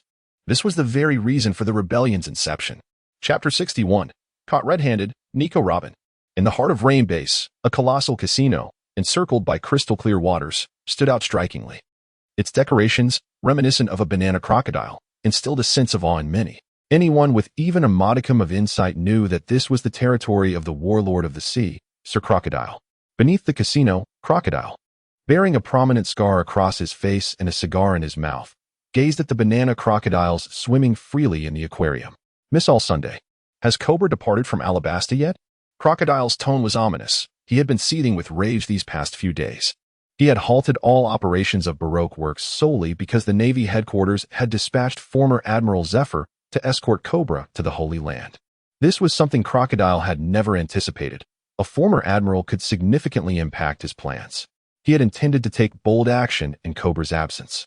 At the entrance behind Crocodile, a stunning woman clad in denim embraced herself with her arms, a captivating smile gracing her lips. No, according to the informants, Cobra only left the palace this morning with Zephyr, their destination being Elmalu. Nico Robin maintained meticulous control over all of Baroque works, organizing every piece of intelligence with precision. Humph. Crocodile smirked coldly, discarding his cigar onto the ground and crushing it underfoot. Let him enjoy his peace a while longer. Summon Mr. 2. Have him make contact with Cobra. Yes, Mr. 0. Robin nodded, pushed open the door, and departed. Crocodile gazed at Robin's retreating figure, his expression shifting between uncertainty and contemplation. Perhaps it was merely his illusion, but he could not shake the feeling that Nico Robin was concealing something. Nevertheless, it mattered little, after all. She was merely a pawn in his quest to decipher the true history. Crocodile lit another cigar, grinning as he watched the banana crocodile meet his gaze. Once I possess the power of the Dark King, combined with the military might of Alabasta, the world government shall not stand a chance. In the back corridor of the casino, Robin adjusted her cowboy hat, her steps brisk and hurried. The radiant beauty of her pale face subtly betrayed her anxiety. Indeed, just as Crocodile sensed, she was withholding vital information. Princess Vivi had suddenly appeared at the palace, only to depart alongside Zifa's disciple, their destination still the Rain District. Robin silently lamented the intelligence she had just acquired. Damn it, they were leaving again. Had she known, she would have delayed her acquisition of the information from the work agency. Upon reaching her room, Robin took a deep breath, tidied a few items, and casually slung a small bag over her shoulder before making her way to the casino's grand hall. I'm going out to buy some perfume, she calmly informed the approaching hall manager. The manager rubbed his hands together, bowing slightly as he escorted Robin to the door. How strange, he thought. She hardly seemed the type to indulge in fragrances. Wiping the sweat from his brow, he contemplated whether to report it, but ultimately decided against it. As Robin walked through the streets of the Rain District, she remained utterly vigilant. She was aware that numerous billionaires lay in ambush within this area, and she could not afford to be discovered in her attempt to leave. Glancing back at the imposing Crocodile Casino, a fleeting sense of nostalgia crossed her eyes before she vanished from sight. After spending several peaceful years here, she was now on the brink of departure. Beautiful lady, where are you headed? Just as Robin was about to step beyond the outer walls of the Rain District, a voice, laced with amusement, emerged from the adjacent wall. Tulip flower. Robin quickly crossed her arms over her chest, activating her devil fruit ability. Indeed, you are quite an impatient lady, a man, whose throat was ensnared by two pristine hands, chuckled lightly before transforming into golden specks of light that dissipated before Robin's eyes. Her heart raced as she exclaimed, Major Moen, you arrived so swiftly. Before her stood Moen, his gaze fixed unwaveringly upon Robin's eyes. Don't run away. Once I've dealt with the sand crocodile, there are tasks for you to undertake. Robin remained silent, merely casting her gaze aside. Amidst a swirling cloud of dust, a grotesque running duck charged towards the pair, followed by a sudden screech of brakes. Cough, cough. Vivi tumbled from Karu's back, rubbing her head as she stared, bewildered, at the peculiar atmosphere surrounding the man and woman before her. Miss All Sunday. As soon as she regained her composure, Vivi's expression instantly changed. She hastily drew her weapon, aiming it at Robin. Ah, Miss Wednesday, I had thought you would be grateful for witnessing my victory. Robin remarked with a hint of resignation, realizing there was no escape. Vivi remained silent, fully aware that her ability to trace Crocodile's whereabouts indicated the presence of someone guiding her, and it appeared that the apparent leader of the Baroque works was none other than the legendary child of the devil, Nico Robin. Moen gazed at the two women before him, enveloped in a chaotic scene, stroking his chin in a state of mild boredom. Indeed, when women collide, the ensuing drama is often abundant. With a sigh of resignation, he turned and strode into the depths of the rainy area.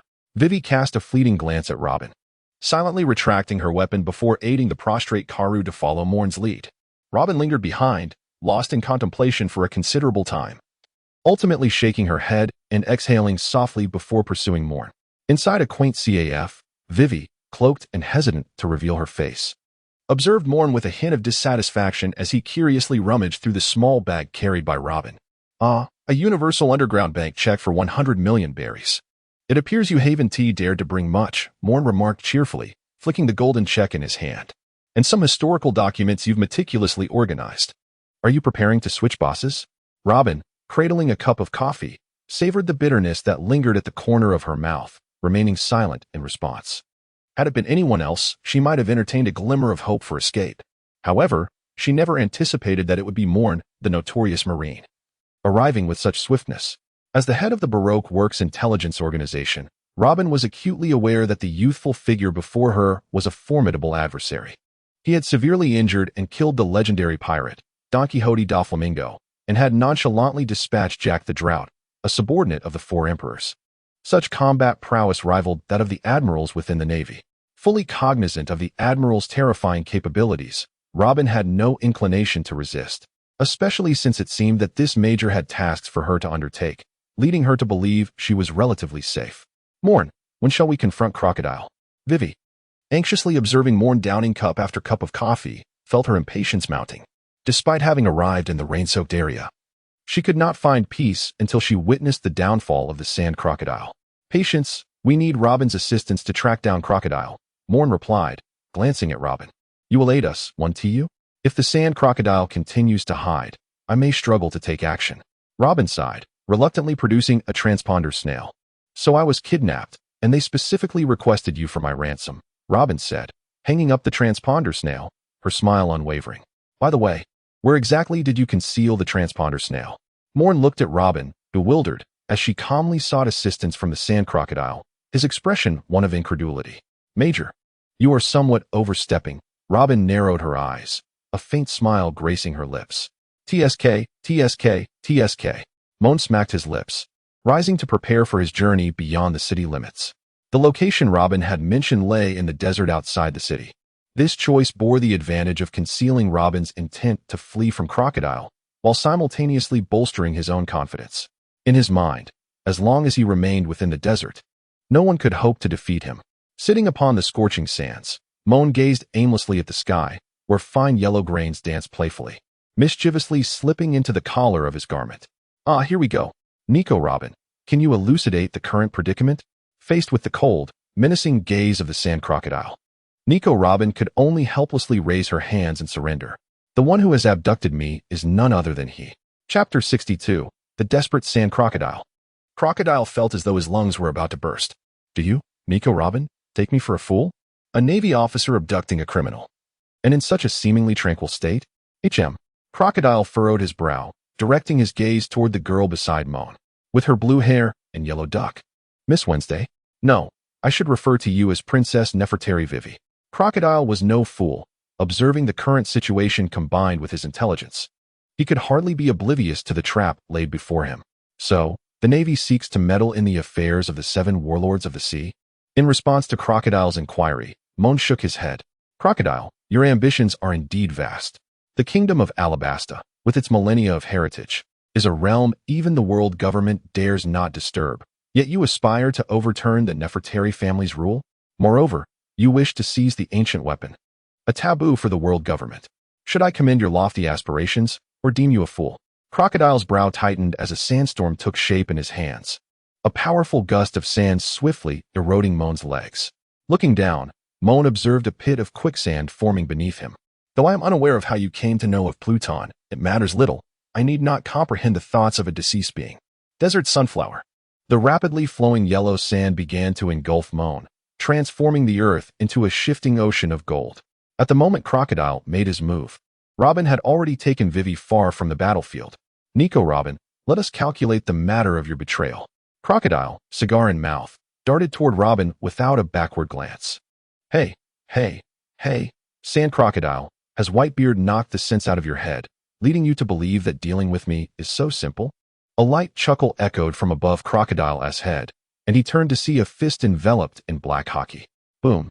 Crocodile's formidable body crashed heavily onto the desert sands.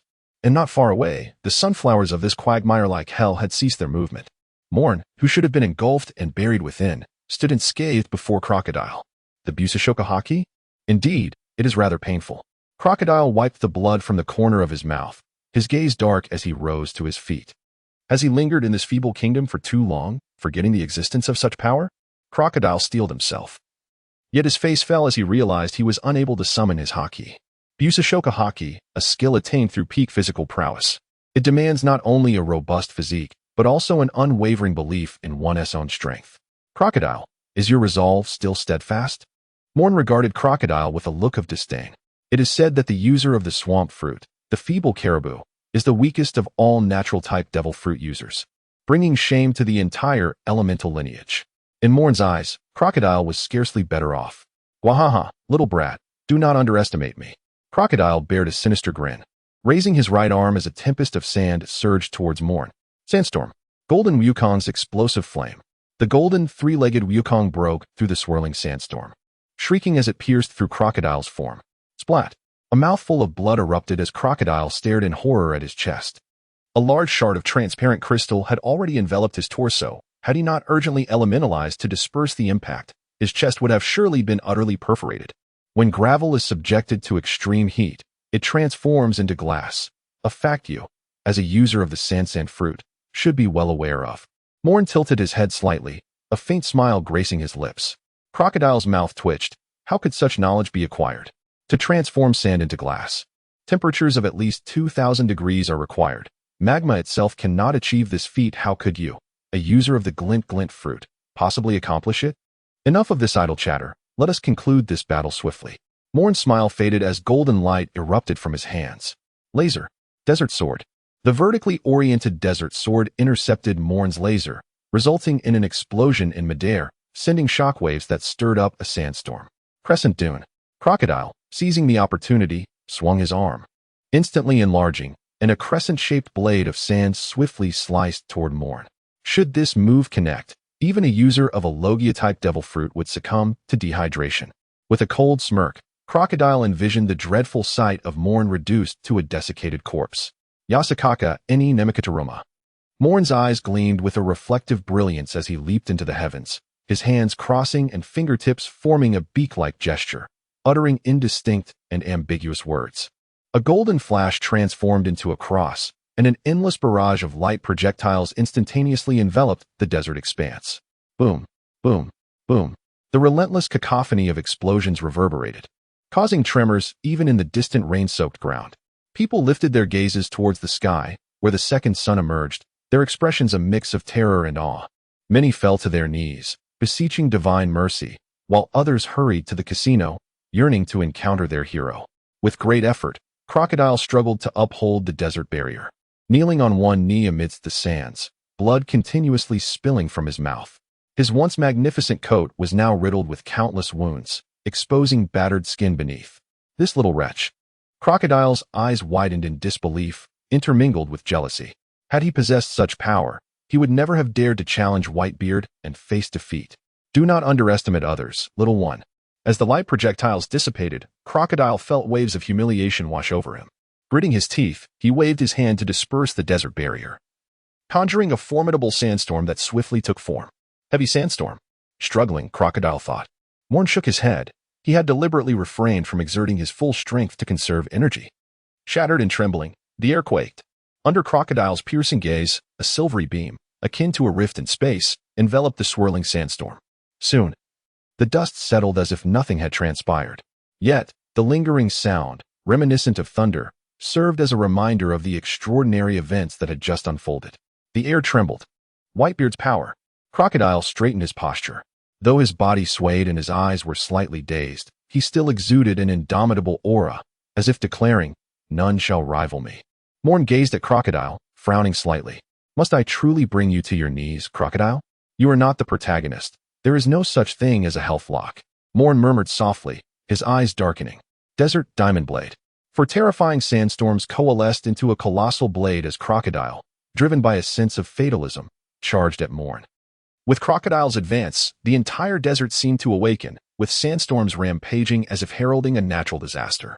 Do not emulate the protagonists of fervent manga. If it is your time to fall, then succumb. Again, Moen whispered, observing the dramatic transformation of the world around him, and calmly extended his hand. Light extermination.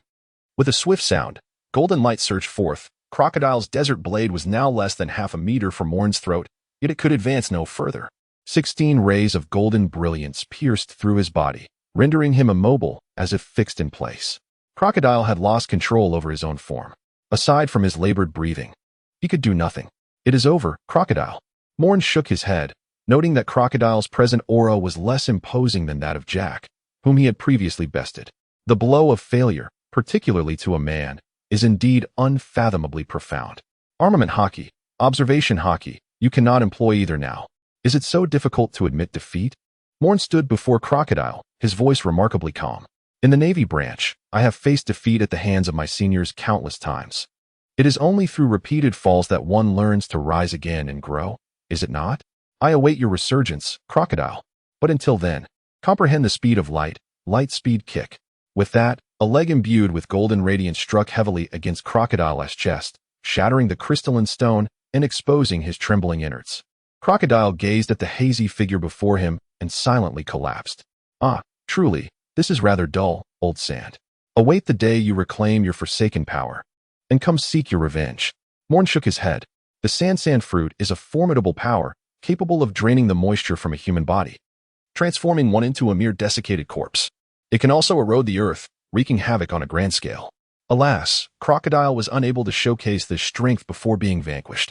However, he could at least find solace in the fact that he was defeated by a naval officer superior to himself, rather than by that future brat who merely dabbles in unlocking blood, the third generation. Is it really over? Vivi approached on her swift duck, cautiously inquiring of Moen. Behind her, Robin gazed at the pitiful form of the former boss on the ground, her astonishment lingering in her eyes. She had not anticipated that this major's prowess would be so formidable. The entire battle resembled a playful tussle between an adult and a child. Well, the sand crocodile will be taken away by me. As for the situation in your homeland, allow Robin to assist you with that. Robin, taken aback, pointed to herself. You're not going to apprehend me? She had prepared herself for capture, feeling a twinge of regret at the thought of never again delving into history or fulfilling her mother's wishes. Yet, it appeared that this major had no intention of taking her prisoner. Moen chuckled lightly. Why would I capture you? I am not a CP. Such matters are best left to them. In truth, having spent half a year in the archives, I have come to know you quite well. Defeated and exhausted from battling the sand crocodile, Moen sank onto the sand, lighting a cigarette and gently exhaling a smoke ring. Seeing the sand crocodile subdued, Vivi smiled and sat beside him, watching Moen with tenderness. Robin hesitated for a moment before joining them. You know me rather well? What is your opinion of me then? A clever woman, Moen replied, taking a final drag from his cigarette before extinguishing it. 19 years ago, the world government commanded the Navy to initiate the Demon Extermination Order. The renowned archaeological site of O'Hara was erased from the map. As Moen began his tale, Robin instinctively curled her legs, her body trembling slightly. At that time, you were merely 8 years old, the sole survivor of all O'Hara. Wait, the only survivor? What about the civilians of O'Hara? Vivi interjected, her voice rising. The story she had heard from her father differed. Hadn't a ship of civilians escaped aboard a refuge vessel provided by the world government? All were killed, Robin whispered. Her head bowed. She recalled those horrific events and the tall figure who had long since ceased to appear in her dreams. How is that possible? Vivi exclaimed, covering her mouth in disbelief. An entire island with only one survivor. Moen continued to recount the tale of your plight in the West Sea, where at the tender age of 8, you were already acquainted with the darker facets of human nature, betrayal, discord, isolation, and trepidation. Even from the naval records. I can sense that profound despair. Robin remained silent, merely tightening her embrace around her own arms. Vivi instinctively inched closer to Robin, her eyes betraying a hint of concern. Although she recognized that the woman before her was formidable and should not be underestimated, Moen's narration of Robin's past was truly heart-wrenching. It was Crocodile, wielding the privileges of his position as one of the 7 warlords of the sea, who ultimately safeguarded you, allowing you a moment's respite. With a dry throat, Moen smacked his lips, abandoning the idea of lighting another cigarette. Vivi had already settled beside Robin, cautiously draping her arm around the trembling figure. However, throughout this discourse, I have never believed that the Navy and the world government were in the wrong. Moen shifted the subject, his tone brightening. What? Robin suddenly lifted her head, startling Vivi. She was visibly agitated, rising to her feet with fervor, her words tumbling out at an exhilarating pace. What do you know? What did O'Hara do wrong? Why was O'Hara destroyed? What did my mother do wrong? What did the scholars of O'Hara do wrong? What did Saul do wrong? The flaw in your reasoning lies in your audacity to challenge the world government without the requisite power. Moen's words struck like thunder, reverberating within Robin's heart. She felt disoriented, as if all her strength had been sapped, collapsing to the ground. After years of wandering, she had long understood the true cause of O'Hara's tragedy. Ultimately, this is a world where power reigns supreme. With strength, the world government can suppress scholars who seek to unveil history. With strength, they can issue a bounty on a mere 8-year-old girl. With strength, Crocodile dared to protect one devoid of power, risking the ire of the world government. With strength, Moen could casually engage her in conversation, for she possessed no capacity for resistance. If the power of scholars were to fall into the hands of the 4 emperors, that would be the true calamity. Moen sighed softly, acknowledging that the sole error committed by the world government and the Navy was in allowing you to escape, then issuing a bounty that rendered your existence so fraught with suffering. Despite your descent into darkness, your spirit remained untainted, Nico Robin. This is why I have refrained from capturing you. I harbor a disdain for pirates, yet my contempt does not extend to all who are pursued. Moen rose to his feet, his voice exceedingly gentle, yet his gaze was undeniably frenzied. Live well and immerse yourself in this world, a world that is mad, drenched in blood, and steeped in filth. Robin stared at Moen in shock. This was a stark contrast to the Moen described in her intelligence reports. The Moen she knew was kind, courteous, and merciful, never sparing a pirate. This somewhat deranged version of him had never been revealed before outsiders. Vivi, however, felt no particular disquiet. She merely thought that this version of Moen appeared rather dashing. We must hasten back to the palace. We still need to decipher the historical texts. Moen stretched his neck and produced a transponder snail. The historical texts. Robin's interest peaked immediately. After all, she had been working under Crocodile for the very purpose of uncovering those texts. Blue, is that you, Moen? Came Zifa's voice from the other end, sounding as though he were on the move. Teacher, have you already departed from Alabasta? Moen furrowed his brow. If they had already left, what would become of the historical texts? They were the key to gaining the trust of the Gorosei. Ah, yes. Have you resolved matters on your end? Zifa inquired. Indeed. I have apprehended Crocodile, and I shall escort him to Almaru. Moen nodded, suddenly recalling that Zifa could not see him, so he added, Your Majesty Cobra should be by your side. Rest assured, someone will assist you with the Baroque works situation. Cobra, sitting nearby, visibly exhaled in relief. It seemed the crisis in Alabasta had passed.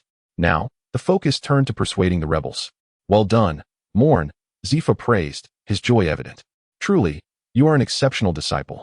Moen furrowed his brow and said, Your Majesty Kabura, I recall our prior agreement that should I successfully resolve the matter of Alabastan, I would require your guardianship over that historical manuscript.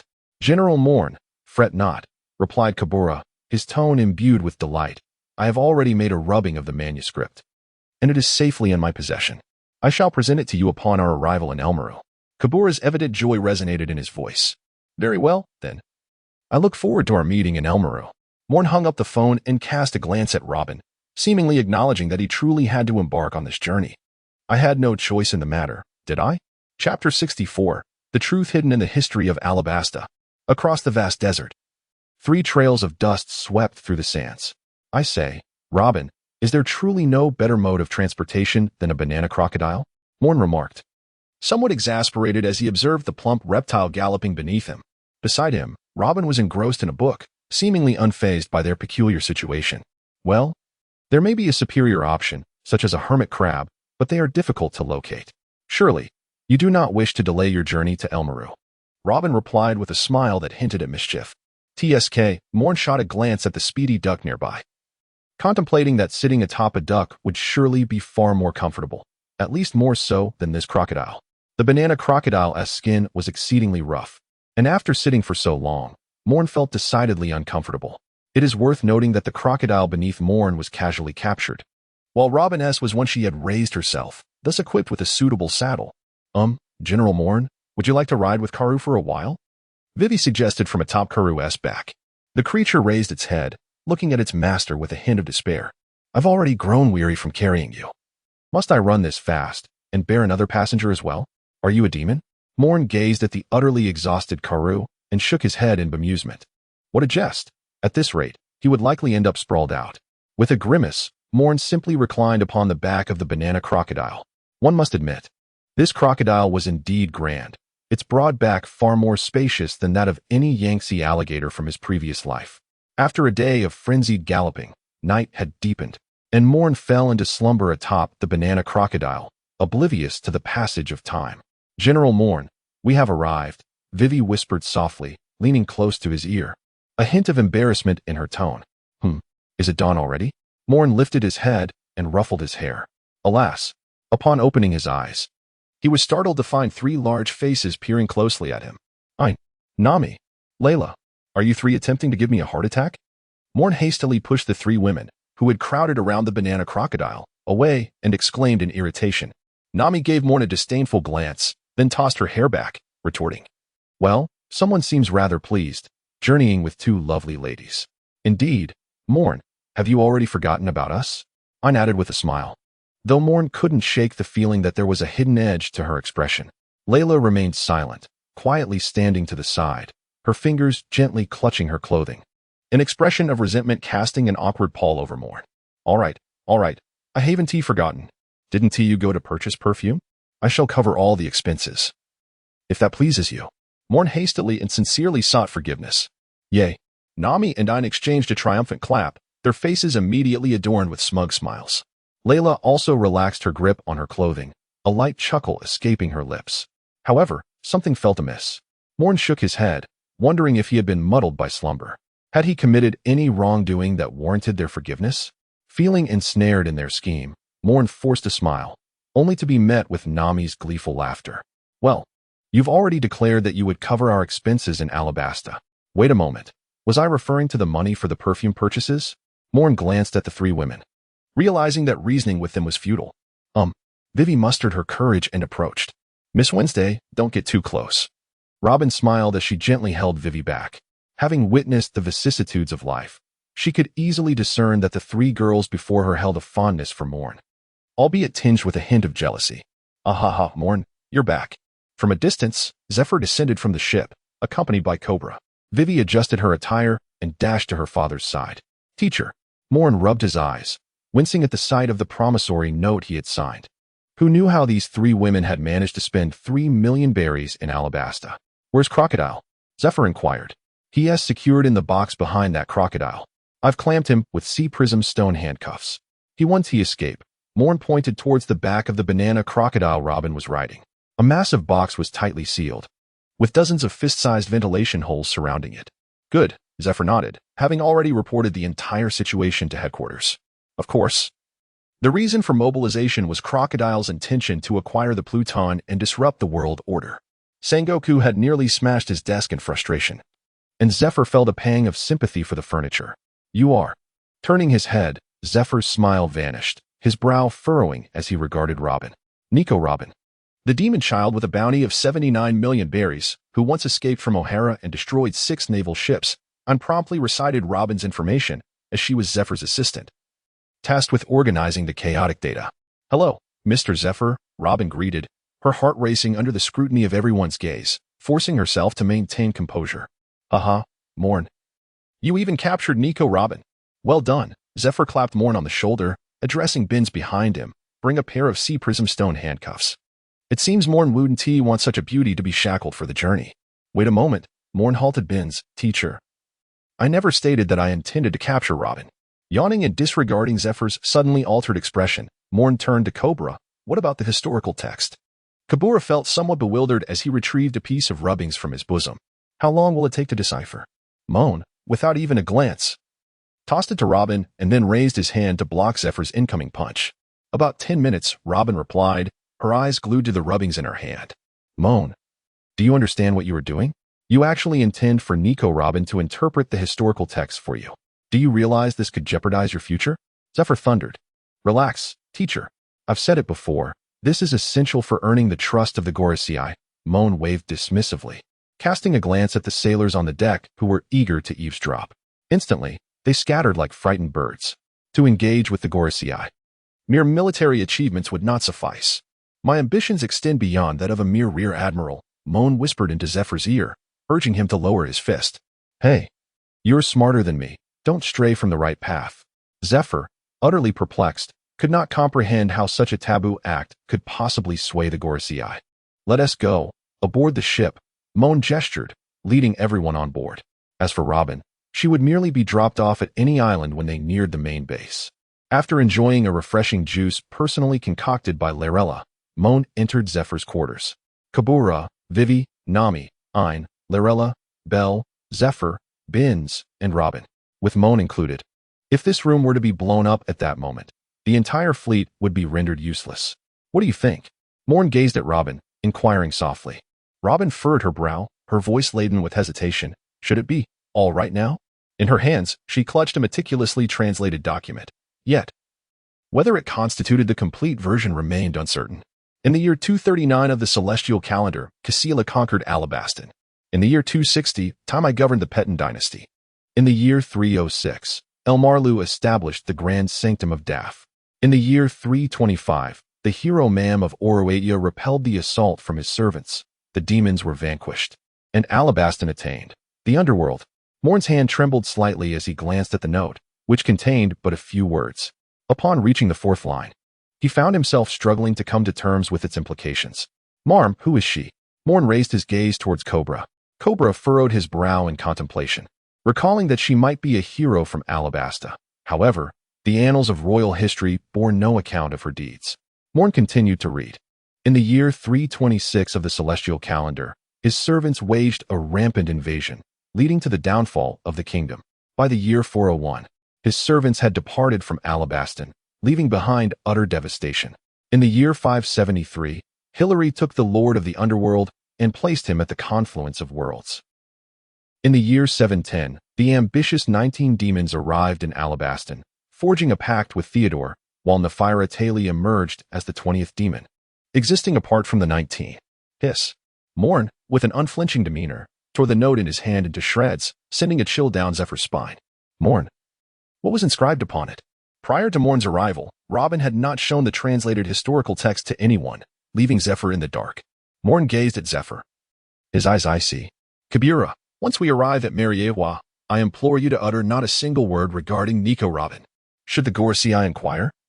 Simply state that you accompanied Crocodile and Nico Robin to the Poneglyph. Do you understand? Moen's tone was soft, yet it carried an undeniable resolve.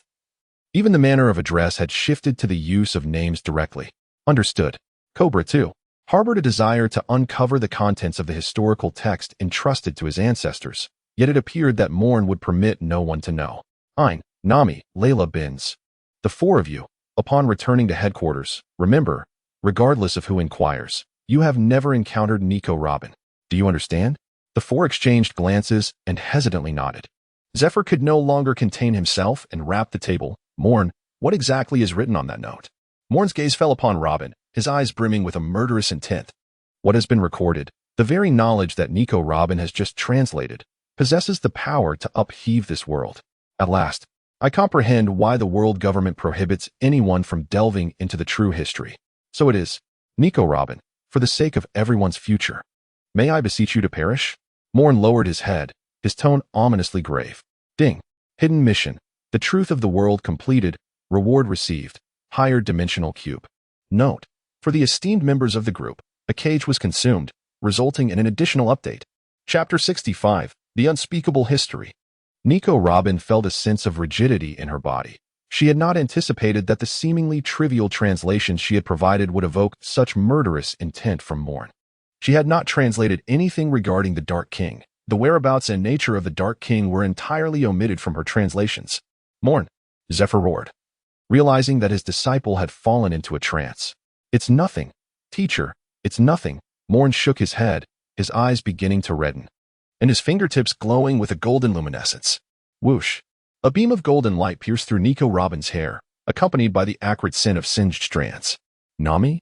Ian exclaimed in surprise. Just as Moen's laser was unleashed, Nami suddenly grasped Moen's arm, forcibly redirecting the trajectory of the beam.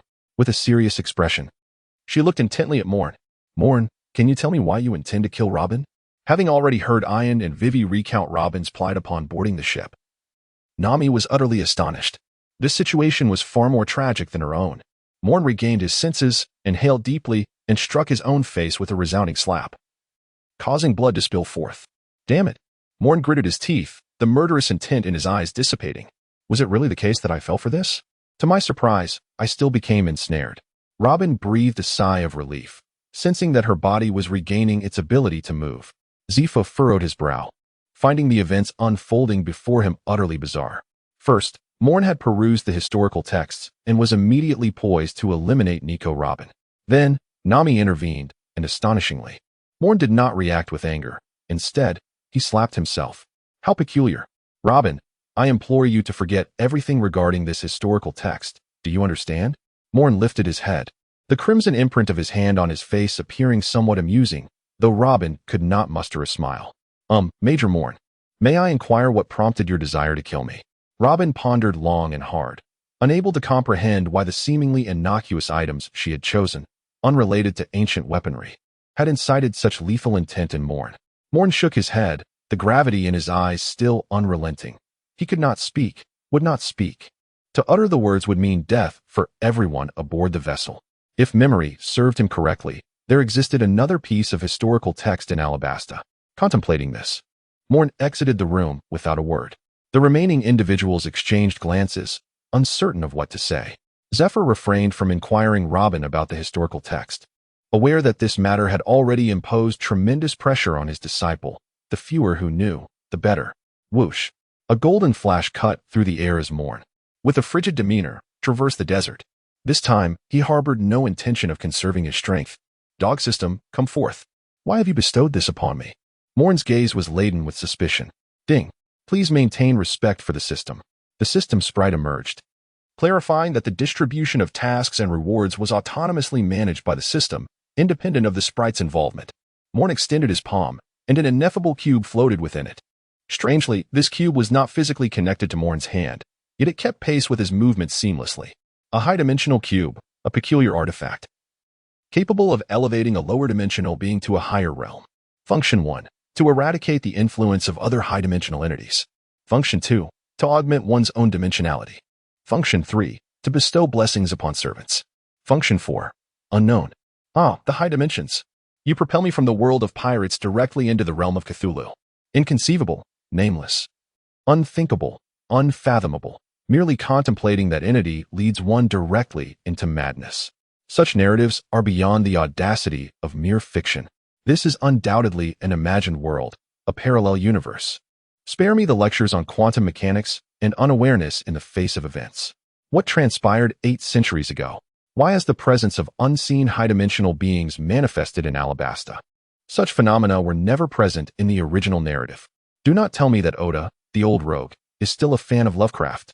Furthermore, if the historical account is so fantastical, why did the scholars of O'Hara, including Nico Robin, remain unscathed, while I alone succumbed to this madness? Moen incessantly vented her frustrations, discreetly stowing the high-dimensional cube within her bosom. This object could seamlessly merge with her body, remaining impervious even in its elemental form. Moen sensed a transformation within his body, as if something had been purged, leaving him feeling considerably lighter. Moreover, was this merely an illusion? He halted his movements and extended his hand. The inky black hue of his armament haki manifested, and to his astonishment, he could distinctly perceive the growth of this power. Could it be that haki is somehow intertwined with higher dimensions? Moen gazed at the desert beneath his feet, with the remnants of the once thriving oasis city, Yuba, in the distance. With a sigh, he released his observation haki, failing to detect any subterranean altars in the vicinity. How, then, was he to locate them? Rubbing his head in contemplation, Moen hesitated momentarily. In the original tale, Luffy and his companions stumbled upon the underground realm purely by chance, encountering the historical texts serendipitously. Surely, he could not rely on such happenstance. Fragmented and tumultuous, like an earthquake. Taking a deep breath, Moen resolved to resort to the most straightforward method. He would demolish the surface to forcibly uncover the hidden space below. Meanwhile, aboard the warship, Robin surveyed the multitude of ancient texts before her, her expression one of astonishment. "General Moen," she inquired, "from where did you acquire these historical documents?" Moen's face was ashen, panting heavily as he gazed at Robin. You needn't concern yourself with so much. Quickly, swiftly translate," he added, "and ensure that no one sees the translated historical text. Layla, prepare me a meal. I crave seafood." As Moen hurriedly departed, Robin wore an awkward smile before retreating into the room to commence the translation. She understood that this historical document was of paramount importance to Moen. Not a single word could be overlooked, for the consequences could be dire. Moen hurriedly dashed into the kitchen, his pallid complexion startling Nami, who was there honing her culinary skills alongside Layla. After indulging in a sumptuous feast, Moen, with a hand resting on his round belly, was once again struck by the notion of learning the art of life restoration. Then, suddenly, a peculiar sound. Moen's stomach clenched, and a surge of pure energy coursed through his body, revitalizing his somewhat fatigued muscles. Life restoration? The corners of Moen's mouth twitched as he seized a large bone, devouring it swiftly. He felt a modicum of energy return, yet his belly remained unexpanded. It was still a passive form of life restoration. A hand slapped against his face. Moen could already envision the reason behind it. A higher-dimensional life form cannot be adequately described through the lens of lower-dimensional explanations. Perhaps, to put it another way, this is genius? How convenient. Moen resumed his feast, ravenously devouring the delectable dishes despite having already satiated his hunger. In the cabin, Robin stared at the translation she had painstakingly completed, her hands trembling as she accidentally knocked over an ink bottle. The dark blue ink soaked the tabletop, gradually permeating the paper. The spreading blue-black stain resembled a virus, consuming the pages. No, this can't be. This isn't real. Robin tugged at her hair, her trembling hands yearning to shred the translated historical text before her. Yet, her hands halted. She carefully set aside the historical document, taking a moment to compose herself as she slowly rose to her feet. If the historical text was indeed accurate, then what exactly are we pursuing in our quest for history? Can history truly be unveiled? Of course it can. A hand rested on Robin's side. Retrieving the historical document, she had tucked into her waistband. Moen stood before her, towering at 2 meters, exuding an oppressive aura that made Robin feel as though the world were mocking her. Had she known that history would unfold in such a manner, she would never have permitted scholars to delve into the historical texts, for such revelations could indeed upend the world. The study of the historical texts must, without a doubt, remain forbidden. Note: a special acknowledgement to the esteemed contributors for their support. Additionally, a brief aside, there may be moments of awkwardness in the main storyline. Chapter 66, A Unified Response. I am deeply grateful for everyone's support. After a restful slumber, I awoke to find an abundance of comments, which truly exhilarated my heart. Jiuyue tends to be a bit careless. Despite thorough checks, there may still be typographical errors. However, rest assured that any mistakes pointed out will be rectified promptly. Regarding the Jack incident, I initially intended to establish a connection between Moria and the Revolutionary Army. Yet, due to reader feedback concerning its lack of rigor, I hastily adjusted the narrative. It is of little consequence. Lastly, concerning the fragmented condition of the cube man, it is indeed capable of disassembling external objects. However, this ability resembles that of the surgical fruit, allowing control over life and death, thus categorizing it within the realm of spatial abilities. The fragmentation ability is one of the earliest devil fruits introduced in the original work. The awakening of a paramecia-type devil fruit influences the surrounding environment. Therefore, it stands to reason that fragmentation should also affect the external world. Otherwise, it would be more aptly named body-splitting fruit or something akin to dispersal fruit. Thus, I shall take the liberty of establishing a personal interpretation. Fragmentation can indeed disassemble external objects. Ultimately, my heartfelt gratitude extends to all for your unwavering support. Thank you. Chapter 67. The Official Handover of the Pirate Guerrilla Squad. Moen gazed intently at the paper in his hand, his expression shrouded in ambiguity. Beside him, Robin stood with her head bowed, struggling to suppress the memories of what she had just translated. To Mourn's astonishment, the historical text concealed beyond the realm of Yuba was not the chronicle safeguarded by the Alabastan royal family, but rather a form of self-narration. It manifested before them, like a shadow governing space, time, and all that exists within the world. That figure, buried within the haze, resembled a deity, elevated and omnipotent. I perceived it with clarity. Its form was in flux. The enveloping mist twisted, inciting a primal fear within all present, fear of that which did not dwell within their hearts. Its appearance shifted, and with it, my own trepidation dissipated. It reverted once more to an unseen entity within the haze, and I sensed a transformation beginning within myself. Yet, it was as though I remained unchanged. My body began to take on a shade of black, though it was not merely black. With every turn of thought, my form seemed to shift. I stood before all, having become the very haze itself. Conso Island, a diminutive islet situated near the fourth route of the Grand Line, close to the Chambered Islands, bore a small town so modest that pirates seldom ventured to plunder it. Nico Robin stood at the shoreline, gazing at the small boat before her, and the golden light that had now receded into the distance. Indeed, it seemed that once something is used, it is simply discarded. Robin shook her head, inhaling deeply the briny sea breeze that she had long since come to know. The future lies in your hands alone. At Marine Headquarters, Marineford, 3 somewhat weathered warships sailed into Justice Port.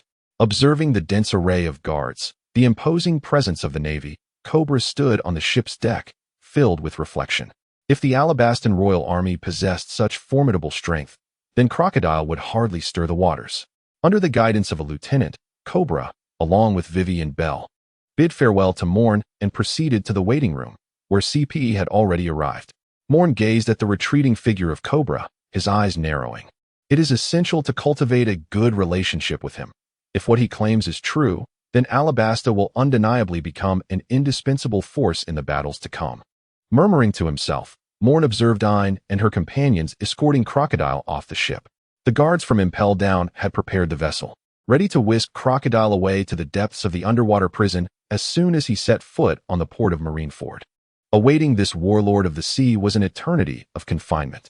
Come, Mourn, let us first visit Sengoku. Zifo approached and said to Mourn. Moen nodded, for he was finally to meet the esteemed admiral of the Marine Corps. Once upon a time, he had only glimpsed the figure through the crack of a door. How significant, one wonders, is the weight of justice in that noble heart. Mourn's lips curled into a slight smile. If that individual were to uncover the truth of the world, would they still utter the words of justice that reign supreme? In the office of the fleet admiral at the Navy headquarters, a voice beckoned, "Come in." Zephyr rapped gently on the door, and upon entering, he found Fleet Admiral Sengoku setting aside a stack of documents and donning his spectacles before speaking. "Ah, Zephyr, you have returned." As Zephyr stepped inside, he beheld the disheveled figure of Garp, who was voraciously stuffing his mouth with cookies. It was unmistakably a private stash meant to alleviate Sengoku's boredom. Fleet Admiral Sengoku. Vice Admiral Garp. Mourn stood at attention, saluting with utmost respect, his demeanor impeccably proper. Indeed, Sengoku's eyes glimmered with a hint of satisfaction. A fine prospect. Not only is he gifted, but his attitude is commendable as well. Far superior to those troublesome individuals. Haha, young Mourn. I've heard that the sand crocodile barely managed to land a blow against you. Well done, Garp exclaimed, crumbs flying from his mouth as he spoke. Mourn paid no heed to Garp's actions, his countenance grave as he gazed intently at Sengoku, seated upon the marshal's throne. Brigadier General Mourn, it is a pleasure to see you. As the Admiral of the Navy, I find great solace in witnessing such a talented individual in our ranks. One who firmly believes in the righteousness of his cause.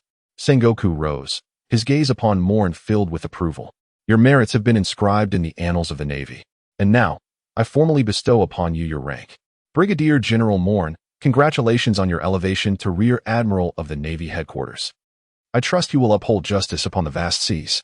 Sengoku picked up the insignia of Rear Admiral from his desk and, with a solemn expression, approached Mourn to personally bestow the rank upon him. All for the sake of justice. Mourn saluted with respect. Ding. Main quest, 3, completed. Reward acquired. Replication power 1. Conqueror's Hockey, beginner.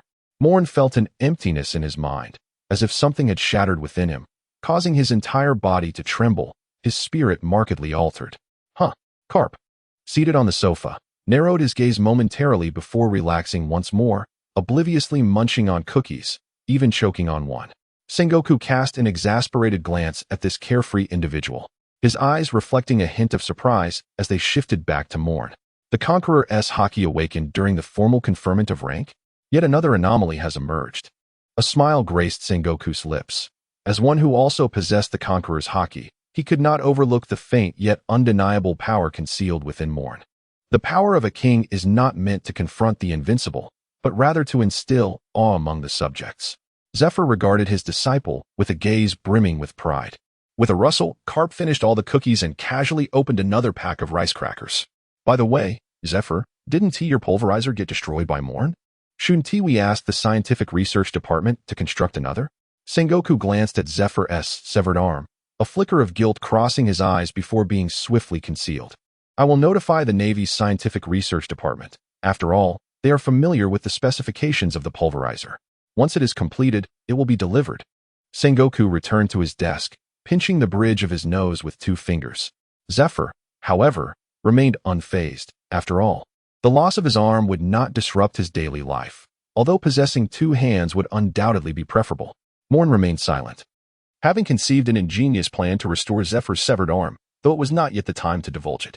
This plan could potentially involve the powers of a yet-to-emerge devil fruit user.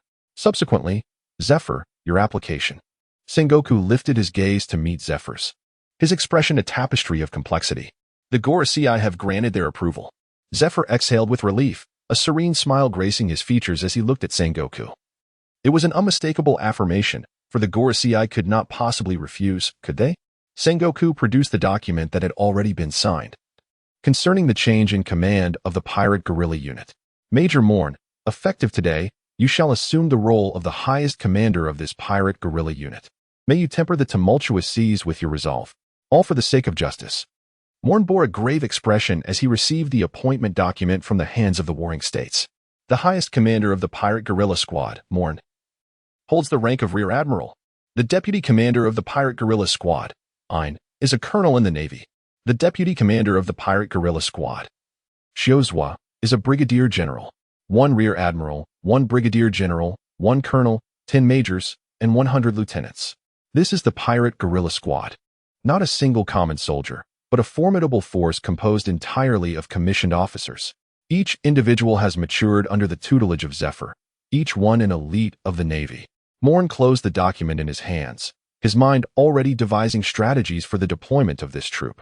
In the original narrative, Zephyr led this division in a relentless pursuit of pirates throughout the Grand Line, an endeavor Moen deemed irrational.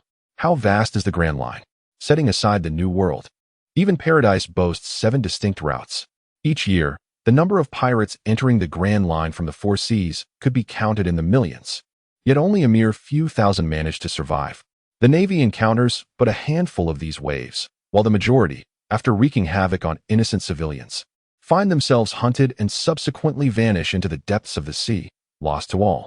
Pirate guerrillas, much like their counterparts, must contend with the bizarre weather of the Grand Line, as well as a myriad of diseases and unforeseen calamities. Without a clear objective, they are akin to loose sand, utterly incapable of forming a cohesive force. Admiral Sengoku, may I proceed to assemble this troop? Moen inquired. Sengoku nodded, indicating that Moen's involvement in this matter had concluded. Ultimately, Moen was merely a powerful brigadier general, his position remaining rather precarious. Moen bowed respectfully to Zephyr, Sengoku, and Carp before departing from the marshal's office. As he exited, he could distinctly hear Carp's hearty laughter. Ein, assemble the pirate guerrilla squad. During our absence, those fellows must have grown rusty. Let us have them stretch their limbs. Yes, sir. Chapter 68. Sweet, Li Moen Yunlong. Moen, holding the appointment letter, arrived at the Naval Academy. In the vast square, once a training ground, over 100 personnel stood at attention, awaiting the inspection of their superior. Numerous sailors passing by could not resist pausing to observe the scene. Ein and Jiuyue stood at the forefront, watching as Moen approached with measured steps from a short distance away. Reporting to Major General Moen, the pirate guerrilla unit comprises 112 members, all present and accounted for. Please proceed with your inspection. Ein stepped forward and saluted Moen. Regardless of their close personal rapport, Ein understood the necessity of adopting a serious demeanor at this moment to uphold Moen's authority. Moen gazed at the solemn Moen. The mature Jiuyue, and the soldiers whose eyes brimmed with curiosity. He chuckled softly, exuding warmth and approachability. "Please, take a seat. Standing must be exhausting." Moen commanded everyone to sit cross-legged, positioning himself before them all. "As for me, you are all familiar with my presence, so I shall dispense with any superfluous introductions." Moen raised the appointment document in his hand. "According to the orders from our headquarters, the pirate guerrilla unit has been established, and I am its direct supreme commander. Do you comprehend what this entails?" Uncertain, Jiuyue shook his head, a smile breaking across his lips. He grasped Moen's implication, yet could only respond with ignorance at this juncture, for it was essential that Moen articulate this point himself. "This signifies that you are to heed my commands, and none of the others, not even the admirals or the marshals, warrant your concern. Do you understand?" Moen's tone was gentle, yet it resonated in everyone's hearts like a thunderclap. This statement was tantamount to inciting rebellion among those who had always been obedient. "Do you know which animal I hold in the highest regard?" Moen surveyed the soldiers, who appeared increasingly anxious and unsettled, and shifted the conversation. "Report, I do not know." Ian interjected first. This was not a pretense. She genuinely had no knowledge, only that Moen had an affinity for sea creatures. "I favor wolves, the creatures of the land." A cold smile spread across Moen's face. "Wolves, those cunning as a fox, fierce as a tiger, and elusive as a rabbit, can indeed be deemed the epitome of perfection in the animal kingdom. However, in the face of the world, a solitary wolf cannot best a tiger, outwit a fox, or outrun a rabbit. Yet, what truly distinguishes wolves is their ability to work as a cohesive unit. It is the ferocity of the pack that has earned them their renown in the natural world. Originally, as recommended by teacher Zifa, this battalion was named the Neo Pirate Guerrilla Squad, but I find that name unsatisfactory. I am enamored with wolves. I admire those that, upon catching their prey, maintain their grip until death. I cherish those who stand united, capable of opposing kings, defying calamities, and confronting all adversities. Thus, our battalion shall be named Wolves. I care not what titles you adorn this wolf with, be it Blood Wolf, Fierce Wolf, or Ghost Wolf. I am indifferent."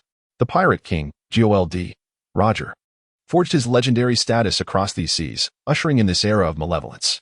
"I trust you are all aware of the brutality of pirates. They are the detritus that ought not to exist in this world. Now, all I ask of you is to declare whether you are willing to become the wild wolves that relentlessly pursue pirates across the ocean." Moen gazed at the group of soldiers before him, who were already brimming with anticipation, and softly inquired. His voice was not particularly thunderous. He did not resort to the accolades of military achievements to speak, for he merely wished to ascertain whether the regiment he had taken command of possessed any fighting spirit. Suddenly, as if spurred by an unseen leader, all the soldiers erupted into a fervent chorus, their voices growing increasingly resounding, and their eyes began to shimmer with a fierce intensity. In the office, Sengoku stood by the window, observing the distant throng of soldiers who were roaring towards the heavens. Beside him was a telephone operator, from whom excited shouts emerged. Even from afar, Sengoku could sense that the indomitable spirit of that regiment had been ignited. Zephyr savored the bitter tea that Sengoku had secretly kept, the initial bitterness transforming into a sweet elation within his heart. His student held boundless potential for the future. In the square, a fervent group of shouting soldiers had exhausted their voices, yet none chose to cease their clamorous cries. Even Ein and Shizo joined in the uproar. Fully immersed in the fervor, Moen pressed his hand down, and the sound ceased immediately. Discipline and obedience are the fundamental and most crucial elements of any military unit. Moen has successfully integrated this newly formed pirate guerrilla squad. From this day forth, I shall ensure that all pirates recognize that encountering our wolf brigade is akin to confronting a pack of ravenous wolves. Any vessel daring to hoist the pirate flag is merely a succulent morsel for our brigade, ready to devour their wretched flesh and crush their bones. The wolf brigade adheres to 3 unwavering iron laws. First, we shall forever and solely obey my commands. Second, intra-brigade conflict is strictly prohibited, irrespective of past grievances or disputes. Upon entering the wolf brigade, each individual becomes an ordinary soldier, and all comrades are entrusted allies. Third, the wolf brigade requires no pirate captives, whether they possess the powers of a devil fruit or are supported by formidable allies. Now, all you cubs of the wolf, prepare to set sail. As the Navy observed in terror, the morale of the wolf brigade soared to the heavens, the entire battalion moving as one. This will undoubtedly be a formidable army. A seasoned logistics veteran leisurely pulled a cigarette from his pocket, his hands trembling not from frailty, but from the recollection of battles fought. Drawing a deep breath, he exhaled a ring of smoke, igniting within him the urge to return to the front lines and brave the seas once more. The specially crafted ironclad warship, adorned with the soaring seagull flag, stood ready as the Wolf Brigade boarded this medium-sized vessel, destined to spend a considerable time upon the open ocean. Report, all is prepared. In approached Moen's side, confirming that, aside from the Wolf Brigade members, 30 logistics sailors, 20 cooks, and 10 shipwrights were all set. Furthermore, Lorela has applied to be the head chef, and I have granted her request. As for Nami, she believes her navigation skills are sufficient for sailing the seas. So I have appointed her as our fleet's navigator. Moen did not look back, merely responding coldly. His gaze was already fixed upon the new world. So, Major General, what is our objective? As he watched the ships gradually depart from the naval headquarters, Jiuyue approached. Inform Nami that her responsibilities are substantial. She will have no time to acclimate to the first half of the Grand Line. We are preparing to head towards the Red Land. Our destination, the New World. Understood. Major General. Both Ein and Jiuyue withdrew, one ready to relay Moen's orders, while the other prepared to communicate with the Red Land to open the passage. Ha. The Four Emperors? The Supernovas? The New World? Here I come, Moen. Moen raised the corners of his mouth, the madness in his gaze suppressed deep within. If the ordinary historical narrative is already so explosive, one can only wonder what astonishing revelations lie concealed within the historical accounts of the signposts. I find myself increasingly filled with anticipation. Chapter 69. The Submission to the Five Elders. The Red Earth Continent, a fantastical land intersecting with the Grand Line, is of paramount significance at this remarkable juncture. This convergence serves as a crucial passageway connecting the seas to the Grand Line, the upside-down mountain. The sacred site of the world government, Mary Jiuyue. Moen stood upon the deck, gazing at the towering continent in the distance, marveling at the breathtaking wonder of this world, which could only be described as a masterpiece of nature. Commander, we are approaching the bubble elevator. It's time to change vessels, said Ein, who had returned to her most comfortable attire. The combination of shorts and a short-sleeved shirt radiated a youthful exuberance rivaling that of Nami. A bubble elevator, you say? Moen mused, clicking his tongue. Such a contraption seemed entirely unscientific. The warship arrived at the base of the Red Line, where a small facility awaited. All world governments had agreed that any ships traveling from Marineford to the New World must change here, as the bubble elevator could not bear such heavy loads. The last time Moen returned from the New World, he had switched vessels on the opposite side of the Red Line. Gather the crew. Have them lower their heads and avoid attracting the attention of those swine, Moen said with a cold smirk. If I hadn't slain the Golden Lion. Possessing the float fruit would have rendered the bubble elevator unnecessary for entering and exiting the New World. Ein's expression flickered as she scanned the surroundings with her observation hockey. Commander, we are adjacent to Marineford. Certain words must remain unspoken. 2 hours had passed since departing from the Navy headquarters, during which Moen accomplished 2 significant tasks. Firstly, he shared his views on the world government with Ein, successfully instilling a sense of aversion towards it within her. Most notably, his analysis of the Zephyr incident revealed the world government's true role in the matter. Secondly, he finally grasped the purpose of the higher dimensional cube, transforming Ein into his subordinate and bestowing her with blessings. What does it matter, Ein, as my first subordinate? You should understand that the celestial dragons hold no value in our eyes. Moen smirked wickedly. If they were to learn that the deities they worship could no longer control the ants they deem beneath them, I wonder if fear would ensue. Ein shot Moen a disapproving glance before turning away. Ah, this subordinate is a bit disobedient, Moen chuckled, perching himself on the railing as he awaited the vessel's docking. Unfazed by sea prism stone or seawater, one might trample upon and dominate the weaknesses of the devil fruits. Higher dimensions, such a concept truly lies beyond the comprehension of our primitive existence. Perhaps that being, before the creator of this cube, also feels a sense of frailty. Moen extended his hand, enveloping his arm with the dark hue of armament hockey, its intensity significantly deepened compared to his previous concentration. He must swiftly locate the next piece of historical text. It is certain that hockey is intertwined with higher dimensions, and its growth rate has surged tenfold, truly terrifying. Now that Ein has become a subordinate, it is time to observe her rate of development. As Moen pondered, the vessel soon docked at the harbor beneath the Red Earth continent. After a series of inspections, Moen and his companions boarded the bubble elevator bound for Marineford. At Moen's request, all the Wolf Army soldiers kept their heads bowed, avoiding any attention from the inhabitants of the Holy Land, including Lyra, Nami, and On. They all don large cloaks. Upon arriving at the bubble elevator on the opposite side of the red Earth continent, Moen halted. CP personnel? Moen raised an eyebrow, observing a man nearby dealing with the entry and exit of merchant ship personnel. The stench of decay emanating from him made Moen feel nauseous. After ascending to a higher dimension, he had comprehensively perceived the darkness of this world. As a guardian of this obscurity, the odor emanating from him could rival that of rotting seaweed, rendering him utterly exposed under Moen's observation hockey. This shall be entrusted to the 5 elders. They will surely take delight in it. As Moen passed the CP agent, he discreetly slipped a note to the man, his voice barely audible to anyone but him. The man, recognizing the familiar face before him, remained silent, merely pocketing the note and continuing with his affairs. After changing ships, Moen sensed a feeling of urgency. It had been nearly a year since departing the New World. He wondered how Major Reika and Sumo were faring. Had they been promoted? Or had they met their demise in battle? The future of men at sea remains unpredictable, and Moen suddenly felt a tinge of anticipation for the path ahead. Commander, what did you give that fellow? On approached, draping a large coat over Moen's shoulders, her curiosity piqued. That was a stone to breach the defenses of those 5 decrepit old men. We still rely on them, do we not? I provided them with the coordinates concerning the king of the underworld. Let them toil to decipher it. Without the historical text serving as a landmark, they shall never locate the king of the underworld. Now, who will guide them to the landmark historical text?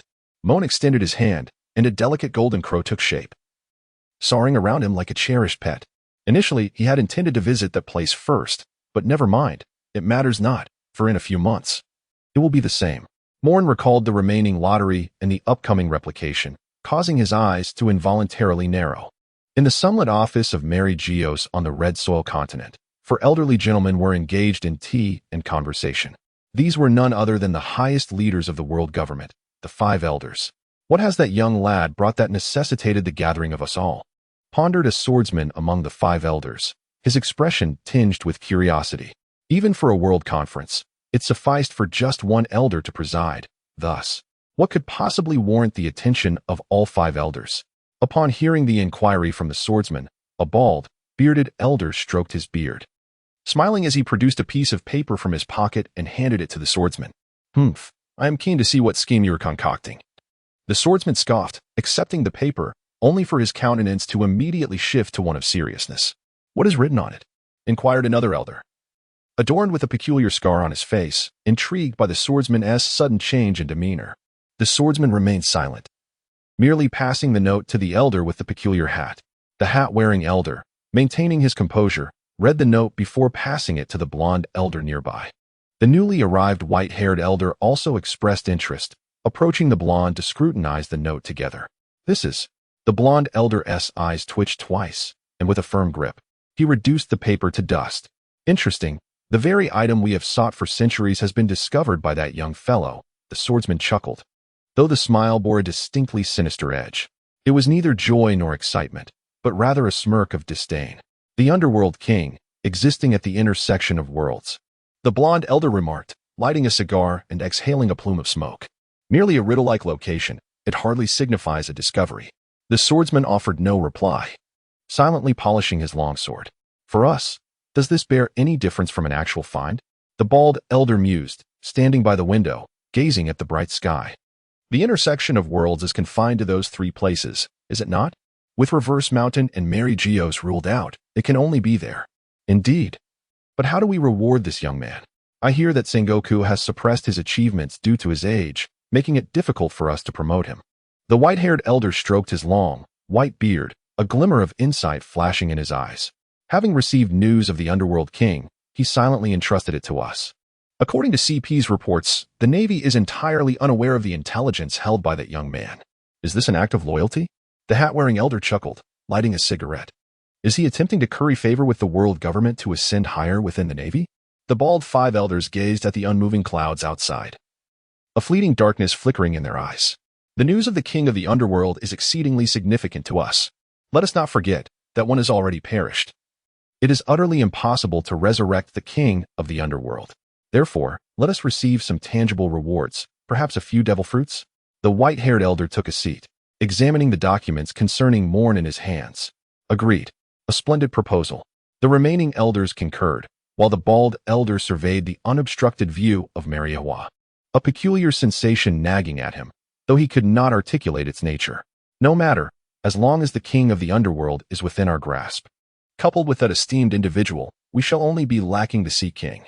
Indeed, what they once failed to accomplish, we are capable of achieving. Let the CP exercise greater diligence in locating the 4 historical road sign texts. We too must advance further. Chapter 70. Taking leave today, a chill lingers in the air. My mind enveloped in a haze. I shall take a leave for this chapter and make up for it the day after tomorrow. Alas, due to my excessive intravenous therapy in high school, ordinary medicine now proves ineffective, leaving me reliant on 4 drips. Here, I would like to kindly remind my dear readers that if time is not of the essence, please refrain from rushing to get 4 treatment at the first sign of a cold.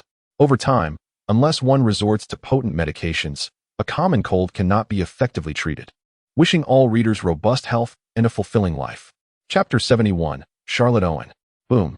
Beautiful fireworks ascended over the sea, accompanied by a chorus of wails as a ship flying the pirate flag sank into the depths. Not far off, a warship retracted its cannons, while bloodied soldiers lined up nonchalantly, awaiting their superior's address. Very well. Moen stood before all the soldiers, a satisfied gaze resting upon his subordinates. The notorious Reed pirates, with a bounty of 240 million berries, have been annihilated without leaving a single survivor. Let us harness this momentum to break through the filthy waters of the New World. Kill. Flames ignited in the eyes of all soldiers as they echoed their leader's command. Commander, something is amiss. Unapproached, his expression grave, his steps hurried. What is it? Ein? You must remain composed. You are the vice-commander of the guerrilla forces. Moen's displeasure was evident. What do you mean by something is amiss, with so many soldiers watching? Ein shot Moen a glance, directly handing him a document.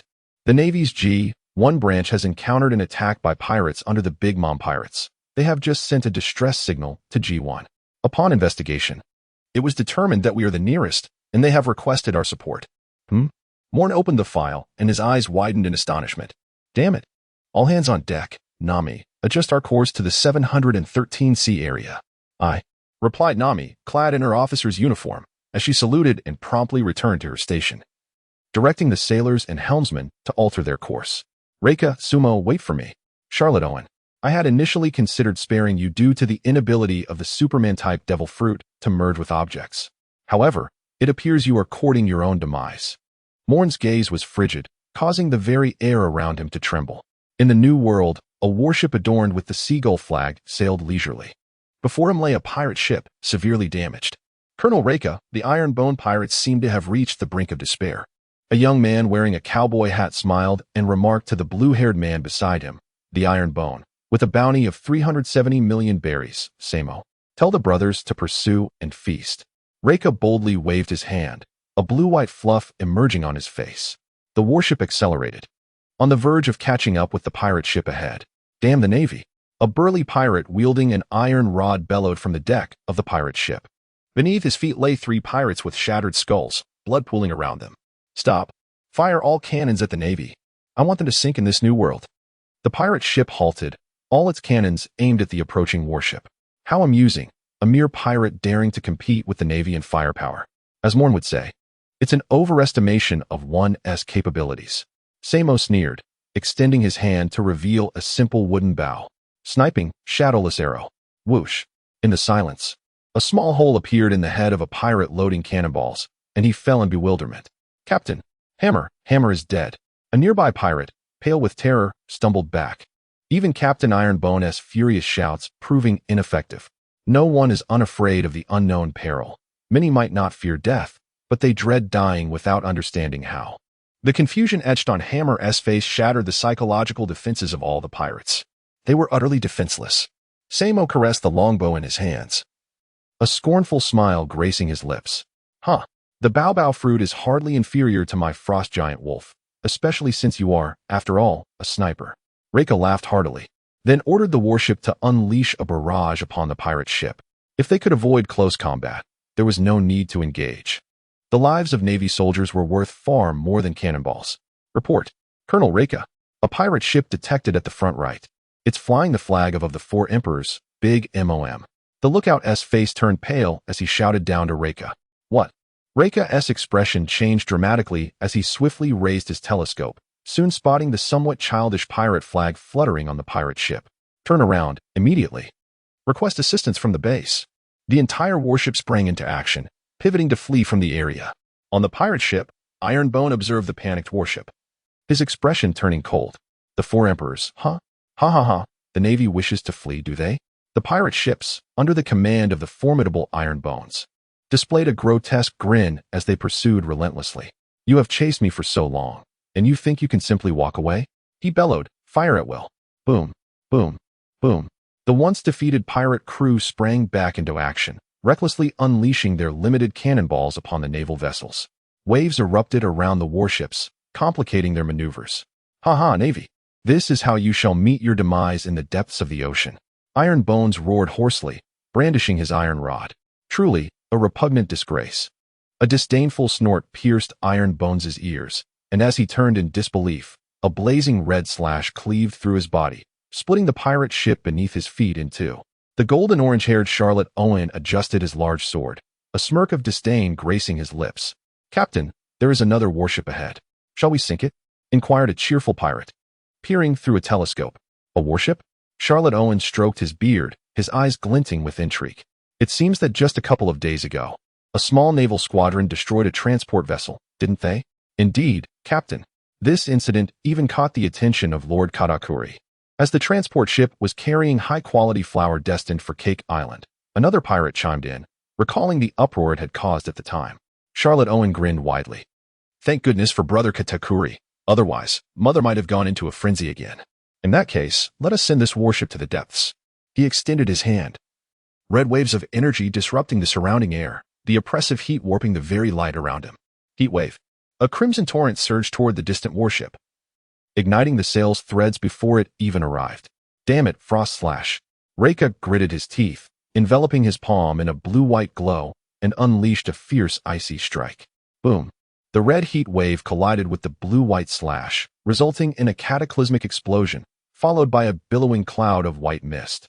Take advantage of the fog and flee. Reika's face paled. The previous attack had drained him considerably, barely allowing him to withstand the onslaught of heat. Charlotte Owen, the fourth son of Big Moem. Why would such a notorious pirate appear at the entrance to the New World? Samo's expression was grim as he supported Reika, simultaneously instructing the communications officer to call for aid from the nearby warships. Unfortunately, they were too distant from the G1 branch, rendering timely assistance impossible. Moreover, there was no one in this naval region capable of confronting Charlotte Owen. There was no time for contemplation. Their priority was to escape. Reika, unfazed by the irony of a naval officer fleeing from pirates, understood that survival was paramount for effectively combating piracy. In the midst of the chase, the warship had exited the misty area, while the pirate vessel had vanished entirely into the fog. On board the pirate ship, Charlotte Owen, feeling somewhat bored, waved a hand dismissively at the vapor before him. Still trying to flee, are we? He yawned, his eyes gleaming with a sinister red light. Let us see how you escape without sails. Heat wave. With a terrifying surge, an intense heat radiated from the warship's sails, igniting them in mere seconds. Flames that refused to be extinguished. Damn it. Reika stood tall, issuing orders for the crew to board the lifeboats immediately. I will hold them off. Colonel Reika, follow orders. Samo observed Reika's serious demeanor, his resolve firm. Understood. A few small lifeboats were lowered into the sea, remaining unnoticed by the pirate ship due to their proximity to the warship. Lieutenant Samo, aren't you coming with us? A young soldier, noticing the lieutenant turning back to them, exclaimed in surprise. Samo hesitated briefly, not looking back. You must escape quickly. I cannot leave Colonel Reika to fend for himself. The young soldier's face reflected a struggle, torn between choices. Rest assured, whether it be I or Colonel Reika, we both willingly embrace death to ensure your survival. Samo adjusted his cowboy hat, conjuring a radiant arrow of light in his hand. I will buy you time. Go. Radiant aurora arrow. A blinding golden light illuminated the sky, lingering like a second sun, rendering vision nearly impossible beneath its brilliance. What is this nonsense? Charlotte Owen roared, his crimson light flickering ominously as the oppressive heat distorted the air, alleviating the glare somewhat. Samo, why haven't you retreated? Reika questioned, noticing Samo approaching him. "Colonel Reika, what do you think?" Samo shrugged, drawing his longbow once more. Aurora arrow. Heat wave. The crimson fire line struck Samo's luminous arrow, instantly consuming and dissipating it. Impressive, Navy. With his eyes shielded, Charlotte Owen felt a sharp sting as he landed on the battleship, his expression somewhat grim. Even he, taken aback by the sudden onslaught of blinding light, found it exceedingly uncomfortable. Samos wasted no time, swiftly drawing his bow. Shadowless arrow. Fist of scorching heat. Frost tear. The silent, lethal arrow was instantaneously shattered by Charlotte Owen, while a fist imbued with terrifying heat struck Samos's chest, leaving behind a dark imprint. Rika, in his half-beast form, slashed at Charlotte Owen's shoulder with a claw. Blood sprayed forth as Charlotte Owen turned, a menacing glare in his eyes, challenging, "Can you truly inflict harm?" The blood that splattered was not Charlotte's, but Samos's. Transforming his fist into a claw, Charlotte tore open Samos's chest. Had it not been for the horrific heat searing the blood vessels and obstructing the flow of blood, Samos would have surely bled to death. Impossible. Rika gazed at the spot where his claw had struck, the dark armor of hockey enveloping his shoulder, completely nullifying his attack. Tear. Fist of scorching heat. Boom. Hiss. Charlotte Owen withdrew his fist, observing the two gasping individuals before him, exclaiming, "So weak." Hiss. Samos, panting, opened his mouth, a surge of blood spilling forth. Frost breath. Rika lay on the ground, trembling as he adjusted his jaw, followed by a chilling breath aimed at Charlotte Owen. A desperate struggle. Charlotte Owen dismissed it with disdain, extending his hand to block the freezing wave as crimson light began to push back the cold. "Die, Navy. If you perish, Charlotte Linlin cannot save you, mark my words." Chapter 72, Challenge to Katakuri. "Hey, is the Navy's support arriving this swiftly?" Charlotte Owen remarked, observing the hockey-clad arm that had blocked his fist of scorching heat. A look of astonishment crossing his face. He had not noticed any Navy reinforcements nearby. How had a soldier capable of withstanding his fist of scorching heat suddenly appeared? Moen gazed at the searing figure of Charlotte Owen before glancing at the severely injured Samo and Reika, feeling a sense of relief that he had arrived in time. Had he delayed by even a minute or two, Samo and Reika would surely have perished. Could he afford to be distracted? Charlotte Owen revealed a sinister smile. Her arm entwined with invisible flames as she struck towards Moen. Heatwave fist. Whoosh. A golden flash darted through the air, leaving Charlotte Owen with the unsettling sensation of having struck only at emptiness. Such a slow punch. Who do you intend to hit? Having relocated Reika and Samo to the opposite side of the ship, Moen stood with his hands in his pockets, positioned behind Charlotte Owen. His tone tinged with a hint of irony. "Impossible." Charlotte Owen swiftly turned around, her expression grave as she locked eyes with Moen. "I cannot believe I failed to react to your speed." Moen raised his head, gazing at the towering Charlotte Owen, whose height reached an impressive 5 meters. His expression was somewhat unfriendly. How could he be so tall? Standing at 2 meters himself, he felt as if he were merely an inferior specimen. Despite having been a promising basketball player in his previous life, speed is weight. Have you ever been struck by light? With a slight lift of his leg, Moen directed his gaze towards Charlotte Owen. Suddenly, Charlotte felt a searing pain as he was forcefully propelled from the deck to the mast. Boom. The intense heat radiating from Charlotte's body ignited the mast against which he leaned, and the force of the impact caused it to snap cleanly at the waist. Coughing up a pool of congealed blood, Charlotte clutched his abdomen with a trembling right hand. Initially, Moen had intended to kick him in the chest, but alas, his height proved insufficient, and he could only strike lower. Lightspeed kick. Linting fruit. "You are Moen." At last, Charlotte Owen recognized the man before him, the newly appointed Navy Rear Admiral, Moen, who had triumphed over the likes of the Golden Lion and slain the Droughtbringer, Jack. It was rumored that he possessed the ability to replicate the powers of the Navy Headquarters Admiral Kazuru, wielding the glinting fruit. He was indeed a veritable monster of the Navy. "It seems I am not entirely obscure in the New World," Moen mused, strolling leisurely to stand before Charlotte Owen. "Now, could you enlighten me as to what your big MOM pirates are doing at the threshold of the New World?" Moen narrowed his eyes, the aura of Conqueror's hockey emanating from him as the sky erupted with dark, ominous thunder. The very essence of Conqueror's hockey. Charlotte Owen felt a wave of lethargy wash over him. He bit his tongue, summoning his strength once more, and his right arm, enveloped in searing heat, lunged toward Moen. A futile struggle ensued. Moen suppressed his expression, gently placing his palm against the oncoming punch from Charlotte Owen. The air shattered, reverberating with a deafening boom. Crack, crack, crack, boom. The atmosphere was torn asunder, sending shockwaves that lifted towering waves dozens of meters high, causing the naval ships to sway like fragile leaves upon the tumultuous sea. Struck directly by the shockwave, Charlotte Owen spewed forth blood, succumbing to unconsciousness, unable to withstand even the agony of his shattered right arm. Not far from the naval vessel, aboard a pirate ship, a group of pirates trembled in fear, exchanging glances, unsure of their next course of action. "Run," the first mate stammered, slapping the helmsman beside him, his voice a frantic roar. Charlotte Owen had been defeated. This was one of the top officers beneath the sweet commanders. It was over. It was over. The first mate's lips twitched as he gazed at the motionless form of Charlotte Owen sprawled on the ground, feeling darkness envelop him. Regardless of whether they returned or remained, their fate was sealed. To return meant facing the wrath of their commander, likely leading to death. To stay meant falling victim to the Navy. Bloop, bloop, bloop. Just as despair gripped the first mate, a telephone beetle on his chest buzzed, startling him. "Hello," he answered, suppressing the tremor in his voice. "Owen." A deep male voice resonated from the other end. The first mate felt the world spin, quickly straightening up. "See Captain Katakuri." "Owen." "Captain Owen has been captured by the Navy." "What?" On the other end, Charlotte Katakuri, far away on Whole Cake Island, furrowed his brow as the terrifying conqueror's hockey wreaked havoc around him, causing numerous homies to tremble. Just moments ago, an officer tasked with monitoring the life cards had come rushing in a panic, reporting that Charlotte Owen's life card had ignited and was shaking violently. This signaled imminent danger. Concerned for his brother, Katakuri had attempted to reach Owen's personal telephone beetle, but it was unreachable, forcing him to contact the first mate's beetle instead. "It's true, Lord Katakuri." The first mate felt a warmth spreading through his lower body, his voice quivering as he spoke into the beetle. "Who is it?" "Akainu?"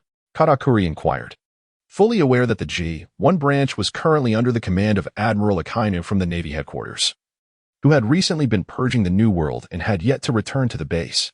If it were him, then Owen could indeed be in grave danger of being captured. "No. Wait, it is that highly acclaimed Rear Admiral from the Navy, the one endowed with the powers of the glint fruit, Moen." The first mate spoke rapidly, relaying information about Moen to Katakuri, adding, moreover, that he had witnessed him employing a power typically wielded only by Whitebeard himself. The silence on the other end of the transponder snail was unnerving, causing the first mate to break into a cold sweat. "Who are you conversing with?" Just as the first mate contemplated the next course of action, an unfamiliar voice echoed in his ear.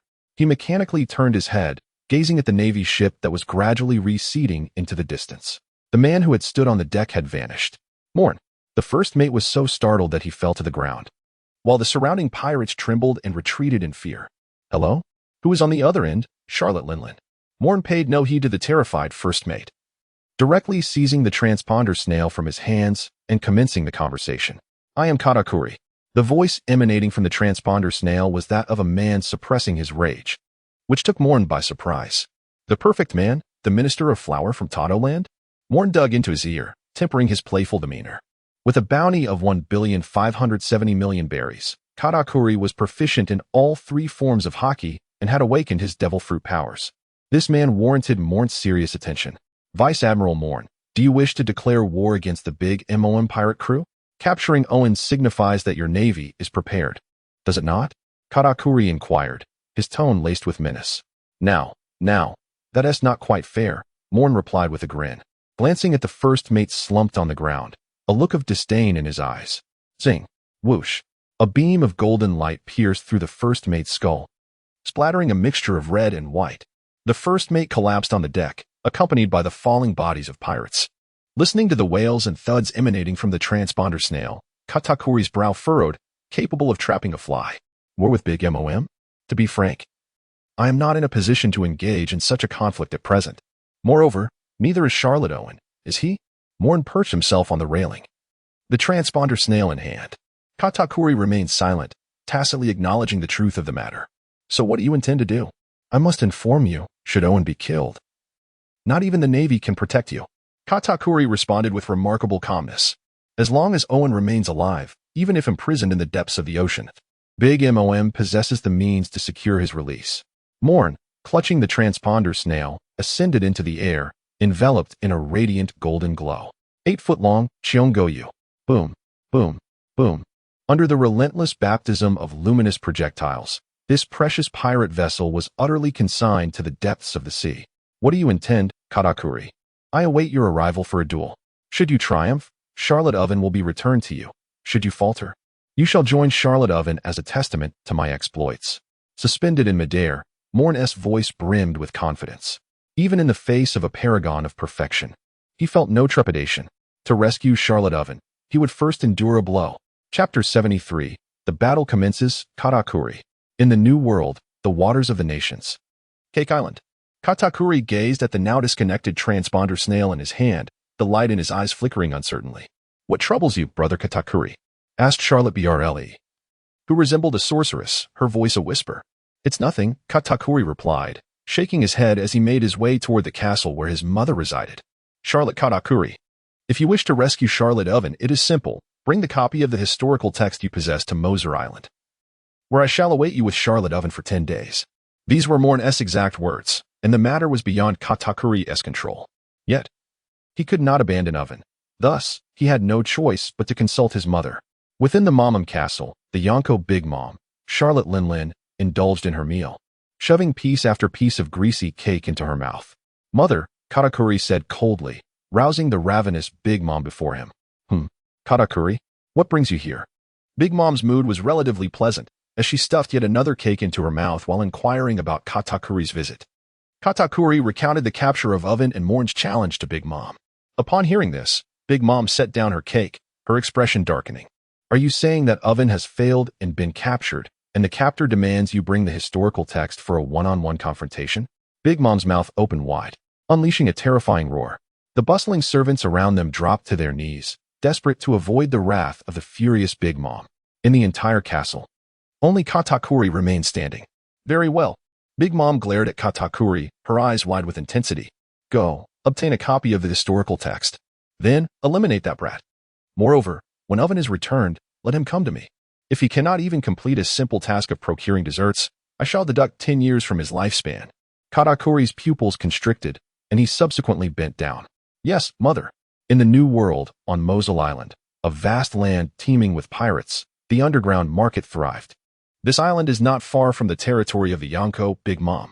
Moen stood at the coastline of Mosul Island. Beside him was Charlotte Oven, shackled with sea prism stone handcuffs. Charlotte Oven, do you believe your perfect brother will come wielding the historical text to rescue you? Moen ignited a cigarette, casting a glance at Oven. Charlotte Oven remained silent, his gaze icy as he regarded Moen.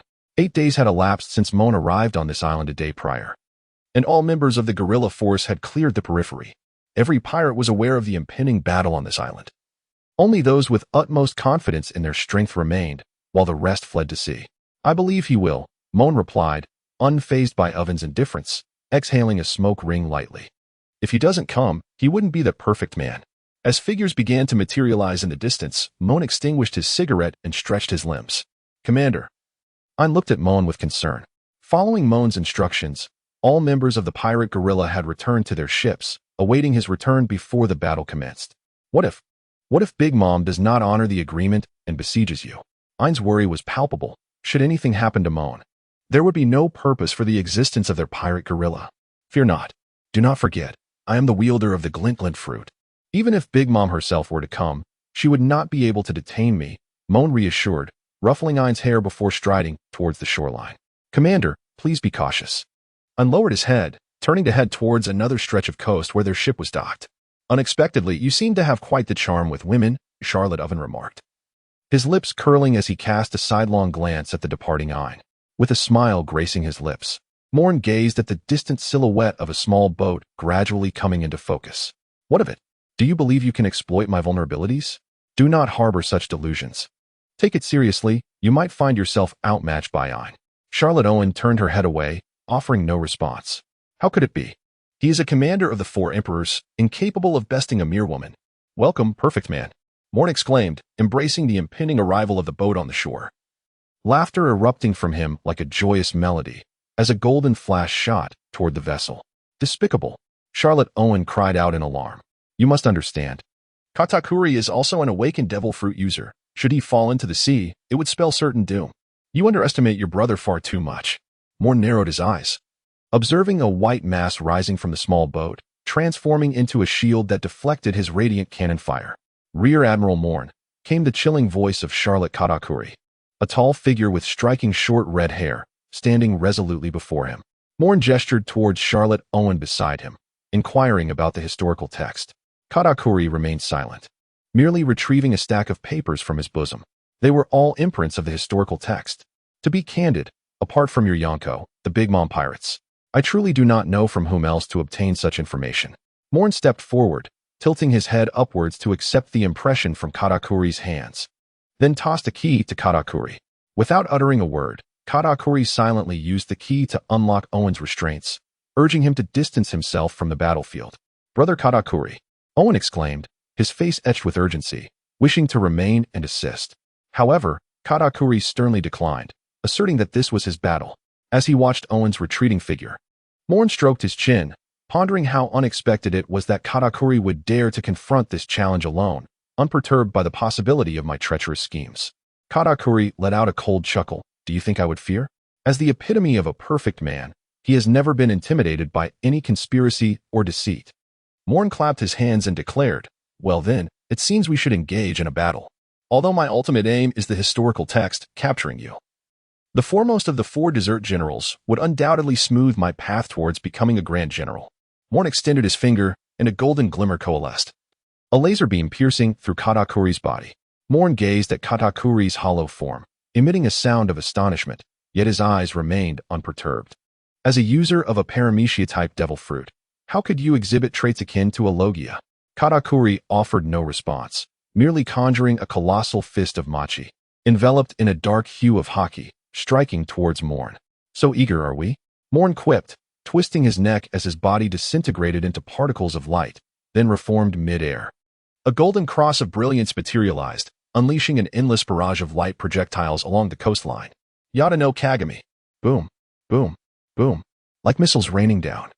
The coastline was utterly obliterated, waves reversing to create small lakes. As the smoke cleared, what remained of the ravaged shoreline was a shield-like mass of machi, imbued with haki. Katakuri's gaze turned frigid, bird machi. He spread his arms wide, ensnaring the space around Moen with a net-like formation of machi, infused with haki, effectively sealing off Moen's elemental escape.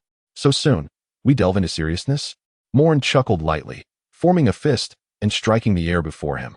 A silver fissure, resembling a crack, spread across the space, fracturing the net of machi. Shattered into pieces, a shockwave erupted. Boom. Grilled machi. Observing the ineffectiveness of the bird machi, Katakuri decisively altered his strategy. Extending his arm to transform into machi, his fist launching forth like a rocket, imbued with an overwhelming wave of heat towards Moen. "I cannot afford to play slowly." Feeling the diminishing yet still adequate stamina within, Moen grinned. Golden Crow's blazing flame. Chapter 74. The issue of Fishman Island's ownership.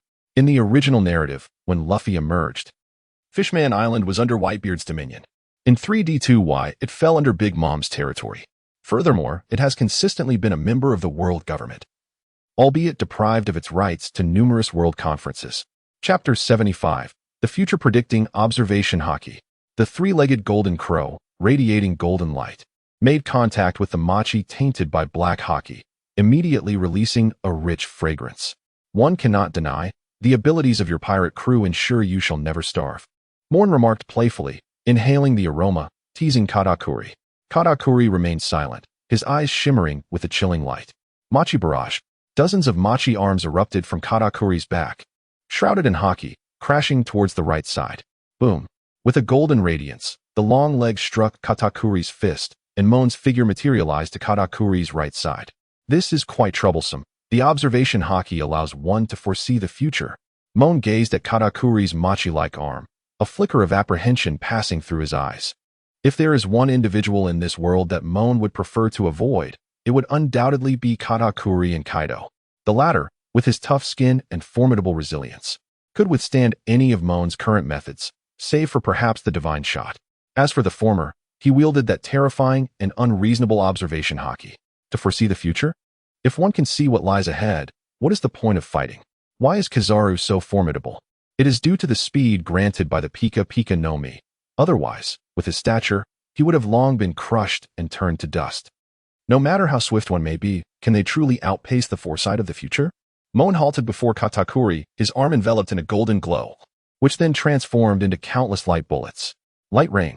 Unlike the indiscriminate wide-range attack of the Yada no Kagami, light rain is a precise strike within a smaller area. Bird Machi.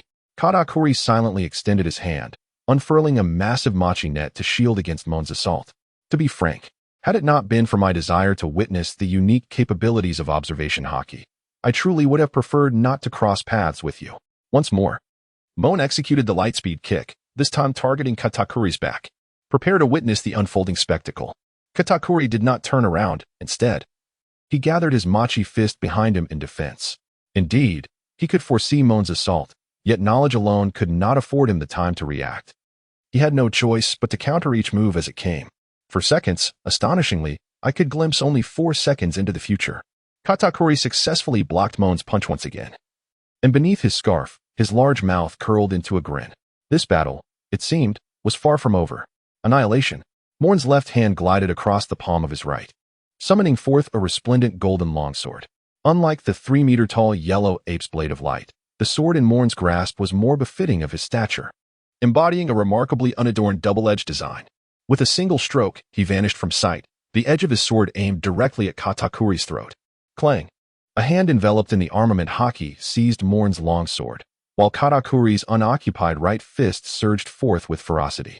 Your swordsmanship is riddled with flaws compared to your devil fruit abilities, Katakuri remarked coldly, his demeanor decidedly serious.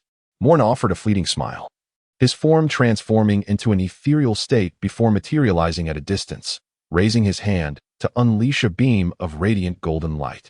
Clang! The two resumed their fierce clash, exchanging blows like two warriors, each strike resonating with palpable intensity. Thanks to Katakuri's mastery of Kenbunshika haki, he could foresee most of Moen's movements, allowing him to deftly evade attacks by shifting his body into a machi-like state. Moen adeptly harnessed the brilliance of his swift agility, elevating guerrilla warfare to its zenith. Boom! The two exchanged yet another flurry of attacks. Cough! Katakuri clutched his chest, gazing at Moen, who was panting heavily not far away. He hastily tore off the scarf around his neck, revealing his fearsome maw. Indeed, it was rather intimidating. Moen refrained from mocking him, wiping the blood from the corner of his mouth, his tone utterly indifferent. He needed time to recuperate. Your greatest vulnerability lies in your stamina. Katakuri remained remarkably composed. He had discerned that each of Moen's strikes exacted a significant toll on his energy, exchanging stamina for extraordinary assaults. Katakuri opened his mouth, unleashing a surge of machi that transformed into an immense, net-like confection. Machi spike. With a subtle twist of his wrist, a trident materialized in Katakuri's grasp. Subsequently, his arm morphed into machi, enveloping the trident, and began to spin violently. Hey, Katakuri, are you in such a hurry to finish me off? Moen laughed instead of becoming angry, his right arm slicing through the surrounding air. Shatter, quake, crack. The collision between the machi spike and the air rift produced a piercing sound that reverberated, causing the nearby rocks to tremble. Shatter, tear apart. Moen observed the futility of the assault and gauged the remnants of his stamina. After a brief respite, he found himself with approximately 60% of his energy remaining. It was time to take decisive action. The power of the split fruit coursed through his palms, akin to 10 indomitable blades, effortlessly tearing through the machi net crafted by Katakuri. Machi ball. Katakuri's expression shifted as he beheld the imminent disintegration of his own form 5 seconds into the future. His arms transformed into a mass of machi, spinning wildly to shield him from the impending strike of Moen approaching from behind. Do you take such pleasure in attacking from the rear? Katakuri inquired provocatively, unfazed by the relentless shredding of his machi body. Moen withdrew his hand, observing Katakuri effortlessly restore his own body. It is said that you are the epitome of perfection, never allowing your back to touch the ground. I wish to see whether you possess such remarkable prowess. Have you witnessed it now? Quite intriguing indeed. However, it remains merely a touch intriguing. Moen spoke with an air of calm, undeterred by the fact that the previous attack had drained half of his stamina. Awakening. Flowing rice cake. Katakuri stomped his right foot, and the ground beneath Moen transformed instantly into glutinous rice cake, ensnaring his feet. Awakening, you say? Moen scratched his chin, feeling a sense of awe. Those who can awaken their devil fruit abilities are undoubtedly formidable beings. Is the string fruit powerful? Not particularly, in the hands of others. It serves merely to stitch clothing or create some ropes. Yet, Doflamingo has pushed this fruit to its zenith, reaching a level where it can contend with monstrous generals. The machi-machi fruit is similar. What appears to be merely a fruit for creating food in the eyes of an ordinary person, under Katakuri's enhancements of haki, proves to be no less formidable in battle than Moen. Awakening. Light extermination. 16 golden rays of light materialized around Katakuri, piercing through his body like needles. With a cough, Katakuri spat blood, his body swaying slightly, yet his gaze remained unwavering. Clap of the rice cake. He wiped the blood from the corner of his mouth, disregarding his wounds, and clapped his hands together. 2 enormous rice cake palms rose beside Moen, enveloped in haki as if it were of no cost. Would you rather endure my attack than free yourself? Moen gazed at the rice cake beneath his feet, struggling slightly, feeling somewhat helpless. After awakening his ability, Katakuri had transformed the surrounding environment into rice cake, silently using the machi-machi fruit to firmly bind Moen's feet to the ground. Even Moen would require a moment to extricate himself. However, Katakuri was playing for the advantage of time. Boom. Boom. Chapter 76. The Light Shield Sword That Fails Upon Appearance. Indeed, as expected of a user of the glint fruit, Katakuri observed Moen before him, who had conjured a shield of light to block the clap of the rice cake, feeling a touch of resignation. The power of his fruit is fundamentally reliant on the enhancement of his haki. When faced with Moen, who is equally adept in haki, he found himself at a disadvantage. Moen dispelled the golden shield, wiping the cold sweat from his brow. The energy expended to block that attack was almost inconceivable. Shoot him down, divine gun. Katakuri's expression shifted dramatically as he swiftly retreated. However, the blinding golden radiance had already pierced through his chest, scorching several blood vessels adjacent to his beating heart. Damn that foresight of the future, it has allowed you to survive. Moen gazed at Katakuri, who was half kneeling on the ground, clutching his chest, feeling a mix of helplessness and envy. The recent attack had been aimed directly at Katakuri's heart, a truly insidious maneuver. Katakuri spoke in a low voice, acknowledging the gravity of the situation. Had it not been for his observation haki revealing the scene of his heart being pierced, he might have been completely immobilized, facing imminent defeat. Monster rice cake. Katakuri transformed his body into a rice cake, temporarily alleviating his injuries. With his right hand, he conjured a donut from which countless rice cakes burst forth, enveloped in armament haki, and launched towards Moen like a fist. It bore a striking resemblance to that young man. Moen gazed at the colossal fist before him, inexplicably reminded of a deflated rubber figure struck by a heavy blow. Mere bravado would not suffice, Katakuri. Fragmented and torn asunder. Boom. The collision of fists unleashed a shockwave that disrupted the surrounding air currents. The awakened Katakuri transformed the environment into a machi-like terrain, producing rippling waves reminiscent of the sea. Machi mayhem. Katakuri inhaled deeply, his arms pressing against the ground, as countless machi fists erupted from the earth, sealing off Moen's immediate vicinity. Hey now, this move is a bit excessive. Moen dispelled the scattered abilities, his arms enveloped in a golden aura, bracing for Katakuri's onslaught. Bang, bang, cough, cough, boom. 2 fists could not contend with 4 hands, especially when Katakuri utilized his observation haki to thwart Moen's escape routes with an array of hands. After dozens of blows, Moen collapsed to the ground, his body marked with numerous imprints of fists. Katakuri withdrew his awakened power, staggering slightly as he nearly fell. Coughing, Moen opened his mouth and expelled a mouthful of blood, mingled with fragments of internal organs. How long had it been? How long since he had suffered an injury? Gasping for breath, Moen lay on the ground, gazing at the white clouds drifting lazily across the sky. Ever since he acquired the power of the glittering fruit upon entering the headquarters, it seemed that he had only sustained injuries during his battle with the Golden Lion. Katakuri, I must say, you far surpassed that toothless lion. Struggling to his feet, Moen surveyed the beach, which had returned to its former state, and spread his arms wide. However, it is regrettable that the disparity between our fruit abilities remains vast. Now, allow me to demonstrate the might of my power. Sword of the Light Seal. 3 magnificent golden swords descended from the heavens, embedding themselves at angles beside Katakuri. For golden light barriers connected the 3 colossal swords, forming an entirely enclosed triangular prism of space. What is this? Katakuri furrowed his brow, astonished that his observation haki had failed to foresee this future. Huh. Once more, he coughed up blood, clutching his chest as he stumbled. Alas, the Sword of the Light Seal demands an exorbitant amount of stamina. Thus, I am compelled to settle for this diminished version. Moen sighed, and since he acquired this extraordinary ability, he felt it was indeed a remarkable skill. Through experiments with Zephyr, Ein, and Binzi, Moen finally discerned the true purpose of the light-sealing sword, a completely enclosed, independent space. Slice the rice cake. Katakuri extended his hand, feeling the solid golden barrier before him.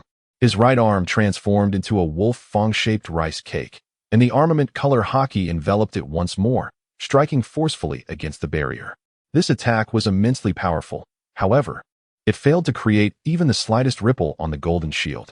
Futile, Moen shook his head, concentrating the golden light into a golden crow with his right arm, launching it directly toward Katakuri within the barrier.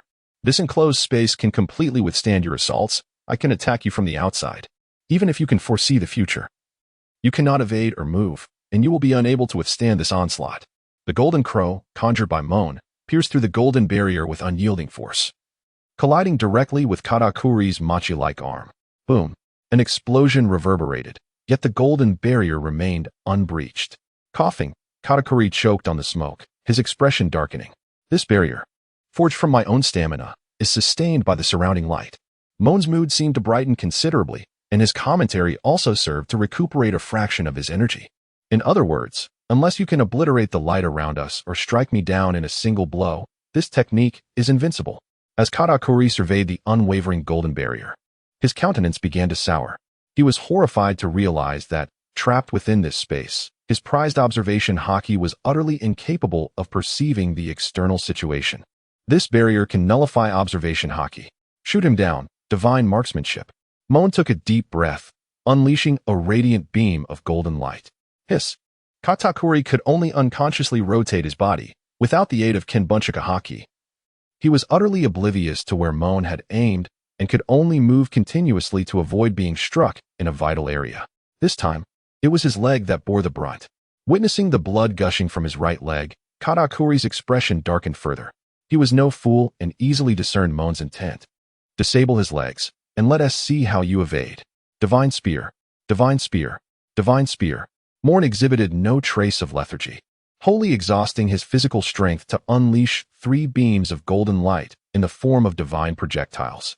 2 of these struck through Katakuri's legs, while the third pierced his chin. Katakuri, dazed and half-kneeling upon the ground, realized that had the final divine shot not compelled him to summon his remaining resolve and tilt his head back, it would have penetrated his forehead instead. Boom! Moen collapsed onto the ground, his gaze as dazed as that of Katakuri. The matter of stamina indeed posed a formidable challenge. Murmuring to himself, Moen struggled to extract a few biscuits from his pocket. These were the compressed biscuits developed by the Navy's logistics department, each biscuit containing the energy equivalent to an entire meal for a typical sailor. Crunch, crunch. Moen placed the cookie into his mouth, chewing it a few times before harnessing his vitality to absorb its energy. It seemed that there was no escaping fate. Katakuri gazed at Moen, who was gradually regaining his strength, with a hint of reluctance in his eyes. Take care, my dear siblings. In the face of despair, Katakuri felt no regret. If given the choice once more, he would still choose to fight alongside Moen. This is who he is. Revered as the epitome of perfection and the most devoted family man, Katakuri. Brother, Katakuri. A gentle exchange reached Katakuri's ears, and Moen heard it too. This voice. Moen furrowed his brow, and then his expression changed dramatically as he struggled to rise. Within the golden barrier, a mirror suddenly expanded, engulfing Katakuri, leaving only the shattered remnants of the mirror behind. The wielder of the mirror fruit, Charlotte Br.L.E. Moen sat up, acutely aware of the lack of vigor within him, unable to muster even a single ray of laser energy, and he let out a sigh. He had not disclosed to Katakuri that there existed another method to counter the Sword of Light's seal, namely, a spatial fruit ability. After all, the Sword of Light merely sealed a specific space, and nothing more. Chapter 77. Off to farm early in the morning, he was roused by his mother, first to prepare a large pot of meatballs at his aunt's house, and then to tend to the pepper seedlings at his ancestral home. Alas, there would be no updates today. I haven't even shut down my computer. It feels utterly hopeless. I might need to drink some old chicken soup to recover. I sincerely apologize to all my readers. Typing on my phone for 2 hours barely yielded 1,000 words. There is simply no way around it. Sorry. Chapter 78. Movements in the New World. On Babra's Island, atop a towering skyscraper, A birdman clad in a black suit and donning a blue hat gazed into the distant sky. Behind him lay a large, cluttered desk, strewn with various documents. On top of the pile was a photograph, a manuscript, and an invitation letter. This is troublesome.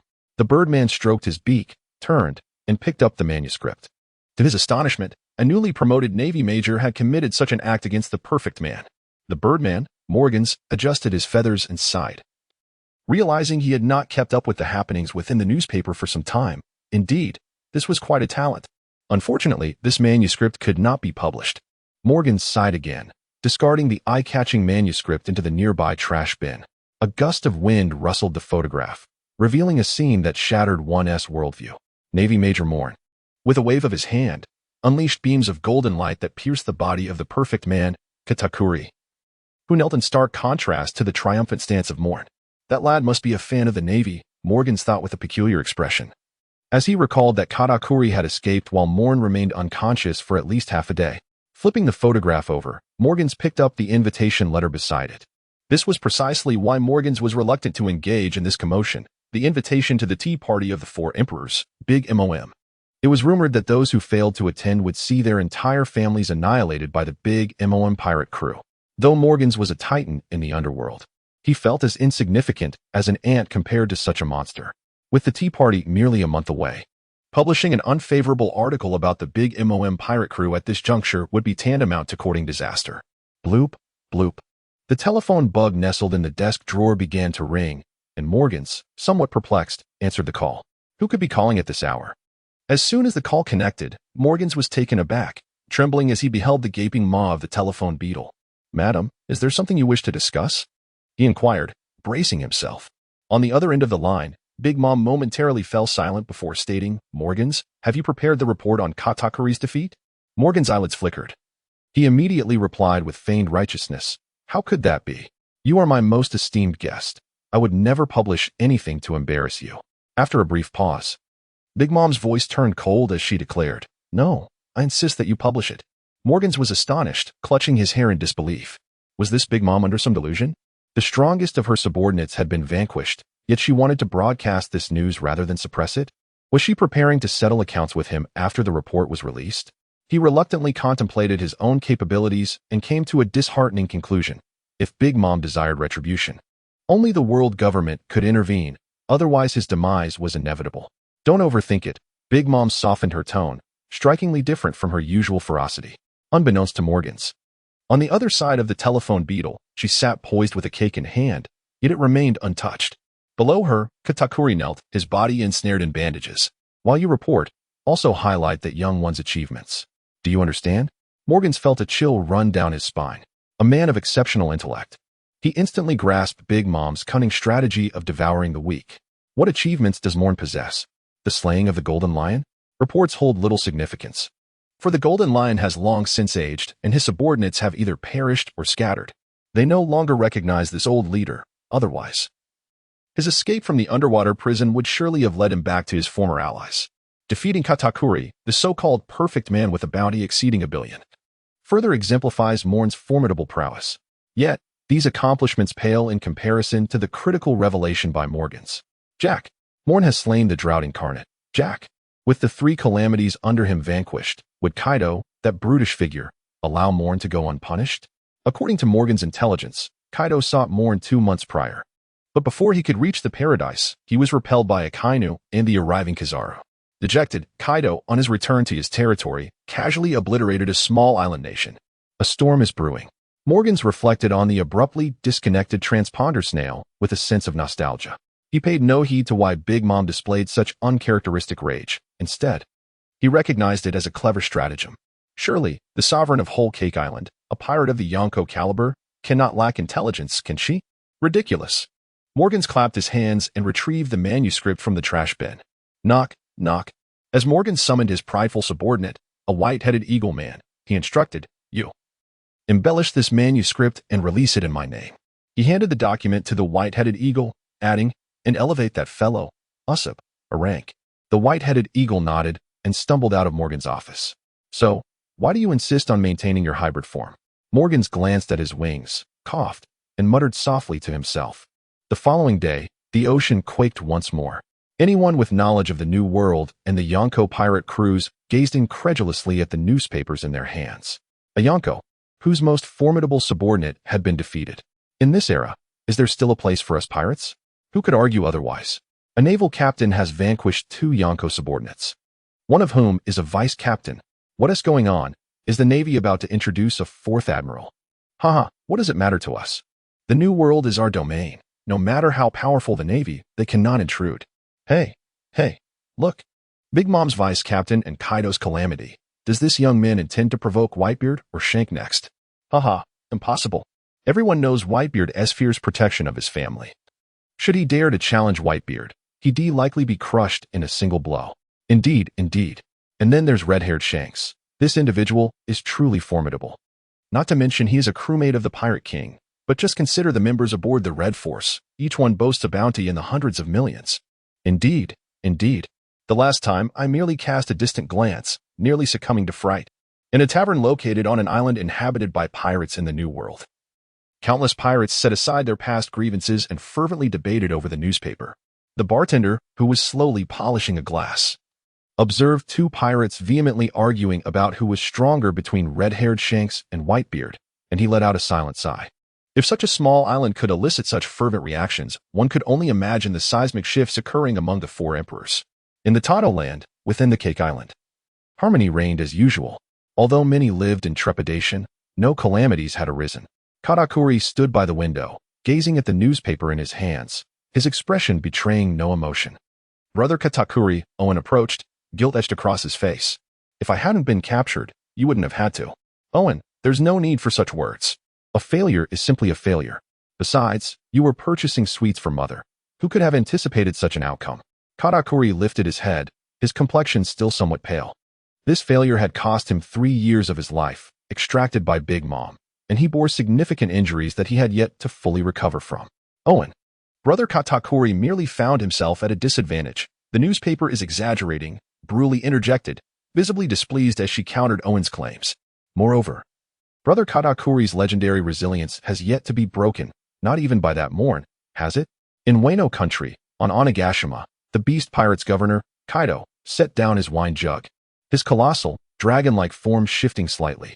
Ha, that fellow, Lin, possesses a modicum of intellect after all.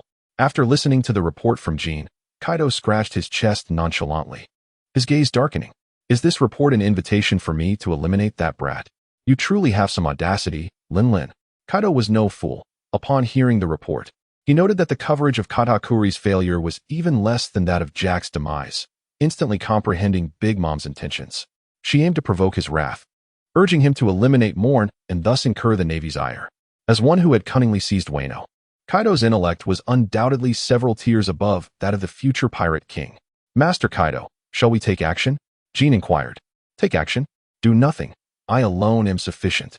Kaido rose, an aura akin to a demonic presence enveloping him.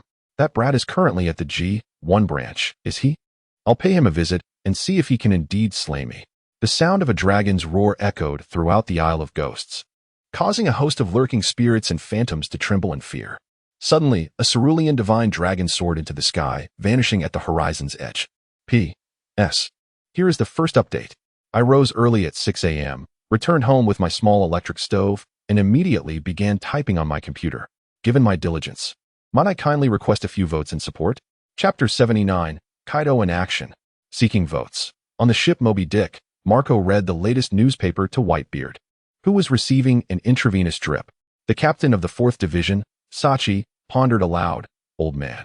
When did Morgan become so audacious as to openly offend 2 of the 4 emperors? Could it be? Gohohu, Whitebeard chuckled. That's due to Charlotte Lin. Big Moem? Ace, the captain of the 2nd Division, who was nearby enjoying roasted meat, expressed his confusion. Isn't this a scandal for their pirate crew?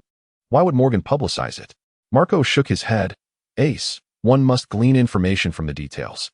Presently, while publicly I am recognized as the vice captain, I have actually begun to mentor this newly appointed 2nd Division captain. The Mara no Mi, a Logia-type devil fruit. Ace's future is boundless, particularly at this age, under 20. Possessing strength comparable to an admiral, although he may lag behind the Morgan mentioned in the newspaper, he is already ahead of countless others.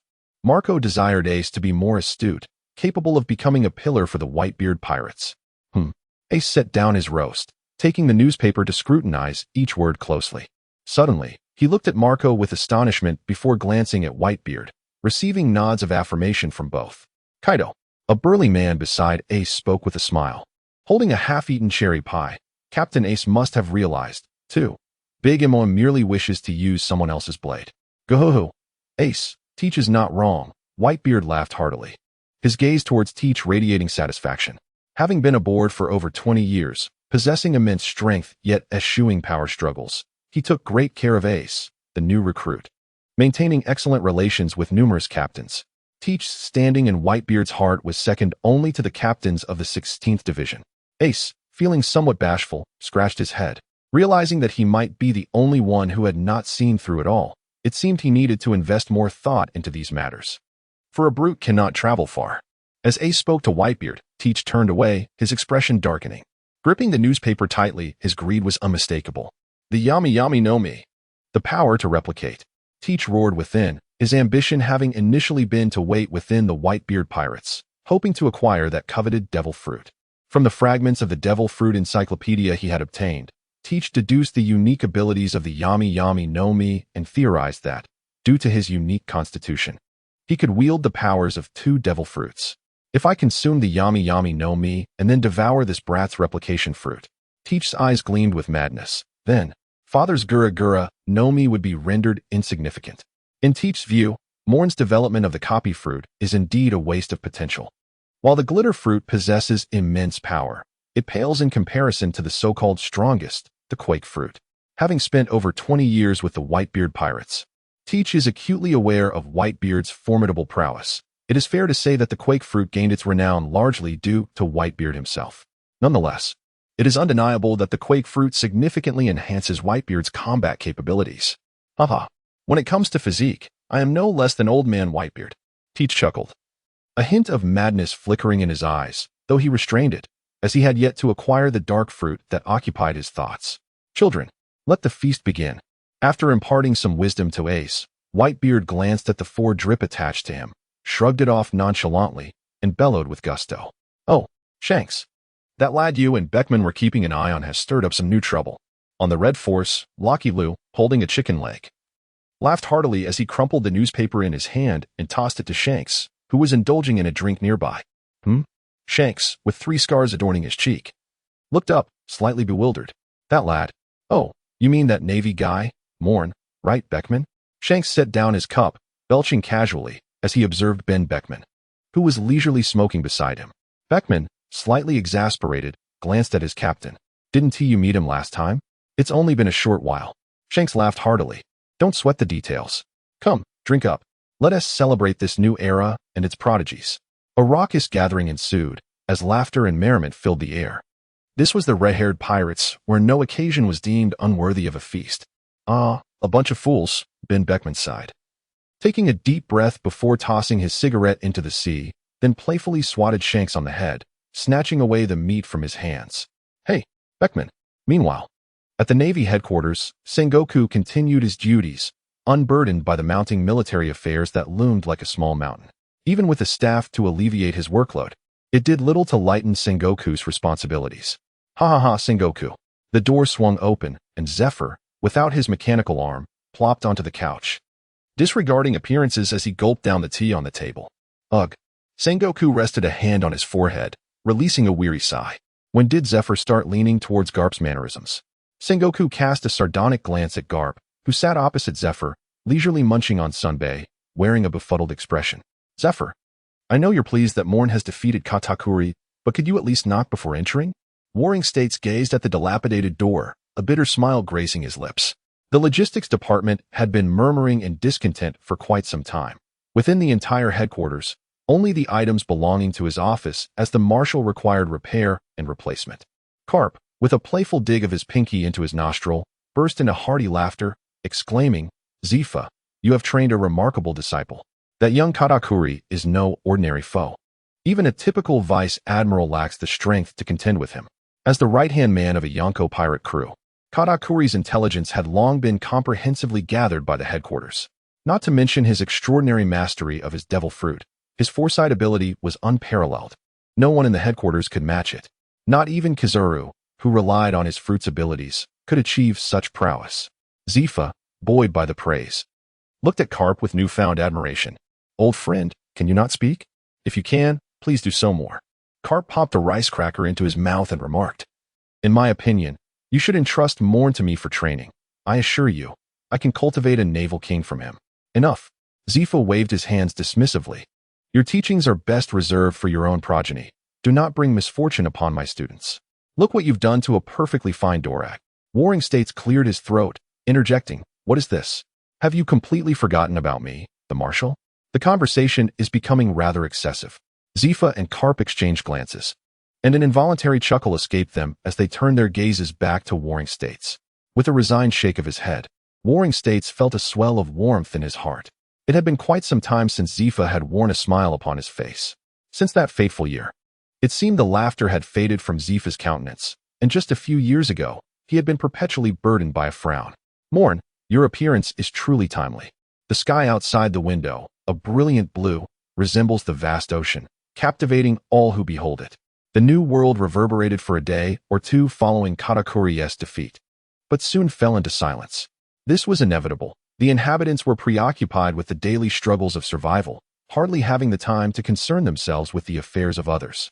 At the center of it all, Moen reclined in a chair, observing the three women nearby as they practiced their combat skills.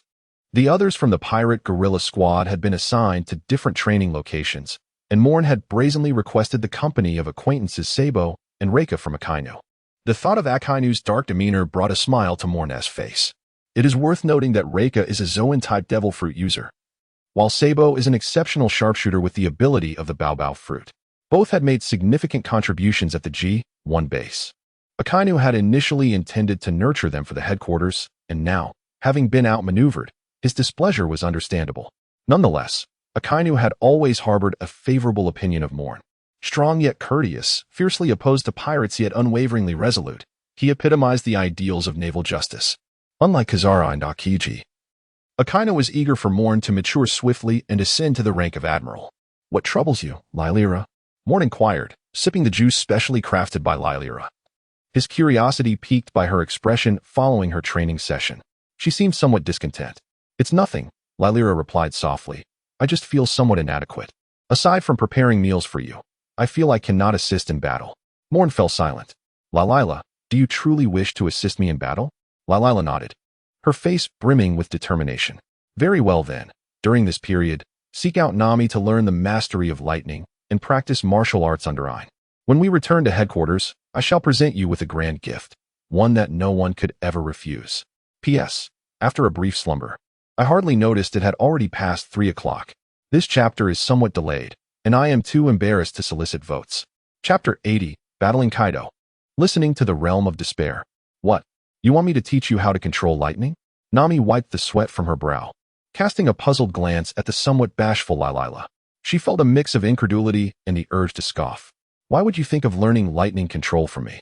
Although the weather rod he provided could summon lightning, Nami looked at the golden short rod in her hand, sighed, and resigned herself to the idea. A day prior, Moen had suddenly departed from the G1 branch, heading to the Navy headquarters. It turned out that Moen's recent achievements had prompted the headquarters to consider rewarding him. However, Admiral Sengoku was resolute. While a promotion was out of the question, he could opt for a material reward instead. After much contemplation, Moen proposed that the Navy's Scientific Research Division undertake a particular project for him. The general, rather nonchalantly, acquiesced, considering them as family. As a pivotal figure within the naval research team, Vegapunk received Moen's request to create a trident-shaped device capable of generating both hot and cold airflows, as well as electricity.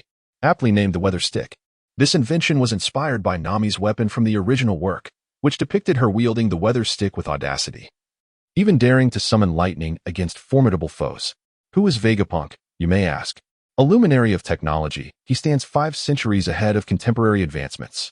In a previous era, he would be on par with the likes of Tesla, Einstein, and ancient figures such as Zhang Heng and Wang Meng. Upon receiving the design concept for the Weather Stick, Vegapunk promptly disregarded Moen's blueprint, retaining only the aesthetic of the trident while discarding everything else. When Moen returned to headquarters, he was presented with a slender stick, merely 20 centimeters long, and initially paid little heed to it. However, during a rare moment of respite, Vegapunk showcased its capabilities. With a mere flourish, he conjured hundreds of hot and cold air currents that swiftly coalesced into miniature storm clouds. Subsequently, as the weather stick was swung downwards, a multitude of lightning bolts rained down, shattering the coastal rocks into fragments. Gazing at the chaos strewn across the beach, Moen eagerly inquired about the possibility of mass production, remarking that this device far surpassed conventional solid artillery shells. Vegapunk regarded the young man with a hint of incredulity, explaining that mastery over the weather is paramount. As its designer, he could wield it with ease, but for others, simply knowing how to summon the atmospheric phenomena would be quite an accomplishment. Thus, Moen returned to the G1 branch with the evolved weather stick, bestowing upon Nami, one of the two non-combatant women aboard, a power equivalent to that of a lieutenant. When Nami received the weather stick, she was overwhelmed with excitement and bestowed upon Moen a grateful embrace, inciting envy in Layla. Boom, boom, boom. The island housing the G1 branch was expansive, dotted with several small towns. Nami and Layla ventured to an uninhabited shoreline to demonstrate Nami's newfound prowess with the weather stick. Strikes of lightning were summoned with precision, each one crashing into the sea, scorching countless fish that floated lifelessly to the surface. What a formidable power!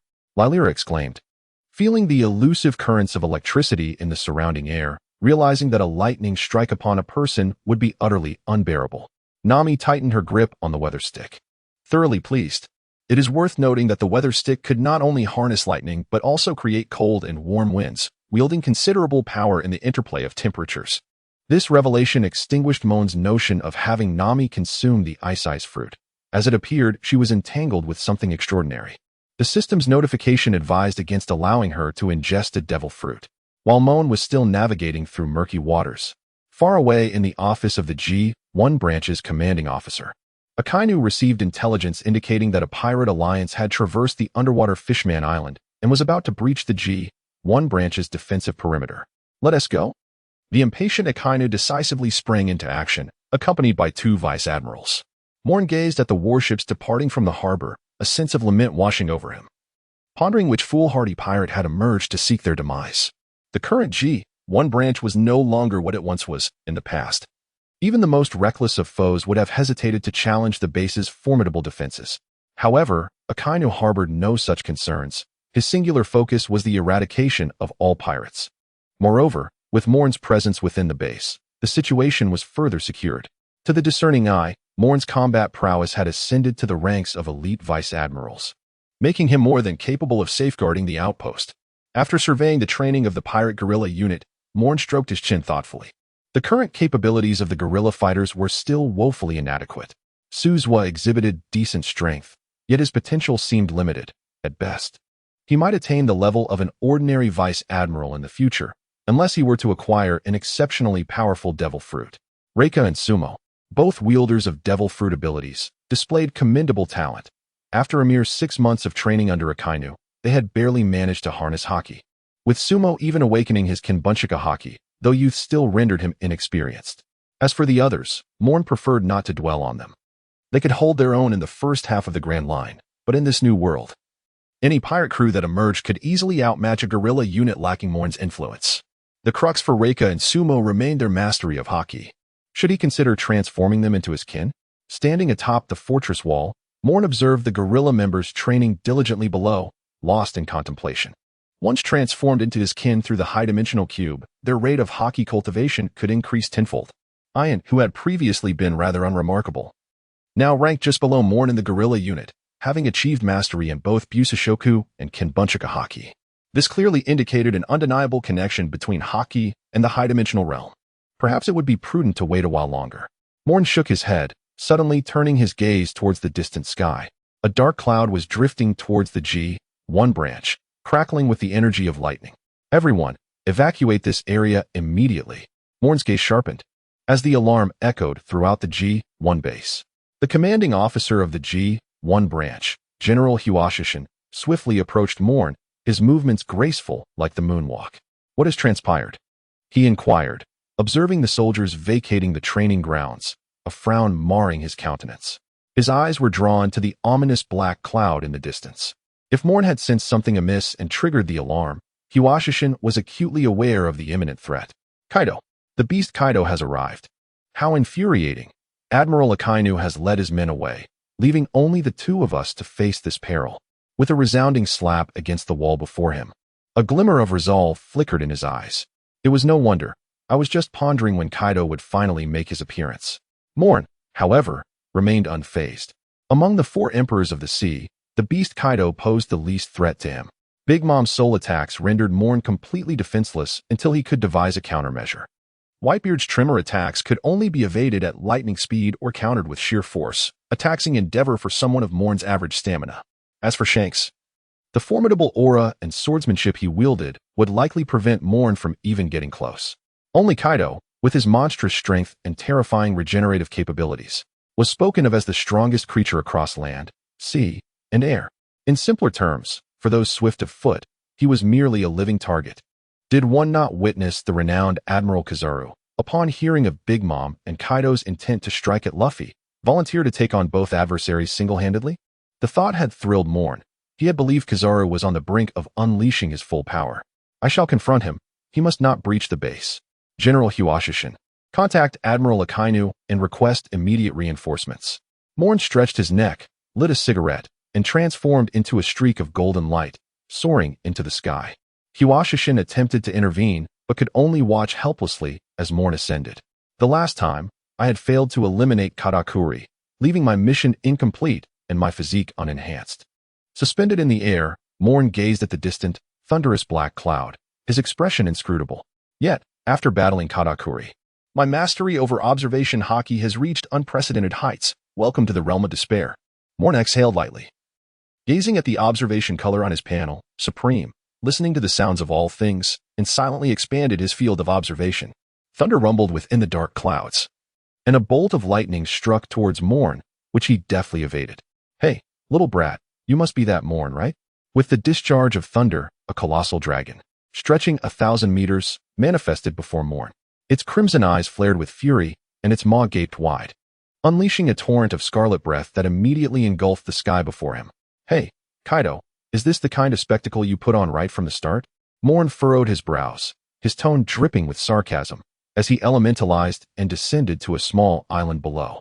This isolated isle, attached to the G1 branch S Island, was modest in size, comparable to the branch itself, uninhabited, and thus perfectly suited as a battleground. Observing Mournland, Kaido wasted no time in transforming into his human form and landing directly on the solitary isle. He shook his body, stirring up clouds of dust. Exhaling a breath of stale air, he regarded Moen, who stood over 3 meters shorter than him, with an unexpected glimmer of admiration in his eyes. Little brat, you've got some guts. Care to join me? It's far better than that so-called navy. As soon as he spoke, Kaido extended an invitation to Moen. Naturally, the response was Moen launching a radiant assault. Shaku Yada no Kagami. Whoosh. Thousands of light projectiles swiftly sealed off the space surrounding Kaido, leaving him with no avenue of escape. However, there was no need for Kaido to evade. He simply crossed his arms in front of his face, the formidable armament haki enveloping his limbs, rendering him impervious to the onslaught of light projectiles. The projectiles that struck his arms were deflected, while those that impacted his body inflicted some damage, which was instantly mended by Kaido's remarkable regenerative abilities. Truly a monster, Moen exhaled softly, a hint of trepidation flickering in his gaze. There is no need to engage in a life-and-death struggle with you. I merely need to await the return of Akainu. With a snap of his fingers, a beam of golden light pierced through Kaido's arm, despite the layers of armament haki he had deployed. Piercing shot, divine gun. The invincible divine gun was Moen's weapon against Kaido, capable of penetrating even the mightiest defenses. Is this the extent of your power? Are you jesting with me? Kaido looked disdainfully at the small hole that had appeared on his arm, casually waving his hand as he drew a massive spiked club from his waist. Thunderous 8 trigrams. Thunder flashed, and the winds howled as the spiked iron club, wrapped in armament haki and charged with cataclysmic power, hurtled towards Moen. Hey, I'm not some rubber man. A hit from that thing could be fatal. Moen exclaimed, his mouth agape, realizing that this strike was far more formidable than the one aimed at Luffy in the original tale. You're quite the performer, aren't you? Now, tell me, are you named Monkey D. Kaido? Golden Crow explosive flame. With a swift motion, Moen unleashed a golden ray, skillfully harnessing the speed of the shimmer fruit to position himself above Kaido. The divine spear was cast once more. This time, Kaido evaded the lethal strike aimed at his head by twisting his neck, though the spear pierced through his shoulder before he swiftly recovered. "You little brat. If you have the capability, face me head-on." Frustration crept into Kaido's demeanor as he wielded his thunderous attack in vain once again, the terrifying conqueror's haki saturating the sky, casting a purplish-red aura reminiscent of hell over the island. Gritting his teeth against a wave of dizziness, Moen summoned his own conqueror's haki in resistance. Yet it was evident that their powers were not on the same level. "I refuse to believe that, having ascended to a higher dimension, I cannot contend with you, beast." A glimmer of ferocity flashed in Moen's eyes as he relinquished his mental restraints, commanding his haki to counter Kaido. The brutality in Kaido's gaze intensified. His eyes filled with rage as he contemplated the audacity of this young challenger attempting to hone his haki against him. Thunderous 8 trigrams. The wolf-toothed iron rod howled with thunderous might, sealing off Moen's escape routes. "Kaido, you are merely a living target. Do not even think of causing trouble. Just obediently serve as my stepping stone." Moen's forehead throbbed as veins bulged, his right arm enveloped in a silvery glow. Shattered space, void quake. The clash of fists and rods occurred in the blink of an eye, sending Moen hurtling to the opposite side of the island. Kaido staggered slightly, incredulously gazing at his wolf-tooth club, which bore a faint crack. With a spurt of blood, Moen felt the dissipating strength of his conqueror's haki. "Is this new world truly my cursed domain? How long has it been since I was last injured? In less than a month, I've been wounded twice." Wiping the blood from the corner of his mouth, a sinister smile crept across Moen's face. "Come again." Both hands shimmered with silvery light as he deftly tore at the air before him, as if the very fabric of reality was fracturing, rending the atmosphere surrounding Kaido. "This is the power of the old man with the white beard." Kaido pondered, albeit his movements remained relentless, the wolf-toothed club stirring the air currents around him. The clash resounded with a deafening boom, shattering the battlefield into chaos. As the small island began to sink, waves crashing relentlessly against its already diminutive form. Void quake. Moen's complexion turned pale as he struck both arms forcefully against his sides. Silvery fissures spread across the sea, akin to a shattered mirror, distorting the very space around them. 2 towering waves surged skyward, eclipsing the sunlight and plunging the island into darkness. "You little brat." A cruel smile crept across Kaido's lips. "Useless, I have seen." "What's wrong, Kaido? Why have you fallen silent?" In the depths of darkness, Moen's voice resonated with playful intrigue, the ethereal echoes leaving Kaido somewhat bewildered as he surveyed his surroundings. The realm of despair revealed its true purpose at last. "Can you truly still hear?" In the shadows, Moen opened his mouth to reveal a gleaming set of white teeth, lost in the enchantment of this space. The sounds of the sea, the whispers of the trees, the crunch of gravel, the rustle of weeds. Every identifiable object emitted its own melody, proclaiming its joy, while simultaneously vehemently rejecting Kaido's attempts at comprehension. Roger possessed the dominion of the conqueror, having grasped the essence of listening to all things through his conqueror's haki. Yet, who could have imagined that such a feat was only achievable through the utmost mastery of observation haki? As the waves receded, their force splintered the island into fragments, and Kaido shook his head to adjust to the blinding light. Moen hovered in midair, a golden beam of light, which had been condensing for several dozen seconds, could no longer contain its fury. "Shoot him, the divine gun." Chapter 81. The retreating Kaido. Under Kaido's watchful gaze, a golden pillar pierced through his chest, sunlight streaming from his front to his back, casting a circular shadow upon the ground. Kaido opened his mouth, attempting to utter something, but torrents of blood gushed forth, choking his throat. With a violent cough, he expelled a large pool of blood, his breath significantly weakened. Yet, Moen did not relent. Instead, his pupils constricted as he realized that the damage inflicted upon Kaido was gradually mending itself. "Is this even possible?" "Quite the anomaly," Moen murmured, his expression darkening. Such a wound would have surely annihilated anyone else. His current stamina was insufficient to endure another direct confrontation with Kaido. "Not bad, little brat," Kaido mused, feeling the wound on his chest, the gaping hole, once the size of a human arm, slowly regenerating flesh. Thunderous 8 trigrams. Wielding his spiked club, Kaido unleashed his fury. In times past, challenging the Navy headquarters, he had always required the aid of numerous admirals to inflict any damage upon him. At times, even the likes of Garp and Sengoku had to intervene.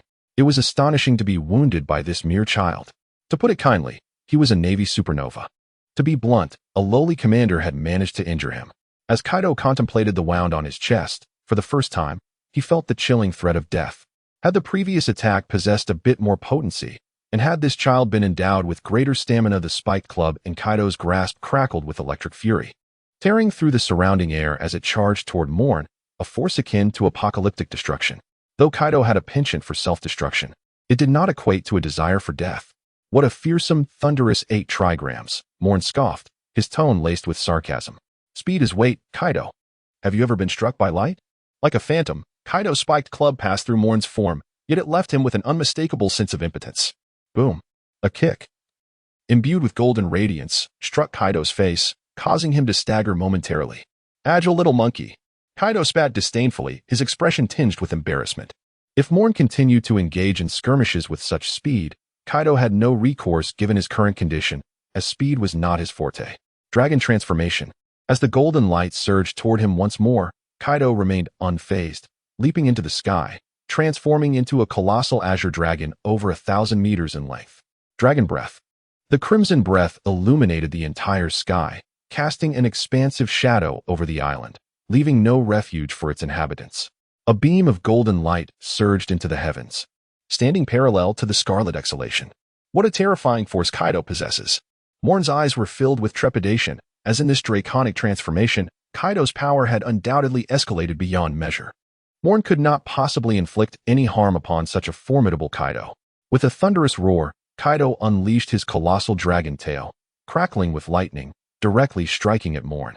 The impact was devastating. As their fists clashed, Moen was once again sent hurtling backwards, this time crashing against the walls of the G1 branch, spitting out blood. Moen wiped the crimson from the corner of his mouth, gazing at the trembling figure of Kaido in the sky, his smile twisted into a sinister grin. The sensation of being shattered must be quite unpleasant. Blood oozed from Kaido's dragon scales, which, once seemingly impervious, began to fracture under the relentless assault. Moen infused his fragmented power into Kaido, causing a disintegration of his flesh and skin. Although this force could be easily eradicated by Kaido, the damage inflicted prior to its removal was undeniably substantial. You little brat, the disparity in raw strength is something you cannot hope to bridge. Kaido's dragon eyes were filled with bloodshot fury as a crimson breath brewed within him. Kaido, if you can no longer see, can you still aim accurately? Moen suddenly burst into laughter, swinging his arms vigorously, enveloping the surrounding kilometers in a violet wave. Once again, Kaido found himself engulfed in darkness, an overwhelming sense of desolation and despair washing over him. As his breath began to dissipate, Kaido cautiously coiled his body. Little did he anticipate that with a thunderous roar, countless fiery magma engulfed him. Akainu had returned. Standing on the deck of the battleship, he gazed at Kaido, who was curled up in a swirl of purple light, and without a moment's hesitation unleashed a meteor volcano. Ha ha, Kaido, how does it taste? Moen reappeared on the battlefield via the light pathway, his complexion now somewhat pallid. Though he hadn't engaged in many direct confrontations, the exertion of his powers and the toll of his injuries had drained his stamina considerably. Perhaps I should consider a Zoan-type devil fruit for my third choice? This fatigue is simply... Moen's eyes gleamed as he observed Kaido, constantly writhing and evading the magma. If there were any Zoan-type devil fruit he could accept, it would likely be Kaido's dragon fruit, or the phoenix fruit possessed by Whitebeard's son, Marco. Ding. I advise you to reconsider. Replicating a Zoan-type devil fruit is inadvisable. Just as Moen prepared to approach and replicate Kaido's devil fruit, the system interjected with an oddly inflected tone. What is the meaning of this? Startled, Moen casually unleashed a rain of light to shatter the breath Kaido had unleashed, inquiring about the system's unusual warning. Zoan-type devil fruits alter human genetics, leading to bodily transformation and evolution. Your body has already ascended to a higher dimension, fundamentally no longer classifying you as human, thus rendering you incapable of enduring the transformation offered by a Zoan-type devil fruit. It would merely squander a replication opportunity. The system expressed its exasperation. Had Moen attempted to replicate a Zoan-type devil fruit prior to acquiring the higher dimensional cube, it might have resolved the issue, but now, the only benefit a Zoan-type devil fruit could offer Moen would be an alteration of appearance, providing nothing beyond that. Damn it! Moen roared in his mind, arms outstretched, launching 2 divine projectiles that pierced Kaido's skin. This shortcut to regaining stamina had been shattered. Could he truly be reduced to a mere 3-second contender? No. He had been battling Kaido for several minutes now. It couldn't be merely 3 seconds. Perhaps he could be considered a 10-minute contender? No longer wishing to engage with you. I find it utterly uninteresting. Kaido, somewhat exasperated by the relentless onslaught of magma and light, could not help but recall the earlier incident when he was besieged by Kizaru and Akainu. It seems there is little distinction between now and then. With a powerful flick of his tail, Kaido soared into the heavens, evading even the reach of Akainu's molten fury. Moen gazed at the retreating Kaido, a surge of pent-up blood erupting from his mouth, causing his spirit to plummet to an all-time low. The haki he had unleashed was swiftly retracted, and at that moment, he feared he could scarcely contend with even a single supernova. Akainu, observing the already distant Kaido, wore a rather grim expression. He had received the report from the burning mountain and hastily returned to his headquarters, only to find he had arrived too late. Kaido was no fool. If the battle continued, he would inevitably be captured by the Navy at the G1 branch. Being apprehended at the Navy headquarters might still retain some semblance of dignity, but being caught at a branch would be a significant disgrace. Recognizing the precarious situation, he decisively chose to flee. Return to the branch for some recuperation. Dalberman, please report back to headquarters, Akainu instructed, his face stern. Understood, Admiral Akainu, Dalberman replied with a nod, casting a peculiar glance at the already returned Moen in the distance. Remarkable. When this fellow entered the headquarters, his strength seemed rather ordinary, yet now he can stand toe-to-toe with Kaido. Although Kaido appeared to have fled unscathed, the keen-eyed Dalberman distinctly noted the evident wounds adorning Kaido's dragon form. This indicated that Moen had inflicted injuries upon Kaido in their one-on-one encounter. Dalberman clicked his tongue in admiration, exclaiming that this truly was a monstrous feat. In the medical room of the G1 branch, Moen lay upon the bed, his right arm swathed as if in a rice dumpling. I told you, it's nothing serious, he said, somewhat helplessly, as he held a bowl of Sea King soup before the gathered individuals. Layla, Nami, Ain, Reika, Samo, and Suzuwa, all the core members of the pirate guerrilla team had assembled. Still trying to act tough, Ain remarked, furrowing his brow with an air of exasperation. According to the doctor's diagnosis, your body is severely depleted. You won't be able to fight for at least a week. Your right arm has suffered a comminuted fracture. And even with the return of your life, a full recovery will take no less than 2 months. Moen gazed upon his right hand, a sense of helplessness washing over him. He had not anticipated that the final backlash, combined with Kaido's formidable strength, would utterly shatter the bones in his arm. Fortunately, the ability to return to life would allow for recovery. All right, you all go train, Moen said with a hint of irritation, waving his still functional left hand to dismiss the group. Ain and the others, burdened with heavy thoughts, resumed their training. Had they possessed greater strength this time, Moen would not have had to confront Kaido alone. Ultimately, their weakness was glaring. I shall train my haki, along with my physical skills. Nami and Lirella, you two should accompany me, Ain decided after a moment's contemplation, bringing both of them along. Her speed in mastering haki was tenfold that of her previous pace. With diligence, she could easily catch up to those formidable beings. Samarika joined Shuozu in honing his haki, feeling particularly humiliated this time. As a ranged marksman, he found himself utterly incapable of supporting his comrades. He stood atop the city walls, yet lacked the courage to even draw his bow against Kaido. Thus, the G1 branch Marines witnessed a group fervently training, day and night, immersed in their drills. They even slept on the training grounds, aside from meal times. Was this not madness? Lying in the infirmary, Moen felt a pang of annoyance as he observed Shuozu approaching to report. He issued a stern command. Training must be conducted with moderation. He had no desire to lead a battalion of invalids into battle. Shuozu chuckled lightly. It's all right, Commander. Let them vent their frustrations. Their commander faces the fight alone, and they can only watch from the sidelines, praying for his success. This has happened twice already. With a group of young men brimming with pent-up energy, coupled with Katakuri's incident, Moen's solo ventures have left them feeling sidelined. Those who could join the pirate guerrilla squad are the cream of the crop from the Naval Academy, all believing themselves to be exceptional.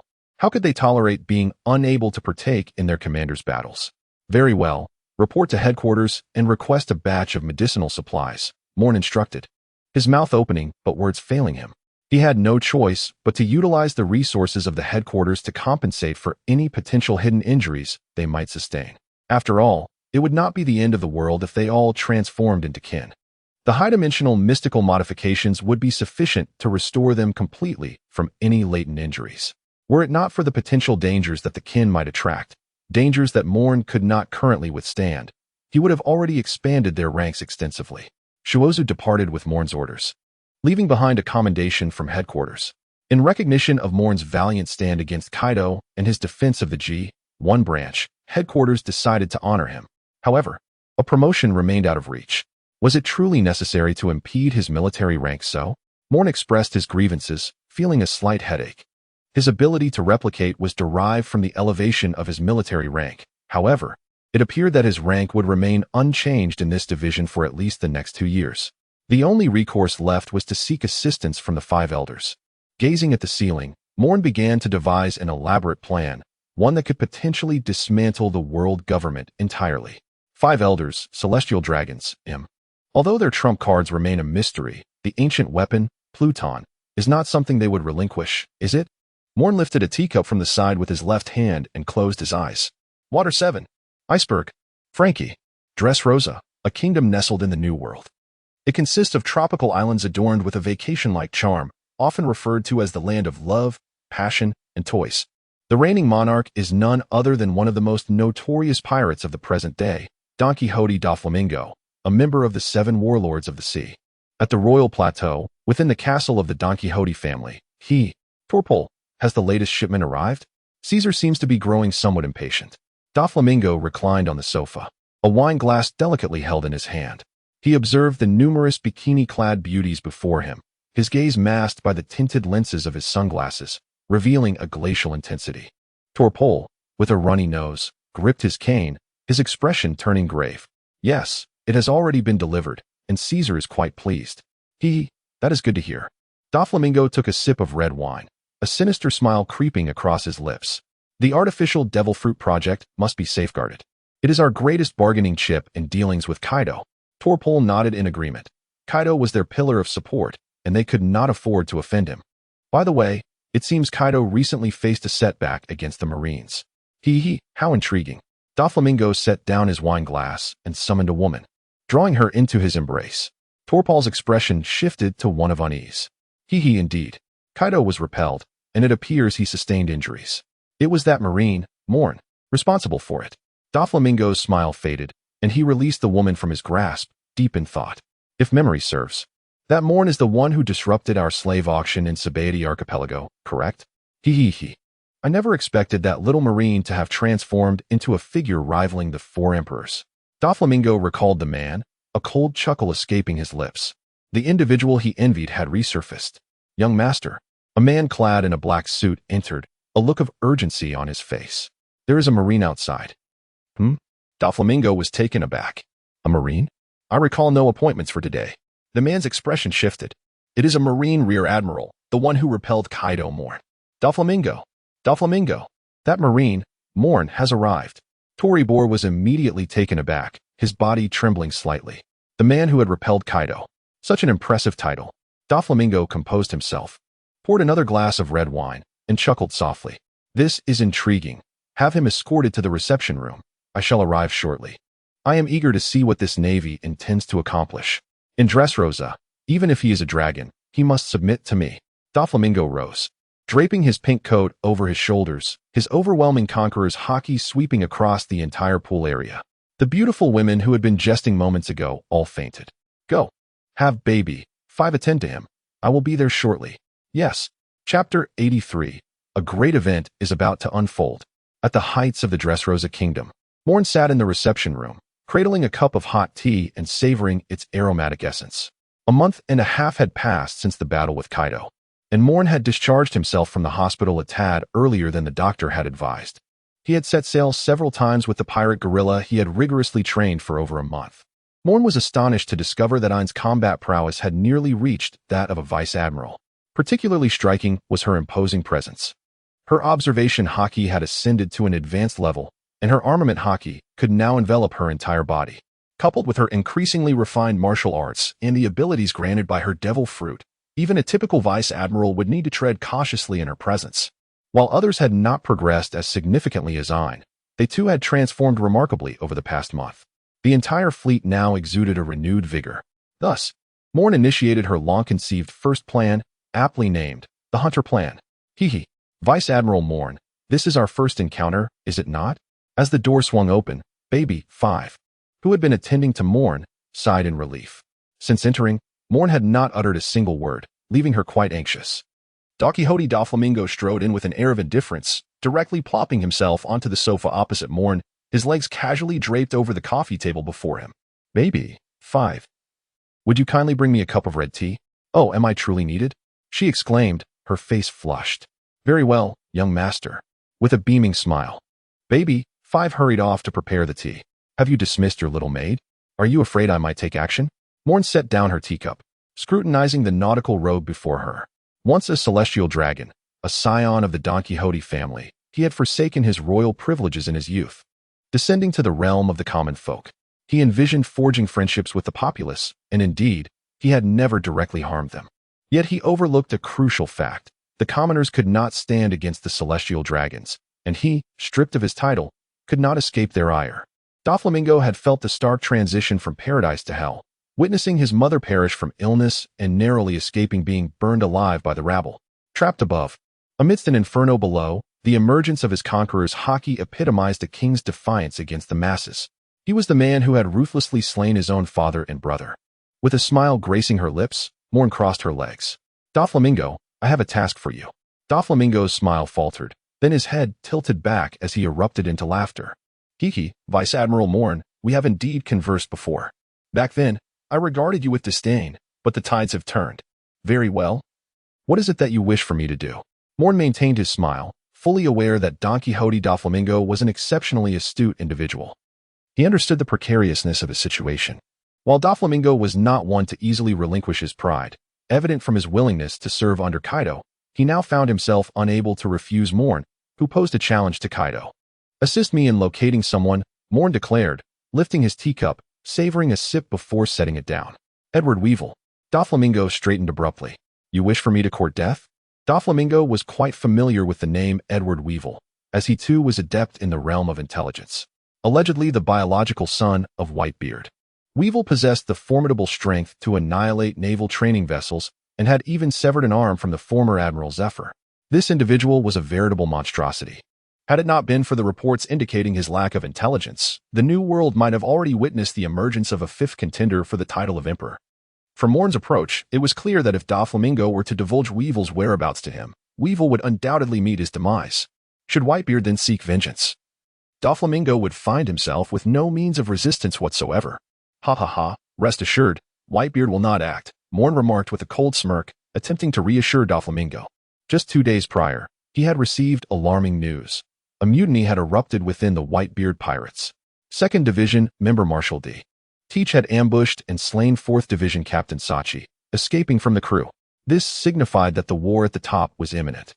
Was there truly any reason to fear Whitebeard's potential retaliation? Moen did not wish to wait until reaching the summit to eliminate White too, by then. That individual would likely have drawn the attention of the world government, making any decisive action rather precarious. Doflamingo regarded Moen with a puzzled expression. He had received news of the turmoil within the Whitebeard pirates, yet he did not believe it would significantly impact the crew. After all, the strongest man, Whitebeard, was still very much alive. As long as he drew breath, no one would dare to challenge the Whitebeard pirates. I will conduct an investigation. Though do not harbor excessive hopes, Doflamingo gestured dismissively, his tone tinged with resignation. Doflamingo, you should be aware that when I took command of the pirate guerrillas, this crew had but one singular objective upon entering the New World. Moen rose to his feet, straightening his attire. In a month's time, if I have yet to uncover the whereabouts of Bai Ershi, I shall send that little girl from your underground factory to enlist in the Navy. What? Ignoring the astonished Doflamingo, Moen adjusted his sleeves. As one endowed with the remarkable ability to replicate the powers of others' devil fruits. Do you truly believe I have never perused the compendium of these fruits? The toy fruit, a rather splendid one indeed. A realm of love, passion, and toys, Doflamingo. Do you not feel a twinge of unease? While you still possess value, do not provoke my ire. Otherwise, regardless of your status as a celestial dragon, I shall not hesitate to eliminate you. After all, in my eyes, you are merely a filthy pirate. Moen leaned in close to Doflamingo's ear and whispered softly. Ignoring the stone-cold demeanor of Doflamingo, Moen transformed into a golden beam of light and departed from Dressrosa. Ha ha ha ha ha ha. The room was left echoing with Doflamingo's maniacal laughter. In the port of Dressrosa, a solitary medium-sized warship lay quietly anchored, surrounded by an utter absence of vessels.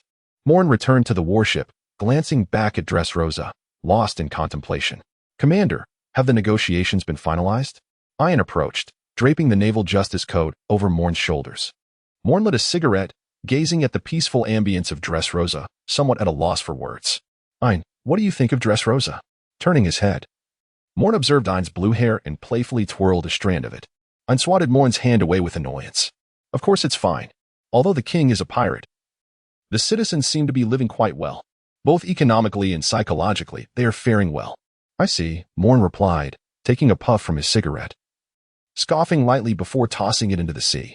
Set sail, let us seek out pirates. Gently patting the ship's railing, Moen appeared to have made a decision. Doflamingo, it seems you shall live a few more years. Compared to Crocodile, who sought to usurp the nation and employed nefarious means to harm the citizens' well-being, Doflamingo was evidently more adept. At the very least, under his rule, Dressrosa had transformed into a seemingly happy nation. For the sake of those at least partially content citizens, Moen could not act against Doflamingo without preparation. He was not part of the revolutionary army and bore responsibilities. After casually dispatching a multitude of pirates, the pirate guerrilla fleet returned to the G1 branch for rest after being at sea for over half a month. Akainu had returned to headquarters, and now Vice Admiral Doberman was stationed at G1. The veteran Vice Admiral's attitude towards Moen could be described as quite favorable, second only to that of Admiral Mongoose in Moen's eyes. Layla, come with me. I will take you back to the Grand Line. With everyone having disembarked from the warship, Moen called to Layla, who was among the last to leave. Ignoring Nami's disgruntled expression and Ain's peculiar gaze, Moen stretched and made his way to the office of the base commander at the G1 branch. Chapter 84. There is only one chapter today. The influx of buy one get one free customers is truly terrifying. Typically, fewer than 20 people in a day, but today, there are at least 50. Damn. They even asked if I had any discounts. Can they not have some dignity? Owing a chapter to Little White Pig, along with the 2 chapters previously owed. I will provide one update today. In total, for updates, and how about we consider it an explosive update at the beginning of next month? QEQ. I am very sincere. P.S. Group number 649838392 is welcome for chatting. QQ. Chapter 85. The Observation of the 5 Elders. For 1,500, seeking votes, you wish to return to headquarters? So you intend to place the guerrilla squad at the G1 branch, correct? Doberman sighed deeply as he signed his name on a document. Moen sat in his chair and nodded. He was no longer the cautious recruit who had once entered this place. As a rear admiral of the naval headquarters, he was entirely capable of commanding from the very position occupied by Doberman. Doberman, resting his head in contemplation, mused, very well. I shall arrange for them to be stationed at the recruit camp for the time being, which will serve as an excellent opportunity to train the new recruits we have recently acquired. Moen smiled faintly, a hint of nostalgia flickering in his gaze. Indeed. It was quite pleasant. He had once resided in the recruit camp for several years. Reika and Seimo were well versed in the art of training new recruits, while Ruzuo and Ian served as the right and left arms of Master Zifa.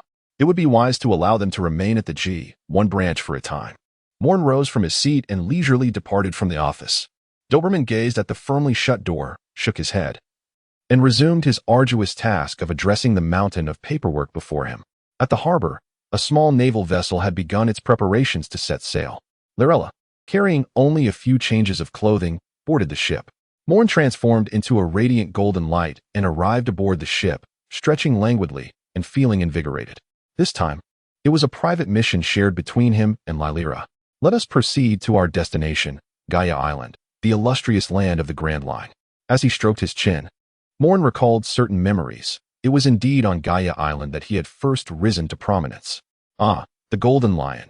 He pondered who might have consumed his float fruit. Had he managed to replicate that fruit, the significance of the splinter fruit would have diminished considerably, for the mobility provided by aerial forces could compensate for any deficiencies. Commander, what is our purpose at Gaia Island? Lylira inquired, a hint of confusion in her tone. Had they not already decimated a significant portion of that island? We are visiting a place with which you are quite familiar, Moen replied, winking enigmatically. Lylyra's expression stiffened, a location she had visited that Moen had not, and shrouded in mystery at that. Surely it could only be the Sky Island. Could it be that Gaia Island held a celestial pathway to the Sky Island? Growing up on the Sky Island, Lylyra was acutely aware that there were only two routes from the Blue Sea to the Sky Sea. One was the Cloud Path, the safest being the one from the West Sea, which she had unwittingly taken after being exiled, only to find herself captured there. The other was the fabled Sky Current, a route fraught with peril, one that no one would willingly embark upon. Are we heading to the Sky Island? Lylyra tilted her head, her wings trembling slightly behind her. For there resided a god. Despite having faced numerous battles, in her heart, Inaru remained the invincible deity. Although she was now aware that Inaru was merely a user of a Logia-type devil fruit, vulnerable to Haki, it was difficult to alter such ingrained perceptions. Indeed, we are bound for the Sky Island, Moen affirmed, releasing the sails and navigating the small vessel beyond the harbor. Faced with Moen's decision, Lylyra could only sigh inwardly, retreating into the cabin to prepare some provisions.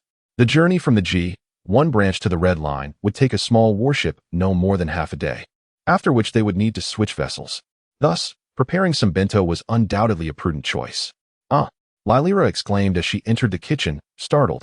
A pair of hands covered her mouth, yet it was to no avail in stifling her voice.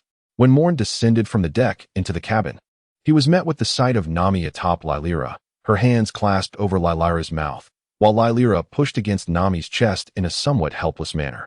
The scene was undeniably awkward. With a resigned pat to his forehead, Moen swiftly lifted Nami, and, amidst her bashful expression, helped Lylyra to her feet. How did you manage to board this ship? Moen gazed at Nami with a hint of perplexity. The news of his impending departure should have remained a secret to most. How could she possibly have learned of it? Nami met his gaze with a certain assertiveness, declaring, "That is of no concern to you. I believe I mentioned my aspiration to chart the world map, so why must you venture to the Sky Island without bringing me along?" Moen felt somewhat helpless. Lorella and I had matters to attend to in the Sky Island, and we intended to choose a perilous route. It would be quite remarkable if we could ensure Lorella's safety, and bringing you along might complicate things further. Moen suddenly regained his senses. The figure before him was capable of traversing the tumultuous currents of the sky using nothing but a tattered triangular sail. All along, Moen had envisioned ascending to the Sky Islands through the power of his fruit abilities, as was accomplished by Luffy and his crew in the original tale, a method not easily embraced by the ordinary person. It is crucial to understand that the odds were unequivocally binary, either total demise or complete survival. Had Luffy not been the protagonist, it is likely that, after his encounter with Crocodile, he would have perished beneath the tumultuous sea currents. Thus, what was initially anticipated as a journey for just Moen and Rayla has transformed into an expedition for three. However, this alteration is not unwelcome. At least Nami can keep an eye on Rayla, for Moen intends to make a detour to the world government. Leaving Rayla alone would not sit well with him. Under Nami's guidance, Moen skillfully navigated the ship, evading the impending storm, and they swiftly arrived at the transfer point beneath Red Line. After exchanging identification documents, Moen instructed Rayla and Nami to don cloaks to avoid any unfortunate incidents. Although the route they were traversing was unlikely to attract the celestial dragons, it was prudent to exercise caution, lest they inadvertently cross paths with any departing celestial dragons. "Major, are you truly prepared to meet the 5 elders of the world government?" Nami inquired once more, her concern evident. After all, these were the supreme leaders of the world government, which had dominated the seas for 8 centuries. Back in East Blue, she could scarcely have imagined herself so close to the elders. Rayla, however, held no particular thoughts on the matter, as her time in the Blue Sea had been far too brief. Moen nodded. For the sake of his rank, he must meet with the 5 elders. Given the last encounter in Alabasta alongside the historical marker he had acquired this time, he believed the 5 elders would surely consent to his promotion. After taking the bubble elevator to the Red Soul continent, Moen first escorted Nami and Layla to the transfer bubble elevator, advising them to wait aboard the military ship during the transfer, before he returned directly to the Holy Land Mariewa. In Mariewa, a magnificent structure loomed beyond the gathering place of the celestial dragons. That was the office building of the world government. The office of the 5 elders was also located here. Under the guidance of CP0, Moen arrived outside the office that symbolizes power. Access to this place is granted solely to the 3 admirals and the fleet admiral of the Navy. Even the esteemed crane of the general staff lacks the qualification to enter here. "The 5 elders await you inside," CP0 adorned in a white mask, stated solemnly before stepping aside to wait. Moen inhaled deeply, pushing open the door before him, which felt as heavy as 1,000 pounds. The grand floor-to-ceiling windows, the golden sculptural embellishments, the ancient yet fragrant desk, all these elements spoke of opulence. A quartet of genuine leather sofas surrounded a purple clay teapot, steeping in extraordinary tea. The walls bore exquisite paintings that Moen could not comprehend, yet their value was unmistakable. There exists a luxury beyond imagination, one that is not easily perceived. Have you arrived? The simple inquiry came from a figure with flowing white hair, the elder, standing before the grand windows, his tone remarkably gentle. Master Elder. Moen's gaze flickered as he bowed respectfully. The elder did not elaborate further. Instead, he turned silently and poured 2 cups of hot tea before taking his seat on the sofa. Within the Navy, only the warring states could savor such a cup of tea, and even he occasionally found it elusive. Do you believe you are worthy of such a privilege? The elder settled onto the sofa, his expression inscrutable, leaving Moen to ponder. Had it been merely a month and a half ago, I would have presumed I could only behold you, Master Elder. Moen chuckled lightly, sitting comfortably on the sofa, unceremoniously raising the cup of tea, worth the price of a warship, and drinking it in one gulp. Under the elder's approving gaze, Moen retrieved a neatly arranged stack of papers from his breast pocket, the imprint of the historical text regarding the road sign in the possession of the 4 emperors. Big Mom. Moen placed the imprint upon the table. The elder did not rush to examine it. He had already received the intelligence, fully anticipating Moen's visit. Otherwise, this young rear admiral would never have had the opportunity to meet with him. Your military achievements are still insufficient, the elder remarked, shaking his head as he regarded the imprint on the table. Moen instantly comprehended the white-haired 5 elders' attempt to divert the topic. I was poised to take action against the pirates of the New World, and at that moment, my military achievements were assured. The white-haired 5 elders nodded, signaling that it was sufficient, and you may take your leave. Moen rose to his feet and turned to exit the opulent office. Oh, what a clever little rascal he is, both avaricious and yet self-aware. The elder of the 5 elders savored the fragrant tea, reaching for the imprint resting upon the table. At present, it seems that only that woman possesses the capacity to comprehend your intentions. Jia, he commanded, instruct CP-1-8 to exert every effort in tracking down Nico Robin. Should circumstances necessitate, CP-0 is to join the endeavor. In the now desolate room, a voice responded with a respectful yes. Moen returned to the warship, a smile lingering at the corners of his mouth, though devoid of warmth. The 5 elders, oh the 5 elders. Do they truly believe that a mere heartfruit could unveil my loyalty to them? Moen cast a sidelong glance at Marineford, his cold smile morphing into one of derision. From the moment he stepped into the office, he had sensed an unusual atmosphere. That pot of fragrant tea, combined with the words of the silver-haired elder, could effortlessly lull an admiral into a false sense of security, enabling the elder to discern the innermost thoughts of others with remarkable ease. Moen's observation hockey had long since the probing of the 5 elder stars with white hair. He adeptly disguised himself as a zealous individual, eager for advancement yet unwaveringly loyal to the world government. For Moen, whose observation hockey had reached its pinnacle, this was no formidable task. As anticipated, the white-haired elder stars lowered their guard against him, subtly hinting at their intention to elevate his status. Ha. Watching the warship recede from the red continent, Moen leaned over the railing, laughing maniacally. What a repugnant aura emanates from Marineford. What secrets lie beneath you?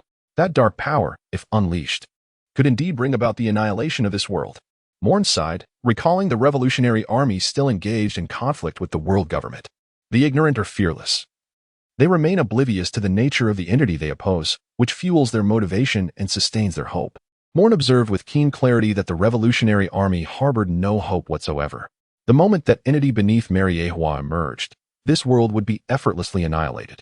The ancient colossal kingdom, Marineford, the 5 elders, the celestial dragons. Moen murmured these names as he gradually closed his eyes. Sooner or later, it shall be I who stands above you all at Marine headquarters, Marineford. Admiral Sengoku was still grappling with a mountain of administrative duties, the seagull ornament above his head steadfastly maintaining its posture, unwavering. Beside him, the goat continued its task of shredding documents. Suddenly, a loud crash startled the goat, causing it to swallow undigested paper and nearly choke to death. Admiral Sengoku, would you care for some rice crackers? Under Sengoku's furious gaze, Garp entered, one hand carrying a bag of rice crackers while the other nonchalantly picked his nose. Damn you, Garp. Sengoku shouted, glaring at the somewhat deformed doorknob. The door wasn't even locked. Why exert such force? Ha ha ha, don't mind it, Sengoku. Garp waved dismissively and plopped down on the sofa, as if he were the master of the office. Garp, what brings you here? Sengoku sighed, returning to his official matters. Garp popped a rice cracker into his mouth. I heard there's been trouble with Whitebeard. Sengoku lifted his head, his expression laced with mockery. Indeed, there has been trouble. Marshal D. Teach from the Whitebeard Pirates' 2nd Division eliminated the captain of the 4th Division, Sachi, and then made his escape. It is said to be over a devil fruit. Ha ha ha, that rascal Whitebeard must be quite furious. Garp chuckled, slapping his thigh in amusement. Sengoku's expression remained unchanged, but his tone grew increasingly ominous. Yes, Whitebeard is indeed incensed. Thus, he dispatched his most beloved son, the 2nd Division Captain, Portgas D. Ace, to pursue Marshal D. Teach. Remember, this is the former supernova. Portgas D. Ace. Coughing, Garp nearly choked on a rice cracker, quickly grabbing a glass of water from the table. He frowned slightly. This was not the usual tea he preferred.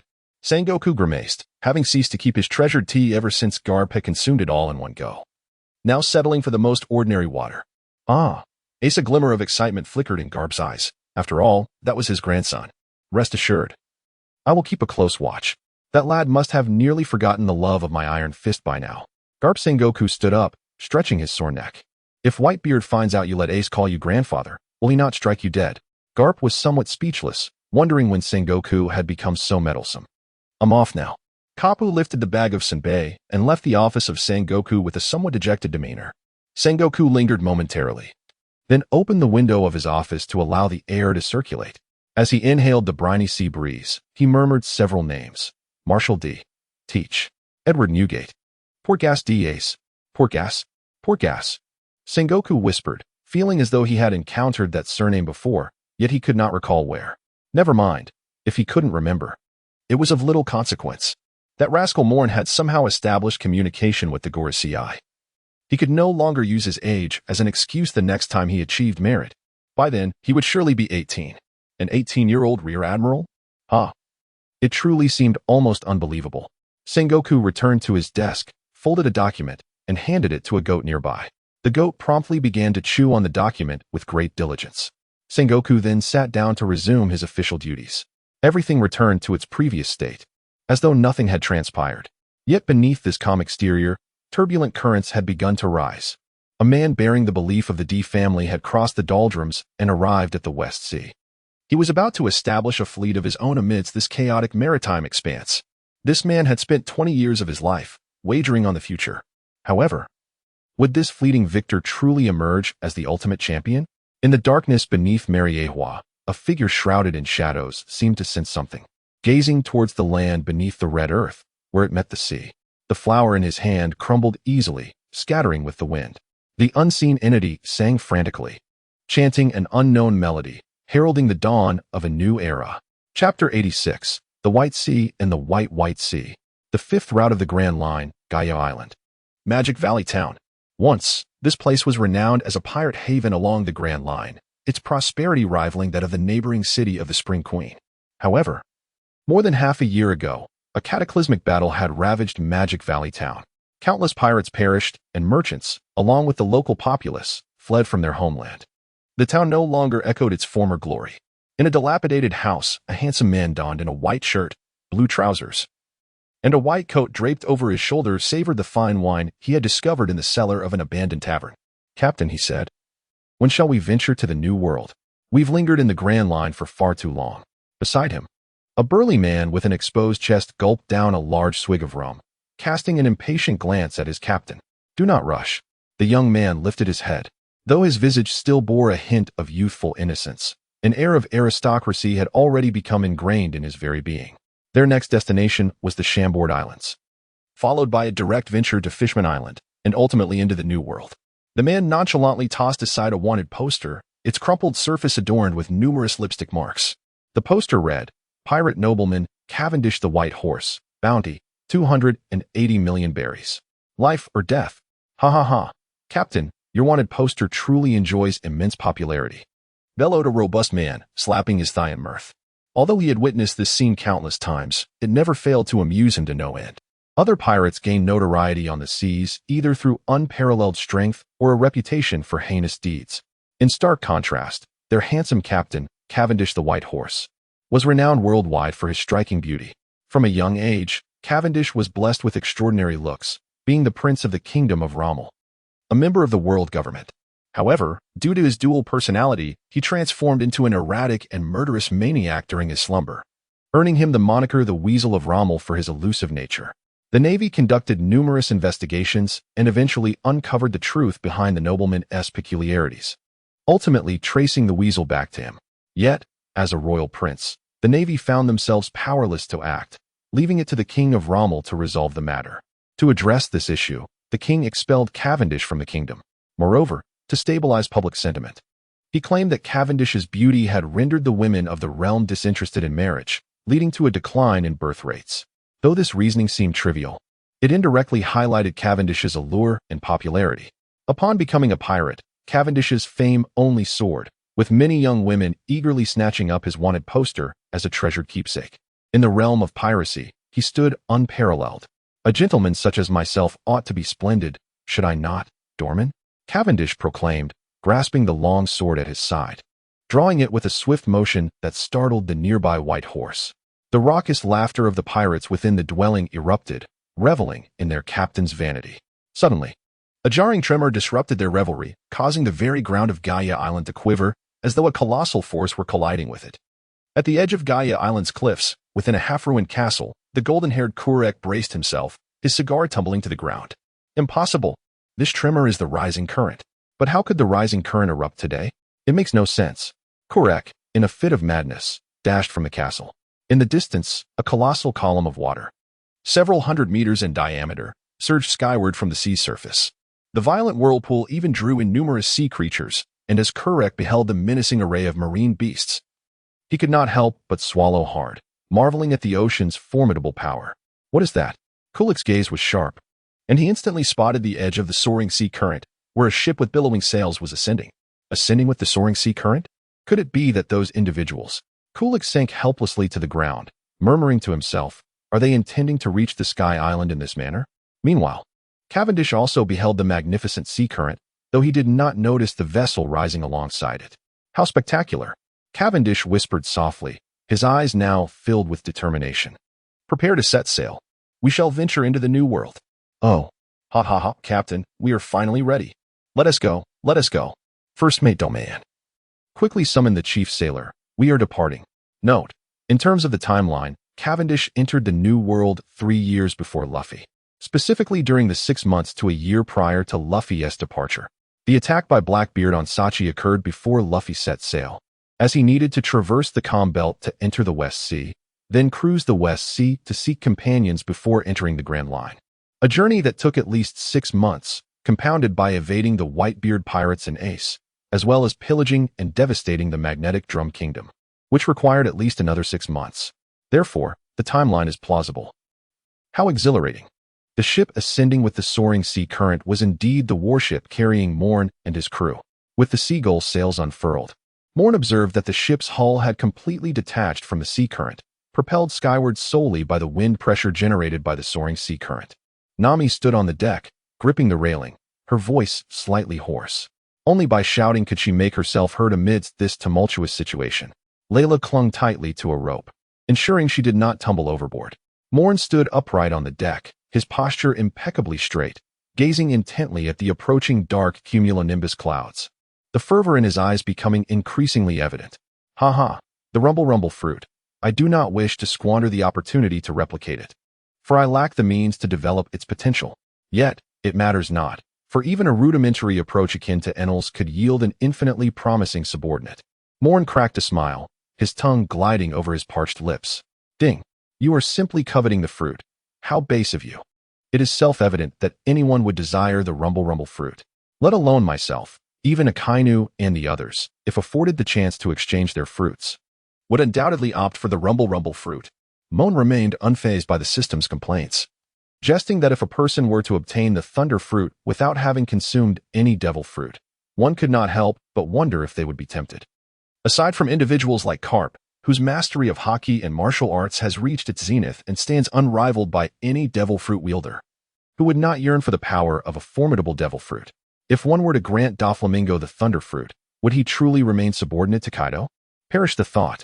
Moen, we are almost there. As the ominous clouds of Jiuyue loomed before them, Nami called out loudly, then held her breath. During their journey, Lorella had already mentioned that Jiuyue contained elements of seawater. Thus, neglecting to hold one's breath could easily lead to asphyxiation. Due to the high-dimensional cubes, Moen has lost his vulnerabilities to both seawater and sea tower stone, rendering him utterly indifferent to the ominous clouds of Jiuyue. With a scornful laugh, the soaring tidal currents shattered the darkness of Jiuyue, and the warships plunged into its depths. Moen felt the surrounding moisture become abundant, as if he were enveloped in an ethereal sauna. Is this the sensation of the Empyrean? Moen opened his mouth, immediately inhaling a wisp of mist, causing discomfort to his chest. At an altitude of several thousand meters, the air had become exceedingly thin. Apart from Lorella, a former inhabitant of the Sky Island, both Moen and Nami involuntarily felt a wave of fatigue. With a soft thud, as Nami struggled to catch her breath and reopened her eyes, the warship had firmly docked upon the pristine clouds, akin to resting upon a tranquil sea, where peculiar fish could be seen swimming nearby. After surveying her surroundings, Nami retrieved a recording pointer from her bosom. While at Gaia Island, the pointer had consistently pointed skyward, indicating the presence of an island above. Now, although the pointer had lowered slightly, it still directed toward the heavens. Wait, haven't we already ascended to the sky? Nami murmured, her brow furrowed in confusion. Sensing Nami's uncertainty, Lorella untied the ropes that had secured her and approached to elucidate. We are currently above the White Sea, at an elevation of 7,000 meters from the Blue Sea. Which explains your discomfort. The pointer indicates the higher White Sea, where my homeland, Angel Island, resides. To traverse to the White Sea, a fee of 1 billion ik is required, which translates to 100,000 berries. Failure to pay this toll results in being classified as a sinner, subject to divine punishment. P.S. Today, I was compelled by my parents to attend a blind date. I am a tiger, while my counterpart is a dragon. Initially, it seemed inconsequential until I revealed my zodiac sign, prompting her to mention some old adage about a tiger-dragon conflict, after which she promptly blocked me. What the heck? Never mind, it's of little consequence. I wasn't aiming to pursue a romance anyway. Being single has its charms, does it not? Yet, I must return home every evening for these matchmaking endeavors. My patience is wearing thin. Today marks a chapter.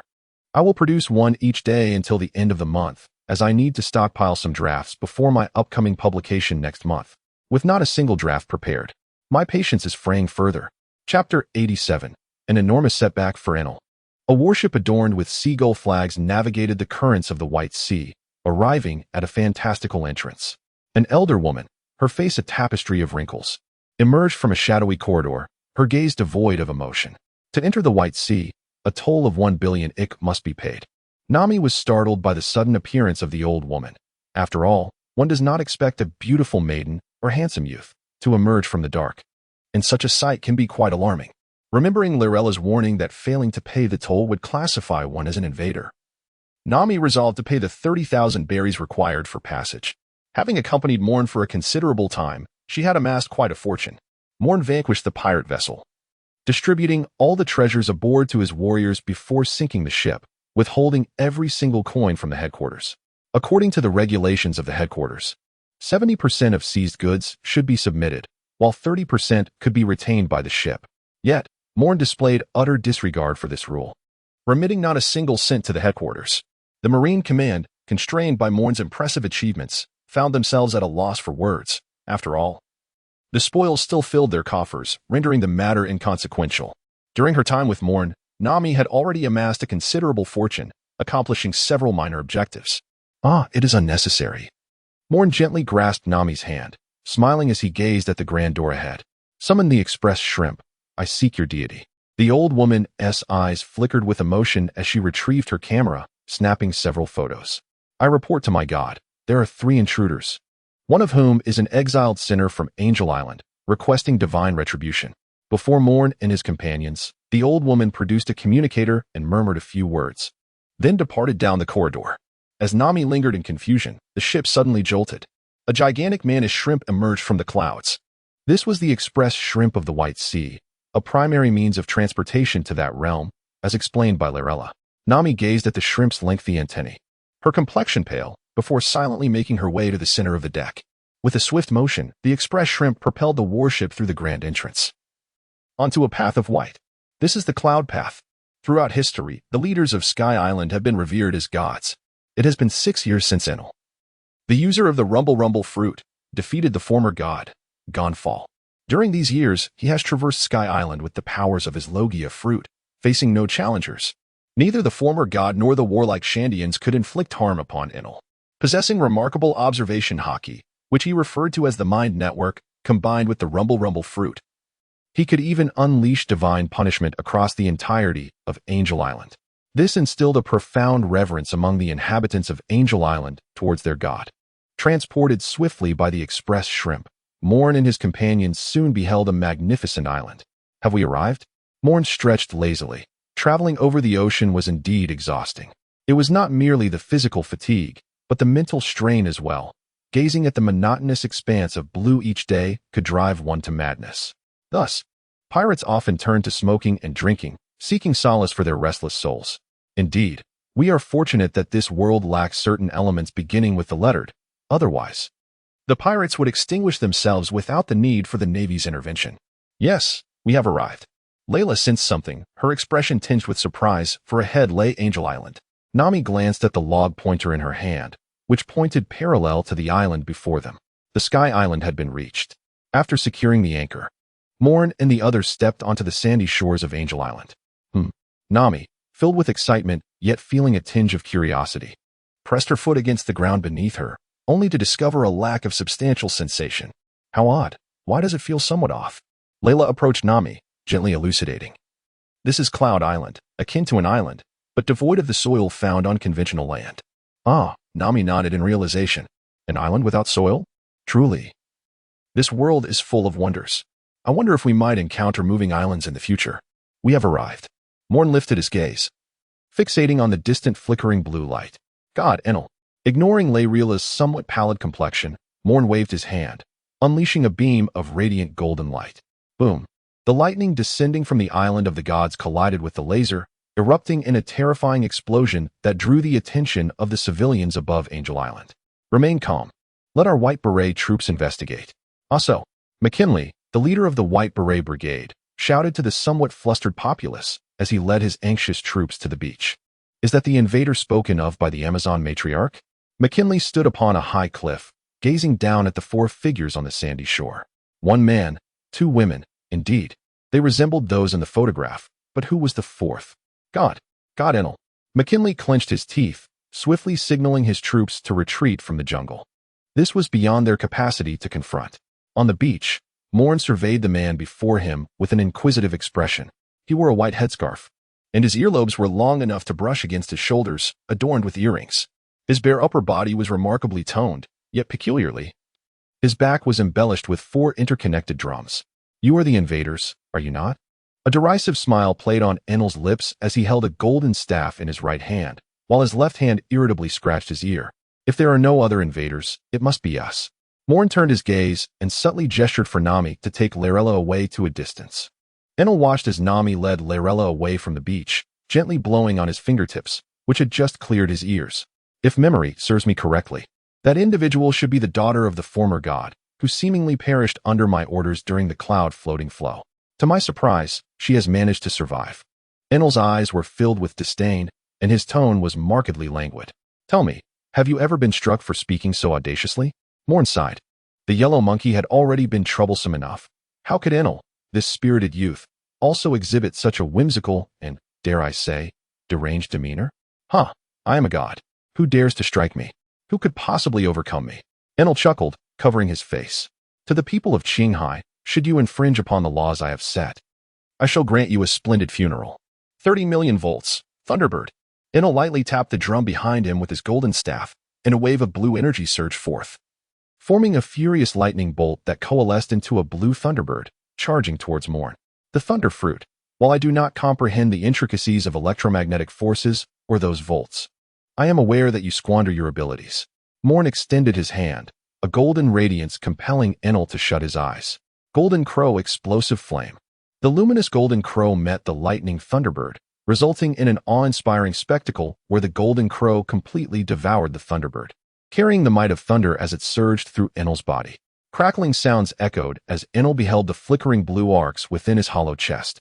60 million volts, Thunder Dragon. Enel retreated in a frenzy, roaring in disbelief. He never anticipated that in their initial clash, he would find himself at a disadvantage.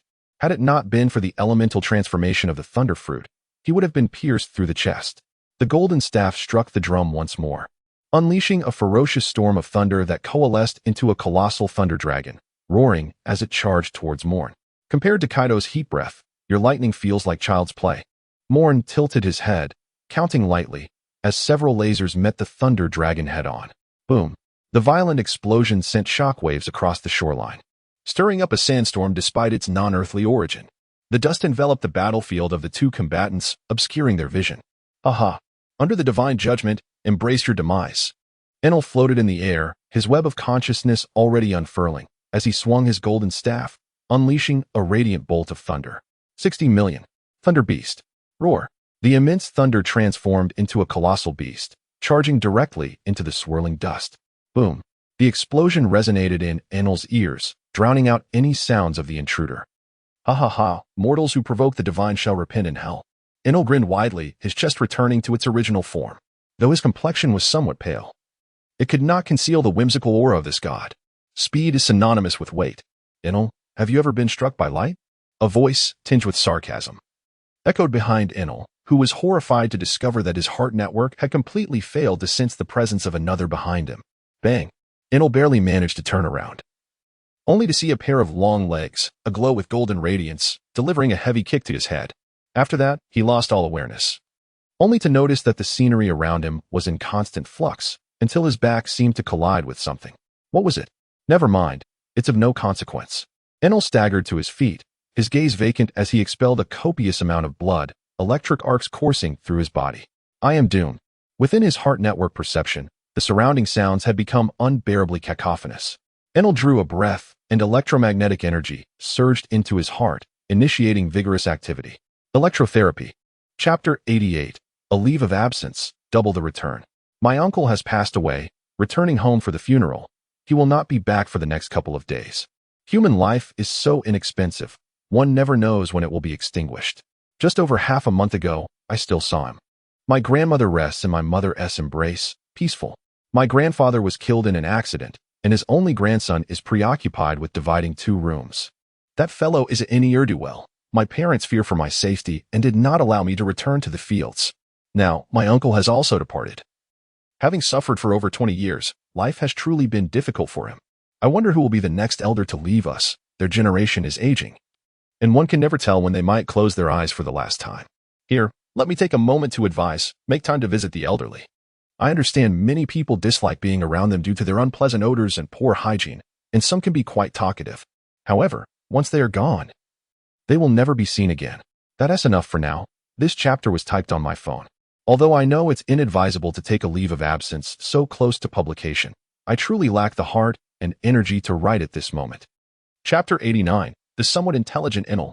Delicate currents of electricity coursed across Enel's body, causing him to twitch involuntarily as his once vacant eyes gradually regained focus, utilizing electric shocks to stimulate cells, thereby healing injuries. Moen sauntered before Enel, his gaze filled with admiration, stating frankly, aside from lacking dominance, your strength is quite commendable down below. Moen's words are profoundly grounded in reality. One should not be deceived by the original text where Enel is effortlessly subdued by Luffy, nor overlook the overwhelming protagonist privileges that Luffy possesses. Rubber counters lightning? What a jest! In nature, the average current of a lightning strike is approximately 30,000 amperes, with the maximum current soaring to 300,000 amperes. The voltage of lightning is astonishingly high, ranging between 100 million to 1 billion volts. The power of a moderately intense thunderstorm can reach 10 million watts, equivalent to the output of a small nuclear power plant. What does this signify? Enel alone, armed with knowledge from a past life in physics, could obliterate an entire large nation. This refers to the superpowers of a bygone era, not the island nations of this world. Pray tell, what kind of rubber could possibly insulate against such formidable lightning? Furthermore, the penetration and temperature of lightning are beyond what rubber could withstand. If one could argue that Crocodile's defeat had some rationale, then Enel stands as the first to be vanquished by a plot device outside the theatrical realm. The divine requires no commentary from mortals. Enel bellowed, his right arm enveloped in lightning as he charged forward. Having been driven to the brink of madness by the previous assault, he scarcely contemplated whether he could land a blow on Moen. Truly, he has not learned from his mistakes. Moen shook his head and lifted his foot, unleashing a colossal beam of golden light. Whoosh! The immense golden pillar struck Enel's body, triggering his elemental transformation. The flickering arcs of electricity desperately clashed against Moen's radiant beam. Hiss! Enel spat blood, once more propelled against the cliff wall, this time embedding himself into it. If it weren't for the necessity of your temporary survival, do you think I would hold back my power? Moen scoffed disdainfully. The rumble fruit possesses great potential, yet Enel's development is excessively crude and marked by arrogance. If one were to consider who in the pirate world is most suited for the rumble fruit, it would undoubtedly be Vegapunk. This eminent scientist, if granted the rumble fruit, would instantaneously become an invincible force. However, the current situation is not without merit. After all, I can accompany Layla to seek inspiration from Vegapunk. Moen extended his hand. The golden particles at his fingertips began to coalesce. Damn it, I am a god. 1,000,000 volts of lightning.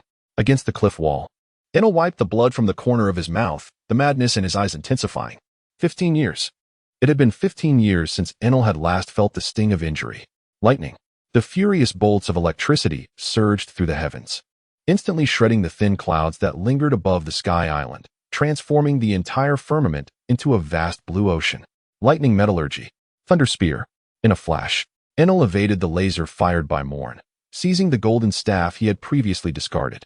The thunder crackled in his grasp, the terrifying heat immediately reshaping the staff. The tip morphed into the form of a trident, the entire rod elongating and narrowing, resembling a golden spear that had weathered countless battles. So, you have also employed lightning metallurgy? Moen tilted his head, a sardonic tone coloring his words. Though verbosity is often the hallmark of a villain's downfall, in this moment, how could one possibly lose? You could summon all the ill-fated predictions of your past life and provide them with 10 keyboards, yet defeat would remain an impossibility. Oomph. Enel lowered his head, the madness in his eyes gradually giving way to calm. Thunder spear. A deep azure lightning enveloped the golden spear, propelled forward with an unstoppable momentum towards Moen. Is this not overly simplistic? Moen extended his hand, his dark, hardened armament instantly enveloping and solidifying, effortlessly catching Enel's thunder spear with a single hand. Haha, you've fallen into my trap, Enel exclaimed, exhilarated, as he summoned the lightning, transforming the golden spear into a mass of liquid. Lightning metallurgy. The golden spear became spherical, directly encasing Moen's hand. A heavy sensation immediately surged within Moen's heart.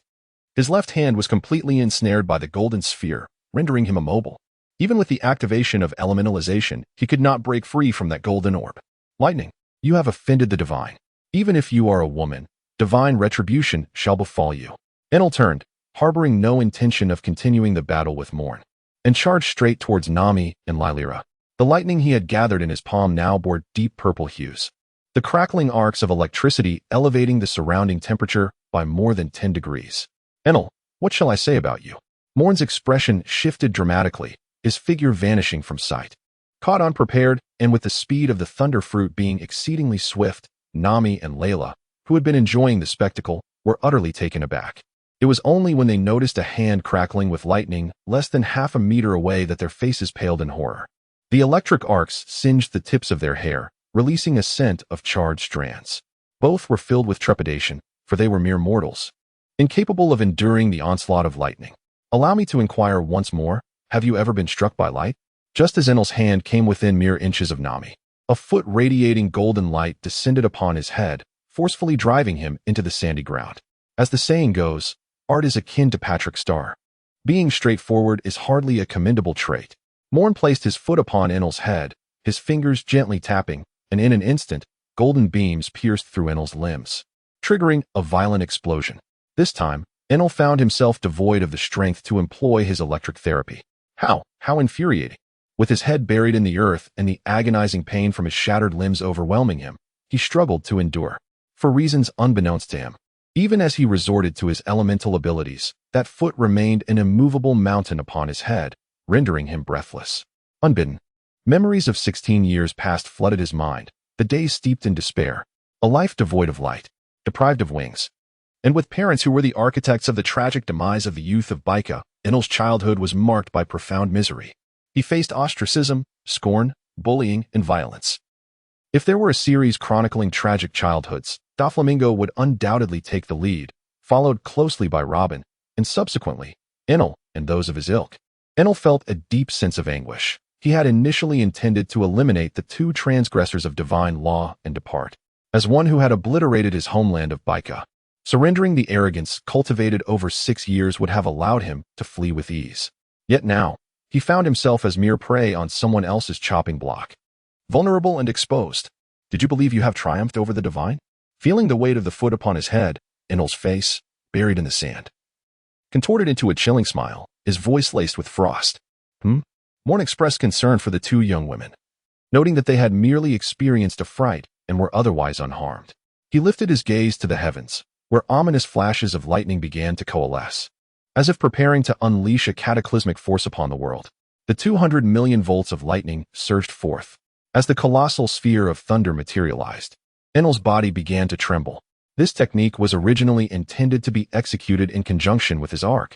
Now, utilizing it solely through his own capabilities proved to be an overwhelming burden. Nevertheless, the results were undeniably striking. In comparison, even the king of the underworld would pale in significance. Moen gazed at the colossal sphere of lightning, the size of an island, and slowly closed his eyes. The Sword of Light's enclosure. Chapter 90. The Thunderfruit User, Lerella. Faced with the cataclysmic lightning descending from the heavens, Moen exhibited not a trace of trepidation in his eyes. With arms outstretched, radiating golden light, hundreds of delicate ancient swords traversed the fabric of space, encircling the sphere of lightning. Seal. A sharp command resonated, as a flash of golden brilliance ignited in Moen's eyes. Instantly, the myriad small swords unfurled their luminous shields, intertwining to form a formidable barrier. The world-ending thunder, hindered by the blades, found itself utterly unable to escape its present confines. The overwhelming force that ravaged the skies, along with its terrifying aura of annihilation, dissipated into nothingness. Nami and Lerella exhaled in relief, having thought that escape was their only option in that dire moment. Lerella, in particular, was desperate to prevent the destruction of Angel Island. Meanwhile, Enel remained buried in the earth, feeling the severance of his connection with the thunder. He writhed in anguish, his dignity as a god severely undermined by the effortless counter of his ultimate technique. 200 million volts. Thunder God. Enel's last vestige of reason shattered, as terrifying bolts of lightning erupted from his chest, relentlessly assaulting Moen, who stood with a foot upon his head. Visible to the naked eye, Enel's form began to swell, transforming him into a being of colossal proportions, akin to a deity manifesting in the world. Thunder God. Thunder Dragon. Struggling to his feet, Enel now loomed like a titan, gazing down upon Moen, who seemed as insignificant as an ant. With a mighty swing of his right fist, he summoned a dragon of lightning, stretching 100 meters in length. The clash of electromagnetic forces ignited sparks as the Thunder Dragon, accompanied by violent detonations, roared towards Moen, intent on tearing apart the one who dared to insult his master. Enel, truth be told, I harbor a certain fondness for you. Moen sighed, eyes closed. Yet your fruit is the thunder fruit, which is far more suited to Lerella. Thus, pierce him, divine spear. Whoosh. In the face of the massive thunder dragon, a slender beam of golden light swiftly pierced through the dragon's head, body, and tail, arriving at Enel's heart, which vanished into the horizon. Sizzle. A mouthful of blood spewed forth, and Enel found himself engulfed in darkness, subsequently losing control over the lightning dragon, bereft of its master's command. The dragon let out a reluctant roar before vanishing into the sky. Observing Enel plummet from the heavens, his life force waning to its nadir, Moen could only sigh as he dissipated the luminous sword of protection. With Enel's absence, the core energy of the thunder god gradually faded away. Is it over, Moen? Nami cautiously peered from behind Moen at the sight of Enel, resembling a lifeless dog.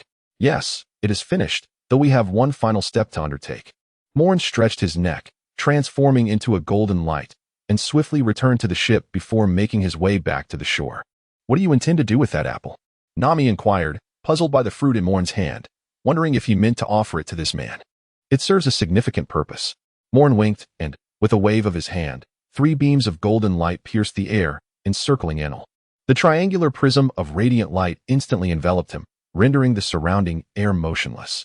In a state of complete confinement, I shall witness whether you can indeed seal away the demon. Moen cast an apple beside Inalu, and then his fingers coalesced into a beam of luminous particles. Boom. As the adage goes, art is akin to Patrick Star.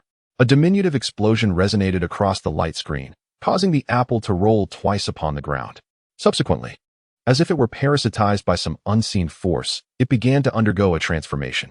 Delicate arcs of electricity surged forth from the fruit, while its smooth skin twisted into intricate patterns imbued with magic. Moen. Nami covered her mouth with one hand and pointed at the light screen in astonishment. Lyra, unable to perceive the scene due to the light screen's suppression of her observation abilities, stood beside them in a state of bewilderment, unsure of what to do. The tranquility in Moen's eyes gradually transformed into exhilaration. He had not erred. The radiant sealing sword could indeed extract the abilities of others' devil fruits. Upon the demise of a devil fruit user, the fruit would reconstitute upon the sea, its emergence shrouded in mystery. In his previous life, many speculated how the dark fruit managed to extract the devil from within a human body. Was it through the power of consumption or gravitational pull? Did it seal off space or confine the escape of the devil's power? No one could persuade others of their theories. Thus, Moen was left with no choice but to take a gamble for the thunder fruit. Initially, he intended to rely on Owen or Katakuri for this wager, but both had fled. Subsequent patrols yielded no encounters with devil fruit users. Those who were present had been dispatched by the crew, leaving Moen without any opportunity to confront them. Now it seemed that all of Moen's conjectures were indeed correct. The radiant sealing sword was not a golden treasure chest precisely due to its sealing properties. Even the devil's power could be confined within this minuscule space. Unless one possessed a similar spatial ability, the only recourse would be a forceful breakthrough. Observing as the thunder fruit slowly took shape, its surface still flickering with faint arcs of electricity, Moen approached the luminous barrier and reached out to retrieve the thunder fruit. Its rounded form adorned with patterns reminiscent of thunder, the fruit crackled with subtle electric arcs.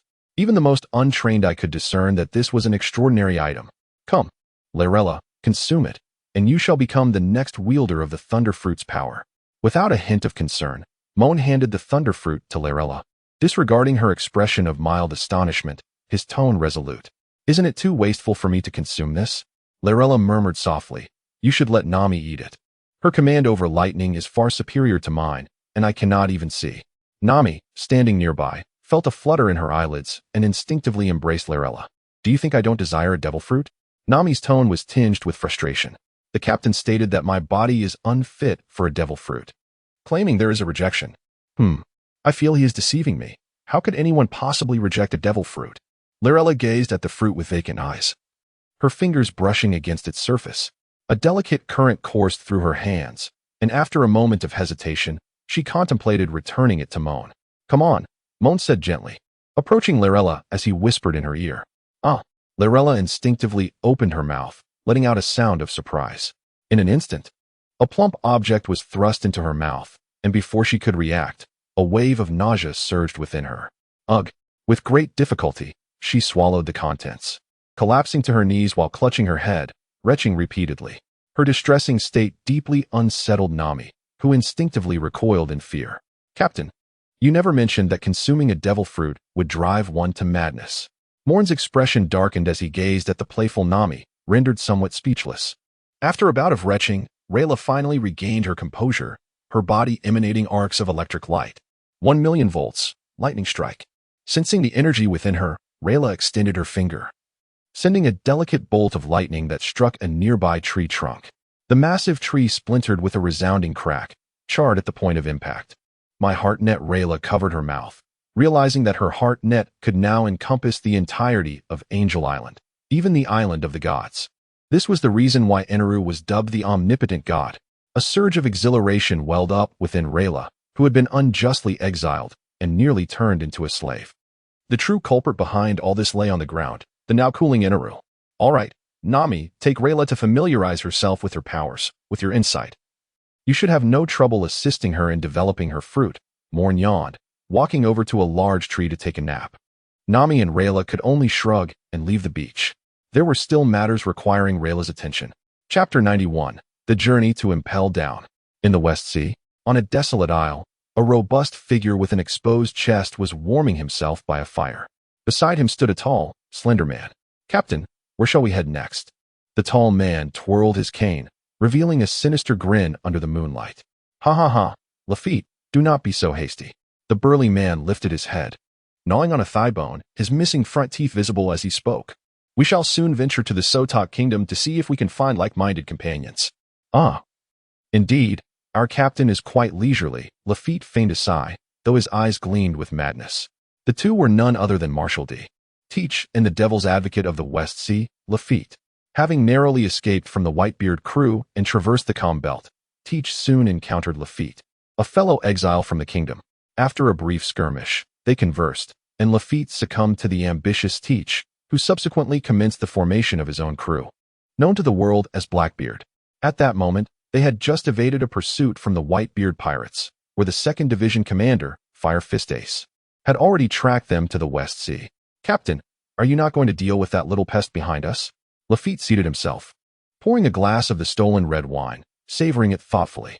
He was curious. Under Teach's description, he should easily be able to eliminate Ace. "Ha ha ha, no rush. No rush. I just killed one of Whitebeard's sons. If we were to eliminate one more, I fear he might rush from the New World and strike me down." Blackbeard broke into a grin, acknowledging that with Captain Ace pursuing me, we at least need not worry about the Whitebeard fleet's approach. Lafitte spread his hands and remarked that, ultimately, neither of them regarded Ace with any seriousness. Teach's strength and cunning overshadowed Ace, and the schemes Lafitte had employed over the years far surpassed the experiences Ace had gathered at sea. To them, Fire Fist Ace was merely a child playing pirate games. "Once we gather our fleet, we shall promptly venture into the Grand Line. Ha ha ha, a new era is upon us." Blackbeard smashed the neck of a rum bottle beside him and fervently poured the liquor into his mouth. His boisterous laughter dispelled the clouds in the sky, and the radiant moonlight illuminated the boundless sea, casting a bluish-white glow. In the New World, at the Marine G1 branch, 30 million volts, Thunderbird. In the training arena, the elegantly attired Layla pointed her finger, and the scattered lightning instantly coalesced into a lifelike Thunderbird, screeching as it surged towards I not far away. Can it truly be developed to 30 million volts already? A smile graced Ein's lips as a soft purplish light enveloped his fingertips. Finger gun, reversal. Whoosh. He extended his finger, and the purplish energy struck the Thunderbird, causing it to vanish in an instant. The reversal fruit is indeed a rather insidious power. At the edge of the arena, Nami clutched her weather stick, making a quip. They had returned 3 days ago, and during this time, Moen had pushed Ein to train Layla relentlessly, with Nami also undergoing training. Layla had progressed from being able to unleash 1 million volts with the Thunder Fruit to now conjuring a Thunderbird exceeding 30 million volts, significantly enhancing her control.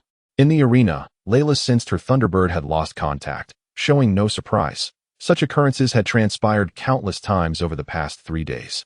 40 million volts, Thunderstrike. Layla took a deep breath, bringing her hands together, and unleashed a powerful bolt of lightning like a cannon. Has she truly reached the capability to wield 40 million volts? Moen approached, visibly surprised. Nami handed Moen a glass of juice while continuing to observe Ein in combat against Layla. Indeed, it appears that control remains elusive. It is merely a commonplace discharge of electricity. The roaring thunder surged towards Ein, the surrounding air crackling with a symphony of pops and snaps. Armament. Ein extended her arm, the dark hue of the armament instantly enveloping her palm, her hands raised to shield against the tumultuous thunder. Iron block. A glimmer of silver radiated across Ein's form as she forcefully swung her hand, shattering the thunder with a decisive strike. Chafe. Retreat. Witnessing Layla preparing to unleash more thunder, Ein offered a brief smile, her figure vanishing from sight as a lavender orb of light surged into Layla's being.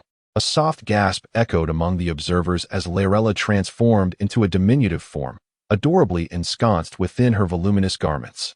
Nami instinctively drew in a sharp breath. Despite having witnessed this spectacle numerous times, and even having experienced it herself, the impact remained jarring. In an instant, a 12-year-old version of Layla emerged from the 18-year-old maiden. The shock of such a transformation was profoundly unsettling. This was the essence of the time-type devil fruit, the reversal fruit. Commander, with another wave of her hand, Ein restored Layla to her original appearance, offering a respectful nod towards Moen. That will suffice, Ein. There is no need for such formalities here, as we are among friends. Moen regarded Lairella and Ein with satisfaction. The former had begun to gradually harness the powers of the Thunder Fruit. Her future combat prowess promising to rival that of a vice admiral. Ein's prowess with her dual hockey had markedly advanced, allowing her to hold her own against Lairella without faltering in their confrontation. The synergy of her 6 forms with her fruit abilities had significantly elevated her strength. At present, it seemed that only seasoned vice admirals could claim any chance of victory against her. Moen, where did you venture off to the other day? After the morning training concluded, Nami indulged in a delightful bento prepared by Lairella. Her curiosity piqued as she gazed at Moen. During their return journey, Moen had left them at the Navy headquarters for a considerable duration, and as she departed, they could sense the astonishment of Zifa and Garb. It appeared that the higher-ups were well aware of Moen's undertakings. Nothing significant, merely retrieving something I required. Moen swallowed his bento with a demeanor of utter nonchalance. Rewinding time to 2 days prior, Moen had returned to the Navy headquarters alongside Nami and Layla. Before departing from Sky Island, Layla had obliterated the temple atop the mountain, simultaneously vanquishing 4 complicit priests and reclaiming her father, the former deity, gone full. Upon learning that Layla had become the wielder of the Thunder Fruit, Zephyr's expression was beyond description. What on earth? Perhaps that was the sentiment. When Sengoku and the others became aware of Layla's acquisition of the Thunder Fruit, his aged visage blossomed like a chrysanthemum. Zephyr immediately declared that Layla should remain for training. The Thunder Fruit, indeed. With proper cultivation, she could become a formidable figure of admiral caliber.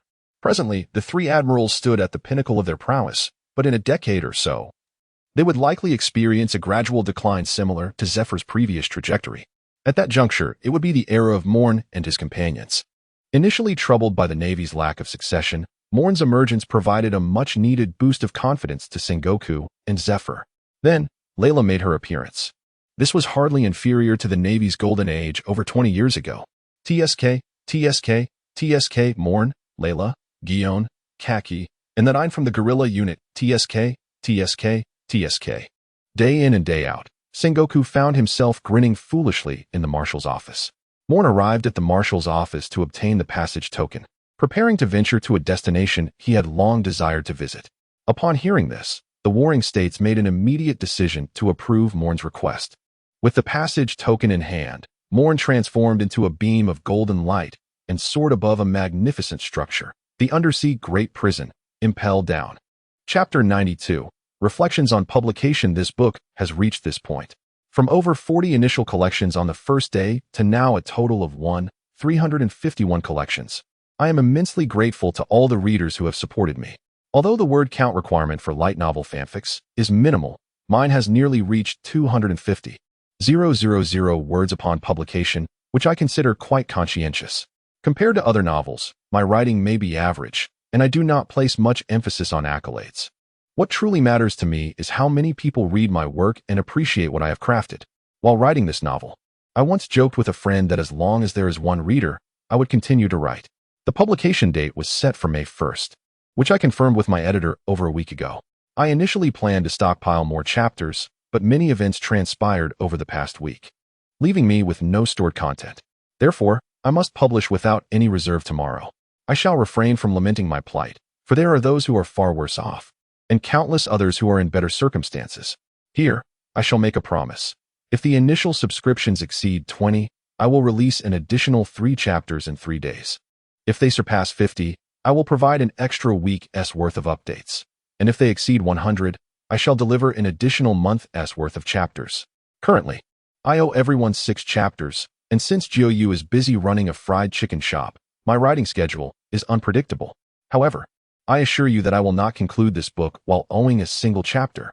I wish to express my gratitude to all who have supported me and cast recommendation votes. I have not paid much attention to these matters, and thus have not publicly thanked anyone until now, for which I am truly sorry. I also appreciate those who have rewarded and admired my work. After tomorrow, I will dedicate a chapter to thank all of you for your support. Here, Jiuyue extends heartfelt thanks to all who have encouraged me to continue writing. For your sake, I shall ensure that this book remains uninterrupted. Chapter 93. The Reign of Hiru. In the Grand Line. There exists a place feared by all who bear bounties, the Judicial Island. For behind Judicial Island lies a towering portal, the Gate of Justice. Any criminal who passes through the Gate of Justice is doomed, as none have ever emerged alive. Behind the Gate of Justice lies a formidable whirlpool current, which directs vessels to only two destinations, the Navy headquarters in Marineford, or the undersea Great Prison, Impel Down. Both locations are heavily guarded by the Navy, with Judicial Island further secured by CP9, an agency under the world government. Setting off from the headquarters and following the current, Moen arrived at the oceanic prison known as Impel Down, situated in the calms of the sea. Impel Down, the world's largest prison, is ensconced beneath the waves, surrounded by the layers of sea kings, with security measures that are extraordinarily stringent. Within its confines dwell the most notorious criminals, rendering the atmosphere exceedingly ominous. Accessing this grand penitentiary necessitates the wearing of sea prism stone handcuffs, applicable only to those with abilities, and undergoing a thorough body examination for precautionary measures. The entrance to Impel Down is encircled by dozens of warships, each manned by 800 to 1,000 sailors, all commanded by rear admirals, showcasing formidable combat prowess. It can be said that attempting to assault Impel Down would be as foolish as launching an attack on the naval headquarters itself. Typically, one must pass through numerous security checks to gain entry into Impel Down. However, Moen descended directly at the prison's entrance. Who goes there? Two guards immediately detected Moen's presence, drawing their long swords from their waists with grave expressions, poised for action. Had it not been for Moen's Navy uniform, they might have already initiated an attack. Rear Admiral Moen, I seek an audience with your warden, Magellan. Moen stood with his hands in his pockets, exhibiting not the slightest hint of impulsiveness.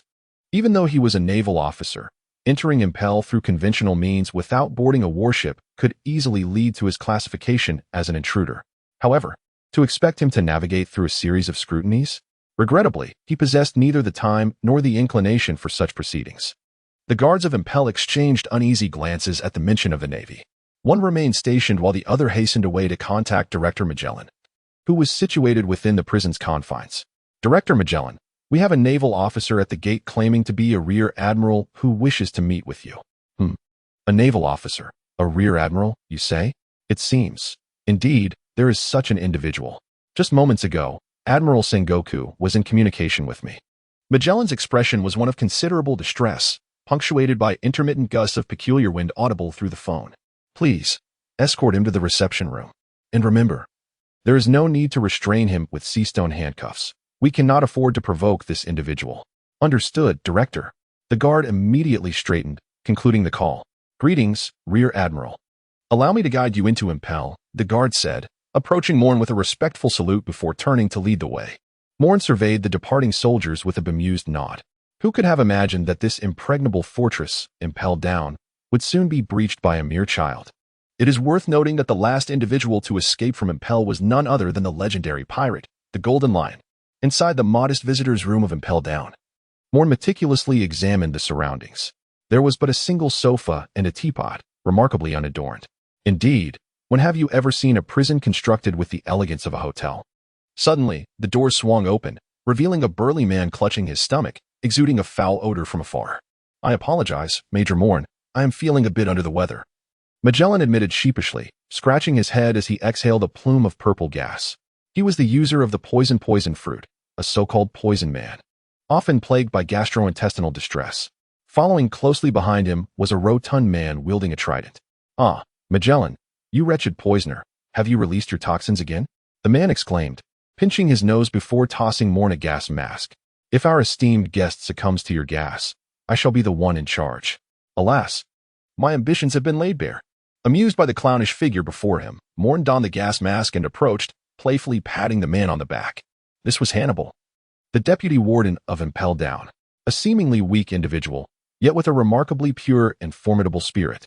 He yearned for power, aspiring to ascend to the position of warden, and was quick to shift blame onto his superior. However, he was also a man who empathized with the weak, diligently fulfilling his duties to those under his command. In the original narrative, when faced with Luffy, he resolutely stood up to prevent the release of pirates, declaring, "What rescue of a brother? You scoundrels should spare your flowery words. Do you not realize how many innocents tremble in fear of losing their loved ones because you have come to this sea? To ensure the vulnerable can live in peace, this prison houses the most heinous of criminals. This is a fortress of hell. Should it fall, the entire world shall plunge into a terrifying abyss. I have forbidden your passage, and you shall not take a single step forward. To be frank, When Moen first encountered these iconic lines, he could not help but applaud the deputy warden.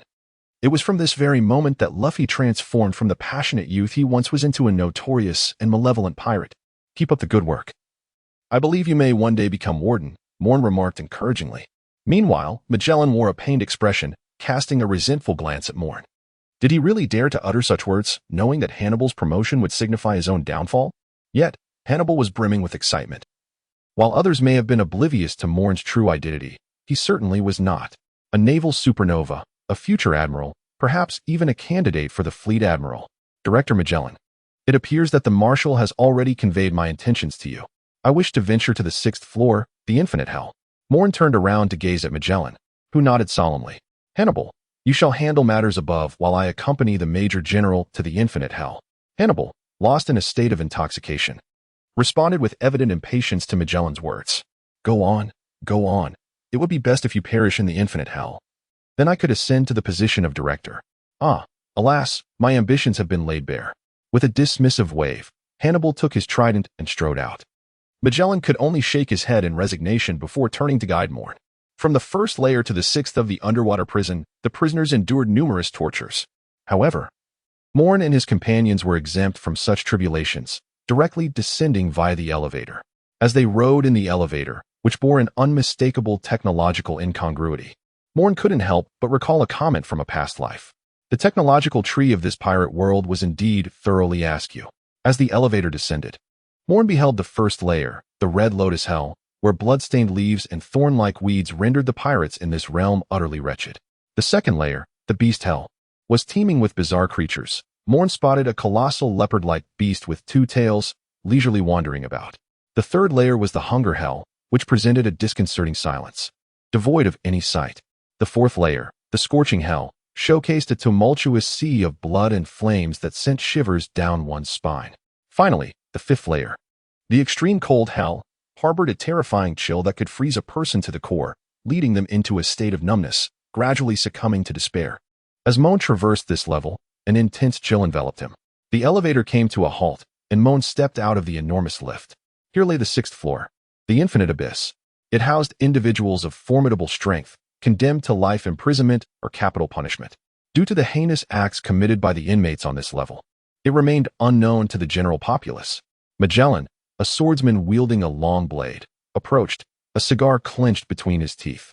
Jiuyue, what have you done this time? Magellan's expression soured as he noticed the bloodied sword in Jiuyue's grasp. Just as he prepared to reprimand Jiuyue, Moen intervened. Jiuyue of the Rain? Moen gazed at Jiuyue, his eyes betraying a flicker of unease. This man was no ordinary individual. His thirst for blood had led him to incarceration, and his power was undeniably substantial. However, it seemed that he had not yet reached his peak. Hey, Jiuyue, would you care to join my ranks? You could indulge your thirst for blood, Moen offered. What?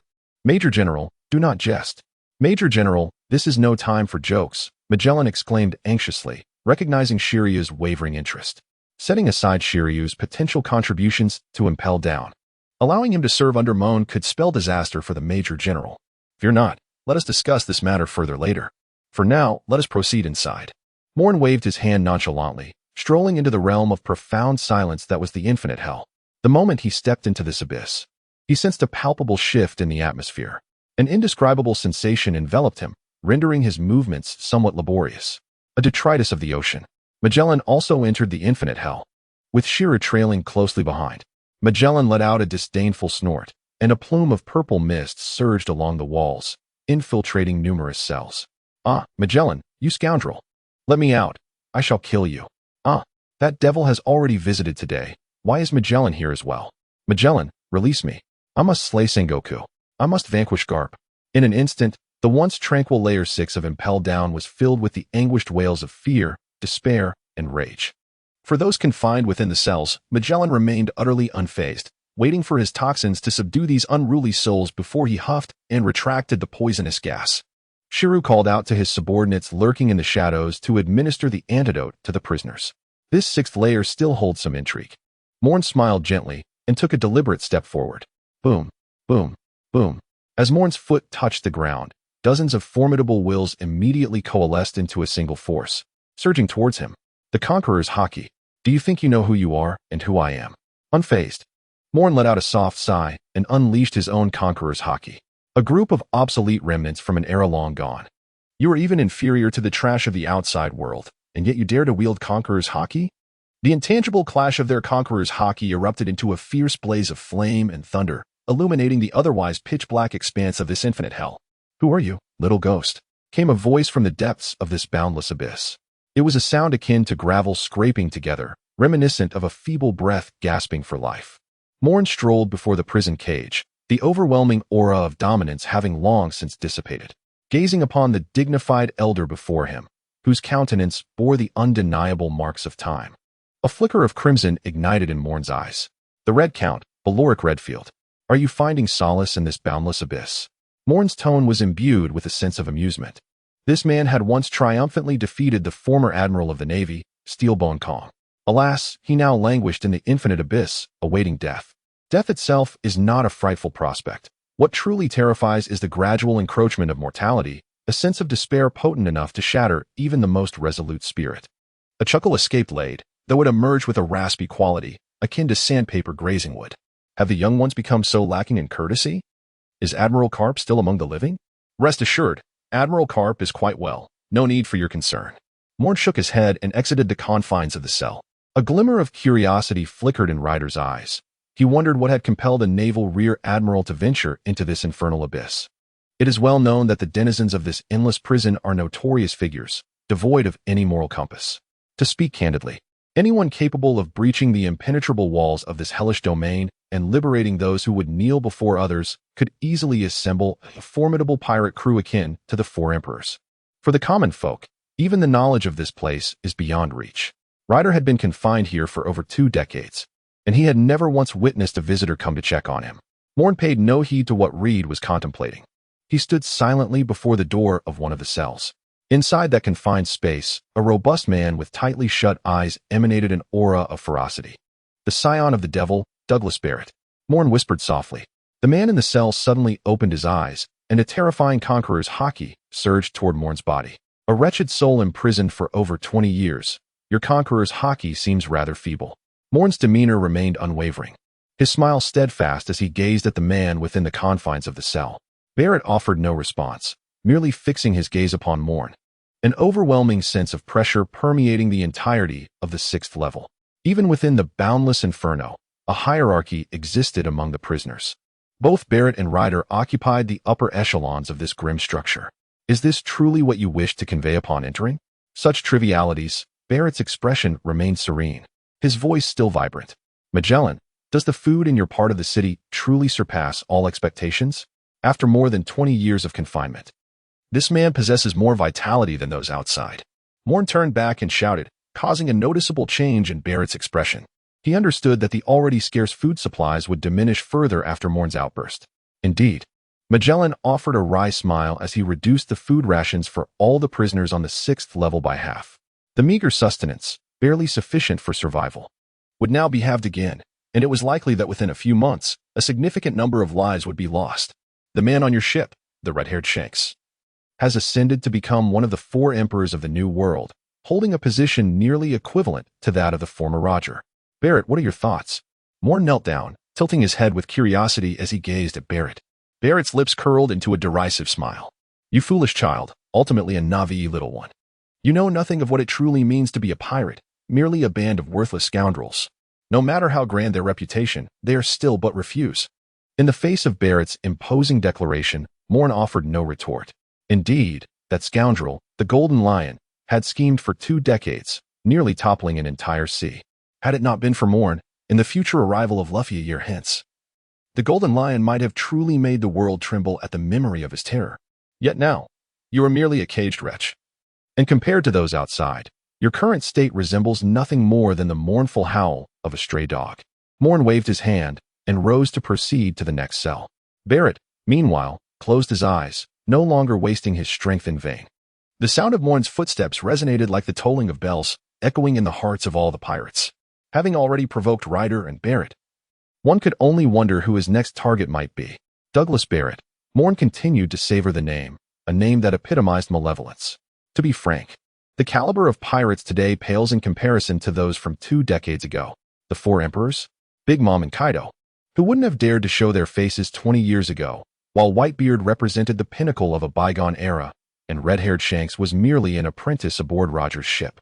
Looking back at the great pirates of 20 years ago, the formidable flying admiral, Shiki the Golden Lion, commanded forces capable of withstanding the might of the Navy headquarters. His airborne fleet was audacious and unyielding, daring anyone to challenge them. The aloof rider, with his singular strength, could rival both Shiki and Roger, and was even capable of defeating former fleet admiral Sengoku. Douglas Barrett was an ineffable genius. At merely 20, he could stand toe-to-toe with the Pirate King's first mate, Rayleigh. Dubbed as the offspring of the devil, coupled with his combined devil fruit powers, he was extraordinarily formidable. It is essential to acknowledge that during that time, Rayleigh was in the prime of his life, at the zenith of his strength. To consider the present, if Barrett were unleashed, all he would require is a moment to recuperate, and taking down Kaido would be as effortless as disciplining a child. In the original narrative, it was only through the Demon Slayer order combined with the collective assault of the supernovas, alongside the protagonist's halo, that he was barely subdued.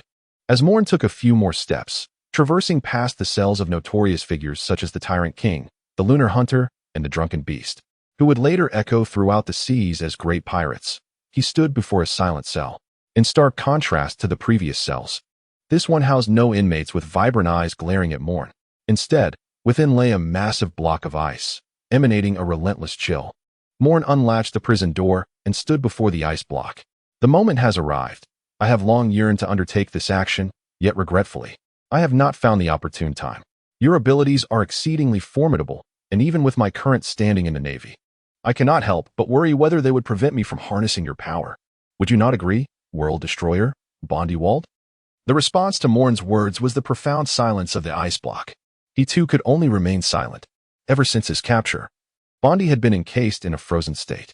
He was indeed the sole individual, a notorious pirate apprehended through the collusion of the world government and the rebellious captains of the pirates. Moen placed his hand upon the ice, an ethereal white light enveloping the encased Bondywald.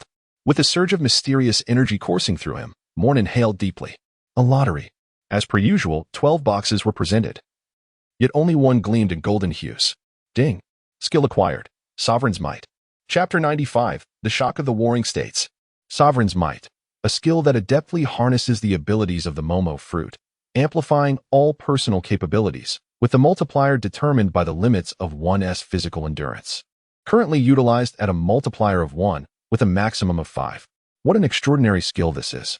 Moen inhaled sharply, realizing the skill's description was quite remarkable.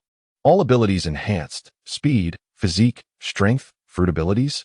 If this truly could amplify everything, wouldn't it be akin to the King's Fist from the Pirate King version, merely renamed? Do not presume that altering a name can transform your indiscriminate appropriation of others' techniques. Moen inwardly expressed his disdain and gradually withdrew his hand from the ice. The Sword of Light's Aegis. 3 small blades descended from the heavens, embedding themselves beside Bondi, as a radiant barrier slowly encased the ice. In his frozen state, he lacked clarity of mind, rendering any resistance utterly futile. Farewell, Bondywald. Golden light coalesced at Moen's fingertips, while his other hand tossed an apple into the shimmering glow. Whoosh. Bang. A faint explosion captured everyone's attention. Under their astonished gazes, Moen extended his hand and retrieved a fantastical fruit from the golden veil. Momo fruit. Barrett could no longer maintain his proud demeanor, his face contorted in a grotesque expression as he glared at Bondi's cell. The chains binding him began to rattle ominously, as though they might be shattered at any moment. Following closely behind Moen, Magellan was drenched in cold sweat. He finally comprehended why this young admiral garnered such attention from the naval hierarchy. With such formidable abilities, what devil fruit could the Navy possibly lack? The necessity of the underwater prison was rendered nearly obsolete. Magellan could already envision the dawn of a new era of naval supremacy approaching swiftly. Momo fruit. Moen tossed the devil fruit in his hand, his expression shifting intriguingly. The task of eliminating Bondi remained unfulfilled, simply because Bondi was destined to perish in the future, thus not qualifying as a hidden mission. So what say you, Jiuyue? Have you made your decision? Will you join me outside? To everyone's astonishment, Moen hurled the Momo fruit towards the taciturn Jiuyue of the ring. Magellan stared in disbelief at the devil fruit clutched in Shiryu's hand, the shock within him beyond articulation. How terrifying. This man's recruitment tactics were utterly formidable. First, He instilled fear by stripping others of their fruits, and then he cast the fruit to Shiryu. Should Shiryu consume this devil fruit, he would undoubtedly be bound to serve Moen for life. The prospect of rebellion would be futile, if necessary. Moen could simply strip him of his fruit and seek another. As for the fate of those who had their fruits taken, one merely needed to glance at the silent Bondi wall amidst the shattered ice to grasp the grim reality. Yet, who could resist the allure of the Momo fruit? Do you truly wish for me to become your subordinate? Shiryu's countenance revealed a struggle. He cherished this place, he adored Impel Down. Since enlisting, he had been stationed here. And apart from Magellan, he was the most formidable presence. No one dared to provoke him.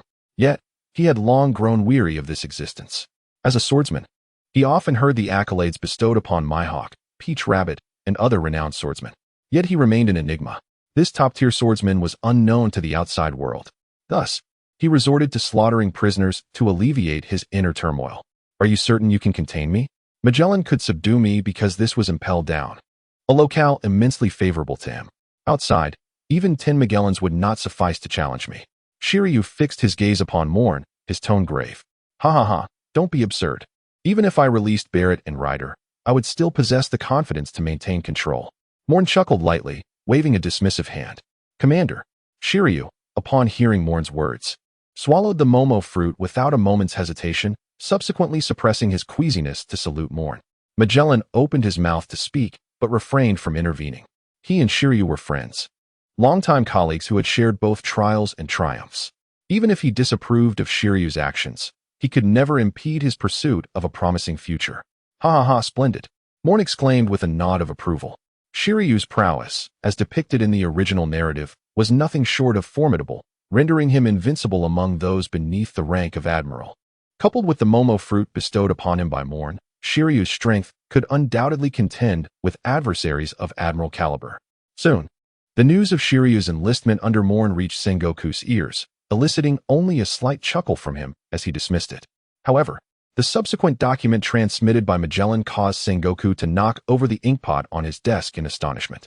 Staring at the ink-soaked pages, he felt a wave of dizziness wash over him.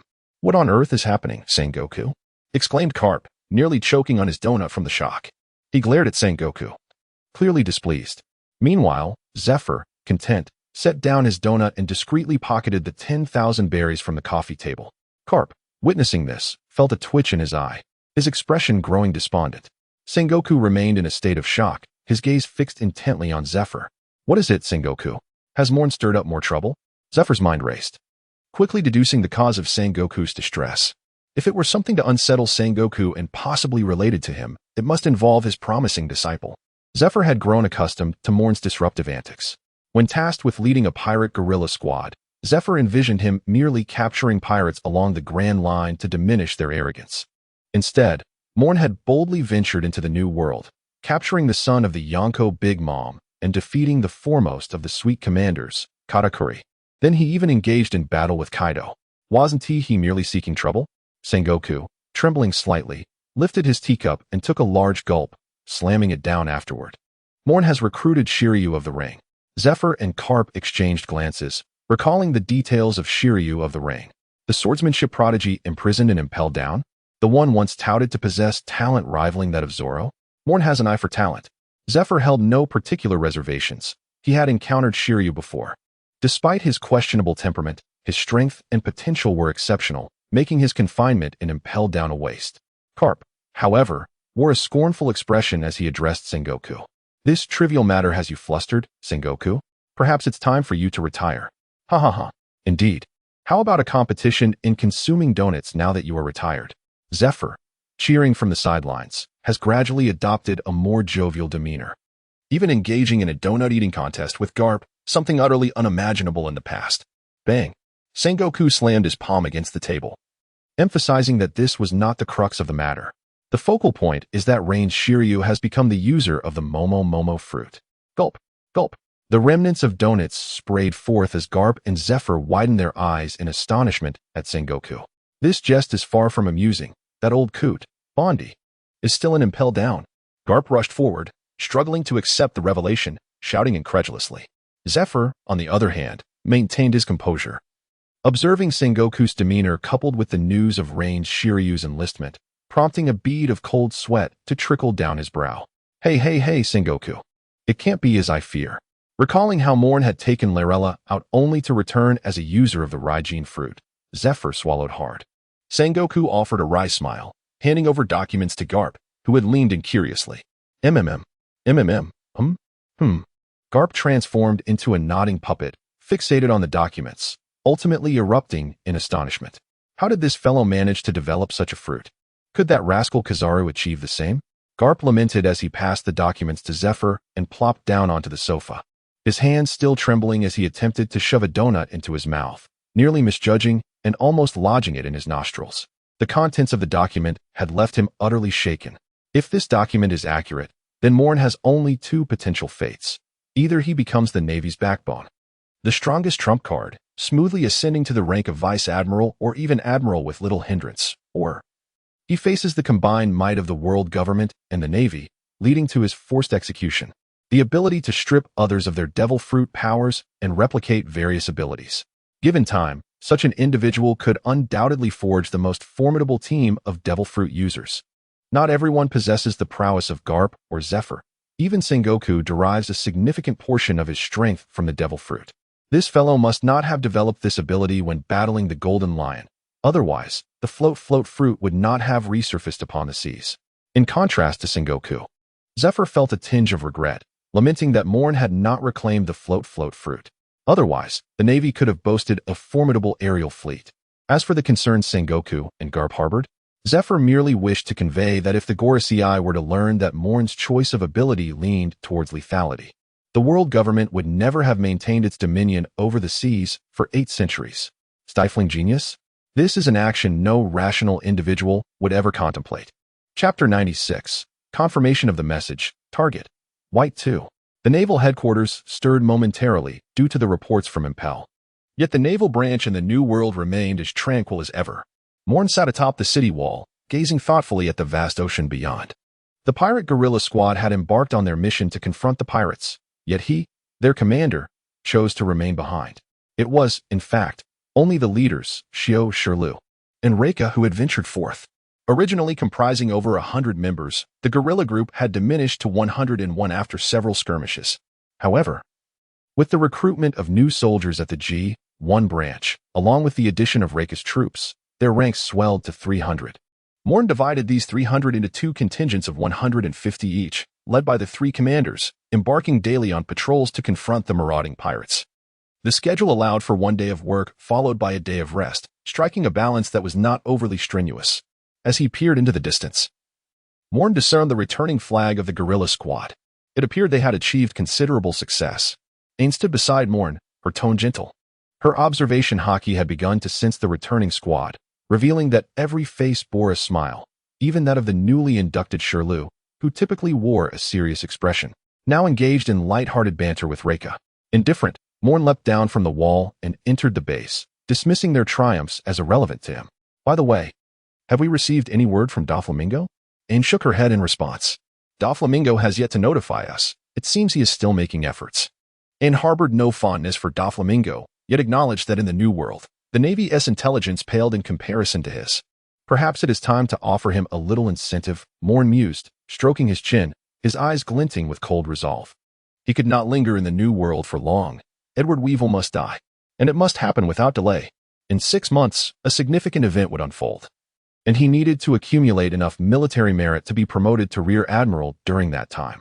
Otherwise, with the impending changes in the Navy, Moen might find himself unable to ascend to the rank of Admiral.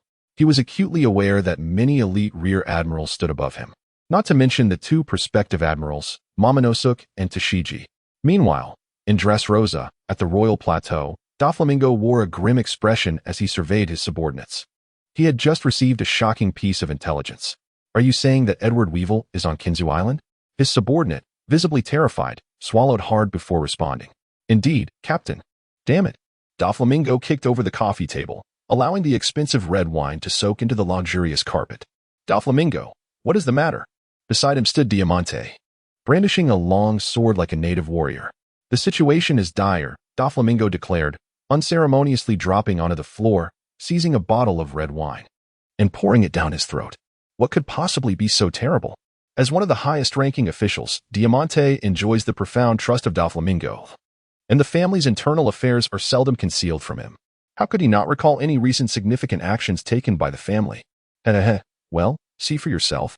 Doflamingo abruptly tossed the paper in his hand to Diamante, then, in a fit of rage, shattered a wine bottle. Edward Weevil, isn't he the infamous Whitebeard too? Diamante expressed his surprise, pondering when the family had entangled itself with the Whitebeard pirates once more. Xian Island, Isn't that under the dominion of Big Mom? If I recall correctly, it is guarded by Charlotte Daifuku, the 14th son of Big Mom. Isn't it? Indeed. That Whitebeard too has ventured to Xian Island. Doflamingo raised his head, his gaze becoming increasingly frenzied. That naval officer has granted me ample time. But if Weevil remains on Xian Island, our predicament could become dire. Doflamingo, are you concerned that if this news reaches that naval officer, he might suspect our collusion with the Big Mom pirates to frame him? Diamante's mind quickly processed the implications, and he disdainfully returned the paper to Doflamingo. Then why not deliver it ourselves, Doflamingo? You could have those individuals handle it. Those fellows. Doflamingo instantly realized that Diamante was referring to those he found particularly loathsome. Those who were once meant to serve him, but had now become the sword of Damocles hanging over his head. CP0. Indeed. Let them deliver it. In the end, whatever happens will not concern us. Doflamingo covered his face and laughed, then retrieved a small white transponder snail from a nearby cabinet. Bloop bloop. Whitebeard 2, Edward Weevil, is currently on Xian Island in the New World and is expected to remain for at least another fortnight. Bada. The transponder snail clicked off, and Doflamingo let out a sigh of relief.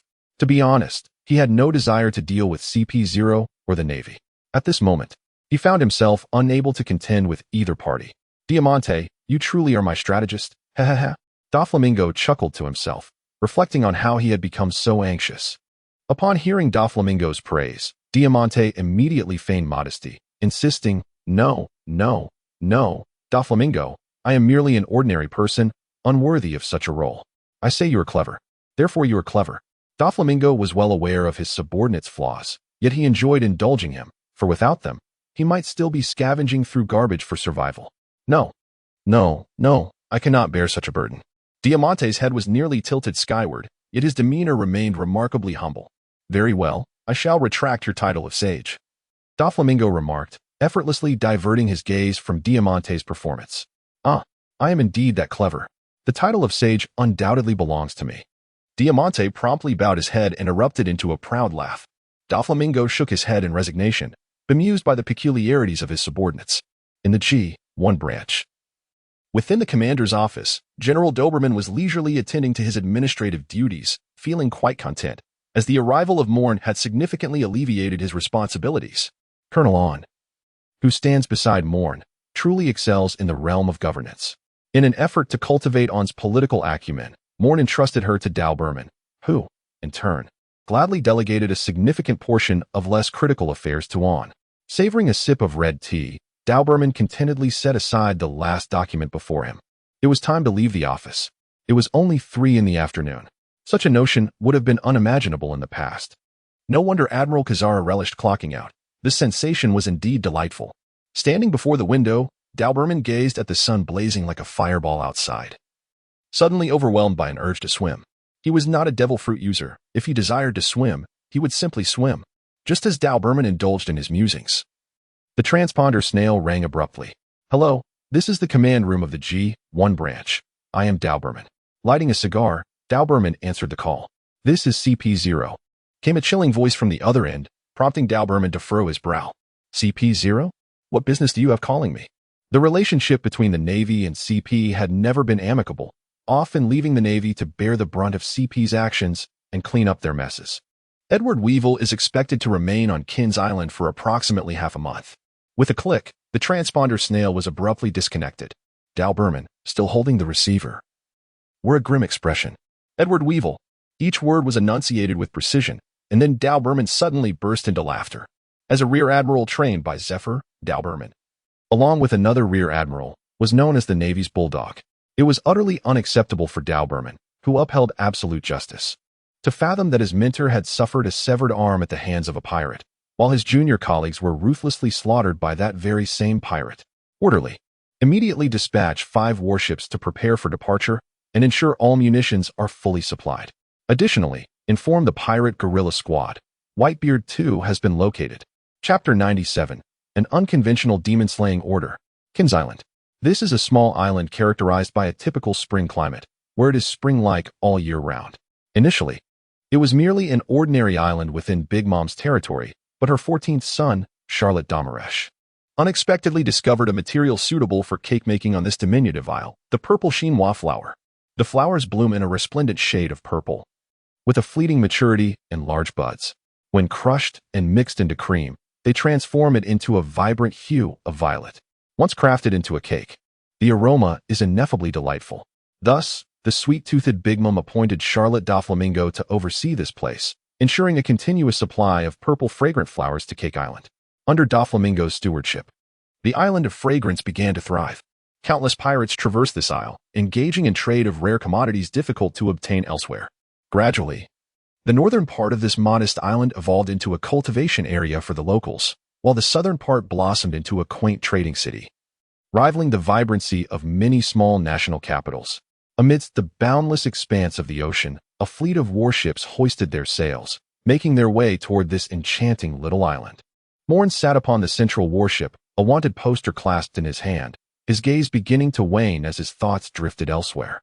Commander, this time we have dispatched 7 warships to confront Edward Weeble. Do you not think it is somewhat excessive? Hiru approached, a half-burnt cigar clenched between his lips. Hiru, are you aware of the true purpose behind the establishment of our band of pirate guerrillas? Moen did not respond directly to Jiuyue, but posed a question instead. Before Jiuyue could answer, Moen continued speaking. The pirate guerrillas are all disciples of Master Zephyr. In fact, the majority of the Navy comprises Master Zephyr students. And even Reika all emerged from the Naval Academy. 9 years ago, a Navy training ship was ambushed in the Grand Line. Aside from the then-Commander Zephyr, and another cadet, Binz, not a single soul survived on that vessel, which included crew members, doctors, and cooks.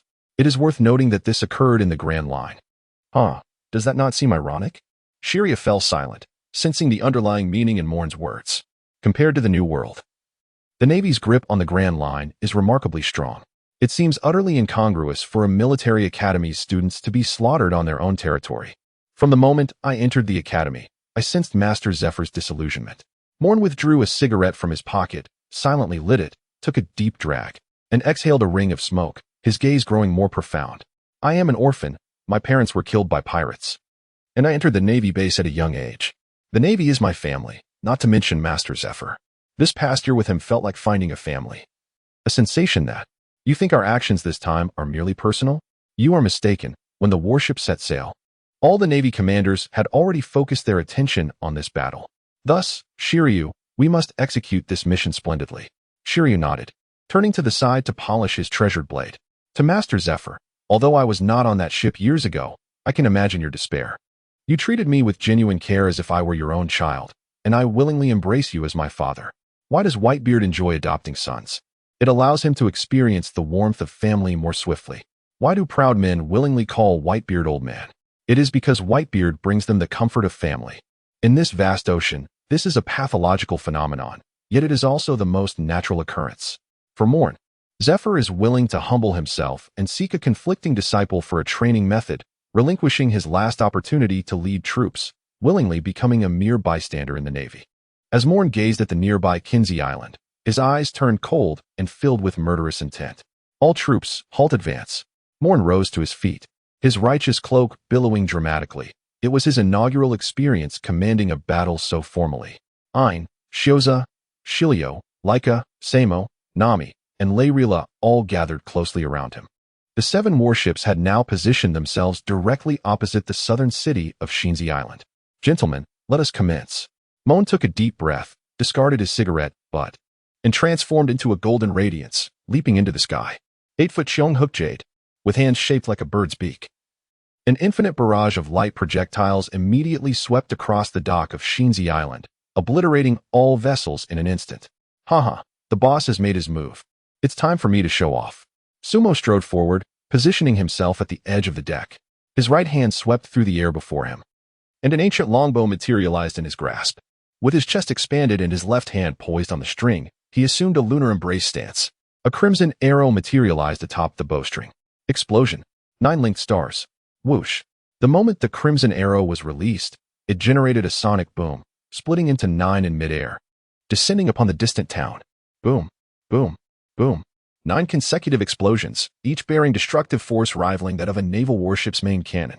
Since Sumo has taken action, I must not lag behind. Laika let out a hearty laugh, his body instantly transforming into a wolf-like form, his eyes bloodshot. Bloodthirsty. Frost wolf howl. A wave of blue-white light erupted from Laika's mouth, landing upon the town in mere seconds. There were no grand explosions, nor apocalyptic scenes. Only an unending chill.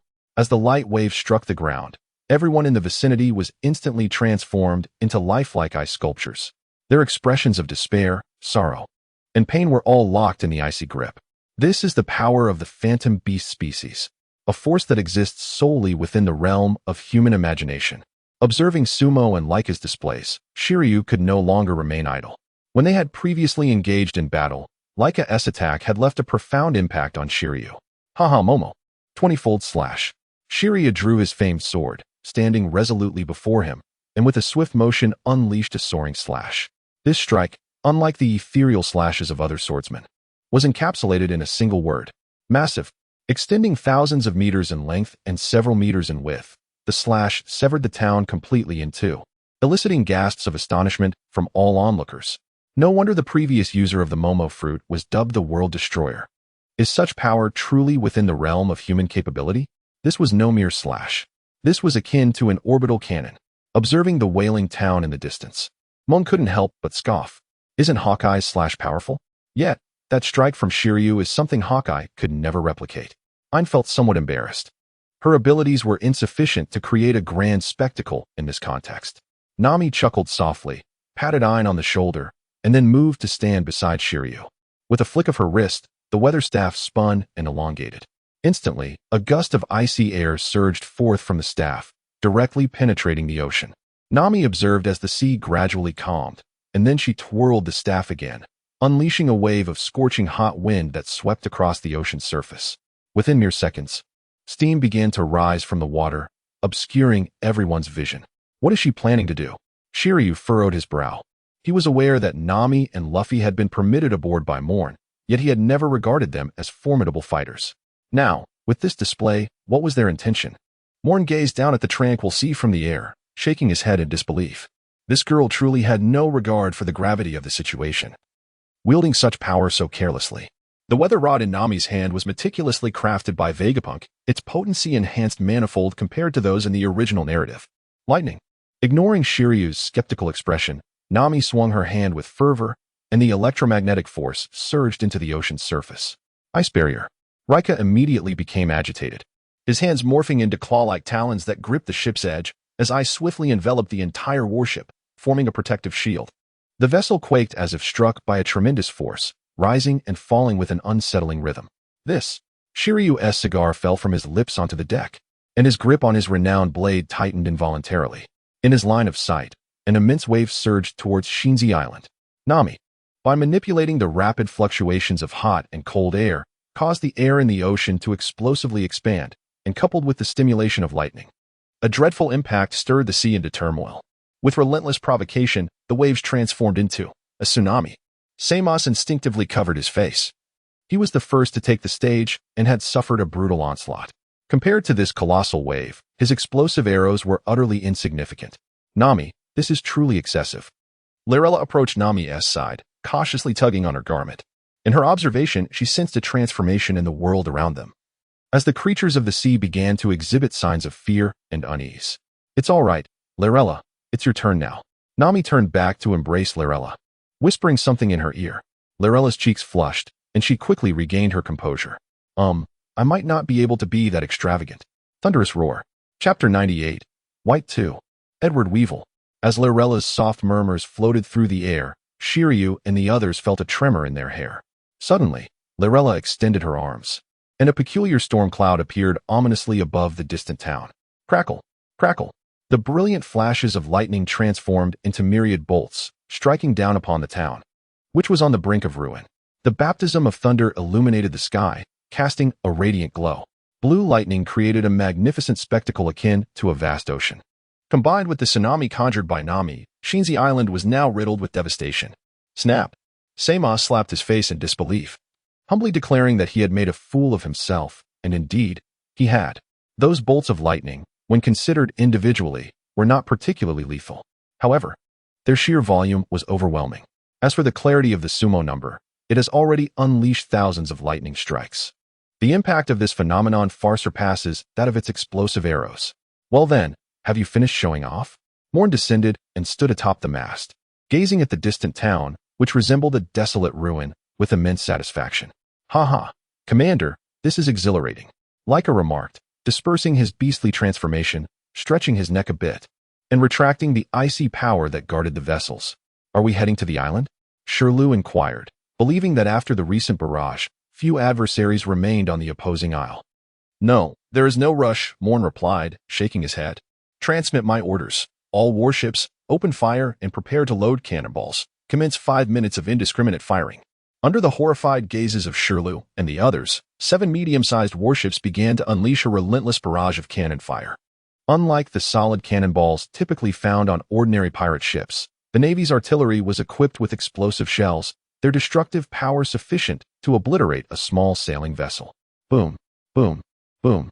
As a great man once proclaimed, art is an explosion. Moen, standing on the mast, watched the fiery eruptions in the distance, feeling a surge of excitement within him. After all, what man does not revel in such grand spectacles? In terms of combat capability and destructive force, neither Moen nor Shirlu placed much value on the power of cannonballs. However, from an artistic perspective, their individual efforts paled in comparison to the magnificent spectacle of 7 warships firing in unison. It is no wonder that the Navy's most formidable weapon is the Demon Slaughter Order. Moen's eyes shimmered with excitement. This contraption was far more effective at intimidating the sea than any admiral. Soon, 5 minutes had elapsed, and from the vantage point of the warship, there remained no intact structures in the distant town. All troops advance. Remember, this is a haven for pirates. We do not require captives. Moen unsheathed his light blade and boldly proclaimed his declaration of battle. The 7 warships docked at the derelict pier, and the Marines disembarked in an orderly fashion, forming teams of 100 to commence their search of the island. Commander Lara approached Moen, her delicate brows furrowing in curiosity. My observation Haki detected several formidable presences. Could it be them? Moen remained silent, merely expanding his observation abilities. At last, I have found you. Upon detecting a slightly labored breath, a smile graced Moen's lips. Beside the individual with the hurried breath was an irritable voice. Edward Weevil, Miss Bakken, I have located you. Without the chance for Lyrilla to intervene, Moen transformed into a golden flash and darted away. Not far off, Shiru and others paid no heed to Moen's departure, as they too had discovered their adversaries, the 14th son of Big Mom, Charlotte Daifuku, along with his subordinates. Mother, mother, I am in such pain. In the ruins, a corpulent man cried out in a whimpering tone. His face bore evident burn marks, and his body was riddled with injuries. Sniffling in distress, he gazed down at a diminutive old woman at his feet. Do not weep, my son, mother is here. The elderly woman angrily scolded the one who had launched the cannon fire, then immediately turned to comfort her foolish son. You are the son of Whitebeard. You must not cry or behave this way. Mother, am I truly the son of Whitebeard? Edward Weevil, in a dazed state, picked up the Naginata that lay trapped beneath the debris. Of course, when he passes, you shall inherit his legacy and honor your mother properly, understand? I understand, mother. But I still hurt. Amidst the ruins, Miss Bakken rubbed her broken leg in frustration, using her cane to poke the ground. It must be that Charlotte Daifuku who has drawn the enemy here. My son, we cannot remain in this place any longer. It will soon be destroyed. White, too, filled with excitement, wore a foolish expression that was unnerving. Mother, can I kill someone? I want to kill. For days, she had prevented him from indulging in violence. Miss Bakken, exasperated, slapped White 2's calf. Do not think of killing. First, we must leave this place. If I perish, you will have no mother left and no means to find your father. White 2 immediately panicked, resembling a wayward child, incessantly apologizing to Miss Bakken. Yes, good son.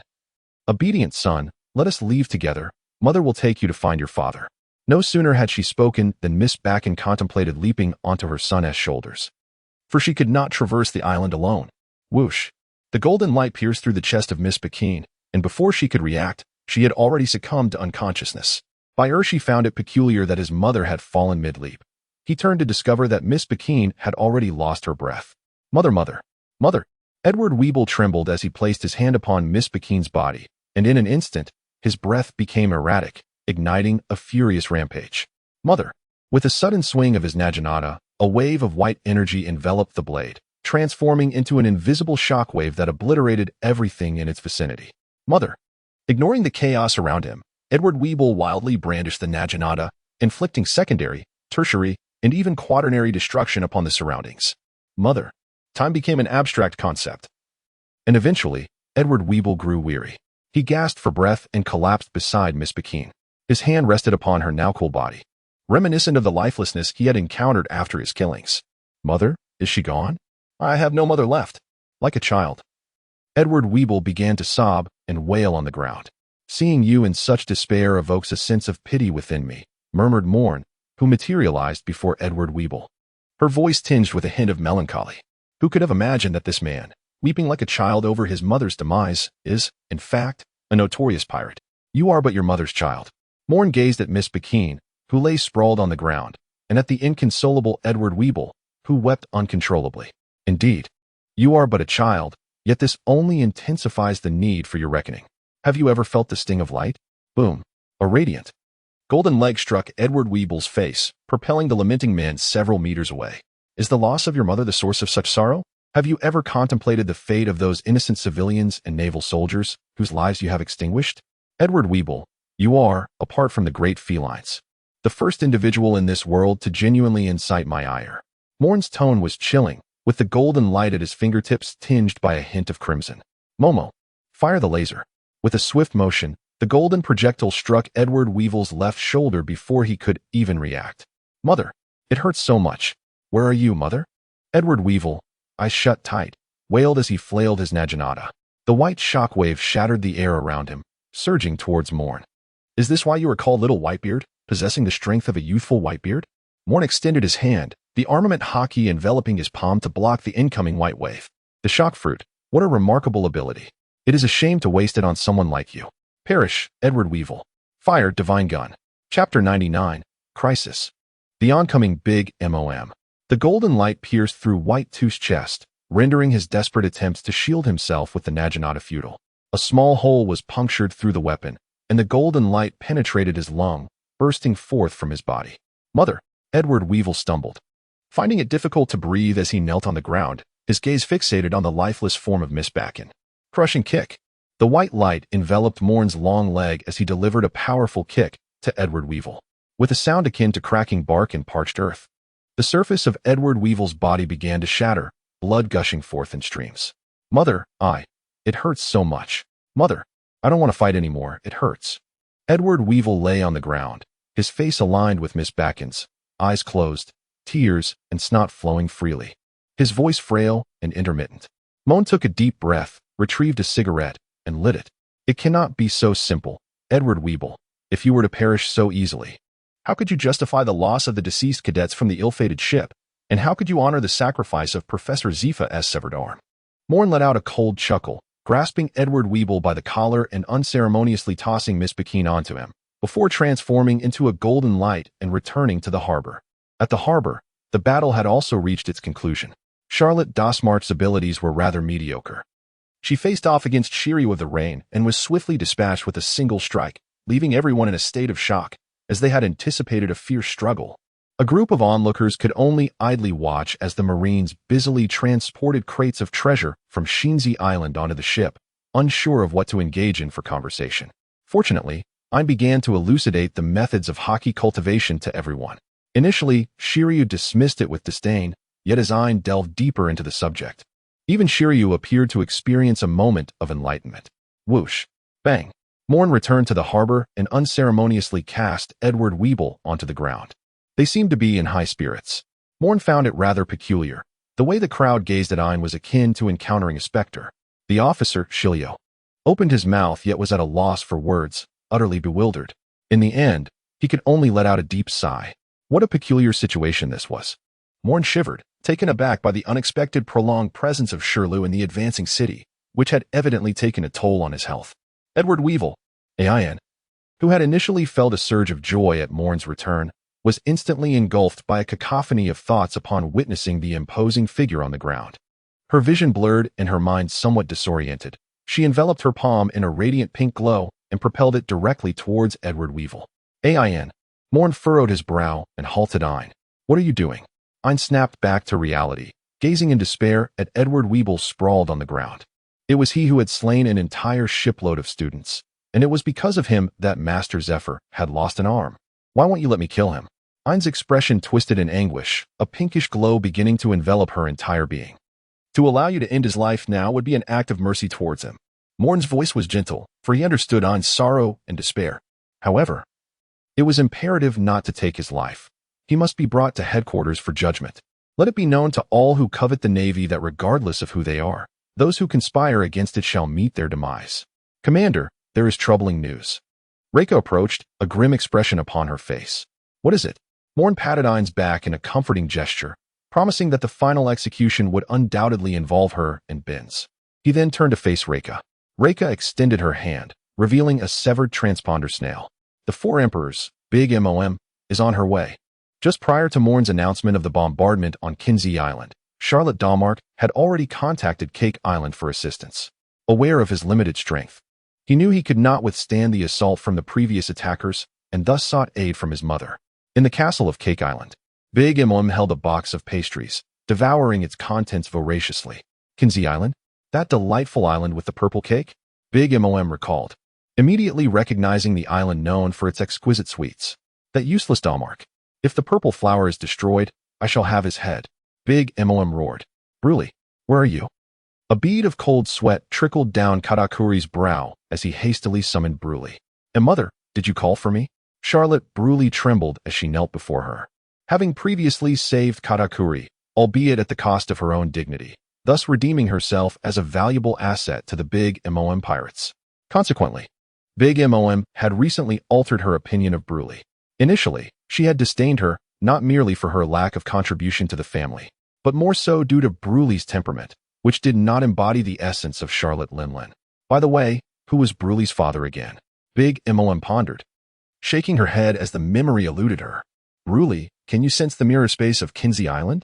Katakuri inquired as he approached her. Bruley sighed in relief and began to communicate through the mirror space she had created.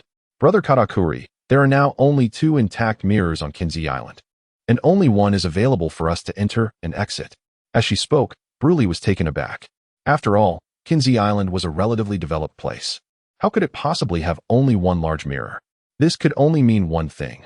Kinsey Island had been destroyed. Big Mom's fury erupted. She had now realized that her delectable cakes were gone. Zeus. Prometheus.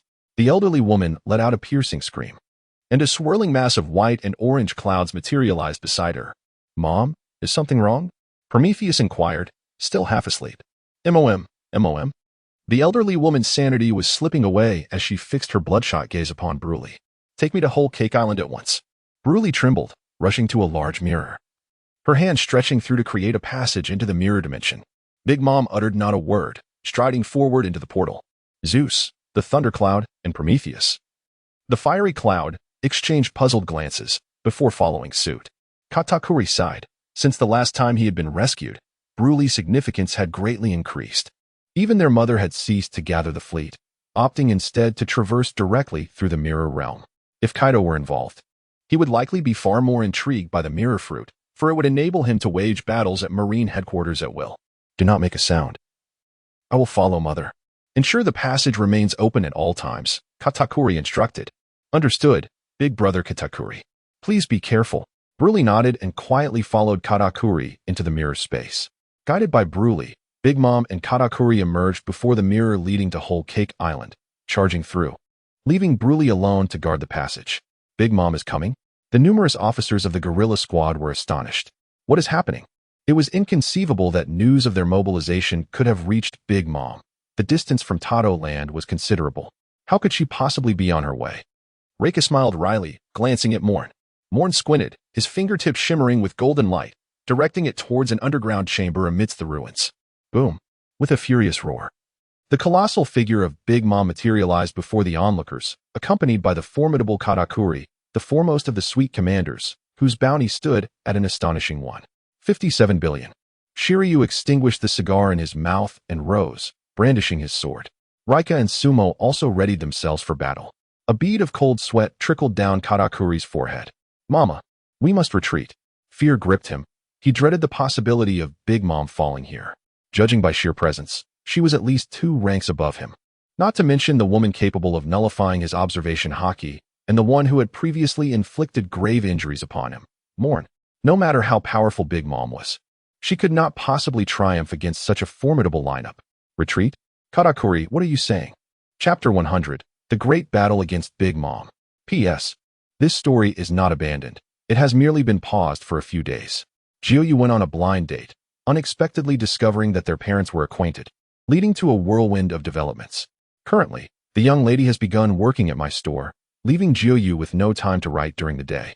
After all, one cannot simply set aside a young lady to write, can they? Therefore, recent updates will likely be in the evenings. And they will not be plentiful, perhaps just 1 or 2 chapters. I apologize to all my supportive readers. Now, back to the main story. On Shinzi Island, the imposing Big Mom glared at her greatest creation, her son, with a face full of fury. She abruptly seized Zeus from her side, unleashing a massive bolt of lightning directed at Moen and his companions. 30 million volts, Thunderbird. Rayleigh stepped forward, pointing at the sky. As a strand of lightning entwined around the thunderbolt descending from Big Mom. In an effortless display, Rayleigh refined the lightning, transforming it into a serpentine dragon of electricity that coiled around her. Big Mom hesitated momentarily, then relinquished Zeus and summoned Prometheus, launching a fiery assault akin to Akainu's magma eruption from the heavens. Heavenly fire. Huh, I've got this. Rika scoffed, unleashing a furious roar as he completed his beast transformation. Ice barrier. A thick, white ice wall enveloped the sky, intercepting the flames raining down. Drip, drip, drops of water fell from the sky, swiftly morphing into a light drizzle. The roaring flames descended, their might significantly diminished. Rika's ice barrier had not fully thwarted Big Mom's onslaught. Fall back. A pink wave enveloped the descending flames, and in an instant, the fire vanished completely, as if it had never existed. Ein emerged from behind Lorella, and the pink wave in his palms swiftly transformed into an exquisite dagger. Although Ein's swordsmanship was average, he excelled in wielding dual daggers. With a sharp command, strike, he maneuvered around Big Mom and charged directly towards Katakuri. Assassinate. Shadow arrow. Samos retreated a few steps and released an arrow, the shadow arrow. Even Katakuri found it challenging to pinpoint the arrow's trajectory in an instant. Brats. Big Mom seethed with anger as she watched everyone completely bypass her, her eyes flashing with a crimson light. Do you all think so little of me? The crimson glow in Big Mom's eyes morphed into a dark wave, instantly locking onto Ein and the others. Ein felt a wave of dizziness wash over him. Is this Conqueror's haki? Nami, however, fainted immediately, collapsing to the ground in a state of utter fatigue. Reika struggled to crouch down, his wolf-like jaws agape in discomfort, his sharp teeth twitching uncontrollably. No, this cannot be. Conqueror's haki. Shiryu planted his sword in the ground to maintain his upright posture, his tone grave. Anyone who harbored fear in the presence of Big Mom would have their soul extracted. Thus, Lorella remained unharmed. Moen stepped forward, and with a wave of his hand, a cascade of golden light swept across the area. Everyone felt a sense of lightness enveloping their bodies, and the fear that had once clouded their minds dissipated entirely. However, Nami remained unconscious, still yet to awaken. Layla, take Nami back to the ship, he commanded. Shiozua, Laika, Sumo, prepare the troops for imminent departure. The presence of Big Mom loomed ominously, and it was highly likely that her forces would soon arrive. It was imperative to prevent unnecessary losses among the soldiers. Ein, Shiryu, leave me Katakuri. Moen bellowed, shoot her. Precision shot. With Moen's furious shout, a golden beam pierced through the fabric of space, striking Big Mom directly. She let out a pained wail that reverberated through the surrounding air. It was utterly ineffective. Moen's pupils constricted as he beheld the faint white mark upon Big Mom's neck. It was the trace left by the divine spear on her body. It hadn't even penetrated the skin. What on earth? A divine spear that even Kaido could not withstand had failed to breach her flesh. Moen let out a low murmur as he watched the retreating figures of Zyazar, Lycasimo, and Lyrilla. A radiant white light began to shimmer between his hands. Ein, Shirlu, expand the battlefield. Understood, responded Momo. 50-fold strike. Roared Rain Shirlu as he swung his sword. cleaving through Katakuri's oncoming machi fist, and then brought his blade down heavily upon the ground. Boom! A vast chasm, stretching for miles, instantly divided the battlefield, rendering it nearly impossible for Katakuri to assist Big Mom, and likewise, for Big Mom to aid Katakuri. Moen's objective this time is to detain Big Mom and eliminate Katakuri. Once this brilliant strategist and formidable warrior is vanquished, the nation will no longer remain indomitable and unyielding. Mom. As Big Mom observes Katakuri distancing himself, her sharp intellect quickly comprehends Moen's intentions. He aims to sever her left and right arms. What a laughable child. Zeus. Mother. As Big Mom thrusts her hand into Zeus's form, his body begins to darken, and the raging lightning grows ever more ferocious. Thunder. The roaring thunder descends once again from the heavens. This time, without the presence of Lylira, Moen must confront this furious thunderstorm alone. Shattered. A white wave of energy spreads forth, echoing like the sound of a fractured space, as the tumult in the air swiftly extinguishes the incoming thunder. Big Mom. My target is Katakuri, so I shall not exert my full strength. Do not compel me to eliminate one of the 4 emperors today. Moen stood suspended in the air, effortlessly deflecting the flames unleashed by Prometheus, his tone dripping with arrogance. You insolent wretch, bellowed Big Mom, as she launched a fiery punch towards Moen. Oomph. Royal force. Doubling. Lightspeed kick. Boom. A golden explosion erupted above Big Mom's head, and she felt as though her body was spiraling out of control, soaring through the air. Mama. Mama. Zeus and Prometheus wore expressions of sheer disbelief as they furiously pursued the backward-flying Big Mom. Alas, you did not bring all your homies, otherwise you might have been able to assist Katakuri. Moen shook his head, and with a wave of his hand, a golden divine spear shot towards Katakuri. With a whoosh, Katakuri staggered, nearly collapsing to the ground. His right leg was pierced by Moen's spear, blood gushing from the wound and swiftly soaking the earth beneath him. He was unable to see. Cold sweat poured down Katakuri's brow. He could withstand the attacks of Jiuyue and Ein, as his observation haki was exceptionally formidable. Even Ein could only manage to evade Katakuri's foresight. Not to mention, Jiuyue's observation haki paled in comparison to Ein's. Yet, this fairy Katakuri was utterly unprepared for Moen's divine shot. Mom Big Mom lay amidst the ruins, the crimson glow in her eyes fading, her cold gaze brimming with murderous intent. A terrifying roar erupted from her mouth, obliterating everything in the surrounding debris. Moen stood suspended in midair, absorbing the palpable dread emanating from his surroundings. As he observed the unseen waves sweeping away everything in their path, his expression began to grow grave. Who are you? You are not Big Mom. Chapter 101. The True Big Mom. The corpulent figure of Mom raced through the ruins, flanked by swirling crimson and ebony clouds that incessantly belched forth flames and thunder. Moen gazed upon the scene that resembled a calamity, his expression grave. He discerned a second voice emanating from Big Mom. This revealed the true nature of Big Mom. Alas, her insatiable hunger had resurfaced. In the distance, Katakuri, who had been subdued, underwent a transformation. He swiftly enveloped himself in a rice cake, thwarting the onslaught of Ein and Jiuyue. With a thunderous roar, a crimson aura surged forth, instantly engulfing the sky around them. The Conqueror's Haki. Moen took a deep breath, feeling an unexpected trepidation. The dark, imposing aura of his Conqueror's Haki clashed with the mixed Conqueror's Haki unleashed by Big Mom, and he was immediately engulfed by a wave of dizziness that surged through his mind, as if someone were forcefully hammering his head. The soul fruit? Is there such a usage? Moen gritted his teeth and shook his head. In this situation, there could only be one explanation.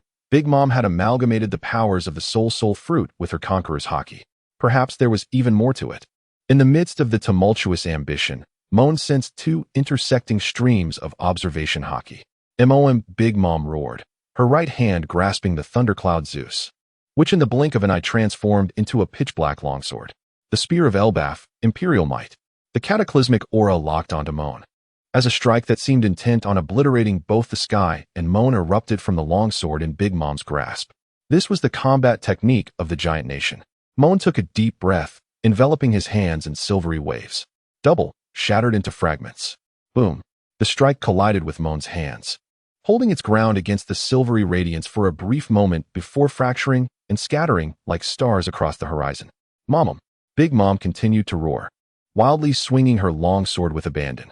In Whole Cake Island, the statuesque star of the sea, Smoothie, entered Big Mom's exclusive castle only to find it utterly deserted. The disarray suggested her mother had not departed long ago. What could this mean? Smoothie pursed her lips, quickly discovering a mirror emanating an eerie aura. Is that Bruley? Smoothie's brow furrowed as she stepped into the mirror. Within the mirror realm, Bruley's expression shifted to one of terror as she beheld the tall figure entering. As Smoothie.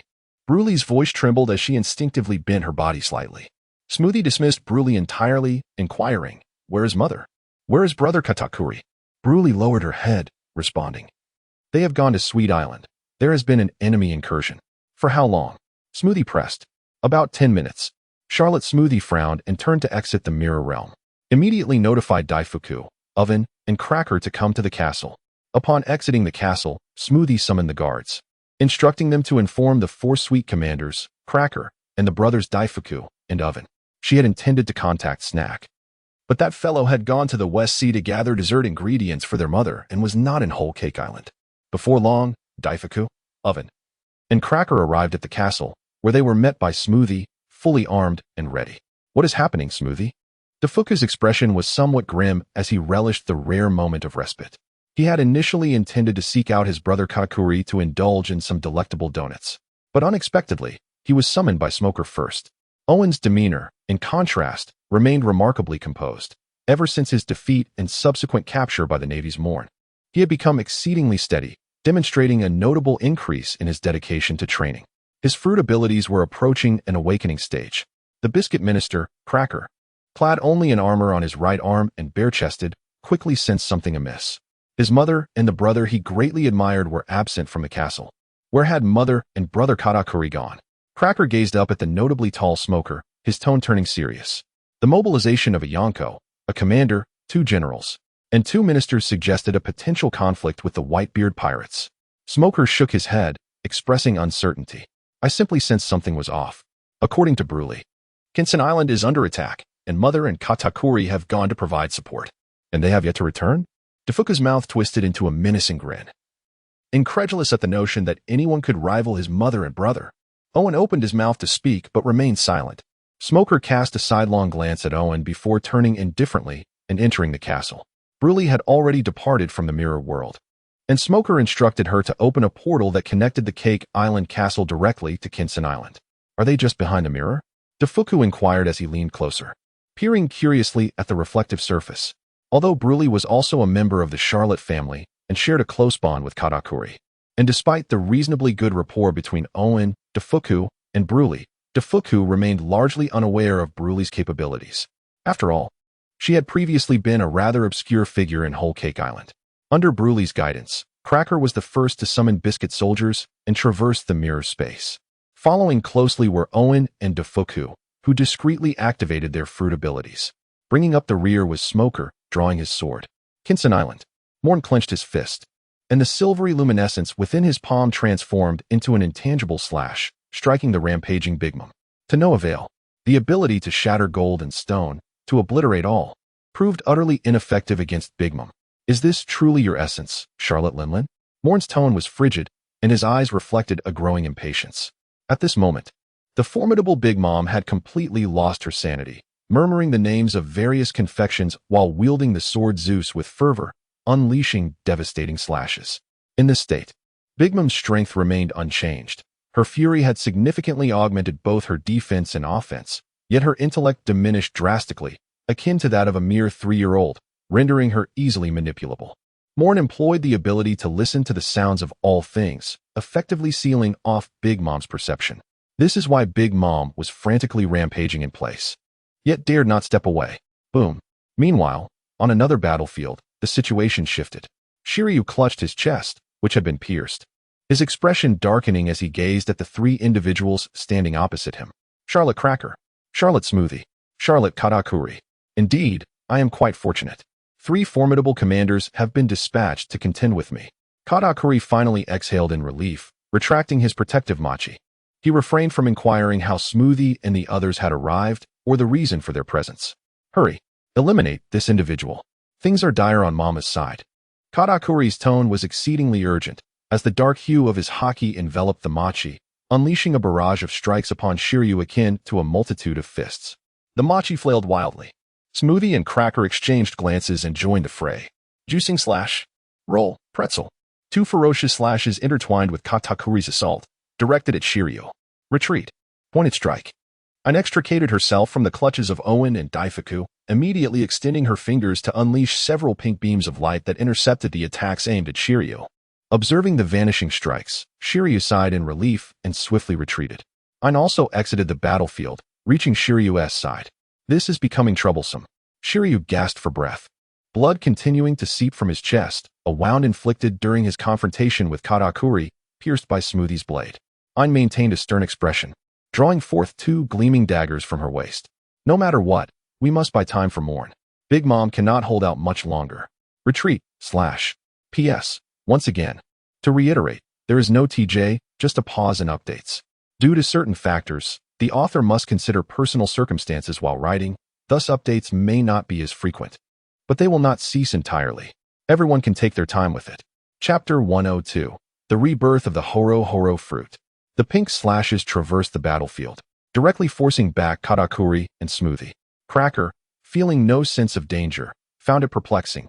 He knocked his left shoulder, and an arm suddenly sprouted to intercept the strikes. Trouble. Retreat. Cracker. As Katakuri, having retreated, narrowed his pupils, his arm suddenly twisted, and the trident pierced through Cracker's shoulder like a drill, separating him from his own form. What are you doing? Cracker, unable to express his fury, looked on in horror as his arm vanished into thin air in the blink of an eye. Along with it, the trident, once a treasured weapon of Katakuri, seemed to lose its luster, transforming into an ordinary implement of combat. This woman has consumed the reverse fruit, making her a reverse person. If struck by her attack, time would regress by 12 years. Katakuri spoke with a grave tone, 12 years prior. The trident in his grasp did not possess the formidable aura it held today. 12 years. Cracker gasped sharply, immediately conjuring a legion of biscuit soldiers. No problem.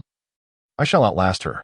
With that, Cracker commanded his cookie warriors to charge relentlessly towards Ain. Momo, tenfold slash. Standing beside Ain, Shiryu released his grip on his chest, brandishing his renowned blade and unleashing a sweeping slash that spanned hundreds of meters. The biscuit soldiers were swiftly decimated, yet many remained undeterred, charging forward. Behind Katakuri, the brothers Daifuku and Oven inhaled deeply, unleashing their respective fruit abilities. Daifuku rubbed his body, summoning a smoke lamp demon, directing it to leap into the sky wielding a long sword towards Ain. Oven spread his arms wide, a tempestuous heat wave coalescing within his chest.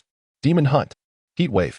The ethereal demon and the violent heat wave formed a densely woven net of firepower, leaving Ain and Shiryu unable to escape their assault range. Was this where they would meet their end? Shiryu silently drew a puff from his cigar, his gaze turning wild. Ain, seize the moment and break through. Shiryu roared, then retrieved a small, exquisitely crafted pistol from his pocket. Momo, 100-fold bullets. Bang. Amidst the chaos of the battlefield, the insignificant sound of a gunshot captured everyone's attention. The bullet, akin to a cannonball, pierced through all attacks and reached Daifuku, who controlled the demon. Not good. Daifuku's expression turned to one of terror, before he could react. The bullet penetrated his chest. This bullet contained a hint of sea prism stone within. Its exterior was veiled in armament hockey. Observing Daifuku clutching his chest, struggling to control the demon, Shiryu's lips curled into a smirk, blood oozing forth. The previous bullet was an explosive attack forcibly unleashed by Shiryu, using the Momo fruit. Its power rivaling that of the legendary world destroyer, Bondi Waldo. Reverse. Ain struggled to wield the retrogressive beam, valiantly resisting the fierce onslaught, depleting her strength in the process. Commander, if you do not conclude this battle soon, it is likely that both Shiryu and I will perish here.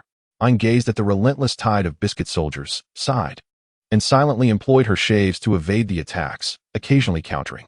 Meanwhile, Shiryu maintained a remarkable calm, executing doubled slashes against the foes. Katakuri and Smoothie had yet to engage, their attention fixated on another battlefield. Amidst the ruins, Big Mom gasped for breath, her body marred with wounds, her garments tattered beyond recognition. Is it truly impossible to vanquish you? Charlotte Linlin mused. A flash of golden light heralded the appearance of Moen, his countenance grim. He had already utilized the powers of his shatter and shimmer fruits, yet he was utterly incapable of inflicting meaningful damage upon Big Mom in her state of hunger-induced madness. Assessing the dwindling power within him, Moen felt a pang of despair. The energy expenditure had escalated to threefold of its original state. The circumstances for Ain and Shiryu were dire. Moen's observation hockey swept across the battlefield, revealing Shirey's strenuous defense against the assaults of the lamp demon and the heat wave. An remained ensnared amidst the biscuit soldiers, unable to extricate herself. Is that the presence of Katakuri and Smoothie?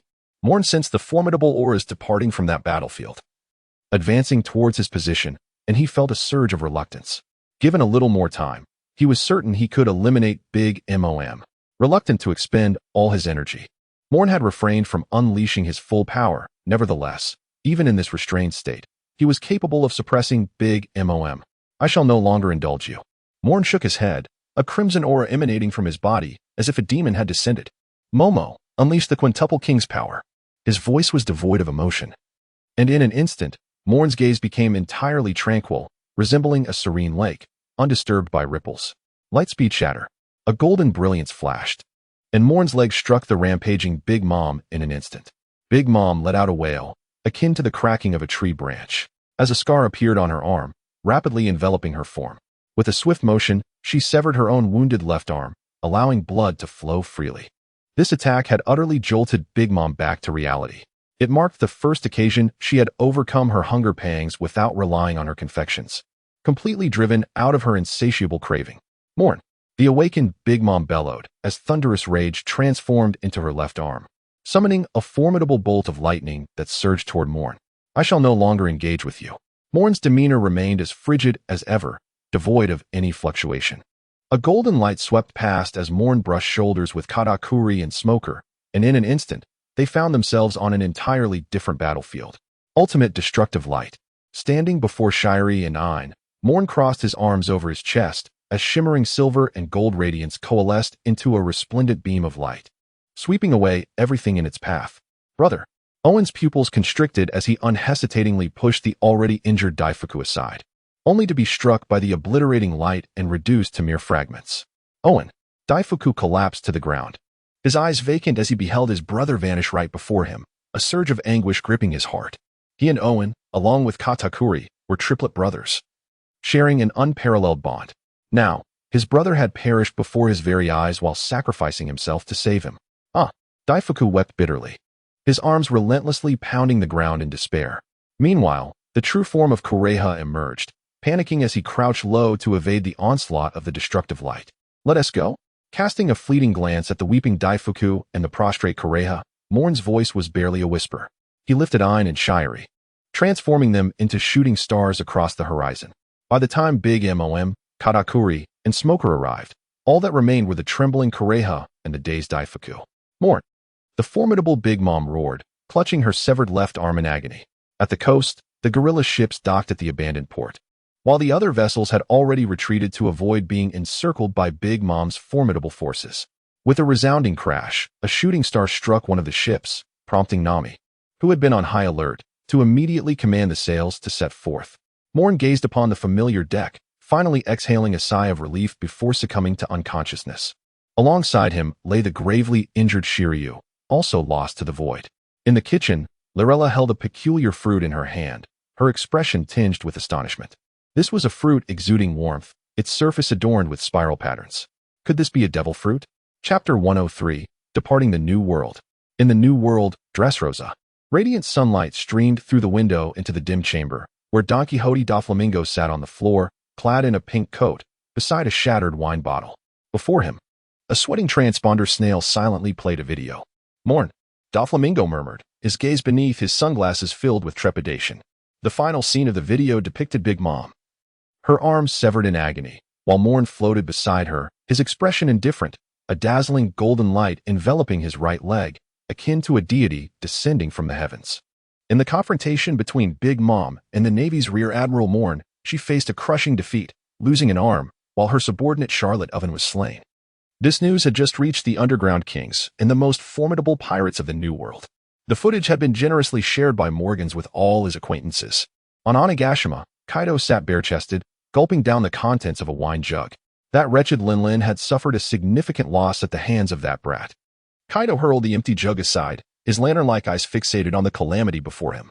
Jean. Yes, Lord Kaido. According to the video sent by Morgans, it is evident that Big Mom has incurred substantial losses. Jean calmly switched off the transponder snail and inquired of Kaido, "What shall we do, my lord?" Kaido smirked. stretching his limbs as the ground began to tremble. What to do? He sneered, a mocking smile gracing his lips. Send word. Launch a full-scale pursuit of that so-called gorilla. I owe Linlin a favor, and this shall settle it. And remember, do not engage with any other Navy forces. Suddenly, recalling something, Kaido called Jean back from the threshold, his tone ominous. Upon sighting that brat, notify me immediately. Yes, Lord Kaido. In Marineford, within the marshal's office. Sengoku scrutinized the battle report, his expression solemn. He glanced at Zephyr, who sat quietly sipping tea and reading a newspaper, and let out a contented sigh. What troubles you? Sengoku? It seems your sighs have become more frequent of late. Sitting across from Zephyr, Carp took a hearty bite of a sweet donut, his voice resonating with exuberance. Zephyr's gaze shifted toward Sengoku. Zephyr, you have trained an exceptional disciple, Sengoku remarked as he rose to his feet. A seagull, perched above, flapped its wings and snatched a document from Sengoku's hand, delivering it directly to Zephyr. What is this? Upon reading it thoroughly, Zephyr's hand trembled slightly, and his eyes began to glisten with unshed tears. Carp leaned in closer, and as he beheld the contents of the report, his eyes widened in astonishment. That rascal Moen has quietly apprehended Edward Weevil. Moreover, he has gravely injured Charlotte Linlin and eliminated her son, Charlotte Owen. Hasn't he just returned to the New World for less than a month? What audacity! The operations orchestrated by Moen have remained a closely guarded secret, known only to the G1 branch of the Navy, with the entire headquarters being blissfully unaware. With the backing of Vice Admiral Dauberman, aside from a handful of high-ranking officers, the main office remains entirely in the dark. Contrary to Moen's expectations, Dauberman did not inform headquarters. All support stemmed solely from his directives, with perhaps only a couple of his contemporaries being privy to the details. The magnitude of this military achievement is somewhat staggering. Sengoku sat down, rubbing his temples in mild exasperation. The sentiment from the five elders is clear. Should Moen prove himself, promotions will be based on merit rather than age constraints. This accomplishment is substantial enough to warrant Moen's elevation to the rank of Rear Admiral, an admiral not yet 18 years of age. Is this a jest? Historically, figures such as Zephyr, Sengoku, and Garp, as well as the current three admirals, only ascended to the rank of Rear Admiral well into their middle age. Moen's age is still insufficient for the time required to reach this position. Sengoku, summon them back. Zifa glanced at the battle report and immediately spoke to Sengoku with a grave expression. Sengoku shook his head, dispelling the thoughts in his mind. Are you concerned that the other four emperors may have intentions towards Moen? The report has already indicated that Moen is not as unscathed as rumors suggest. The injuries within him could easily overwhelm a seasoned general, and the depletion of his stamina is something even the Sea Kings cannot restore. He unleashed a combat power 5 times his usual strength for a duration that reached 2 minutes. That he has not perished is already a stroke of luck for Moen. This is not akin to the ability enhancement of a Zoan-type devil fruit. It is a 5-fold augmentation of all attributes. It is no exaggeration to say that the very kick Moen delivered to Big Mom would be something even Kaido could not withstand. Now, with Moen severely injured, Shirei and Ein beneath him are also wounded, and the remaining subordinates lack the strength to contend with the forces of the four emperors. Summoning them back and preparing the 2 major naval branches of the New World for a state of readiness is the wisest course of action. Sengoku nodded. I will issue the orders to have Moen return to recuperate and prepare for his promotion. The promotion to Rear Admiral requires the presence of 3 admirals and must be conferred personally by the Fleet Admiral. This differs from the promotion to Commodore, which can be granted solely by the Fleet Admiral without the need for admirals to be present. For the promotion to Admiral, however, all 3 military commanders must be present, with the Fleet Admiral bestowing the rank under the supervision of the CP organization of the world government. Zifa's face brightened. It seems Moen may indeed be promoted to Rear Admiral this time. But what about his age? Garp scratched his head, intrigued. Hasn't Sengoku always used the issue of age to hinder Moen's promotion? Why is he so agreeable this time? Could there be a conspiracy? Observing Garp's expression, Sengoku immediately grasped the thoughts of his somewhat simple-minded old comrade and swiftly hurled a teacup at him. Get lost. In the medical room of the G1 branch, Moen lay in bed, with several needles inserted into his arms. A row of 4 bags hung at the head of the bed. One contained a medicinal solution, while the others were filled with a rich broth crafted from the depths of the ocean. Moen has yet to awaken, leaving no alternative means for him to ingest sustenance and regain energy. Layla and Nami sat by the bedside, attentively monitoring the dwindling supply within the syringe. Once Ein and Shiryu had completed their preparations, they resumed their training. The G1 branch had entered a state of heightened alert, bracing itself for the impending assault from the four emperors. During Moen's period of unconsciousness, Admiral Doberman paid a visit to relay orders from headquarters, instructing the pirate guerrilla squad to return to base for a half-year respite before setting sail again. Upon receiving this command, Ein promptly decided to send Sabo and Reika back to headquarters with the crew, while she and Shiryu remained at the G1 branch to ensure a defense against any potential attack, as well as to care for Moen. Is Moen still not awake? The door swung open to reveal Doberman, a cigar dangling from his lips, who immediately extinguished it upon entering the room. No. Layla's hair crackled with a faint electric current, her vacant eyes reflecting deep concern. This time was different. Moen had not only exhausted his stamina, but had also sustained bodily harm. Even with the return of life, a swift recovery was unattainable. It had already been 4 days. Doberman sighed, noting the troubling duration since Moen had lain unconscious. By the way, Layla, this is for you. He glanced at Nami, who was gently wiping the sweat from Moen's brow, suddenly recalling his purpose for being there. He retrieved a vial of emerald green liquid from his coat, accompanied by a densely written sheet of paper. This is a life potion developed by Fleet Admiral Sengoku's Scientific Research Unit. It may be of little use to others, but for one who has mastered the art of life restoration, it is a remarkable boon. As he spoke, Doberman handed the potion to Layla. With hope shimmering in their eyes, Layla and Nami watched as the potion was injected into Moen's body. A dim green glow enveloped him, and his previously pallid complexion visibly transformed, taking on a healthier hue. It truly works, Nami exclaimed, wiping the sweat from her brow, her gaze brimming with joy. Layla, equally exhilarated, clutched the paper tightly in her hands. Though she could not see the effects directly, she could decipher the contents of the document to formulate the most suitable life potion for Moen. Henceforth, he would no longer overexert himself due to physical limitations. Cough.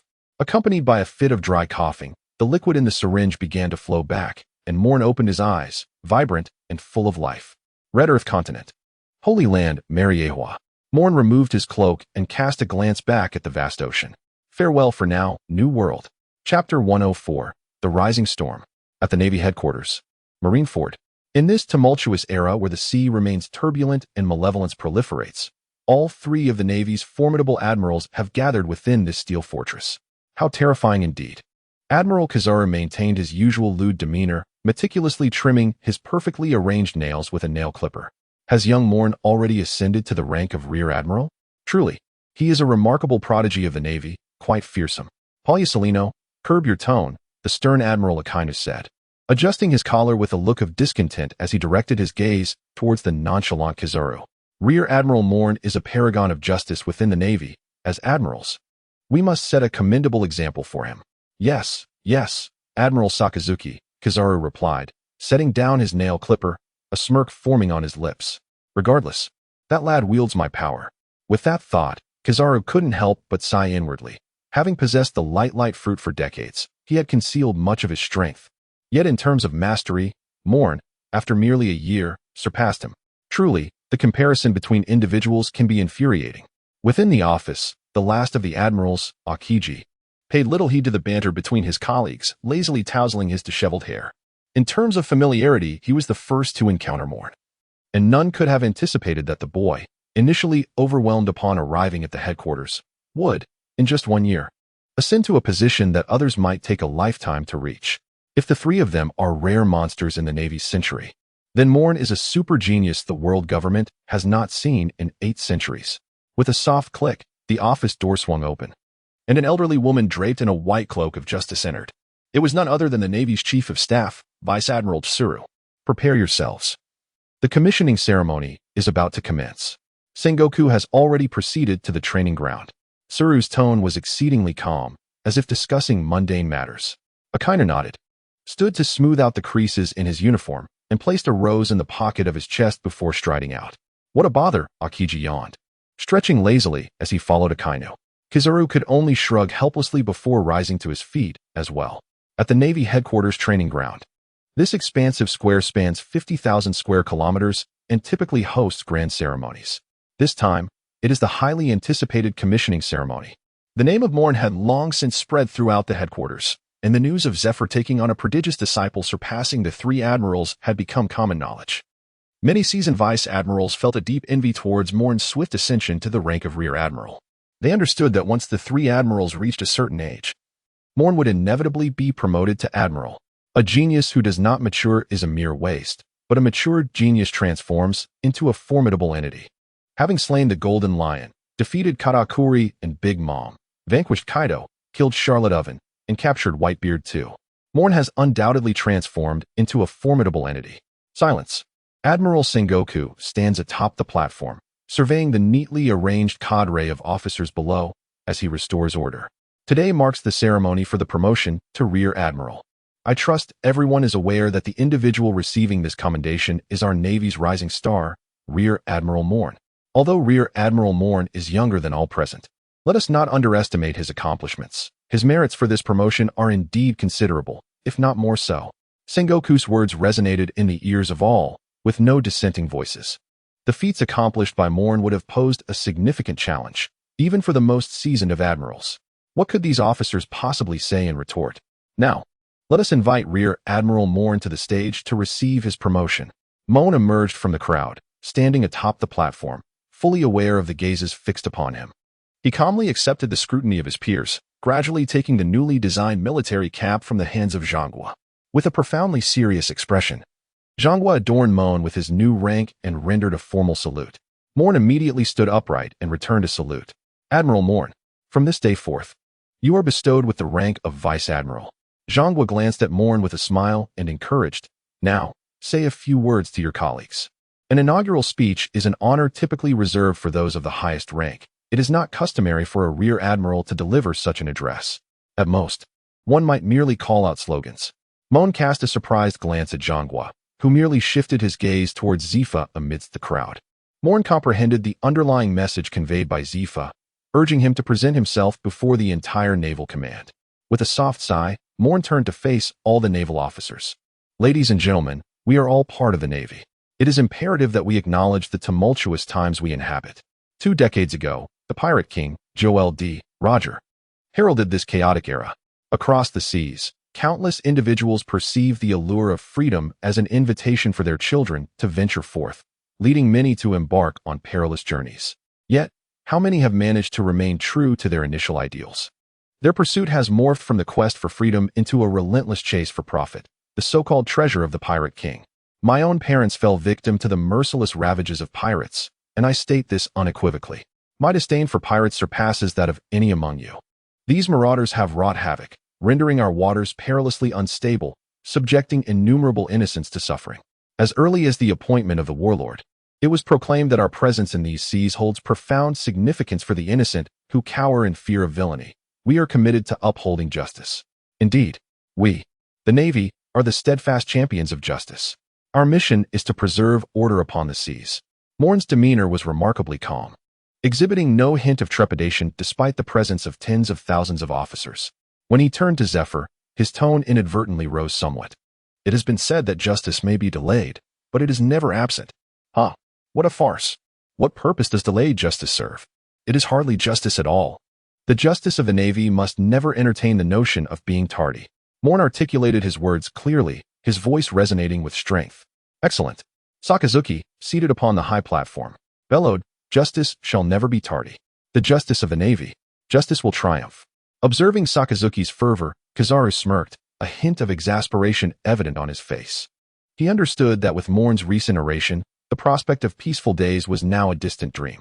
After all, his speed was unrivaled within the Navy. Even now, Moen could merely aspire to keep pace with Kizaru. Justice will triumph. Justice will triumph. Justice will triumph. All Navy soldiers stood rigid, saluting the high platform with their right hands, their voices hoarse from fervent shouts. Sengoku's gaze towards Moen grew increasingly approving, as if he were observing his own successor.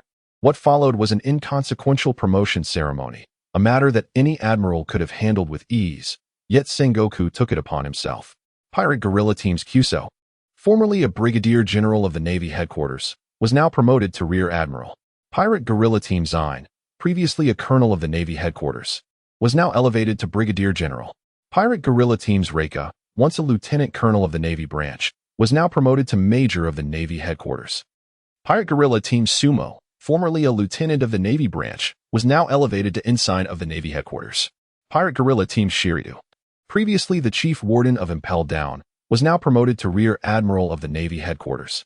Pirate guerrilla team's Lylira, formerly a sergeant of the Navy, was now elevated to ensign of the Navy headquarters. Pirate guerrilla team's Nami, previously a corporal of the Navy, was now promoted to third lieutenant of the Navy headquarters. All other members of the pirate guerrilla team received promotions commensurate with their prior military accomplishments. In the East Sea, in the Kingdom of Goa, within Windmill Village, a small wooden vessel cast off its mooring lines. A boy adorned with a straw hat gazed at the bright sunlight, a beaming smile illuminating his face. I shall undoubtedly become the Pirate King. Chapter 105. The best bargaining chip to tackle the five elders. In the Grand Line, Water 7. This island is the fifth largest in proximity to the Sabaody archipelago. Renowned for its once-a-year colossal tsunami, Water 7 has a legacy spanning centuries. Also serving as a hub for master shipwrights. Countless pirates, merchants, and even military personnel and government officials flock here to commission vessels. Moen strolls through the streets of the city of Seven Waters, holding a delicacy of the region in hand, succulent water meat. How delectable! Moen savored the last morsel of the delectable watery meat, reluctantly licking his fingers in a gesture of lingering delight. The watery meat of the city of Seven Waters is renowned, cherished even by the nobility who hold a fondness for this delicacy. It has been 3 days since the conferral ceremony took place. Moen, due to his extraordinary achievements, was granted a month of leave. During this period, unless Moen encountered an incident himself or a significant event occurred, the headquarters would not compel him to undertake any missions. The rest of the crew also received a few days of respite. Lyra volunteered to visit the Navy Scientific Corps to consult Vegapunk regarding his research on the elixir of life, and Nami accompanied her. In her possession were 2 devil fruits, the ice fruit and the flame fruit, in hopes of enhancing her weather staff. In the original narrative, Vegapunk was even able to wield the powers of the light fruit. There was no reason why these 2 Paramecia-type devil fruits could not be utilized effectively. Ein, along with Ryuzo and others, returned to the Navy Academy with the pirate guerrilla squad to set a positive example for the new generation of students. Jiuyue, on the other hand, ventured to the underwater prison to visit his old friend Magellan. Moen found himself alone at the headquarters, with little to occupy his time. So he resolved to prepare for the ultimate strategy against the 5 elders in Water 7. It led him to ponder the foolish choices made by those predecessors who chose the path of piracy. Sipping on a chilled cola, he squinted his eyes in contentment, mentally critiquing the absurdity of it all. In his previous life, he had perused numerous novels and an abundance of fanfiction related to One Piece. Yet, for reasons unbeknownst to him, protagonists invariably aspired to become pirates.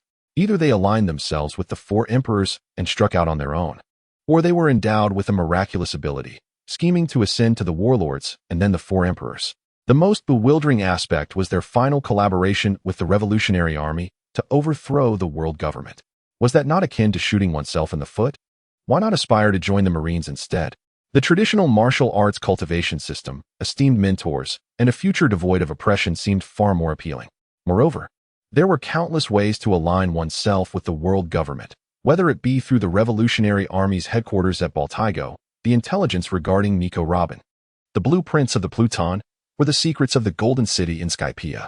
Which of these avenues would not lead to a prosperous existence? Why choose to live a life where one must constantly risk their neck? Foolishness. As Moen meandered to the dock, he observed the shipwrights laboring diligently within, squinting his eyes in quiet disdain. One might understand if one could not endure the ire of the celestial dragons. However, Moen, now a rear admiral, had never even laid eyes on one, let alone endured their wrath. Those who are subjected to the whims of the celestial dragons are either the navy stationed at the Holy Land or esteemed vice admirals and admirals, bearing no relation to a mere commoner like himself.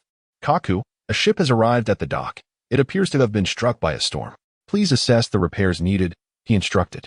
Just as Moen was lost in thought, a man with short golden hair, a cigar perched between his lips, and clad in sunglasses sauntered past him, his boisterous voice capturing Moen's attention.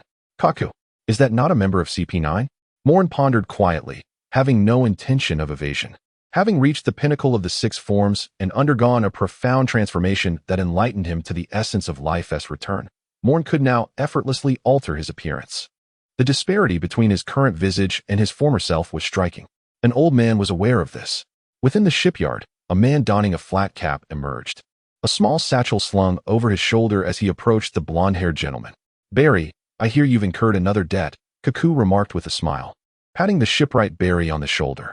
Without awaiting a response, he leaped nimbly onto the rooftop of a nearby building, observing Cuckoo's swift and parkour-like disappearance. Moen nodded in approval. Truly, CP9 showcased skills that even some officers at headquarters could scarcely replicate. It was merely a matter of misfortune, after all. Those women were utterly shameless, distracting him from his focus. With a grimace, Barry entered the shipyard, entirely overlooked by those around him, including Moen, who stood quietly to the side. Cuckoo and Rob Lucci appeared to be thriving in this locale. Moen turned away from the entrance of the shipyard, leaving behind a solitary silhouette. Strangely, within the shipyard, Rob Lucci, with a pigeon perched upon his shoulder, casually glanced toward the entrance, his brow furrowing. The pigeon softly uttered 2 words. He distinctly sensed someone observing him, yet when he turned to look, no one was there. Was it merely an illusion? "Hey, Lucci!" Barry exclaimed, beaming as he clapped Lucci on the shoulder, his smile widening. You can forget about that," Lucci replied. "I will never lend you money." Before Barry could utter a word, the pigeon on Lucci's shoulder mockingly interjected, effectively silencing Barry. I. Barry opened his mouth, sighed, and walked away. He still hadn't repaid the last loan from Lucci. In a CAF within Water 7, Moen ordered a cup of coffee, relishing the leisurely afternoon. The rhythm of the city was brisk, with smiles illuminating the faces of its inhabitants. Even in the knowledge that a great tsunami would strike in approximately 6 months, they remained unperturbed, listening to the myriad of sounds surrounding him. Moen yearned to spend his entire holiday in Water 7. However, such a notion was clearly unattainable. As night descended, Water 7 transformed into a veritable metropolis, deserving of the title city that never sleeps. Gazing at the lights illuminating the skyline behind him, Moen silently donned a plastic mask. The hunt had begun. In the East Sea, in the town of Rogue, the naval base office remained shrouded in smoke as usual. Smoker, bare-chested and draped in a coat, sat on the sofa, his gaze fixed on a newspaper emblazoned with the Moen salute, his expression inscrutable. "Colonel Smoker." The door swung open, releasing a cloud of smoke that caused the newcomer to cough. "Dashki, did we not agree on knocking?" Smoker rose and opened the window, utilizing his fruit abilities to disperse the smoke more swiftly. "Ahem, Colonel Smoker, here is a document you may wish to review." Dashki handed a file to Smoker, then quietly stood by. Smoker squinted, unconsciously biting down on his cigar. Colonel Bruin was defeated by a mere novice, one who had just set sail and lacked even a ship. That renowned bounty hunter, Rorinoa Zoro, has been recruited by that pirate. The document, transmitted from a branch, detailed the defeat of Colonel Bruin, who had been appointed as the base commander in Shizzletown. Initially, the naval leader in Shizzle was Monka, but after his apprehension, Bruin was sent to take command. Little did he know, shortly after arriving and calming the townsfolk, a reckless youth burst into the base headquarters. After an exhaustive effort, Bruin managed to capture the infamous bounty hunter, Rorinoa Zoro. In a twist of fate, upon learning of this, Luffy, who had just arrived on the island, resolved to recruit Zoro as his crewmate. After causing a ruckus at the naval base, Luffy defeated the skilled marksman Colonel Bruin and rescued Zoro. Smoker gazed at the image of the brazen youth on the document, exhaling a smoke ring. "Is this the individual you mentioned, Moen, who may incite a significant upheaval in the world?" "Luffy, truly a splendid name." "Monkey D. Luffy." "Dashki, notify headquarters. Bounty the Straw Hat Kid Luffy. Preliminarily set the bounty at 30 million. But, Colonel Smoker, he is merely a novice pirate who has only bested a branch colonel. Proceed as I instruct. His surname alone guarantees that this bounty will merely be the baseline. Just watch, Dashki." "Yes." Chapter 106, The Wrath of Sengoku. Dashki exited with the document, leaving Smoker in a state of deep contemplation. Have I truly become somewhat complacent? Smoker exhaled a puff of smoke, sinking back onto the sofa, clutching a newspaper, his lips whispering to himself. 20 years ago, the smile of Roger before his demise left Smoker in astonishment. He could not fathom how one could smile in the face of impending death. Driven by this perplexity, he endeavored to cultivate his strength, only to inadvertently consume a devil fruit, thereby joining the Navy. Once, he brimmed with youthful ambition, eager to showcase his prowess within the Navy and champion justice. Yet now, he found himself languishing in the very place where the Pirate King had perished, behaving even less nobly than a dog. Let me see this so-called future Pirate King, and then I shall request a transfer to the New World. Smoker extinguished the cigar between his lips and silently approached the wall, retrieving the tin hands that had long hung there. He had resolved to return to headquarters. This time, he had acquired a measure of shrewdness. And with connections established at headquarters, he would no longer face incessant demotions as he once did. The new world was the rightful domain for one who had once been a prodigy. In Water 7, on a small island at the city's periphery, lay a hodgepodge of structures bearing a chaotic architectural style, where numerous ruffians sprawled about. Frankie, his body largely augmented with steel, summoned his strength to gaze at the man before him, clad in a ludicrous rabbit mask. Who are you? His shrill voice pierced the air, reaching the masked figure, who merely raised a hand in silence. Frankie felt a sudden heaviness on his forehead, as if struck by a mighty force, and he collapsed. Crack! Crack! Crack! The masked man rummaged through Frankie's chest, unveiling a small compartment from which he extracted a thick roll of blueprints. Is this the blueprint of the Pluton? Could it be a forgery? The masked figure, unveiling his face, was none other than Moen, holding the blueprints. His expression shifted to one of surprise. Contrary to his expectations, the blueprints were alarmingly scant. It must be noted that Pluton was an ultimate weapon capable of sinking an island with a single cannon shot. Thus, its dimensions could not be small. It certainly could not be less than Moria's three-masted ship. How could such a vast vessel be represented by only this handful of blueprints? Moen swiftly flipped through the various parameters, components, and an array of other items. In truth, he could recognize each individual character, yet when combined, they appeared as incomprehensible as a cryptic manuscript. Never mind, let them grapple with it. Moen casually expressed his grievances and extracted a sheet from the blueprints, capturing an image with the imaging shell before incinerating it with condensed light particles, ignoring the corpses strewn across the ground. He returned to his small vessel and commenced his diligent work, meticulously preserving images one by one with the imaging shell. After spending half a day on this endeavor, Moen finally completed the task and exhaled in relief. He retrieved a listening-proof phone bug from his pocket. Buzz, buzz. Hello? Who is this? A gentle voice emanated from the phone bug, and a smile crept onto Moen's lips. Big Bear, please connect the phone bug to that man. I have a significant business proposition for him. Buzz, buzz. The voice from the phone bug resumed, and a word suddenly flashed in Moen's mind. Matryoshka? Bear? The phone bug connected to Bartholomew Bear, and the tone of the third-party man was tinged with curiosity, as Big Bear rarely reached out to them. If he did, it was undoubtedly of great importance. Hello, Dodrag. How have you been lately? Moen heard the voice from the bear's side, and an involuntary smile graced his lips. Moen? Dorag also clearly recognized Moen's voice, yet the image displayed on the communicator remained that of the bear. Are you using the bear to contact me via the communicator? I recall having provided you with the communicator's number. Well, I discarded that device long ago. Moen scratched his ear, his tone somewhat wistful.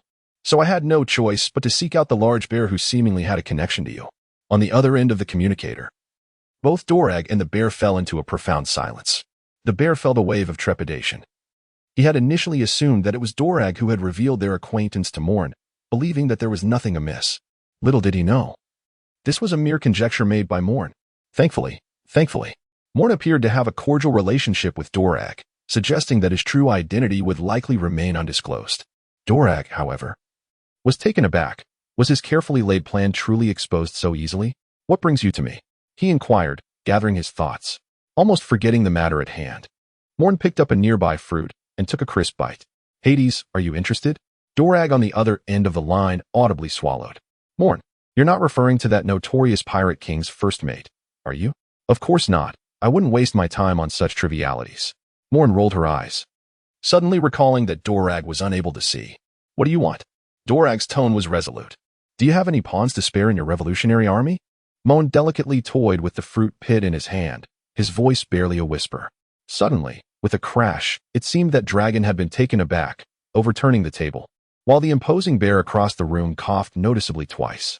Are you suggesting that you wish to utilize my revolutionary forces to pave the way for you? Dragon, ever the political strategist, had accurately discerned Moen's intentions. Moen did not conceal his thoughts. Having just been promoted to the rank of Major General, he realized that even with the impending war at the pinnacle, it would take him at least a decade to ascend further. Thus, Moen must firmly grasp the vessel of the five elders, allowing them to propel him forward. Unless it is a grand showdown, remaining closely aligned with the five elders is undoubtedly the wisest course of action. Dorag remained silent for a considerable time, The deputy commander and 3 high-ranking officials. Was that sufficient? At this moment, it was Moen who gasped in astonishment. The deputy commander. What a significant position this held within the Revolutionary Army. If one were to liken the Navy to the Revolutionary Army, then the stakes Dorag was presenting amounted to a major general along with 3 brigadier generals. Dorag. Should I capture him alive, or? Moen took a moment to compose himself, wanting to inquire further. Just kill him, he said. Dorag sighed. While the bear explained the situation to Moen, the deputy commander from the West Sea was once a commendable revolutionary warrior, yet he succumbed to temptation and fell from grace. The bear's voice remained gentle, though his tone carried a hint of chill. Fallen. Moen smacked his lips, involuntarily recalling a certain slogan that was resoundingly loud yet remarkably foolish, associated with a man once heralded as the king of adventurers. Time and place, 3 days hence, on the island of the Queen of Spring. They would venture there to unwind. Dolag exerted all his strength to articulate this fragment of conversation. The dialogue culminated as Moen spewed the cola he had just sipped. At Marine headquarters, Marineford, it remained a sun-drenched afternoon. Within the office of the Fleet Admiral, there were more than just the Admiral present. This time, a full table of mahjong was assembled. Fleet Admiral Sengoku, Marine Hero Garp, Marine Instructor Zephyr, and Marine Staff Officer Crane, each a renowned figure whose reputation could command the sea, were gathered within the Admiral's office for a singular purpose, to confront Garp. Garp. Sengoku's voice boomed, loud enough to be heard at the marine port, his braided hair trembling with each emphatic breath. Garp, seemingly unfazed, lounged on the sofa, casually popping a rice cracker into his mouth. Zephyr and Crane sat nearby, savoring the fine tea Sengoku had discreetly preserved. Look here. Look here. Once again. It's members of the monkey family. Sengoku, fuming, flung a document squarely into Garp's face before plopping down on the sofa and grabbing a handful of rice crackers to munch on. Garp, though struck by the document, paid it no mind, only casting a wistful glance at the crackers in Sengoku's grasp. Straw Hat Kid Luffy has severely injured Branch Officer Brents. Smoker requests a bounty be set at 30 million. Crane casually picked up the document, flipping through it swiftly, her gaze toward Garp now tinged with disapproval. Garp, if I recall correctly, Luffy is your grandson, is he not? You once mentioned wanting to mold him into a marine. Ahem. Little Crane, let me explain. This isn't my fault. If anyone is to blame, it's that red-haired brat. Who knows what kind of sorcery he fed Luffy? The kid is adamant about becoming a pirate, and as his grandfather, I cannot compel him to join the Marines, can I? As one who shared a bond with the Pirate King, Garp was utterly unconcerned about his grandson's choice to become a pirate. After all, there was still Ace to consider, was there not? Zephyr, seated beside them, let out a long sigh. Thank goodness we didn't entrust Moen to your training. Otherwise, we might now be facing 5 emperors upon the seas. Chapter 107, The Approaching Conspiracy. Judgment Island, a bastion of light unshrouded by darkness, is far more suited to the designation of a city that never sleeps than islands like Water 7. Within the confines of Judgment Island, a man adorned with an unsightly mask trembled before another figure. You are the chief of CP9, Spandam? Moen removed the rabbit mask from his face, feeling the discomfort that came with the trinkets of the marketplace. I am. You are General Moen, correct? Spandam bowed low, his tone exceedingly humble. He was no fool. Had it been an ordinary general visiting him, he might have been reprimanded, but this particular individual could spell disaster. Across the seas, the name of Moen and his battalion had spread far and wide, with all referring to them as the Mad Wolves. It suffices that you recognize me. Moen exhaled softly, casually seizing a cigarette from Spandam's desk and lighting one for himself. This was a tribute from below, far superior to the cheap wares outside. Sir, do you have any business with me? Spandam inquired cautiously. You should be able to contact the 5 elders directly, am I correct? Moen tilted his head, observing the terror-stricken Spandam. Why yes, but if it is not something of utmost importance, disturbing the 5 elders could be fatal. Spandam hastily waved his hands. Though his behavior might seem foolish, he was not truly dim-witted. The meaning of Moen is to establish a connection with the 5 elders through him. Thus, this matter should carry considerable weight. Moen extracted a stack of papers from his bosom and cast them directly before Spandam. The blueprints of the king of the underworld that you have long sought. Spandam's posture straightened, and his tone grew firm. His gaze upon the pile of papers intensified with fervor. I believe that by delivering this to the Gorosei, my contributions will not go unnoticed. And I shall not incur the wrath of the CP, correct, Spandam? Rest assured, my lord. In the dimly lit chamber, the two men, each harboring their own intentions, exchanged amiable smiles. In the Red Soil continent, at Marineford, the Gorosei convened once more within a towering edifice that had stood for 8 centuries. What was the purpose of this gathering? The bald Gorosei expressed his dissatisfaction, noting that this was the second full assembly within 6 months. Did they not typically alternate in handling affairs? It should not have been his turn this time. The bearded Gorosei also appeared puzzled, recognizing that this meeting had been organized by the swordsman Gorosei. Humph. The swordsman Gorosei snorted, slamming a document onto the table before the other 4. This little brat. The bearded Gorosei was the first to grasp the document in front of him, his eyes gleaming with excitement after a swift perusal. The other 3 Gorosei followed suit, gasping in astonishment. Could it be that Moen was the harbinger of fortune for the world government? First, he had dealt a severe blow to the pirates, and now he had delivered the king of the underworld into their hands. Haha, our investment in his training has not been in vain. What shall we reward him with this time? In a brightly lit office, the 5 venerable men who stood atop this vast ocean displayed smiles of joy. With the blueprints of the king of the underworld in their possession, they no longer needed to fret about their dominion. Although they had never regarded the king of the underworld with much respect, they merely wished to prevent anyone other than themselves from wielding such power. A promotion in rank? That would be problematic, as he was already a rear admiral. Any further elevation would position him as a candidate for a grand prize, which seemed premature. The bald Gorosei rubbed his head, finding himself in a state of vexation. Since when had the Gorosei begun to worry about how to reward their subordinates? Perhaps we could grant him a few devil fruits? Remarked the curly-haired Gorosei, suddenly sporting a peculiar smile as he proposed his idea. Are you suggesting? The long-bearded Gorosei's pupils constricted, his fingers lightly tapping the table. I second that. I second that. Before long, all 5 Gorosei unanimously approved the suggestion, appointing the bald Gorosei to execute it. Then, let us bestow upon him one of each of the 3 types of devil fruits. Agreed. The Grand Line. At the edge of the fabled Bermuda Triangle, a solitary white island stands quietly in this expanse. Here, magnetic and gravitational forces are utterly unperceived. If not for the sight of this island with your own eyes, it would be nearly impossible to locate. Dragon, are you prepared? Bellowed Betty. The commander of the Eastern Army of the Revolutionary Army lit a cigarette and stood beside Dragon. In Dragon's hand, a phone snail lay silent, having been abruptly disconnected, and he remained contemplative. The slayer of dragons will inevitably transform into a malevolent dragon. Betty, do you not find this sentiment particularly fitting for our revolutionary forces? Doflamingo let out a soft sigh, turning to gaze out the window at the brilliant sunlight. The slayer of dragons? A malevolent dragon? With the cigarette clenched between his lips, Betty's gaze sharpened. Will the brave, nurtured by the blood of the wicked dragon, ultimately become the new malevolent dragon? Dragon, do you imply that internally? Prepare yourselves. Once Rod meets his demise, we shall orchestrate a thorough cleansing. Understood. Moen, having received a response from the 5 elders at Judicial Island, departed from the sleepless city with great satisfaction. His next destination, the island of the Spring Queen. This is a quintessential tourist island, where legitimate commerce flourishes.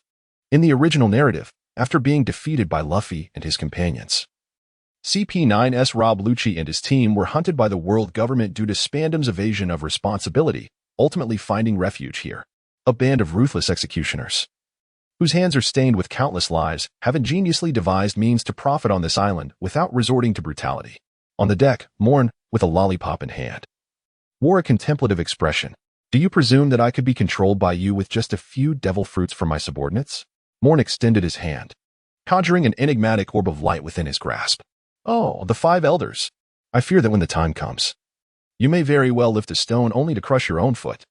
Moen had never doubted the ability of the 5 elders to restrain those who wield the powers of the devil fruit.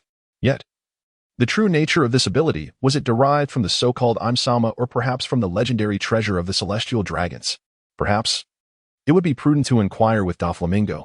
Moen retracted the luminescence, a faint smile gracing his lips. For that fellow possessed secrets even the celestial dragons would be compelled to yield to, in comparison to Nico Robin. Doflamingo was the genuine weapon capable of obliterating the celestial dragons. In the New World, on Whole Cake Island, a resounding explosion erupted. A crimson inferno engulfed the sky, leaving the castle, once bustling with the Charlotte family, devoid of life save for its fiery sovereign. Momum, transformed by flames into a dismembered Big Mom, descended from above, her corpulent form surprisingly appearing somewhat diminished. Katakuri. Big Moen settled into a sofa, her tone gravely altered from its previous ferocity. As her voice resonated, Katakuri emerged from the mirror, kneeling before Big Moen. Where is that little brat now? Mother, according to our sources, he is en route to the Spring Queen Island in the first half, with the Spring Festival approaching in just 2 days. Katakuri lowered his head, feeling a long-lost terror emanating from his mother. Mom. Big Mom's visage darkened before she suddenly erupted into laughter. Bururu. Big Mom retrieved a large snail phone from her side and dialed a number she had long memorized. Hello? Lin? What do you want? The call connected, and a sultry voice emerged from the other end. Stussy, I need you to do me a favor. Big Mom's tone was unsettlingly calm. That little brat from the Navy named Moen will soon arrive at Spring Queen Island. I know you have established the land of pleasure there. Detain him for me. What are you planning? On the other end of the line was none other than Stussy, one of the underground rulers and the queen of the land of pleasure. Stussy hesitated, inquiring cautiously. She had known Charlotte Lin for years, yet she realized she knew very little about this old friend. Mom. Big Mom chuckled softly. If I could make the Navy's rising star my son-in-law, that would be quite delightful. You must be mad. Stussy gritted her teeth, disbelief etched across her features. Big Mom actually wished to make Moen her son-in-law? Who do you think you are? You just suffered a defeat, dear. Mom and Big Mom let out a couple of cold chuckles. I have my own ways, Stussy. I just need you to hold him off. The call with the snail was abruptly terminated. Big Mom turned her gaze towards the silent Katakuri, her expression remarkably serene. Let that Nasu make a move. Have Bruley take her over. From now on, Moen will be Bruley's husband. Yes, mother. Chapter 108. The Devil Fruit of Rules. In the holy land of Mariawa, a slender woman stood quietly by the roadside, silently putting away her snail phone, her expression somewhat stiff. What is that Lingling up to? No, I must report this to my superior first, so they can decide. The matter involved one of the 4 emperors and a marine supernova. Stussy felt that she could no longer make decisions on her own. Swiftly employing the shave technique, she arrived at the world government's office building. This was not the grand edifice where the 5 elders resided, but merely an ordinary office building. Knock, knock. Stussy stood at the door of an office, tidying her attire, took a deep breath, and knocked on the door. Come in. A deep male voice resonated, causing Stussy to feel as though her heart had been seized, her breath quickening. Creak. As the door swung open, Stussy stepped lightly towards the man practicing swordsmanship before her. Commander. Stussy lowered her head, avoiding the man's gaze. Ah, Stussy. If I recall correctly, you should be on your way back to the New World. The man turned around, his pale mask bearing the insignia of the world government. The fitted training attire was adorned with a golden number 1 emblem. The highest officer of CP0, Ling. Stussy kept her head bowed and recounted the matter discussed with Big Mom. Commander, should we notify the Marines about this? After all, Rear Admiral Moen is currently favored before the 5 elders. Although the Marines were still somewhat unaware, Stussy, as a member of CP0, possessed more secrets than anyone in the Navy. She understood better than anyone that Moen's standing in the eyes of the 5 elders was second only to the 3 admirals and the fleet admiral.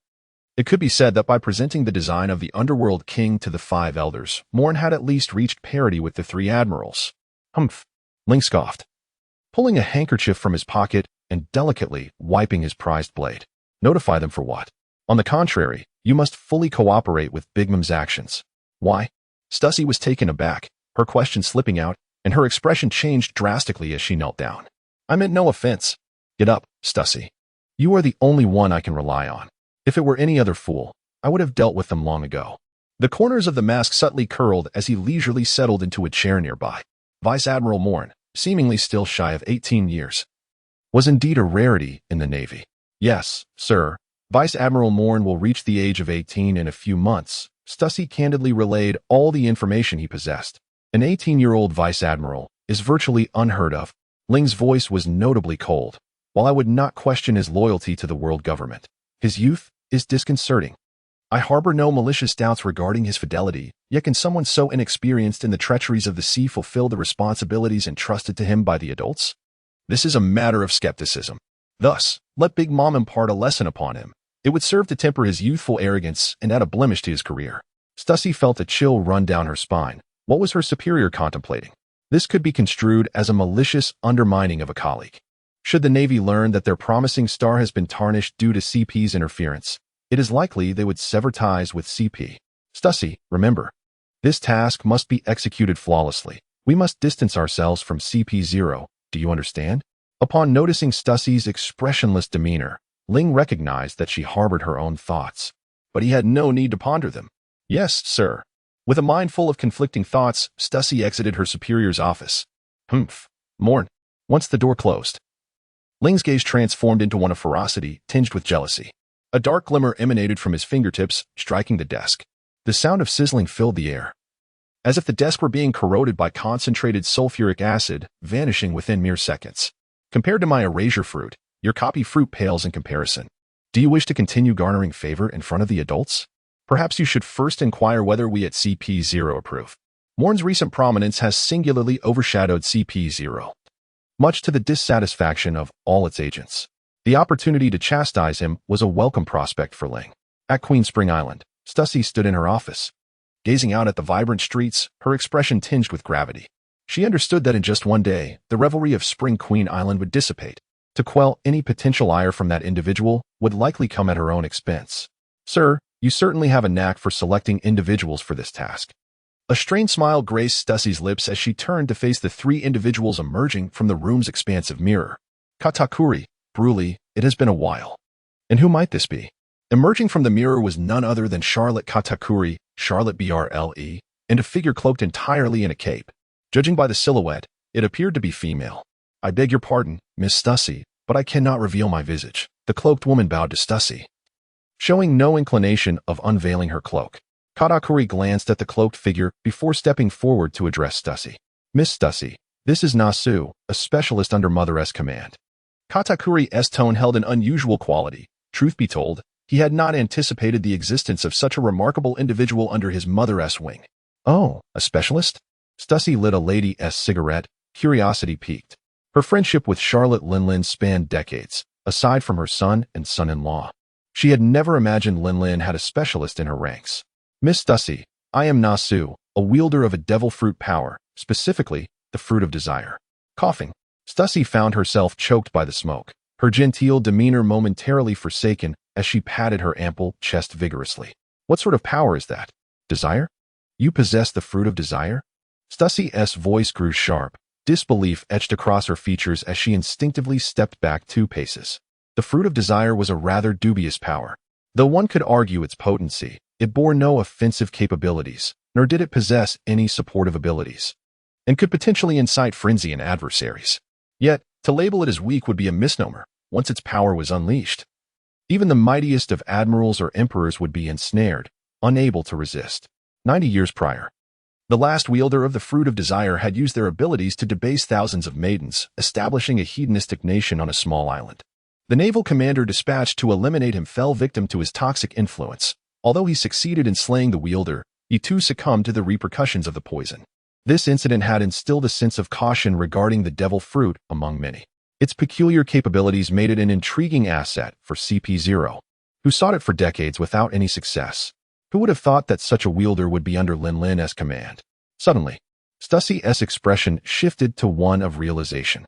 It seemed that Charlotte Linlin's ability to bear over 100 offspring in just a few decades was likely significantly attributed to Nasu's influence.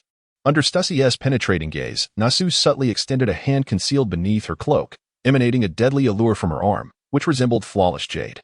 Katakuri's pupils constricted as he swiftly sealed his eyes, ears, and nose with dough, subsequently closing off his observation haki. Stussy felt a wave of dizziness wash over her. Her eyes glazed with longing. She found herself irresistibly drawn to Nasu. A faint sound pulled Stussy back to reality, and she was horrified to discover that she was less than a meter away from Nasu. A small vial was tossed at Stussy's feet by Nasu, her arm retreating beneath her cloak once more. What an unsettling allure. No, it would be more apt to describe it as a tantalizing seduction. Stussy felt the restlessness of her body, an expression of astonishment crossing her brow. It seemed that the fruit of desire had indeed awakened within her. Nasu paused for a moment, nodding in acknowledgement. It was precisely because of this awakening that she could hardly contain the burgeoning power. Katakuri opened his eyes, exhaling softly. Having accurately calculated the duration it would take for Nasu to retrieve the potion from her pocket and withdraw her hand, based on his foresight. What is this? Miyu. My greatest masterpiece, Nasu replied, raising her voice slightly. Even a mere drop on jade could cause it to yield more jade, let alone an actual human. This is the finest seduction elixir. Chapter 109. A storm approaches. The island of the Spring Queen, a renowned travel destination located in the first half of the Grand Line, is frequented by merchants who engage in both conventional and unconventional trade. In a rather secluded shop, a cloaked woman savored the coffee in her hands. A hand, nestled beneath the table, unfurled to reveal an ear, as the woman listened intently to the conversation at the bar. Have you heard? That naval supernova admiral has arrived at the island of the Spring Queen, and Queen Stussy has returned to the Joy Street because of this. Hey, is that true? What is he doing here? Isn't he here to capture someone? Who knows? The commotion he stirred in the New World was quite significant. Even 2 Yonko crews were stirred into action, prompting his return to paradise. Keep your voice down. To the Yonko, he may be manageable, but to us, he is a harbinger of death. Let us not forget how many peers he has dispatched. Robin set down her teacup, gracefully dabbed her lips with a napkin, left several berries on the table, draped her cloak over her head, and departed the secluded CAF with elegant steps. At the moment Robin exited the doorway, the waitress, who had been animatedly chatting with a customer, squinted her eyes and subtly moved her lips a few times. Understood. On the Joy Street of the island of the Spring Queen, countless pirates and affluent individuals revel in merriment. For this is one of the rare neutral grounds where neither the Navy nor the pirates may engage in conflict. This is the decree established by the underground queen, Stussy. Indeed, the delicacies here are remarkably delectable. Amidst the throng, a young man, devoid of female companionship, was savoring a substantial piece of meat with great delight. Much like any other holidaymaker in this place. Not far away, in the office atop the building, Stussy squinted down at the jubilant street below, letting out a soft sigh. Regardless of the circumstances, it seemed that this joyous street would likely cease to exist by tomorrow. Katakuri reclined on the sofa, quietly relishing his red tea, while a phrase spoken by his mother before his arrival echoed persistently in his mind. Everyone believed that the little rascal, Moen, had risen to fame solely due to his devil fruit powers. They failed to consider whether such powers could be without flaws. The physical strength and hockey prowess of that boy are entirely comparable to that of an admiral. If a means to compensate for his devil fruit abilities were truly found, then even those of our caliber would surely stand no chance against him. Therefore, Katakuri, securing his lineage, is imperative. With a sigh, Katakuri watched the ripples form in his red tea, his gaze drifting towards Bruley, who was engrossed in studying her own devil fruit abilities. Among his family members, his closest ties were with Daifuku, Oven, and Bruley. Now that Oven had been slain by Moen, and Bruley had been designated by their mother as the daughter entangled in Moen's schemes, Katakuri found himself at a loss for thoughts. A knock interrupted his reverie. A girl clad in a white skirt entered, radiating youthful exuberance, yet tinged with a hint of worldly experience. Sir, the individual you instructed me to observe has arrived at the inn on Joy Street, she informed Stussy with a slight bow. Very well, I shall attend to it. You may leave now, Stussy replied with a nod. After dismissing his spy positioned in Joy Street, Stussy gestured to Katakuri and Bruley. I will entertain Moen. I will endeavor to have him dine with me and discreetly introduce the mind jade into his meal. At that moment, I will seal all exits, leaving only a mirror behind, ultimately forcing you to confront yourself, Bruley. Katakuri, you cannot remain here. Moen's observation hockey is formidable. According to my investigations, it is on par with the legendary Rogers. What? Katakuri's pupils constricted as he recalled their previous encounter with Moen. Indeed, that individual seemed to possess an extraordinary talent for hockey cultivation. Had it not been for his lack of stamina, coupled with Bruley's timely rescue, he could have easily become a stepping stone for Moen's advancement in observation hockey. I shall depart immediately. Good. Stussy left the office, calling upon his subordinates to prepare a sumptuous feast before making his way to meet the naval supernova. Nicole Robin, you cannot escape. In a dimly lit alley, 4 men donned in white robes, their faces masked with bizarre red patterns, encircled Robin, who was clad in a cloak. We are not the foolish CP8 pursuing you. The apparent leader of the masked men taunted, his voice dripping with mockery. With a swift gesture, he unleashed a finger gun that pierced Robin's shoulder, rendering her unable to concentrate on her abilities derived from the Hana no Mi CP0, the shield of the celestial dragons. Robin thought bitterly, a wry smile gracing her lips. She had intended to visit this island in search of information regarding the historical texts, unaware that the impending arrival of Moen had not gone unnoticed.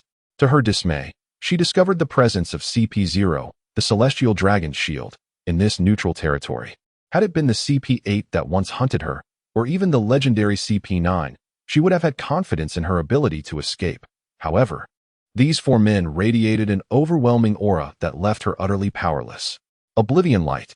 One of the men on her right launched a kick towards her, and though Robin deftly dodged, she fell right into their trap.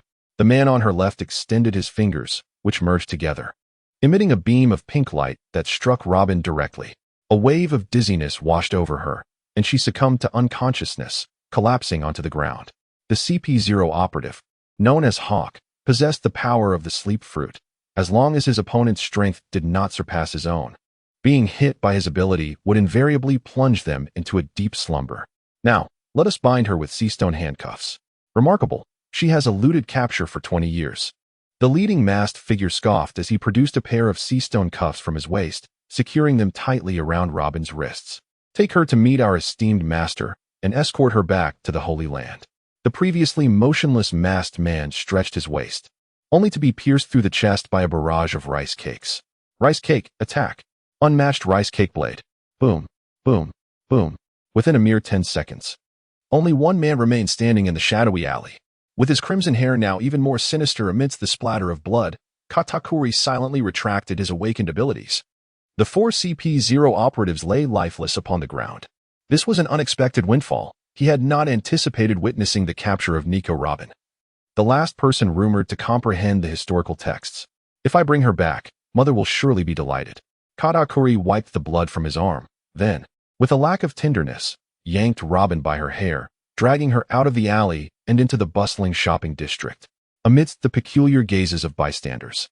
Katakuri pulled Robin's hair as he traversed through the shop mirrors. BRLE, place this woman in your space. Once your task is complete, return with her to Tato Land.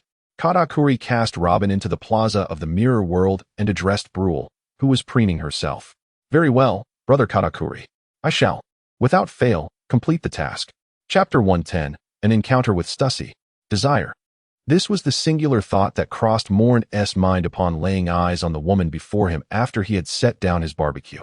Having witnessed the gallant demeanor of Aine, the gentle grace of Lirella, the cunning intellect of Robin, and the vibrant youth of Nami. This was the first time Moen felt a flutter of emotion upon seeing a woman. The Queen of Pleasure Street, Stussy? Indeed. The very Stussy who had received the news now stood before Moen. Why are you here in this paradise, not at the headquarters of Pleasure Street in the New World? Moen teased, taking a bite of the grilled meat while regarding the beauty before him, whose age was indeterminate. Stussy smiled, gracefully taking a seat beside Moen. I have come solely for you, Lord Moen. The Navy's hottest supernova, renowned as a potential successor among the 3 admirals, is certainly worth my acquaintance. A dark king befriending the Navy? You ought to consider yourself fortunate that you bear no bounty. Otherwise, you would not be sitting here conversing with me. Moen remarked with a hint of mockery. And who might this be? The only woman among the 6 rulers of the underworld, the underground Queen Stussy. In secret, she also held the identity of a celestial dragoness shield, CP-0. Hee, Stussy chuckled, covering her mouth with her hand, exuding allure. I am but a good person, merely engaging in a business that brings joy to others. Upon hearing this, Moen's eyelids twitched. In the Navy's files, Stussy's crimes were indeed considerable. She conspired with the Lone Shark King to incite wars, profiting immensely from the chaos, and abducted young women from devastated cities to bring to Pleasure Street, while Morgans trailed behind to scoop the news. A good person? In this morbid world, there exists no such thing. I wonder, Admiral Moen, would you be interested in sharing a drink? I have a bottle of vintage red wine, eagerly awaiting your company to savor it. Stussy playfully winked, her voice ringing clear. Those who knew her would surely feel a chill at such a tone from the underground queen. Stussy, let us dispense with the veiled talk. What is it that you seek from me? Moen responded, shaking his head with a smile, his fingertips lightly tapping the table. Stussy's pupils constricted as she noticed a small hole left by Moen's fingertip on the table. He knows my identity?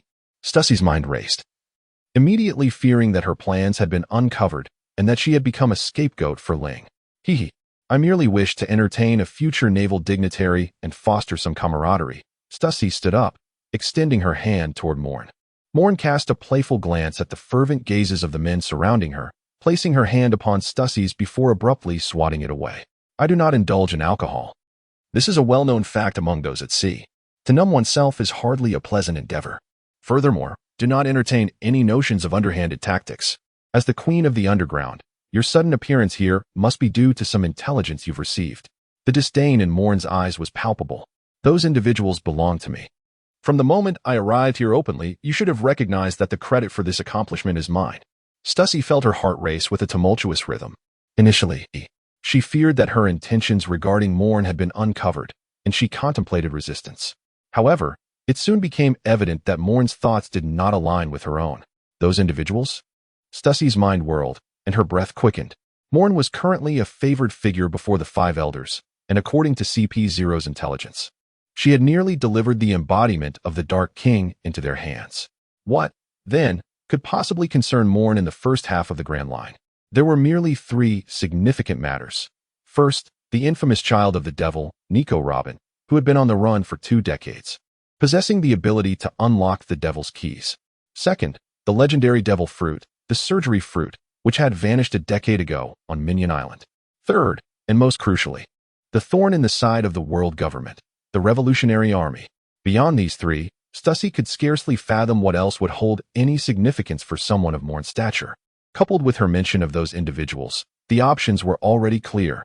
Unbeknownst to her, as the queen of the Pleasure District, it was entirely plausible that members of the Revolutionary Army had already infiltrated. What could their purpose be? To incite a revolution? The inhabitants of this island were not akin to the impoverished civilians of war-torn nations, struggling to survive on meager rations. Inciting a revolution here would be as challenging as overthrowing the government itself. Haha, Moen, you jest. How could I possibly claim your accomplishments? We shall refrain from intervening. Although she merely speculated about Moen's intentions, Stussie continued to follow her lead in conversation. Moen nodded, having anticipated the presence of CP on this island. However, he was taken aback to discover that it was Stussie, the leader of this CP, who had taken action. Could it be that those few individuals abandoned by Dragon possessed some crucial intelligence? Yet, to think they could usurp my achievements? Perhaps in another lifetime. Moen lightly curled his lips, finishing the cola on the table in one gulp, and then contentedly let out a satisfying belch. Due to the constraints of the system, he was compelled to ascend continually, and with the tragic loss of his family at the hands of pirates, he could not entertain the notion of becoming one himself. Thus, the path of the Navy remained his sole option. On his journey toward the rank of admiral, no one could impede his progress. The titles of the strongest rookie vice admiral, the most formidable madman vice admiral, the most youthful vice admiral, all these accolades were earned through relentless effort. Alongside the names of legendary figures such as Gold Lion, Katakuri, Big Mom, and Kaido, Moen's achievements have even surpassed those of the admirals. However, it seems that General Moen is not so easily accessible. May I extend my hospitality to you? Stussie glanced at the roasted meat in Moen's hand, somewhat speechless. It was quite amusing to see a distinguished general so content with street food. Upon meeting Stussie's gaze and sensing her relinquishment of any desire for accolades, Moen acquiesced to Stussie's invitation. This brought a sigh of relief from Stussie, for the wrath of Moen was a burden she could scarcely bear compared to the ire of her superior. Tianla Residence, the tallest edifice on Queen Spring Island, also serves as the headquarters of this vibrant district. Surrounded by the lively banter and delightful sounds, Moen maintained a gentle smile. Come, General Moen. Since you do not partake in spirits, allow me to honor you with a cup of tea instead, Stussie said, raising her teacup towards Moen. Moen instinctively turned his gaze towards the teacup, observing as the color and fragrance swept through every drop of tea. No problem. Savoring the delightful aroma that flowed between his lips and teeth, Moen exclaimed, "What exquisite tea!" It appeared that Admiral Moen was quite fond of it. Stussie set down her teacup, subtly signaling to the attendants in the room, and then looked at Moen with a charming smile. "I hope you will also appreciate the gift I have prepared for you." With a clap of her hands, the curtain that had been hanging in the hall was suddenly drawn back, revealing a woman who emerged from a mirrored surface, resembling a witch. Charlotte Brule. Chapter 111. Blood. Blade of Ruin.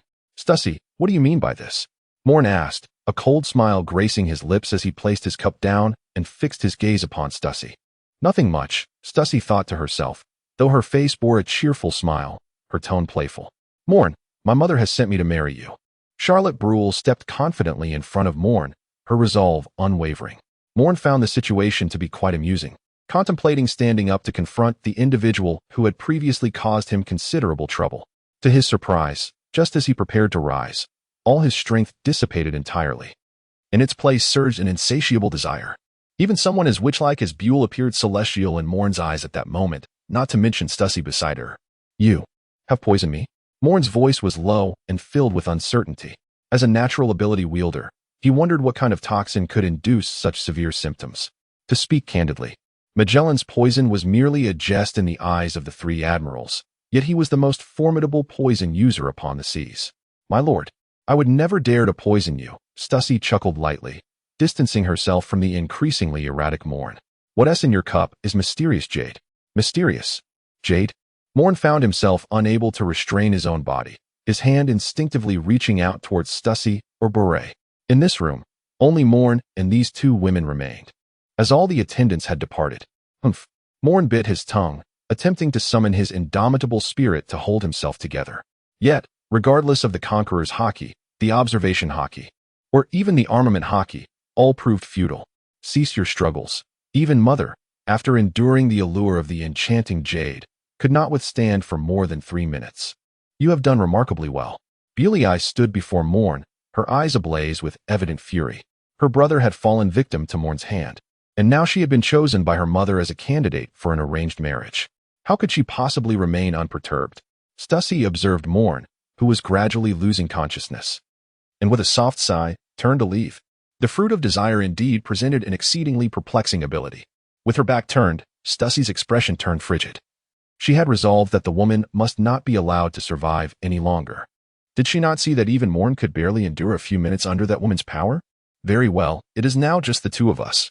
Jiuyue took several deep breaths, her hand trembling slightly as she reached for Moen's clothing, intending to remove it. Moen had closed his eyes, his complexion flushed as if he were intoxicated. Suddenly, as Blaze's hand brushed against his clothing, Moen's eyes sprang open, blood trickling from the corner of his mouth. You think you can manipulate me with that mere jade? His voice was soft, yet the chill in his tone was palpable. His eyes were bloodshot, pupils slightly unfocused. Eliminate her, sharpshooter. A beam of light, akin to golden threads, pierced through Charlotte Blaze's chest. She gazed in disbelief at the man before her. Nearly rendered unconscious from exerting his abilities, her lips moved as if to utter something. Yet blood gushed from her mouth, her throat choked with it, rendering her voiceless. With a thud, she collapsed to the ground, her pupils dull, clutching her chest. That single shot had directly penetrated her heart. Such a wound would be beyond even Big Mom's endurance. With Blaze's fall, Moen gradually closed his eyes, the sound of something shattering echoing in his ears. Moen, Major? What are you doing here? What's wrong? As Moen regained a semblance of awareness, a delicate voice pierced through. He opened his eyes to find an aura of intelligence enveloping him. Why are you here, Nico Robin? In a dimly lit basement, Stussy held a bug-proof transponder snail, engaged in a conversation. Sir, he knows my identity as CP0, and I have drugged him. I fear he may cause a scene. Stussy expressed her concern. If Moen were unaware of her true identity, she could merely assume another guise to return to CP0. However, the predicament lay in the fact that Moen had somehow discovered her affiliation with CP0, making her return impossible. Such a revelation would only exacerbate the already strained relationship between the Navy and CP. It's fine. Continue to play your role as the underground queen. The Navy has my support, the voice on the other end reassured her.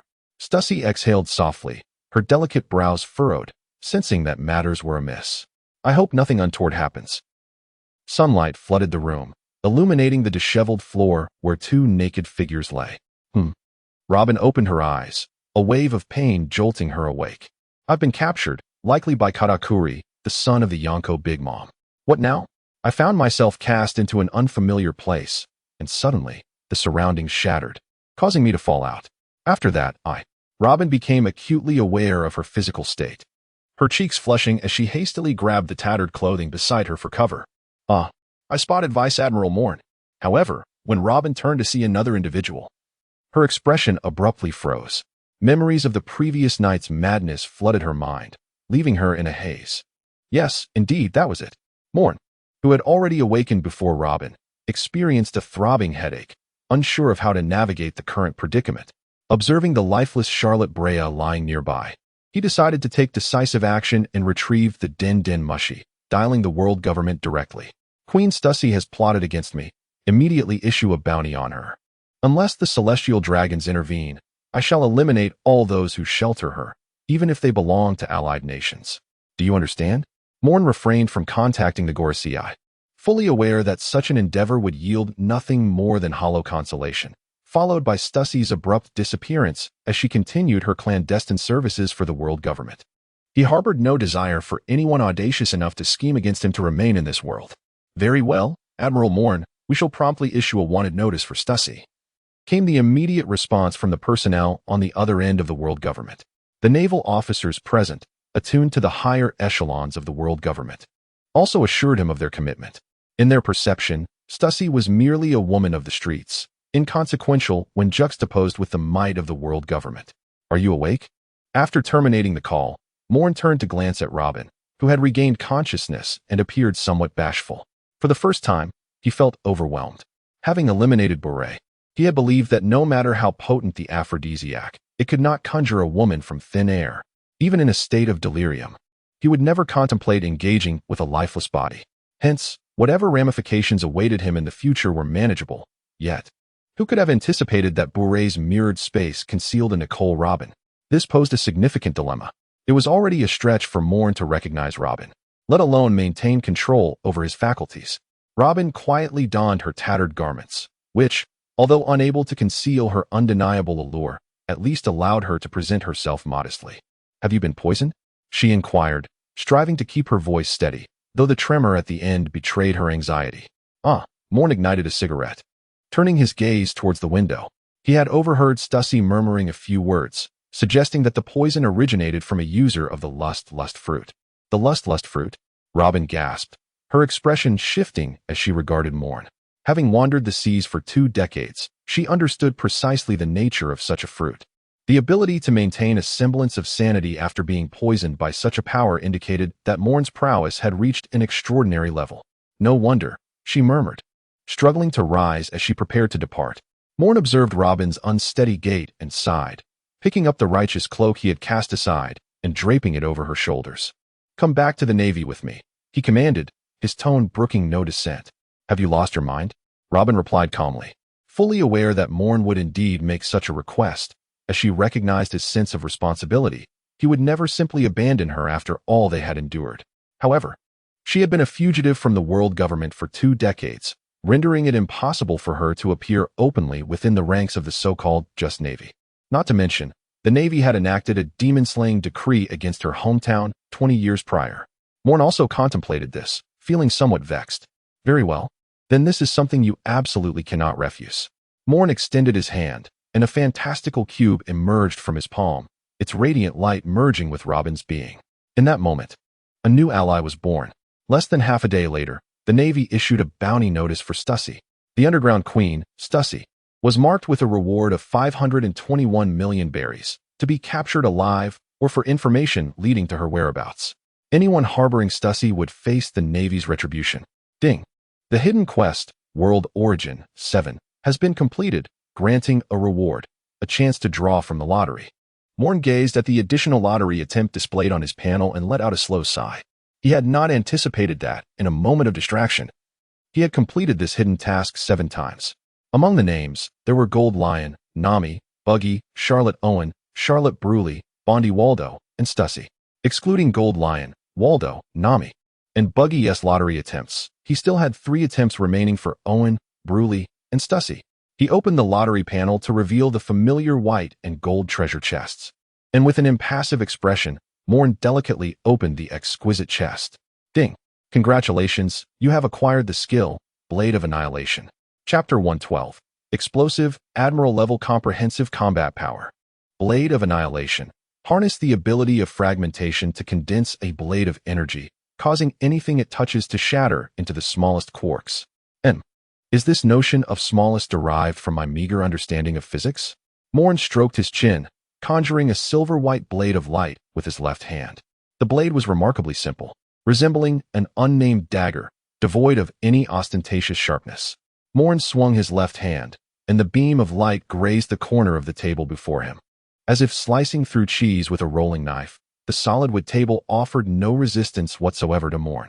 The corner, severed by the luminous blade, fell to the ground, its cut remarkably smooth, devoid of even the slightest trace of wood shavings.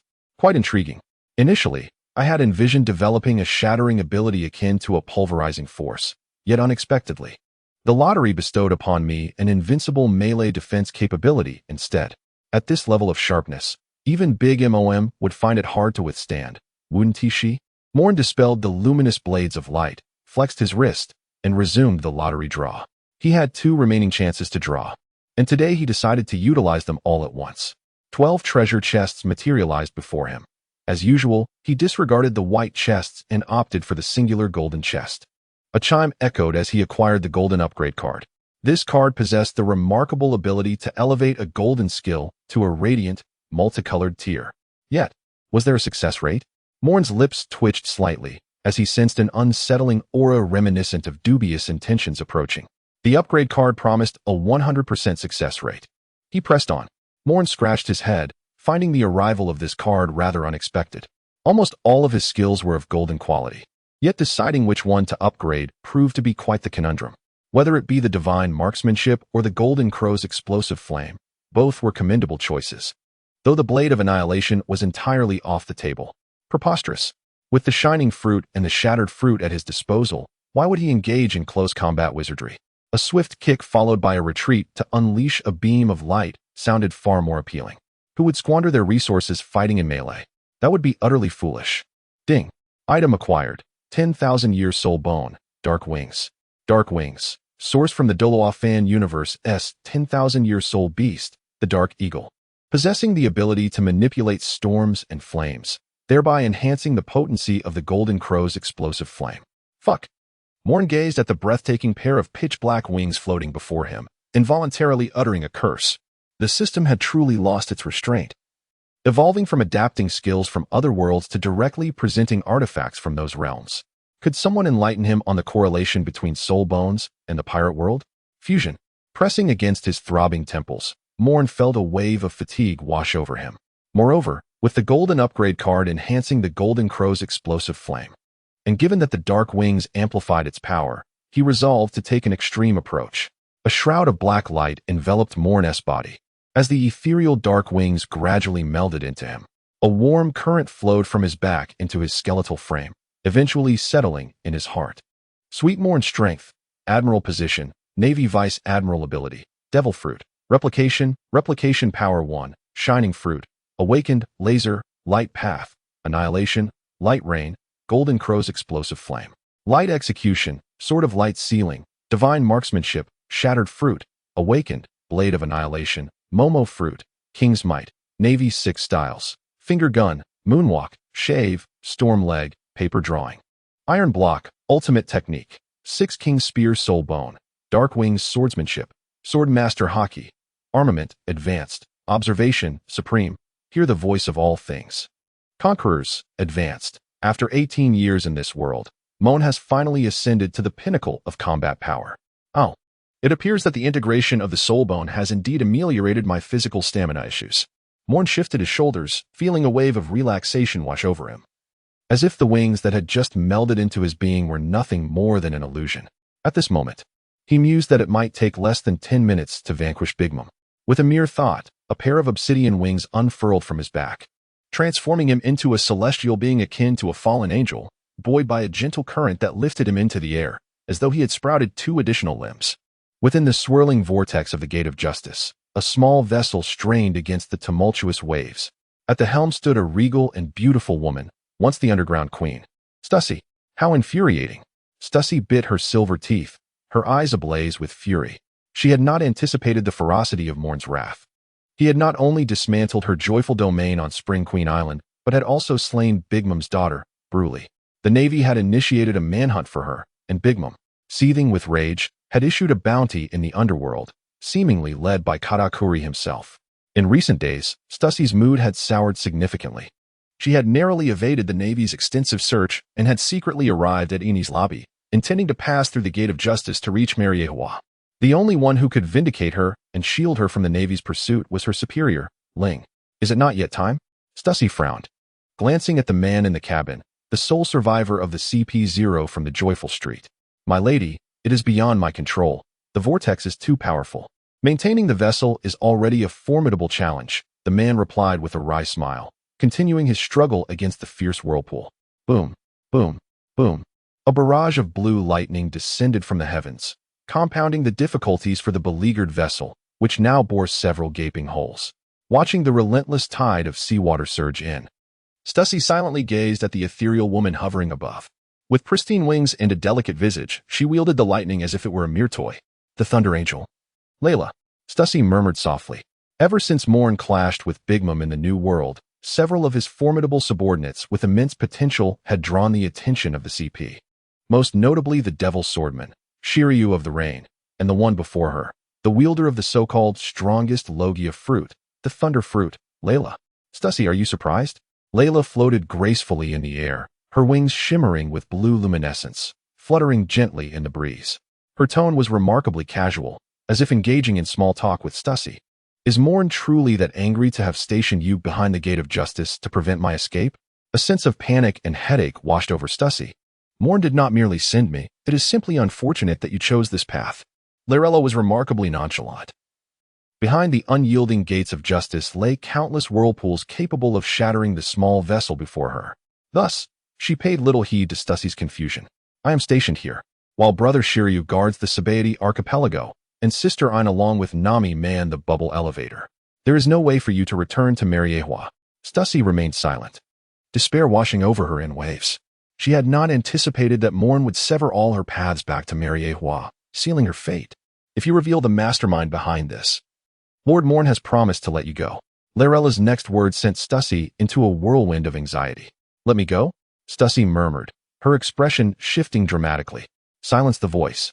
Erase the space. Stussy, get out now. Chapter 113, Luffy's Smile. In the ruins of the once vibrant Joy Street, now a desolate wasteland, Moen dusted off his attire, idly toying with a ring still stained with fresh blood.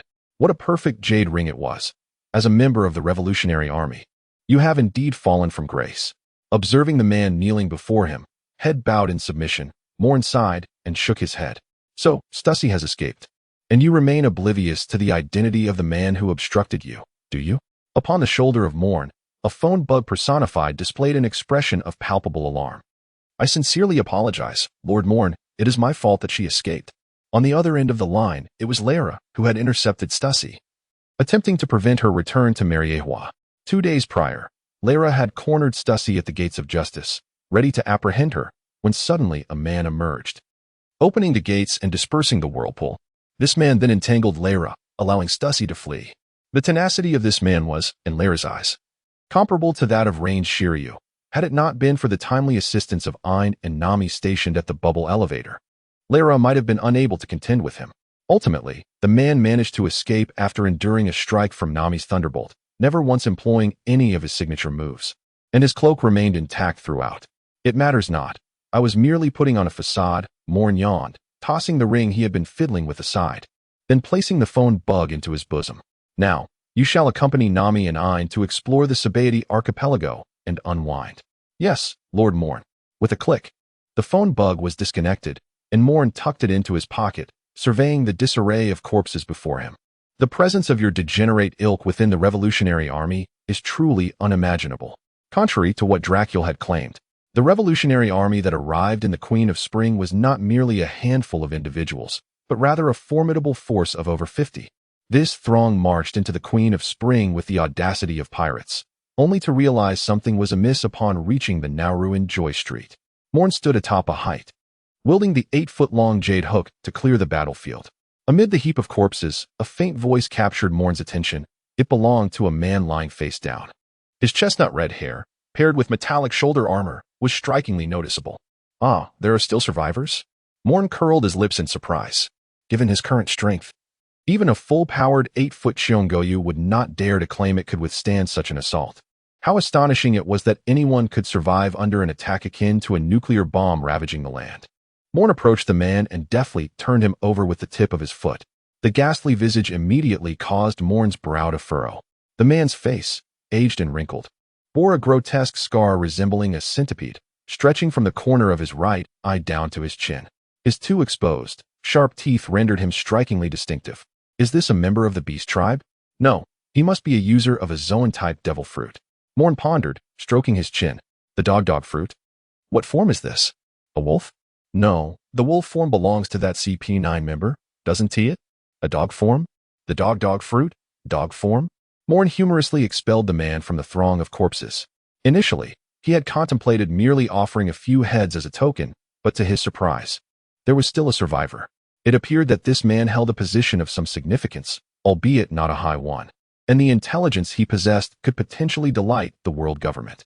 The sole predicament now was that all of CP0 stationed at the Joy Street of the Queen of Spring had been eliminated by Moen, leaving the nearest CP unit being CP9, based in Water 7.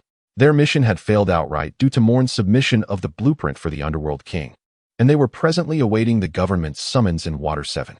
Very well, let us pay a visit to that rather mediocre individual, renowned for his adeptness at shifting blame. If memory serves, he possesses a blade imbued with the powers of a devil fruit, specifically that of the elephant fruit, does he not? Moen retrieved a telephone bug, a silver device entirely resistant to eavesdropping, designed exclusively for the use of personnel within the world government. Moshi, this is Vice Admiral Moen. This is Vice Admiral Moen of the Navy. Is this CP9? There are individuals who require your assistance to be returned to the government. I am in the East Blue, at Logetown. Today, Logetown is tumultuous, as if the world is on the brink of collapse. On the execution platform where the pirate King Roger was once condemned, a straw hat flutters in the wind, revealing a smiling face beneath. I'm sorry, Zoro, Sanji. I may not survive this. Amidst the crowd, Roronoa, Zoro, and Sanji, encircled by a swarm of pirates, furrowed their brows. What nonsense are you spouting? We're coming to rescue you right now. Sanji ignited a cigarette, his gaze fixed resolutely on Luffy, who was shackled and pinned beneath the weight of Admiral Yarlita on the execution platform. In a narrow alley beside the platform, Smoker, with two cigars clenched between his teeth, remained motionless, lost in thought. It was only when the sensation of oxygen deprivation jolted him back to reality that he realized the cigars in his mouth had become drenched by the rain. How could it be? How could anyone maintain such a smile in the face of death? Smoker's expression darkened as he involuntarily recalled 20 years prior.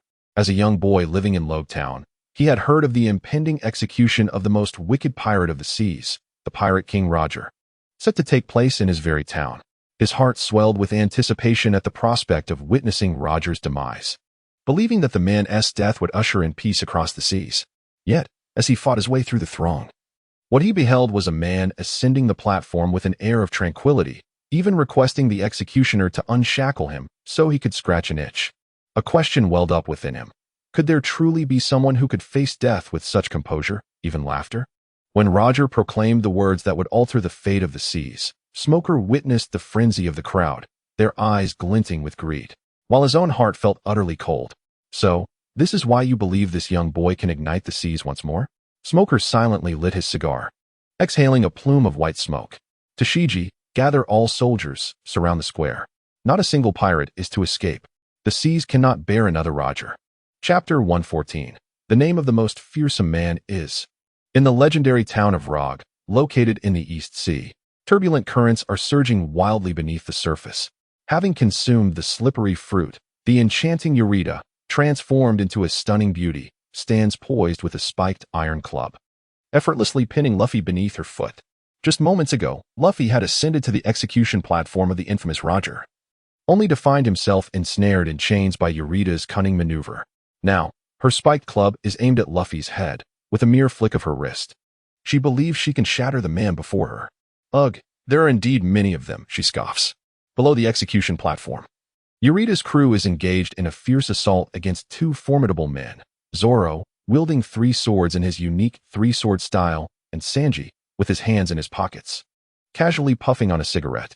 In the distant harbor, Usopp, having returned to the Mary, along with a navigator from a pirate crew they had recruited, silently prays as they witness the inferno engulfing the town center. Hey, Luffy, stop fooling around. You can definitely get out of this, Zoro yells, having just felled a henchman with a swift strike.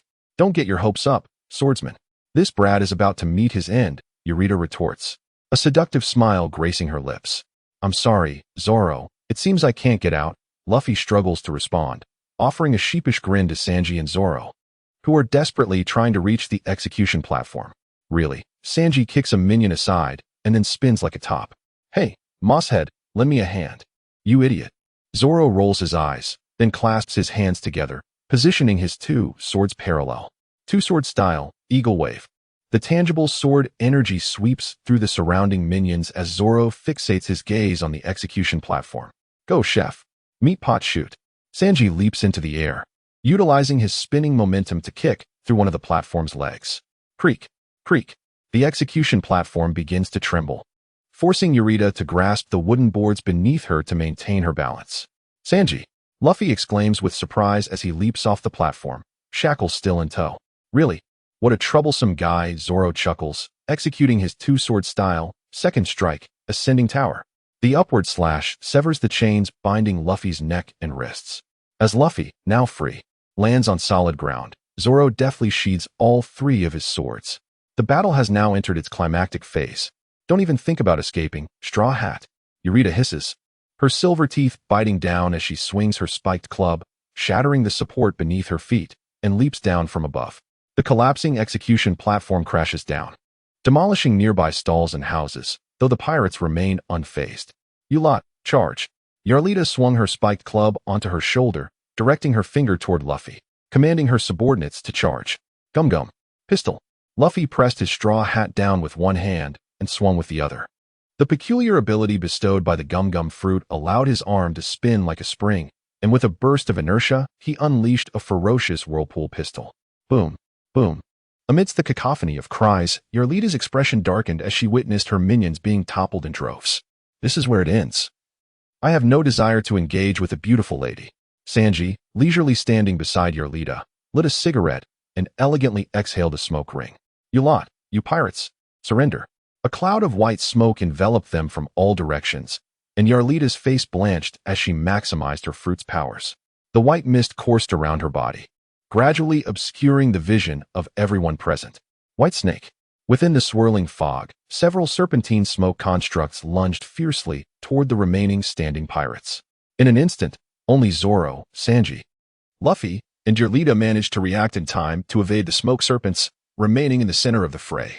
Colonel Smoker of the Navy, the White Hunter. Yarlita's expression soured as she surveyed the encircling white smoke. As a fruit user, she was acutely aware that her current strength stemmed solely from the slip fruit, just as that troublesome Straw Hat Kid derived his powers from a fruit as well. However, they were mere ordinary paramecia users, whereas before them stood the illustrious White Hunter, renowned for his invincible Logia abilities as a smoke fruit user. By comparison, Smoker's formidable prowess was self-evident. White Hunter. I trust one have not violated any of Rogue Town's regulations. Yarlita lowered her spiked club, feigning a posture of resignation. Years before Smoker took station in Rogue Town, the local garrison commander was utterly incapable of repelling the numerous pirates that flocked there. Hence, a rule was established. As long as pirates did not offend the Navy or the civilians, they would not be pursued within the town. That rule was broken long before I arrived. From within the smoke, Smoker's voice resonated, deep and laced with fury. As a justice-filled Navy officer, he felt deep shame for the previous commander of Rogue Town. To think justice would bow its noble head to evil. Observing Yarlita converse with her adversary shrouded in smoke, Zoro couldn't help but break into a cold sweat. When he had struck down the White Snake moments ago, he had felt no tangible target. Another formidable opponent indeed. Luffy released his grip on the straw hat, inhaling deeply until his chest swelled. Rubber, rubber. Great windmill. With arms crossed, Luffy spun rapidly, resembling a windmill infused with electric energy. A fierce gust of wind dispersed the smoke, revealing Smoker concealed within. Quite intriguing. Smoker, with two cigars clenched between his teeth, took a deep drag and smiled. Truly a man deserving of such a grin. Straw Hat Kid Luffy, your journey ends here. Do not underestimate me. I am destined to become the Pirate King. Luffy beamed, his arms moving like elongated tentacles, summoning a powerful airflow towards Smoker. A foolhardy individual. Alrita's pupils constricted as the ground beneath her became as smooth as glass. Within mere seconds, she seemed to lose all friction and vanished from the battlefield. Brat. Struck by a sweeping arm, Smoker wore an indifferent expression, reaching behind him to draw a peculiar weapon. 10 hands. I have already declared. Your journey ends here. 3 sword style. Demon slash. Shoulder slash. Rubber, pistol. Boom. Dust and debris erupted, enveloping the battlefield in white smoke once more. Luffy appeared as though something had gripped his throat, struggling with a grim expression. Nearby, Sanji and Zoro lay exhausted on the ground. Straw Hat Kid. I shall repeat myself. Your journey is over. White fist. A fist the size of a cooking pot slammed into Luffy's forehead, eliciting a pained cry from him. As a user of the gum-gum fruit, he should have felt no pain from such a strike. Yet the white fist that Smoker had conjured was coated with a thin layer of black fluid. Armament hockey. It is over. Smoker cast Luffy aside and leisurely lit 2 cigars. The man deemed by Moen to be capable of stirring the seas once more now lay at his feet. Well then, prepare to reflect on your sins and impel down. With a thud, Smoker extended his 10 hands, intending to render Luffy utterly powerless. However, a large hand grasped his shoulder. Turning his head, amidst the thunder and lightning, a vivid red mark was unmistakably visible. The world's most notorious and troublesome leader of the Revolutionary Army. Drago. Chapter 115, The Whisper of Sin. At the port of Lowtown, the beginning and the end, Luffy leapt from a distant alley, arms wrapped around Sanji and Zoro, directly onto his ship, and with a resounding call, they set sail. Amidst the cries, the Mary set sail from Rogue Town, bravely cutting through the waves.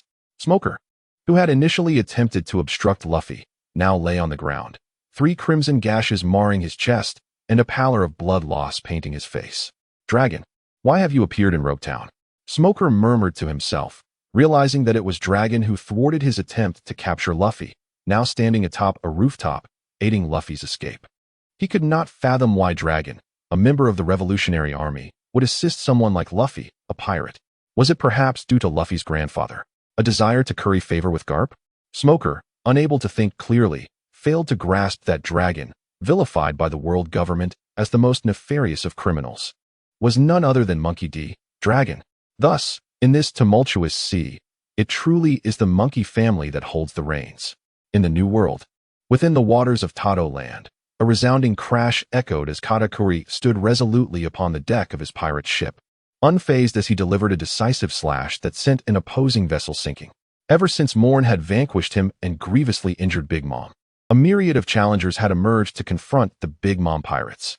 All the ministers had been dispatched to purge the waters of any dissenters. Moen. Katakuri's gaze remained cold as he observed the sinking ship, tightening his scarf. The 2 syllables he murmured were laden with clarity. The hatred within him threatened to shatter his steadfast resolve. His closest siblings, Owen and Bruley, had both perished at Moen's hands. Although their deaths were intertwined with their mother's actions, the ultimate culprit remained Moen. Katakuri. A man stood behind him, opening his mouth hesitantly before steeling himself to approach. What is it, Daifuku? As Katakuri's first mate, Charlotte Daifuku had accompanied him on this venture. We have found this. Daifuku produced a devil fruit, his expression grim. Katakuri's pupils constricted as he swiftly seized the fruit. Its silver surface gleamed, smooth as a mirror, reflecting his own image. The mirror fruit, Bruley Moen. Katakuri tucked the fruit away, unwilling to allow this fruit, once belonging to his sister, to fall into another's hands, even if it could greatly benefit the Big Mom pirates. Daifuku, standing behind Katakuri and observing his actions, showed no intention of opposing him.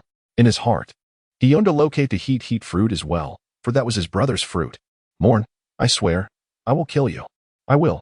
A blue mist began to rise behind Charlotte Daifuku, gradually taking on the form of a demonic visage. The Grand Line, the Kingdom of Drum. A man clad in a black coat, exuding a dark aura from his palm, sent the corpulent figure before him flying several meters with a single strike. What do you want, Blackbeard? The man soaring through the air was none other than Wapple, the king of the Kingdom of Drum, a member of the world government. Do you wish to survive, Wapple? Tiki, no, I should now refer to you as Blackbeard. Blackbeard approached Wapple, bowing his head and revealing his wind-blown, crooked teeth. Grinning as he did so. I want to. Wapple eagerly nodded, his gaze drifting towards the incapacitated guard, Dalton, who looked on in dismay. Blackbeard surveyed his companions standing nearby, a maniacal grin spreading across his face. Then go forth and embrace the life of a pirate. Set sail and become a renowned pirate across the seas. Wapple nodded frantically. Yes, I will set sail immediately. After Blackbeard departed, Wapple disregarded Dalton's protests, taking with him his loyal guards and 20 personal doctors, leaving the Kingdom of Drum to establish the White Iron pirate crew. Captain, why did you allow that useless man to set sail on a small vessel? The sniper Van Oka wiped his rifle, a hint of confusion in his voice. They had traversed the seas to reach the Grand Line. Yet their captain seemed to exhibit no actions befitting his ambitions, instead causing a ruckus in this nation known for its doctors and allowing its king to become a pirate. Blackbeard's behavior appeared decidedly off-kilter. He chuckled heartily, stuffing an entire cherry pie into his mouth, chewing as he patted Van Oka on the shoulder. I had my reasons for coming here, though upon arrival, I realized it was unnecessary. However, since I am here, I might as well accomplish something. Standing atop the mast, the former West Blue security officer Lafitte twirled his cane, a mysterious smile playing on his lips. Van Oka, he spoke in a soft, high-pitched voice that sent a chill down one's spine. I do not know what the captain aims to achieve in the Kingdom of Drum, but having Wapple set sail as a pirate aligns perfectly with our current needs. What needs? That worthless man, Poison Q, slumped on his horse, scoffed. Even as the weakest in combat among the Blackbeard pirates, he could easily dispatch Wapple. Blackbeard laughed heartily. My goal now is to become one of the 7 warlords of the sea. Who would have thought that Crocodile would be eliminated from the ranks? Truly, fortune smiles upon me. Titch broke into a grin, his eyes glistening with avarice as his mind began to whirl with fervent thoughts. With that fellow now deceased, the secrets of my body remain unknown to anyone. Ha ha ha, old man, your fruit will inevitably be mine. After establishing a pact with Laboon to reunite after a week's voyage, Luffy and his pirate crew set sail once more, their destination, Whiskey Peak. As a side note, I had not calculated the time, but upon doing so, I was truly astonished. Let us not dwell on how long Luffy has traversed the East Blue, rather. Consider his journey upon entering the Grand Line. Ace had left a promise in Drum Kingdom to wait for Luffy for a month, which indicates that Luffy's travel from Drum Kingdom to Alabasta certainly did not exceed half a month. Furthermore, Ace was captured after Luffy departed from Alabasta en route to Skypiea. This interval would not surpass a month. Adding to this, the information I gathered reveals that Ace was executed a month after his capture. Thus, if we tally it all, Luffy's sojourn in the Grand Line amounts to merely 3 to 4 months. Excluding his time spent on the islands, his actual sailing duration is a maximum of 3 months. Could he have traversed half of the Grand Line in just 3 months? Assuming the speed of his 3-masted ship aligns with the average sailing vessel today, approximately 30 kilometers h, and they sail for at least 12 hours a day, that totals to 32 for 100 kilometers. Notably, the circumference of the Earth is 40,075. 2 kilometers. How many Earths would the world of One Piece encompass? Chapter 116. A conversation with Akainu. Marine Headquarters, Marineford. Today was yet another tranquil day, made even more delightful in the absence of roars emanating from the office. A guard stationed outside the office of the fleet admiral absent-mindedly scratched his ear, feeling somewhat disheartened. This position was quite splendid. One had the opportunity to engage with various high-ranking figures, and perhaps one might even ascend the ranks if one caught their favor. However, ever since Admiral Sengoku took office, it seemed the guards frequently ended up at the headquarters hospital for ear ailments. Kapu, it's your people again. You've left Smoker grievously injured and even allowed your grandson to escape. Inside the office, Admiral Sengoku hurled the documents in his hand directly at Carp's face, his fury palpable enough to send the seagulls soaring from atop his head. When Smoker's Vice Admiral, Tashiji, delivered the battle report to headquarters, it was intercepted by Rear Admiral Tsuru, who promptly relayed the information to Sengoku. After all, Smoker is a prodigy of significant interest to the headquarters. As a tangent, if Smoker could temper his stubborn disposition, it would not be impossible for him to ascend to the ranks of Rear Admiral or even Admiral. With the emergence of Moria, Sengoku and the others were already poised to cultivate the next generation of admirals, and Smoker is among the candidates.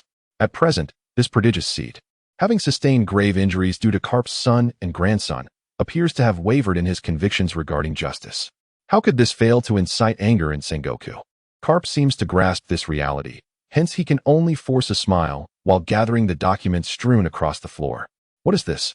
Carp's expression stiffens as he gazes at the recently drafted bounty notice from the headquarters.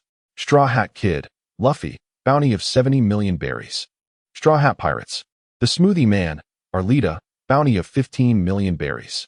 Straw Hat Pirates, the Three-Sword Style Swordsman, Roranoa Zoro, bounty of 30 million berries. Straw Hat Pirates. The Cook, Sanji, bounty of 27 million berries. This is the new bounty established by the headquarters based on smokers' reports and the intelligence from the East Blue concerning the Straw Hat Pirates. Upon departing from Lobetown, Arlita felt she had settled her grievances with the Straw Hat Kid. Although she did not eliminate Luffy, she managed to relieve her frustrations by assisting Usopp and Navigator Adam in repelling a Navy assault at the port. When Luffy brought Zoro and Sanji aboard, he inadvertently included Arlita as well, who, with the help of Drago, was swiftly taken by the Mary towards the Grand Line without an opportunity to resist. After a series of verbal exchanges, Arlita resolved to join the Straw Hat Pirates, becoming the third most formidable fighter within the crew, with Zoro and Sanji sharing the second position. Haha, truly my grandson, approaching the caliber of a supernova. Carp, pulling out a bag of senbei from who knows where, joyfully indulges in the snacks. Observing Carp with crumbs adorning his mouth, Sengoku lets out a deep sigh, feeling overwhelmed and yearning for retirement. What mindset did the former fleet admiral possess to avoid madness? By the way, Sengoku, I heard that the lad Moen has returned? Carp rolls his eyes, clearing his throat as he attempts to divert attention. Sengoku shoots Carp a glance, instantly comprehending his intentions, yet he refrains from pursuing the matter further. After all, what can one do with Carp? Ah, yes, Moen has indeed returned. He brings with him a significant surprise for the five elders. Recalling the moment when Moen was summoned by the five elders upon his return, Sengoku shook his head. In the hearts of the elder generation, Moen was the most suitable candidate for the next admiral. However, among the seasoned vice-admirals, Moen's reputation was far from stellar. A prodigious vice-admiral, closely aligned with the world government, was often likened to a mere lapdog. This was a prevailing sentiment within the upper echelons of the Navy. That lad has chosen the easiest path, Carp remarked, clicking his tongue and exhaling a sigh. At their level, they could discern Moen's intentions with ease, leveraging the power of the world government to transcend the constraints of his age and ascend within the Navy. The world government recognized this ambition, favoring Moen to tighten their grip on the Navy. Hence, the alliance between the five elders and Moen was, in essence, a mutually beneficial arrangement. Sengoku and Carp engaged in lengthy discourse, transitioning from Moen to the pirate guerrillas, and then to the tumultuous state of the seas. They could hardly fathom that Moen, whom they deemed to be cozying up to the world government, was actually occupying a position they believed to be utterly improbable, the Admiral's office at Navy headquarters. The office's occupant was none other than Akainu. With his back turned to the door, Akainu gazed out at the scenery beyond the window, silently igniting a cigar. What brings you here? His voice was deep and resonant. Were it not for the chilling aura surrounding him, Akainu would undoubtedly be the most popular figure among the admirals. Is it not permissible to engage in a casual conversation with you? Moen adjusted his collar, the haste of his journey having left some creases in his attire. Oh, everyone at headquarters knows you're currently the darling of the government. Why would you want to associate with me? Akainu approached his desk, extinguishing the cigar. Do you view me in the same light as they do?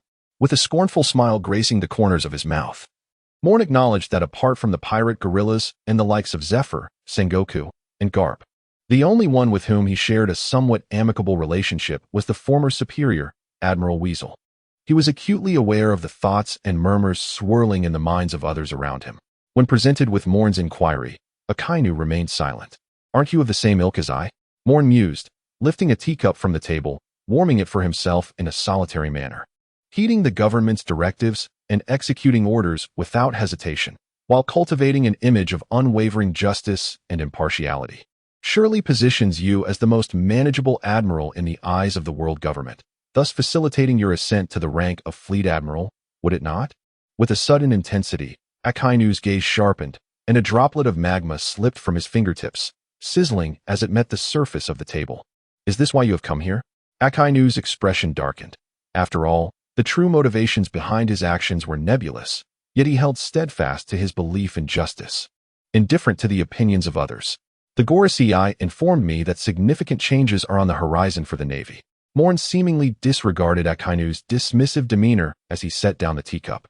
A new position of chief inspector will be established at Navy headquarters, with powers equivalent to that of an admiral. Oh, have you come merely to flaunt this news?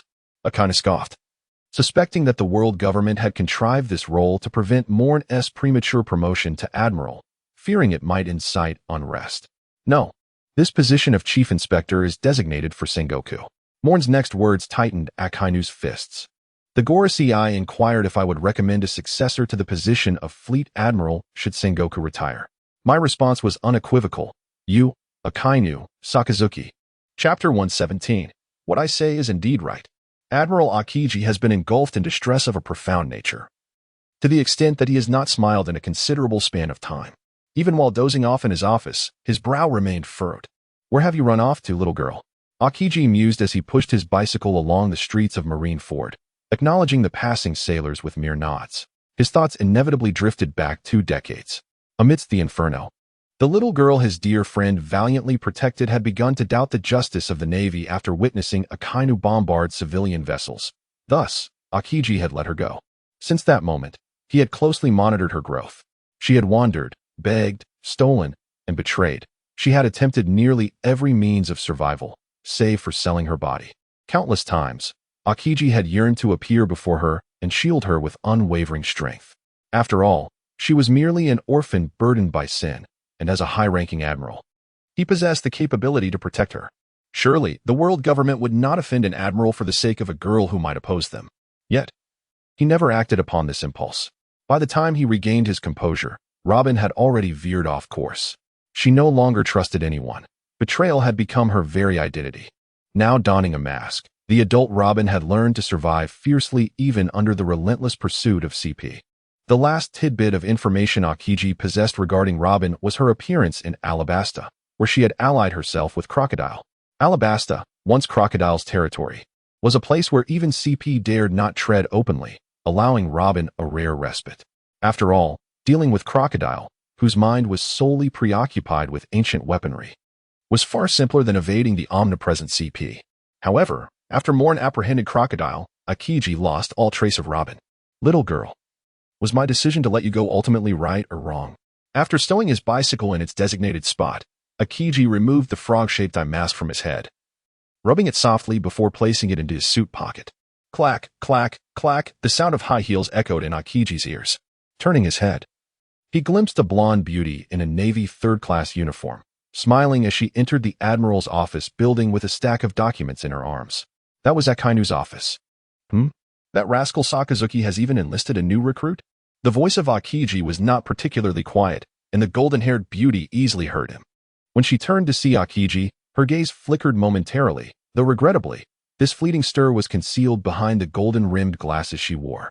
Admiral Akiji, she said, adjusting the golden frames on her nose, her smile graceful as she saluted him with a precise military gesture. I am not a subordinate of Admiral Akainu. I am the newly appointed aide-de-camp to Vice Admiral Moen. It is a pleasure to meet you, Admiral Akiji. My name is Sweet Nia. Sweet.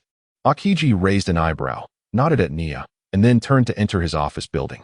As he turned away, a frown creased Akiji's brow. He sensed a remarkably familiar aura about Nia, despite this being their first encounter.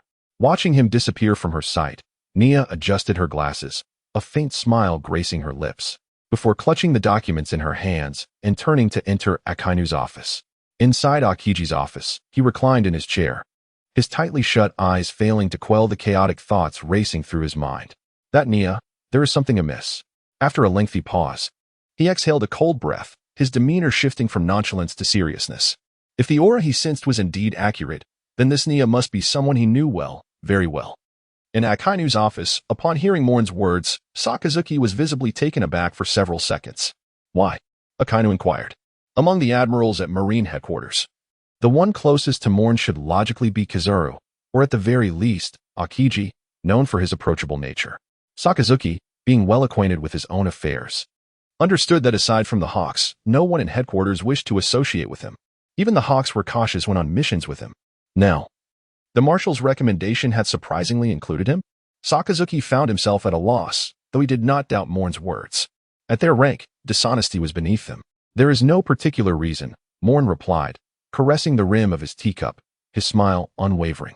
In this generation of admirals, Kizaru is unlikely to ascend to the ranks of admiral.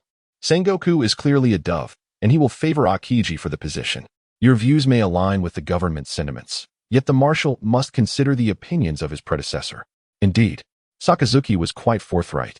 acknowledging that if a vote were held within the current Navy to choose a marshal, he might not even secure 1/10 of the votes. Moen rose to his feet, adjusting his attire, as his keen senses detected the approach of an individual whose footsteps bore a weighty demeanor. To spare her from the haunting memories of Sakaski's childhood tragedies, Moen resolved to conclude their discourse, for the objective had been achieved. Sakaski, I shall refer to you as such for now. What are your thoughts on the transformation of the Navy should Akiji ascend to the rank of admiral? He gently inquired, turning to the pensive Akainu, as he pushed open the office door and unexpectedly collided with a striking blonde woman. By the time Akainu regained his composure, all that remained was the echo of Moen's retreating footsteps. Akiji-kazan, is it? Akainu sank heavily into his chair, his workspace cluttered with disorganized documents. The mild obsessive-compulsive tendencies within him stirred irritation at the sight. Why can't you comprehend? You are simply not cut out to be an admiral. Lighting a cigar, he inhaled deeply. With your disposition, the Navy would certainly resemble that of your character should you take command. Once, you were filled with fervor. Did the events at O'Hara truly deal you such a grievous blow, to the extent that it instilled doubt in your sense of justice? If you were to become admiral and face the Gorosei, how would you act? The Navy would falter under your leadership. Akainu extinguished his cigar and resumed his silent engagement with governmental affairs. Now was not the time for discord with the government. He had adopted the title dog and could endure a bit longer. The Navy would undoubtedly flourish under his stewardship. The essence of naval justice must never be infringed upon, not even by. As two of the three admirals harbored their contemplations, a vice admiral-class warship set sail from the port of Marineford. Inform Reika that as long as the celestial dragons are spared, I can manage to keep the commotion at bay. Let the chaos unfold. Let the release of pent-up frustration commence. As for the right and wrong that CP0 speaks of, are you attempting to lecture me on morality? What I declare is the truth. Chapter 118. CP0 of the Sabaody Archipelago. The Shambadi Archipelago, Island Number 1, stands as the most vibrant locale of the first half of the Grand Line. Here, pirates, naval officers, merchants, royalty, nobility, common folk, and slaves converge in a bustling throng. Those devoid of wealth aspire to strike it rich overnight, while the affluent seek thrill, and the ambitious come in search of allies. Conversely, those content to live leisurely do not frequent this place. Reika and Seimo were summoned by Jiuyue to the Shambadi Archipelago to discreetly observe whether Stussy intended to return to Mary Geos from this location. Meanwhile, Jiuyue himself had ventured to New Gaia Island to unleash his murderous intent. As they watched their soldiers swarm to Area 60 for rest, only the two of them remained to guard this spot. Brother Reika, shall we also take a moment to rest? Seimo suggested, gazing at the serene surface of the sea with a blade of grass in his mouth. He turned to see Reika tending to his wolf claw. Are you itching to gamble? Reika promptly unveiled Seimo's true nature. Back at the G1 branch, he had coaxed Moen into drinking and gambling, neglecting the virtues in favor of vice. With a swift slap, Reika struck Seimo's head. Although they both served under Moen now, Reika had once been Seimo's superior, allowing him to chastise without hesitation. Yes, you are right, Brother Reika, Seimo murmured, his head bowed in dejection. Reika sighed. Seimo's talents and mindset paled in comparison to Moen's. Go on, but don't cause a stir. Understood, Brother Reika, Seimo exclaimed, his face alight with excitement. Before darting off in a flash, Reika shook his head, stretching his shoulders as he continued to gaze at the tranquil sea. He knew Seimo would not seek trouble, for he had once returned to the dormitory in nothing but his skin after losing everything at the G1 branch. Had it not been for Moen's intervention, Seimo would have gained notoriety at the G1 branch. As time passed, the afternoon sun began to descend. Reika brushed the dust from his trousers, preparing to find something to eat. They were unaware of Lyra's encounter with Stussy. She had been resting these past few days, assuming Nami and Ein had informed them. Likewise, Nami and Ein believed Lyra had notified Moen, who would then relay the information to them. Moen was preoccupied with delivering a survivor from the Revolutionary Army to the world government, completely oblivious to the matter at hand. On the snack street of Island Number 1, Seimo was happily squatting outside a noodle shop, relishing a bowl of handmade knife-cut noodles. Beside him sat a blind elder clad in a purple robe. Hey, Uncle Xiao. This place you recommended is truly exceptional. The craftsmanship is unparalleled, Seimo exclaimed, efficiently consuming every last strand of noodle, even savoring the broth to the last drop. The blind elder beside him, equally satisfied, finished the broth as well. Ha ha, young man. This proprietor has been running his shop in the Shambodi archipelago for over a decade. Without some skill, how could he possibly survive? Yixiao teased Samo. But, young fellow, I take it you've lost all your money, so how will you pay for this meal? Indeed, Samo found himself completely broke. His luck seemed to have taken a turn for the worse today. Oh, uncle, since we've become friends, can't you treat me to a bowl of noodles? Samo said with a smile, playfully patting Yixiao on the shoulder, as if they were the best of pals. Yixiao shook his head, somewhat bemused by the unexpected friendship he had formed with another member of the Navy. Within the Navy, Yixiao also had friends, particularly Vice Admiral Chachuan, a candidate for the rank of Admiral. They had known each other for over a decade, and Chachuan occasionally called Yixiao to discuss trivial matters within the Navy, including Moen. Moen is not only renowned within the Navy, but so too are the formidable individuals under his command. Even Nami, who relies solely on external forces in her battles, has captivated the hearts of all naval navigators with her unparalleled abilities, surpassing those of her peers by a staggering 99 levels. When she encountered Samo at a roadside gambling stall, a mere smile revealed a radiant light within him. Coincidentally, Samo noticed a blind man engaged in gambling, which piqued his interest, and through their conversation, they quickly became friends. All right, this round is on me. With that, he pulled several banknotes from his pocket, preparing to pay the shopkeeper as they entered the noodle shop. Samo, why are you squatting here? Just as Samo was about to follow inside, a voice called out, halting him. It was Rika, who had come searching for his long-overdue lunch, a large piece of roasted meat in hand, which he was gnawing on. Oh, brother Rika, let me introduce you to someone entertaining. His strength is absolutely formidable. Boom. Before Samo could finish his sentence, an explosion erupted behind them, shattering the shop. A dozen patrons within scrambled to escape, as if confronted by a flood of ferocity. Something's gone wrong. Samo and Rika exchanged glances and dashed into the establishment. Inside, the shopkeeper clutched his daughter tightly, their eyes brimming with fear. An elderly blind man wielded a cane sword, fending off the assault of a large blade, shielding the shopkeeper and his child. Old fool, get out of my way. Do you have any idea for whom I am working? The burly man with the large sword sneered, while his companions inside the shop joined in derisive laughter. Ego, you can't even handle an old blind man? It seems I must report to my superiors to have you removed. Ha ha ha. As Egu felt the taunts of those he hardly considered friends, the veins in his hand tightened around the sword, his grip unconsciously intensifying. Get out of my way, old man. A powerful voice rang out, as a swift strike from the cane sword sent Egu flying several meters, crashing against the wall. Old blind man, you're tougher than you look. Get him.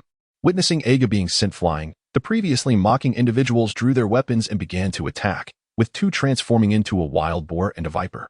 Explosive arrow. Ice breath. Two attacks surged from outside the shop, swiftly clearing the area of the remaining assailants. Rika, still holding his piece of roasted meat, lamented that it had now turned to ice. What is happening, Yixiao? Samo, shedding his previous languid demeanor, exuded a formidable aura while gripping an ancient longbow. This group sought to abduct the boss's daughter and enslave her. I could not stand idly by, thus I intervened, rendering your involvement unnecessary. A smile crossed his face, yet a frown soon followed as he gleaned fragments of conversation from the earlier ruffians, hinting at the presence of a greater power behind their actions. Oh, slave traders? Samo's eyes instantly blazed with fury, his hand trembling around the bow. Split arrow. With deft precision, he knocked dozens of white arrows, unleashing them upon the fallen slavers. Flying finger gun chaos. Suddenly, just as Yixiao and the others believed the situation was under control, a man clad in white robes materialized within the shop. With swift gestures of his fingers, he deflected every single arrow Samo had released. This escalated the situation significantly. Rika's hair gradually frosted over, a bitter smile forming at the corners of his mouth. Samo, we're in serious trouble. Yixiao, standing beside him, felt his body stiffen. The Celestial Dragon's Shield, CP0. Chapter 119. The Smile of Yixiao. At Marine Headquarters, Marineford, Nia approached the door of Akainu's office, clutching a stack of documents. She pondered how to knock and how to face the man within. The door swung open, revealing Moen, who stepped out with a light-hearted smile. He effortlessly turned Nia around and exited the premises.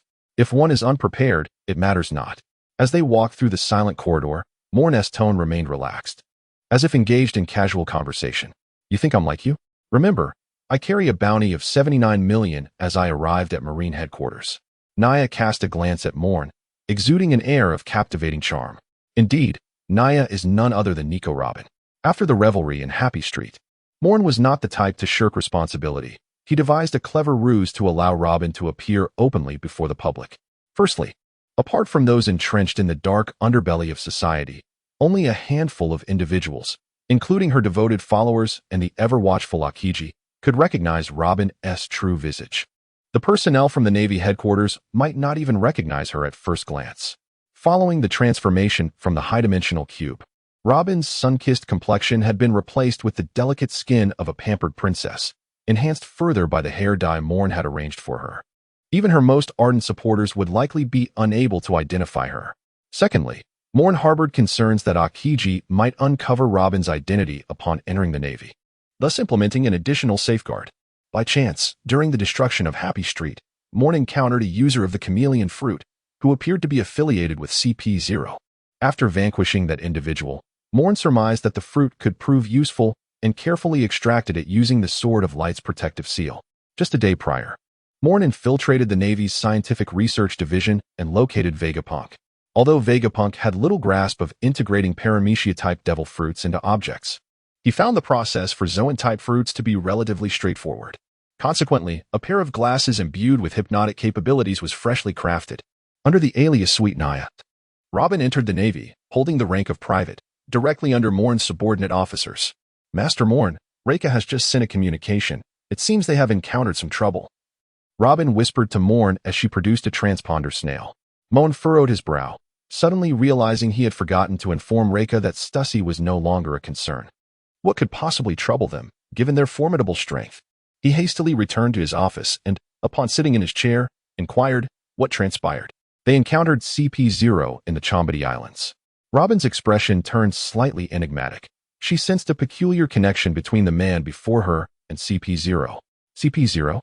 How could they possibly cross paths with them? Surely, they haven't provoked the celestial dragons, have they?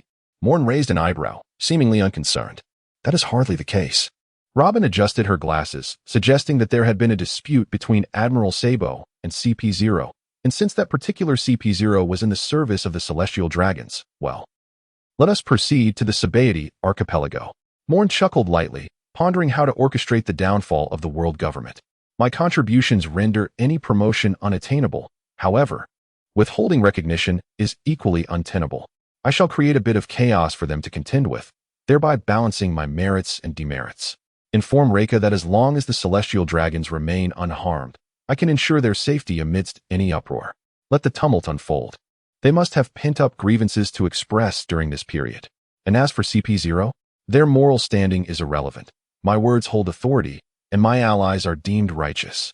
In the delightful eatery of Sabaody Archipelago, a smile adorned Yixiao's face as he shielded the proprietor and his daughter behind him, the blade of his staff emanating a violet glow. Encircling him were three men clad in white coats, their faces obscured by various masks. Meanwhile, Reika and Sumo stood before a man donning a white mask, their expressions tense and rigid. Have you contacted your superior? The masked man inquired, his impatience palpable. Were it not for the fact that these two were associated with Moen, he would have already resorted to violence. How audacious of the Navy to meddle in matters beyond their grasp. To even contemplate harming the Celestial Dragon's slave-catching brigade is a blatant affront to their dignity. Suddenly, as Reika prepared to respond, the transponder snail nestled in his arms began to ring. Answer it, the masked man said dismissively, already envisioning Moen's frantic visage on the other end of the line. With an expression of displeasure, Reika reluctantly picked up the transponder snail. Never anticipating a confrontation with the Celestial Dragon's subordinates, he may have unwittingly entangled Moen in significant trouble. Major Reika? This is Nia, Vice Admiral Moen's aide. The transponder snail projected a visage of exquisite beauty, its simulated glasses adjusting as if someone on the other end had pushed them up. According to Vice Admiral Moen's instructions, as long as no harm befell the aristocrats of the world, the rest was left to their discretion. He would handle all matters thereafter. Vice Admiral. Reika's gaze sharpened as he looked fiercely at the man before him. Furthermore, Vice Admiral Moen has stipulated that should you engage, do not tarnish his reputation. With that, the transponder snail was abruptly disconnected. The masked man stood frozen in disbelief, unable to fathom that the opposing side was indeed willing to engage in combat. After all, He was a subordinate of the world aristocrats, a noble shield of the celestial dragons, a member of CP0. Ice breath. Without heeding the masked man's thoughts, Reika unleashed a chilling breath towards him. Reversed. The masked man internally raged, yet his movements were swift. Iron block, tiger claws. His exposed hands transformed into 2 tiger claws, adorned with yellow fur, their tips gleaming with metallic luster, cleaving through Reika's icy breath with ease. Shadowless arrow. As the masked man relaxed slightly, preparing to reprimand Reika, an arrow, completely concealed in the shadows, pierced through his white robe and struck his body. Iron block. Cold sweat trickled down the masked man's forehead, gradually dampening his bangs. He had not anticipated that Samu would launch a surprise attack from the side. On one front, Reika engaged in combat with Samu and CP0, while on another, Yixiao confronted 3 CP0 members. Unlike the former, the individual here possessed the abilities of a Zoan-type devil fruit user, while the 3 CP0 members besieging Yixiao were formidable martial artists, proficient in the 6 styles, life return. And one even wielded the 6 King's gun at will. Yixiao danced with his staff blade, parrying the assaults of CP0, all the while needing to protect the boss and his daughter behind him, rendering him somewhat constrained. Flying finger gun, 6 flowers. The CP0 member, adorned with black patterns on his mask, frantically flicked his fingertips, unleashing a barrage of finger guns that enveloped Yixiao like blossoms. Gravity blade, fierce tiger. Yixiao angled his blade upwards, and an immense gravitational force instantly distorted the space before him, pinning all 3 CP0 members in place. The previously menacing finger guns of the black-patterned CP0 dissipated into nothingness. Sir, my daughter and I will take our leave, so as not to be a burden to you. The shopkeeper gazed at the masked man, who was struggling to remain upright, furrowing his brow and offering a wry smile. Had it not been for the need to safeguard his daughter, this man would likely have resolved the battle by now. Rest assured, boss. Everything will be fine. Yixiao turned his head, revealing a smile. Although this grin appeared somewhat terrifying against the backdrop of his facial scars, the shopkeeper felt a profound sense of reassurance. With this man present, surely, all would be well. Chapter 120. Great Woodle Saint, your guardian is a pirate. How sordid must the hearts be of those under the banner of the world government. With a sigh, Yixiao felt his once ardent admiration for the world government begin to wane. Compared to the 3 CP0 members before him, the 2 Navy officers engaged with another CP0 exuded a dazzling brilliance. Iron block collision, unmoved by Yixiao's taunt. The 3 CP0 members all employed the iron block technique to enhance their blood flow, attempting to resist Yixiao's gravitational control. Raging foot, Jiuyue cut. Dozens of glimmering white slashes surged from all directions, ensnaring Yixiao, the shopkeeper, his daughter, and the 3 CP0 members within their reach. Iron block, iron block, iron block. All 3 CP0 members utilized iron block to ward off the incoming strikes from the hidden raging foot attack, while Yixiao appeared to fully comprehend the nature of this assault. Hidden in the shadows, a CP0 member? What a vile aura indeed. With a light sigh and a smile, the figure donned in a flowing purple robe gracefully swept aside, enveloped by a cloak of ominous black hockey that thwarted the assault of the Galefoot slash. 3 CP0 agents emerged from the shadows, forming a menacing encirclement with their previous counterparts. This time, the figure realized that safeguarding the noble father and daughter behind him would be no simple task. The master awaits his new slave. Why do you linger here? The masked man at the center of the new trio of CP0 spoke, his voice akin to fingernails scraping against a wall, sending chills down the spine. Has the master grown enraged? One of the CP0 agents before the figure, adorned with a red patterned mask, trembled slightly, exchanging a knowing glance with the man wearing the black patterned mask beside him. Shave. Shave. The 6 CP0 agents locked eyes, simultaneously employing the shave technique to move swiftly, creating a multitude of illusions to confound the figure. Blind man, can you still see? The man with the blue patterned mask suddenly conjured wisps of black smoke from his fingertips, and in an instant, they vanished into the haze. Do you think I, the old blind man, rely solely on my sight for survival? The figure scoffed derisively, sweeping his staff blade in a seemingly ordinary horizontal slash. Boom. A violent explosion erupted within the smoke, dispersing the black mist. All 6 CP0 agents were sent flying, their chests bearing the marks of a significant impact. With a single strike, 6 CP0 agents were defeated. This is the figure, the future Marine Admiral, Fujitora Isao. Bang. A bullet struck the staff blade raised by the figure from a distance. His expression hardened, beads of cold sweat forming on his brow. On another battlefield, the combat ceased as Reika and Sumo stared in astonishment at the man slowly approaching the fray. Clad in a tight-fitting white suit and topped with a bubble shield, he sat atop a massive tiger, brandishing an exquisite pistol. Surrounding him were approximately 7 or 8 men in white robes, their faces obscured by masks. The chains tethering the tiger to the ground, along with the women bound and crawling at the other end, made the man's identity unmistakable. A world aristocrat, a descendant of the divine, a celestial dragon. "Hey, you bunch of useless fools, where's the ramen I requested?" As the celestial dragon Woodles approached slowly, he cast a disdainful glance at the kneeling CP0 agents, his expression darkening. During his time in Marineford, he had learned of another celestial dragon servant, a slave renowned for his exquisite culinary skills, who possessed the powers of a paramecia-type devil fruit. Even those who fancied themselves as divine descendants could not resist such delectable fare. Growing increasingly impatient with the incessant boasting of this celestial dragon, Woodles dispatched all his slave-catching teams to the Grand Line, fervently capturing chefs capable of creating exquisite dishes. Upon arriving at Sabati Archipelago, one of his slave-capturing team leaders recalled a particular chef known for his delicious ramen. Previously hesitant to apprehend the owner due to uncertainty about whether a celestial dragon would indulge in such a humble dish, the arrival of the celestial dragons made this concern trivial. Thus, Woodles learned of the ramen shop owner and, having failed to find a worthy chef, directly ordered CP0 to assist the slave-catching team in the capture. Unbeknownst to him, a Smile and Samo were dining in the establishment, leading to a clash with the slave-catching team. The hidden CP0 agents had no choice but to emerge to fulfill their mission. The situation escalated dramatically. A bunch of lowly scum. Woodles' freckled face betrayed his fury as he surveyed the chaos surrounding the establishment. He aimed his exquisite pistol at Reika and Samo across the room. A bullet fired moments ago had been intercepted by a Smile. Woodles, not one to underestimate his opponents, preferred to target the weak. Bang! The bullet was discharged, and blood splattered.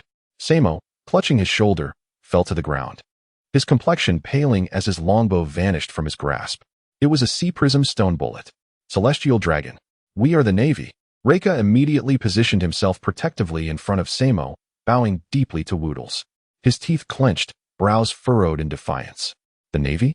Woodles briefly faltered. Then rage surged within him. How dare the Navy not kneel before him? Bang! Bang! Bang! Woodles fired several shots at Reika, the bullets hurtling toward him. Hiss! Reika inhaled sharply, his hands twitching at his sides, but ultimately he lacked the courage to defy a celestial dragon. "Oh dear, Lord Celestial Dragon, what provocation warrants the assault on my people?"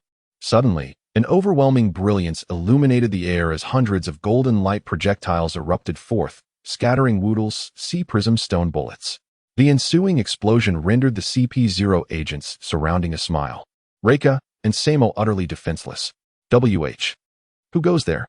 Woodles' hand trembled slightly as he gazed at the guard before him, now reduced to a sieve, his complexion turning pale. The remaining members of CP0 swiftly encircled Woodles, forming a protective barrier around him. A golden radiance coalesced into a figure between Woodles and Reika. It was Moen, who had hurried over from naval headquarters. The Navy?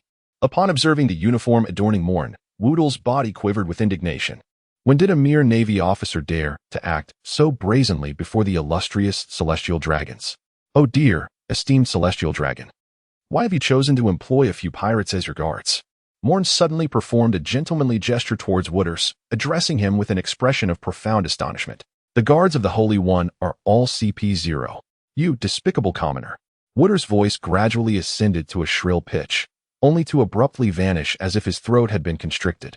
The CP0 members encircling him now bore grotesque wounds upon their chests, blood gushing forth as if it were of no consequence. "A swift execution, CP0. Nay, the illustrious Woodles. I reiterate, your guards are pirates. As a naval officer, it is my duty to eradicate pirates." Chapter 121, Negotiations with the Gorosei. In the office of the Marine Admiral at Marineford, Admiral Sengoku was leisurely savoring a rare moment of tranquility.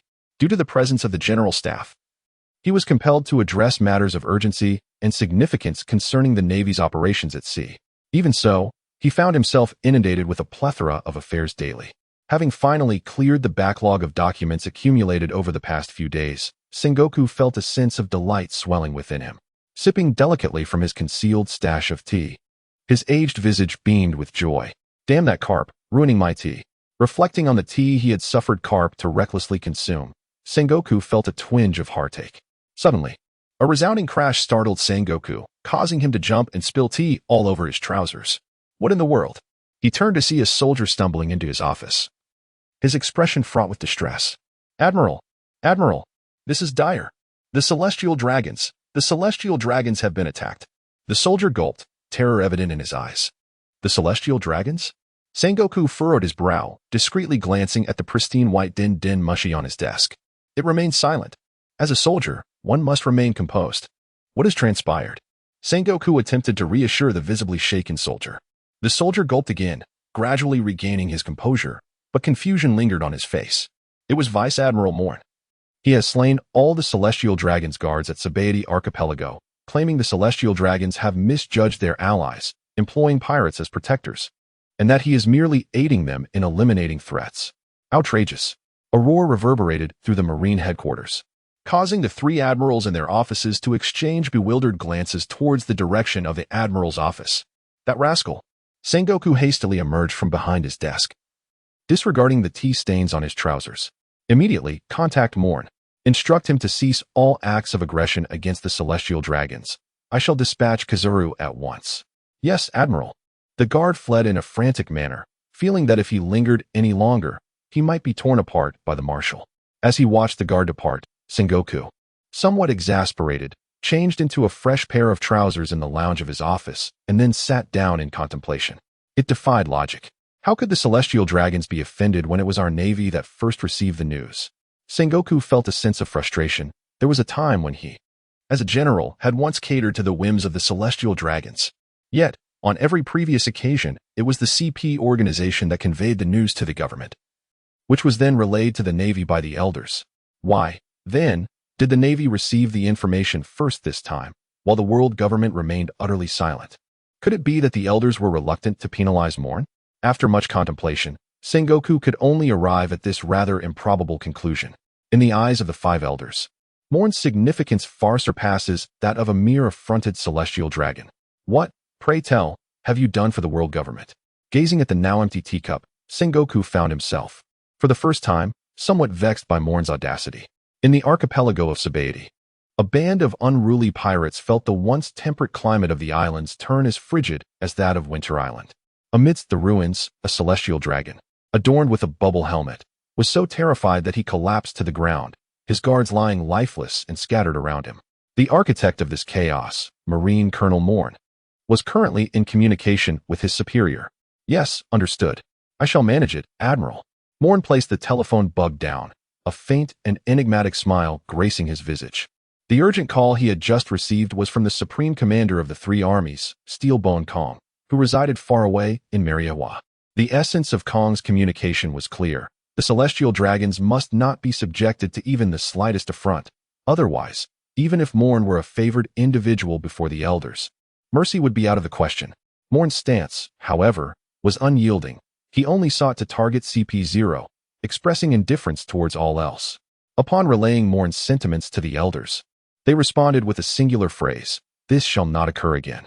When Kong received this message, his expression could have easily graced the stage of a comedy. Since when did offending the celestial dragons warrant a mere warning? Moen received a message from the five elders, and he felt no surprise. You, Vice Admiral, I must return. Please send someone to escort me back. My guards have all been slain by you. It is impossible for me to return alone. The fallen celestial dragon, Wooters, struggled to rise, leaning against his tiger steed, summoning a modicum of courage.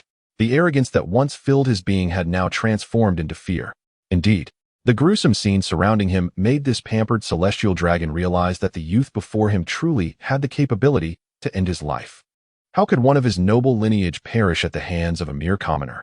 Upon his return to Marineford, he would undoubtedly seek out the five elders and have this lowly wretch torn to shreds. Esteemed celestial dragon, I shall certainly ensure your safe return to the Holy Land. However, I must first address the scum of Sabaody Archipelago, as they dared to assault your guards and replace them. They must be punished severely. As for your return, I will dispatch a general to handle it shortly, for I am merely a vice admiral and lack the requisite authority. Then that will suffice.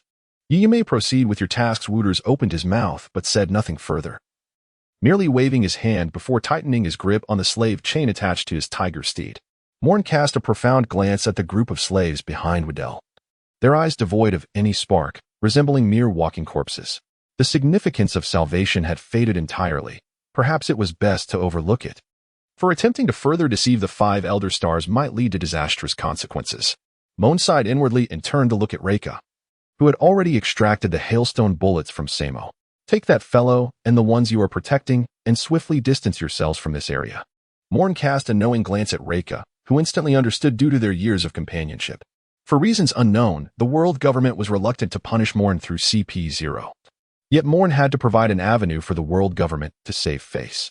This avenue lay in the lawless pirates still roaming the first island of Sabaody Archipelago. As Reika, with a bewildered smile, led her father away, Woodles was about to raise his hand to speak when Moen swiftly lifted his hand, unleashing a laser that pierced the skull of a pirate hundreds of meters away. Woodles promptly lowered his hand, opting instead to stroke his tiger mount. Well, matters were coming to a resolution. This time, the admiral dispatched from headquarters was likely Kizaru, a man not easily deceived. Perhaps it was best to eliminate all witnesses. Stretching his neck, Moen caught a glimpse of the celestial dragon from the corner of his eye, reflecting on the fact that not all celestial dragons were dim-witted. At least this one understood that in the face of danger, one must not cling to their status. So, has anyone here ever been hit by light? Chapter 122, Cultivation. Hey, Moen really is something else. On a massive warship, a man clad in yellow and white striped attire leisurely trimmed his nails. His words were fine, but his tone was insidiously irritating. This man was none other than Admiral Kizaru, dispatched by Sengoku to handle the Celestial Dragon incident. Admiral, please take this seriously. That is a Celestial Dragon, his weary aide, a rear admiral, lamented. Following Kizaru was always pleasant, yet the constant interaction with the Celestial Dragons was particularly vexing. Due to Kizaru's slippery nature and the unique abilities of the Pika Pika no Mi, he was always the one called upon for incidents involving Celestial Dragons. However, concerning the world's aristocracy, how could Kizaru be allowed to handle matters so easily? Thus, the aide often found himself dealing with individuals that many vice admirals would never encounter in their lifetime. Don't worry, that kid won't cause much of a stir. Kizaru reassured his aide, not wishing for him to feel overwhelmed and flee. If that happened, all the burdens would fall squarely on his shoulders, jeopardizing his ability to clock out. As the aide wore a face of concern, Kizaru remained remarkably relaxed, and the warship approached the Sabaody Archipelago. This is Sabaody Archipelago? The aide's mouth gaped in astonishment, his eyes twitching. This was not his first visit to Sabaody. But who could possibly inform him that this desolate ruin was once the most beautiful island of the Grand Line's second half? At the location where the warship was docked, what should have been a bustling shipyard was now obstructed by the wreckage of vessels and the ruins of the port. Well done, remarked Kizaru with a sardonic tone. Within the realm of his observation haki, in Area 1 of the Sabaody Archipelago, there remained only a faint, weak presence alongside a subtle aura. There were no signs of life to be found. Whoosh!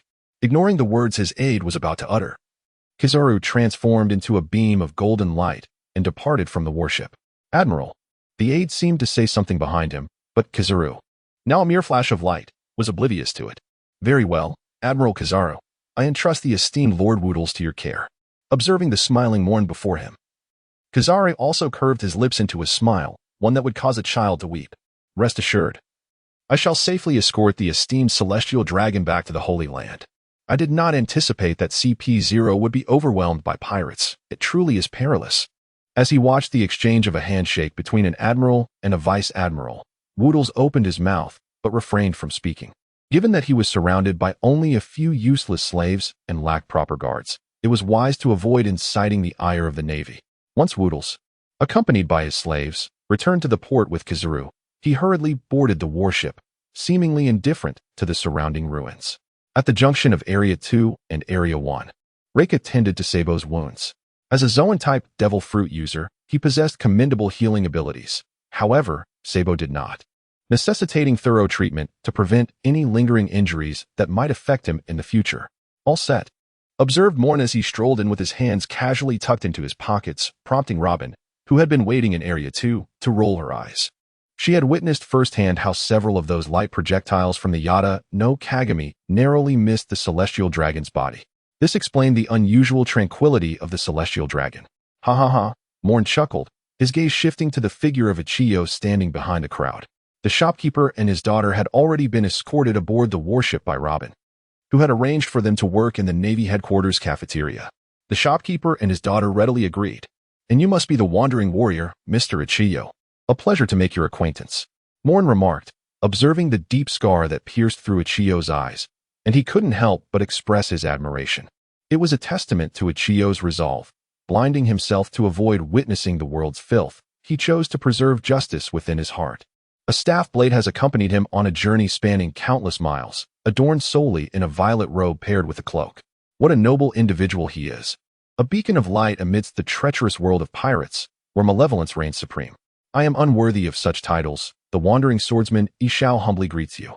He bows slightly to Moen, sensing the formidable aura that emanates from him. Though he cannot penetrate the depths of Moen's heart, the radiance surrounding him is undeniably brilliant. Very well, let us return to the headquarters. I ought to seek refuge for a while. Moen stroked his chin, contemplating how to spend the upcoming period. Departing from the New World did not signify that Moen intended to shift his gaze towards the first half of the Grand Line. For the strength of the pirate guerrillas in that region was nearly insurmountable. Aside from the elusive Mihawk, known as the Hawkeyes, the only formidable figures were Rayleigh, concealed in the Sabaody archipelago, and Kurokas, the former ship's doctor of the Pirate King, residing in the Twin Cape.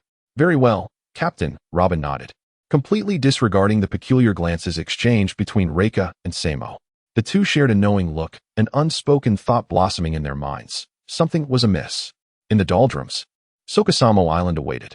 This desolate isle, though uninhabited, was notorious for its fierce carnivorous beasts and colossal herbivores. Its proximity to the Navy headquarters meant that naval personnel frequently visited to hone their physical prowess. This time, Moen had claimed the island for himself.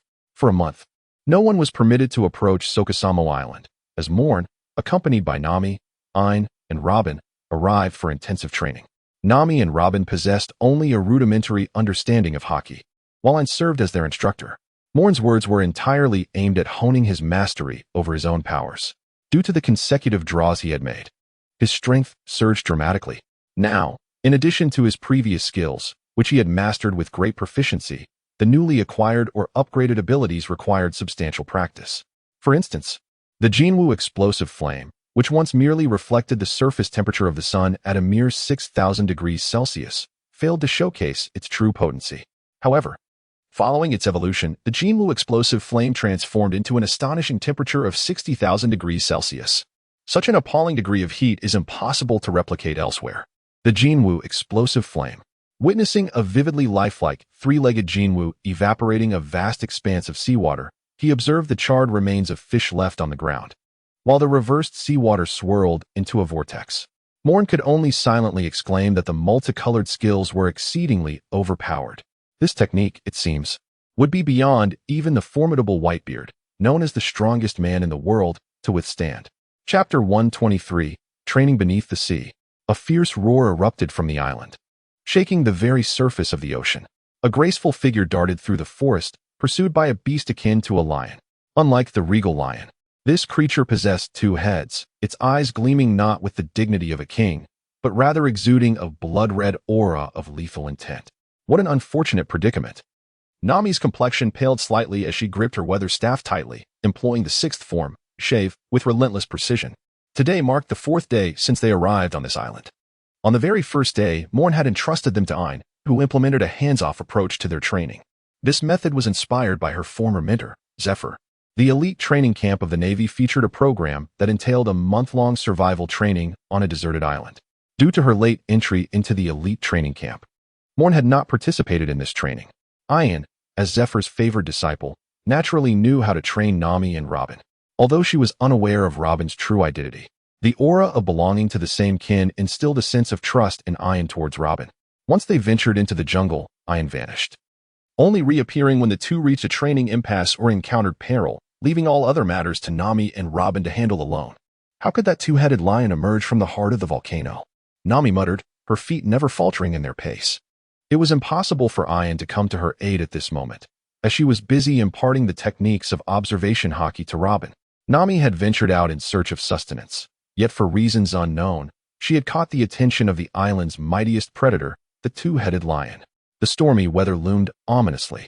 As the two-headed lion drew ever closer, Nami felt a surge of urgency. She twirled her climate baton, unleashing a swirl of red and white winds that quickly stirred the surrounding air. A dark, ominous cloud began to form above her head. With a roar, the two-headed lion's blood-red eyes flickered with a hint of trepidation. All beasts possess an inherent fear of thunder and lightning. After such a long chase, it's time for a refreshing bath. Nami, feeling the sticky sweat on her body, irritably adjusted the left node of her climate baton. A frigid current surged into the nascent black thundercloud, and mere moments later, a torrential downpour unleashed. Shaking off the rain-soaked mane, the two-headed lion lightly clawed at the earth, a clear prelude to its impending attack. Is it coming? Nami tightened her grip on the climate baton, her gaze resolute. With a thunderous roar, the two-headed lion leaped forward, its momentum akin to that of a mountain crashing down upon Nami. The gusts of wind stirred by its charge made Nami squint slightly, yet her movements remained unceasing. I have declared it. Today is a day of thunderstorms. As the climate baton swung towards the descending beast, a powerful force emanated from the storm clouds above. Locking onto the two-headed lion, blue lightning, like a constricting serpent, ensnared the lion, and with its anguished cries, the beast's mane ignited in flames. Breathing in the acrid scent of charred flesh, Nami felt a momentary relief as she turned to depart. It appeared the climate baton could indeed subdue this frenzied creature. However, a faint heartbeat echoed in her ears, causing the smile that had just graced her face to freeze in shock, her body moving as if rusted. The two-headed lion stood before her, its crimson gaze and charred visage resembling a demon of the forest. It was a sight to behold. A deafening sound, capable of rendering human ears deaf, erupted from Nami's lips as she struck the two-headed lion with her weather staff.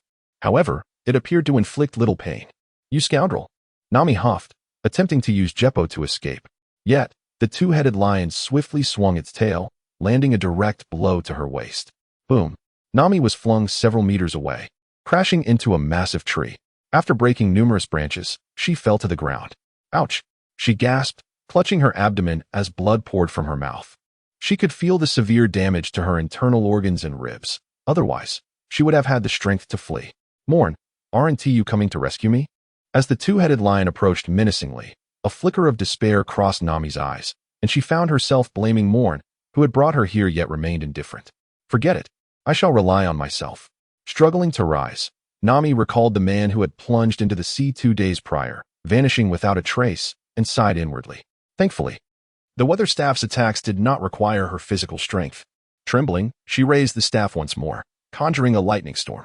Yet this time, the two-headed lion leapt above the storm clouds, evading the electric onslaught. Such is the instinct of beasts. I'm doomed. Watching the descending two-headed lion, Nami shut her eyes. Awaiting the arrival of death, this life has been quite fulfilling. Arlong is gone, Belmir's vengeance has been avenged. I've amassed considerable treasure, and my days in Norkageo have been quite comfortable. I've experienced the new world, the wonders of Sabaody Archipelago, and ventured into the seas. It has not been in vain. Suddenly, a familiar sound resonated in Nami's ears, accompanied by heavy breathing and the thud of a heavy object hitting the ground. Nami opened her eyes to see Robin, her golden hair cascading down, breathless before her, arms crossed over her chest, her gaze fixed intently on the two-headed lion. 6 delicate arms sprouted from Robin's body, and with the rotational force augmented by her newly mastered hockey, she twisted the island lord into a spiral form. As the two-headed lion drew its last breath, Robin finally exhaled in relief, collapsing to the ground. Heaven knows how many Jeppo she had employed to rush from the camp to this place. Nami. Tears welled in Nami's eyes as she longed to embrace Robin, but alas, her injuries left her in a dazed state. The earlier bravado, driven by adrenaline, had waned. Now that the battle had concluded, she could only rest. A familiar voice resonated from behind, and the last scene Nami beheld was Ein, smiling, with sweat cascading down his face like raindrops. How wonderful it is to have survived. In the depths of the ocean, numerous colossal sea kings roamed freely in these waters. Strangely, no matter how they swam, they instinctively avoided a particular area. There stood a man, bare-chested, his eyes tightly closed, emanating a golden flame. Golden crow. Explosive flame. Boom. The wave surged, and a volcanic eruption ensued. as a look of terror flashed across the eyes of the Sea Kings, who frantically swam away from this ominous vicinity.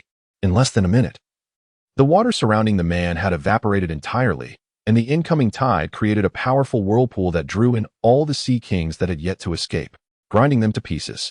Chapter 124, The Wrath of Sengoku.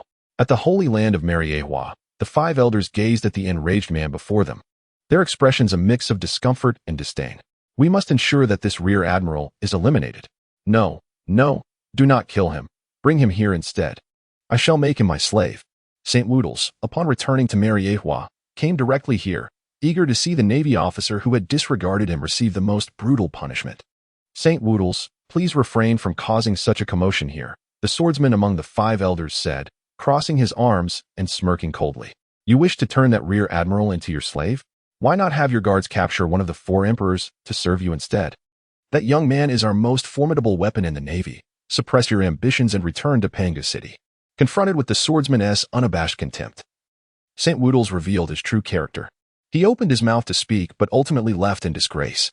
As fellow celestial dragons, there existed a hierarchy among them. The 5 elders stood above all celestial dragons, existing solely to serve that one individual. A man who could barely be considered a mid-ranking celestial dragon dared not provoke the 5 elders when they were serious. Such foolishness. As St. Woodles exited the office, the bearded elder's eyes glimmered with cold light. How shall we address this matter? The curly-haired elder ran his fingers through his hair, visibly troubled. Was it not already resolved? Let it be a lesson for the future. The golden-haired elder touched the scar on his chest, the only one among them still wearing a smile. Shouldn't we impose some form of punishment? The bearded elder hesitated. After all, Moen had indeed offended the dignity of the celestial dragons, and by rights, a demon-slaying decree could be enacted against him. But what was the reason for punishment? Was it merely for not respecting the celestial dragons? The golden-haired elder lifted the red tea beside him and savored it delicately. Sengoku respects the celestial dragons, but has he accomplished anything? He is merely allowing the Navy to gradually slip from our grasp. What we seek are not those who respect the celestial dragons, but individuals we can control. A glimmer of understanding flickered in the eyes of the elder with the bushy beard. Though the Navy's complete detachment from the world government would not greatly affect them, the sensation of raising a dog that constantly yearns to escape is undeniably unpleasant. Let us revisit the previous discussion. The bald elder stroked his smooth head, a smile spreading across his lips. As for the next candidate for the position of Fleet Admiral Sengoku, perhaps we should appoint him as the Grand Commander in due time to purge the Navy of its dross. I propose Akainu. Seconded. Seconded. I concur. I withdraw my objection. Very well. With 4 votes in favor, it is settled. We will find a way to elevate Akainu to the rank of Fleet Admiral soon. This dog remains quite useful, albeit occasionally barking at its master. Ha ha ha. The conversation in Marineford did not escape that office. Thus our Fleet Admiral, Buddha Sengoku, remains oblivious to the instability of his seat. Currently, he is solely focused on delivering a thorough reprimand to the old man in front of him, who is munching on sunbae. Garp, look at the trouble your grandson has caused. Sengoku slammed a report onto Garp's desk. The report indicated that the Straw Hat Kid, Luffy, had a confrontation with the pirate hunters of Whiskey Peak, resulting in the complete annihilation of all the pirate hunters by the Straw Hat Pirates. After Luffy's departure, another group of pirates landed on Whiskey Peak, leading to the total destruction of the Whiskey Peak pirate hunters. It is worth noting that those individuals had previously defended the Navy against the initial onslaught from the 4 seas. Now, thanks to your grandson, they are all dead. Sengoku's spittle had splattered onto Garp's face. He had not anticipated Luffy's ruthlessness in eliminating all the pirate hunters of Whiskey Peak, only for them to be obliterated by a small pirate crew from the North Sea. Well, Luffy did not kill anyone, did he? This is not entirely his fault. Garp scrutinized the report in his hand, adopting a defiant stance against Sengoku, though his tone lacked its usual vigor. Look at this piece of intelligence. Sengoku gazed at Garp's aged face, his frustration boiling over. How did the former Fleet Admiral manage to handle Garp when he was not yet senile? A battle report was handed to Sengoku by Garp, depicting a wounded naval soldier whose eyes glistened with tears. Merely 3 days prior, 2 naval warships, while patrolling the seas to eliminate pirates, collided with the Going Merry of the Straw Hat Pirates. Captain Aston, a major in the Navy, promptly issued a command to attack. However, all cannonballs were repelled by the Straw Hats, resulting in significant damage to the naval vessels instead. Subsequently, Zoro, wielding his 3-sword style, unleashed a flying slash that gravely injured Aston, who was ultimately struck into the sea by a blow from Eurlita. Both warships sank into the depths. Major Aston lay critically wounded. Over 30 naval soldiers were unaccounted for, more than 50 were severely injured, and over 100 sustained light injuries. The headquarters has now resolved to raise the bounty on the Straw Hat Kid to 90 million. Sengoku felt an overwhelming sense of fatigue. The formidable pirate, nearing the status of a supernova, turned out to be the grandson of his old friend. Furthermore, the previous supernova, Portgas D. Ace, also hailed from the East Blue, and the military seemed to have detected Carp's influence in him as well. Curse that Carp. Grabbing a rice cracker, Sengoku crushed it vehemently, envisioning it as Carp. Carp. After a slight tremor, casually dug into his nostrils and flicked the remnants away. Damn Carp. Watching the residue fall onto his goatee, Sengoku felt a buzzing in his head. Consequently, the guard stationed at the office door skillfully retrieved a pair of earplugs from his pocket and silently donned them. In the desert kingdom of Alabasta, in the royal city of Alyabarna, Vivi was selecting her favorite flowers, preparing to revive the garden left by her mother. Ah, this flower is quite lovely. As she admired the blossoms before her, a smile graced her lips. The issue of water scarcity in Alabasta had been resolved, although the dance powder was a nefarious substance. Through scientific planning, Alabasta could now easily obtain abundant water from the sea and their Grand Canal, coupled with the indomitable fighting spirit of the Alabastans. The prosperity of Alabasta had far surpassed that of its former days as a desert kingdom. The once arid lands were now lush throughout Alabasta. Gaga gaga. Beside Vivi, the leisurely running duck sipped the juice prepared by its master, living a most content and carefree life. Suddenly, the duck seemed to spot a figure resembling someone it recognized from the wanted posters in the palace. Gag? Forget it. Ducks likely cannot remember people. I must have been mistaken. After assessing my own combat prowess and that of my master, which is rather feeble, I swiftly decided against pursuing the criminal with a bounty of several hundred million. After all, such individuals are best managed by the Navy. Chapter 125, The Tale of Jiuyue. At the central node of the third route of the Grand Line, a city gleamed like a pearl in the night sky, radiating a luminous glow even in the darkest hours. As Jiuyue strolled through the streets, the famous sword at his waist, complemented by his loose naval uniform, ensured that no one dared approach him. Naturally, no one would venture near the menacing figure of Jiuyue, who was puffing on a cigar. It is known that even within the depths of the underwater prison, Jiuyue's notorious reputation instilled fear in the hearts of even the most formidable pirates with bounties in the hundreds of millions. As per usual, TSK. Jiuyue expelled the nearly extinguished cigar from his mouth, preparing to depart when he suddenly recalled Moen's rule: one must never leave refuse on the island's surface.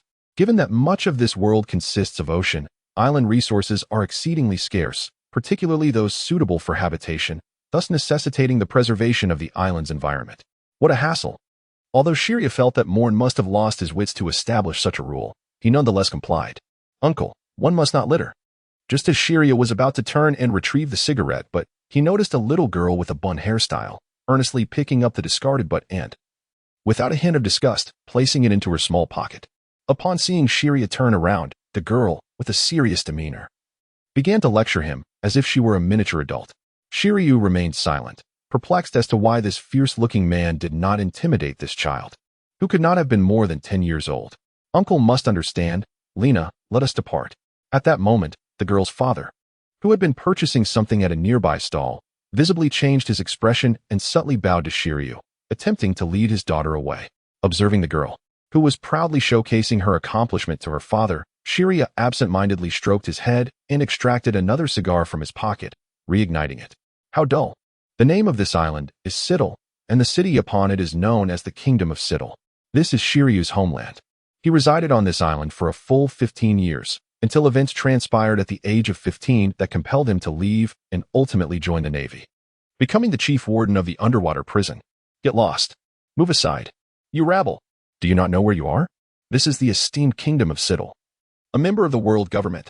In a restaurant, Jiuyue silently observed a group of men clad in the uniforms of the Royal Guard as they brazenly shoved aside those purchasing goods by the roadside. He could only shake his head while sipping his drink upstairs. After nearly 30 years, the situation remained unchanged. To be frank, the thought of cleaving this nation in two crossed his mind, as he reminisced about a woman who had long since turned to dust. He inadvertently crushed the glass in his hand. Excuse me, are you all right, sir? A nearby staff member, noticing the commotion as he tidied up a table, hurried over. Concern etched on his face. After all, the insignia on Shiyue's shoulder commanded caution. "I'm fine."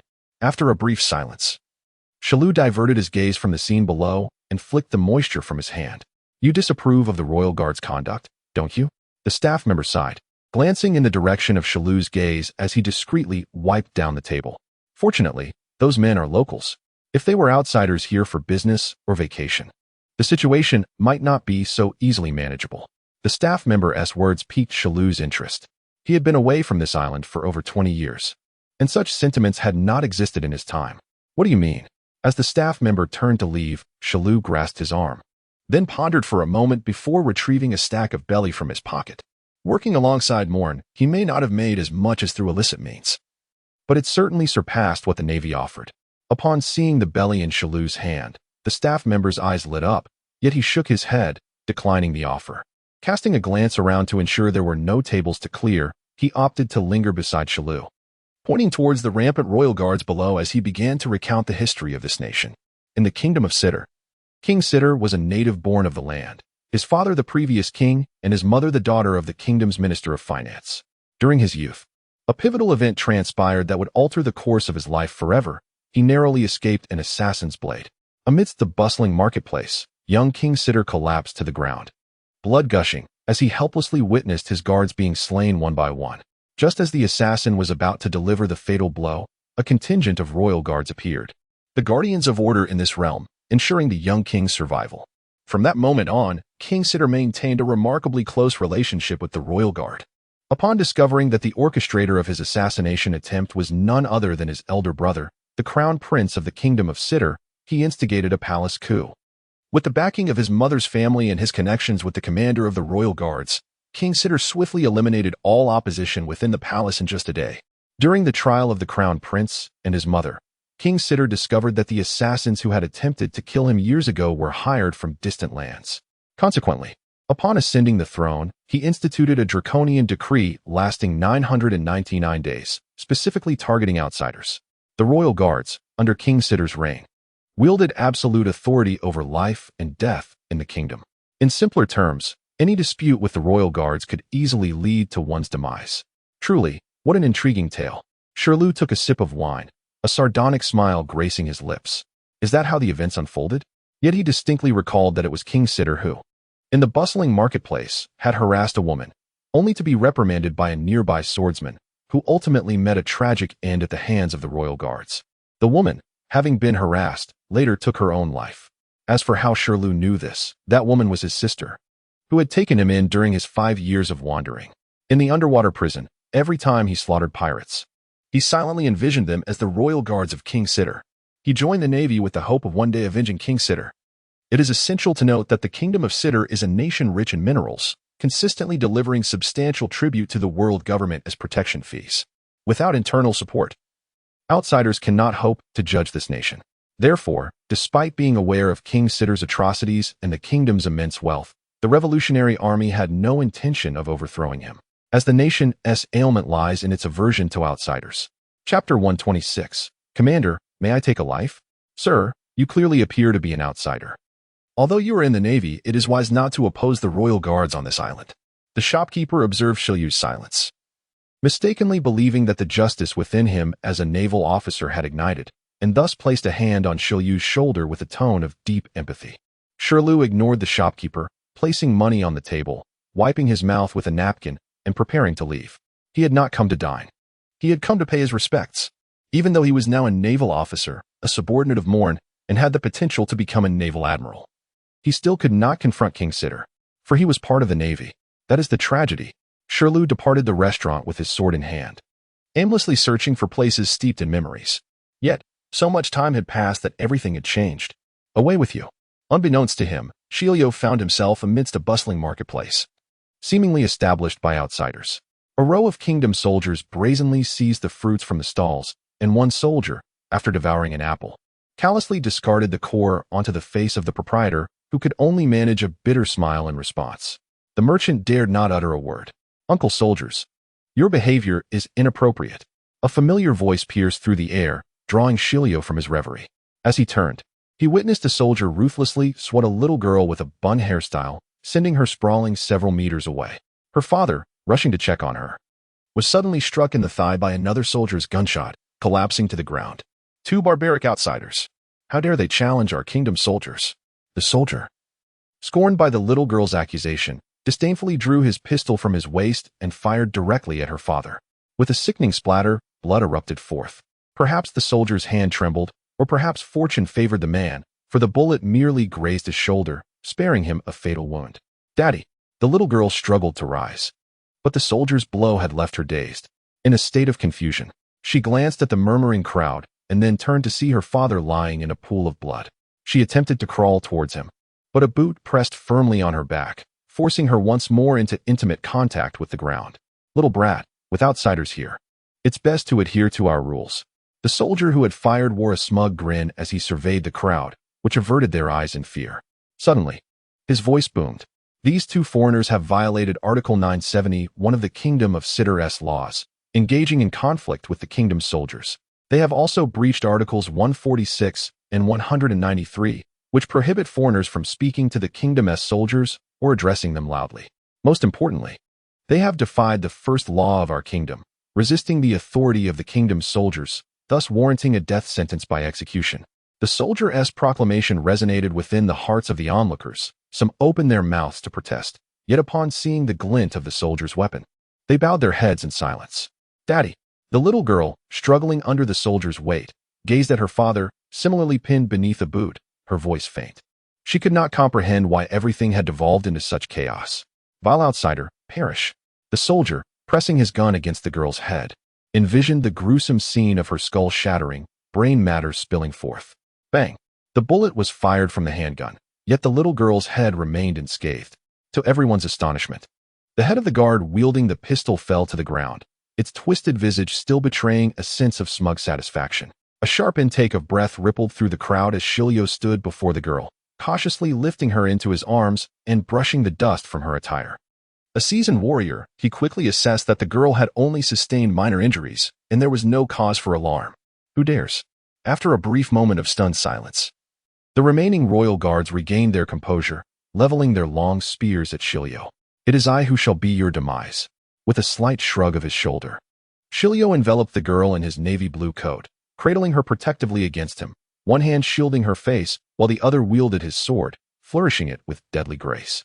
The 10 or so royal guards before him crumbled like ants, unable to mount any resistance. Run! As the guards fell one by one, a roar erupted from the previously frozen crowd, and within mere minutes, the once bustling marketplace was deserted. Jiuyue approached the fallen man, extracting the bullet with his sword and performing a hasty bandaging. Watching the girl rush into the man's embrace, weeping, Jiuyue was inexplicably transported back to that fateful night. Had he not also cradled that woman weeping in his arms? Perhaps he had. The memory eluded him.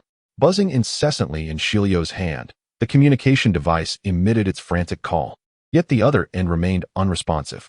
Finally, just as impatience began to gnaw at him, the connection was established. What is it? The voice was muffled, suggesting the speaker was in a place where discretion was paramount. Sir, Jiuyue opened his mouth and recounted everything, including the grievances between himself and King Sitter. Sir, I wish to kill. Would this pose a problem for you? Despite the young man who had rescued him from the prison and shown him the beauty of the outside world, granting him immense strength, Jiuyue was reluctant to let his actions impede his future. A mournful wail echoed from the other end of the device, followed by a disdainful scoff. Jiuyue, do not harm anyone aside from those guards. Rest assured, King Sitter will not endure much longer. With a click, the connection was severed. Jiuyue tucked the communication device into his pocket and approached the man and the little girl. First, let us take your father to the infirmary. Although the bullet has been removed, failure to seek timely treatment could still prove life-threatening. Upon hearing Jiuyue's words, the little girl hastily assisted her father to his feet, struggling to make their way towards the medical facility they had previously spotted. Jiuyue silently trailed behind them, vigilant against any unwarranted trouble from the unwise. In the past, he could only weep while cradling the lifeless body of that woman. Today, he would not allow that rabble to lay a finger on them. In the windless zone, beneath the depths of the ocean, Moen touched his head, feeling somewhat troubled as he prepared to ascend. He decided to momentarily conclude his training. Bloop, bloop. He heard the voice of Don Quixote da Flamingo. Admiral Moen, what brings you to seek my counsel? Not long after, a brazen visage emerged from the transponder snail, none other than Doflamingo himself. Two matters, Moen replied, shaking the seawater from his hair and evaporating the residual filth with light particles. Oh, two matters? Doflamingo, ever astute, refrained from inquiring about compensation, understanding that for those stronger than himself, rewards were merely a matter of their grace. First, I need you to investigate whether any remnants of the pirates who invaded Marineford and murdered my mentor's family still linger. Second, eliminate the king of the Cedo Kingdom along with the captain of the Royal Guards. The Cedo Kingdom? The mineral-rich realm? Doflamingo pondered momentarily, as if perusing some documents, before erupting into his maniacal laughter. No problem at all. Excellent, Doflamingo. Tell that red heart of G5 to exercise restraint. If I hear of any more missing children, there will be inquiries at G5. Click. The transponder snail was disconnected. Within the villa atop the royal heights of Dressrosa, Doflamingo glared at the now silent transponder snail, his expression darkening. Toripole immediately dispatched someone to ascertain whether any of the pirates responsible for the murder of the Zephyr family still survive. If so, where are they? Also, send Buffalo along with Lao Ji and Baby 5 to the Cedo Kingdom to eliminate the king. Remember, expedite the task, or else. Chapter 127, The Shichibukai Conference. In the windless zone, on the island of Sokasamo, a modest campfire flickered to life. In the wilderness, igniting a fire is a grave risk, as it can easily attract formidable beasts. Yet, the three slender beauties encircling the fire, toasting their cups in celebration, showed no signs of concern. Tanami awakening her haki. Cheers.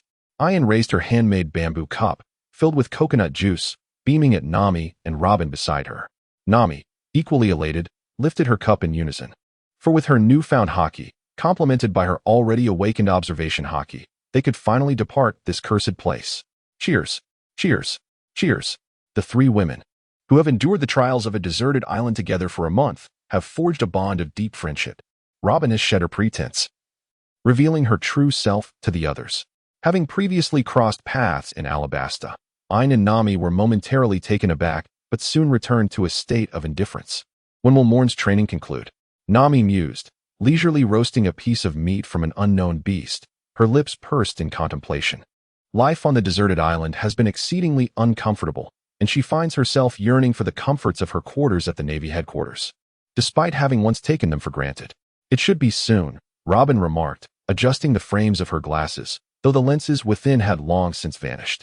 Ayn prodded the campfire with a stick to prevent it from extinguishing. News had arrived from headquarters, urging their prompt return, as an issue of great importance had arisen.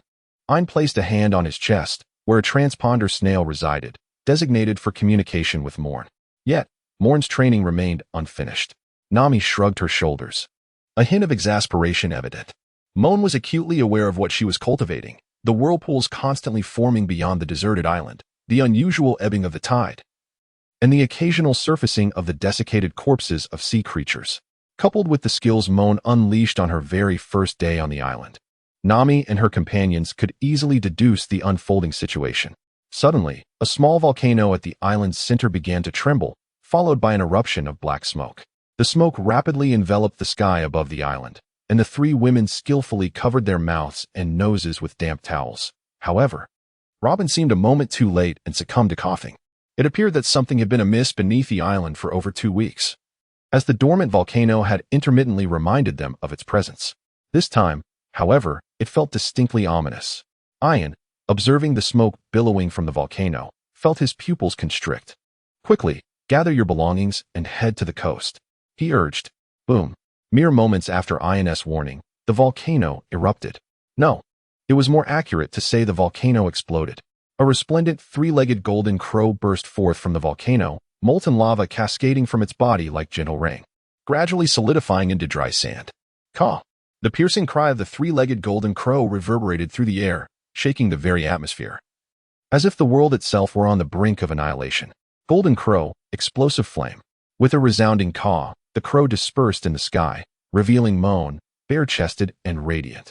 The falling golden light ignited the ground, transforming it into glass as it neared the earth. At last, she had perfectly mastered all her abilities. Stretching her wings behind her, Moen opened her eyes, which gleamed with golden light. Exhaling slowly, she swept her observation hockey across the entire island and spotted the three women retreating towards the coastline. In the wake of Moen's actions, the volcano had erupted, unleashing a torrent of hellish lava that ravaged the island, as countless beasts cried out in panic, fleeing towards the sea. In the face of this catastrophe, all creatures abandoned their territories and grievances. Survival was their sole instinct. Truly, the consequences were dire. Moen gently stroked his chin, pointing towards the island below. The Sword of Light's guardian. Hundreds of golden swords cascaded from the heavens, forming a barrier against the rampaging lava. Upon touching the luminous curtain of golden blades, the lava ceased its advance. Unable to expand further, the molten rock continually accumulated, eventually cooling into solid stone. After a considerable passage of time, this calamity finally came to an end. Half of the island's expanse had transformed into a volcanic landscape forged from the lava. Whoosh! Having grasped the situation, Moen transformed into a resplendent golden light and arrived atop a small naval vessel moored at the shore. After a brief interval, the ship departed from the island destined for decline. Marineford, today marks a significant occasion. At the behest of Admiral Sengoku, the remaining 6 members of the 7 warlords of the sea have been summoned to the naval headquarters for a meeting. Excluding the Empress Boa Hancock and the Fishman Jinbei, the formidable Dracule Mihawk, the tyrant Bartholomew Kuma, the nightmarish Don Quixote Doflamingo, and the Moonlight Moria have all arrived at the naval headquarters. Ho ho ho, Lady Crane, today is certainly lively, remarked Doflamingo, perched atop a desk in a vacant office at Marineford, surveying the other silent warlords. Standing at the door was Vice Admiral Crane of the naval headquarters. If you could behave like a good child, I would be quite pleased, Doflamingo, she said, her tone relaxed as she regarded the unrestrained Doflamingo. While other vice admirals might find themselves in a grueling battle against Doflamingo, Crane was, in fact, his nemesis. Doflamingo, you're renowned as a sea thug, yet you're intimidated by an old woman? Mocked Moria, who sat in the corner, observing Doflamingo's silence. Among the warlords, Moria held Doflamingo in the lowest esteem. He had once challenged Kaido, albeit receiving a severe thrashing in return. Mihawk frequently sparred with Shanks, and Kuma was also a well-known powerhouse. Yet Doflamingo's infamy stemmed more from being a lackey and a puppet master. Moria, do you wish for me to sever your head? Doflamingo shot a disdainful glance at Moria, his expression filled with scorn. You. Moria was on the brink of an outburst, yet a mere glance from Mihawk quelled his rising fury. The door swung open, revealing Fleet Admiral Sengoku, who entered with a smile. Trailing behind him was a goat, its gait languid, followed by 2 rear admirals from the staff. Crane acknowledged Sengoku with a nod before exiting and closing the door behind her. Welcome, detritus of the seas, Sengoku declared, taking his seat with a lack of formality. His eyes brimming with astonishment. I truly did not anticipate such a large gathering. Ha. After all, there is nothing pressing, is there, Admiral Sengoku? Doflamingo remarked, his sunglasses glinting with a mischievous light. Kuma remained seated, silent as ever, not uttering a single word. Moria gazed at Sengoku with an enigmatic expression, pondering the possibility that transforming the Marine Admiral into a zombie would undoubtedly yield a creature far more formidable than the one he currently possessed. His interest was merely piqued by the pirate in question. That Straw Hat Kid. Chapter 128. A familiar plot. Thus, it was rather astonishing that Luffy and his crew had managed to defeat Stussy. At the port of Marineford, Moen disembarked from the warship with 3 women, his eyes wide with astonishment. After over a month of training beneath the seas, he was taken aback by the myriad of events that had transpired in the outside world. Stussy, once targeted by the Navy at Moen's behest and subsequently by the world government, had fled to Alabasta. Utilizing her previous experience with CP0, she endeavored to consolidate the now fragmented Baroque works, which had disbanded following Crocodile's capture. Having finally secured a brief respite, Stussy sought to contact her superior at CP0, only to discover that all her transponder snails had been lost. In a desperate move, she infiltrated the former Celestial Dragon family, the Nefertari clan. Within the palace, Stussy aimed to leverage the Nefertari's guardianship over the ancient weapon Pluton to regain her standing with the world government. Consequently, she orchestrated an assault on the palace with Baroque works. The outcome was dire. Cobra was abducted by Stussy, while Princess Vivi managed to escape the palace. Fleeing from the relentless pursuit of Baroque works, Vivi found herself at sea, where she encountered the reformed Straw Hat pirates, led by the formidable Luffy. Upon learning of Vivi's plight, Luffy, fueled by fervor, resolved to assist her in rescuing her father, coincidentally receiving news that his brother Ace would be waiting for him in Alabasta. Ultimately, upon reaching Panama, the new base of Baroque works, Luffy triumphed over the agent team led by Mr. One, and with Zoro's assistance, he defeated Stussy. After rescuing Cobra, Vivi and her companions discovered that Stussy had not subjected him to any torture. Her true intention had been to acquire the secret of Pluton and return to the world government. Just as Luffy prepared to release Stussy, a group of white-clad agents appeared, gravely injuring her. Recognizing the familiar tactics, Stussy realized that it was CP0 who sought her demise. Why does this plot seem so contrived? Upon hearing this turn of events, Moen lost interest, as the conclusion was all too predictable. Stussy was saved by Luffy, and after a few days of recuperation alongside the injured Luffy, Stussy, Zoro, and the remaining crew under the relentless pursuit of Rear Admiral Black Matina, they set sail once more. Moen stood at the harbor, striking his face with his palm before wiping it clean. He had taken Nami away, and when Luffy set sail, he encountered a navigator who mistakenly attacked a pirate ship. He abducted Robin, and in turn, Luffy rescued a wanted CP0 agent. What is the meaning of this? No matter how the events unfold, the narrative of the child of the world remains unchanged. Commander, the naval officer responsible for the patrol spotted Moen's return and promptly approached to pay his respects. What is happening today, with so many people gathered at the harbor? Moen gazed curiously at the captain before him. Typically, the port of Marineford is patrolled by no more than a few hundred personnel, yet today he witnessed no fewer than 15 organized squads on patrol. Moreover, several vessels, which could not possibly belong to the Navy, were docked at the port of Marineford. Report to Admiral Moen. Today marks the convening of the 7 Warlords of the Sea meeting.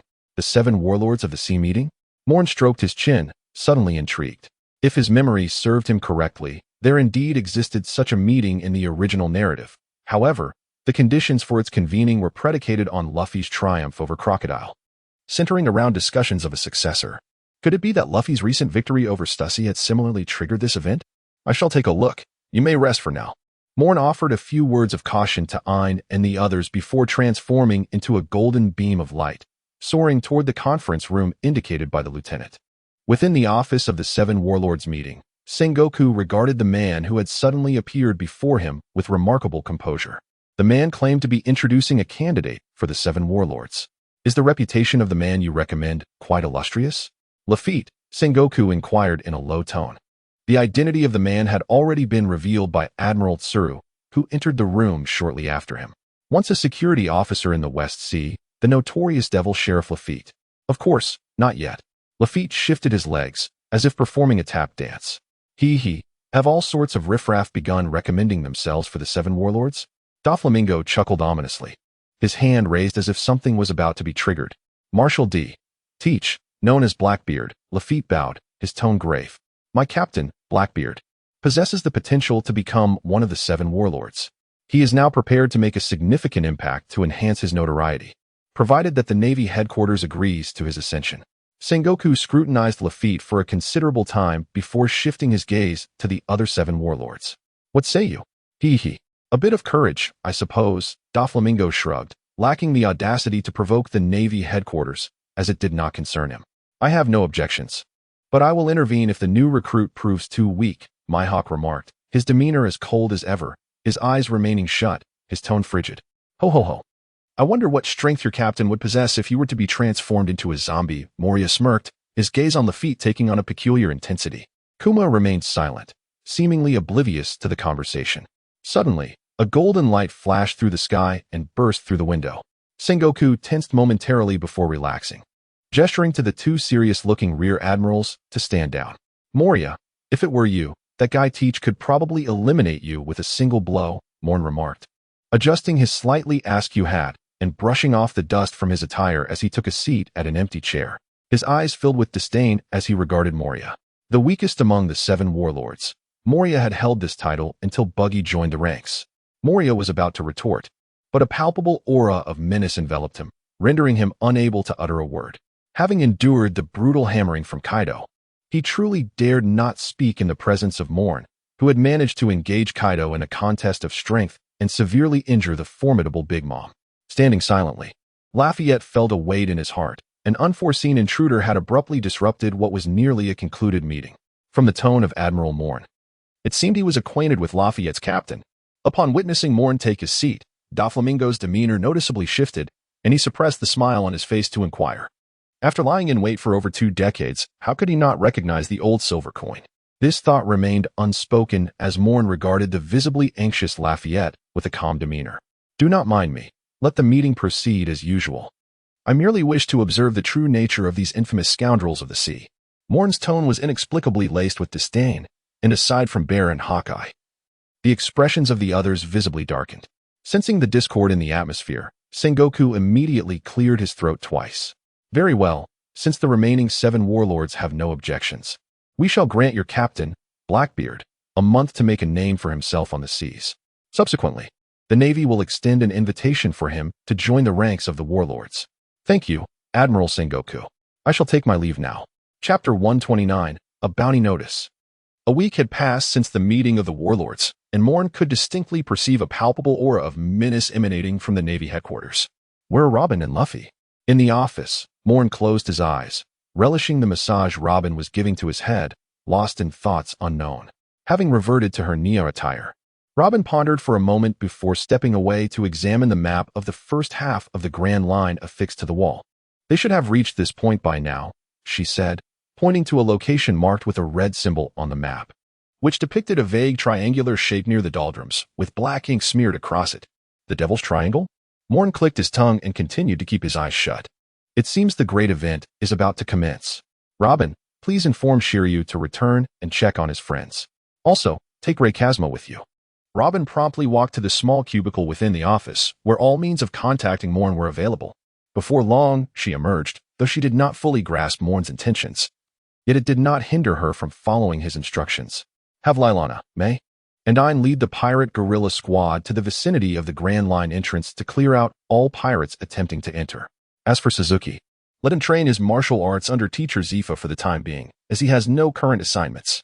The entire pirate guerrilla squad operates under the directives of Moen, and even the naval headquarters lacks the authority to mobilize its personnel.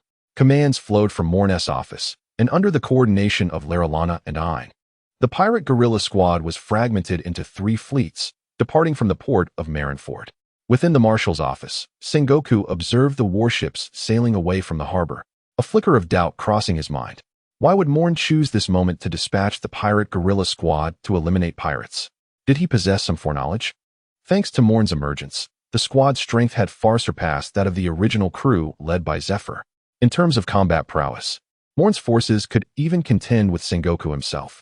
Reflecting on his camaraderie with the blind swordsman from the headquarters, Sengoku couldn't help but smile wryly.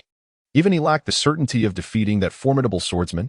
Yet, this exceptionally powerful fighter willingly returned to the naval headquarters with Moen, continuing to enjoy a life of leisure there.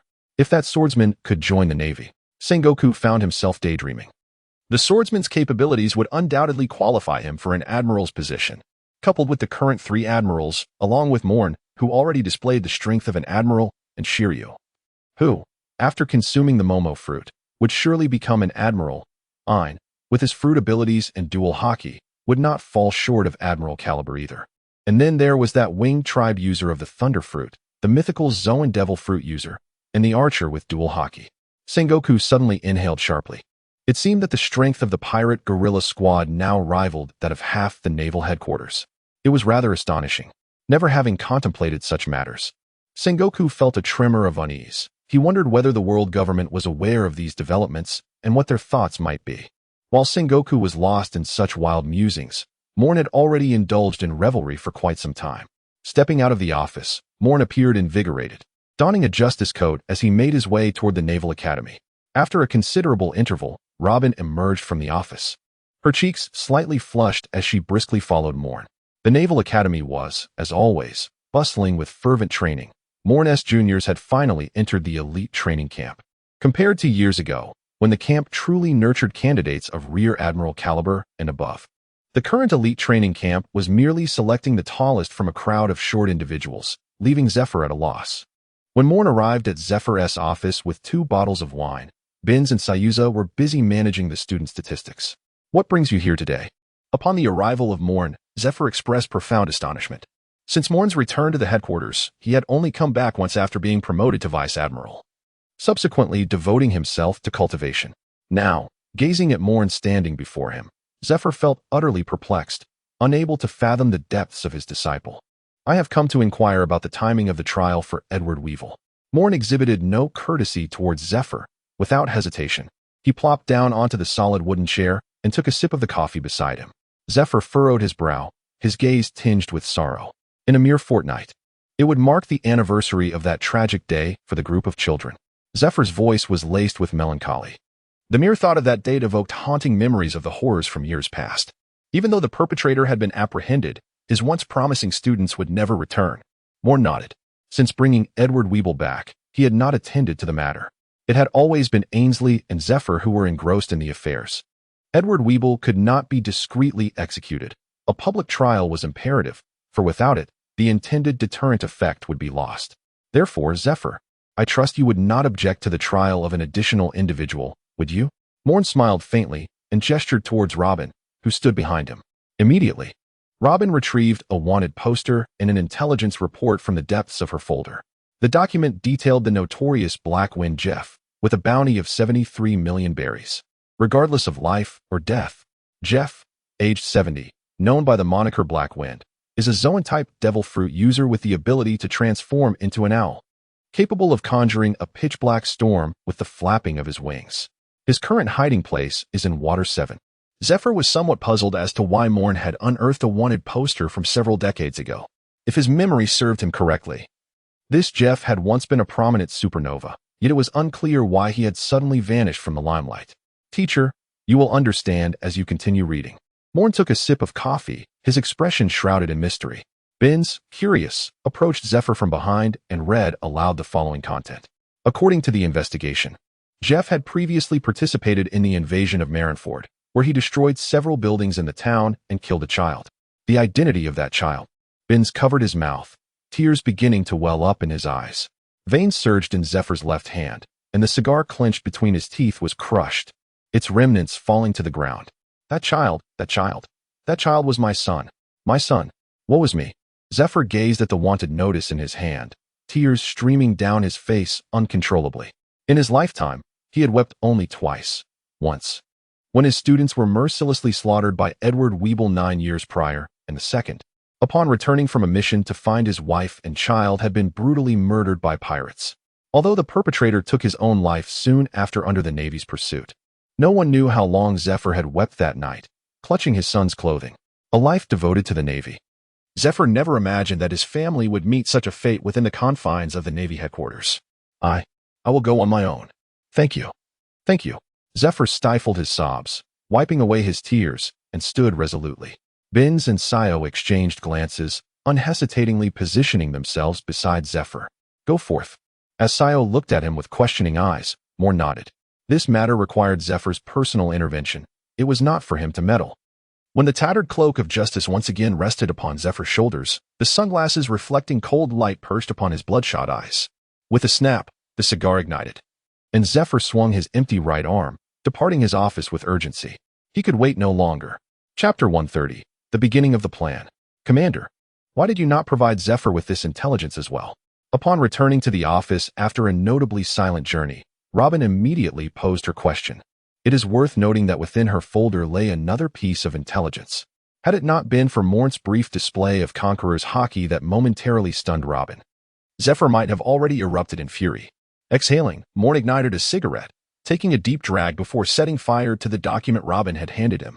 Rear Admiral Carminde, once the highest authority guarding the Navy's family quarters, had failed to perceive a group of pirates invading Marineford 30 years ago, even after the pirates had commenced their slaughter. Carminde remained conspicuously absent. Moen recited the contents of the intelligence report word by word, his gaze brimming with derision. This Carminde, after all, remains active within the headquarters and has ascended to the rank of Vice Admiral. Robin remained silent. These intelligence documents had all been delivered by Don Quixote da Flamingo, who possesses informants even in Mariejois. Such bygone matters could only be unraveled by him. Not long after the attack on Marineford, Carminde acquired a luxurious mansion in the Sabaody archipelago. TSK. Moen extinguished the burnt-out cigarette, the tips of his fingers shimmering with a flicker of golden light. In an instant, the half-consumed intelligence vanished from existence. The headquarters must remain composed. That Carmend, Robin, you are tasked with eliminating him. Moen closed his eyes, appearing somewhat fatigued. He did not contemplate whether Robin could achieve this or if she would leave any traces. If awakening the dual hockey was beyond Robin, who had thrived in that dark world for 2 decades, then perhaps she should remain in a safe haven, living as a mere canary. The world government, the CP organization. Pirates. Observing Robin resolutely turn away, Moen recited the names of each faction, until at last he uttered the final words. The Navy is, in truth, the largest pirate crew upon these seas. A tragic incident occurred in Marineford. An elderly vice admiral was leisurely fishing by the shore when he was brutally slain. His limbs, along with his neck, were grotesquely twisted, blood staining the earth, while his chest appeared to have been struck by a heavy object, completely caving in. This horrific scene swiftly reached Sengoku, inciting his wrath. He immediately commanded all station Navy personnel to mobilize and pursue the perpetrator.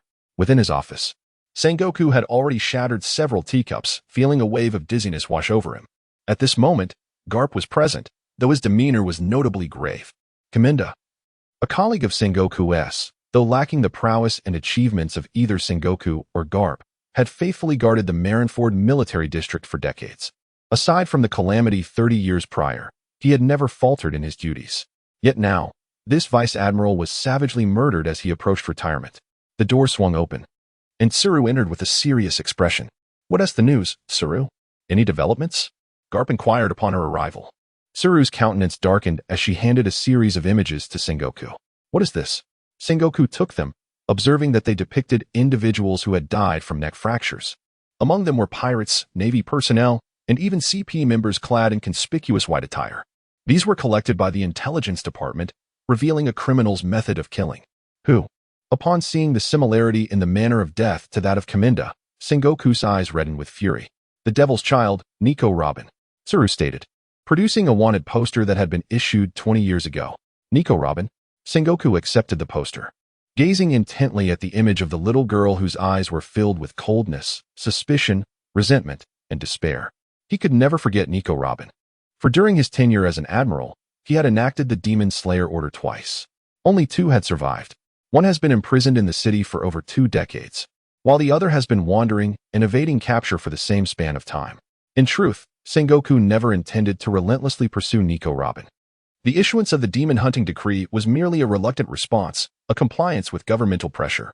However, the emergence of a suspected assassin resembling Nico Robin within the Navy headquarters has unsettled Sengoku. Could it be that this Nico Robin has perished and her devil fruit has been consumed by someone within the headquarters? Karp leaned over to glance at Robin's wanted poster and offered a perspective. After all, it is perplexing to fathom how someone who has been on the run for 20 years, living in constant fear for their very existence, could possibly take such a monumental risk to assassinate a vice admiral on the verge of retirement. If only that were the case. Tsuru sighed, lost in thought. She handed over all the intelligence documents in her possession to Sengoku, shaking her head and taking a seat as he looked on in confusion. Sengoku shook the documents, and upon opening them, his expression immediately darkened. Damn it! Damn it! Damn it! His roar echoed throughout Marineford, a tremendous aura emanating from the admiral's office, as the sky gradually turned a deep crimson intertwined with ominous black thunder. What is happening? In the admiral's office, Akainu gazed in astonishment at the sky outside. The Conqueror's haki is truly terrifying. Kizaru leisurely sipped tea in his office, casting a light glance at the sky outside. The teacup in his hand trembled slightly. Akiji stood on the balcony, his frog-shaped eye mask resting on his face. Drool at the corner of his mouth suggesting that this admiral was once again dozing off during work hours. Yet, unbeknownst to anyone, Akiji's hands, tucked into his pockets, were clenched into fists. Stay calm, Sengoku. Calm down. Karp shook Sengoku, whose complexion had shifted drastically, in his observation haki. He sensed no fewer than 1,000 individuals unconscious beneath Sengoku's Conqueror's haki. Damn it! Damn it! Sengoku's eyes remained bloodshot, fingers tightly gripping the intelligence. Knuckles pale and veins prominent. Called Tsuru, announced that Cayman's body is to be disposed of in the sea to feed the fish. No one is permitted to investigate this matter further. Tsuru nodded, slowly rising to exit. As she opened the door, she turned her head back. Sengoku, if you truly intend to proceed with this, the situation must not escalate into chaos. Otherwise, Sengoku's furious expression faltered as he pondered and nodded. Carp, standing nearby, felt somewhat lost, sensing that his dear friend was regarding him with an unusual intensity. Suru seemed to harbor her own concerns as well. What is going on? Cap muttered to himself before plopping down, unleashing a torrent of sunbae reminiscent of the fierce Sengoku era. Moments earlier, he had attempted to glance at the document, only to have it crumpled by Sengoku's hand. At the port of Marineford, a small warship quietly docked. After a brief exchange with the station Navy personnel, a man clad in a rather flamboyant manner boarded the vessel, which then set sail from Marineford once more. A significant event was about to unfold. Inside the office, one held a cup of coffee, gently swirling it as the liquid cascaded down. Golden rays shimmered, transforming the coffee into a sweet, fragrant mist in the air. Chapter 131, The Unspoken Grandfather. A warm breeze enveloped the scene, with glimmers dancing on the water's surface. The Navy headquarters, which had been under strict vigilance following the tragic demise of Kaminda, suddenly relaxed. Everyone was abuzz with speculation about the unfolding events. However, only a few astute vice admirals discerned that many of the officers once favored by Kaminda had been thoroughly investigated. Kaminda's influence and networks within the headquarters had been completely dismantled, suggesting that he himself had encountered grave troubles. This conclusion resonated with all. Setting aside the aftermath of the Kaminda incident, Moen, having clocked in at the Navy headquarters for several days, had finally evolved into a second Kizaru. He began to comprehend why Akainu always bore the demeanor of someone owed millions in berries, while Akiji appeared so indolent, and Kizaru, punctual in clocking in and out, exhibited not a shred of justice. Anyone spending a day in the office would find that most matters were efficiently handled by aides. A mere signature was all that was needed to clock out, and one would not linger in joy for long. Minor issues rarely reached his desk, while significant matters were swiftly directed to Sengoku's office. In recent days, the most significant matter that Moen has been engaged with may very well be the imposition of a bounty on a pirate who has just ventured into the Grand Line.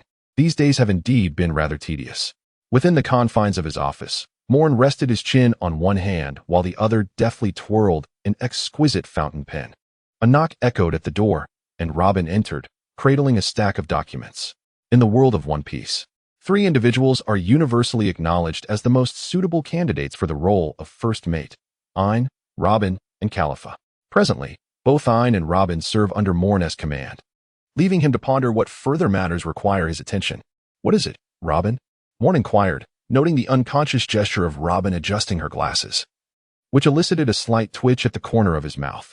When he had initially suggested that Robin adopt such an appearance, he had inadvertently mentioned that a particular gesture might diminish the likelihood of her being recognized, resulting in her now mimicking Califa's distinctive glasses adjustment. The fleet admiral has just issued a command. Frowning, Robin handed a document to Moen. Observing that he showed no inclination to open it, she continued, "All officers of the rank of Rear Admiral and above are required to attend the meeting in 2 days." Moen raised an eyebrow and immediately opened the document bearing the Grand Seal of the Warring States period. Laughter echoed throughout the office as Moen casually tossed the document aside. Robin, somewhat perplexed, could not comprehend the significance of the document that had elicited such amusement from Moen. Moen did not elaborate much to Robin, but effortlessly closed the door using his abilities. In the Grand Conference Hall of Marineford, a spacious auditorium capable of accommodating thousands, what was once secured by heavy iron chains was now filled to capacity. The air was thick with the mingling scents of various cigarettes, and the expressions of the naval officers attending the meeting were grave and serious. The small door adjacent to the elevated platform swung open, and in walked the elegantly attired Admiral Sengoku, adorned with a seagull atop his head, followed closely by the current 3 admirals, Akainu, Akiji, and Kizaru. Silence enveloped the room as Sengoku naturally rapped on the solid wooden table. The dull thud interrupted the conversations of the naval officers, who now fixed their wide eyes on the 4 individuals seated at the podium. Beneath the podium, a row of genuine leather chairs was occupied by vice admirals of the Navy headquarters. Moen gazed at Carp, who sat beside him, seemingly carefree as he munched on sunbae. His thoughts a mystery. I understand that many might be curious as to why all of you have been summoned. Sengoku observed the now subdued assembly, lowering his voice to elevate his authority. It is quite simple. Our Navy is on the brink of a monumental battle. and each one of you present is a distinguished member of our forces.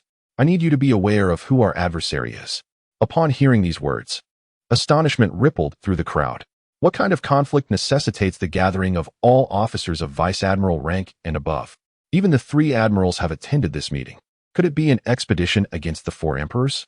Sengoku rapped on the table once more, stating that just days prior, a pirate known as Blackbeard had approached us with a request to become a warlord of the sea. I acquiesced, but under the stipulation that he must undertake deeds worthy of such a title. A couple of days ago, he submitted his self-recommendation. Sengoku's gaze fell upon Carp, whose expression stiffened, his countenance paling instantly. Blackbeard, Marshal D. Teach, has captured Port Gas D. Ace, the 2nd Division commander of the Whitebeard pirates. Furthermore, he has delivered Ace to the headquarters, where he now resides in the 6th level of Impel Down's eternal hell. The senbei in Carp's hand tumbled to the floor.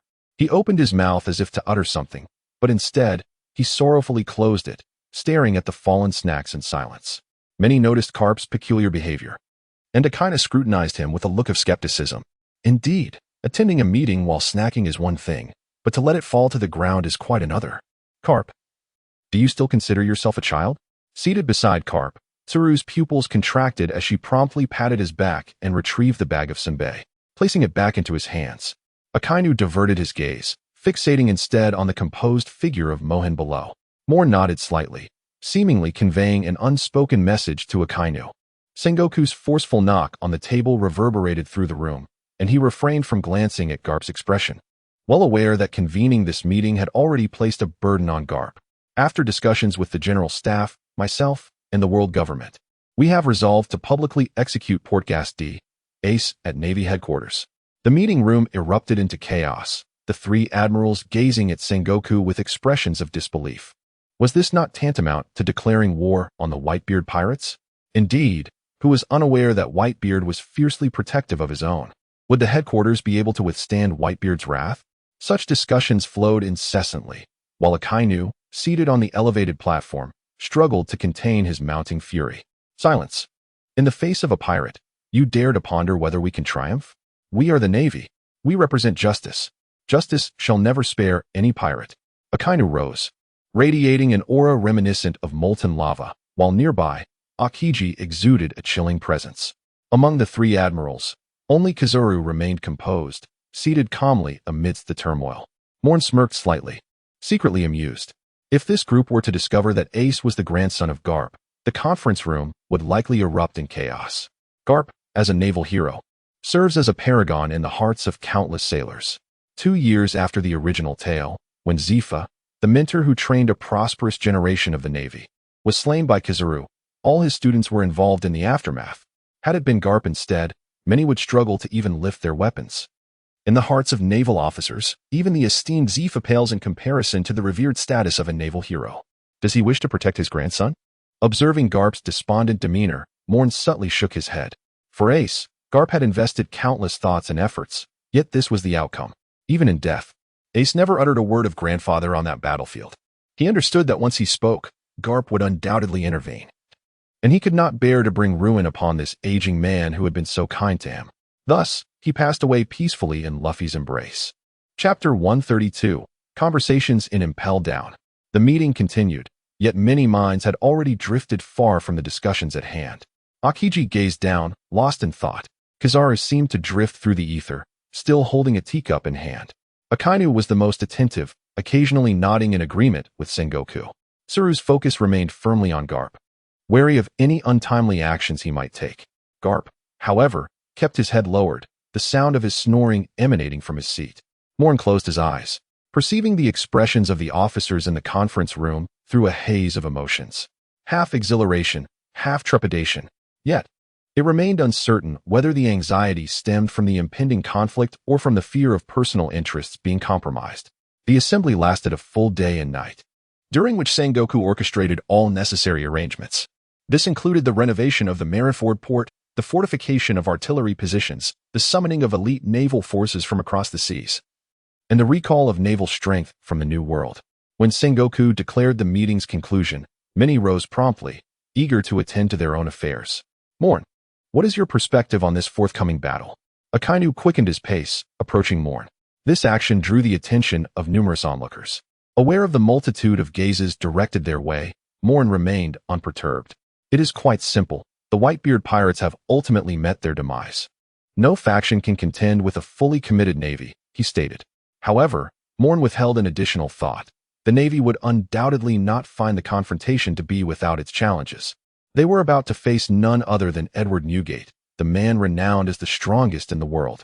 Akainu, having heard Moen's response, felt a sense of satisfaction and hastened away with his hawkish subordinates. In his mind, he deemed neither Akiji nor Kizaru particularly useful. Akiji strolled past Moen while yawning, casting a glance at the downcast Robin before striding away, leaving behind a chill in the air. Moen approached Robin, who had been waiting outside, keeping his gaze unwavering. It seemed that the fellow still harbored doubts about you. Robin adjusted her glasses, appearing utterly unfazed. It's fine. After some time, I shall merely touch the sea prism stone in his presence. As long as I refrain from utilizing my devil fruit abilities, there should be no issue. With her disguise, Robin, who had already carved a modest reputation within the headquarters, was no longer concerned about being recognized by Akiji.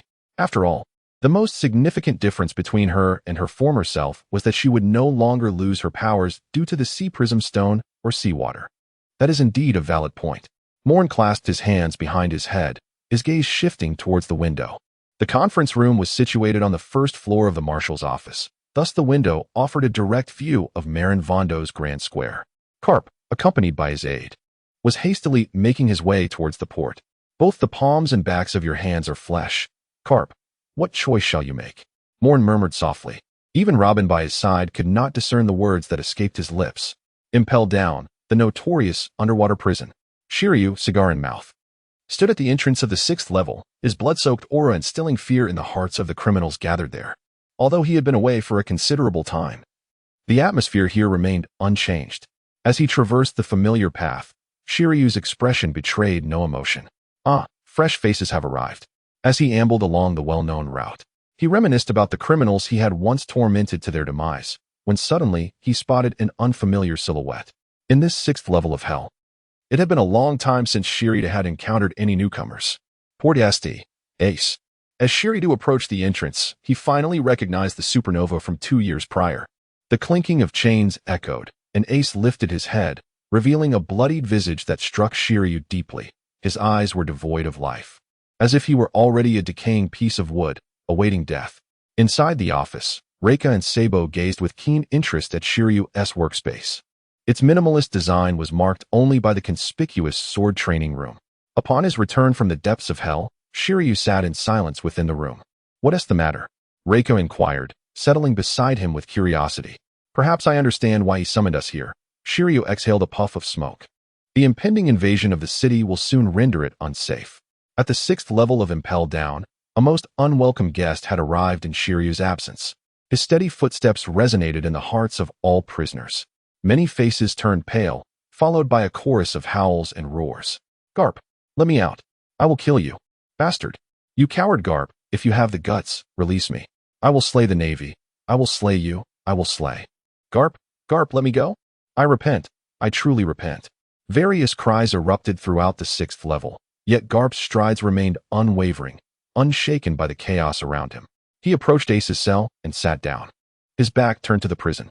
Ace gazed at the broad back that had once borne his burdens, tears cascading down his cheeks, though he bit his lip fiercely to stifle any sound. How did it come to this? After a long silence, Garp finally spoke. His voice choked with emotion. Ace hung his head low, allowing his tears to soak his trousers. Insufficient strength has led to this state. After a considerable time, Ace lifted his gaze, staring directly at the silhouette of the elder who had cherished him for over a decade. When did that once formidable figure become so stooped? It has long been said that you should not venture into the seas as a pirate. You are meant to become a marine. Why do you refuse to listen? Garp's voice was faint yet struck heavily upon Ace's heart. Ace was acutely aware of his lineage, the son of the pirate king, the bloodline of the world's most nefarious man. His journey across the seas was not in pursuit of the title of pirate king. Rather, he sought to uncover the reasons behind the upheaval this man had wrought upon the world. Ultimately, he encountered Whitebeard within the confines of his waters. After besting him, Whitebeard extended a hand towards Ace, who had already been stripped of his fighting spirit. Are you not yet satisfied? Then bear my name, and continue to make your ruckus upon these seas. Thus, he gained a father, a figure distinct from his biological father, yet surpassing him in significance. Old man, what brings you here? Ace opened his mouth, only to bite his tongue, altering the title he intended to utter. Carp's body trembled slightly, yet he refrained from turning away. I came to see you. Sengoku has decided to publicly execute you. Whitebeard will undoubtedly come. What? Ace's disbelief propelled him to raise his head, the chains rattling as he struggled. No, it cannot be like this. Old man, kill me. Kill me now. Please. End my life. The sound of tears falling upon the ground echoed, Ace's anguished roars reverberating within Carp's heart as he raised his gaze to the dim ceiling, forcing a smile that would not come. You are still not grown up, Ace. Chapter 133, The Secret. In the office of Moen at Marineford, Robin gazed at him with a peculiar expression as he sat upright in his chair, engrossed in a newspaper. It seemed she had something to say but found it difficult to voice. This scenario had persisted for half a day. Moen raised his head and gazed at the troubled Robin, smiling as he shook his head. Feel free to ask whatever you wish. After a moment of contemplation, Robin inquired, Sir, how can you be so certain that Vice Admiral Garp will indeed head to Impel Down? Following the conclusion of the grand meeting, Garp had departed alone with his aide towards Impel Down, a piece of news that spread throughout Marineford alongside the return of Garp's warship. Many were eager to discern the intentions of the higher-ups. However, the guards stationed at the marshal's office disclosed that on that day, Admiral Sengoku sighed numerous times, accompanied by the ever-present Admiral Tsuru within the office. Upon hearing this intelligence, Robin was taken aback. After all, following the meeting's conclusion, Moen had instructed Robin to keep an eye on when Vice Admiral Garp would return from Impel Down. The reason was straightforward. There lay a deeply clandestine piece of information pertaining to this incident, known only to myself, the Marshal, and the Chief of Staff. What information? Robin's curiosity was piqued. Her interest in the once nightmarish Marine headquarters had grown immensely, despite her lingering resentment towards several vice admirals and admirals. The headquarters was preparing to publicly execute Portgas D. Ace, the captain of the 2nd Division of the Whitebeard Pirates, in a month's time. Moen's words left Robin momentarily stunned. Whitebeard. She blinked in disbelief, as if her ears had betrayed her. Logically, if one were to provoke one of the 4 emperors, the red-haired Shanks, with his limited territory and few followers, would be the most suitable choice. At the very least, there was also the proximity of the Wano country, along with the Big Mom pirates, to the Navy's G1 branch in the New World. Why then? Had the focus suddenly shifted to clashing with the most formidable pirate crew on the surface? This defied logic. Observing Robin's bewildered expression, Moen chuckled softly. Sengoku's reasoning was indeed astute. Even within the general staff, many failed to grasp his intentions. By accelerating the construction of the Navy headquarters over the course of a month, and with the combat forces summoned urgently from the headquarters, alongside the warlords of the sea, such a level of military might could easily crush a pirate crew of the 4 emperors' caliber. However, the prerequisite for such overwhelming power was that the battle must occur at the Navy headquarters. Once the Navy departed from their base, both the headquarters and Marineford would become vulnerable. Should any problems arise, the Navy would find it impossible to withdraw from combat. Who then possessed the audacity to lead their subordinates into the headquarters? Only Edward Newgate, the Whitebeard, fit that description. Now that Ace was in Sengoku's hands, Whitebeard would inevitably come. Moreover, Ace bore another, even more concealed identity. Robin had pondered the decisions made at the headquarters for several days, especially after the shocking revelation she received at the end of their conversation. Additionally, Ace was the grandson of Garp. It was as if a bolt from the blue had struck her, leaving her bewildered as to how she even returned to her quarters. Having spent a considerable amount of time at the headquarters, she fully understood Garp's significance to the Navy. Now, in a place where Garp had invested everything, they were to publicly execute his grandson. This world was indeed too. A week passed, and a medium-sized warship returned to the port of Marineford. The Navy personnel responsible for receiving the ship were taken aback upon seeing the individuals aboard, covered in blood, with a tattered cloak and a shattered black triangular sunglasses, and a hollow sleeve fluttering in the wind. It was none other than the former admiral and current head of the Navy Academy, Black Arm Zephyr. At that moment, Zephyr appeared more tempered than before, as if the admiral from decades past had returned. "Master, please go and rest," Ben said, cautiously draping a new coat over Zephyr's shoulders to conceal the remnants of his battle-worn cloak. "It's nothing, I'm quite well now. By the way, Bins, Have the men throw that fellow into impelled down, Zephyr replied, glancing back at the ship's cabin, a flash of hatred crossing his face, soon replaced by a sense of relief. Master? Binns was taken aback. The individual within was a criminal whose transgressions warranted 1,000 deaths, and relegating him to impel down would be a gracious act indeed. As Suzuka emerged, he caught wind of Zifa's words and restrained Binns, shaking his head in disapproval. The two students observed as Zifa leaped onto the docks of Marineford and made his way home with a staggering gait, a profound sense of disappointment welling up within them. In recent days, they had traversed the seas aboard a warship at breakneck speed to Water 7, and after enduring a battle from which they were barred, Zifa had vanquished an aged yet formidable adversary. Blackbeard Jeff, a notorious pirate, was currently incarcerated in the depths of the warship's prison. Moen stood in his office, his observation haki already sensing the return of Zephyr, as well as the somewhat decayed aura emanating from the warship. He promptly instructed Reika and the others that should there be any changes in the advance on the city, the first order of business would be to eliminate that Jeff. Moen's voice was chillingly cold, causing the temperature in the air to drop several degrees. In the corner of the room, Robin nodded slightly before placing down the still-active phone bug. Your actions are remarkably swift. It's only been a few days, and that old fellow has already fallen into your hands. The phone bug materialized a pair of sunglasses, its audacious countenance reflecting an air of arrogance, while its boisterous laughter conveyed the same haughty sentiment. The 7 warlords of the sea, Don Quixote da Flamingo. Do not underestimate the Navy, you sea scoundrel.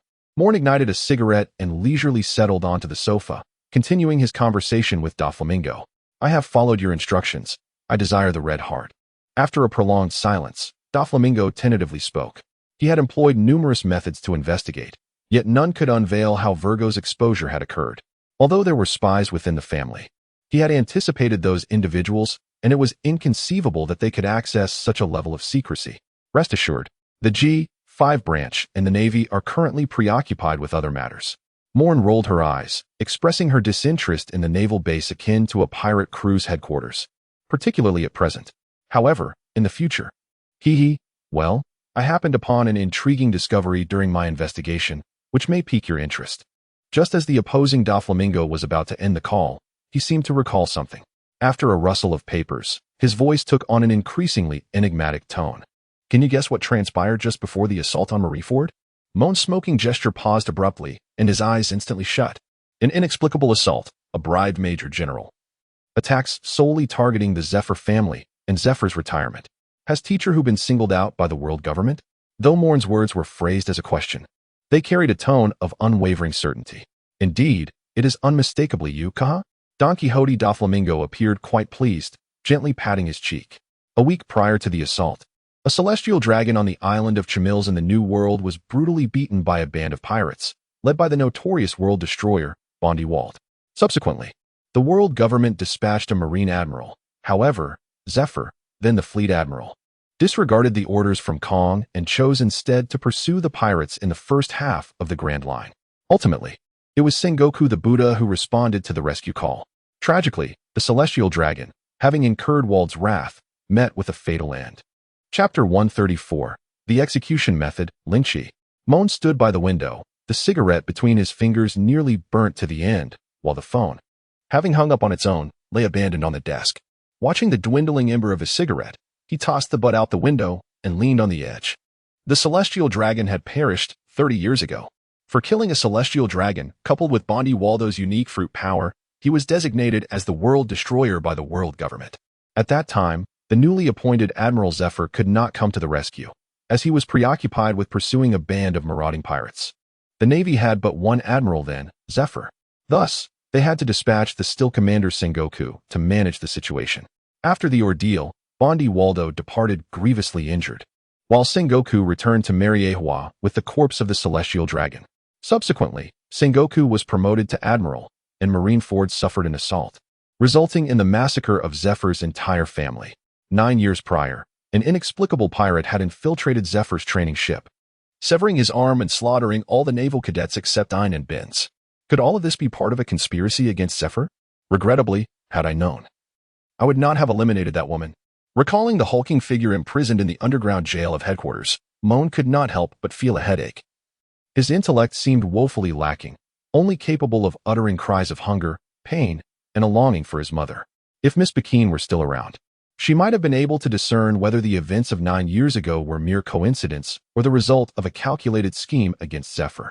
After pondering in his office for a considerable time, Moen sighed and began to sift through the documents brought in by his 2 aides. Spotting a dossier signed by multiple parties, Moen's interest peaked as he opened it. The Demon Hunt Order. Unbeknownst to Moen, the Navy had activated the long-dormant Demon Hunt Order after 2 decades, and this time, the target was none other than Judicial Island, one of the 3 great symbols under the world government. The reason is quite simple. Spandam, the head of CP9 stationed at Judicial Island, cunningly captured the wanted Stussy. Unbeknownst to him, the head of CP0 had long desired Stussy's return but had lacked the opportunity. Spandam envisioned sending Stussy to impel down, thus securing his own glory upon returning to Marineford. The task of apprehending Stussy fell to CP9 members stationed in Water 7. They found it peculiar that the seemingly formidable Stussy offered little resistance during her capture. Upon their return to Judicial Island, they discovered a band of pirates had followed them. After a bullet engulfed in flames pierced the flag of the world government, the Straw Hat Pirates decisively defeated CP9. Stussy, who initially contemplated fleeing to avoid dragging her comrades into a confrontation with CP0, felt a surge of adrenaline she hadn't experienced in decades. She forcefully broke free from the chains that bound her and left Spandam severely incapacitated. As Stussy and the Straw Hat Pirates prepared to retreat, Spandam's call to the Navy was intercepted by Admiral Aquino. Upon learning the details, Aquino extinguished his cigar and retrieved a telephone snail glowing with golden light from his desk. Demon Slaying Order. Activate. Target. Judicial Island. How truly dramatic. Observing the photograph of the world government's flag riddled with bullets, Moen found it amusing. Monkey D. Luffy, with a bounty of 300 million berries, a paramecia-type user of the gum-gum fruit, was a constant source of intrigue.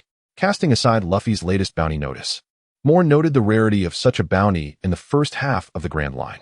The last individual to receive a 300 million berry bounty was the Supernova Kid, who had recently devastated 3 marine branches. The only one above that was Ace from 2 years prior. The monkey family truly was a disruptor of these seas. Stretching his neck, Moen diligently attended to the documents at hand, finding this work considerably easier than his previous life. As time passed and the sun ascended higher in the sky, Robin visited once, bringing Moen a meal from the mess hall. He preferred not to venture outside. When the door was knocked upon again, it was already sunset. Come in. Slowly pinching the bridge of his nose, Moen was surprised at how long he had been working. The door opened, and Ain entered with a serious expression. What's the matter? Moen raised an eyebrow. Ever since Edward Weeble had fallen into the hands of the Navy, this little aide had been wearing a broad smile for quite some time. How had things changed so drastically? Tomorrow marks the 10th anniversary. After a moment of silence, Ain spoke with remarkable composure. His voice was calm, yet Moen could sense the profound melancholy within him through the observation of his aura. Has it truly been a decade? Moen set down his pen, rubbing his temples in a moment of frustration. So, how do you intend to judge Weeble?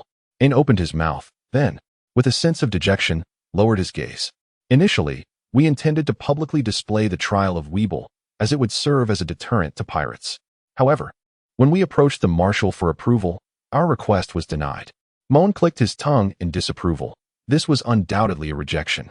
At this moment, the warring states were eager for nothing to transpire upon the vast ocean, patiently awaiting the execution that was to occur in a fortnight's time. In such critical circumstances, the request by Ain and his companions for a global broadcast of Weible's trial was bound to be denied. So, what plans do you intend to pursue now?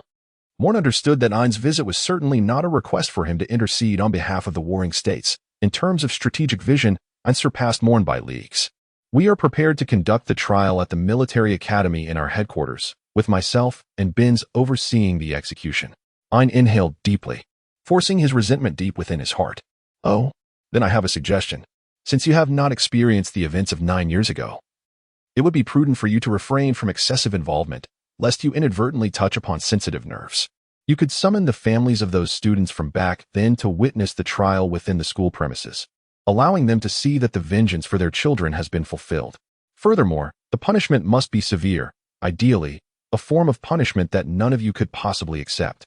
Ain furrowed his brow slightly, his hand gently resting on his thigh, concealing a distinctive X-shaped scar. I do not comprehend what constitutes a severe punishment. Then allow me to educate you. There exists a method of execution known as lingqi. Lingqi, when associated with capital punishment, refers to the gruesome process of systematically slicing away the flesh from a living individual, an act of dismemberment that includes the severing of limbs. It requires a total of 357 cuts, with the final incision, the 357th, being the one that delivers death to the condemned, thereby concluding the lingqi process successfully. This is one of the most horrific forms of punishment known to history. No one can withstand the psychological impact of lingqi. Now, Moen is prepared to introduce this form of punishment into the world of the Pirate King. Chapter 135, Resolution.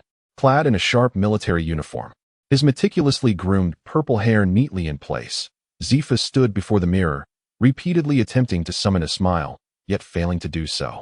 For he was about to confront the parents who had lost their children 9 years prior, as well as the brothers who had lost their siblings. That very year, a group of passionate young souls, eager to plunge into the sea to uphold justice, had all perished aboard the battleship. As their teacher, he could only kneel on the deck, cradling his severed arm, and weep inconsolably. It is over now, truly over. Smoothing the slight wrinkles in his uniform once more, Zifa saluted with his left arm. The reflection in the mirror no longer depicted just him, but also the students who had once departed. Thud, thud, thud, accompanied by 3 resonant beats of a drum. A middle-aged man clad in a naval coat stood upon a makeshift platform in the Naval Academy Square. His protruding belly swayed as his hands rhythmically struck it, producing a dull thud. He possessed the powers of the drum fruit, enabling him to transform any part of his body into a drum, the sounds he produced serving both offensive and disruptive purposes. He was also a student of Zephyr, having graduated alongside Akainu and his peers. The sound of iron chains scraping against the ground echoed as the eager eyes of the gathered populace sparkled with anticipation. A bloodied man, his gaze vacant, was dragged forth, bound by chains. It hurts. Edward Weevil, known for his signature crescent mustache reminiscent of Whitebeard, had been stripped of it. His head shaved bare. The exquisite sea-stone shackles around his neck rendered him powerless to resist. Ein, one hand gripping the chain and the other adjusting her hat against the brisk wind, felt the chill of the day. With a thud, Weevil's corpulent form was unceremoniously deposited at the feet of the rotund naval officer on the platform. The man paid him little heed. Continuing to strike his belly as the crowd's attention was drawn to the spectacle, he seized Weevil and hoisted him onto the iron tree, which had just sprouted under the influence of Binz's abilities. A moment of clarity flickered in Weevil's murky eyes as the iron branches pierced his flesh like needles. Despite his reputation for brute strength and the powers of his fruit, Weevil's physical prowess was not particularly formidable. The titles of Little Whitebeard and Whitebeard II were self-proclaimed and lacked substantiation. Only Kazuru had ever claimed that Weevil's strength was comparable to that of a young Whitebeard, a statement that warrants careful consideration. Ein, dressed in a pristine, unblemished military uniform that she had not worn in ages, stood upon the platform, her rank now elevated to that of a general. It had been a decade since Edward Weevil, the notorious pirate responsible for the bloodshed of their kin, had wreaked havoc. As Ein gazed down at the tear-filled eyes of the crowd, she felt a lump constricting her throat. The sound of her choked sobs was mirrored by Binz, whose face was already streaked with tears. From the crowd, a trembling elder rose. His grandson had shared a dormitory with Binz, while his son and daughter-in-law, both serving in the Navy, had perished in battles against pirates. His only remaining grandson had also fallen victim to the hands of Weevil, now suspended from the iron tree. Admiral. With the assistance of those around him, the elderly man steadied himself, gripping the armrests of his seat as he lifted his gaze towards Ian and the others. Can I finally avenge my grandson's grievances? As his words echoed, all eyes turned towards Ian. In that instant, it felt as though he had endured the terrifying baptism of a conqueror's will. Ian's mind became a void, confronted by those expectant gazes. The echoes of unwillingness and despair seemed to reverberate in his ears. Ian, run. You and Binzi possess the greatest gifts. Remember to avenge us. These were the words of their class leader, the eldest among them, who had first grasped the essence of observation hockey. Haha, Ian, I am dying. Yet I regret not confessing my feelings to you. Farewell. This came from the East Sea Lieutenant, cradled in her arms, eyes filled with despair as she watched her comrades fall one by one. If there is a next life, let us be roommates again. These were the final words of a roommate whose body had been severed by a blade, their eyes now devoid of life. The blood-soaked warship continued to haunt her dreams in the ensuing years. That man, with his vacant expression transformed into the demon of her heart. Thud. The heavy footsteps jolted Ayn back to reality.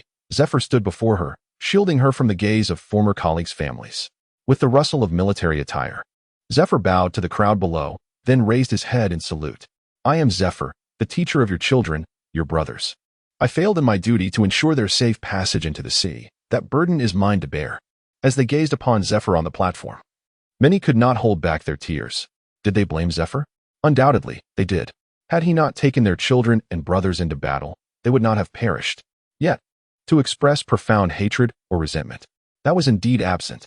The image of Zephyr, having sustained numerous wounds and lost an arm, barely clinging to life when rescued, was well known to them. He had exerted every effort, yet it had proven in vain. I shall refrain from further words. Let the execution commence. As he opened his mouth, Zephyr realized he had forgotten all the rehearsed speeches from the previous night, leaving him to dryly announce the initiation of the execution to the gathered crowd. Ayn drew a dagger from her waist and plunged it directly into Edward Weevil's shoulder. Splash! Blood erupted, and flesh flew. A chunk, smeared with blood and remnants of meat, fell to the ground amidst Edward Weevil's agonized screams as Binzi extended his hands, summoning tendrils to tightly restrain Edward Weevil's body. The man who had stood on the platform shook his head upon witnessing Ayn's strike. Allow me. A man stood before Ayn, accepting the dagger from her hand. It seemed there was no self-introduction. I am Lov Smakey. My brother was the class leader of your cohort. The rotund man grinned. And then, like a dancer wielding a fan, the dagger swiftly carved through Edward Weevil's flesh, inflicting numerous wounds. Slivers of meat, as thin as parchment, fell away, leaving Edward Weevil hoarse from his cries. Moreover, I am the chief warden of the prison. I possess the means of Lord Jiuyue's judgment and the methods of Little Sutty. Edward Weevil, savor this experience slowly. My brother's despair before his demise. The execution stretched over 2 days and nights. During this time, doctors from the headquarters military hospital made an appearance, administering illicit drugs to prolong Edward Weevil's suffering, ensuring he did not expire before his punishment was complete. All eyes were wide in shock as they bore witness for 2 days and nights in Edward Weevil's final. Hoarse screams, the light in his eyes extinguished completely. What remained was a head with mere scraps of flesh, supported beneath by a heap of white bones entwined with vines. Even Moen, who had always relied solely on his observation hockey, could not help but admire Lov's technique. With just a few hints, Love had grasped its essence deeply. As the night of the following day arrived, the blood had dried, and everyone felt utterly fatigued. Those who had been closely monitoring the situation began to emerge. Some offered assistance in various forms, while others provided financial support, ensuring the well-being of the populace. Binzi accompanied Zifa back to the military academy, while Ayn, as if unburdened, returned to Moen's office. Is it over? She inquired. Within the office, Moen leisurely gazed at the moon. The moon in this world was exceptionally large and perfectly round, for it was perilously close to the planet. Your observation hockey must have revealed everything. Ayn disregarded Moen's remark, making her way to the edge of the sofa to pour herself a cup of tea. If you are weary, take a moment to rest. Moen approached Ayn, observing her somewhat tangled hair, and sighed. Not fatigued. Ayn tilted her head back, her smile becoming increasingly sincere. For some reason, I always feel that if you had not appeared, we might never have avenged our fallen comrades. Listening to Ayn's murmurs, Moen merely chuckled softly. That is only natural. Those in the Navy who possess the means to defeat Edward Weevil typically refrain from doing so. Relying solely on Zephyr, it is utterly impossible to vanquish Edward Weevil.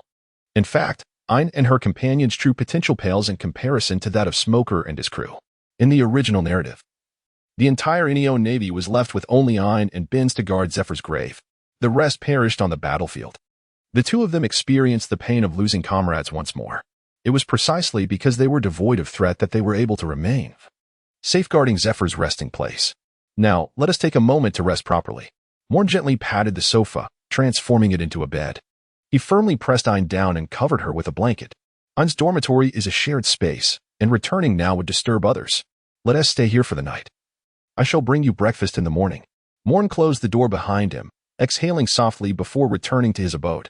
Time does not pause for any individual, and events continue to unfold ceaselessly. The minor stir caused by the trial of Edward Weevil at the naval headquarters dissipated entirely within a matter of days. Moen remained languidly reclined in his chair, having completed all the documents on his desk. In this regard, He certainly outshone both Kizaru and Akainu. Indeed, having a capable aide is a delightful advantage. Robin entered the room, clutching a stack of papers, and upon noticing Moen's rather unrefined posture, she rolled her eyes. Commander, Admiral Sengoku requests your presence. Sengoku is looking for me? Moen was somewhat astonished. It had nearly been half a month since he last beheld the warring states. The presence of this individual undoubtedly signified something of grave consequence. Let me ponder for a moment. What significant events have transpired recently? Robin adjusted her spectacles and, with a hint of uncertainty, remarked, it seems the only noteworthy occurrence has been the Straw Hat Pirates' triumph over the warlord of the sea, Moria, does it not? TSK. Moen smacked his lips. Indeed, Moria stands as a disgrace among the 7 warlords of the sea, even without the dramatic turn of events. Devoid of the prowess bestowed by Crocodile and Enel, Moria remains utterly incapable of vanquishing the Straw Hat Pirates. However, it is understandable, despite lacking those 2 formidable allies. The current Straw Hat crew possesses an unparalleled combat strength compared to their original counterparts. The deeply developed abilities of the Sunasuna Nomi user are said to have effortlessly bested Califa, who had only recently consumed the bubble fruit. Furthermore, there is Stussy, the infamous underground queen of the New World, who has defected from CP0. Moria truly pales in comparison to her. Therefore, it stands to reason that Sengoku has summoned me to discuss matters concerning the warlords of the sea, particularly since Crocodile was apprehended by me. With Moria's latest debacle, had it not been for the impending trial of Ace, which necessitates the strength of the warlords, the headquarters would likely have already declared Moria's expulsion from their ranks. Moen rose to his feet, stretching languidly, effortlessly discerning the thoughts of the warring states. To achieve great ambitions, one must contemplate far more. Speaking of which, are there any recent pirates who would be particularly suited for the 7 warlords of the sea? Moen extended his hand to retrieve the grand coat hanging on the hook, draping it over his shoulders while engaging in deep contemplation. In the original narrative, 2 individuals ultimately succeeded the 7 warlords, the flamboyant Buggy the Clown and the formidable Trafalgar Law, the Surgeon of Death. While Law's influence on the common folk is rather negligible, Buggy, driven by his obsession with treasure, initially presented himself as a rogue, only to later redeem his character. Both are rather commendable choices, indeed. What nonsense! Law's focus is solely on Doflamingo, surrounded by a cadre of miscreants. And as for Buggy, he has now ascended to the rank of lieutenant within the headquarters. It is quite vexing. One cannot simply cultivate a few subordinates on his own. Gazing up at the sun, Moen sensed an overwhelming malice. Upon arriving at the marshal's office, he bypassed formalities and opened the door directly. As he had anticipated, the room was filled with familiar faces: Admiral Kizaru, Vice Admiral Garp, Rear Admiral Tsuru, and, of course, the Fleet Admiral Sengoku. Indeed, it was quite an impressive assembly. Moen curled his lips in disdain.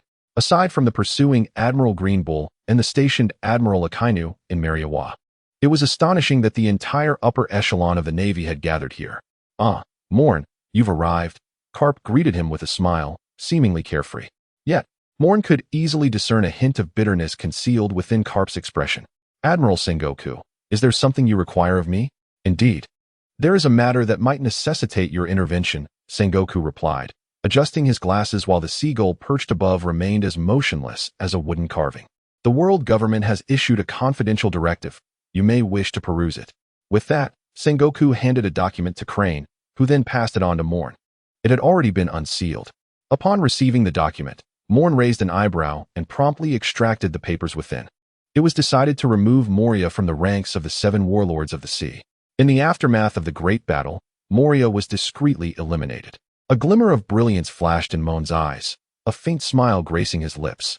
In the original narrative, this signified a transaction between Don Quixote Doflamingo and the world government. However, it now appears that the world government prefers to engage with those who share their sentiments. No issues arose. Without ostentatiously proclaiming the contents of the documents, Moen simply nodded in assurance. Very well, let us proceed with our discussion. Sengoku's expression shifted inexplicably as he turned to the joyful Kizaru, who was sipping a cup of hot tea, but was interrupted.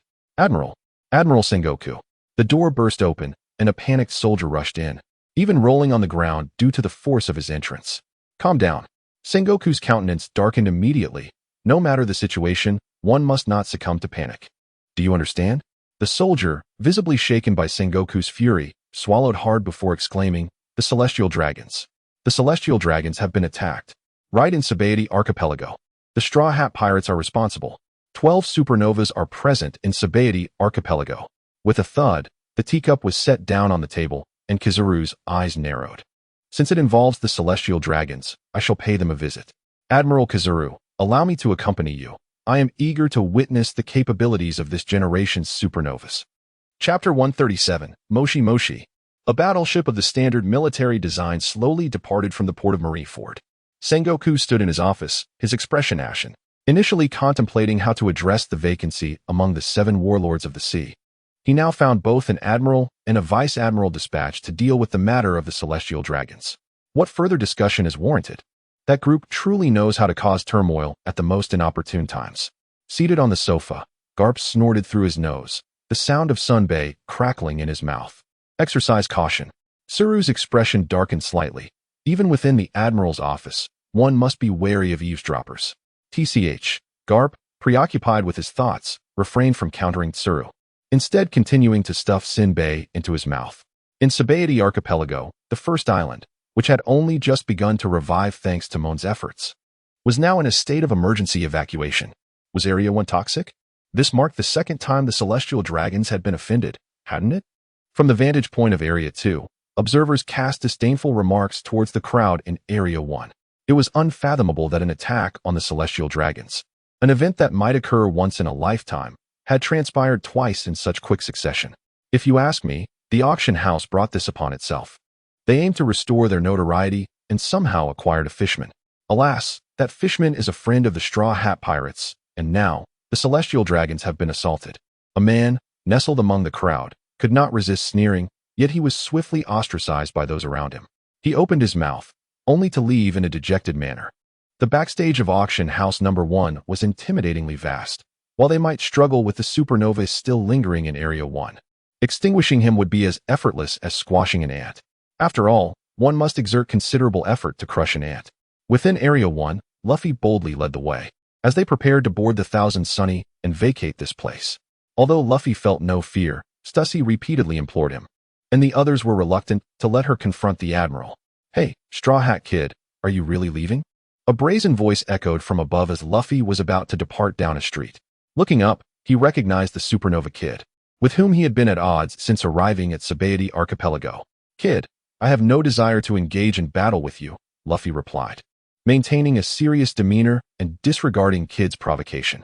As a competent captain, even if he typically acted frivolously, he could not afford to jeopardize his crew's lives. TCH. Kid scoffed, his gaze fixating on a graceful figure among the Straw Hat crew. Stussy. Stussy felt Kid's gaze and frowned slightly, choosing to ignore the brash youth who could be her son. "Kid, what does it matter? The Admiral is coming soon." From another rooftop, an odd sound emerged. Kid turned to see the Supernova Yapu of the Long-Arm tribe. He was rhythmically striking his chest with his 3-jointed hands, sending peculiar waves towards the silently advancing Straw Hat Pirates below. Sound waves. In an instant, Luffy turned, his body swelling multiple times in size, transforming into a rubber balloon that absorbed Apu's sonic attack.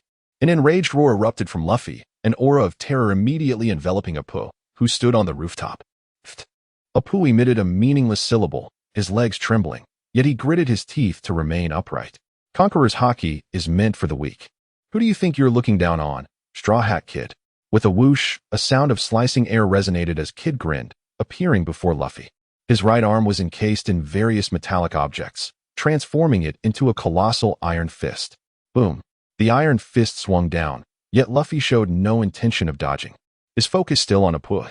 The shadow of the iron fist loomed over Luffy, when suddenly, a live figure, cigarette in mouth, appeared in front of the iron fist.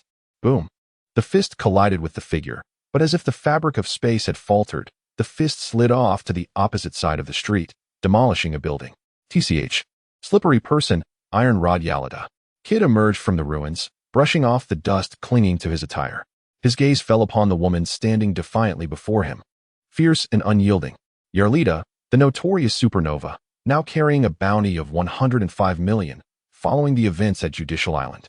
"Oh, you wish to engage our captain in combat? It appears you have yet to earn that privilege." A terrifying slash erupted from the Straw Hat Pirates, swiftly slicing through the air towards Kid. His pupils contracted as he instinctively summoned the metallic objects around him, coalescing them into a formidable shield. Three-sword style, Rorinoa Zoro.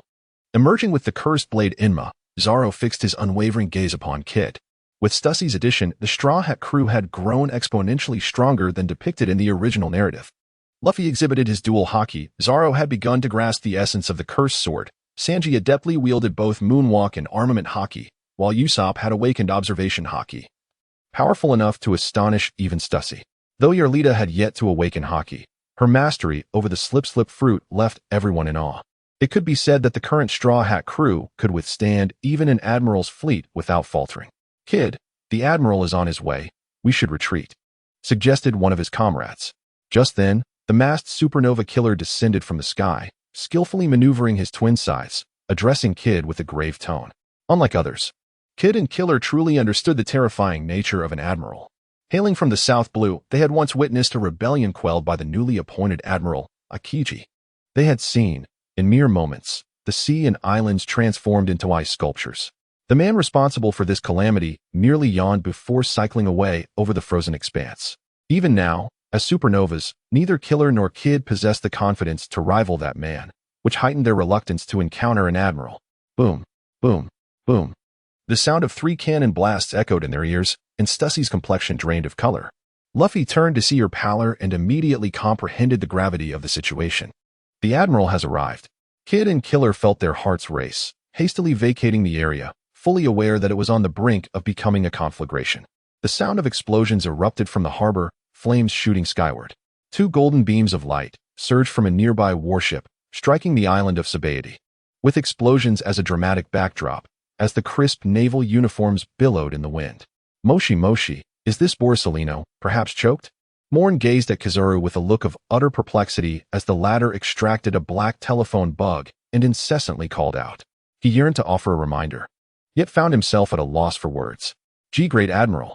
Moen and his companions did not disembark in Area 1, but rather at a port near Area 4, as the former proved somewhat challenging to access. May I inquire about an individual? Are you familiar with one named Trafalgar D. Waterlaw? The lazy demeanor of Kizaru seemed to manifest as he observed the pirates fleeing before him. After scratching his head, he unleashed a beam of light with a swift kick. Accompanied by an explosion, the sheer presence of the admiral left all in awe. Naturally, Moen could only shake his head in resignation. Chapter 138, quite terrifying. In the Sabaody archipelago, a horde of pirates was frantically fleeing, as though pursued by some monstrous calamity. A few of the panicked pirates stumbled and fell, landing directly before a man clad in knee-high boots. What are you doing? The calm voice startled the pirates, prompting them to look up and behold a brooding figure holding a stack of tarot cards. With flowing golden hair and a tall, slender build, he bore the distinctive 6 vertical lines on his forehead. The armor on his left arm drew the eye, yet it was the confidence within his gaze, though well concealed, that resonated with all present. The augury suggests that I am in no peril today. One of the supernovas, the magician Basil Hawkins, shuffled the cards in his hand, his expression remaining dark and unyielding, even as a towering man approached him without a trace of fear.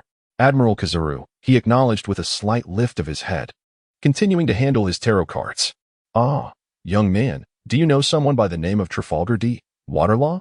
Kizaru's eyes sparkled with interest as he regarded Hawkins, his tone playful as though engaged in casual conversation, rather than addressing the matter of the celestial dragons being assaulted.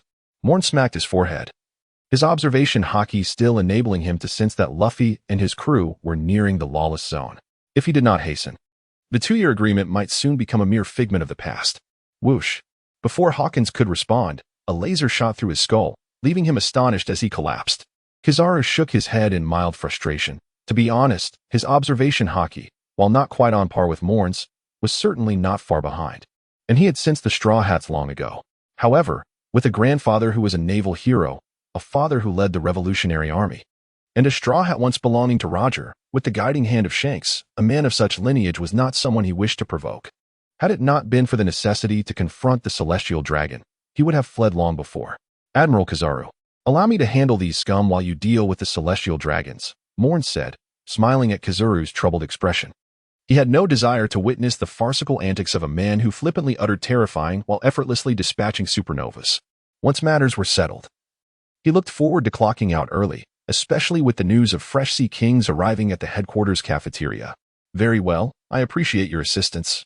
Kizaru replied with a slight grimace, his already crooked mouth appearing particularly sinister.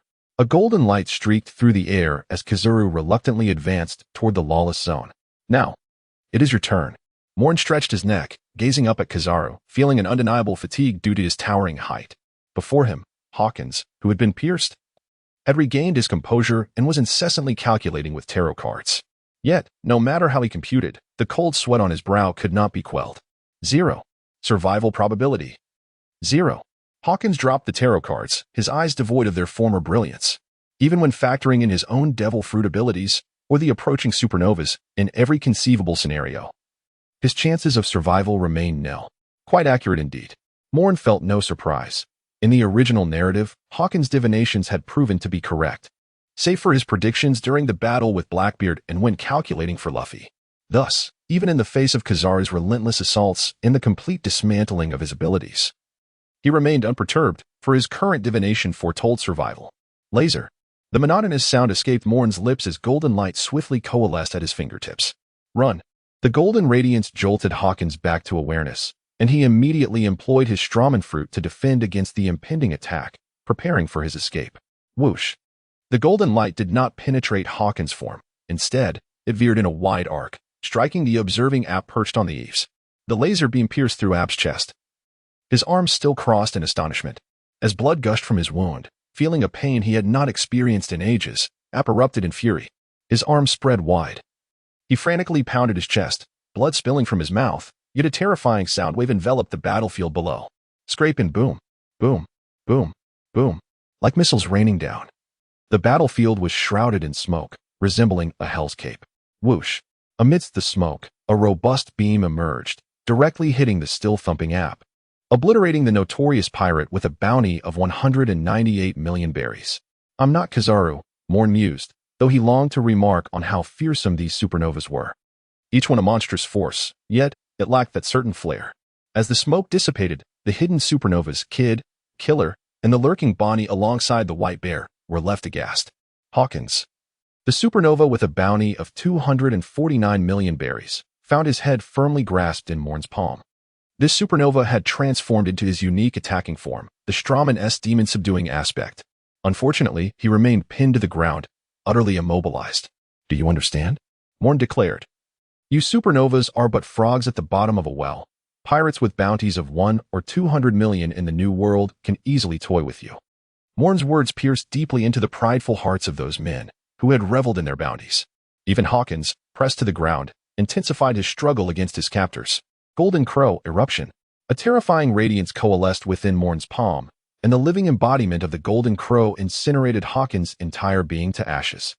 A few charred scarecrows tumbled to the ground, prompting Moen to furrow his brow and let out a soft sigh. Well, I take back that statement.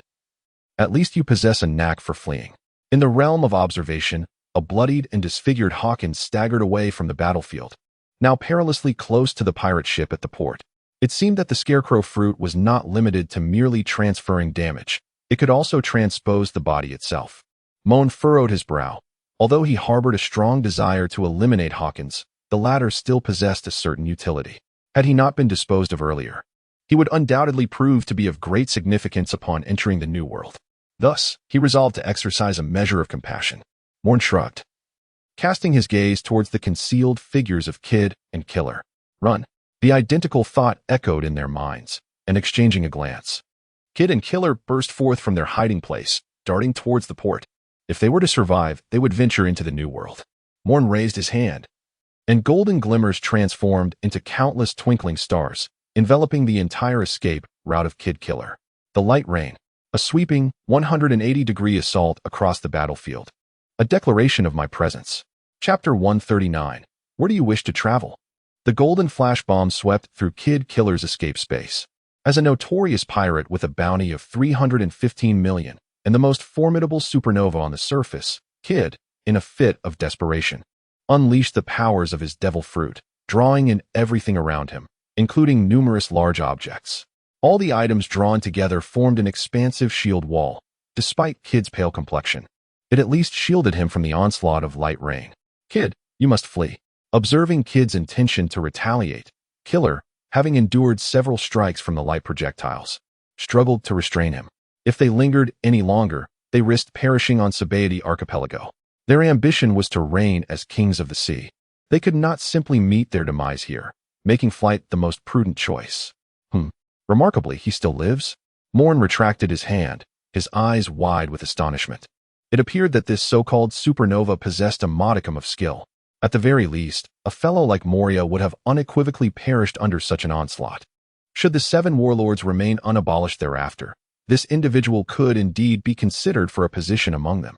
Observing the panicked retreat of Kid and Killer, Moen stretched leisurely, choosing to disregard them.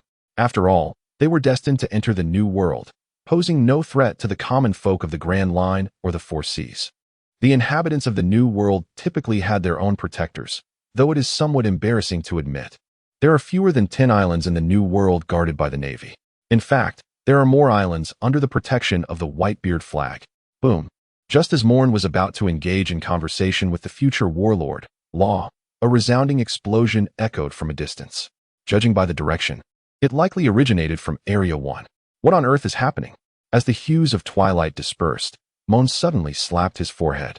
Within Area 1, a steel robot lay damaged upon the ground, while the Straw Hat crew, nursing minor injuries, gazed at the imposing figure that had materialized before them. This was indeed a supernova. Kizaru scratched his head, a look of vexation crossing his face as he grinned. 3 supernovas within a single pirate crew, accompanied by an underground queen, truly a terrifying assembly. Admiral Kizaru. Stussie's pallor betrayed her trepidation. Once a member of CP0, she was acutely aware of the formidable power of the man before her, a being capable of cataclysmic destruction. Hey, are you here to stop us? Luffy adjusted his straw hat, his gaze clear and resolute, devoid of even a hint of fear in his voice. TSK, you've struck the celestial dragons. Thus, I must intervene, Kizaru replied, raising his hands in a gesture of ambivalence. For a man known for his indecisiveness, expecting him to go to great lengths to curry favor with the celestial dragons was utterly futile. This was a man who could remain ensconced in his office for over half a year while guarding Mariewa. Then I shall have to send you flying, Luffy declared, stretching his arm with a sudden burst of energy, wrapping it around his companions and flinging them towards their ship. You all must flee. Luffy, in Kizaru's astonished gaze. The Straw Hat crew swiftly retreated several hundred meters, leaving Luffy standing defiantly before him. Rubber pistol. Luffy retracted his elongated arm, his fist, propelled by immense inertia, shot towards Kizaru's head with the speed of a bullet. Have you experienced my lightspeed kick? A golden flash erupted, Kizaru's playful voice echoed in Luffy's ears. Luffy's arm zipped past Kizaru's afterimage, and as the illusion dissipated, a brilliant golden leg struck Luffy fiercely in the side. Cough. Puffed. Blood spewed from Luffy's mouth as excruciating pain clouded his mind, the environment around him morphing rapidly. Boom. A red tree splintered as Luffy was forcibly embedded within its trunk. Luffy. The Straw Hat pirates, now in frantic flight, were seized by terror. They had not anticipated that their captain, second only to Stussie on the ship, could be so swiftly dispatched. This was the might of an admiral. Stussie, grimacing, halted her escape, the prospect of survival slipping away from her grasp. Damn it. You all go ahead. Zoro secured his bandana, a swirling violet aura enveloping him. 3-sword style ultimate technique, 3,000 worlds. The 3 blades whirled like a tempest, hurtling towards Kizaru, obliterating everything in their path. How terrifying, Kizaru mused, stroking his chin before unleashing a beam kick. Boom. A golden beam struck Zoro, and he felt as if he had been violently struck by the sea train of Water 7, his body uncontrollably flying through the air, his 2 prized swords falling to the ground. Blood poured from him as if it were of no consequence, and he sensed only darkness before his eyes. The world could not possibly be so distant. A sorrowful whisper escaped Zoro's lips, though regrettably, no one could discern his words. Roronoa Zoro, a notorious pirate with a bounty of 100 million. How terrifying. The yellow monkey strolled leisurely towards Zoro, his foot lifted high, golden light slowly gathering beneath it. Stay away from the moss-headed one. A stream of black flames surged from the side, and the yellow monkey turned, an angry visage coming into view. Boom. The golden light collided with the black stream, and a figure was sent flying. A cry of anguish resonated. Stussy shut her eyes, trembling. It was Sanji who had ambushed the yellow monkey. Yet regrettably, his expertise in kicks was no match for the yellow monkey's might, rendering him as insignificant as an ant. In a hasty clash, Sanji's leg was fractured in an instant against the fully charged demon wind kick. The yellow monkey gazed at the scratch on his leg, his expression finally turning serious. He had not anticipated that someone could comprehend the armament hockey in this first half of the Grand Line. Had that bespectacled fellow been stronger, he might have faced significant trouble. Stussy, was it you who taught them hockey? The yellow monkey's gaze shifted to the slowly emerging Stussy, his expression tinged with mockery. He had long been aware of Stussy's dealings as a CP0 agent, scheming against the Navy's new stars only to find herself wanted. Though he knew there was undoubtedly a mastermind behind it all, without further investigation, this woman would bear the brunt of the blame. Chafe. Finger pistol dance. Stussy inhaled deeply, tossing her sun hat to the side, where it landed near the doctor, Chopper, as her handbag fell to the ground. With a blur, Stussy appeared before the yellow monkey, her fingers shrouded in dark armament hockey, stabbing wildly at him. How fearsome, the underground queen. The yellow monkey smirked mockingly, making no effort to defend or retaliate, instead continuously evading Stussy's onslaught through active intangibility. Boom. Beside a shattered red tree, a towering figure emerged before Luffy. Who are you? Struggling to open his eyes, Luffy gazed at the man before him, weakly parting his lips. If you wish to travel, where would you go? What? Gloomy sorrow. Kid. Let us go? A massive bare paw loomed before Luffy's face. He had yet to ponder why his body felt no pain when he suddenly sensed the scenery shifting around him, only to vanish from the Sabaody archipelago. Meanwhile, on the other side, as a particular presence swiftly departed from the Sabaody archipelago, Moen came to a halt. That direction led to the doldrums. Chapter 140. The Straw Hat Division. What a troublesome individual. How can such a person be considered the child of the world? With a deft flick of his fingers, Moen dispatched every pirate he encountered along the way, piercing them through the chest with lethal precision. He merely curled his lip, indifferent to the Straw Hat Boy who had already distanced himself from his observation. After all, Kizaru wished to avoid involvement, and he was even less inclined to do so. The plan must remain undisturbed. Should Luffy's situation change, it would undoubtedly attract the attention of the Revolutionary Army in Garp, complicating matters significantly.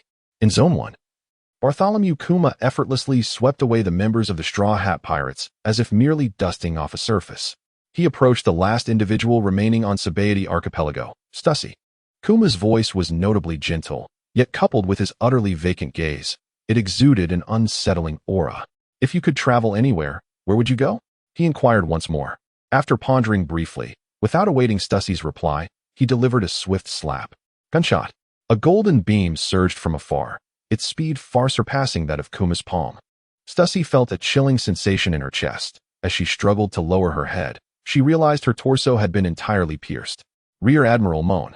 Those were the only words Stussy managed to utter before she succumbed to unconsciousness. Kuma paused for a moment, then continued his actions unperturbed, extending his other hand. Gloomy bullet. A resounding bang echoed as Stussy vanished from the Sabaody archipelago the instant Moen arrived on the battlefield. This is rather troublesome. Kizaru, who had been skimming the surface alongside the approaching Rayleigh, scratched his head tactically. After repelling Rayleigh with his light sword, he positioned himself beside Kuma. You've certainly stirred up quite the mess. Kizaru's tone was flippant as he stood between Moen and Kuma, seemingly holding them accountable, yet actually shielding Kuma. Given the current state of readiness, if Moen's wrath were to result in the loss of a Shichibukai's combat prowess, even Kizaru himself would face repercussions. As for the question of whether Moen could defeat Kuma should a confrontation ensue, what a joke. Kizaru was completely confident in his abilities. There's no need to be so anxious. After all, I've already shot her. Whether she lives or dies is no longer my concern. It was those fellows who compelled you to save her, wasn't it? Moen shrugged and approached Rayleigh, who was observing from the sidelines, scrutinizing the right hand of the Pirate King with great care. Dark King, Rayleigh, Moen mused, stroking his chin, as his fingers emitted a beam of laser light. Let me see if you can truly bear such a resounding title. It indeed posed a considerable challenge. For I am merely a retired elder. A bead of cold sweat trickled down Rayleigh's forehead as he brandished his renowned sword, unleashing a flurry of sword blossoms before cleaving through Moen's laser. An old man should possess the wisdom befitting his years. What need is there to seek validation by stepping into the fray? Moen let out a cold chuckle, his right leg shimmering with golden light. The sound of breaking air resonating like a sonic boom. Haha, compared to the flashy kid, your legs pack a greater punch. Rayleigh swung his long sword, pivoting to block Moen's lightning-fast kick, while simultaneously taking a jab at the nearby Admiral Kizaru. It would be splendid if he could incite a quarrel between the two. Spare me, old man. Compared to that kid, I truly fall short, Kizaru replied, his lips curling in a nonchalant concession. Rayleigh's lips twitched as he continued to fend off Moen's relentless assault. He had not anticipated that after becoming an admiral, this fellow would remain so shameless. Back in their fighting days, he was the master of evasion. Have you had your fill, relic of the bygone era? Why must you stir the pot once more? Moen paused, his right arm enveloped in a silvery glow, gradually transforming into a short blade. Hey, that's a bit excessive. Kizaru's demeanor shifted. His previously carefree expression now replaced with seriousness as he sensed the aura of annihilation emanating from the blade. Even he knew that should he be struck by that short blade, it would not bode well for him. What a freak, Rayleigh scoffed, his long sword enveloped in a dense layer of armament hockey, appearing as if it were a black blade forged through countless trials. Break, Rayleigh shouted, his strike resembling a cleave that could split heaven and earth, swiftly reaching Moen's eyes. In the face of this terrifying slash, Moen gently extended the short blade. Annihilation. Crack. The sound of shattering glass echoed as the slash transformed into a myriad of starry fragments, an exquisite sight. What? Rayleigh's pupils constricted as he hurled his long sword at the still-standing Moen, his entire being gliding away as if drawn by a magnet. Annihilation. Crack. The sound of shattering glass resonated once more as the renowned sword, comparable to a great cleaver, disintegrated into dust. Observing Rayleigh's retreat, Moen had no desire to pursue. At his level, he was privy to certain clandestine truths. For instance, why was it that after Roger's execution, not a single member of the Roger Pirates was captured? Even the doctor who prolonged Roger's life was allowed to serve as a lighthouse guardian?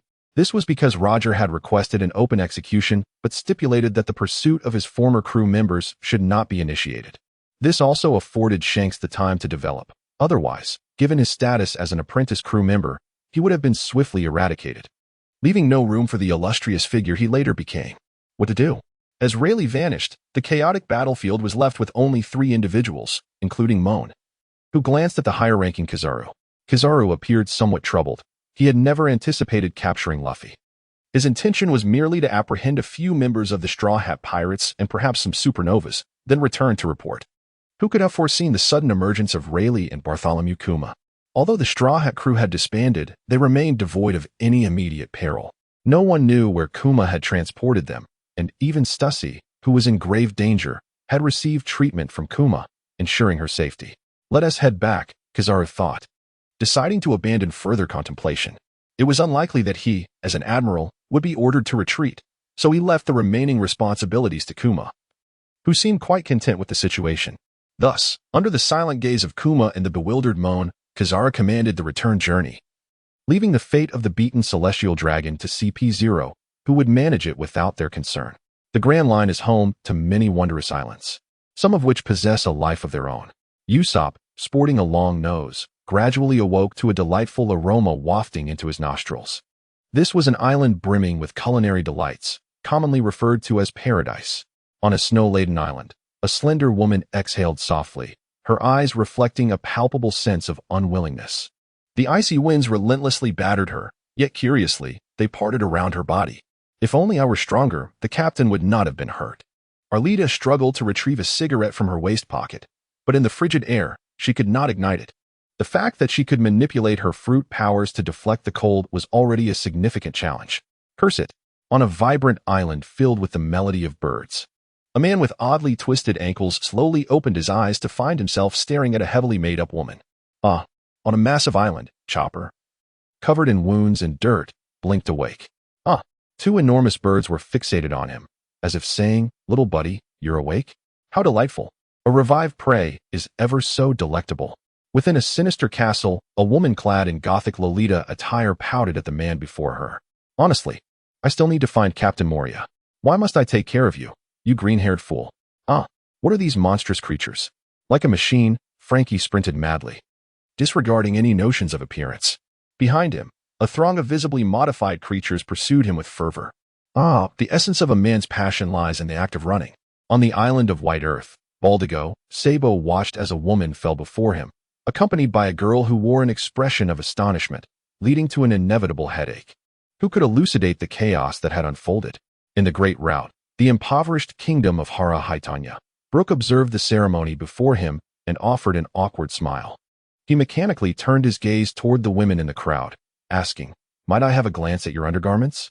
Amidst the tranquil waters, an island stood silently. The beasts of the forest gradually approached their target. Whoosh! An arrow, imbued with a black glow, struck true, startling the prey awake. Stussy, Sanji, Zoro, Alrita, Chopper, Brook, Frankie, Usopp, where are you all? History does not pause. It continually evolves and corrects itself. However, it may occasionally err, as evidenced by a newly appointed revolutionary officer who fainted upon awakening to certain revelations. Chapter 141. The Meeting of the 7 Warlords of the Sea. Have you devised an explanation? On the return journey, Kizaru gazed at the setting sun overhead and leisurely inquired of Kuma beside him. Due to the Straw Hat Pirates. Kuma's actions equated to defiance against the Navy, a considerable predicament indeed. Moen spoke at an opportune moment, yet Kizaru always felt as though his throat was constricted. Bartholomew Kuma remained silent, gazing into the distant horizon, silently uttering to himself, "I have no more time. Farewell." The bear slightly lifted his head. 3 characters etched upon his exposed neck, PX, 0. At the Marine headquarters in Marineford, Sengoku stood sternly in his office, squinting at the others present. The 7 warlords. The tyrant Bartholomew Kuma, Admiral Kizaru, Borsellino, Vice Admiral Moen, Vice Admiral Garp, Vice Admiral Tsuru. Compared to before their journey to Sabaody Archipelago, there was now an additional warlord. A man like you allowed the Straw Hat crew to escape, Kuma. Do you not think you owe me an explanation? Sengoku restrained his fury, his voice notably subdued.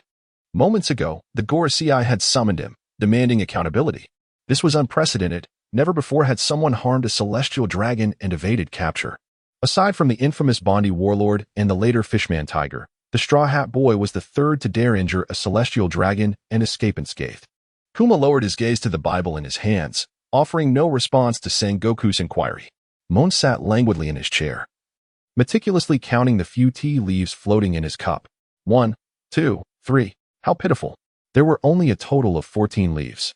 Moen inwardly lamented, never anticipating that the flames of the warring states would reach him. Furthermore, Moen, Kizaru, do you two have any explanations to offer? Moen looked up in surprise, meeting the equally astonished gaze of Kizaru. He pondered momentarily, had Sengoku ever held Kizaru accountable in the original narrative? It seemed not. Marshal, what explanation do you require? Moen asked, feigning disinterest. Sengoku observed Moen's demeanor with a tinge of sorrow, perplexed by how Moen had mastered Kizaru's nonchalance. Indeed, it was unwise to allow Kizaru to interact with the new recruits of the Navy. You two, both wielders of the Pika Pika no Mi. How could you allow the pirates to escape? Setting aside the Straw Hat Pirates, why not apprehend all those supernovas? Kizaru, glancing at Sengoku while facing Moen, smirked with a grotesque smile, then began to count the tea leaves in his cup, mirroring Moen's actions. Moen felt a sense of helplessness. He had never anticipated that his fruit abilities would become a reason for accountability. Admiral, you must understand that these are notorious pirates, each one more formidable than the last. It is already remarkable that I can defeat them. How could I possibly capture them all? Moen, adhering to the principle of speaking freely since you had not witnessed it, incessantly lamented his woes. Naturally, had he borne some scars at that moment, his words might have held greater weight. Stop, Sengoku interjected, his head throbbing from Moen's incessant chatter, harboring doubts about whether the shining fruit was toxic, as Moen increasingly resembled Kizaru. Kizaru remarked, apologies if I have caused offense. Well, it is of no consequence now. The matter has concluded. Sengoku returned to his seat, massaging his temples. In a few days, the headquarters would convene the Warlords of the Sea meeting, which I was originally meant to preside over. However, due to the affairs concerning the celestial dragons, I must report to the Holy Land. Therefore, Kizaru, you shall lead this Warlords meeting. Sengoku found himself with no other option but to rely on Kizaru. Otherwise, should he entrust Akiji with the meeting, his lethargy might render the Warlords entirely inactive. As for Akainu, the Warlords still serve a purpose. They cannot all be eliminated. How daunting it is to confront such a cadre of monstrosities. Kizaru touched his lips, sensing that something felt amiss today. Upon hearing Sengoku's words, Kizaru instinctively uttered a response, only to be met with Sengoku's contorted expression, which spurred his thoughts into motion. It seems I shall also be heading to the Holy Land for a position change in the coming days. Thus, I may be unable to preside over the warlords' meeting. Kizaru shrugged, feeling somewhat helpless. This was not an intentional evasion. The duty of the admiral to rotate at Marineford was indeed obligatory, and he was scheduled to exchange posts with Akainu shortly. This was also why Sengoku sought Kizaru's leadership to prevent any disputes arising upon Akainu's return. Then it shall be you. Observing the room, both Tsuru and Garp remained engrossed in their own worlds, while only Moen, leisurely sipping tea, became the focal point. Sengoku's mind was in disarray. After all, Moen's prowess was well known among the warlords, making it improbable for him to cause unrest. As the meeting would merely serve to announce certain matters, anyone could manage that. Me? Moen, somewhat astonished, pointed to himself, pondering how he had reached a level where he could partake in such high-stakes meetings. It is noteworthy that the Shichibukai, directly under the auspices of the world government, held a rank that was entirely comparable to his own position as a vice-admiral, making it quite a feat for him to single-handedly oversee the Shichibukai. The thought was indeed invigorating. Indeed, the task of convening the Shichibukai was entrusted to him. Sengoku nodded in agreement, adding that a vice-admiral might need to personally visit the island of Amazon Lily, situated in the doldrums.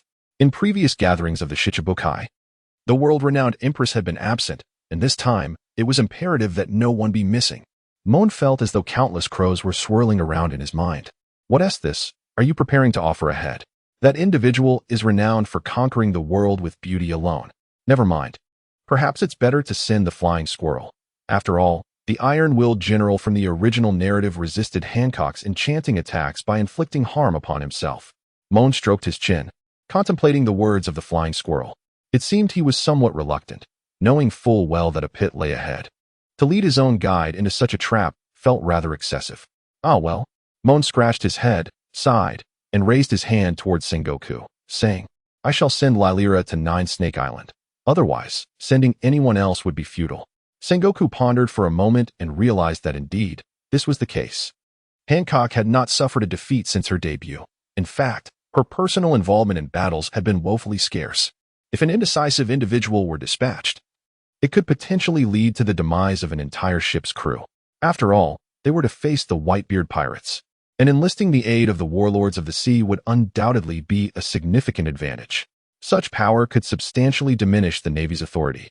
Hence Sengoku could not afford to indulge the Empress's whims. She must attend this Warlords of the Sea meeting. In truth, there was no need for Sengoku to voice this. At that moment, Hancock had already encountered Luffy. Unlike the original narrative, Luffy did not meet Hancock after enduring a series of trials. This time, he entered Nine Snake Island as a guest of honor, for he was the hero resisting the celestial dragons. The one guiding him to meet Hancock was none other than her sister, Boa Marigold. Chapter 142, The Sea Knight Jinbei. Having determined the presiding officer for the Warlords of the Sea meeting, Sengoku returned to his seat with a sense of ease. At that moment, Admiral Tsuru approached and inquired about when the public execution of Ace would be announced. Her words rendered Carp, who had previously seemed indifferent, utterly still. As if petrified by Medusa, Sengoku cast a brief glance at Carp and sighed. The announcement had already been made. At this point, the newsbird should have spread the word across the seas.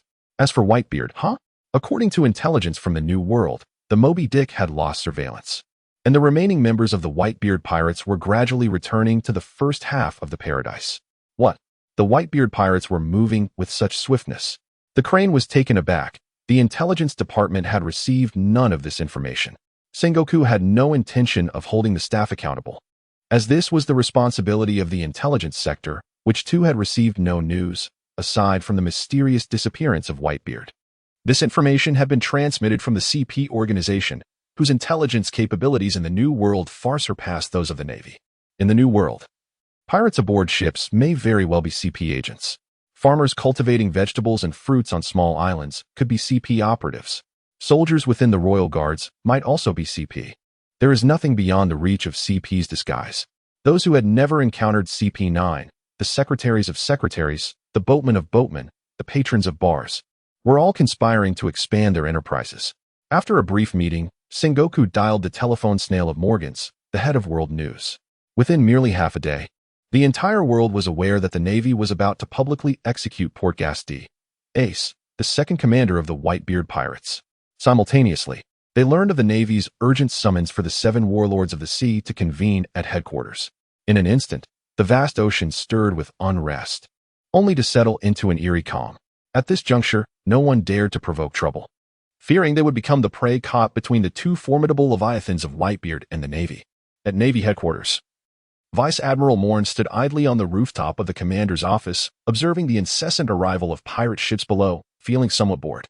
3 days had elapsed since the news was broadcasted, and aside from Bartholomew Kuma, the first to arrive was the warlord, Gecko Moria. He did not oppose the Navy's summons. Although he had been defeated by the Straw Hat Boy, it did nothing to diminish his dreams of unleashing a zombie army upon the world.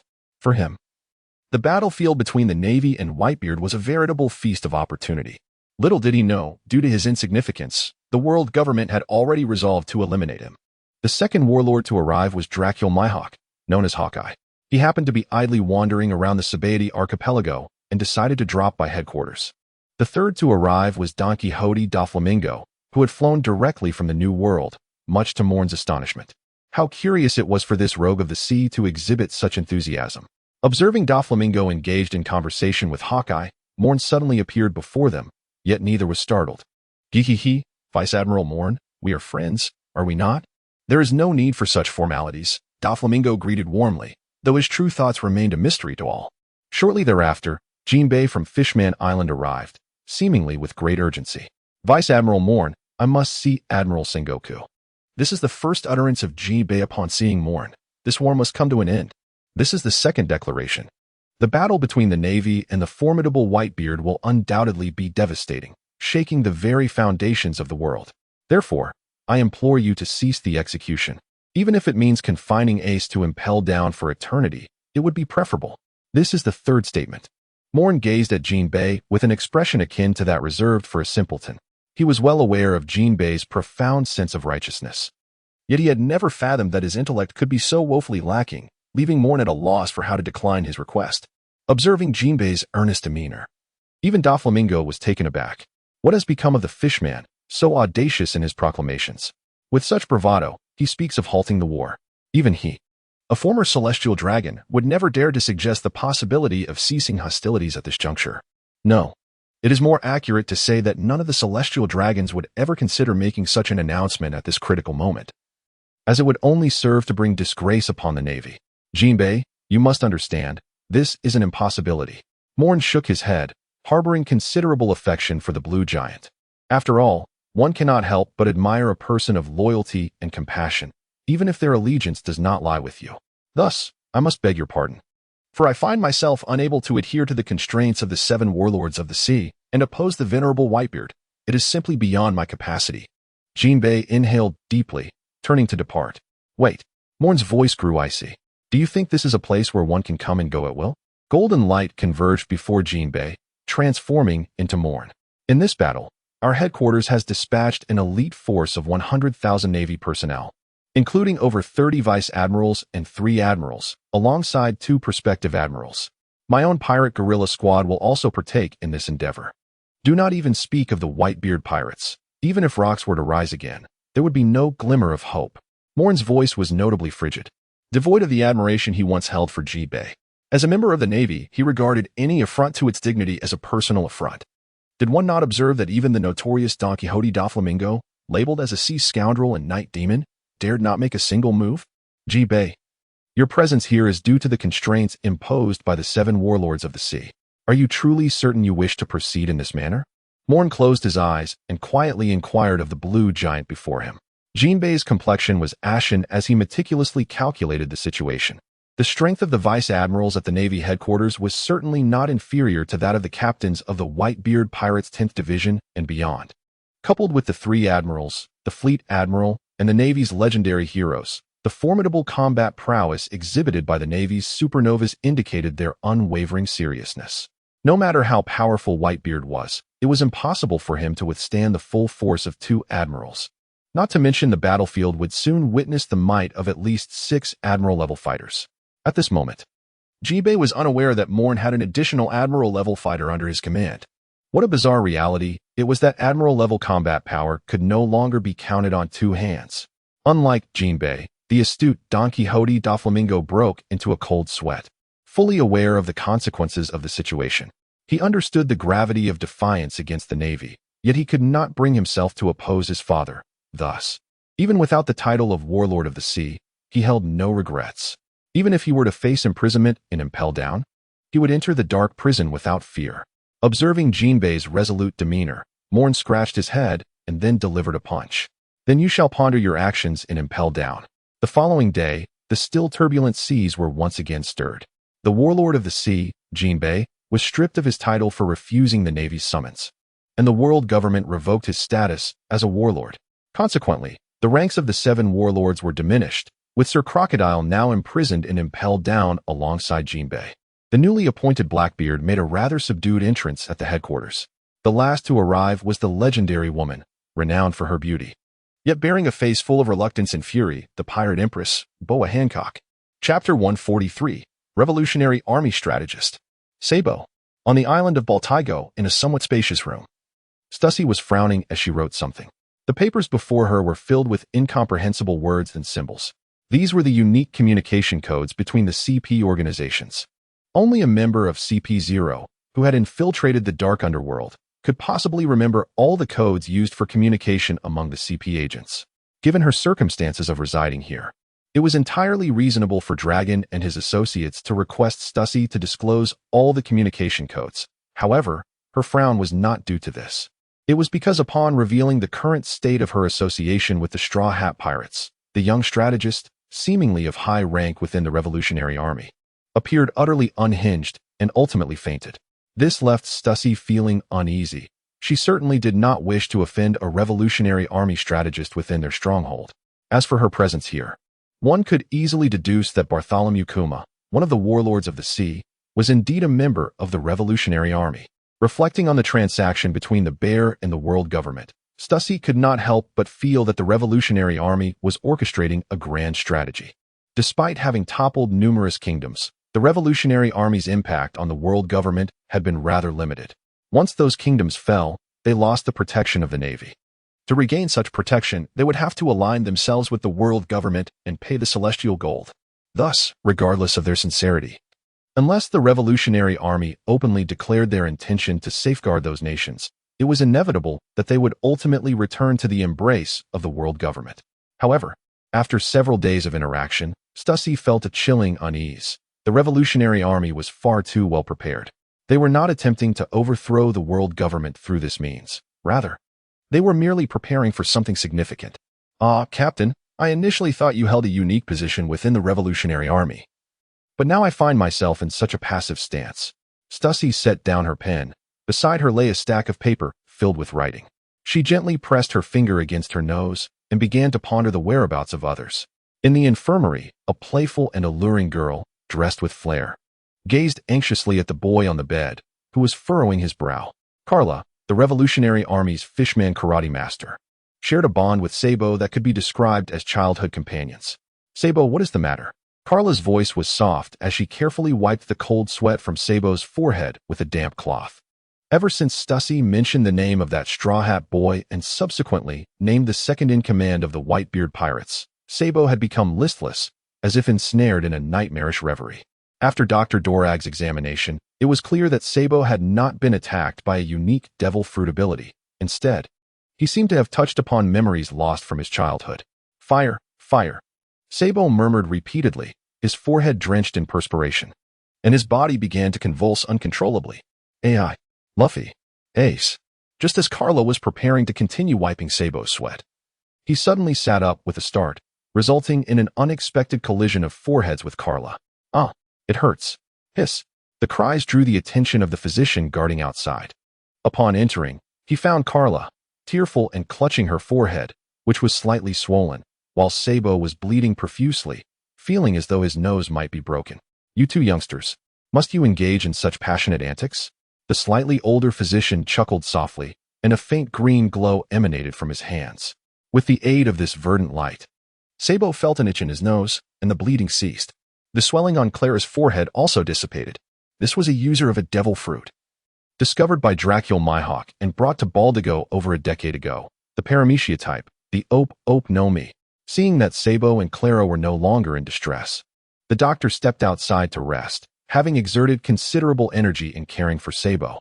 "How are you feeling, Sabo?" Clara asked. Concern etched on her face as she noticed Sabo still holding his nose. At the sound of Clara's inquiry, Sabo, who had been momentarily dazed from the impact, quickly regained his composure. He leaped down and, seizing Clara, began to spin her around joyously. "Ha, Clara, I remember everything. I remember it all." The centrifugal force from the spinning left Clara momentarily disoriented. She felt her cheeks flush and her limbs grow weak. Yet, simultaneously, she was astonished. For the Sabo she knew was always so composed and astute. This intense emotional fluctuation was something she had never witnessed in him before. Furthermore, when he spoke of remembering, it must pertain to the lost memories the captain had mentioned. After several spins, Sabo realized something was amiss and, blushing slightly, gently set Clara down, steadying her as she regained her balance. "I remember everything." Before Clara could respond, Sabo quickly redirected the conversation.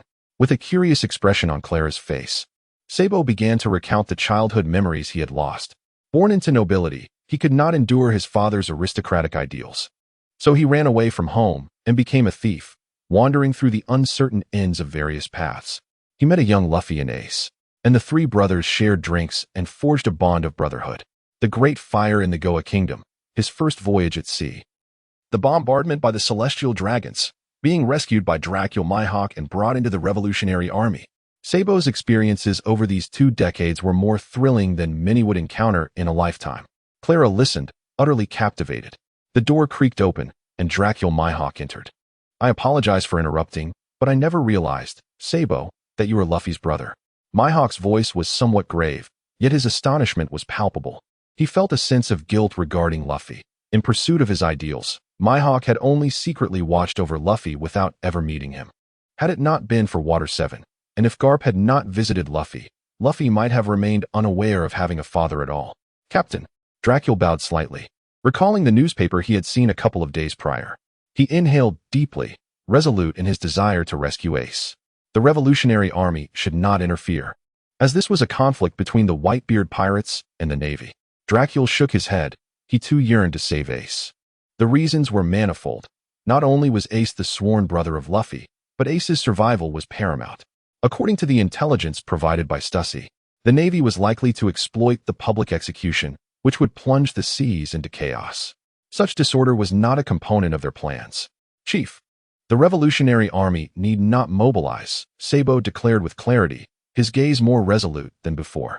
"I wish to journey to the New World and meet the world's strongest man." The whereabouts of Whitebeard were elusive to the Navy, who possessed scant intelligence regarding the New World, yet for the scattered forces of the Revolutionary Army, it was still quite manageable. "Very well, you may go. I shall summon Morley. If you truly wish to partake, Morley will be indispensable." "Understood, Chief." Chapter 144, Sabo and That Man. At the entrance to the New World on Service Island. This was a winter isle perpetually shrouded in ice and snow, devoid of life save for winter flora. Yet, this desolate isle now brimmed with activity. Within a cave, a towering figure held a large jug, incessantly pouring liquor into his mouth. A nearby blond man attempted to intervene but found himself at a loss for words. The jug soon emptied, and the figure set it down, turning to the blond man. "Marco, is there any liquor left?" Old man, Marco, the captain of the 1st Division of the Whitebeard Pirates, felt his eyes redden, his hands trembling momentarily before he resolutely shook his head at the aging man before him. "There is no more liquor." Whitebeard closed his eyes, allowing the concerned medical personnel nearby to administer a needle. Within the cave, numerous figures loomed, their expressions grim as they diligently wiped their weapons, the murderous intent in their eyes chilling the atmosphere. Vista, with his alluring mustache, slowly polished his 2 swords, once celebrated as elegant, now devoid of his usual flair. His bloodlust had become almost palpable. "Ace," Whitebeard murmured softly, causing Marco to feel a pang of anguish. This aged man, on the brink of the abyss, was prepared to venture toward a grave that was all but certain for his son. Boom, boom, boom. A continuous sound echoed from the heavens, reaching even the deepest recesses of the cave, audible to the members of the Whitebeard pirates. Marco furrowed his brow and activated his observation hockey, turning in surprise to glance at Whitebeard. "Marco, go take a look. It must be a friend," Whitebeard said, his eyes remaining closed as he waved his hand lightly. His overwhelming presence unmistakable. Marco nodded and, in an instant, was at the entrance of the cave. Before him stood a young man dressed like a noble, a steel pipe slung over his shoulder that momentarily entranced Marco. When did that boy develop an affinity for such things? It was Sabo, the chief of staff of the Revolutionary Army. Sabo placed great importance on etiquette, a principle ingrained in him over years of practice. Observing the noble like Sabo, Marco awkwardly returned the greeting, his formality lacking grace. "Father is waiting inside." After speaking, Marco led the way. As for the Revolutionary Army's purpose for being there at this time, it was unlikely to confront the Whitebeard pirates. Perhaps, in opposing the Navy headquarters, they could find a formidable ally. Following the dimly lit path, Sabo trailed behind Marco to the resting quarters of the Whitebeard pirates. Along the way, Sabo encountered several commanders of the crew: the 5th Division Captain, Bista, meticulously polishing his twin swords; the 8th Division Captain, Namor, fiercely gnawing on a piece of roasted meat; and the 15th Division Captain, Fasa, who was busy applying something to his knife while smoking a cigar. Then there was the 7th Division Captain, Laftel, with his tousled dark golden hair and a massive meteor hammer by his side. The Whitebeard pirates boasted a total of 16 division commanders, excluding the late 4th Division Captain, Sachi, and the imprisoned 2nd Division Captain, Ace. All 14 remaining captains were gathered together. "You are the chief of the Revolutionary Army. What brings you here?" Marco inquired, guiding Sabo before Whitebeard. Upon opening his eyes, a powerful conqueror's haki enveloped Sabo, momentarily stifling his breath. However, accustomed to the might of Dragoness haki, he managed to endure. Whitebeard nodded in satisfaction. At least he was not dealing with a fool. Sabo placed his hand on his chest and performed a noble gesture before articulating his purpose with poise. "We, the Revolutionary Army, wish to collaborate with the Whitebeard pirates to rescue Ace." As his words fell, all division commanders, along with Whitebeard, were taken aback. The Revolutionary Army had always been elusive, shrouded in mystery, even more so than CP0 of the world government.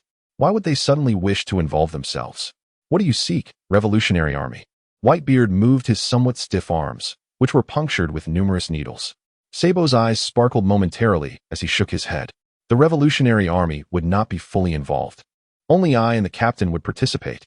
Simultaneously, we would utilize the chaos instigated by the Whitebeard pirates to accomplish our objective.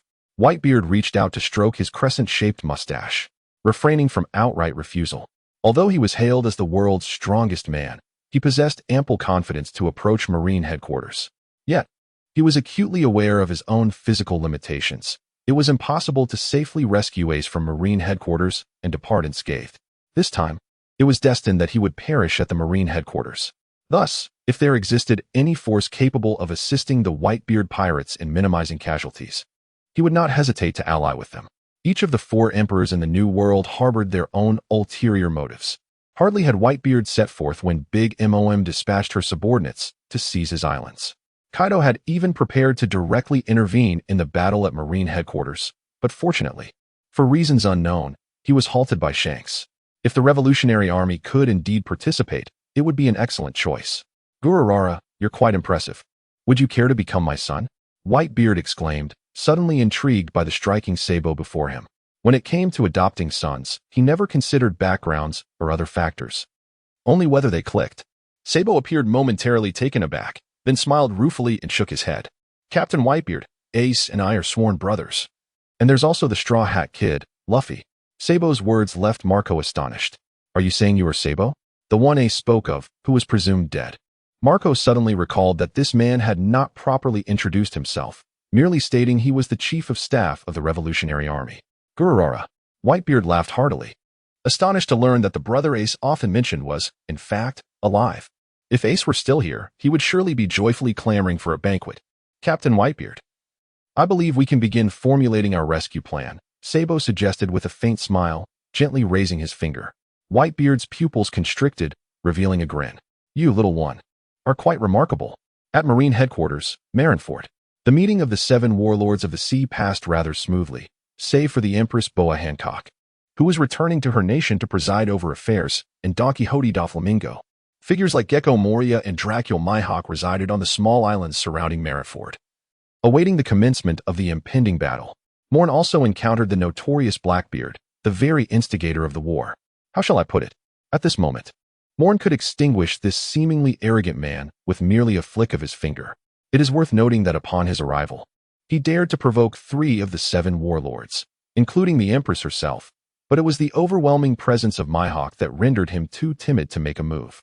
Had it not been for Moen's intervention, Doflamingo might have already imparted a profound lesson to this man. As for whether he could succeed, does he truly consider Doflamingo to be on par with Moria? The average strength of the warlords of the sea has been dragged down to the level of fledgling pirates solely by Moria's influence. Indeed, the winds of change are stirring. Upon receiving news from Impel Down, it appears that some minor issues have arisen within its confines, yet there is no cause for concern. Moen gazed at the drifting clouds in the sky, a beguiling smile gracing his lips. A new era is on the verge of dawning. Chapter 145, The Unsettled Great Vortex Spider. Under the gentle drizzle, Marineford appeared softer than usual. The naval personnel, aside from those on patrol, donned raincoats, creating an air akin to clandestine meetings. Clad in a white raincoat, Robin, with her hair slightly dampened, traversed the space between the office buildings. In a brief span, many within the headquarters became aware that Admiral Moen had not only trained a battalion of indomitable bear soldiers, but had also unearthed formidable talents in internal affairs. No matter the bureaucratic matter, it was swiftly resolved once it reached Robin. It was rumored that Admiral Kizaru had intentions of recruiting from Moen's ranks. With her heels clicking softly against the floor, Robin entered Moen's office with a light step. As she had anticipated, Moen was sprawled over his desk, asleep. "Sir." Robin gently prodded him, her tone tinged with exasperation, before presenting several documents requiring his signature. What is it? Is the workday over?" Moen, caught in a haze of slumber, exhibited little vigilance given his location in Marineford. As he glanced at the documents laid before him, he picked up a pen and prepared to sign. "Sir, the intelligence department has relayed a piece of news. It seems Admiral Akainu is after a pirate crew in the New World." Robin watched as Moen completed his signatures, then cradled the documents, revealing the information she had gleaned. Ever since the warlords' meeting, Moen had tasked Robin and Ian with monitoring the movements of the admirals, particularly Akainu. Really? Upon hearing Robin's report, Moen's interest was piqued. "Let me venture a guess. It is likely an affiliated pirate crew under the Whitebeard pirates, and this crew may have ties to Roger." Robin's mouth fell open in disbelief, struggling to comprehend the implications. Moen observed Robin's astonished expression, raising an eyebrow, and inwardly lamented. Akainu truly is more suited to be a leader than Akiji, the great whirlwind spider, squared. In a previous life, when I watched that particular episode of the anime, I had to turn off the comments. Otherwise, the irritation would be overwhelming. This character can be deemed the only one in the entire pirate world to be ridiculed for sheer foolishness. A pirate, no less, who would heed the words of an admiral, believing that his greatly admired father had struck a deal with the Navy. What a display of wisdom it takes to accept such a notion. Let him be. After all, this upcoming battle will yield no alternate outcome. Moen rubbed his nose, closing his eyes, wishing to cease his thoughts. During this period, the scheming for the advance on the city and the 7 warlords meeting had left him utterly fatigued. Of course, this weariness was of the spirit. Physically, he could still engage in a contest of strength with Kaido. In the New World, on the island of Crumman, a ship adorned with a skull emblem docked at the port, its presence causing all nearby vessels to steer clear. "Captain, shall we return to the Paradise first?" A burly man with a single eye inquired, clutching a bottle of liquor as he addressed the man beside him. "Certainly." The other man lifted his head, revealing a face capable of silencing a child's cries with its formidable presence. His pallid complexion accompanied by a mouthful of sharp teeth. He often flicked his tongue as if to emphasize his words, while the wrinkles on his forehead formed a spider-like pattern. He was the captain of the Whitebeard Pirates affiliated crew, the Great Swirl Spider Pirates, Squard. With a grand gesture, Squard tossed a bag of berries, asserting that his crew never engaged in oppressing civilians when drinking in taverns. They always paid their dues. This set them apart from other pirates. "Father has a task that requires our assistance. How could we possibly refuse?" Squard declared, readily grasping 2 blades, a long one and a short one. "Moreover, the Navy intends to execute Ace." The one-eyed pirate shrugged, feeling somewhat helpless. His captain's appearance belied a rather naive disposition. Are you certain you wish to wade into this perilous mire? From a quiet corner of the tavern, a man spoke up, his voice deep and somber. And who might you be? Squard retorted, irritation creeping into his tone as he waved dismissively. Regardless of your identity. I would gladly perish for father. A soft chuckle emanated from the corner, though it remained shrouded in gloom. How amusing. Whitebeard has already betrayed you. Yet you still contemplate dying for him. What did you say? Squard's fury ignited as he brandished his blades and charged towards the man in the corner. You shall not insult Father Whitebeard. Utter nonsense. With a fierce blaze, a torrent of molten magma erupted from the man's arm, instantly propelling Squard through the tavern. The comrades he had brought with him were incinerated by the searing heat. While what? Squard trembled, staring at the ruined short sword in his hands. His eyes wide with terror. Magma fruit. You are Admiral Akainu of the Navy. The man in the corner removed his cloak, revealing a countenance of stern resolve. It was indeed Sakazuki. Filthy pirates. Akainu slowly approached Squard, the smirk at the corner of his mouth igniting a fervor within the pirate. Yet, he found himself powerless to retaliate, for standing before him was an admiral. Did you just accuse me of insulting Whitebeard? Do you even comprehend the gravity of your words? Akainu closed his eyes, attempting to soften his tone, but to no avail. Thus, he reopened his eyes, the malice that had been concealed now fully revealed. Do you realize the identity of the man you are about to rescue? Squard trembled, contemplating Akainu's words. Ace, he is the son of our captain. Akainu scoffed, retracting the magma that had coiled around Squard. Poor wretch, utterly oblivious to your betrayal. To speak frankly, Whitebeard has struck a deal with the Navy. On the day of the public execution, he intends to exchange the lives of the pirates under his command for Ace's survival. Impossible. Squard's eyes instantly filled with blood, and he lunged at Akainu in a fit of rage, his remaining blade aimed at the admiral. With a swift motion, the blade pierced through Akainu's chest. Yet he made no attempt to evade, fully aware that the man before him could not harness his haki in such a state. Glancing at the blade protruding from his chest, Sakazuki casually extracted it. Are you still unaware of Ace's true identity? His name is not merely Portgasti Ace. That is his mother's surname. His true name is Jiuyue Ace. Indeed, he is the son of the pirate king, Jiuyue Roger. The man who slaughtered all your comrades. The most malevolent bloodline in existence. Observing the gradual loss of sanity in Squard's eyes, Akainu felt a flicker of satisfaction within him, as though events were unfolding a tad too smoothly. Thus, he resolved to stoke the flames further. It is precisely for this reason that Whitebeard is willing to sacrifice your lives to reclaim Ace, for he desires Ace to become the pirate king. You are nothing but discarded pawns. With a sudden rush of heat to his head, Squard expelled a torrent of blood from his mouth and collapsed into unconsciousness. Akainu donned his hood, preparing to depart. After taking a few steps, he seemed to recall something, turning back to toss a stack of berries to the tavern owner, who had been watching from the sidelines. Pirates pay for their drinks. We, the Navy, cannot indulge for free. Consider this compensation for any damage to your establishment. Today's events must remain confidential, understood? As Akainu's silhouette receded, the tavern owner wiped the cold sweat from his brow, cautiously approaching to assess Squard's condition. There lay Squard, teeth clenched, eyes bulging, bloodshot veins coursing through his sclera. Whitebeard. Father. Whitebeard. Whitebeard. Edward Newgate. Chapter 146. The Eve of Battle. In one corner, Akainu busied himself with inciting the subordinate pirate crews of the Whitebeard pirates, while the other two admirals were equally unyielding. Akiji personally intervened, suppressing all pirates daring to cause a ruckus during the initial phase, ensuring that no incidents would arise elsewhere during the execution.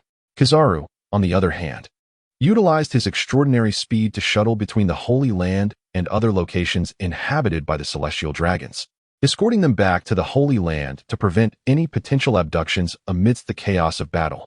This maneuver garnered the support of the five elders, leaving the Celestial Dragons, despite their dissatisfaction, with no recourse but to vent their frustration.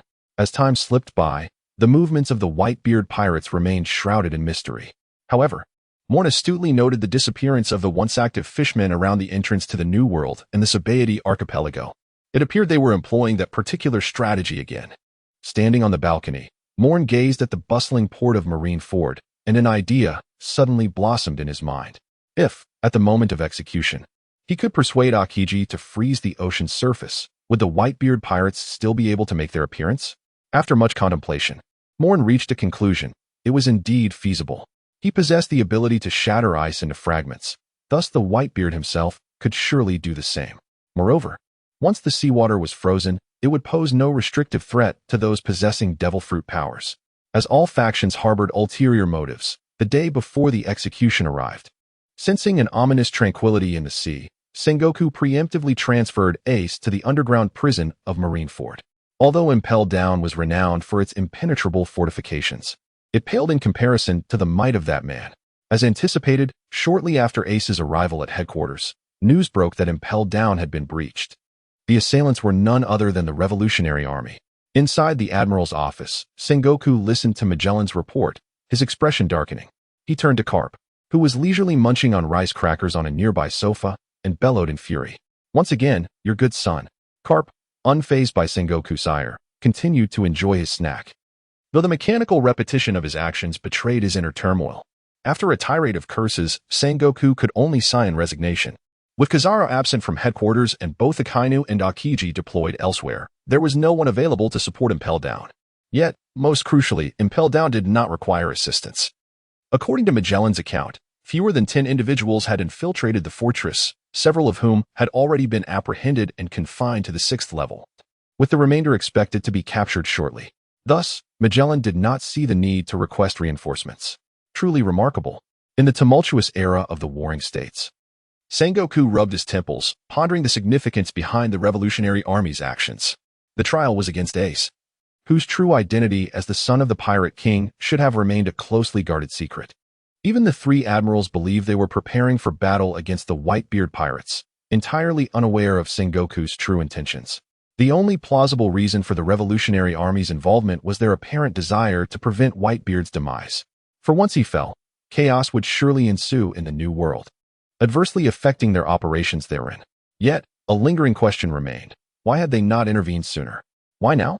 Gazing at the chaotic scrawl on the paper before him, Sengoku felt a growing sense of frustration. Regardless of his musings, the events had transpired, and he could only follow the unfolding narrative. Somewhere along the way, the lines between the audience and the actors had blurred, leaving Sengoku with a sense of regret. Within the confines of Impelled Down, Sabo looked on with excitement at the peculiar figures before him, led by a striking individual with an enormous, explosive hairstyle, a man who embodied both masculinity and femininity.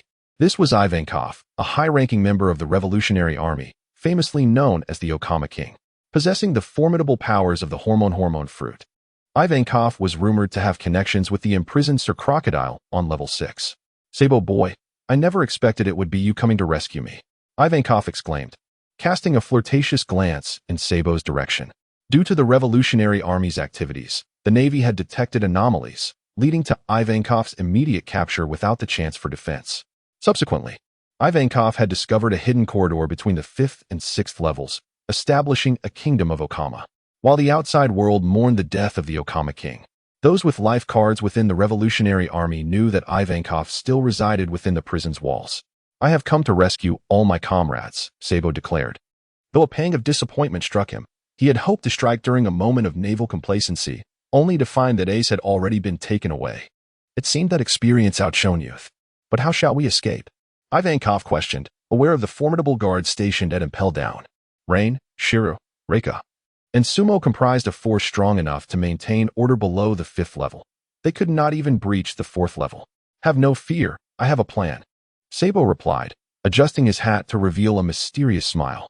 The next phase relied on the capabilities of the Magic Army, for it was known that Impelled Down held more than just the legendary Golden Lion within its depths. Ivankov's mouth fell open in disbelief. Sabo boy, you, St. Mary Joa, the office of the world government.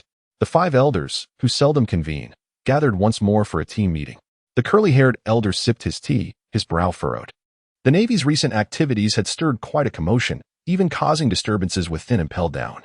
Clearly, all that transpired there was known to the 5 elders. Isn't it splendid? Scoffed the swordsman elder. That band of thieves has walked into their own trap. Let CP0 apprehend them. I hear the Revolutionary Army has sent several notable figures this time. The elder with the bushy mustache shook his head. Now is not the time for such discussions. What about the New World? Red-haired has clashed with Kaido, given the circumstances. It could incite chaos across the New World.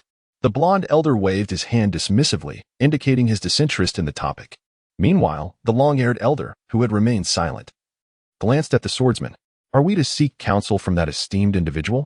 Have you lost your mind? Absolutely not. We cannot disturb that esteemed individual over such trivial matters.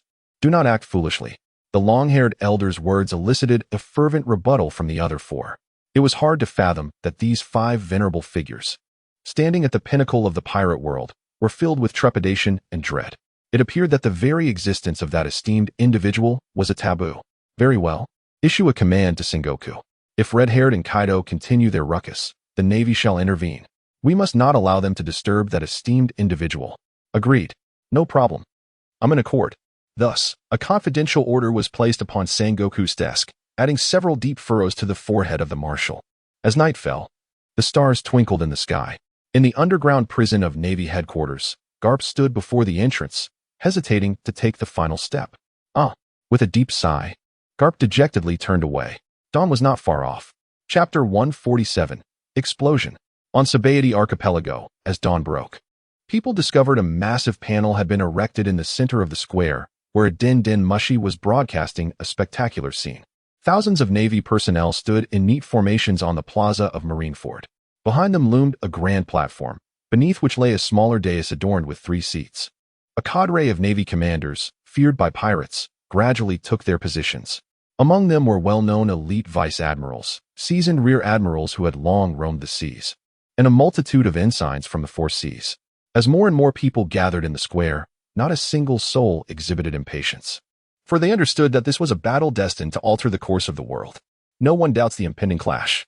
As the sun ascends to its zenith, the atmosphere at the naval headquarters becomes increasingly fervent. For figures, instilling terror in the hearts of many, stand aloft above the port of Marineford. The Empress of the 7 Warlords of the Sea, Boa Hancock. The Night Demon of the 7 Warlords, Don Quixote da Flamingo. The Moonlight of the 7 Warlords, Gecko Moria. The Hawkeye of the 7 Warlords, Dracula Myhawk. These renowned and infamous 7 Warlords of the Sea evoke both envy and fear among all pirates. To the astonishment of the spectators, Marshal D. Teach, the newly inducted Blackbeard, and the tyrant Bartholomew Kuma, a fellow warlord, are conspicuously absent from the battlefield. Many find Blackbeard's absence to be quite reasonable, for he is a thorn in the side of Whitebeard. Should a confrontation arise, the Navy would likely relish the opportunity to witness Whitebeard dispatch Blackbeard before engaging in their decisive battle. With the arrival of the final rear admiral, the monstrous 3 admirals of the Navy make their entrance. Their overwhelming presence is akin to a tangible conqueror's hockey, and a mere glance from Akainu nearly causes the transponder snail to malfunction. The hearts of all observing pirates tighten, as if that single gaze were directed at them. Seated below the high platform, Akainu bows his head, obscuring his expression. Akiji supports his head with his hands, intently focused on the sole entrance to Marineford. Kizaru appears relaxed, yet the occasional glint in his eyes betrays his seriousness this time. In a daze, a staggering figure slowly ascends the high platform and kneels down. Chains bind his hands behind his back, and the blood-stained visage conceals his formidable aura. Port Asti, Ace, the 2nd Division commander of the Whitebeard pirates and a supernova from 3 years prior. As Ace is shackled on the platform, Fleet Admiral Sengoku, Rear Admiral Garp, and Rear Admiral Tsuru approach. Sengoku's demeanor is fraught with agitation, a sentiment evident on his face as he glances at the distant transponder snail. The situation at Impel Down is dire. Those who have escaped that hellish place would never contemplate returning.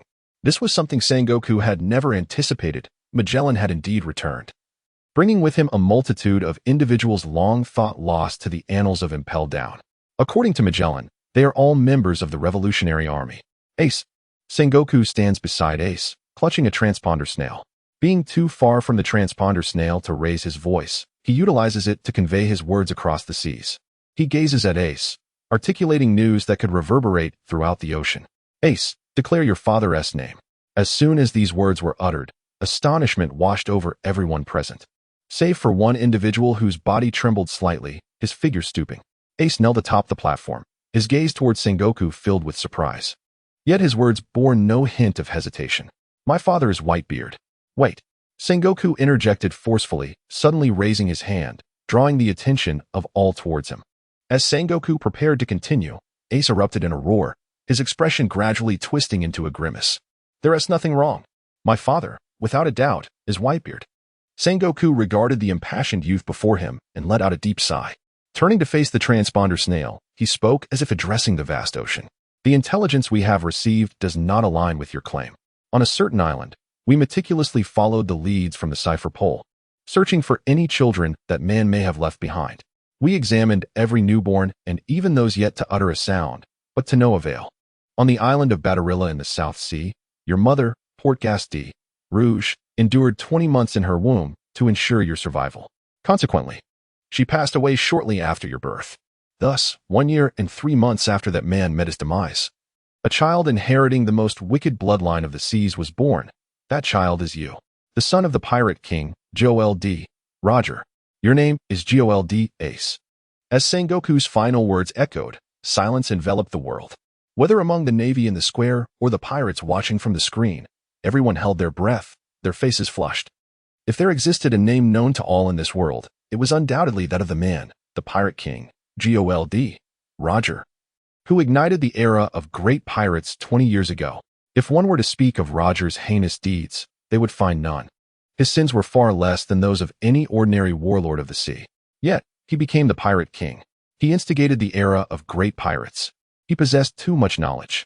Over the span of 20 years, the number of pirates spawned by this era is incalculable, with all their transgressions largely attributed to Roger. Therefore, the revelation that Ace is Roger's son would undoubtedly send shockwaves throughout the world, surpassing the impact of executing Whitebeard's son. 20 years prior, the Navy executed the pirate king Roger, which not only birthed the era of great pirates but equally heralded the dawn of the great Navy era. 3 formidable admirals, countless vice-admirals, and numerous brigadier generals. Zephyr has cultivated a large cadre of elite naval personnel, largely due to the fact that Roger met his demise at the hands of the Navy, prompting many to voluntarily enlist. This time, if the Navy executes the last bloodline of Roger, the title of Pirate King will transform into a stepping stone for the Navy.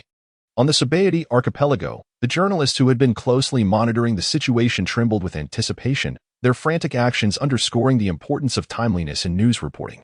In the footage, Sengoku remained unfazed by the uproar he had caused, his gaze fixed on Ace, his voice remarkably steady. At the moment we discerned your identity, you should have been apprehended. However, at that time, you had already become the 2nd Division commander of Whitebeard. Under his protection, he nurtured you as a potential successor to the title of Pirate King. No, I joined the Whitebeard pirates out of admiration for my father, Ace protested, struggling against the sea-stone handcuffs that clinked against the chains. At the harbor, the expressions of the 4 warlords varied greatly. Don Quixote da Flamingo wore a wildly arrogant smile, yet beneath that facade lay an unmistakable discomfort. His intelligence network spanned the seas. Yet he had failed to uncover such a notable figure. Dracul Mihawk cast a glance at the excited Moria beside him before closing his eyes once more. Hancock, clad in her flowing robes and slightly flushed, shifted her body against her pet snake, murmuring, "Just a little longer, let us wait." Chapter 148, The Summit. The Summit. Ace was incensed by Sengoku's words, yet found himself at a loss for a retort, for not everyone comprehends the true nature of Whitebeard. The external perception of Whitebeard is that of a devil, a figure of immense crime capable of silencing the cries of children. What you say is merely your own perspective. Sengoku continued his offensive, intent not only on condemning Ace, but also on undermining his spirit. I have battled Whitebeard for half my life. I know him well. With his tenacity, he is undoubtedly capable of such deeds. Thus, whether it is targeting Whitebeard or executing you, both bear significant implications for the Navy. In this world, having one pirate king causing chaos is already sufficient. The government and the Navy will never tolerate the emergence of a second. With that, Sengoku set down the din mushi, shifting his gaze from the 3 admirals to the 2 bored vice-admirals hidden behind them, and finally to the neatly arranged naval forces. This battle is destined for victory. Report, Marshal. A pirate ship has appeared ahead. A multitude of pirates is gathering on the sea outside Marineford. A sentinel rushed forward, anxiously addressing Sengoku. Simultaneously, the alarm resonated throughout Marineford, igniting a sense of urgency among the naval officers. Excellent. Prepare for battle. Sengoku's gaze was resolute, but before he could utter another word, he was interrupted by the sentinel. With an expression of urgency, the sentinel exclaimed, "Marshal, inside. The Moby Dick is not here." What? Sengoku spun around, astonishment etched on his face. Indeed, among the 43 pirate ships assembled outside Marineford, There was no sign of the Moby Dick, the vessel of Whitebeard. The naval officers began to murmur among themselves, hesitating on whether to launch an offensive. At that moment, whether it was the three admirals, the admiral candidates, or the elite vice admirals and warlords, all eyes turned towards the bay of Marineford, their expressions filled with bewilderment. What is happening? A low-ranking soldier stood beside Vice Admiral Squirrel, glancing at the expressions of the distinguished figures and muttering softly. Vice Admiral Squirrel, maintaining his focus, nonetheless offered an explanation to the soldier. Consider this. If we position the warlords at the forefront of the line and direct 100,000 elite troops towards the battlefield, how could Whitebeard most swiftly penetrate our defenses? The soldier, taken aback that Vice Admiral Squirrel would respond, pondered for a moment before diving into contemplation. The Bay of Marineford, encircled like a crescent moon, began to bubble, as if a fountain were erupting, a surge of water shooting skyward. I understand now. To breach the blockade of the warlords and enter the square, the quickest method would be to cloak oneself and approach from beneath the sea. As he gazed at the colossal pirate ship emerging with the waves, the soldier's eyes were filled with astonishment, and he timidly voiced his thoughts, oblivious to the admiration glimmering in Vice Admiral Squirrel's gaze. The massive pirate vessel crashed onto the sea's surface, sending sprays of water cascading down like raindrops from the heavens. Upon the sails of the towering ship hung a gleaming white skull, its mustache shaped like a crescent, signifying the arrival of that formidable man. Thud, thud, thud. A resonant sound echoed from the Moby Dick, reverberating in the hearts of all present. It seemed as though something was about to emerge. Gulalala, I hear you've been looking for me. Here I am. Sengoku, it has been decades since we last met. I trust my dear son is well. As the imposing figure stood at the rail of the Moby Dick, Sengoku's pupils contracted, his teeth clenched. Whitebeard, Edward Newgate. Whitebeard merely cast a fleeting glance at Sengoku before his attention swiftly shifted to Ace. Gulalala, Ace, my son, wait for me a moment. Dad is here to take you home. As soon as the words left his lips, Whitebeard casually set aside his naginata, crouched slightly, and crossed his arms over his chest, then struck outwards into the surrounding air. A radiant orb of white light materialized upon Whitebeard's fists, and the air it touched shattered like a fractured mirror, with cracks spreading across the sky. This was the power of the Tremor fruit, a paramecia-type devil fruit. In that moment, everyone grasped the true essence of the most formidable paramecia. The invisible shockwave surged forth, and mere seconds later, it reached the ocean on either side of Marineford. The seawater rose like an exuberant crowd, surging toward Marineford with a roaring wave, towering to heights of several dozen meters. The naval soldiers stood in bewilderment, uncertain of what had transpired. Only the three admirals exchanged knowing glances, with Akiji already poised to spring into action. Witnessing this familiar scene, Ace could no longer hold back his tears. From recklessly challenging Whitebeard to being taken in and embraced as his son, memories flooded his mind. Why, oh why, father? This is all my fault. Why risk everything to come here for my sake? It was my stubbornness that led me to disregard your advice. I told you to go. Whitebeard smiled gently, interrupting Ace's lament. The very inception of this situation stemmed from my own words, urging you to leave. ISNT that right. Marco. Standing beside Whitebeard, Marco smiled in agreement, affirming, yes, father, we all heard you. It was you who sent Ace away. Ace, just wait a moment. We will come to save you. The captains of the 16th Division of the Whitebeard Pirates appeared on the deck of the Moby Dick, their soaring spirit gradually influencing the morale of the Navy. Look to the skies. At that moment, Moria, positioned behind the Moby Dick, suddenly voiced his astonishment, unbeknownst to him. The colossal wave stirred by Whitebeard had crashed down, causing the surrounding waters of Marineford to surge wildly. The sea and the azure sky merged into a splendid tableau. Some soldiers of the Navy, unable to maintain their composure, began to tremble, bewildered by the notion of a man wielding such catastrophic control. This truly posed a significant challenge. On the platform, Akiji leapt into the air, directly above the plaza of Marineford. The towering wave, hundreds of meters high, matched his altitude, with a flicker in his gaze. Two icy shards emanated from his sides, freezing the surging wave in its tracks. Ice Age. In the Ice Age, the blue pheasant exhaled a breath of frigid air and casually conjured an ice spear, hurling it towards Whitebeard. With a mere tremor of his hand, Whitebeard shattered the ice spear as if nothing had transpired. Meanwhile, unnoticed by anyone, a naval warship had also been encased in ice upon the frozen sea. Several figures emerged at the bow of the ship: the former warlord of the sea, Crocodile, the former warlord of the sea, Jiuyue, and members of Baroque works, MR1 and MR3 among others. The warship slid across the ice before crashing heavily onto the surface of the sea. An explosion resonated, and smoke enveloped the small area. While everyone was captivated by the smoke, no one noticed Hancock, the warlord of the sea, subtly lift her long robe. A figure leaped forth, clearly visible to Ace from his elevated position. A simple straw hat, a red vest, and the unchanged slippers on his feet, the Straw Hat Kid. Sengoku swore he had never despised Bartholomew Kuma as much as he did today. Ace, I've come to rescue you. With a beaming smile, Luffy dashed to the front lines of the battlefield, confronting the elite forces of the Navy head-on. As the smoke cleared, one figure had vanished from the warship. Crocodile. Luffy blocked Crocodile's assault on Whitebeard, his gaze resolute. Nothing would deter him from saving Ace. Luffy, Ace exclaimed, momentarily speechless. While he had anticipated Whitebeard's arrival, Luffy's presence truly astonished him. Of course, what shocked Ace and all the Navy far exceeded even that. Suddenly, a vast shadow loomed in the sky, eclipsing the sunlight. Ace.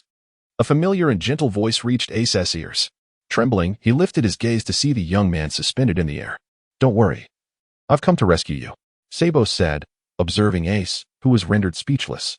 He adjusted his hat slightly, then formed his hand into a claw, launching an attack towards Marineford. Return Ace to me, Navy. Dragon's Might. Earthquake. Chapter 149. The battle begins. In the terrified eyes of the Navy, the ground surged to life.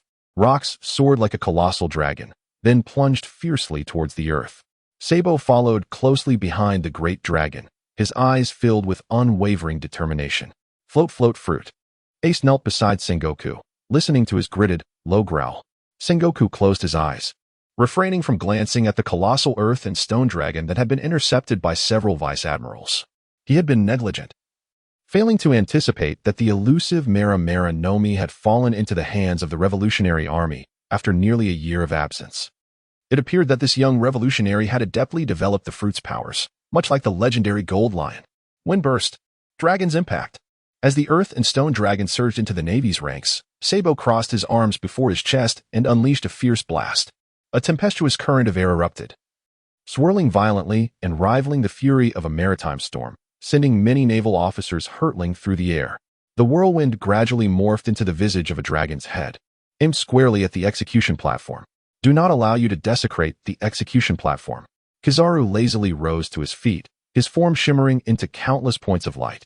Yasakani no Magatama. An endless barrage of light projectiles indiscriminately swept through the dragon's head formed by the storm, inadvertently ravaging the terrain below. Hey, Kizaru, what are you doing? Akaina remained seated, casting a cold glance at Kizaru, who seemed to be exerting himself. Such destruction would only aid the enemy in their assault on the execution platform. Sabo, you're alive. A lively voice rang out behind Sabo. Turning around, he saw Luffy, who had just dispatched a Navy officer attempting to ambush him. Tears of excitement welled in Luffy's eyes. All he desired was to collapse into Sabo's embrace and weep.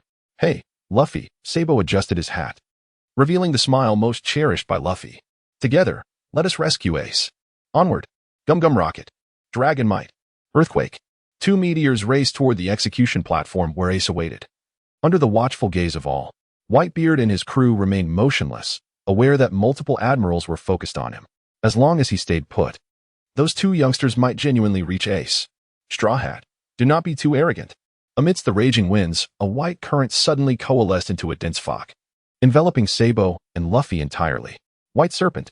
The colossal smoke serpent swiftly ensnared Luffy, who had leapt skyward using the strength of the stones, while simultaneously casting Sabo aside. Smoke Demon. Luffy's pupils constricted as he began to struggle violently, his body gradually emanating a dark aura. Smoker emerged, his head visible, still clutching his cigar in a rather comical manner. He stared at Luffy, momentarily taken aback as Luffy broke free from the serpent's grasp. Armament Haki. From the East Sea. Smoker, who had been trailing behind Luffy into the Grand Line, was taken aback. In just a month or two of neglect, his Haki seemed to have surpassed his own lethargic self from the past few years. Gum Gum, Gun Barrage, Luffy exclaimed, gazing at the white mist that obstructed his path. A fleeting glance at Sabo, already soaring into the sky, rekindled the unspoken bond among the three brothers. He flashed a grin, and his fist enveloped an armament Haki. initiating a chaotic barrage akin to a machine gun. What a troublesome brat. Smoker muttered, dissipating the mist to avoid being struck by Luffy's erratic attacks. Cloud roll, dragon's impact. Unlike his previous concentrated effort, this time Sabo unleashed the instantaneous dragon claw fist, a technique he had meticulously internalized under dragon's tutelage. Boom. The torrent of air, resembling a colossal dragon, crashed into Smoker, accompanied by the sharp sound of cracking bones as he was sent flying to the ground. TCH. A graceful figure ready to catch Smoker, but his speed far surpassed hers. Black Bastion, Black Spear. Tina transformed her palm into a long black spear and launched it directly. The sound of rubber creaking resonated as Luffy, with his elongated arm, effortlessly seized all of Tina's spears. The battlefield descended into chaos.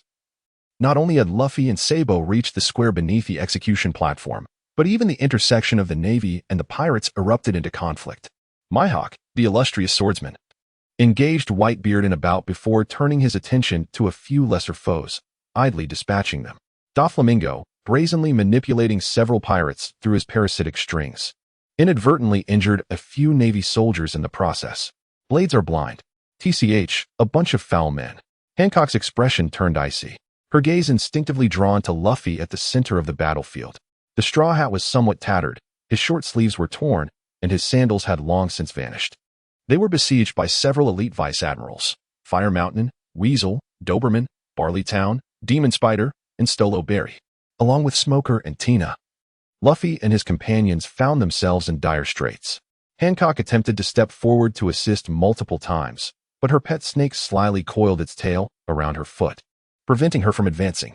Before their arrival, the former king of Amazon Lily, Gura Ryosa, had met with Luffy, warning him that should Hancock lose her position as a warlord of the sea, the Amazonian kingdom would face annihilation. Thus, Luffy, now capable of communicating with intelligent beings, had cautioned Hancock's pet, Salome. Even in the face of death, Hancock must not be allowed to intervene. Indeed, I find myself unable to contain my emotions any longer. Acting on Luffy's instruction, Hancock merely trembled slightly, suppressing her impulse to intervene. Yet, she could not bring herself to assist the Navy in defeating the pirates. Meanwhile, the final member of the 7 warlords of the sea, Gecko Moria, had fixed his gaze upon the corpses strewn across the battlefield. A hint of madness flickered in his eyes as he envisioned crafting the most formidable zombie from Whitebeard's remains to vanquish Kaido of the beasts. One could say he was the most dedicated among the warlords. Straw Hat, it ends here. In the heart of the battlefield, the ordinary Navy personnel had dispersed entirely, lest they be harmed by the remnants of the clash. Rear Admiral Dalmac observed Luffy, who stood before him, slightly out of breath, his gaze icy. In an instant, he materialized before Luffy, his finger poised to launch a rapid strike. Finger pistol. This won't work on me. Luffy grinned, his body twisting in an uncanny manner. Gum Gum. Giant windmill. The armament hockey effectively countered Dalmac's determined attack, and Luffy's form spun like a windmill, his elongated arms sweeping everything in their path clean. What manner of combat is this? Smoker was caught off guard, receiving a powerful slap to the chest that aggravated his prior injuries. You should take a rest. Tina interposed before Smoker, a black barrier erected before her chest. Luffy's fan-like arm struck against the barrier, producing a crisp sound. Smoker attempted to endure, but after sustaining injuries from both Sabo and Luffy, he found himself utterly incapable of halting Luffy's rampage. Damn it. Don't stop me from saving Ace. Gear 2nd. Battle Axe. Chapter 150. Gear 3rd. Giant Hammer. A shockwave akin to a nuclear explosion swept through Luffy's vicinity, compelling even several vice-admirals to unleash their armament hockey to withstand Luffy's steaming foot assault. Well done, Luffy. Sabo in the sky exhaled a sigh of relief. The 3 vice-admirals who had previously engaged him with Moonwalk were now forced down by Luffy, granting him a moment's respite. The Gear 2nd mode, developed on Eni's lobby, consumed a significant amount of Luffy's stamina. Even with his devilish physique honed by Garp since childhood, he could not maintain it indefinitely. Are you beginning to fight for real? Rear Admiral Doberman, who had been besieging Sabo, wiped the blood from his mouth, his emotions unwavering. As one of the hawkish attack dogs, he refused to show even the slightest sign of weakness before the pirates. Sabo, don't mind me, go save Ace. Observing the encirclement formed by several major generals, Luffy suddenly shouted towards Sabo in the sky before gently closing his eyes. Has he already resolved to surrender? Major General Demaching let out a soft breath. His fingertips already brimming with armament hockey, determined to inflict severe damage upon this arrogant youth before him. Your second is insufficient, Luffy murmured, as the distant main battlefield was filled with numerous spectators who could clearly hear his words. I have often pondered what I would do when faced with an opponent I could never defeat. Luffy opened his eyes, gradually dissipating the heat enveloping him, retreating to his original state. So what do you intend to do? Major General Huashishin, cigar in mouth, revealed a ghastly smile. Then I shall become even stronger. As he witnessed Sabo charging towards the execution platform, Luffy suddenly roared. His arms began to elongate, grow larger and thicker, like the mightiest of giants. Those colossal arms, akin to pillars supporting the heavens, were instantly enveloped in a faint hue of armament hockey. Raising his pale visage, Luffy forcefully quelled the surge of blood within him, gritting his teeth as he swung his arms. Boom! A violent explosion accompanied by the flying debris resonated throughout Marineford. Gear 3rd. Giant Hammer. On the battlefield, Luffy and Sabo had made significant progress. Luffy's giant hammer directly inflicted grave injuries on the two major generals, causing the remaining ones to temporarily withdraw from that skirmish. Meanwhile, the first notable casualty emerged. Blocked by the giant major general, the giant Oars was slain by the combined efforts of Don Quixote da Flamingo and Gecko Moria. As he gazed at Ace on the execution platform, closing his eyes, his massive form carved a path for the Whitebeard pirates to directly enter the main battlefield. Ace, watching the fallen Oars in the distance, was flooded with memories of their past. Having acquired the Mera no Mi, he believed himself invincible. Yet he could not master its powers perfectly, repeatedly incinerating Oars' hat, though the giant had never turned against Ace. Instead, he had offered him a hat. Oars. Ace's eyes widened in anguish, a howl escaping his lips. Why? He was the one who erred. He disobeyed Father S. words, stubbornly pursuing Teach alone. He lacked the strength to capture Teach and was instead used as bait by him for the Navy. It was his fault. All of it was his fault. But why did Oars have to die? Dragoness might. Cloud roll. At this moment, Sob, utilizing the advantage of flight, dove from the lofty heights, the swirling winds transforming into a colossal dragon. The warring states raised his head, intrigued by the prowess of the float fruit. Great fire. The only admiral still seated, Akainu, stood up and unleashed a devastating lava strike, dispersing the cloud-like dragon. Humph, a tedious trick. Akainu flexed his wrist and called out to the distant Akiji, who was already engaged with the incoming captain. Make your move. Akiji, feeling a slight headache, vacated the battlefield. What is happening? The members of the Whitebeard pirates were taken aback, unaware of the unfolding events. The recent transformations in Marineford had nearly trapped them, were it not for little Oars. They might have lacked any means of offense. After all, not everyone possessed the ability to combat underwater like the fishmen. Ice Age. The frigid currents surged into the sea, and in an instant, the ocean was entirely encased in ice, creating a terrestrial battlefield. Isn't this just facilitating our own battleground? The admirals are quite something. A group of oblivious pirates erupted into laughter, mocking Akiji's futile efforts that inadvertently provided them with a solid footing. At the rear of the battlefield, Moen gazed at the ice-locked sea, sighed, and shook his head. Akiji and Akainu were too ruthless.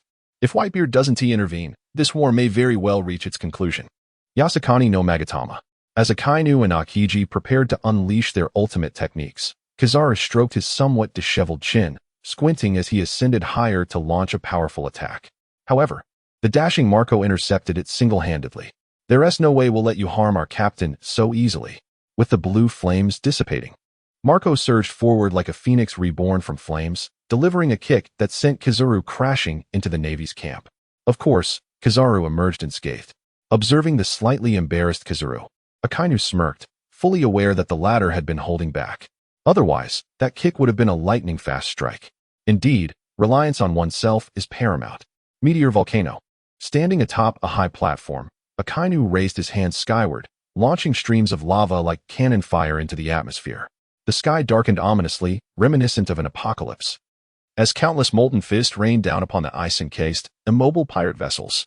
Should this attack land, victory would undoubtedly belong to the Navy. For without their ships, Akiji would have no choice but to relinquish his devil fruit powers, and even Whitebeard would find it impossible to withstand the repercussions of the devil fruit's effects. Lava Demon. Whitebeard let out a cold chuckle. When Akiji froze the surface of the sea, he had already surmised the tactics that the Marines would employ. After all, He had been engaged in a lifelong rivalry with Sengoku, and dealing with the three admirals was not a novel experience. To put it bluntly, when one raises their rear, the dung beetle knows whether it is a feast day. With his fists enveloped in white waves of energy, Whitebeard did not even glance as he struck towards the sky. The boundless vibrations shattered the atmosphere, akin to a mirror fracturing, dispersing all the magma fists. Magma brat, do you desire a candle? Whitebeard uttered his words without reservation, mocking his opponent. Yet, his gaze was laden with concern. Shock of Buddha. A golden radiance ascended from the execution platform, and a figure soared like a kite with its string severed. With the emergence of the golden Buddha, Sabo's rescue attempt had failed. Sabo! Sabo! Ace and Luffy's panicked cries did not disrupt the battlefield, as Sabo was sent hurtling back to Whitebeard's side. Rest for a moment. Everyone, heed my command. Clear the path for the Straw Hat Kid. Whitebeard observed the situation with keen insight. On that execution platform, there was more than just one Sengoku. The greatest adversary sat with his head bowed nearby, the hero of the Marine headquarters, Iron Fist. Monkey D. Garp. The only one capable of breaching his defenses on this battlefield was none other than the Straw Hat Kid, Monkey D. Luffy. Chapter 151, The Transformation. Blood and flesh intertwined. Corpses and waves rose in unison. Everything on the battlefield struck at the hearts of all present. Many combatants, even the seasoned Marines or the most vicious pirates, found themselves overwhelmed, unable to contain their nausea amidst the chaos of tens of thousands in conflict. The port of Marineford was drenched in crimson. On the frozen sea, dismembered bodies melded with ice, creating a grotesque tableau devoid of dissonance. This harrowing imagery impacted all those watching the battle from afar, leading many to ponder whether venturing out to sea was worth the risk, as one could easily find themselves as mere bones in the depths. A Marine soldier. Tears streaming down his face, fell the pirate with a long blade, for his brother had just been ambushed by that very pirate, his entrails cruelly exposed. Brother. Before he could turn around, a bullet pierced through his chest. The final sight that met his eyes was that of the pirate who had attacked him, decapitated by a comrade. Such events unfolded incessantly on the battlefield. Rubber, fire at will. Luffy, pale and on the brink of collapse, had managed to breach the defenses of the vice admirals, with the assistance of the Revolutionary Army, arriving just beneath the execution platform. He was but a step away from Ace. Ace! Luffy raised his head and beheld Ace on the high platform, a smile gracing his lips, albeit tainted with blood, his own and that of others. Hurry up and finish this, Straw Hat. A whirlwind of sand swirled around as Crocodile unexpectedly intervened. Shielding Luffy from the strike of a giant Marine officer, a cigar clamped between his teeth, his face smeared with blood. Moments ago, he had exchanged blows with an admiral and a warlord. Thanks, Sand Crocodile. Luffy turned back, adjusting his straw hat, determination radiating from his gaze. Gum Rocket. Extending his arm, Luffy grasped a nearby pillar, propelling himself like a slingshot toward his target, Ace. Not so fast, Straw Hat Luffy, a teasing voice whispered in Luffy's ear, a flash of gold striking his waist. Boom. A violent explosion erupted in the air, the shockwave causing the platform to tremble slightly. Ugh. A tragic cry echoed in the ears of onlookers, Whitebeard and others wearing grim expressions as they watched Luffy, now ensnared by Kizaru. At this moment, he was on the brink of losing consciousness. This is quite troublesome, Kizaru mused, one hand gripping Luffy while the other scratched his head. The instinctive action leaving him in a precarious position, especially considering that right below him was the boy's grandfather. Out you go. With no other option, Kizaru could not simply release Luffy, so he opted instead to swiftly kick him back into the fray. All of Luffy's efforts to break through were rendered futile.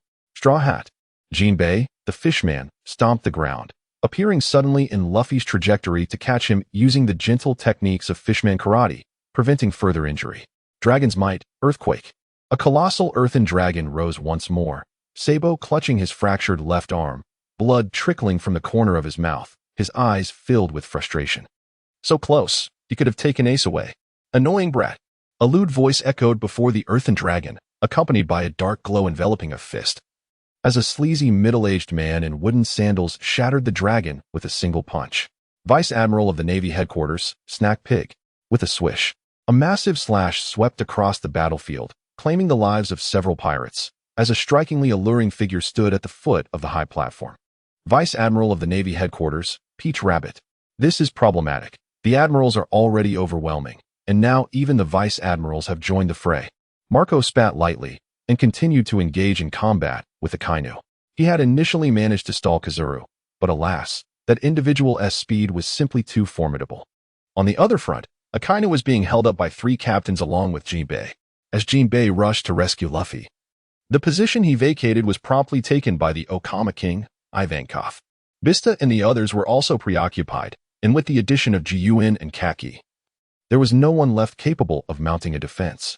Jiuyue, with so many people around, why not accept my marriage proposal? Kaki, with a lewd grin, suddenly directed a declaration of love at Jiuyue. Unfortunately, the only response he received was Jiuyue's indifference. Kaki, if you utter such words again, I shall ensure that the headquarters is one admiral candidate short. I believe Vice Admiral Moen is quite capable of ascending to that position, though there simply isn't a vacancy at present. Kaki found himself momentarily speechless, while Moen in the back lamented being caught in the crossfire. Above, Sengoku released a sigh of relief, dispelling his Buddha form. After all, at his age, maintaining such a state required considerable stamina. Ace, do you see this? This is the calamity you have brought forth. Sengoku did not cast a glance at Ace, each word he uttered causing Ace profound discomfort. Even more distressed was Carp, who sat nearby. In that fleeting moment, Carp had been ready to act, but was preempted by Sengoku and Kizaru. Luffy, you still have not surpassed Carp. Hey, Ivankov, please tend to Luffy's injuries. On board the Moby Dick, Sabo carried the nearly unconscious Luffy to a place devoid of conflict, accompanied by the revolutionary Ivankov. However, Sabo, my dear boy, you are well aware of the side effects of my hormone fruit. Ivankov hesitated, knowing that the treatment might drain Luffy's vitality. Yet, in the current predicament, without intervention, not only would they be unable to rescue Ace, but Luffy might not even survive this battlefield. Contemplating this, Ivankov gritted his teeth and resolved to inject Luffy with the healing hormone.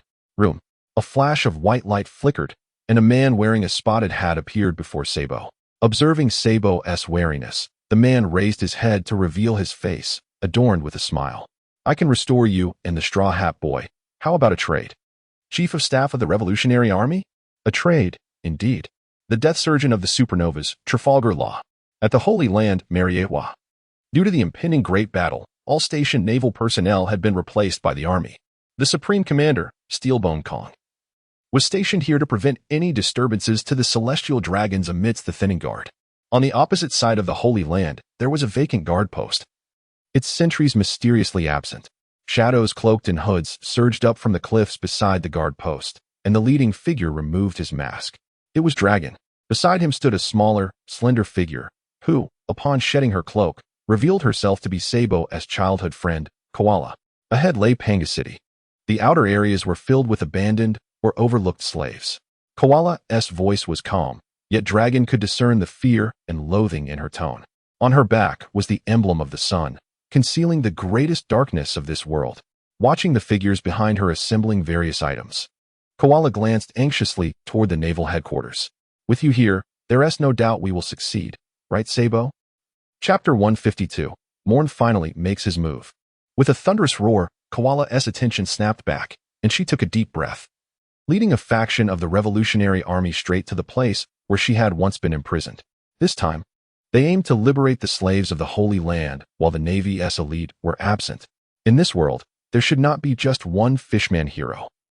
At the Marine headquarters in Marineford, the disparity between the admiral candidates and the captains became glaringly evident after Guion joined the fray.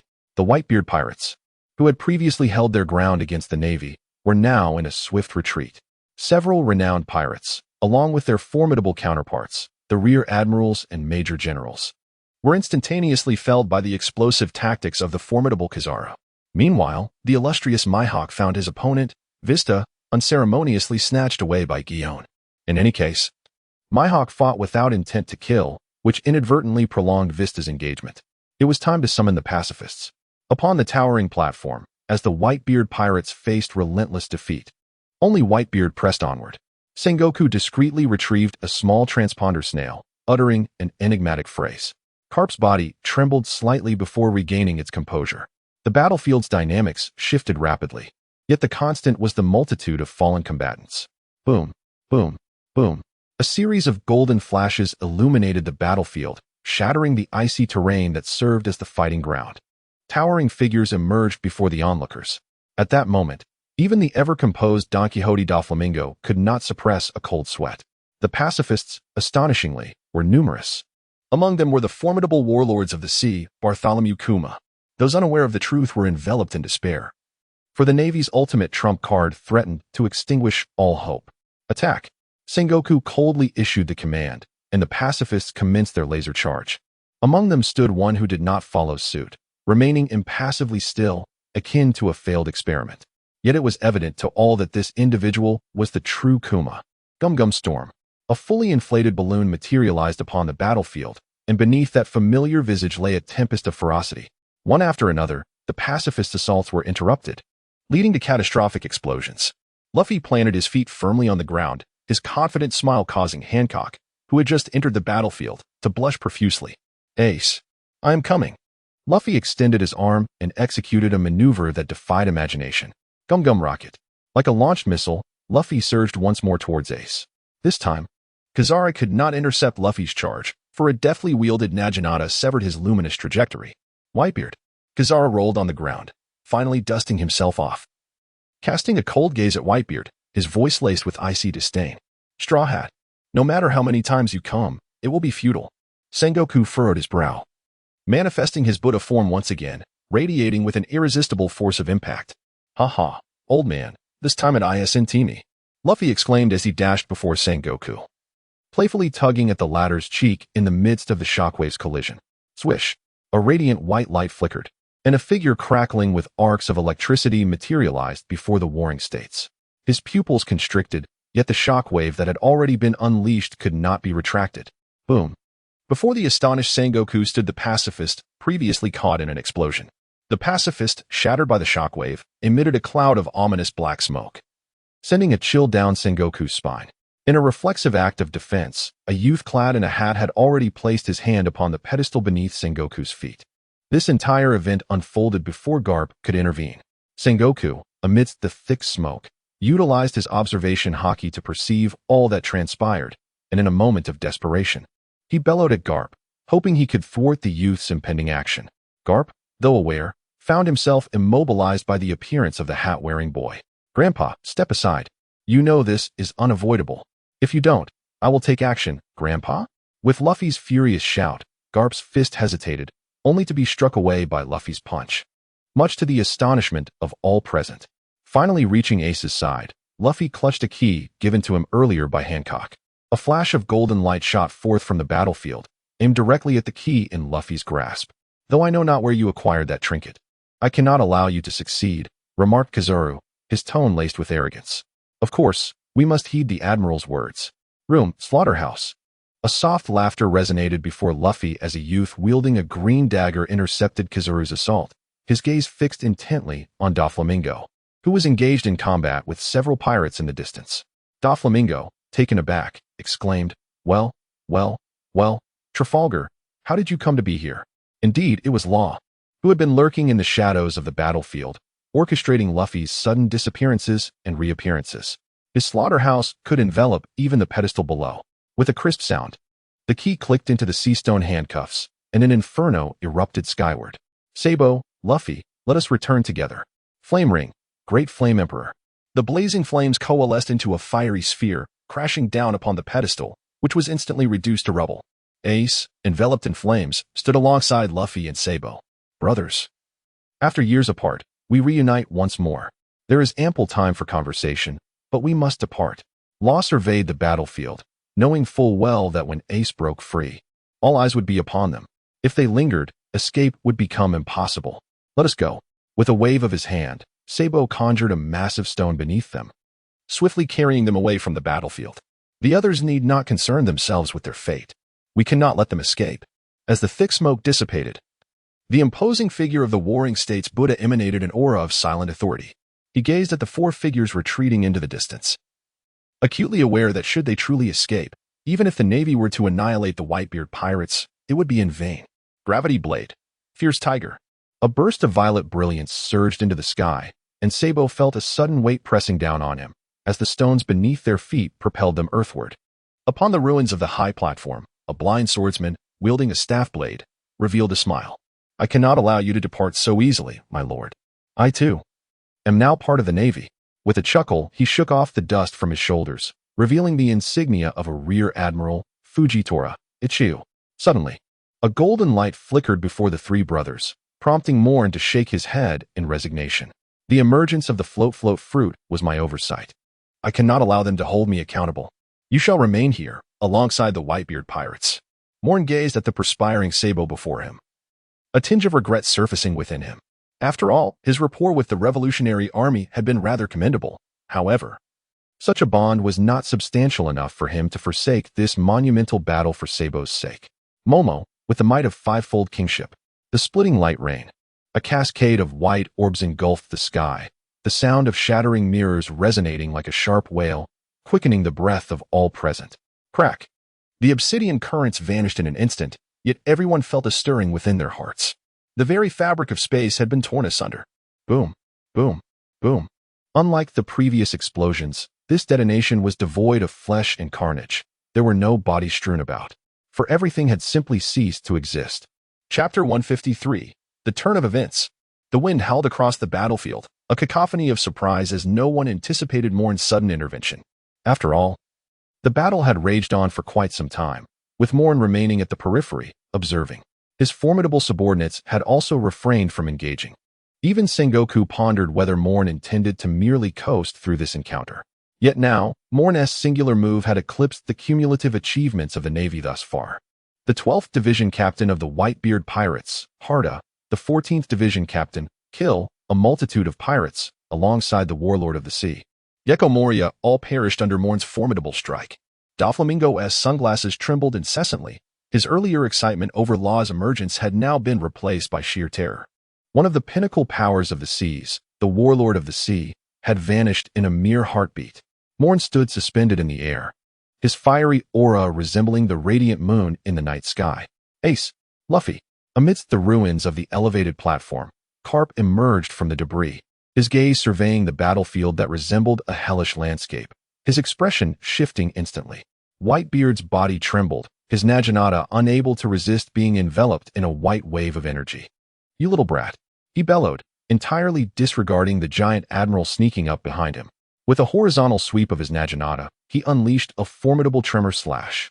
The air shattered, currents surged, the earth convulsed, and the sky roared. The white waves of tremor energy caused everyone in the vicinity to stagger momentarily. Whitebeard, are you prepared to fight to the death? Moen's gaze was as tranquil as a deep well. He merely extended his hand, and a silver-white ripple surged forth, instantly quelling the terrifying tremors. Shattered into fragments, even the vibrations could be divided. Father, we are unscathed. A voice filled with relief echoed from the ruins below Moen, as Ace was supported by Sabo and Luffy while calling out to Whitebeard. Beside him stood Law, his face pale, still gripped by apprehension. Was it the spatial ability of the Ope Nomi? Moen furrowed his brow, for during the preceding moments, his keen observation had inexplicably failed to detect the presence of these four individuals. Hey, Straw Hat, the situation is rather dire.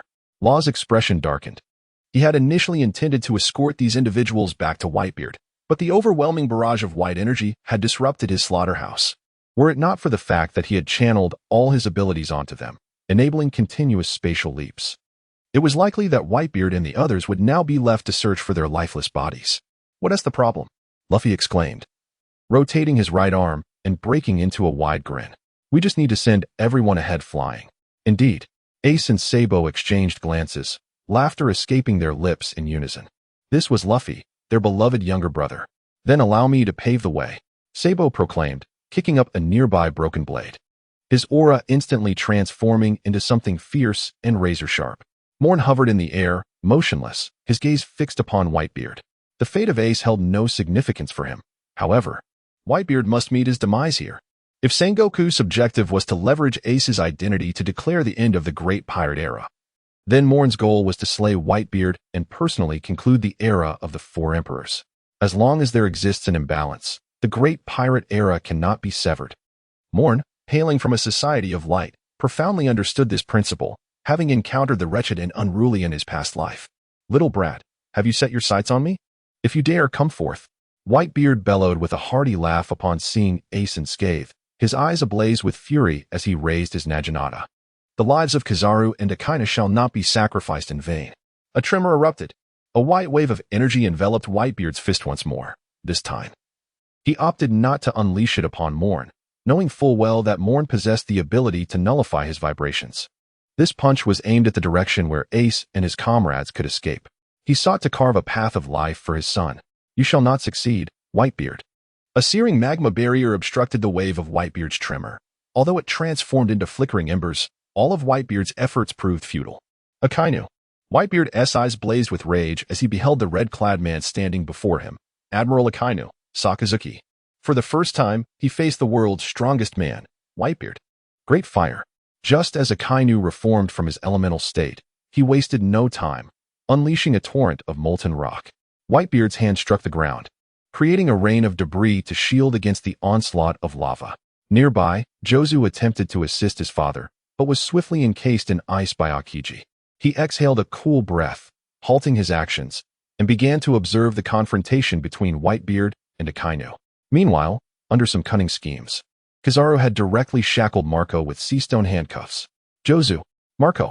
In the heart of the battlefield, with few enemies surrounding him, Ace roared in fury, engulfed in flames as he surged toward Whitebeard's battlefield like a projectile. Ace.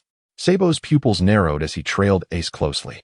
In that fleeting moment of their charge, Sabo did not forget to slash behind him. Though he was no swordsman, the knowledge of the Gold Lion's abilities imparted by Dragon greatly aided him. Dragoness might. Cloud roll. In the holy land of Marineford, Dragon wiped the blood from the corner of his mouth, gazing at the fallen figures of several men in white robes before him. We must leave quickly. The army will soon react. Observing the shackled and blood-soaked slaves around him, Dracul immediately bellowed at Kella and her companions. Kella glanced at the remaining unliberated slaves, suppressing her urge to press forward, and turned away.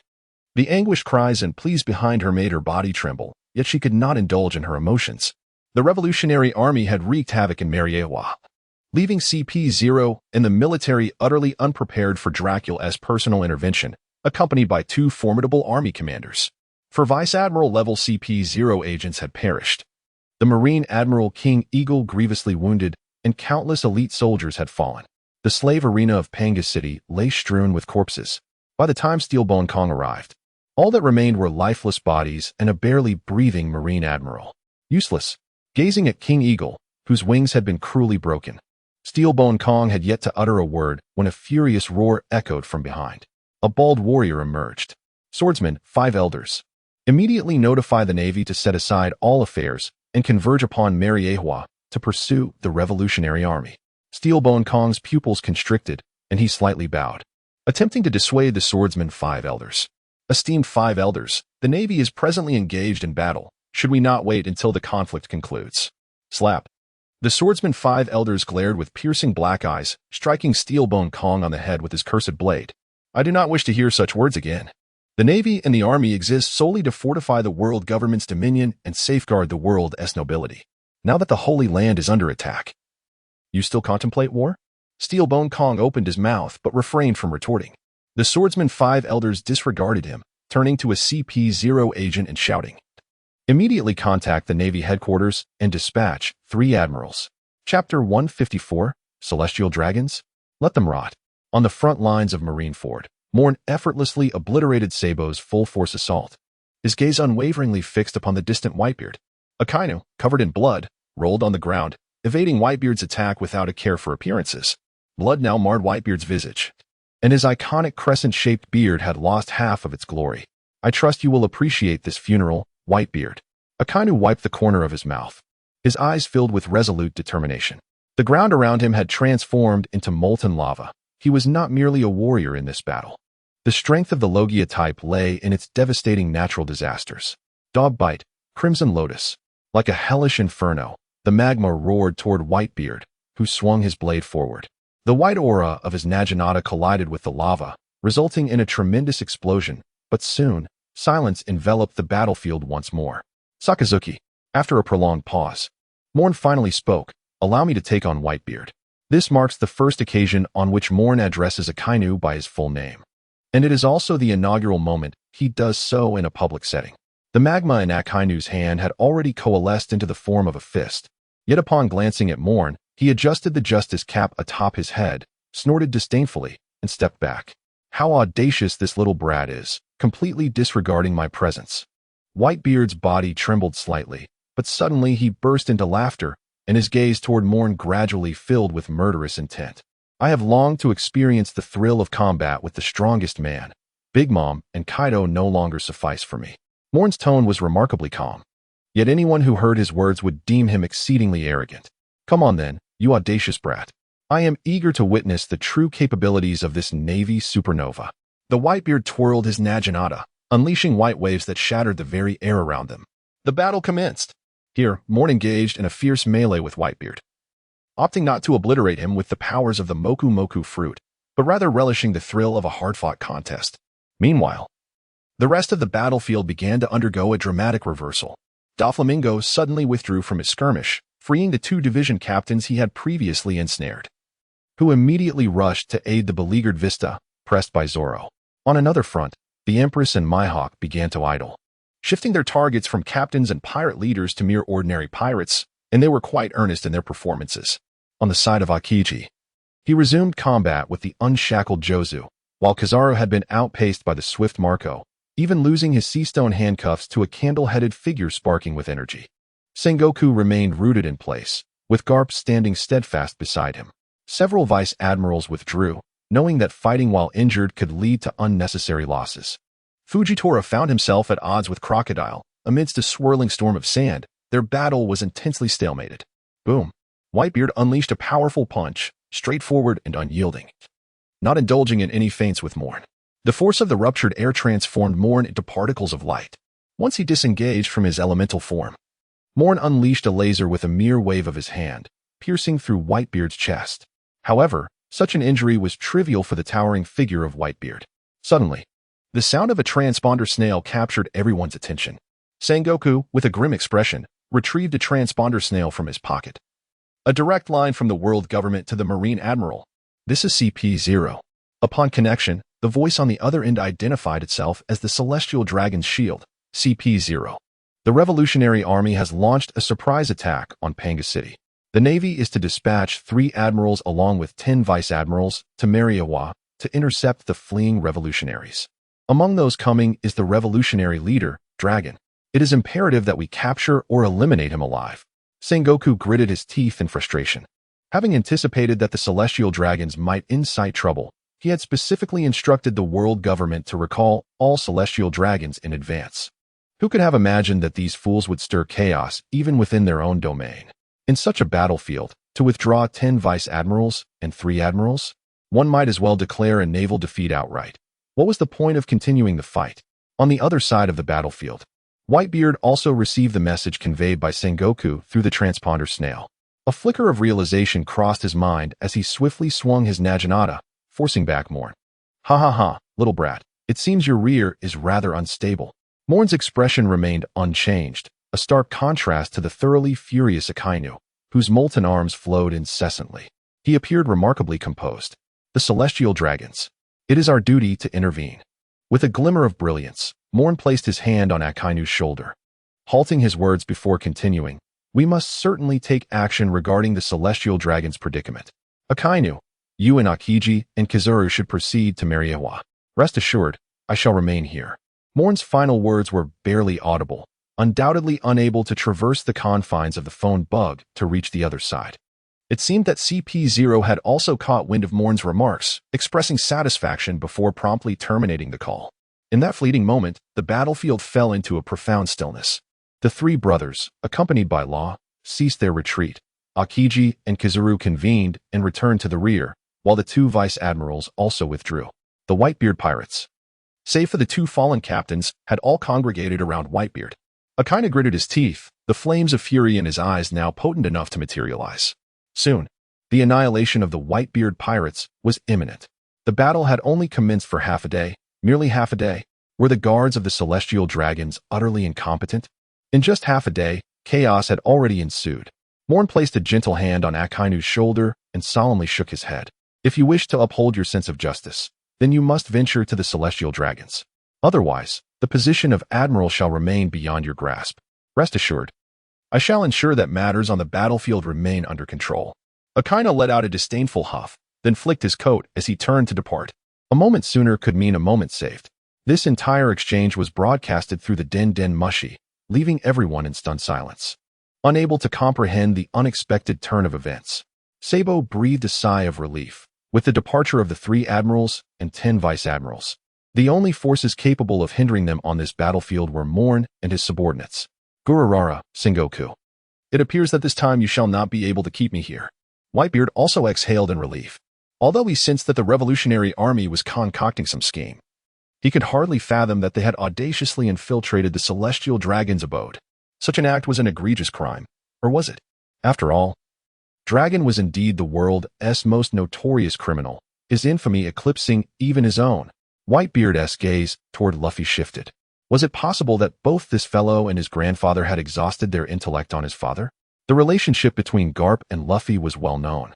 Yet it was only before their arrival that Sabo had informed Whitebeard of the connection between Luffy and Dragon.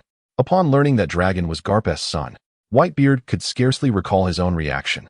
On the Navy's side, the palpable aura of authority had significantly diminished, as many commanders angrily cast down their weapons. They could not accept this outcome.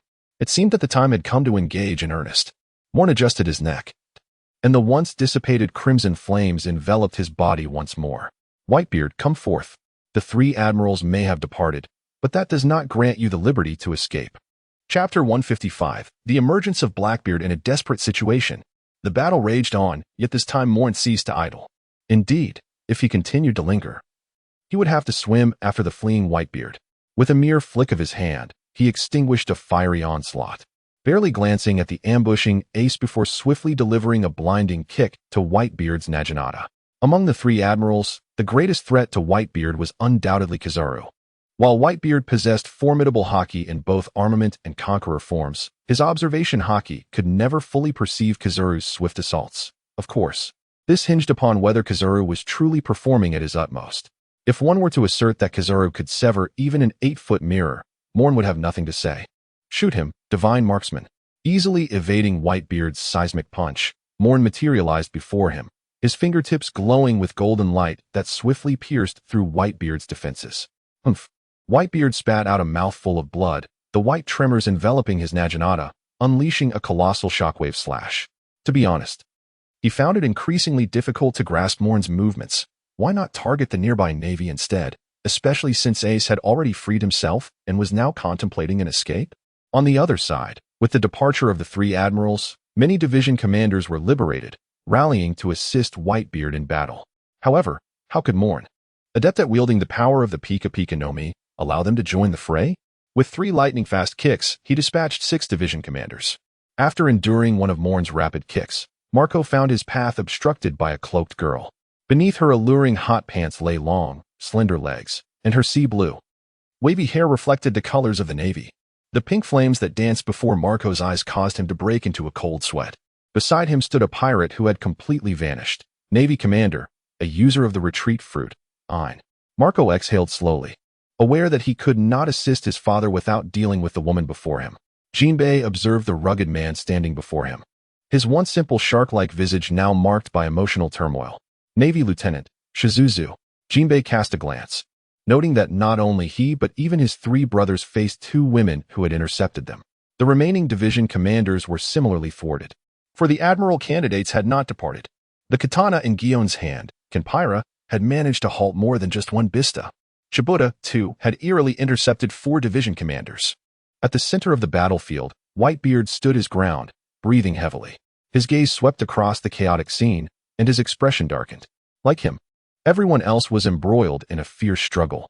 Ace and Sabo, alongside Luffy, dashed between various fronts like firemen, rushing wherever the tide turned against them. Yet here, they did not approach. Time and again, Ace had attempted to close the distance to Whitebeard, only to be pierced by Moen's golden laser. It is crucial to note that Moen's current laser bore the intensity of the sun. Whoosh! Another beam of light pierced Whitebeard's thigh, subsequently impaling several pirates behind him. The booming explosions had become a familiar symphony to all. Sengoku's face twitched, realizing that after this encounter, the headquarters would undoubtedly require extensive repairs. Fortunately, the 3 admirals had been dispatched to pursue the revolutionary army, leaving the government unlikely to secure military funding. As Whitebeard paused, Moen too halted his advance, taking a moment to catch his breath. Although it seemed that Moen had maintained the upper hand thus far, it was merely due to Whitebeard's inability to keep pace with his observation hockey. A different admiral could likely achieve a similar advantage. In fact, Moen was beginning to sense the waning effectiveness of Whitebeard's armament hockey. Whitebeard, indeed, was aging. In such a grand spectacle, even he found it arduous to sustain the fight for long, especially in his battered state. The ground of the Navy headquarters had been reinforced numerous times, after all, having previously endured incursions by the likes of the Golden Lion and Kaido. Even amidst such tumult, it remained steadfast. Aside from the ruins left by Moen's initial strike, the ground was merely damaged. However, other structures fared far worse, with half of the towering edifices collapsing alongside the high platform. It was hard for anyone to fathom that this was the dominion of the seas, the headquarters of the Navy. With a sigh, Moen enveloped his palm in a silvery glow. Moen is poised to take decisive action. What once was a mere exchange of barbs between mages has now escalated into a visceral clash of warriors. As his palm glides over his wrist, a resplendent silver short blade materializes in Moen's grasp. The remaining half of Whitebeard's beard trembles slightly as he senses the aura of annihilation emanating from the blade in Moen's hand. The blade of ruin. Moen closed his eyes, silently reciting a few words. Farewell, Whitebeard. A golden light flashed as a silver-white short blade sliced through Whitebeard's naginata and then grazed his body. In that fleeting moment, Whitebeard sensed the chilling breath of death and swiftly turned his body. The blade merely grazed his right arm. The sound of a heavy object falling echoed as Moen steadied his hurried breaths and turned around. Blood gushed forth as Whitebeard half-kneeled on the ground, clutching his severed right arm. The once renowned, indestructible sword, that Song Yun Chia, lay quietly on the ground, shattered into two pieces. Whitebeard inhaled sharply, a wave of dread washing over him. Had he not sensed the impending danger and dodged in time, he might have met his end. Should he perish, his sons would certainly not survive this battlefield. Old man, Uncle Whitebeard. Whitebeard. The onlookers, who had been transfixed by the battle, snapped back to reality as the members of the Whitebeard pirates frantically attempted to breach the Navy's defenses and rush to their father's side. Marco appeared rejuvenated, as if a decade had been lifted from his visage. He soared into the air, evading a strike from Ein, who wielded a white-bladed staff, ignoring Ein's relentless pursuit as he reached Whitebeard first. A blue-green flame enveloped Whitebeard's body as Marco poured every ounce of his strength into healing him. However, his efforts merely stemmed the flow of blood. Marco, hurry. Whitebeard pressed his forehead against Marco's and then grasped his arm, flinging him into the sky. A silver-white short blade appeared where Marco had just been, but due to Whitebeard's movement, the blade struck his thigh instead.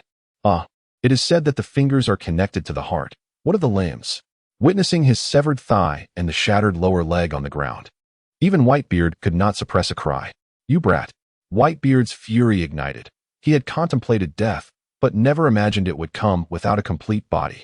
A terrifying vibration coalesced in his fist. Unable to withstand Moen's assault, he vowed to use his final breath to carve a path for his son's survival. Quake. The winds shifted, and sand and stones swirled chaotically. The ground of Marineford began to tremble as if the very island had reached its limit. On the other side, Sabo raised his head, his face pale. Haha, we did it. Bah, what a blustering sand pirate. Haha, old man, it seems your condition is not too favorable. Chapter 156, A Brutal Assault on the Blackbeard Pirates. The vibrations on Whitebeard's wrist faded away, and he stood in a daze, gazing at a line of figures that suddenly emerged from the depths of the battlefield. Their color was as dark as midnight, and evil was their epithet. The 7 warlords of the sea, Blackbeard, Marshal D. Teach. Moen dispersed the blade of collapse, furrowing his brow as he regarded the group surrounding Teach. To his astonishment, Shirito had failed to detain Teach in Advance City. What had transpired there? With a raucous laugh, Blackbeard stepped forward, revealing his gap-toothed grin. Whitebeard, it seems your demise is imminent. Yet, you shall meet your end at my hands. Suddenly, a golden light struck Blackbeard's face, sending him hurtling backward, tumbling across the ground. It hurts. It hurts. It hurts. His crew, having witnessed their captain's plight, expressed a sense of weary familiarity, knowing he would ultimately emerge unscathed. Who struck from the shadows? After a brief roll, Blackbeard rose, his eyes blazing with fury as he glared in the direction from which the golden light had originated. Moen cast a frigid gaze upon the individuals surrounding Blackbeard, clearly not originally his subordinates. Jiuyue Hunter, Katarina Dupont. The Tyrant King, Abelo Pizarro. The Massive Barrel, Bacchus Jot. The Colossal Warship, the Evil Wolf. Upon beholding the final solitary figure, Moen's expression stiffened. The Aloof Rider. The Red Count, the haughty Barolik Riderfield. Who could have anticipated that even one of your stature would bow beneath the banner of Blackbeard? Rider. Moen chuckled lightly. At this moment, the Whitebeard was no longer the focal point. If this group of individuals were to be cast into the vast ocean, the very existence of the Navy would be rendered moot. After decades of effort to capture them, releasing them all at once into the sea would render the role of the Navy less noble than that of a mere hound. Admiral Garp and Fleet Admiral Sengoku. It seems you can no longer remain idle. Moen narrowed his eyes, already contemplating where to begin his endeavor to vanquish Blackbeard. Teach. A roar erupted beside Moen, the white shockwave tousling his hair, yet he did not turn around. Ha ha, Whitebeard, allow me to demonstrate the power I have acquired from Sachi. Observing the approaching white shockwave, Blackbeard let out a derisive snicker, his hands enveloped in darkness, resembling a black hole that devours all. The clash of darkness and white light resulted in a stalemate, ultimately leading to Blackbeard remaining steadfast, victorious without budging an inch. Whitebeard stood on one leg, his expression grave. As the crescent of his mustache quivered, he gazed at his remaining left arm, inhaled deeply, and suddenly struck out at the empty air beside him. Crack, crack, crack. The distinctive sound of the tremor fruit resonated across the battlefield, causing all to pause their assaults, captivated by the display of strength from the world's strongest man. Boom. The shockwave swiftly reached Blackbeard. Unlike before, the pervasive tremors could not shield him from the darkness enveloping his hands. Swish. A flash of sword light swept across the sky, intercepting the incoming tremor. Ryder's expression remained unchanged as he focused intently on the unmoving Moen, astonished. How long had it been since he last encountered this little fellow? Had he already ascended to the pinnacle of this world? Blackbeard laughed maniacally, the black currents morphing into colossal waves that fortified his defenses. The other members of the Blackbeard pirates similarly unleashed their abilities to withstand Whitebeard's onslaught. Ha ha ha, Whitebeard. Such feeble attacks are futile against me. In the depths of darkness, Blackbeard's laughter rang out, grating on the nerves of the Whitebeard commanders. Who told you that Whitebeard was merely on the offensive? A gentle voice echoed in Blackbeard's ear, and before he could comprehend, he witnessed a flash of gold, as he and his crew were sent hurtling backward. The only one to withstand Moen's long leg with an umbrella sword was Ryder. To be high and mighty, yet bow to a small man's banner, can that truly be considered lofty? Moen retracted his leg and raised an eyebrow. Just moments ago, the attack from the Whitebeard, although aimed at vanquishing Blackbeard, inadvertently served as the most effective means for Moen to launch his own assault. After all, Blackbeard was not particularly formidable in terms of his conqueroress hockey. Only by surviving could one possess the privilege of solitude. Ryder did not respond with anger or embarrassment. Rather, he calmly sheathed his umbrella sword. Having blocked you for mere seconds has granted him the opportunity to unleash his abilities. I believe it is time for my departure. In the blink of an eye, Ryder appeared several hundred meters away, heading towards a battered small pirate ship. Along his path, none dared to impede his progress. Moen did not glance back at Ryder. Instead, he fixated on the ground beneath him, now enveloped in an inky darkness, resembling a quagmire eager to consume him. Ha ha. Ryder, it was worth all my efforts to save you. Blackbeard gasped, a crimson streak marring his face, an imprint left by Moen's boot. The secret passage. Teach shrieked in a frenzy, and then the earth began to sink, resembling a monstrous mole ready to devour everything in its path. Laughter involuntarily erupted from the members of the Blackbeard pirates, yet it was swiftly choked off. Hundreds of golden rays pierced through their bodies, blood trickling forth along the shimmering threads. Moonlit Hunter, Colossal Warship, Tyrant of Misrule, Great Keg. You have unlawfully escaped from prison and shall be sentenced to death. Momo Hundredfold, Radiant Execution. Moen lowered his raised palm, his body trembling slightly. He exhaled softly, gazing at the 2 additional lottery draws that had appeared on his panel. A realization dawning within him. It seemed that among those before him, 2 individuals would indeed escape the clutches of death in the future. Yet, alas, this was not the time of the original narrative. As one formidable pirate after another fell, only a colossal wolf, akin to a mountain, remained by Blackbeard's side. Moen's radiant annihilation possesses a terrifying heat akin to that of the sun, complemented by a formidable penetrating capability. Enhanced 100-fold by the Momo fruit, it is, truth be told, capable of rivaling any lethal attack. Alas, this technique proves less effective against individuals of colossal stature, as the wounds it inflicts are limited in size. The resultant damage, too, varies from person to person. Lafitte, Basis, Poison Q, Oka. Blackbeard gazed at the fallen comrades beside him, their faces adorned with manic smiles or expressions of bewilderment. A chill coursed through his heart, accompanied by a tinge of sorrow. These were the aged companions who had supported him through his solitary rise. Just like that, they had perished. Mourn. After a moment of silence, Blackbeard turned with a fierce countenance and let out a roar. Just as everyone anticipated an act of defiance from him, he forcefully slapped the massive wolf nearby. The black vortex engulfed the creature's immense form, causing Blackbeard to shudder as if overwhelmed. Then, with a wicked grin, he hurled the black vortex into the air, targeting precisely the crown of Mourn's head. Arise, Liberation. Chapter 157, Whitebeard, Deceased. The gigantic body of the wolf fell from the vortex, its face still bearing a look of stupefied disbelief. Such petty tricks dare to challenge the master. Moen let out a cold snort, his hands enveloped in a silvery radiance. As he turned, he resembled an ancient tree, its branches flourishing with vitality. The air shattered, and the heavens trembled. The sound of breaking glass echoed, harmonizing perfectly with the flow of blood, a magnificent symphony. The ferocious wolf. The soldier. A sudden impact. The shockwave swiftly caught up with the fleeing Blackbeard, his father's abilities igniting envy within him, yet he understood that victory over Moen was an impossibility. Whether he could escape this place alive remained uncertain. Oh, young Blackbeard, have you ever been struck by light? A mocking voice echoed in his ears as he gritted his teeth and furrowed his brow, continuing his desperate flight. He was acutely aware that all eyes were upon him, but he dismissed their scrutiny. Survival was paramount. Only those who live are worthy of discussing what lies ahead. It was in this manner that he had deceived Ryder and aided his own escape from the nightmarish confines of Impel Down. Bang! The golden flash collided with Blackbeard's abdomen, leaving him no time to react, sending him careening about like a deflating balloon. To dare release a prisoner from Impel Down and openly challenge the Navy, by the authority of the Navy, I, a Vice Admiral, hereby revoke Marshal D.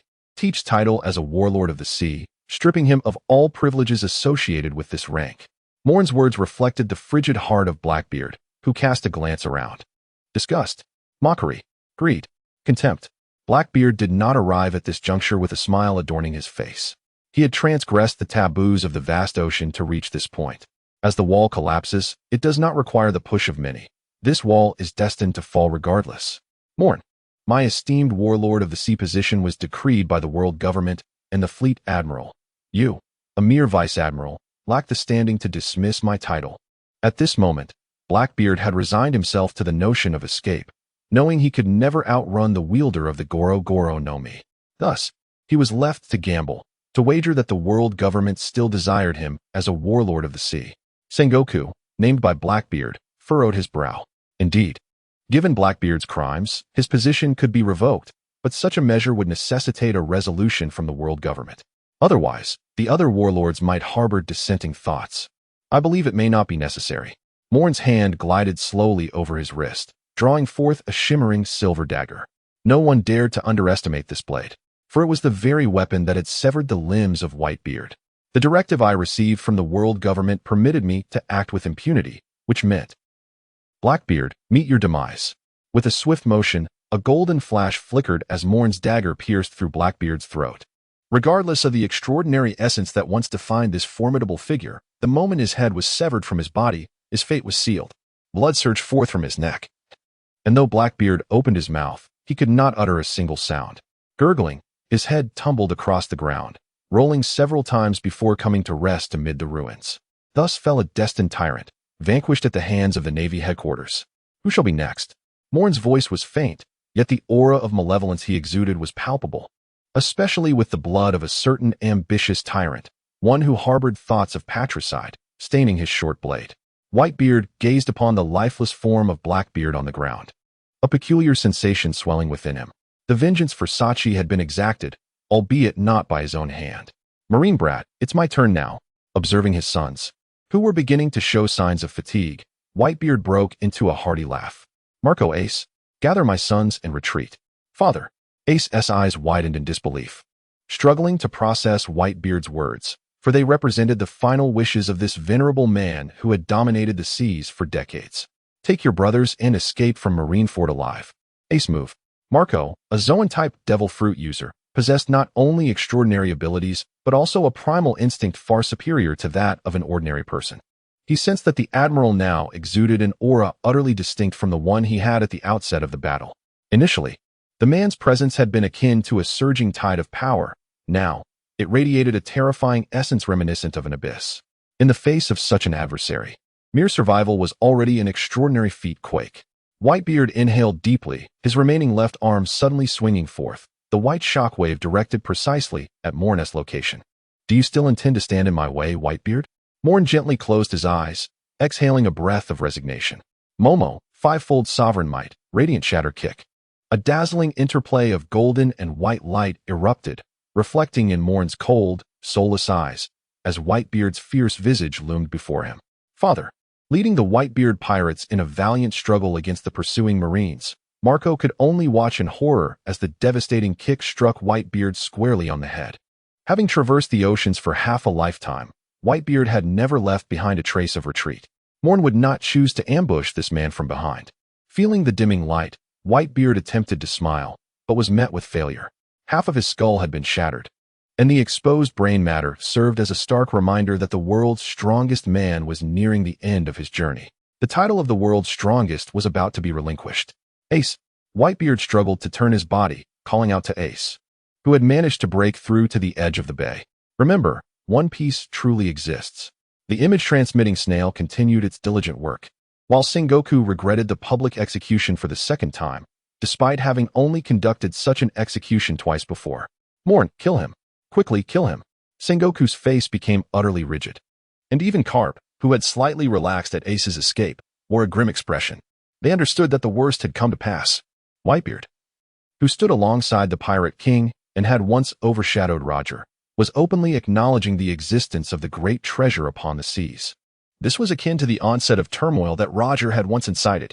The age of pirates, which had taken the Navy 2 decades to suppress, was on the brink of resurrection. Moen observed Whitebeard, who boldly proclaimed the existence of the great treasure to the world, and couldn't help but let out a derisive laugh, drawing the attention of all present. Don Quixote Doflamingo had been thoroughly marginalized, and Moen was curious to see what grandiloquent declarations this vice-admiral could utter.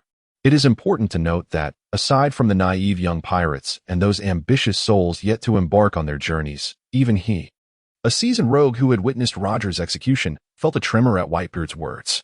Whitebeard, what significance does the existence of the great treasure hold? Soon enough, piracy will cease to exist. Moen smirked. Had he been idly consuming rice at headquarters during this time? He had already penned nearly hundreds of pages regarding the plans following the summit. Even the staff had become involved, leaving only the marshal unaware. Pirates are, at best, the scum of the seas. If the vital choke points of the 4 seas are secured, and all navies unite to cleanse the waters, how long do you think pirates can endure? Moen stood beside Whitebeard, his voice a mere whisper meant solely for Whitebeard's ears. As Whitebeard's pupils dilated, he attempted to utter a word, but the forceful breath he summoned ultimately faltered. The strongest man in the world, Edward Newgate, has fallen. Chapter 158, The Dark King Rayleigh and the Red-Haired. Father. Marco's legs buckled as he gazed at the steadfast figure still standing tall. He covered his face with his hands and wept, having been scorned and having succumbed to despair. Yet, upon encountering Whitebeard, he embraced the name of that man, navigating the seas with it. Now, all that remained was a fleeting memory. Whitebeard is gone. The backbone of the Whitebeard pirates has been severed. Marco, hurry. As Marco hesitated, Vista, wielding a fractured sword, fended off an assault from Momonosuke and shouted at Marco. Father has died, but we cannot perish here. Lacquer, the captain of the 7th Division, took a deep breath, casting a glance at the wound on his torso. He forced a ghastly smile toward Ace and Marco, who were not far off. The Whitebeard pirates will die fighting. Marco, Ace, carry on for the brothers. Lacquer once again swung his morning star, embodying his words that they would die on the battlefield. Chafun sighed, delivering a fatal blow. Watching his comrades fall one by one, Ace was pulled away by Sabo and Luffy, struggling to hold up his grieving body as they fled. Marco observed as Ace neared the bay, glancing at the blind admiral pursuing him. Ah, Marco roared, a cerulean flame enveloping his form. The despair he had never known before allowed this man, once shielded by Whitebeard, to grow. Ace go? The phoenix unfurled its wings, showcasing the might of the mythical Zoan fruit. If Marco's unique ability were merely resurrection, it would be a disservice to the powers of this mythical devil fruit. He had simply never needed to employ the phoenix's extraordinary capabilities while under Whitebeard's protection. What is the phoenix, if not immortal? Born to die, reborn after death. That is the essence of the phoenix. The cerulean flames resisted the pursuit of the smiling foe, while the purple gravity blade struck Marco, yet in an instant.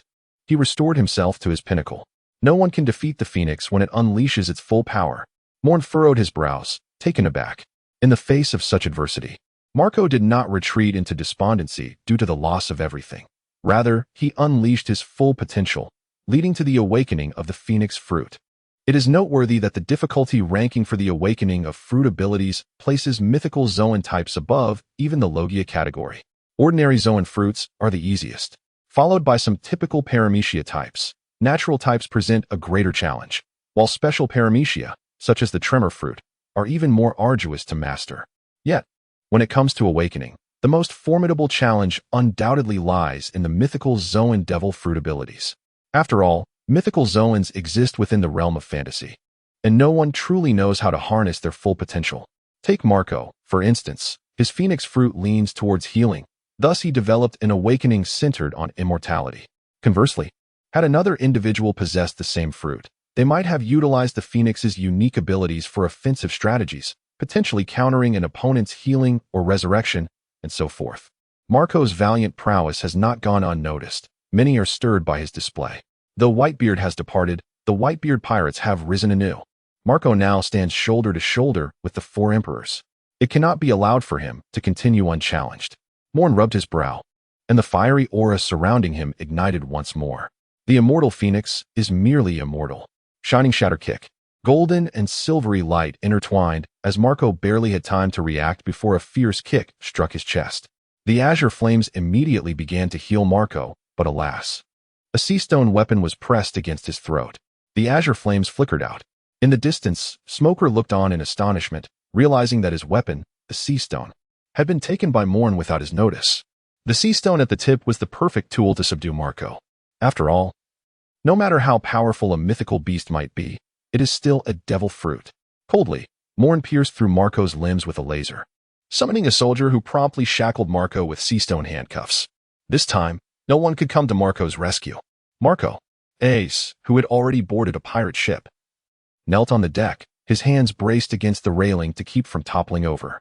With great difficulty, Marco turned to see the ship raising its sails, gradually ascending into the sky, and a smile graced his lips. Though not all were saved, they must survive. Marco's voice was soft, akin to that of the eldest son in a large family. With their father gone, he must bear the weight of the world. Marco, do you truly believe they can escape? Moen lifted his gaze to the pirate ship, now level with the headquarters of the Navy, and sighed deeply. The one pursuing Ace is that man. Gravity blade, fierce tiger. The purple shockwave surged forth like a tiger unleashed, roaring towards the pirate ship. Below, Ichiji stood, while Bista, with both arms severed, lay gasping on the ground. Moen's orders could not be disregarded. You shall not leave so easily. Ichiji raised his head, a serious expression surprisingly evident in his murky eyes. The grotesque scar on his face, illuminated by the sunlight, took on an almost sacred aura. Let us conclude this here. Moen shook his head, dispelling the flames that enveloped him, his body swaying unsteadily. Even with the enhancement of the soul bone, the exertion from the recent battle had drained a considerable portion of his stamina. A golden radiance flickered at Moen's fingertips, and the arrow-like light burst forth into the air. 36 radiant beams of annihilation. On board the pirate ship, Sabo took a deep breath, beads of sweat glistening on his forehead. The vessel could ascend no further. The gravity fruit and the float fruit were inherently opposing forces. To a significant extent, the gravity fruit's dominance rendered the float fruit, which Sabo had possessed for merely a year, utterly inferior to the decades of mastery held by Yixiao. The beams of light filled the sky, and in the next instant, they threatened to pierce through the sole vessel capable of escape. This is where it ends. There is no longer any need for this battle to continue. A crimson slash arced through the sky, and a commanding voice echoed across the battlefield. Meanwhile, a foot clad in wooden clogs struck Yixiao's sword, preventing him from exerting his full control over his abilities. causing Sabo and the pirate ship to be propelled far away. Are you here to intervene as well, red-haired Shanks? And you too, the right hand of the pirate king, Rayleigh. Moen wore a grim expression as he gazed at the man standing before him. The fiery red hair of the man exuded an air of untamed spirit, while the scar at the corner of his eye added an intimidating aura to his presence. Behind him, the sky was painted in ominous shades of red and black, a manifestation of his overwhelming charisma that began to influence reality itself. The four emperors. Red-haired Shanks, the world's most formidable wielder of Conqueror's Haki. Yixiao observed the elderly figure in front of him with a hint of confusion. Why was there no sense of murderous intent emanating from the man before him? Having long since retired, he pondered the notion that the Navy, intent on eliminating the captain's son, should at least notify him. Rayleigh casually twirled the long sword he had acquired from an unknown source, performing a graceful flourish as he looked toward the distant Moen, feeling a slight ache in his head. What had possessed him to get involved in this? That young lad certainly possessed a silver tongue. He could only hope that upon returning, he would not be subjected to Shaki's incessant chatter. Chapter 159. A favor, please. On the desolate battlefield, silence reigned, broken only by the whispering winds. A group of Navy personnel diligently collected the remains of their fallen comrades in somber silence. Moen stood at the center of the square, an aura of power radiating from him, rivaling the crimson-haired Shanks. If Luffy's Conqueror's Haki embodies relentless advancement, and Sengoku's signifies the righteous dominion over the world, then Moen's Haki proclaims his unparalleled supremacy. Its nature is nearly identical to that of Shanks, revealing the secret behind Shanks' formidable Conqueror's Haki. Only through singular supremacy can one attain true strength. However, when two embodiments of supremacy confront each other, the one who falters first shall suffer grievous consequences. Scarlet and dark red lightning crackled in the air, creating a small battlefield distinctly separate from the larger clash, accommodating only the two of them. Take a step back, Admiral Moen, Shanks intoned first, narrowing his eyes slightly, his voice resonating like thunder. Grant me this favor, and we may conclude this battle. All the Navy personnel trembled slightly, with Vice Admiral Momonosuke biting his lip. The intervention of an emperor could hardly be dismissed by the headquarters. Engaging Whitebeard had already pushed everyone to their limits, if the three admirals had not departed. Shanks' words would have held no weight. Yet now, the battlefield featured merely two candidates for admiral, barely qualifying as such. Even with the addition of Yixiao and Moen, they could not contend with the combination of Shanks, Whitebeard, and the Revolutionary Army. Grant you a favor? Moen tilted his head, a mockingly jovial smile adorning his face. He dissipated his Conqueror's Haki first, allowing Shanks' Haki to wash over him. The dark red lightning surged around Moen, the golden brilliance growing ever more resplendent. It seems you have forgotten. Long ago, I did not extend any favor to you. Why should I do so now? Radiant split light. The golden and white luminescence cleaved through the sky, akin to a dragon emerging from the depths to seize its prey. It appears we must indeed engage in battle. Shanks mused, feeling a slight headache. In truth, if the three admirals were present, negotiations might have been smoother, as they were all familiar with one another and had no need for mutual destruction. However, Moen was an unknown quantity. Who could discern where his breaking point lay? Drawing his renowned sword, Griffin, Shanks unleashed a strike enveloped in armament Haki, colliding directly with the split light, resulting in mutual annihilation. The black and red flames reignited, and Moen, acutely aware of his swiftly depleting stamina, could no longer afford to conceal his true power. He let out a light roar as his ebony wings unfurled from his back, the black-red flames transforming into ominous violet infernos. The Momo fruit, the power of a king. Sixfold. With a sixfold enhancement to all attributes, Moen felt capable of sinking Marineford with a single blow. Shanks narrowed his eyes as he brandished the griffin, unleashing a flurry of hundreds of slashing strikes that filled the sky, intertwining with the violet flames released by Moen. What a monstrosity! Feeling the overwhelming force pressing upon him, Shanks could only manage a wry smile. He had come here solely for the peace of the sea, to ensure that the will of his captain could be realized. He absolutely could not allow the sea to be cleansed. He had no intention of being permanently ensnared here. Boom. A bullet enveloped in Haki pierced the air, colliding with Moen's dazzling, speed-infused kick.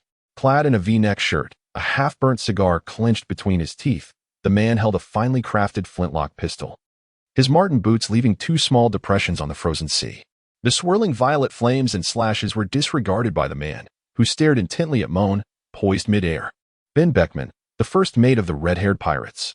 If Marco does not break through, he is the strongest vice-admiral. He is reputed to be the intellectual pinnacle among pirates in the world of One Piece.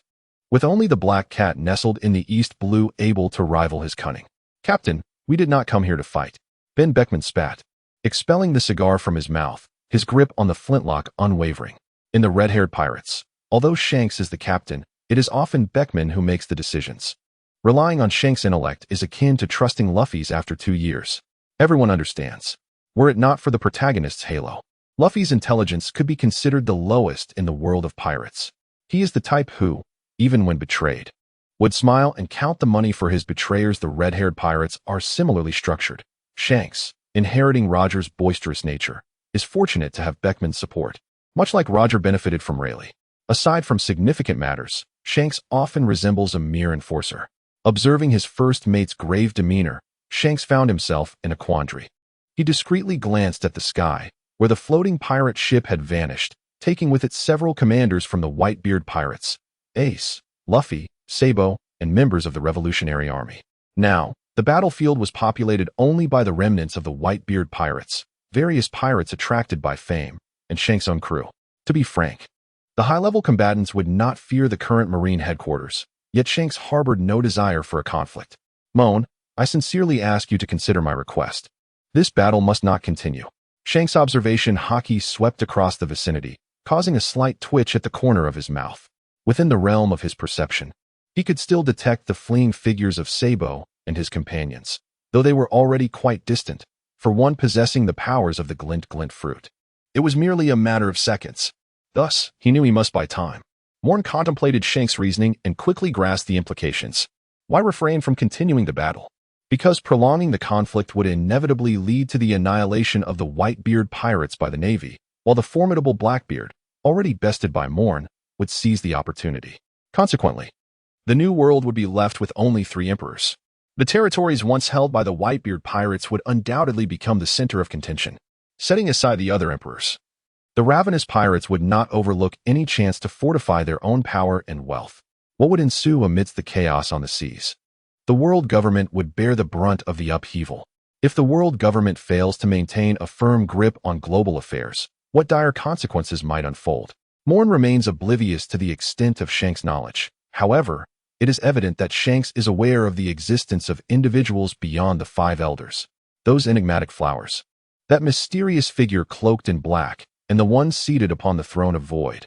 These are the true rulers of the world government for the past 8 centuries. Emu. The magnitude of power possessed by this entity is beyond Moen's imagination. Could he cleanse the seas? Undoubtedly. For the original narrative has implied that the 5 elders hesitated when deliberating whether to inform this esteemed individual about the Revolutionary Army and Luffy.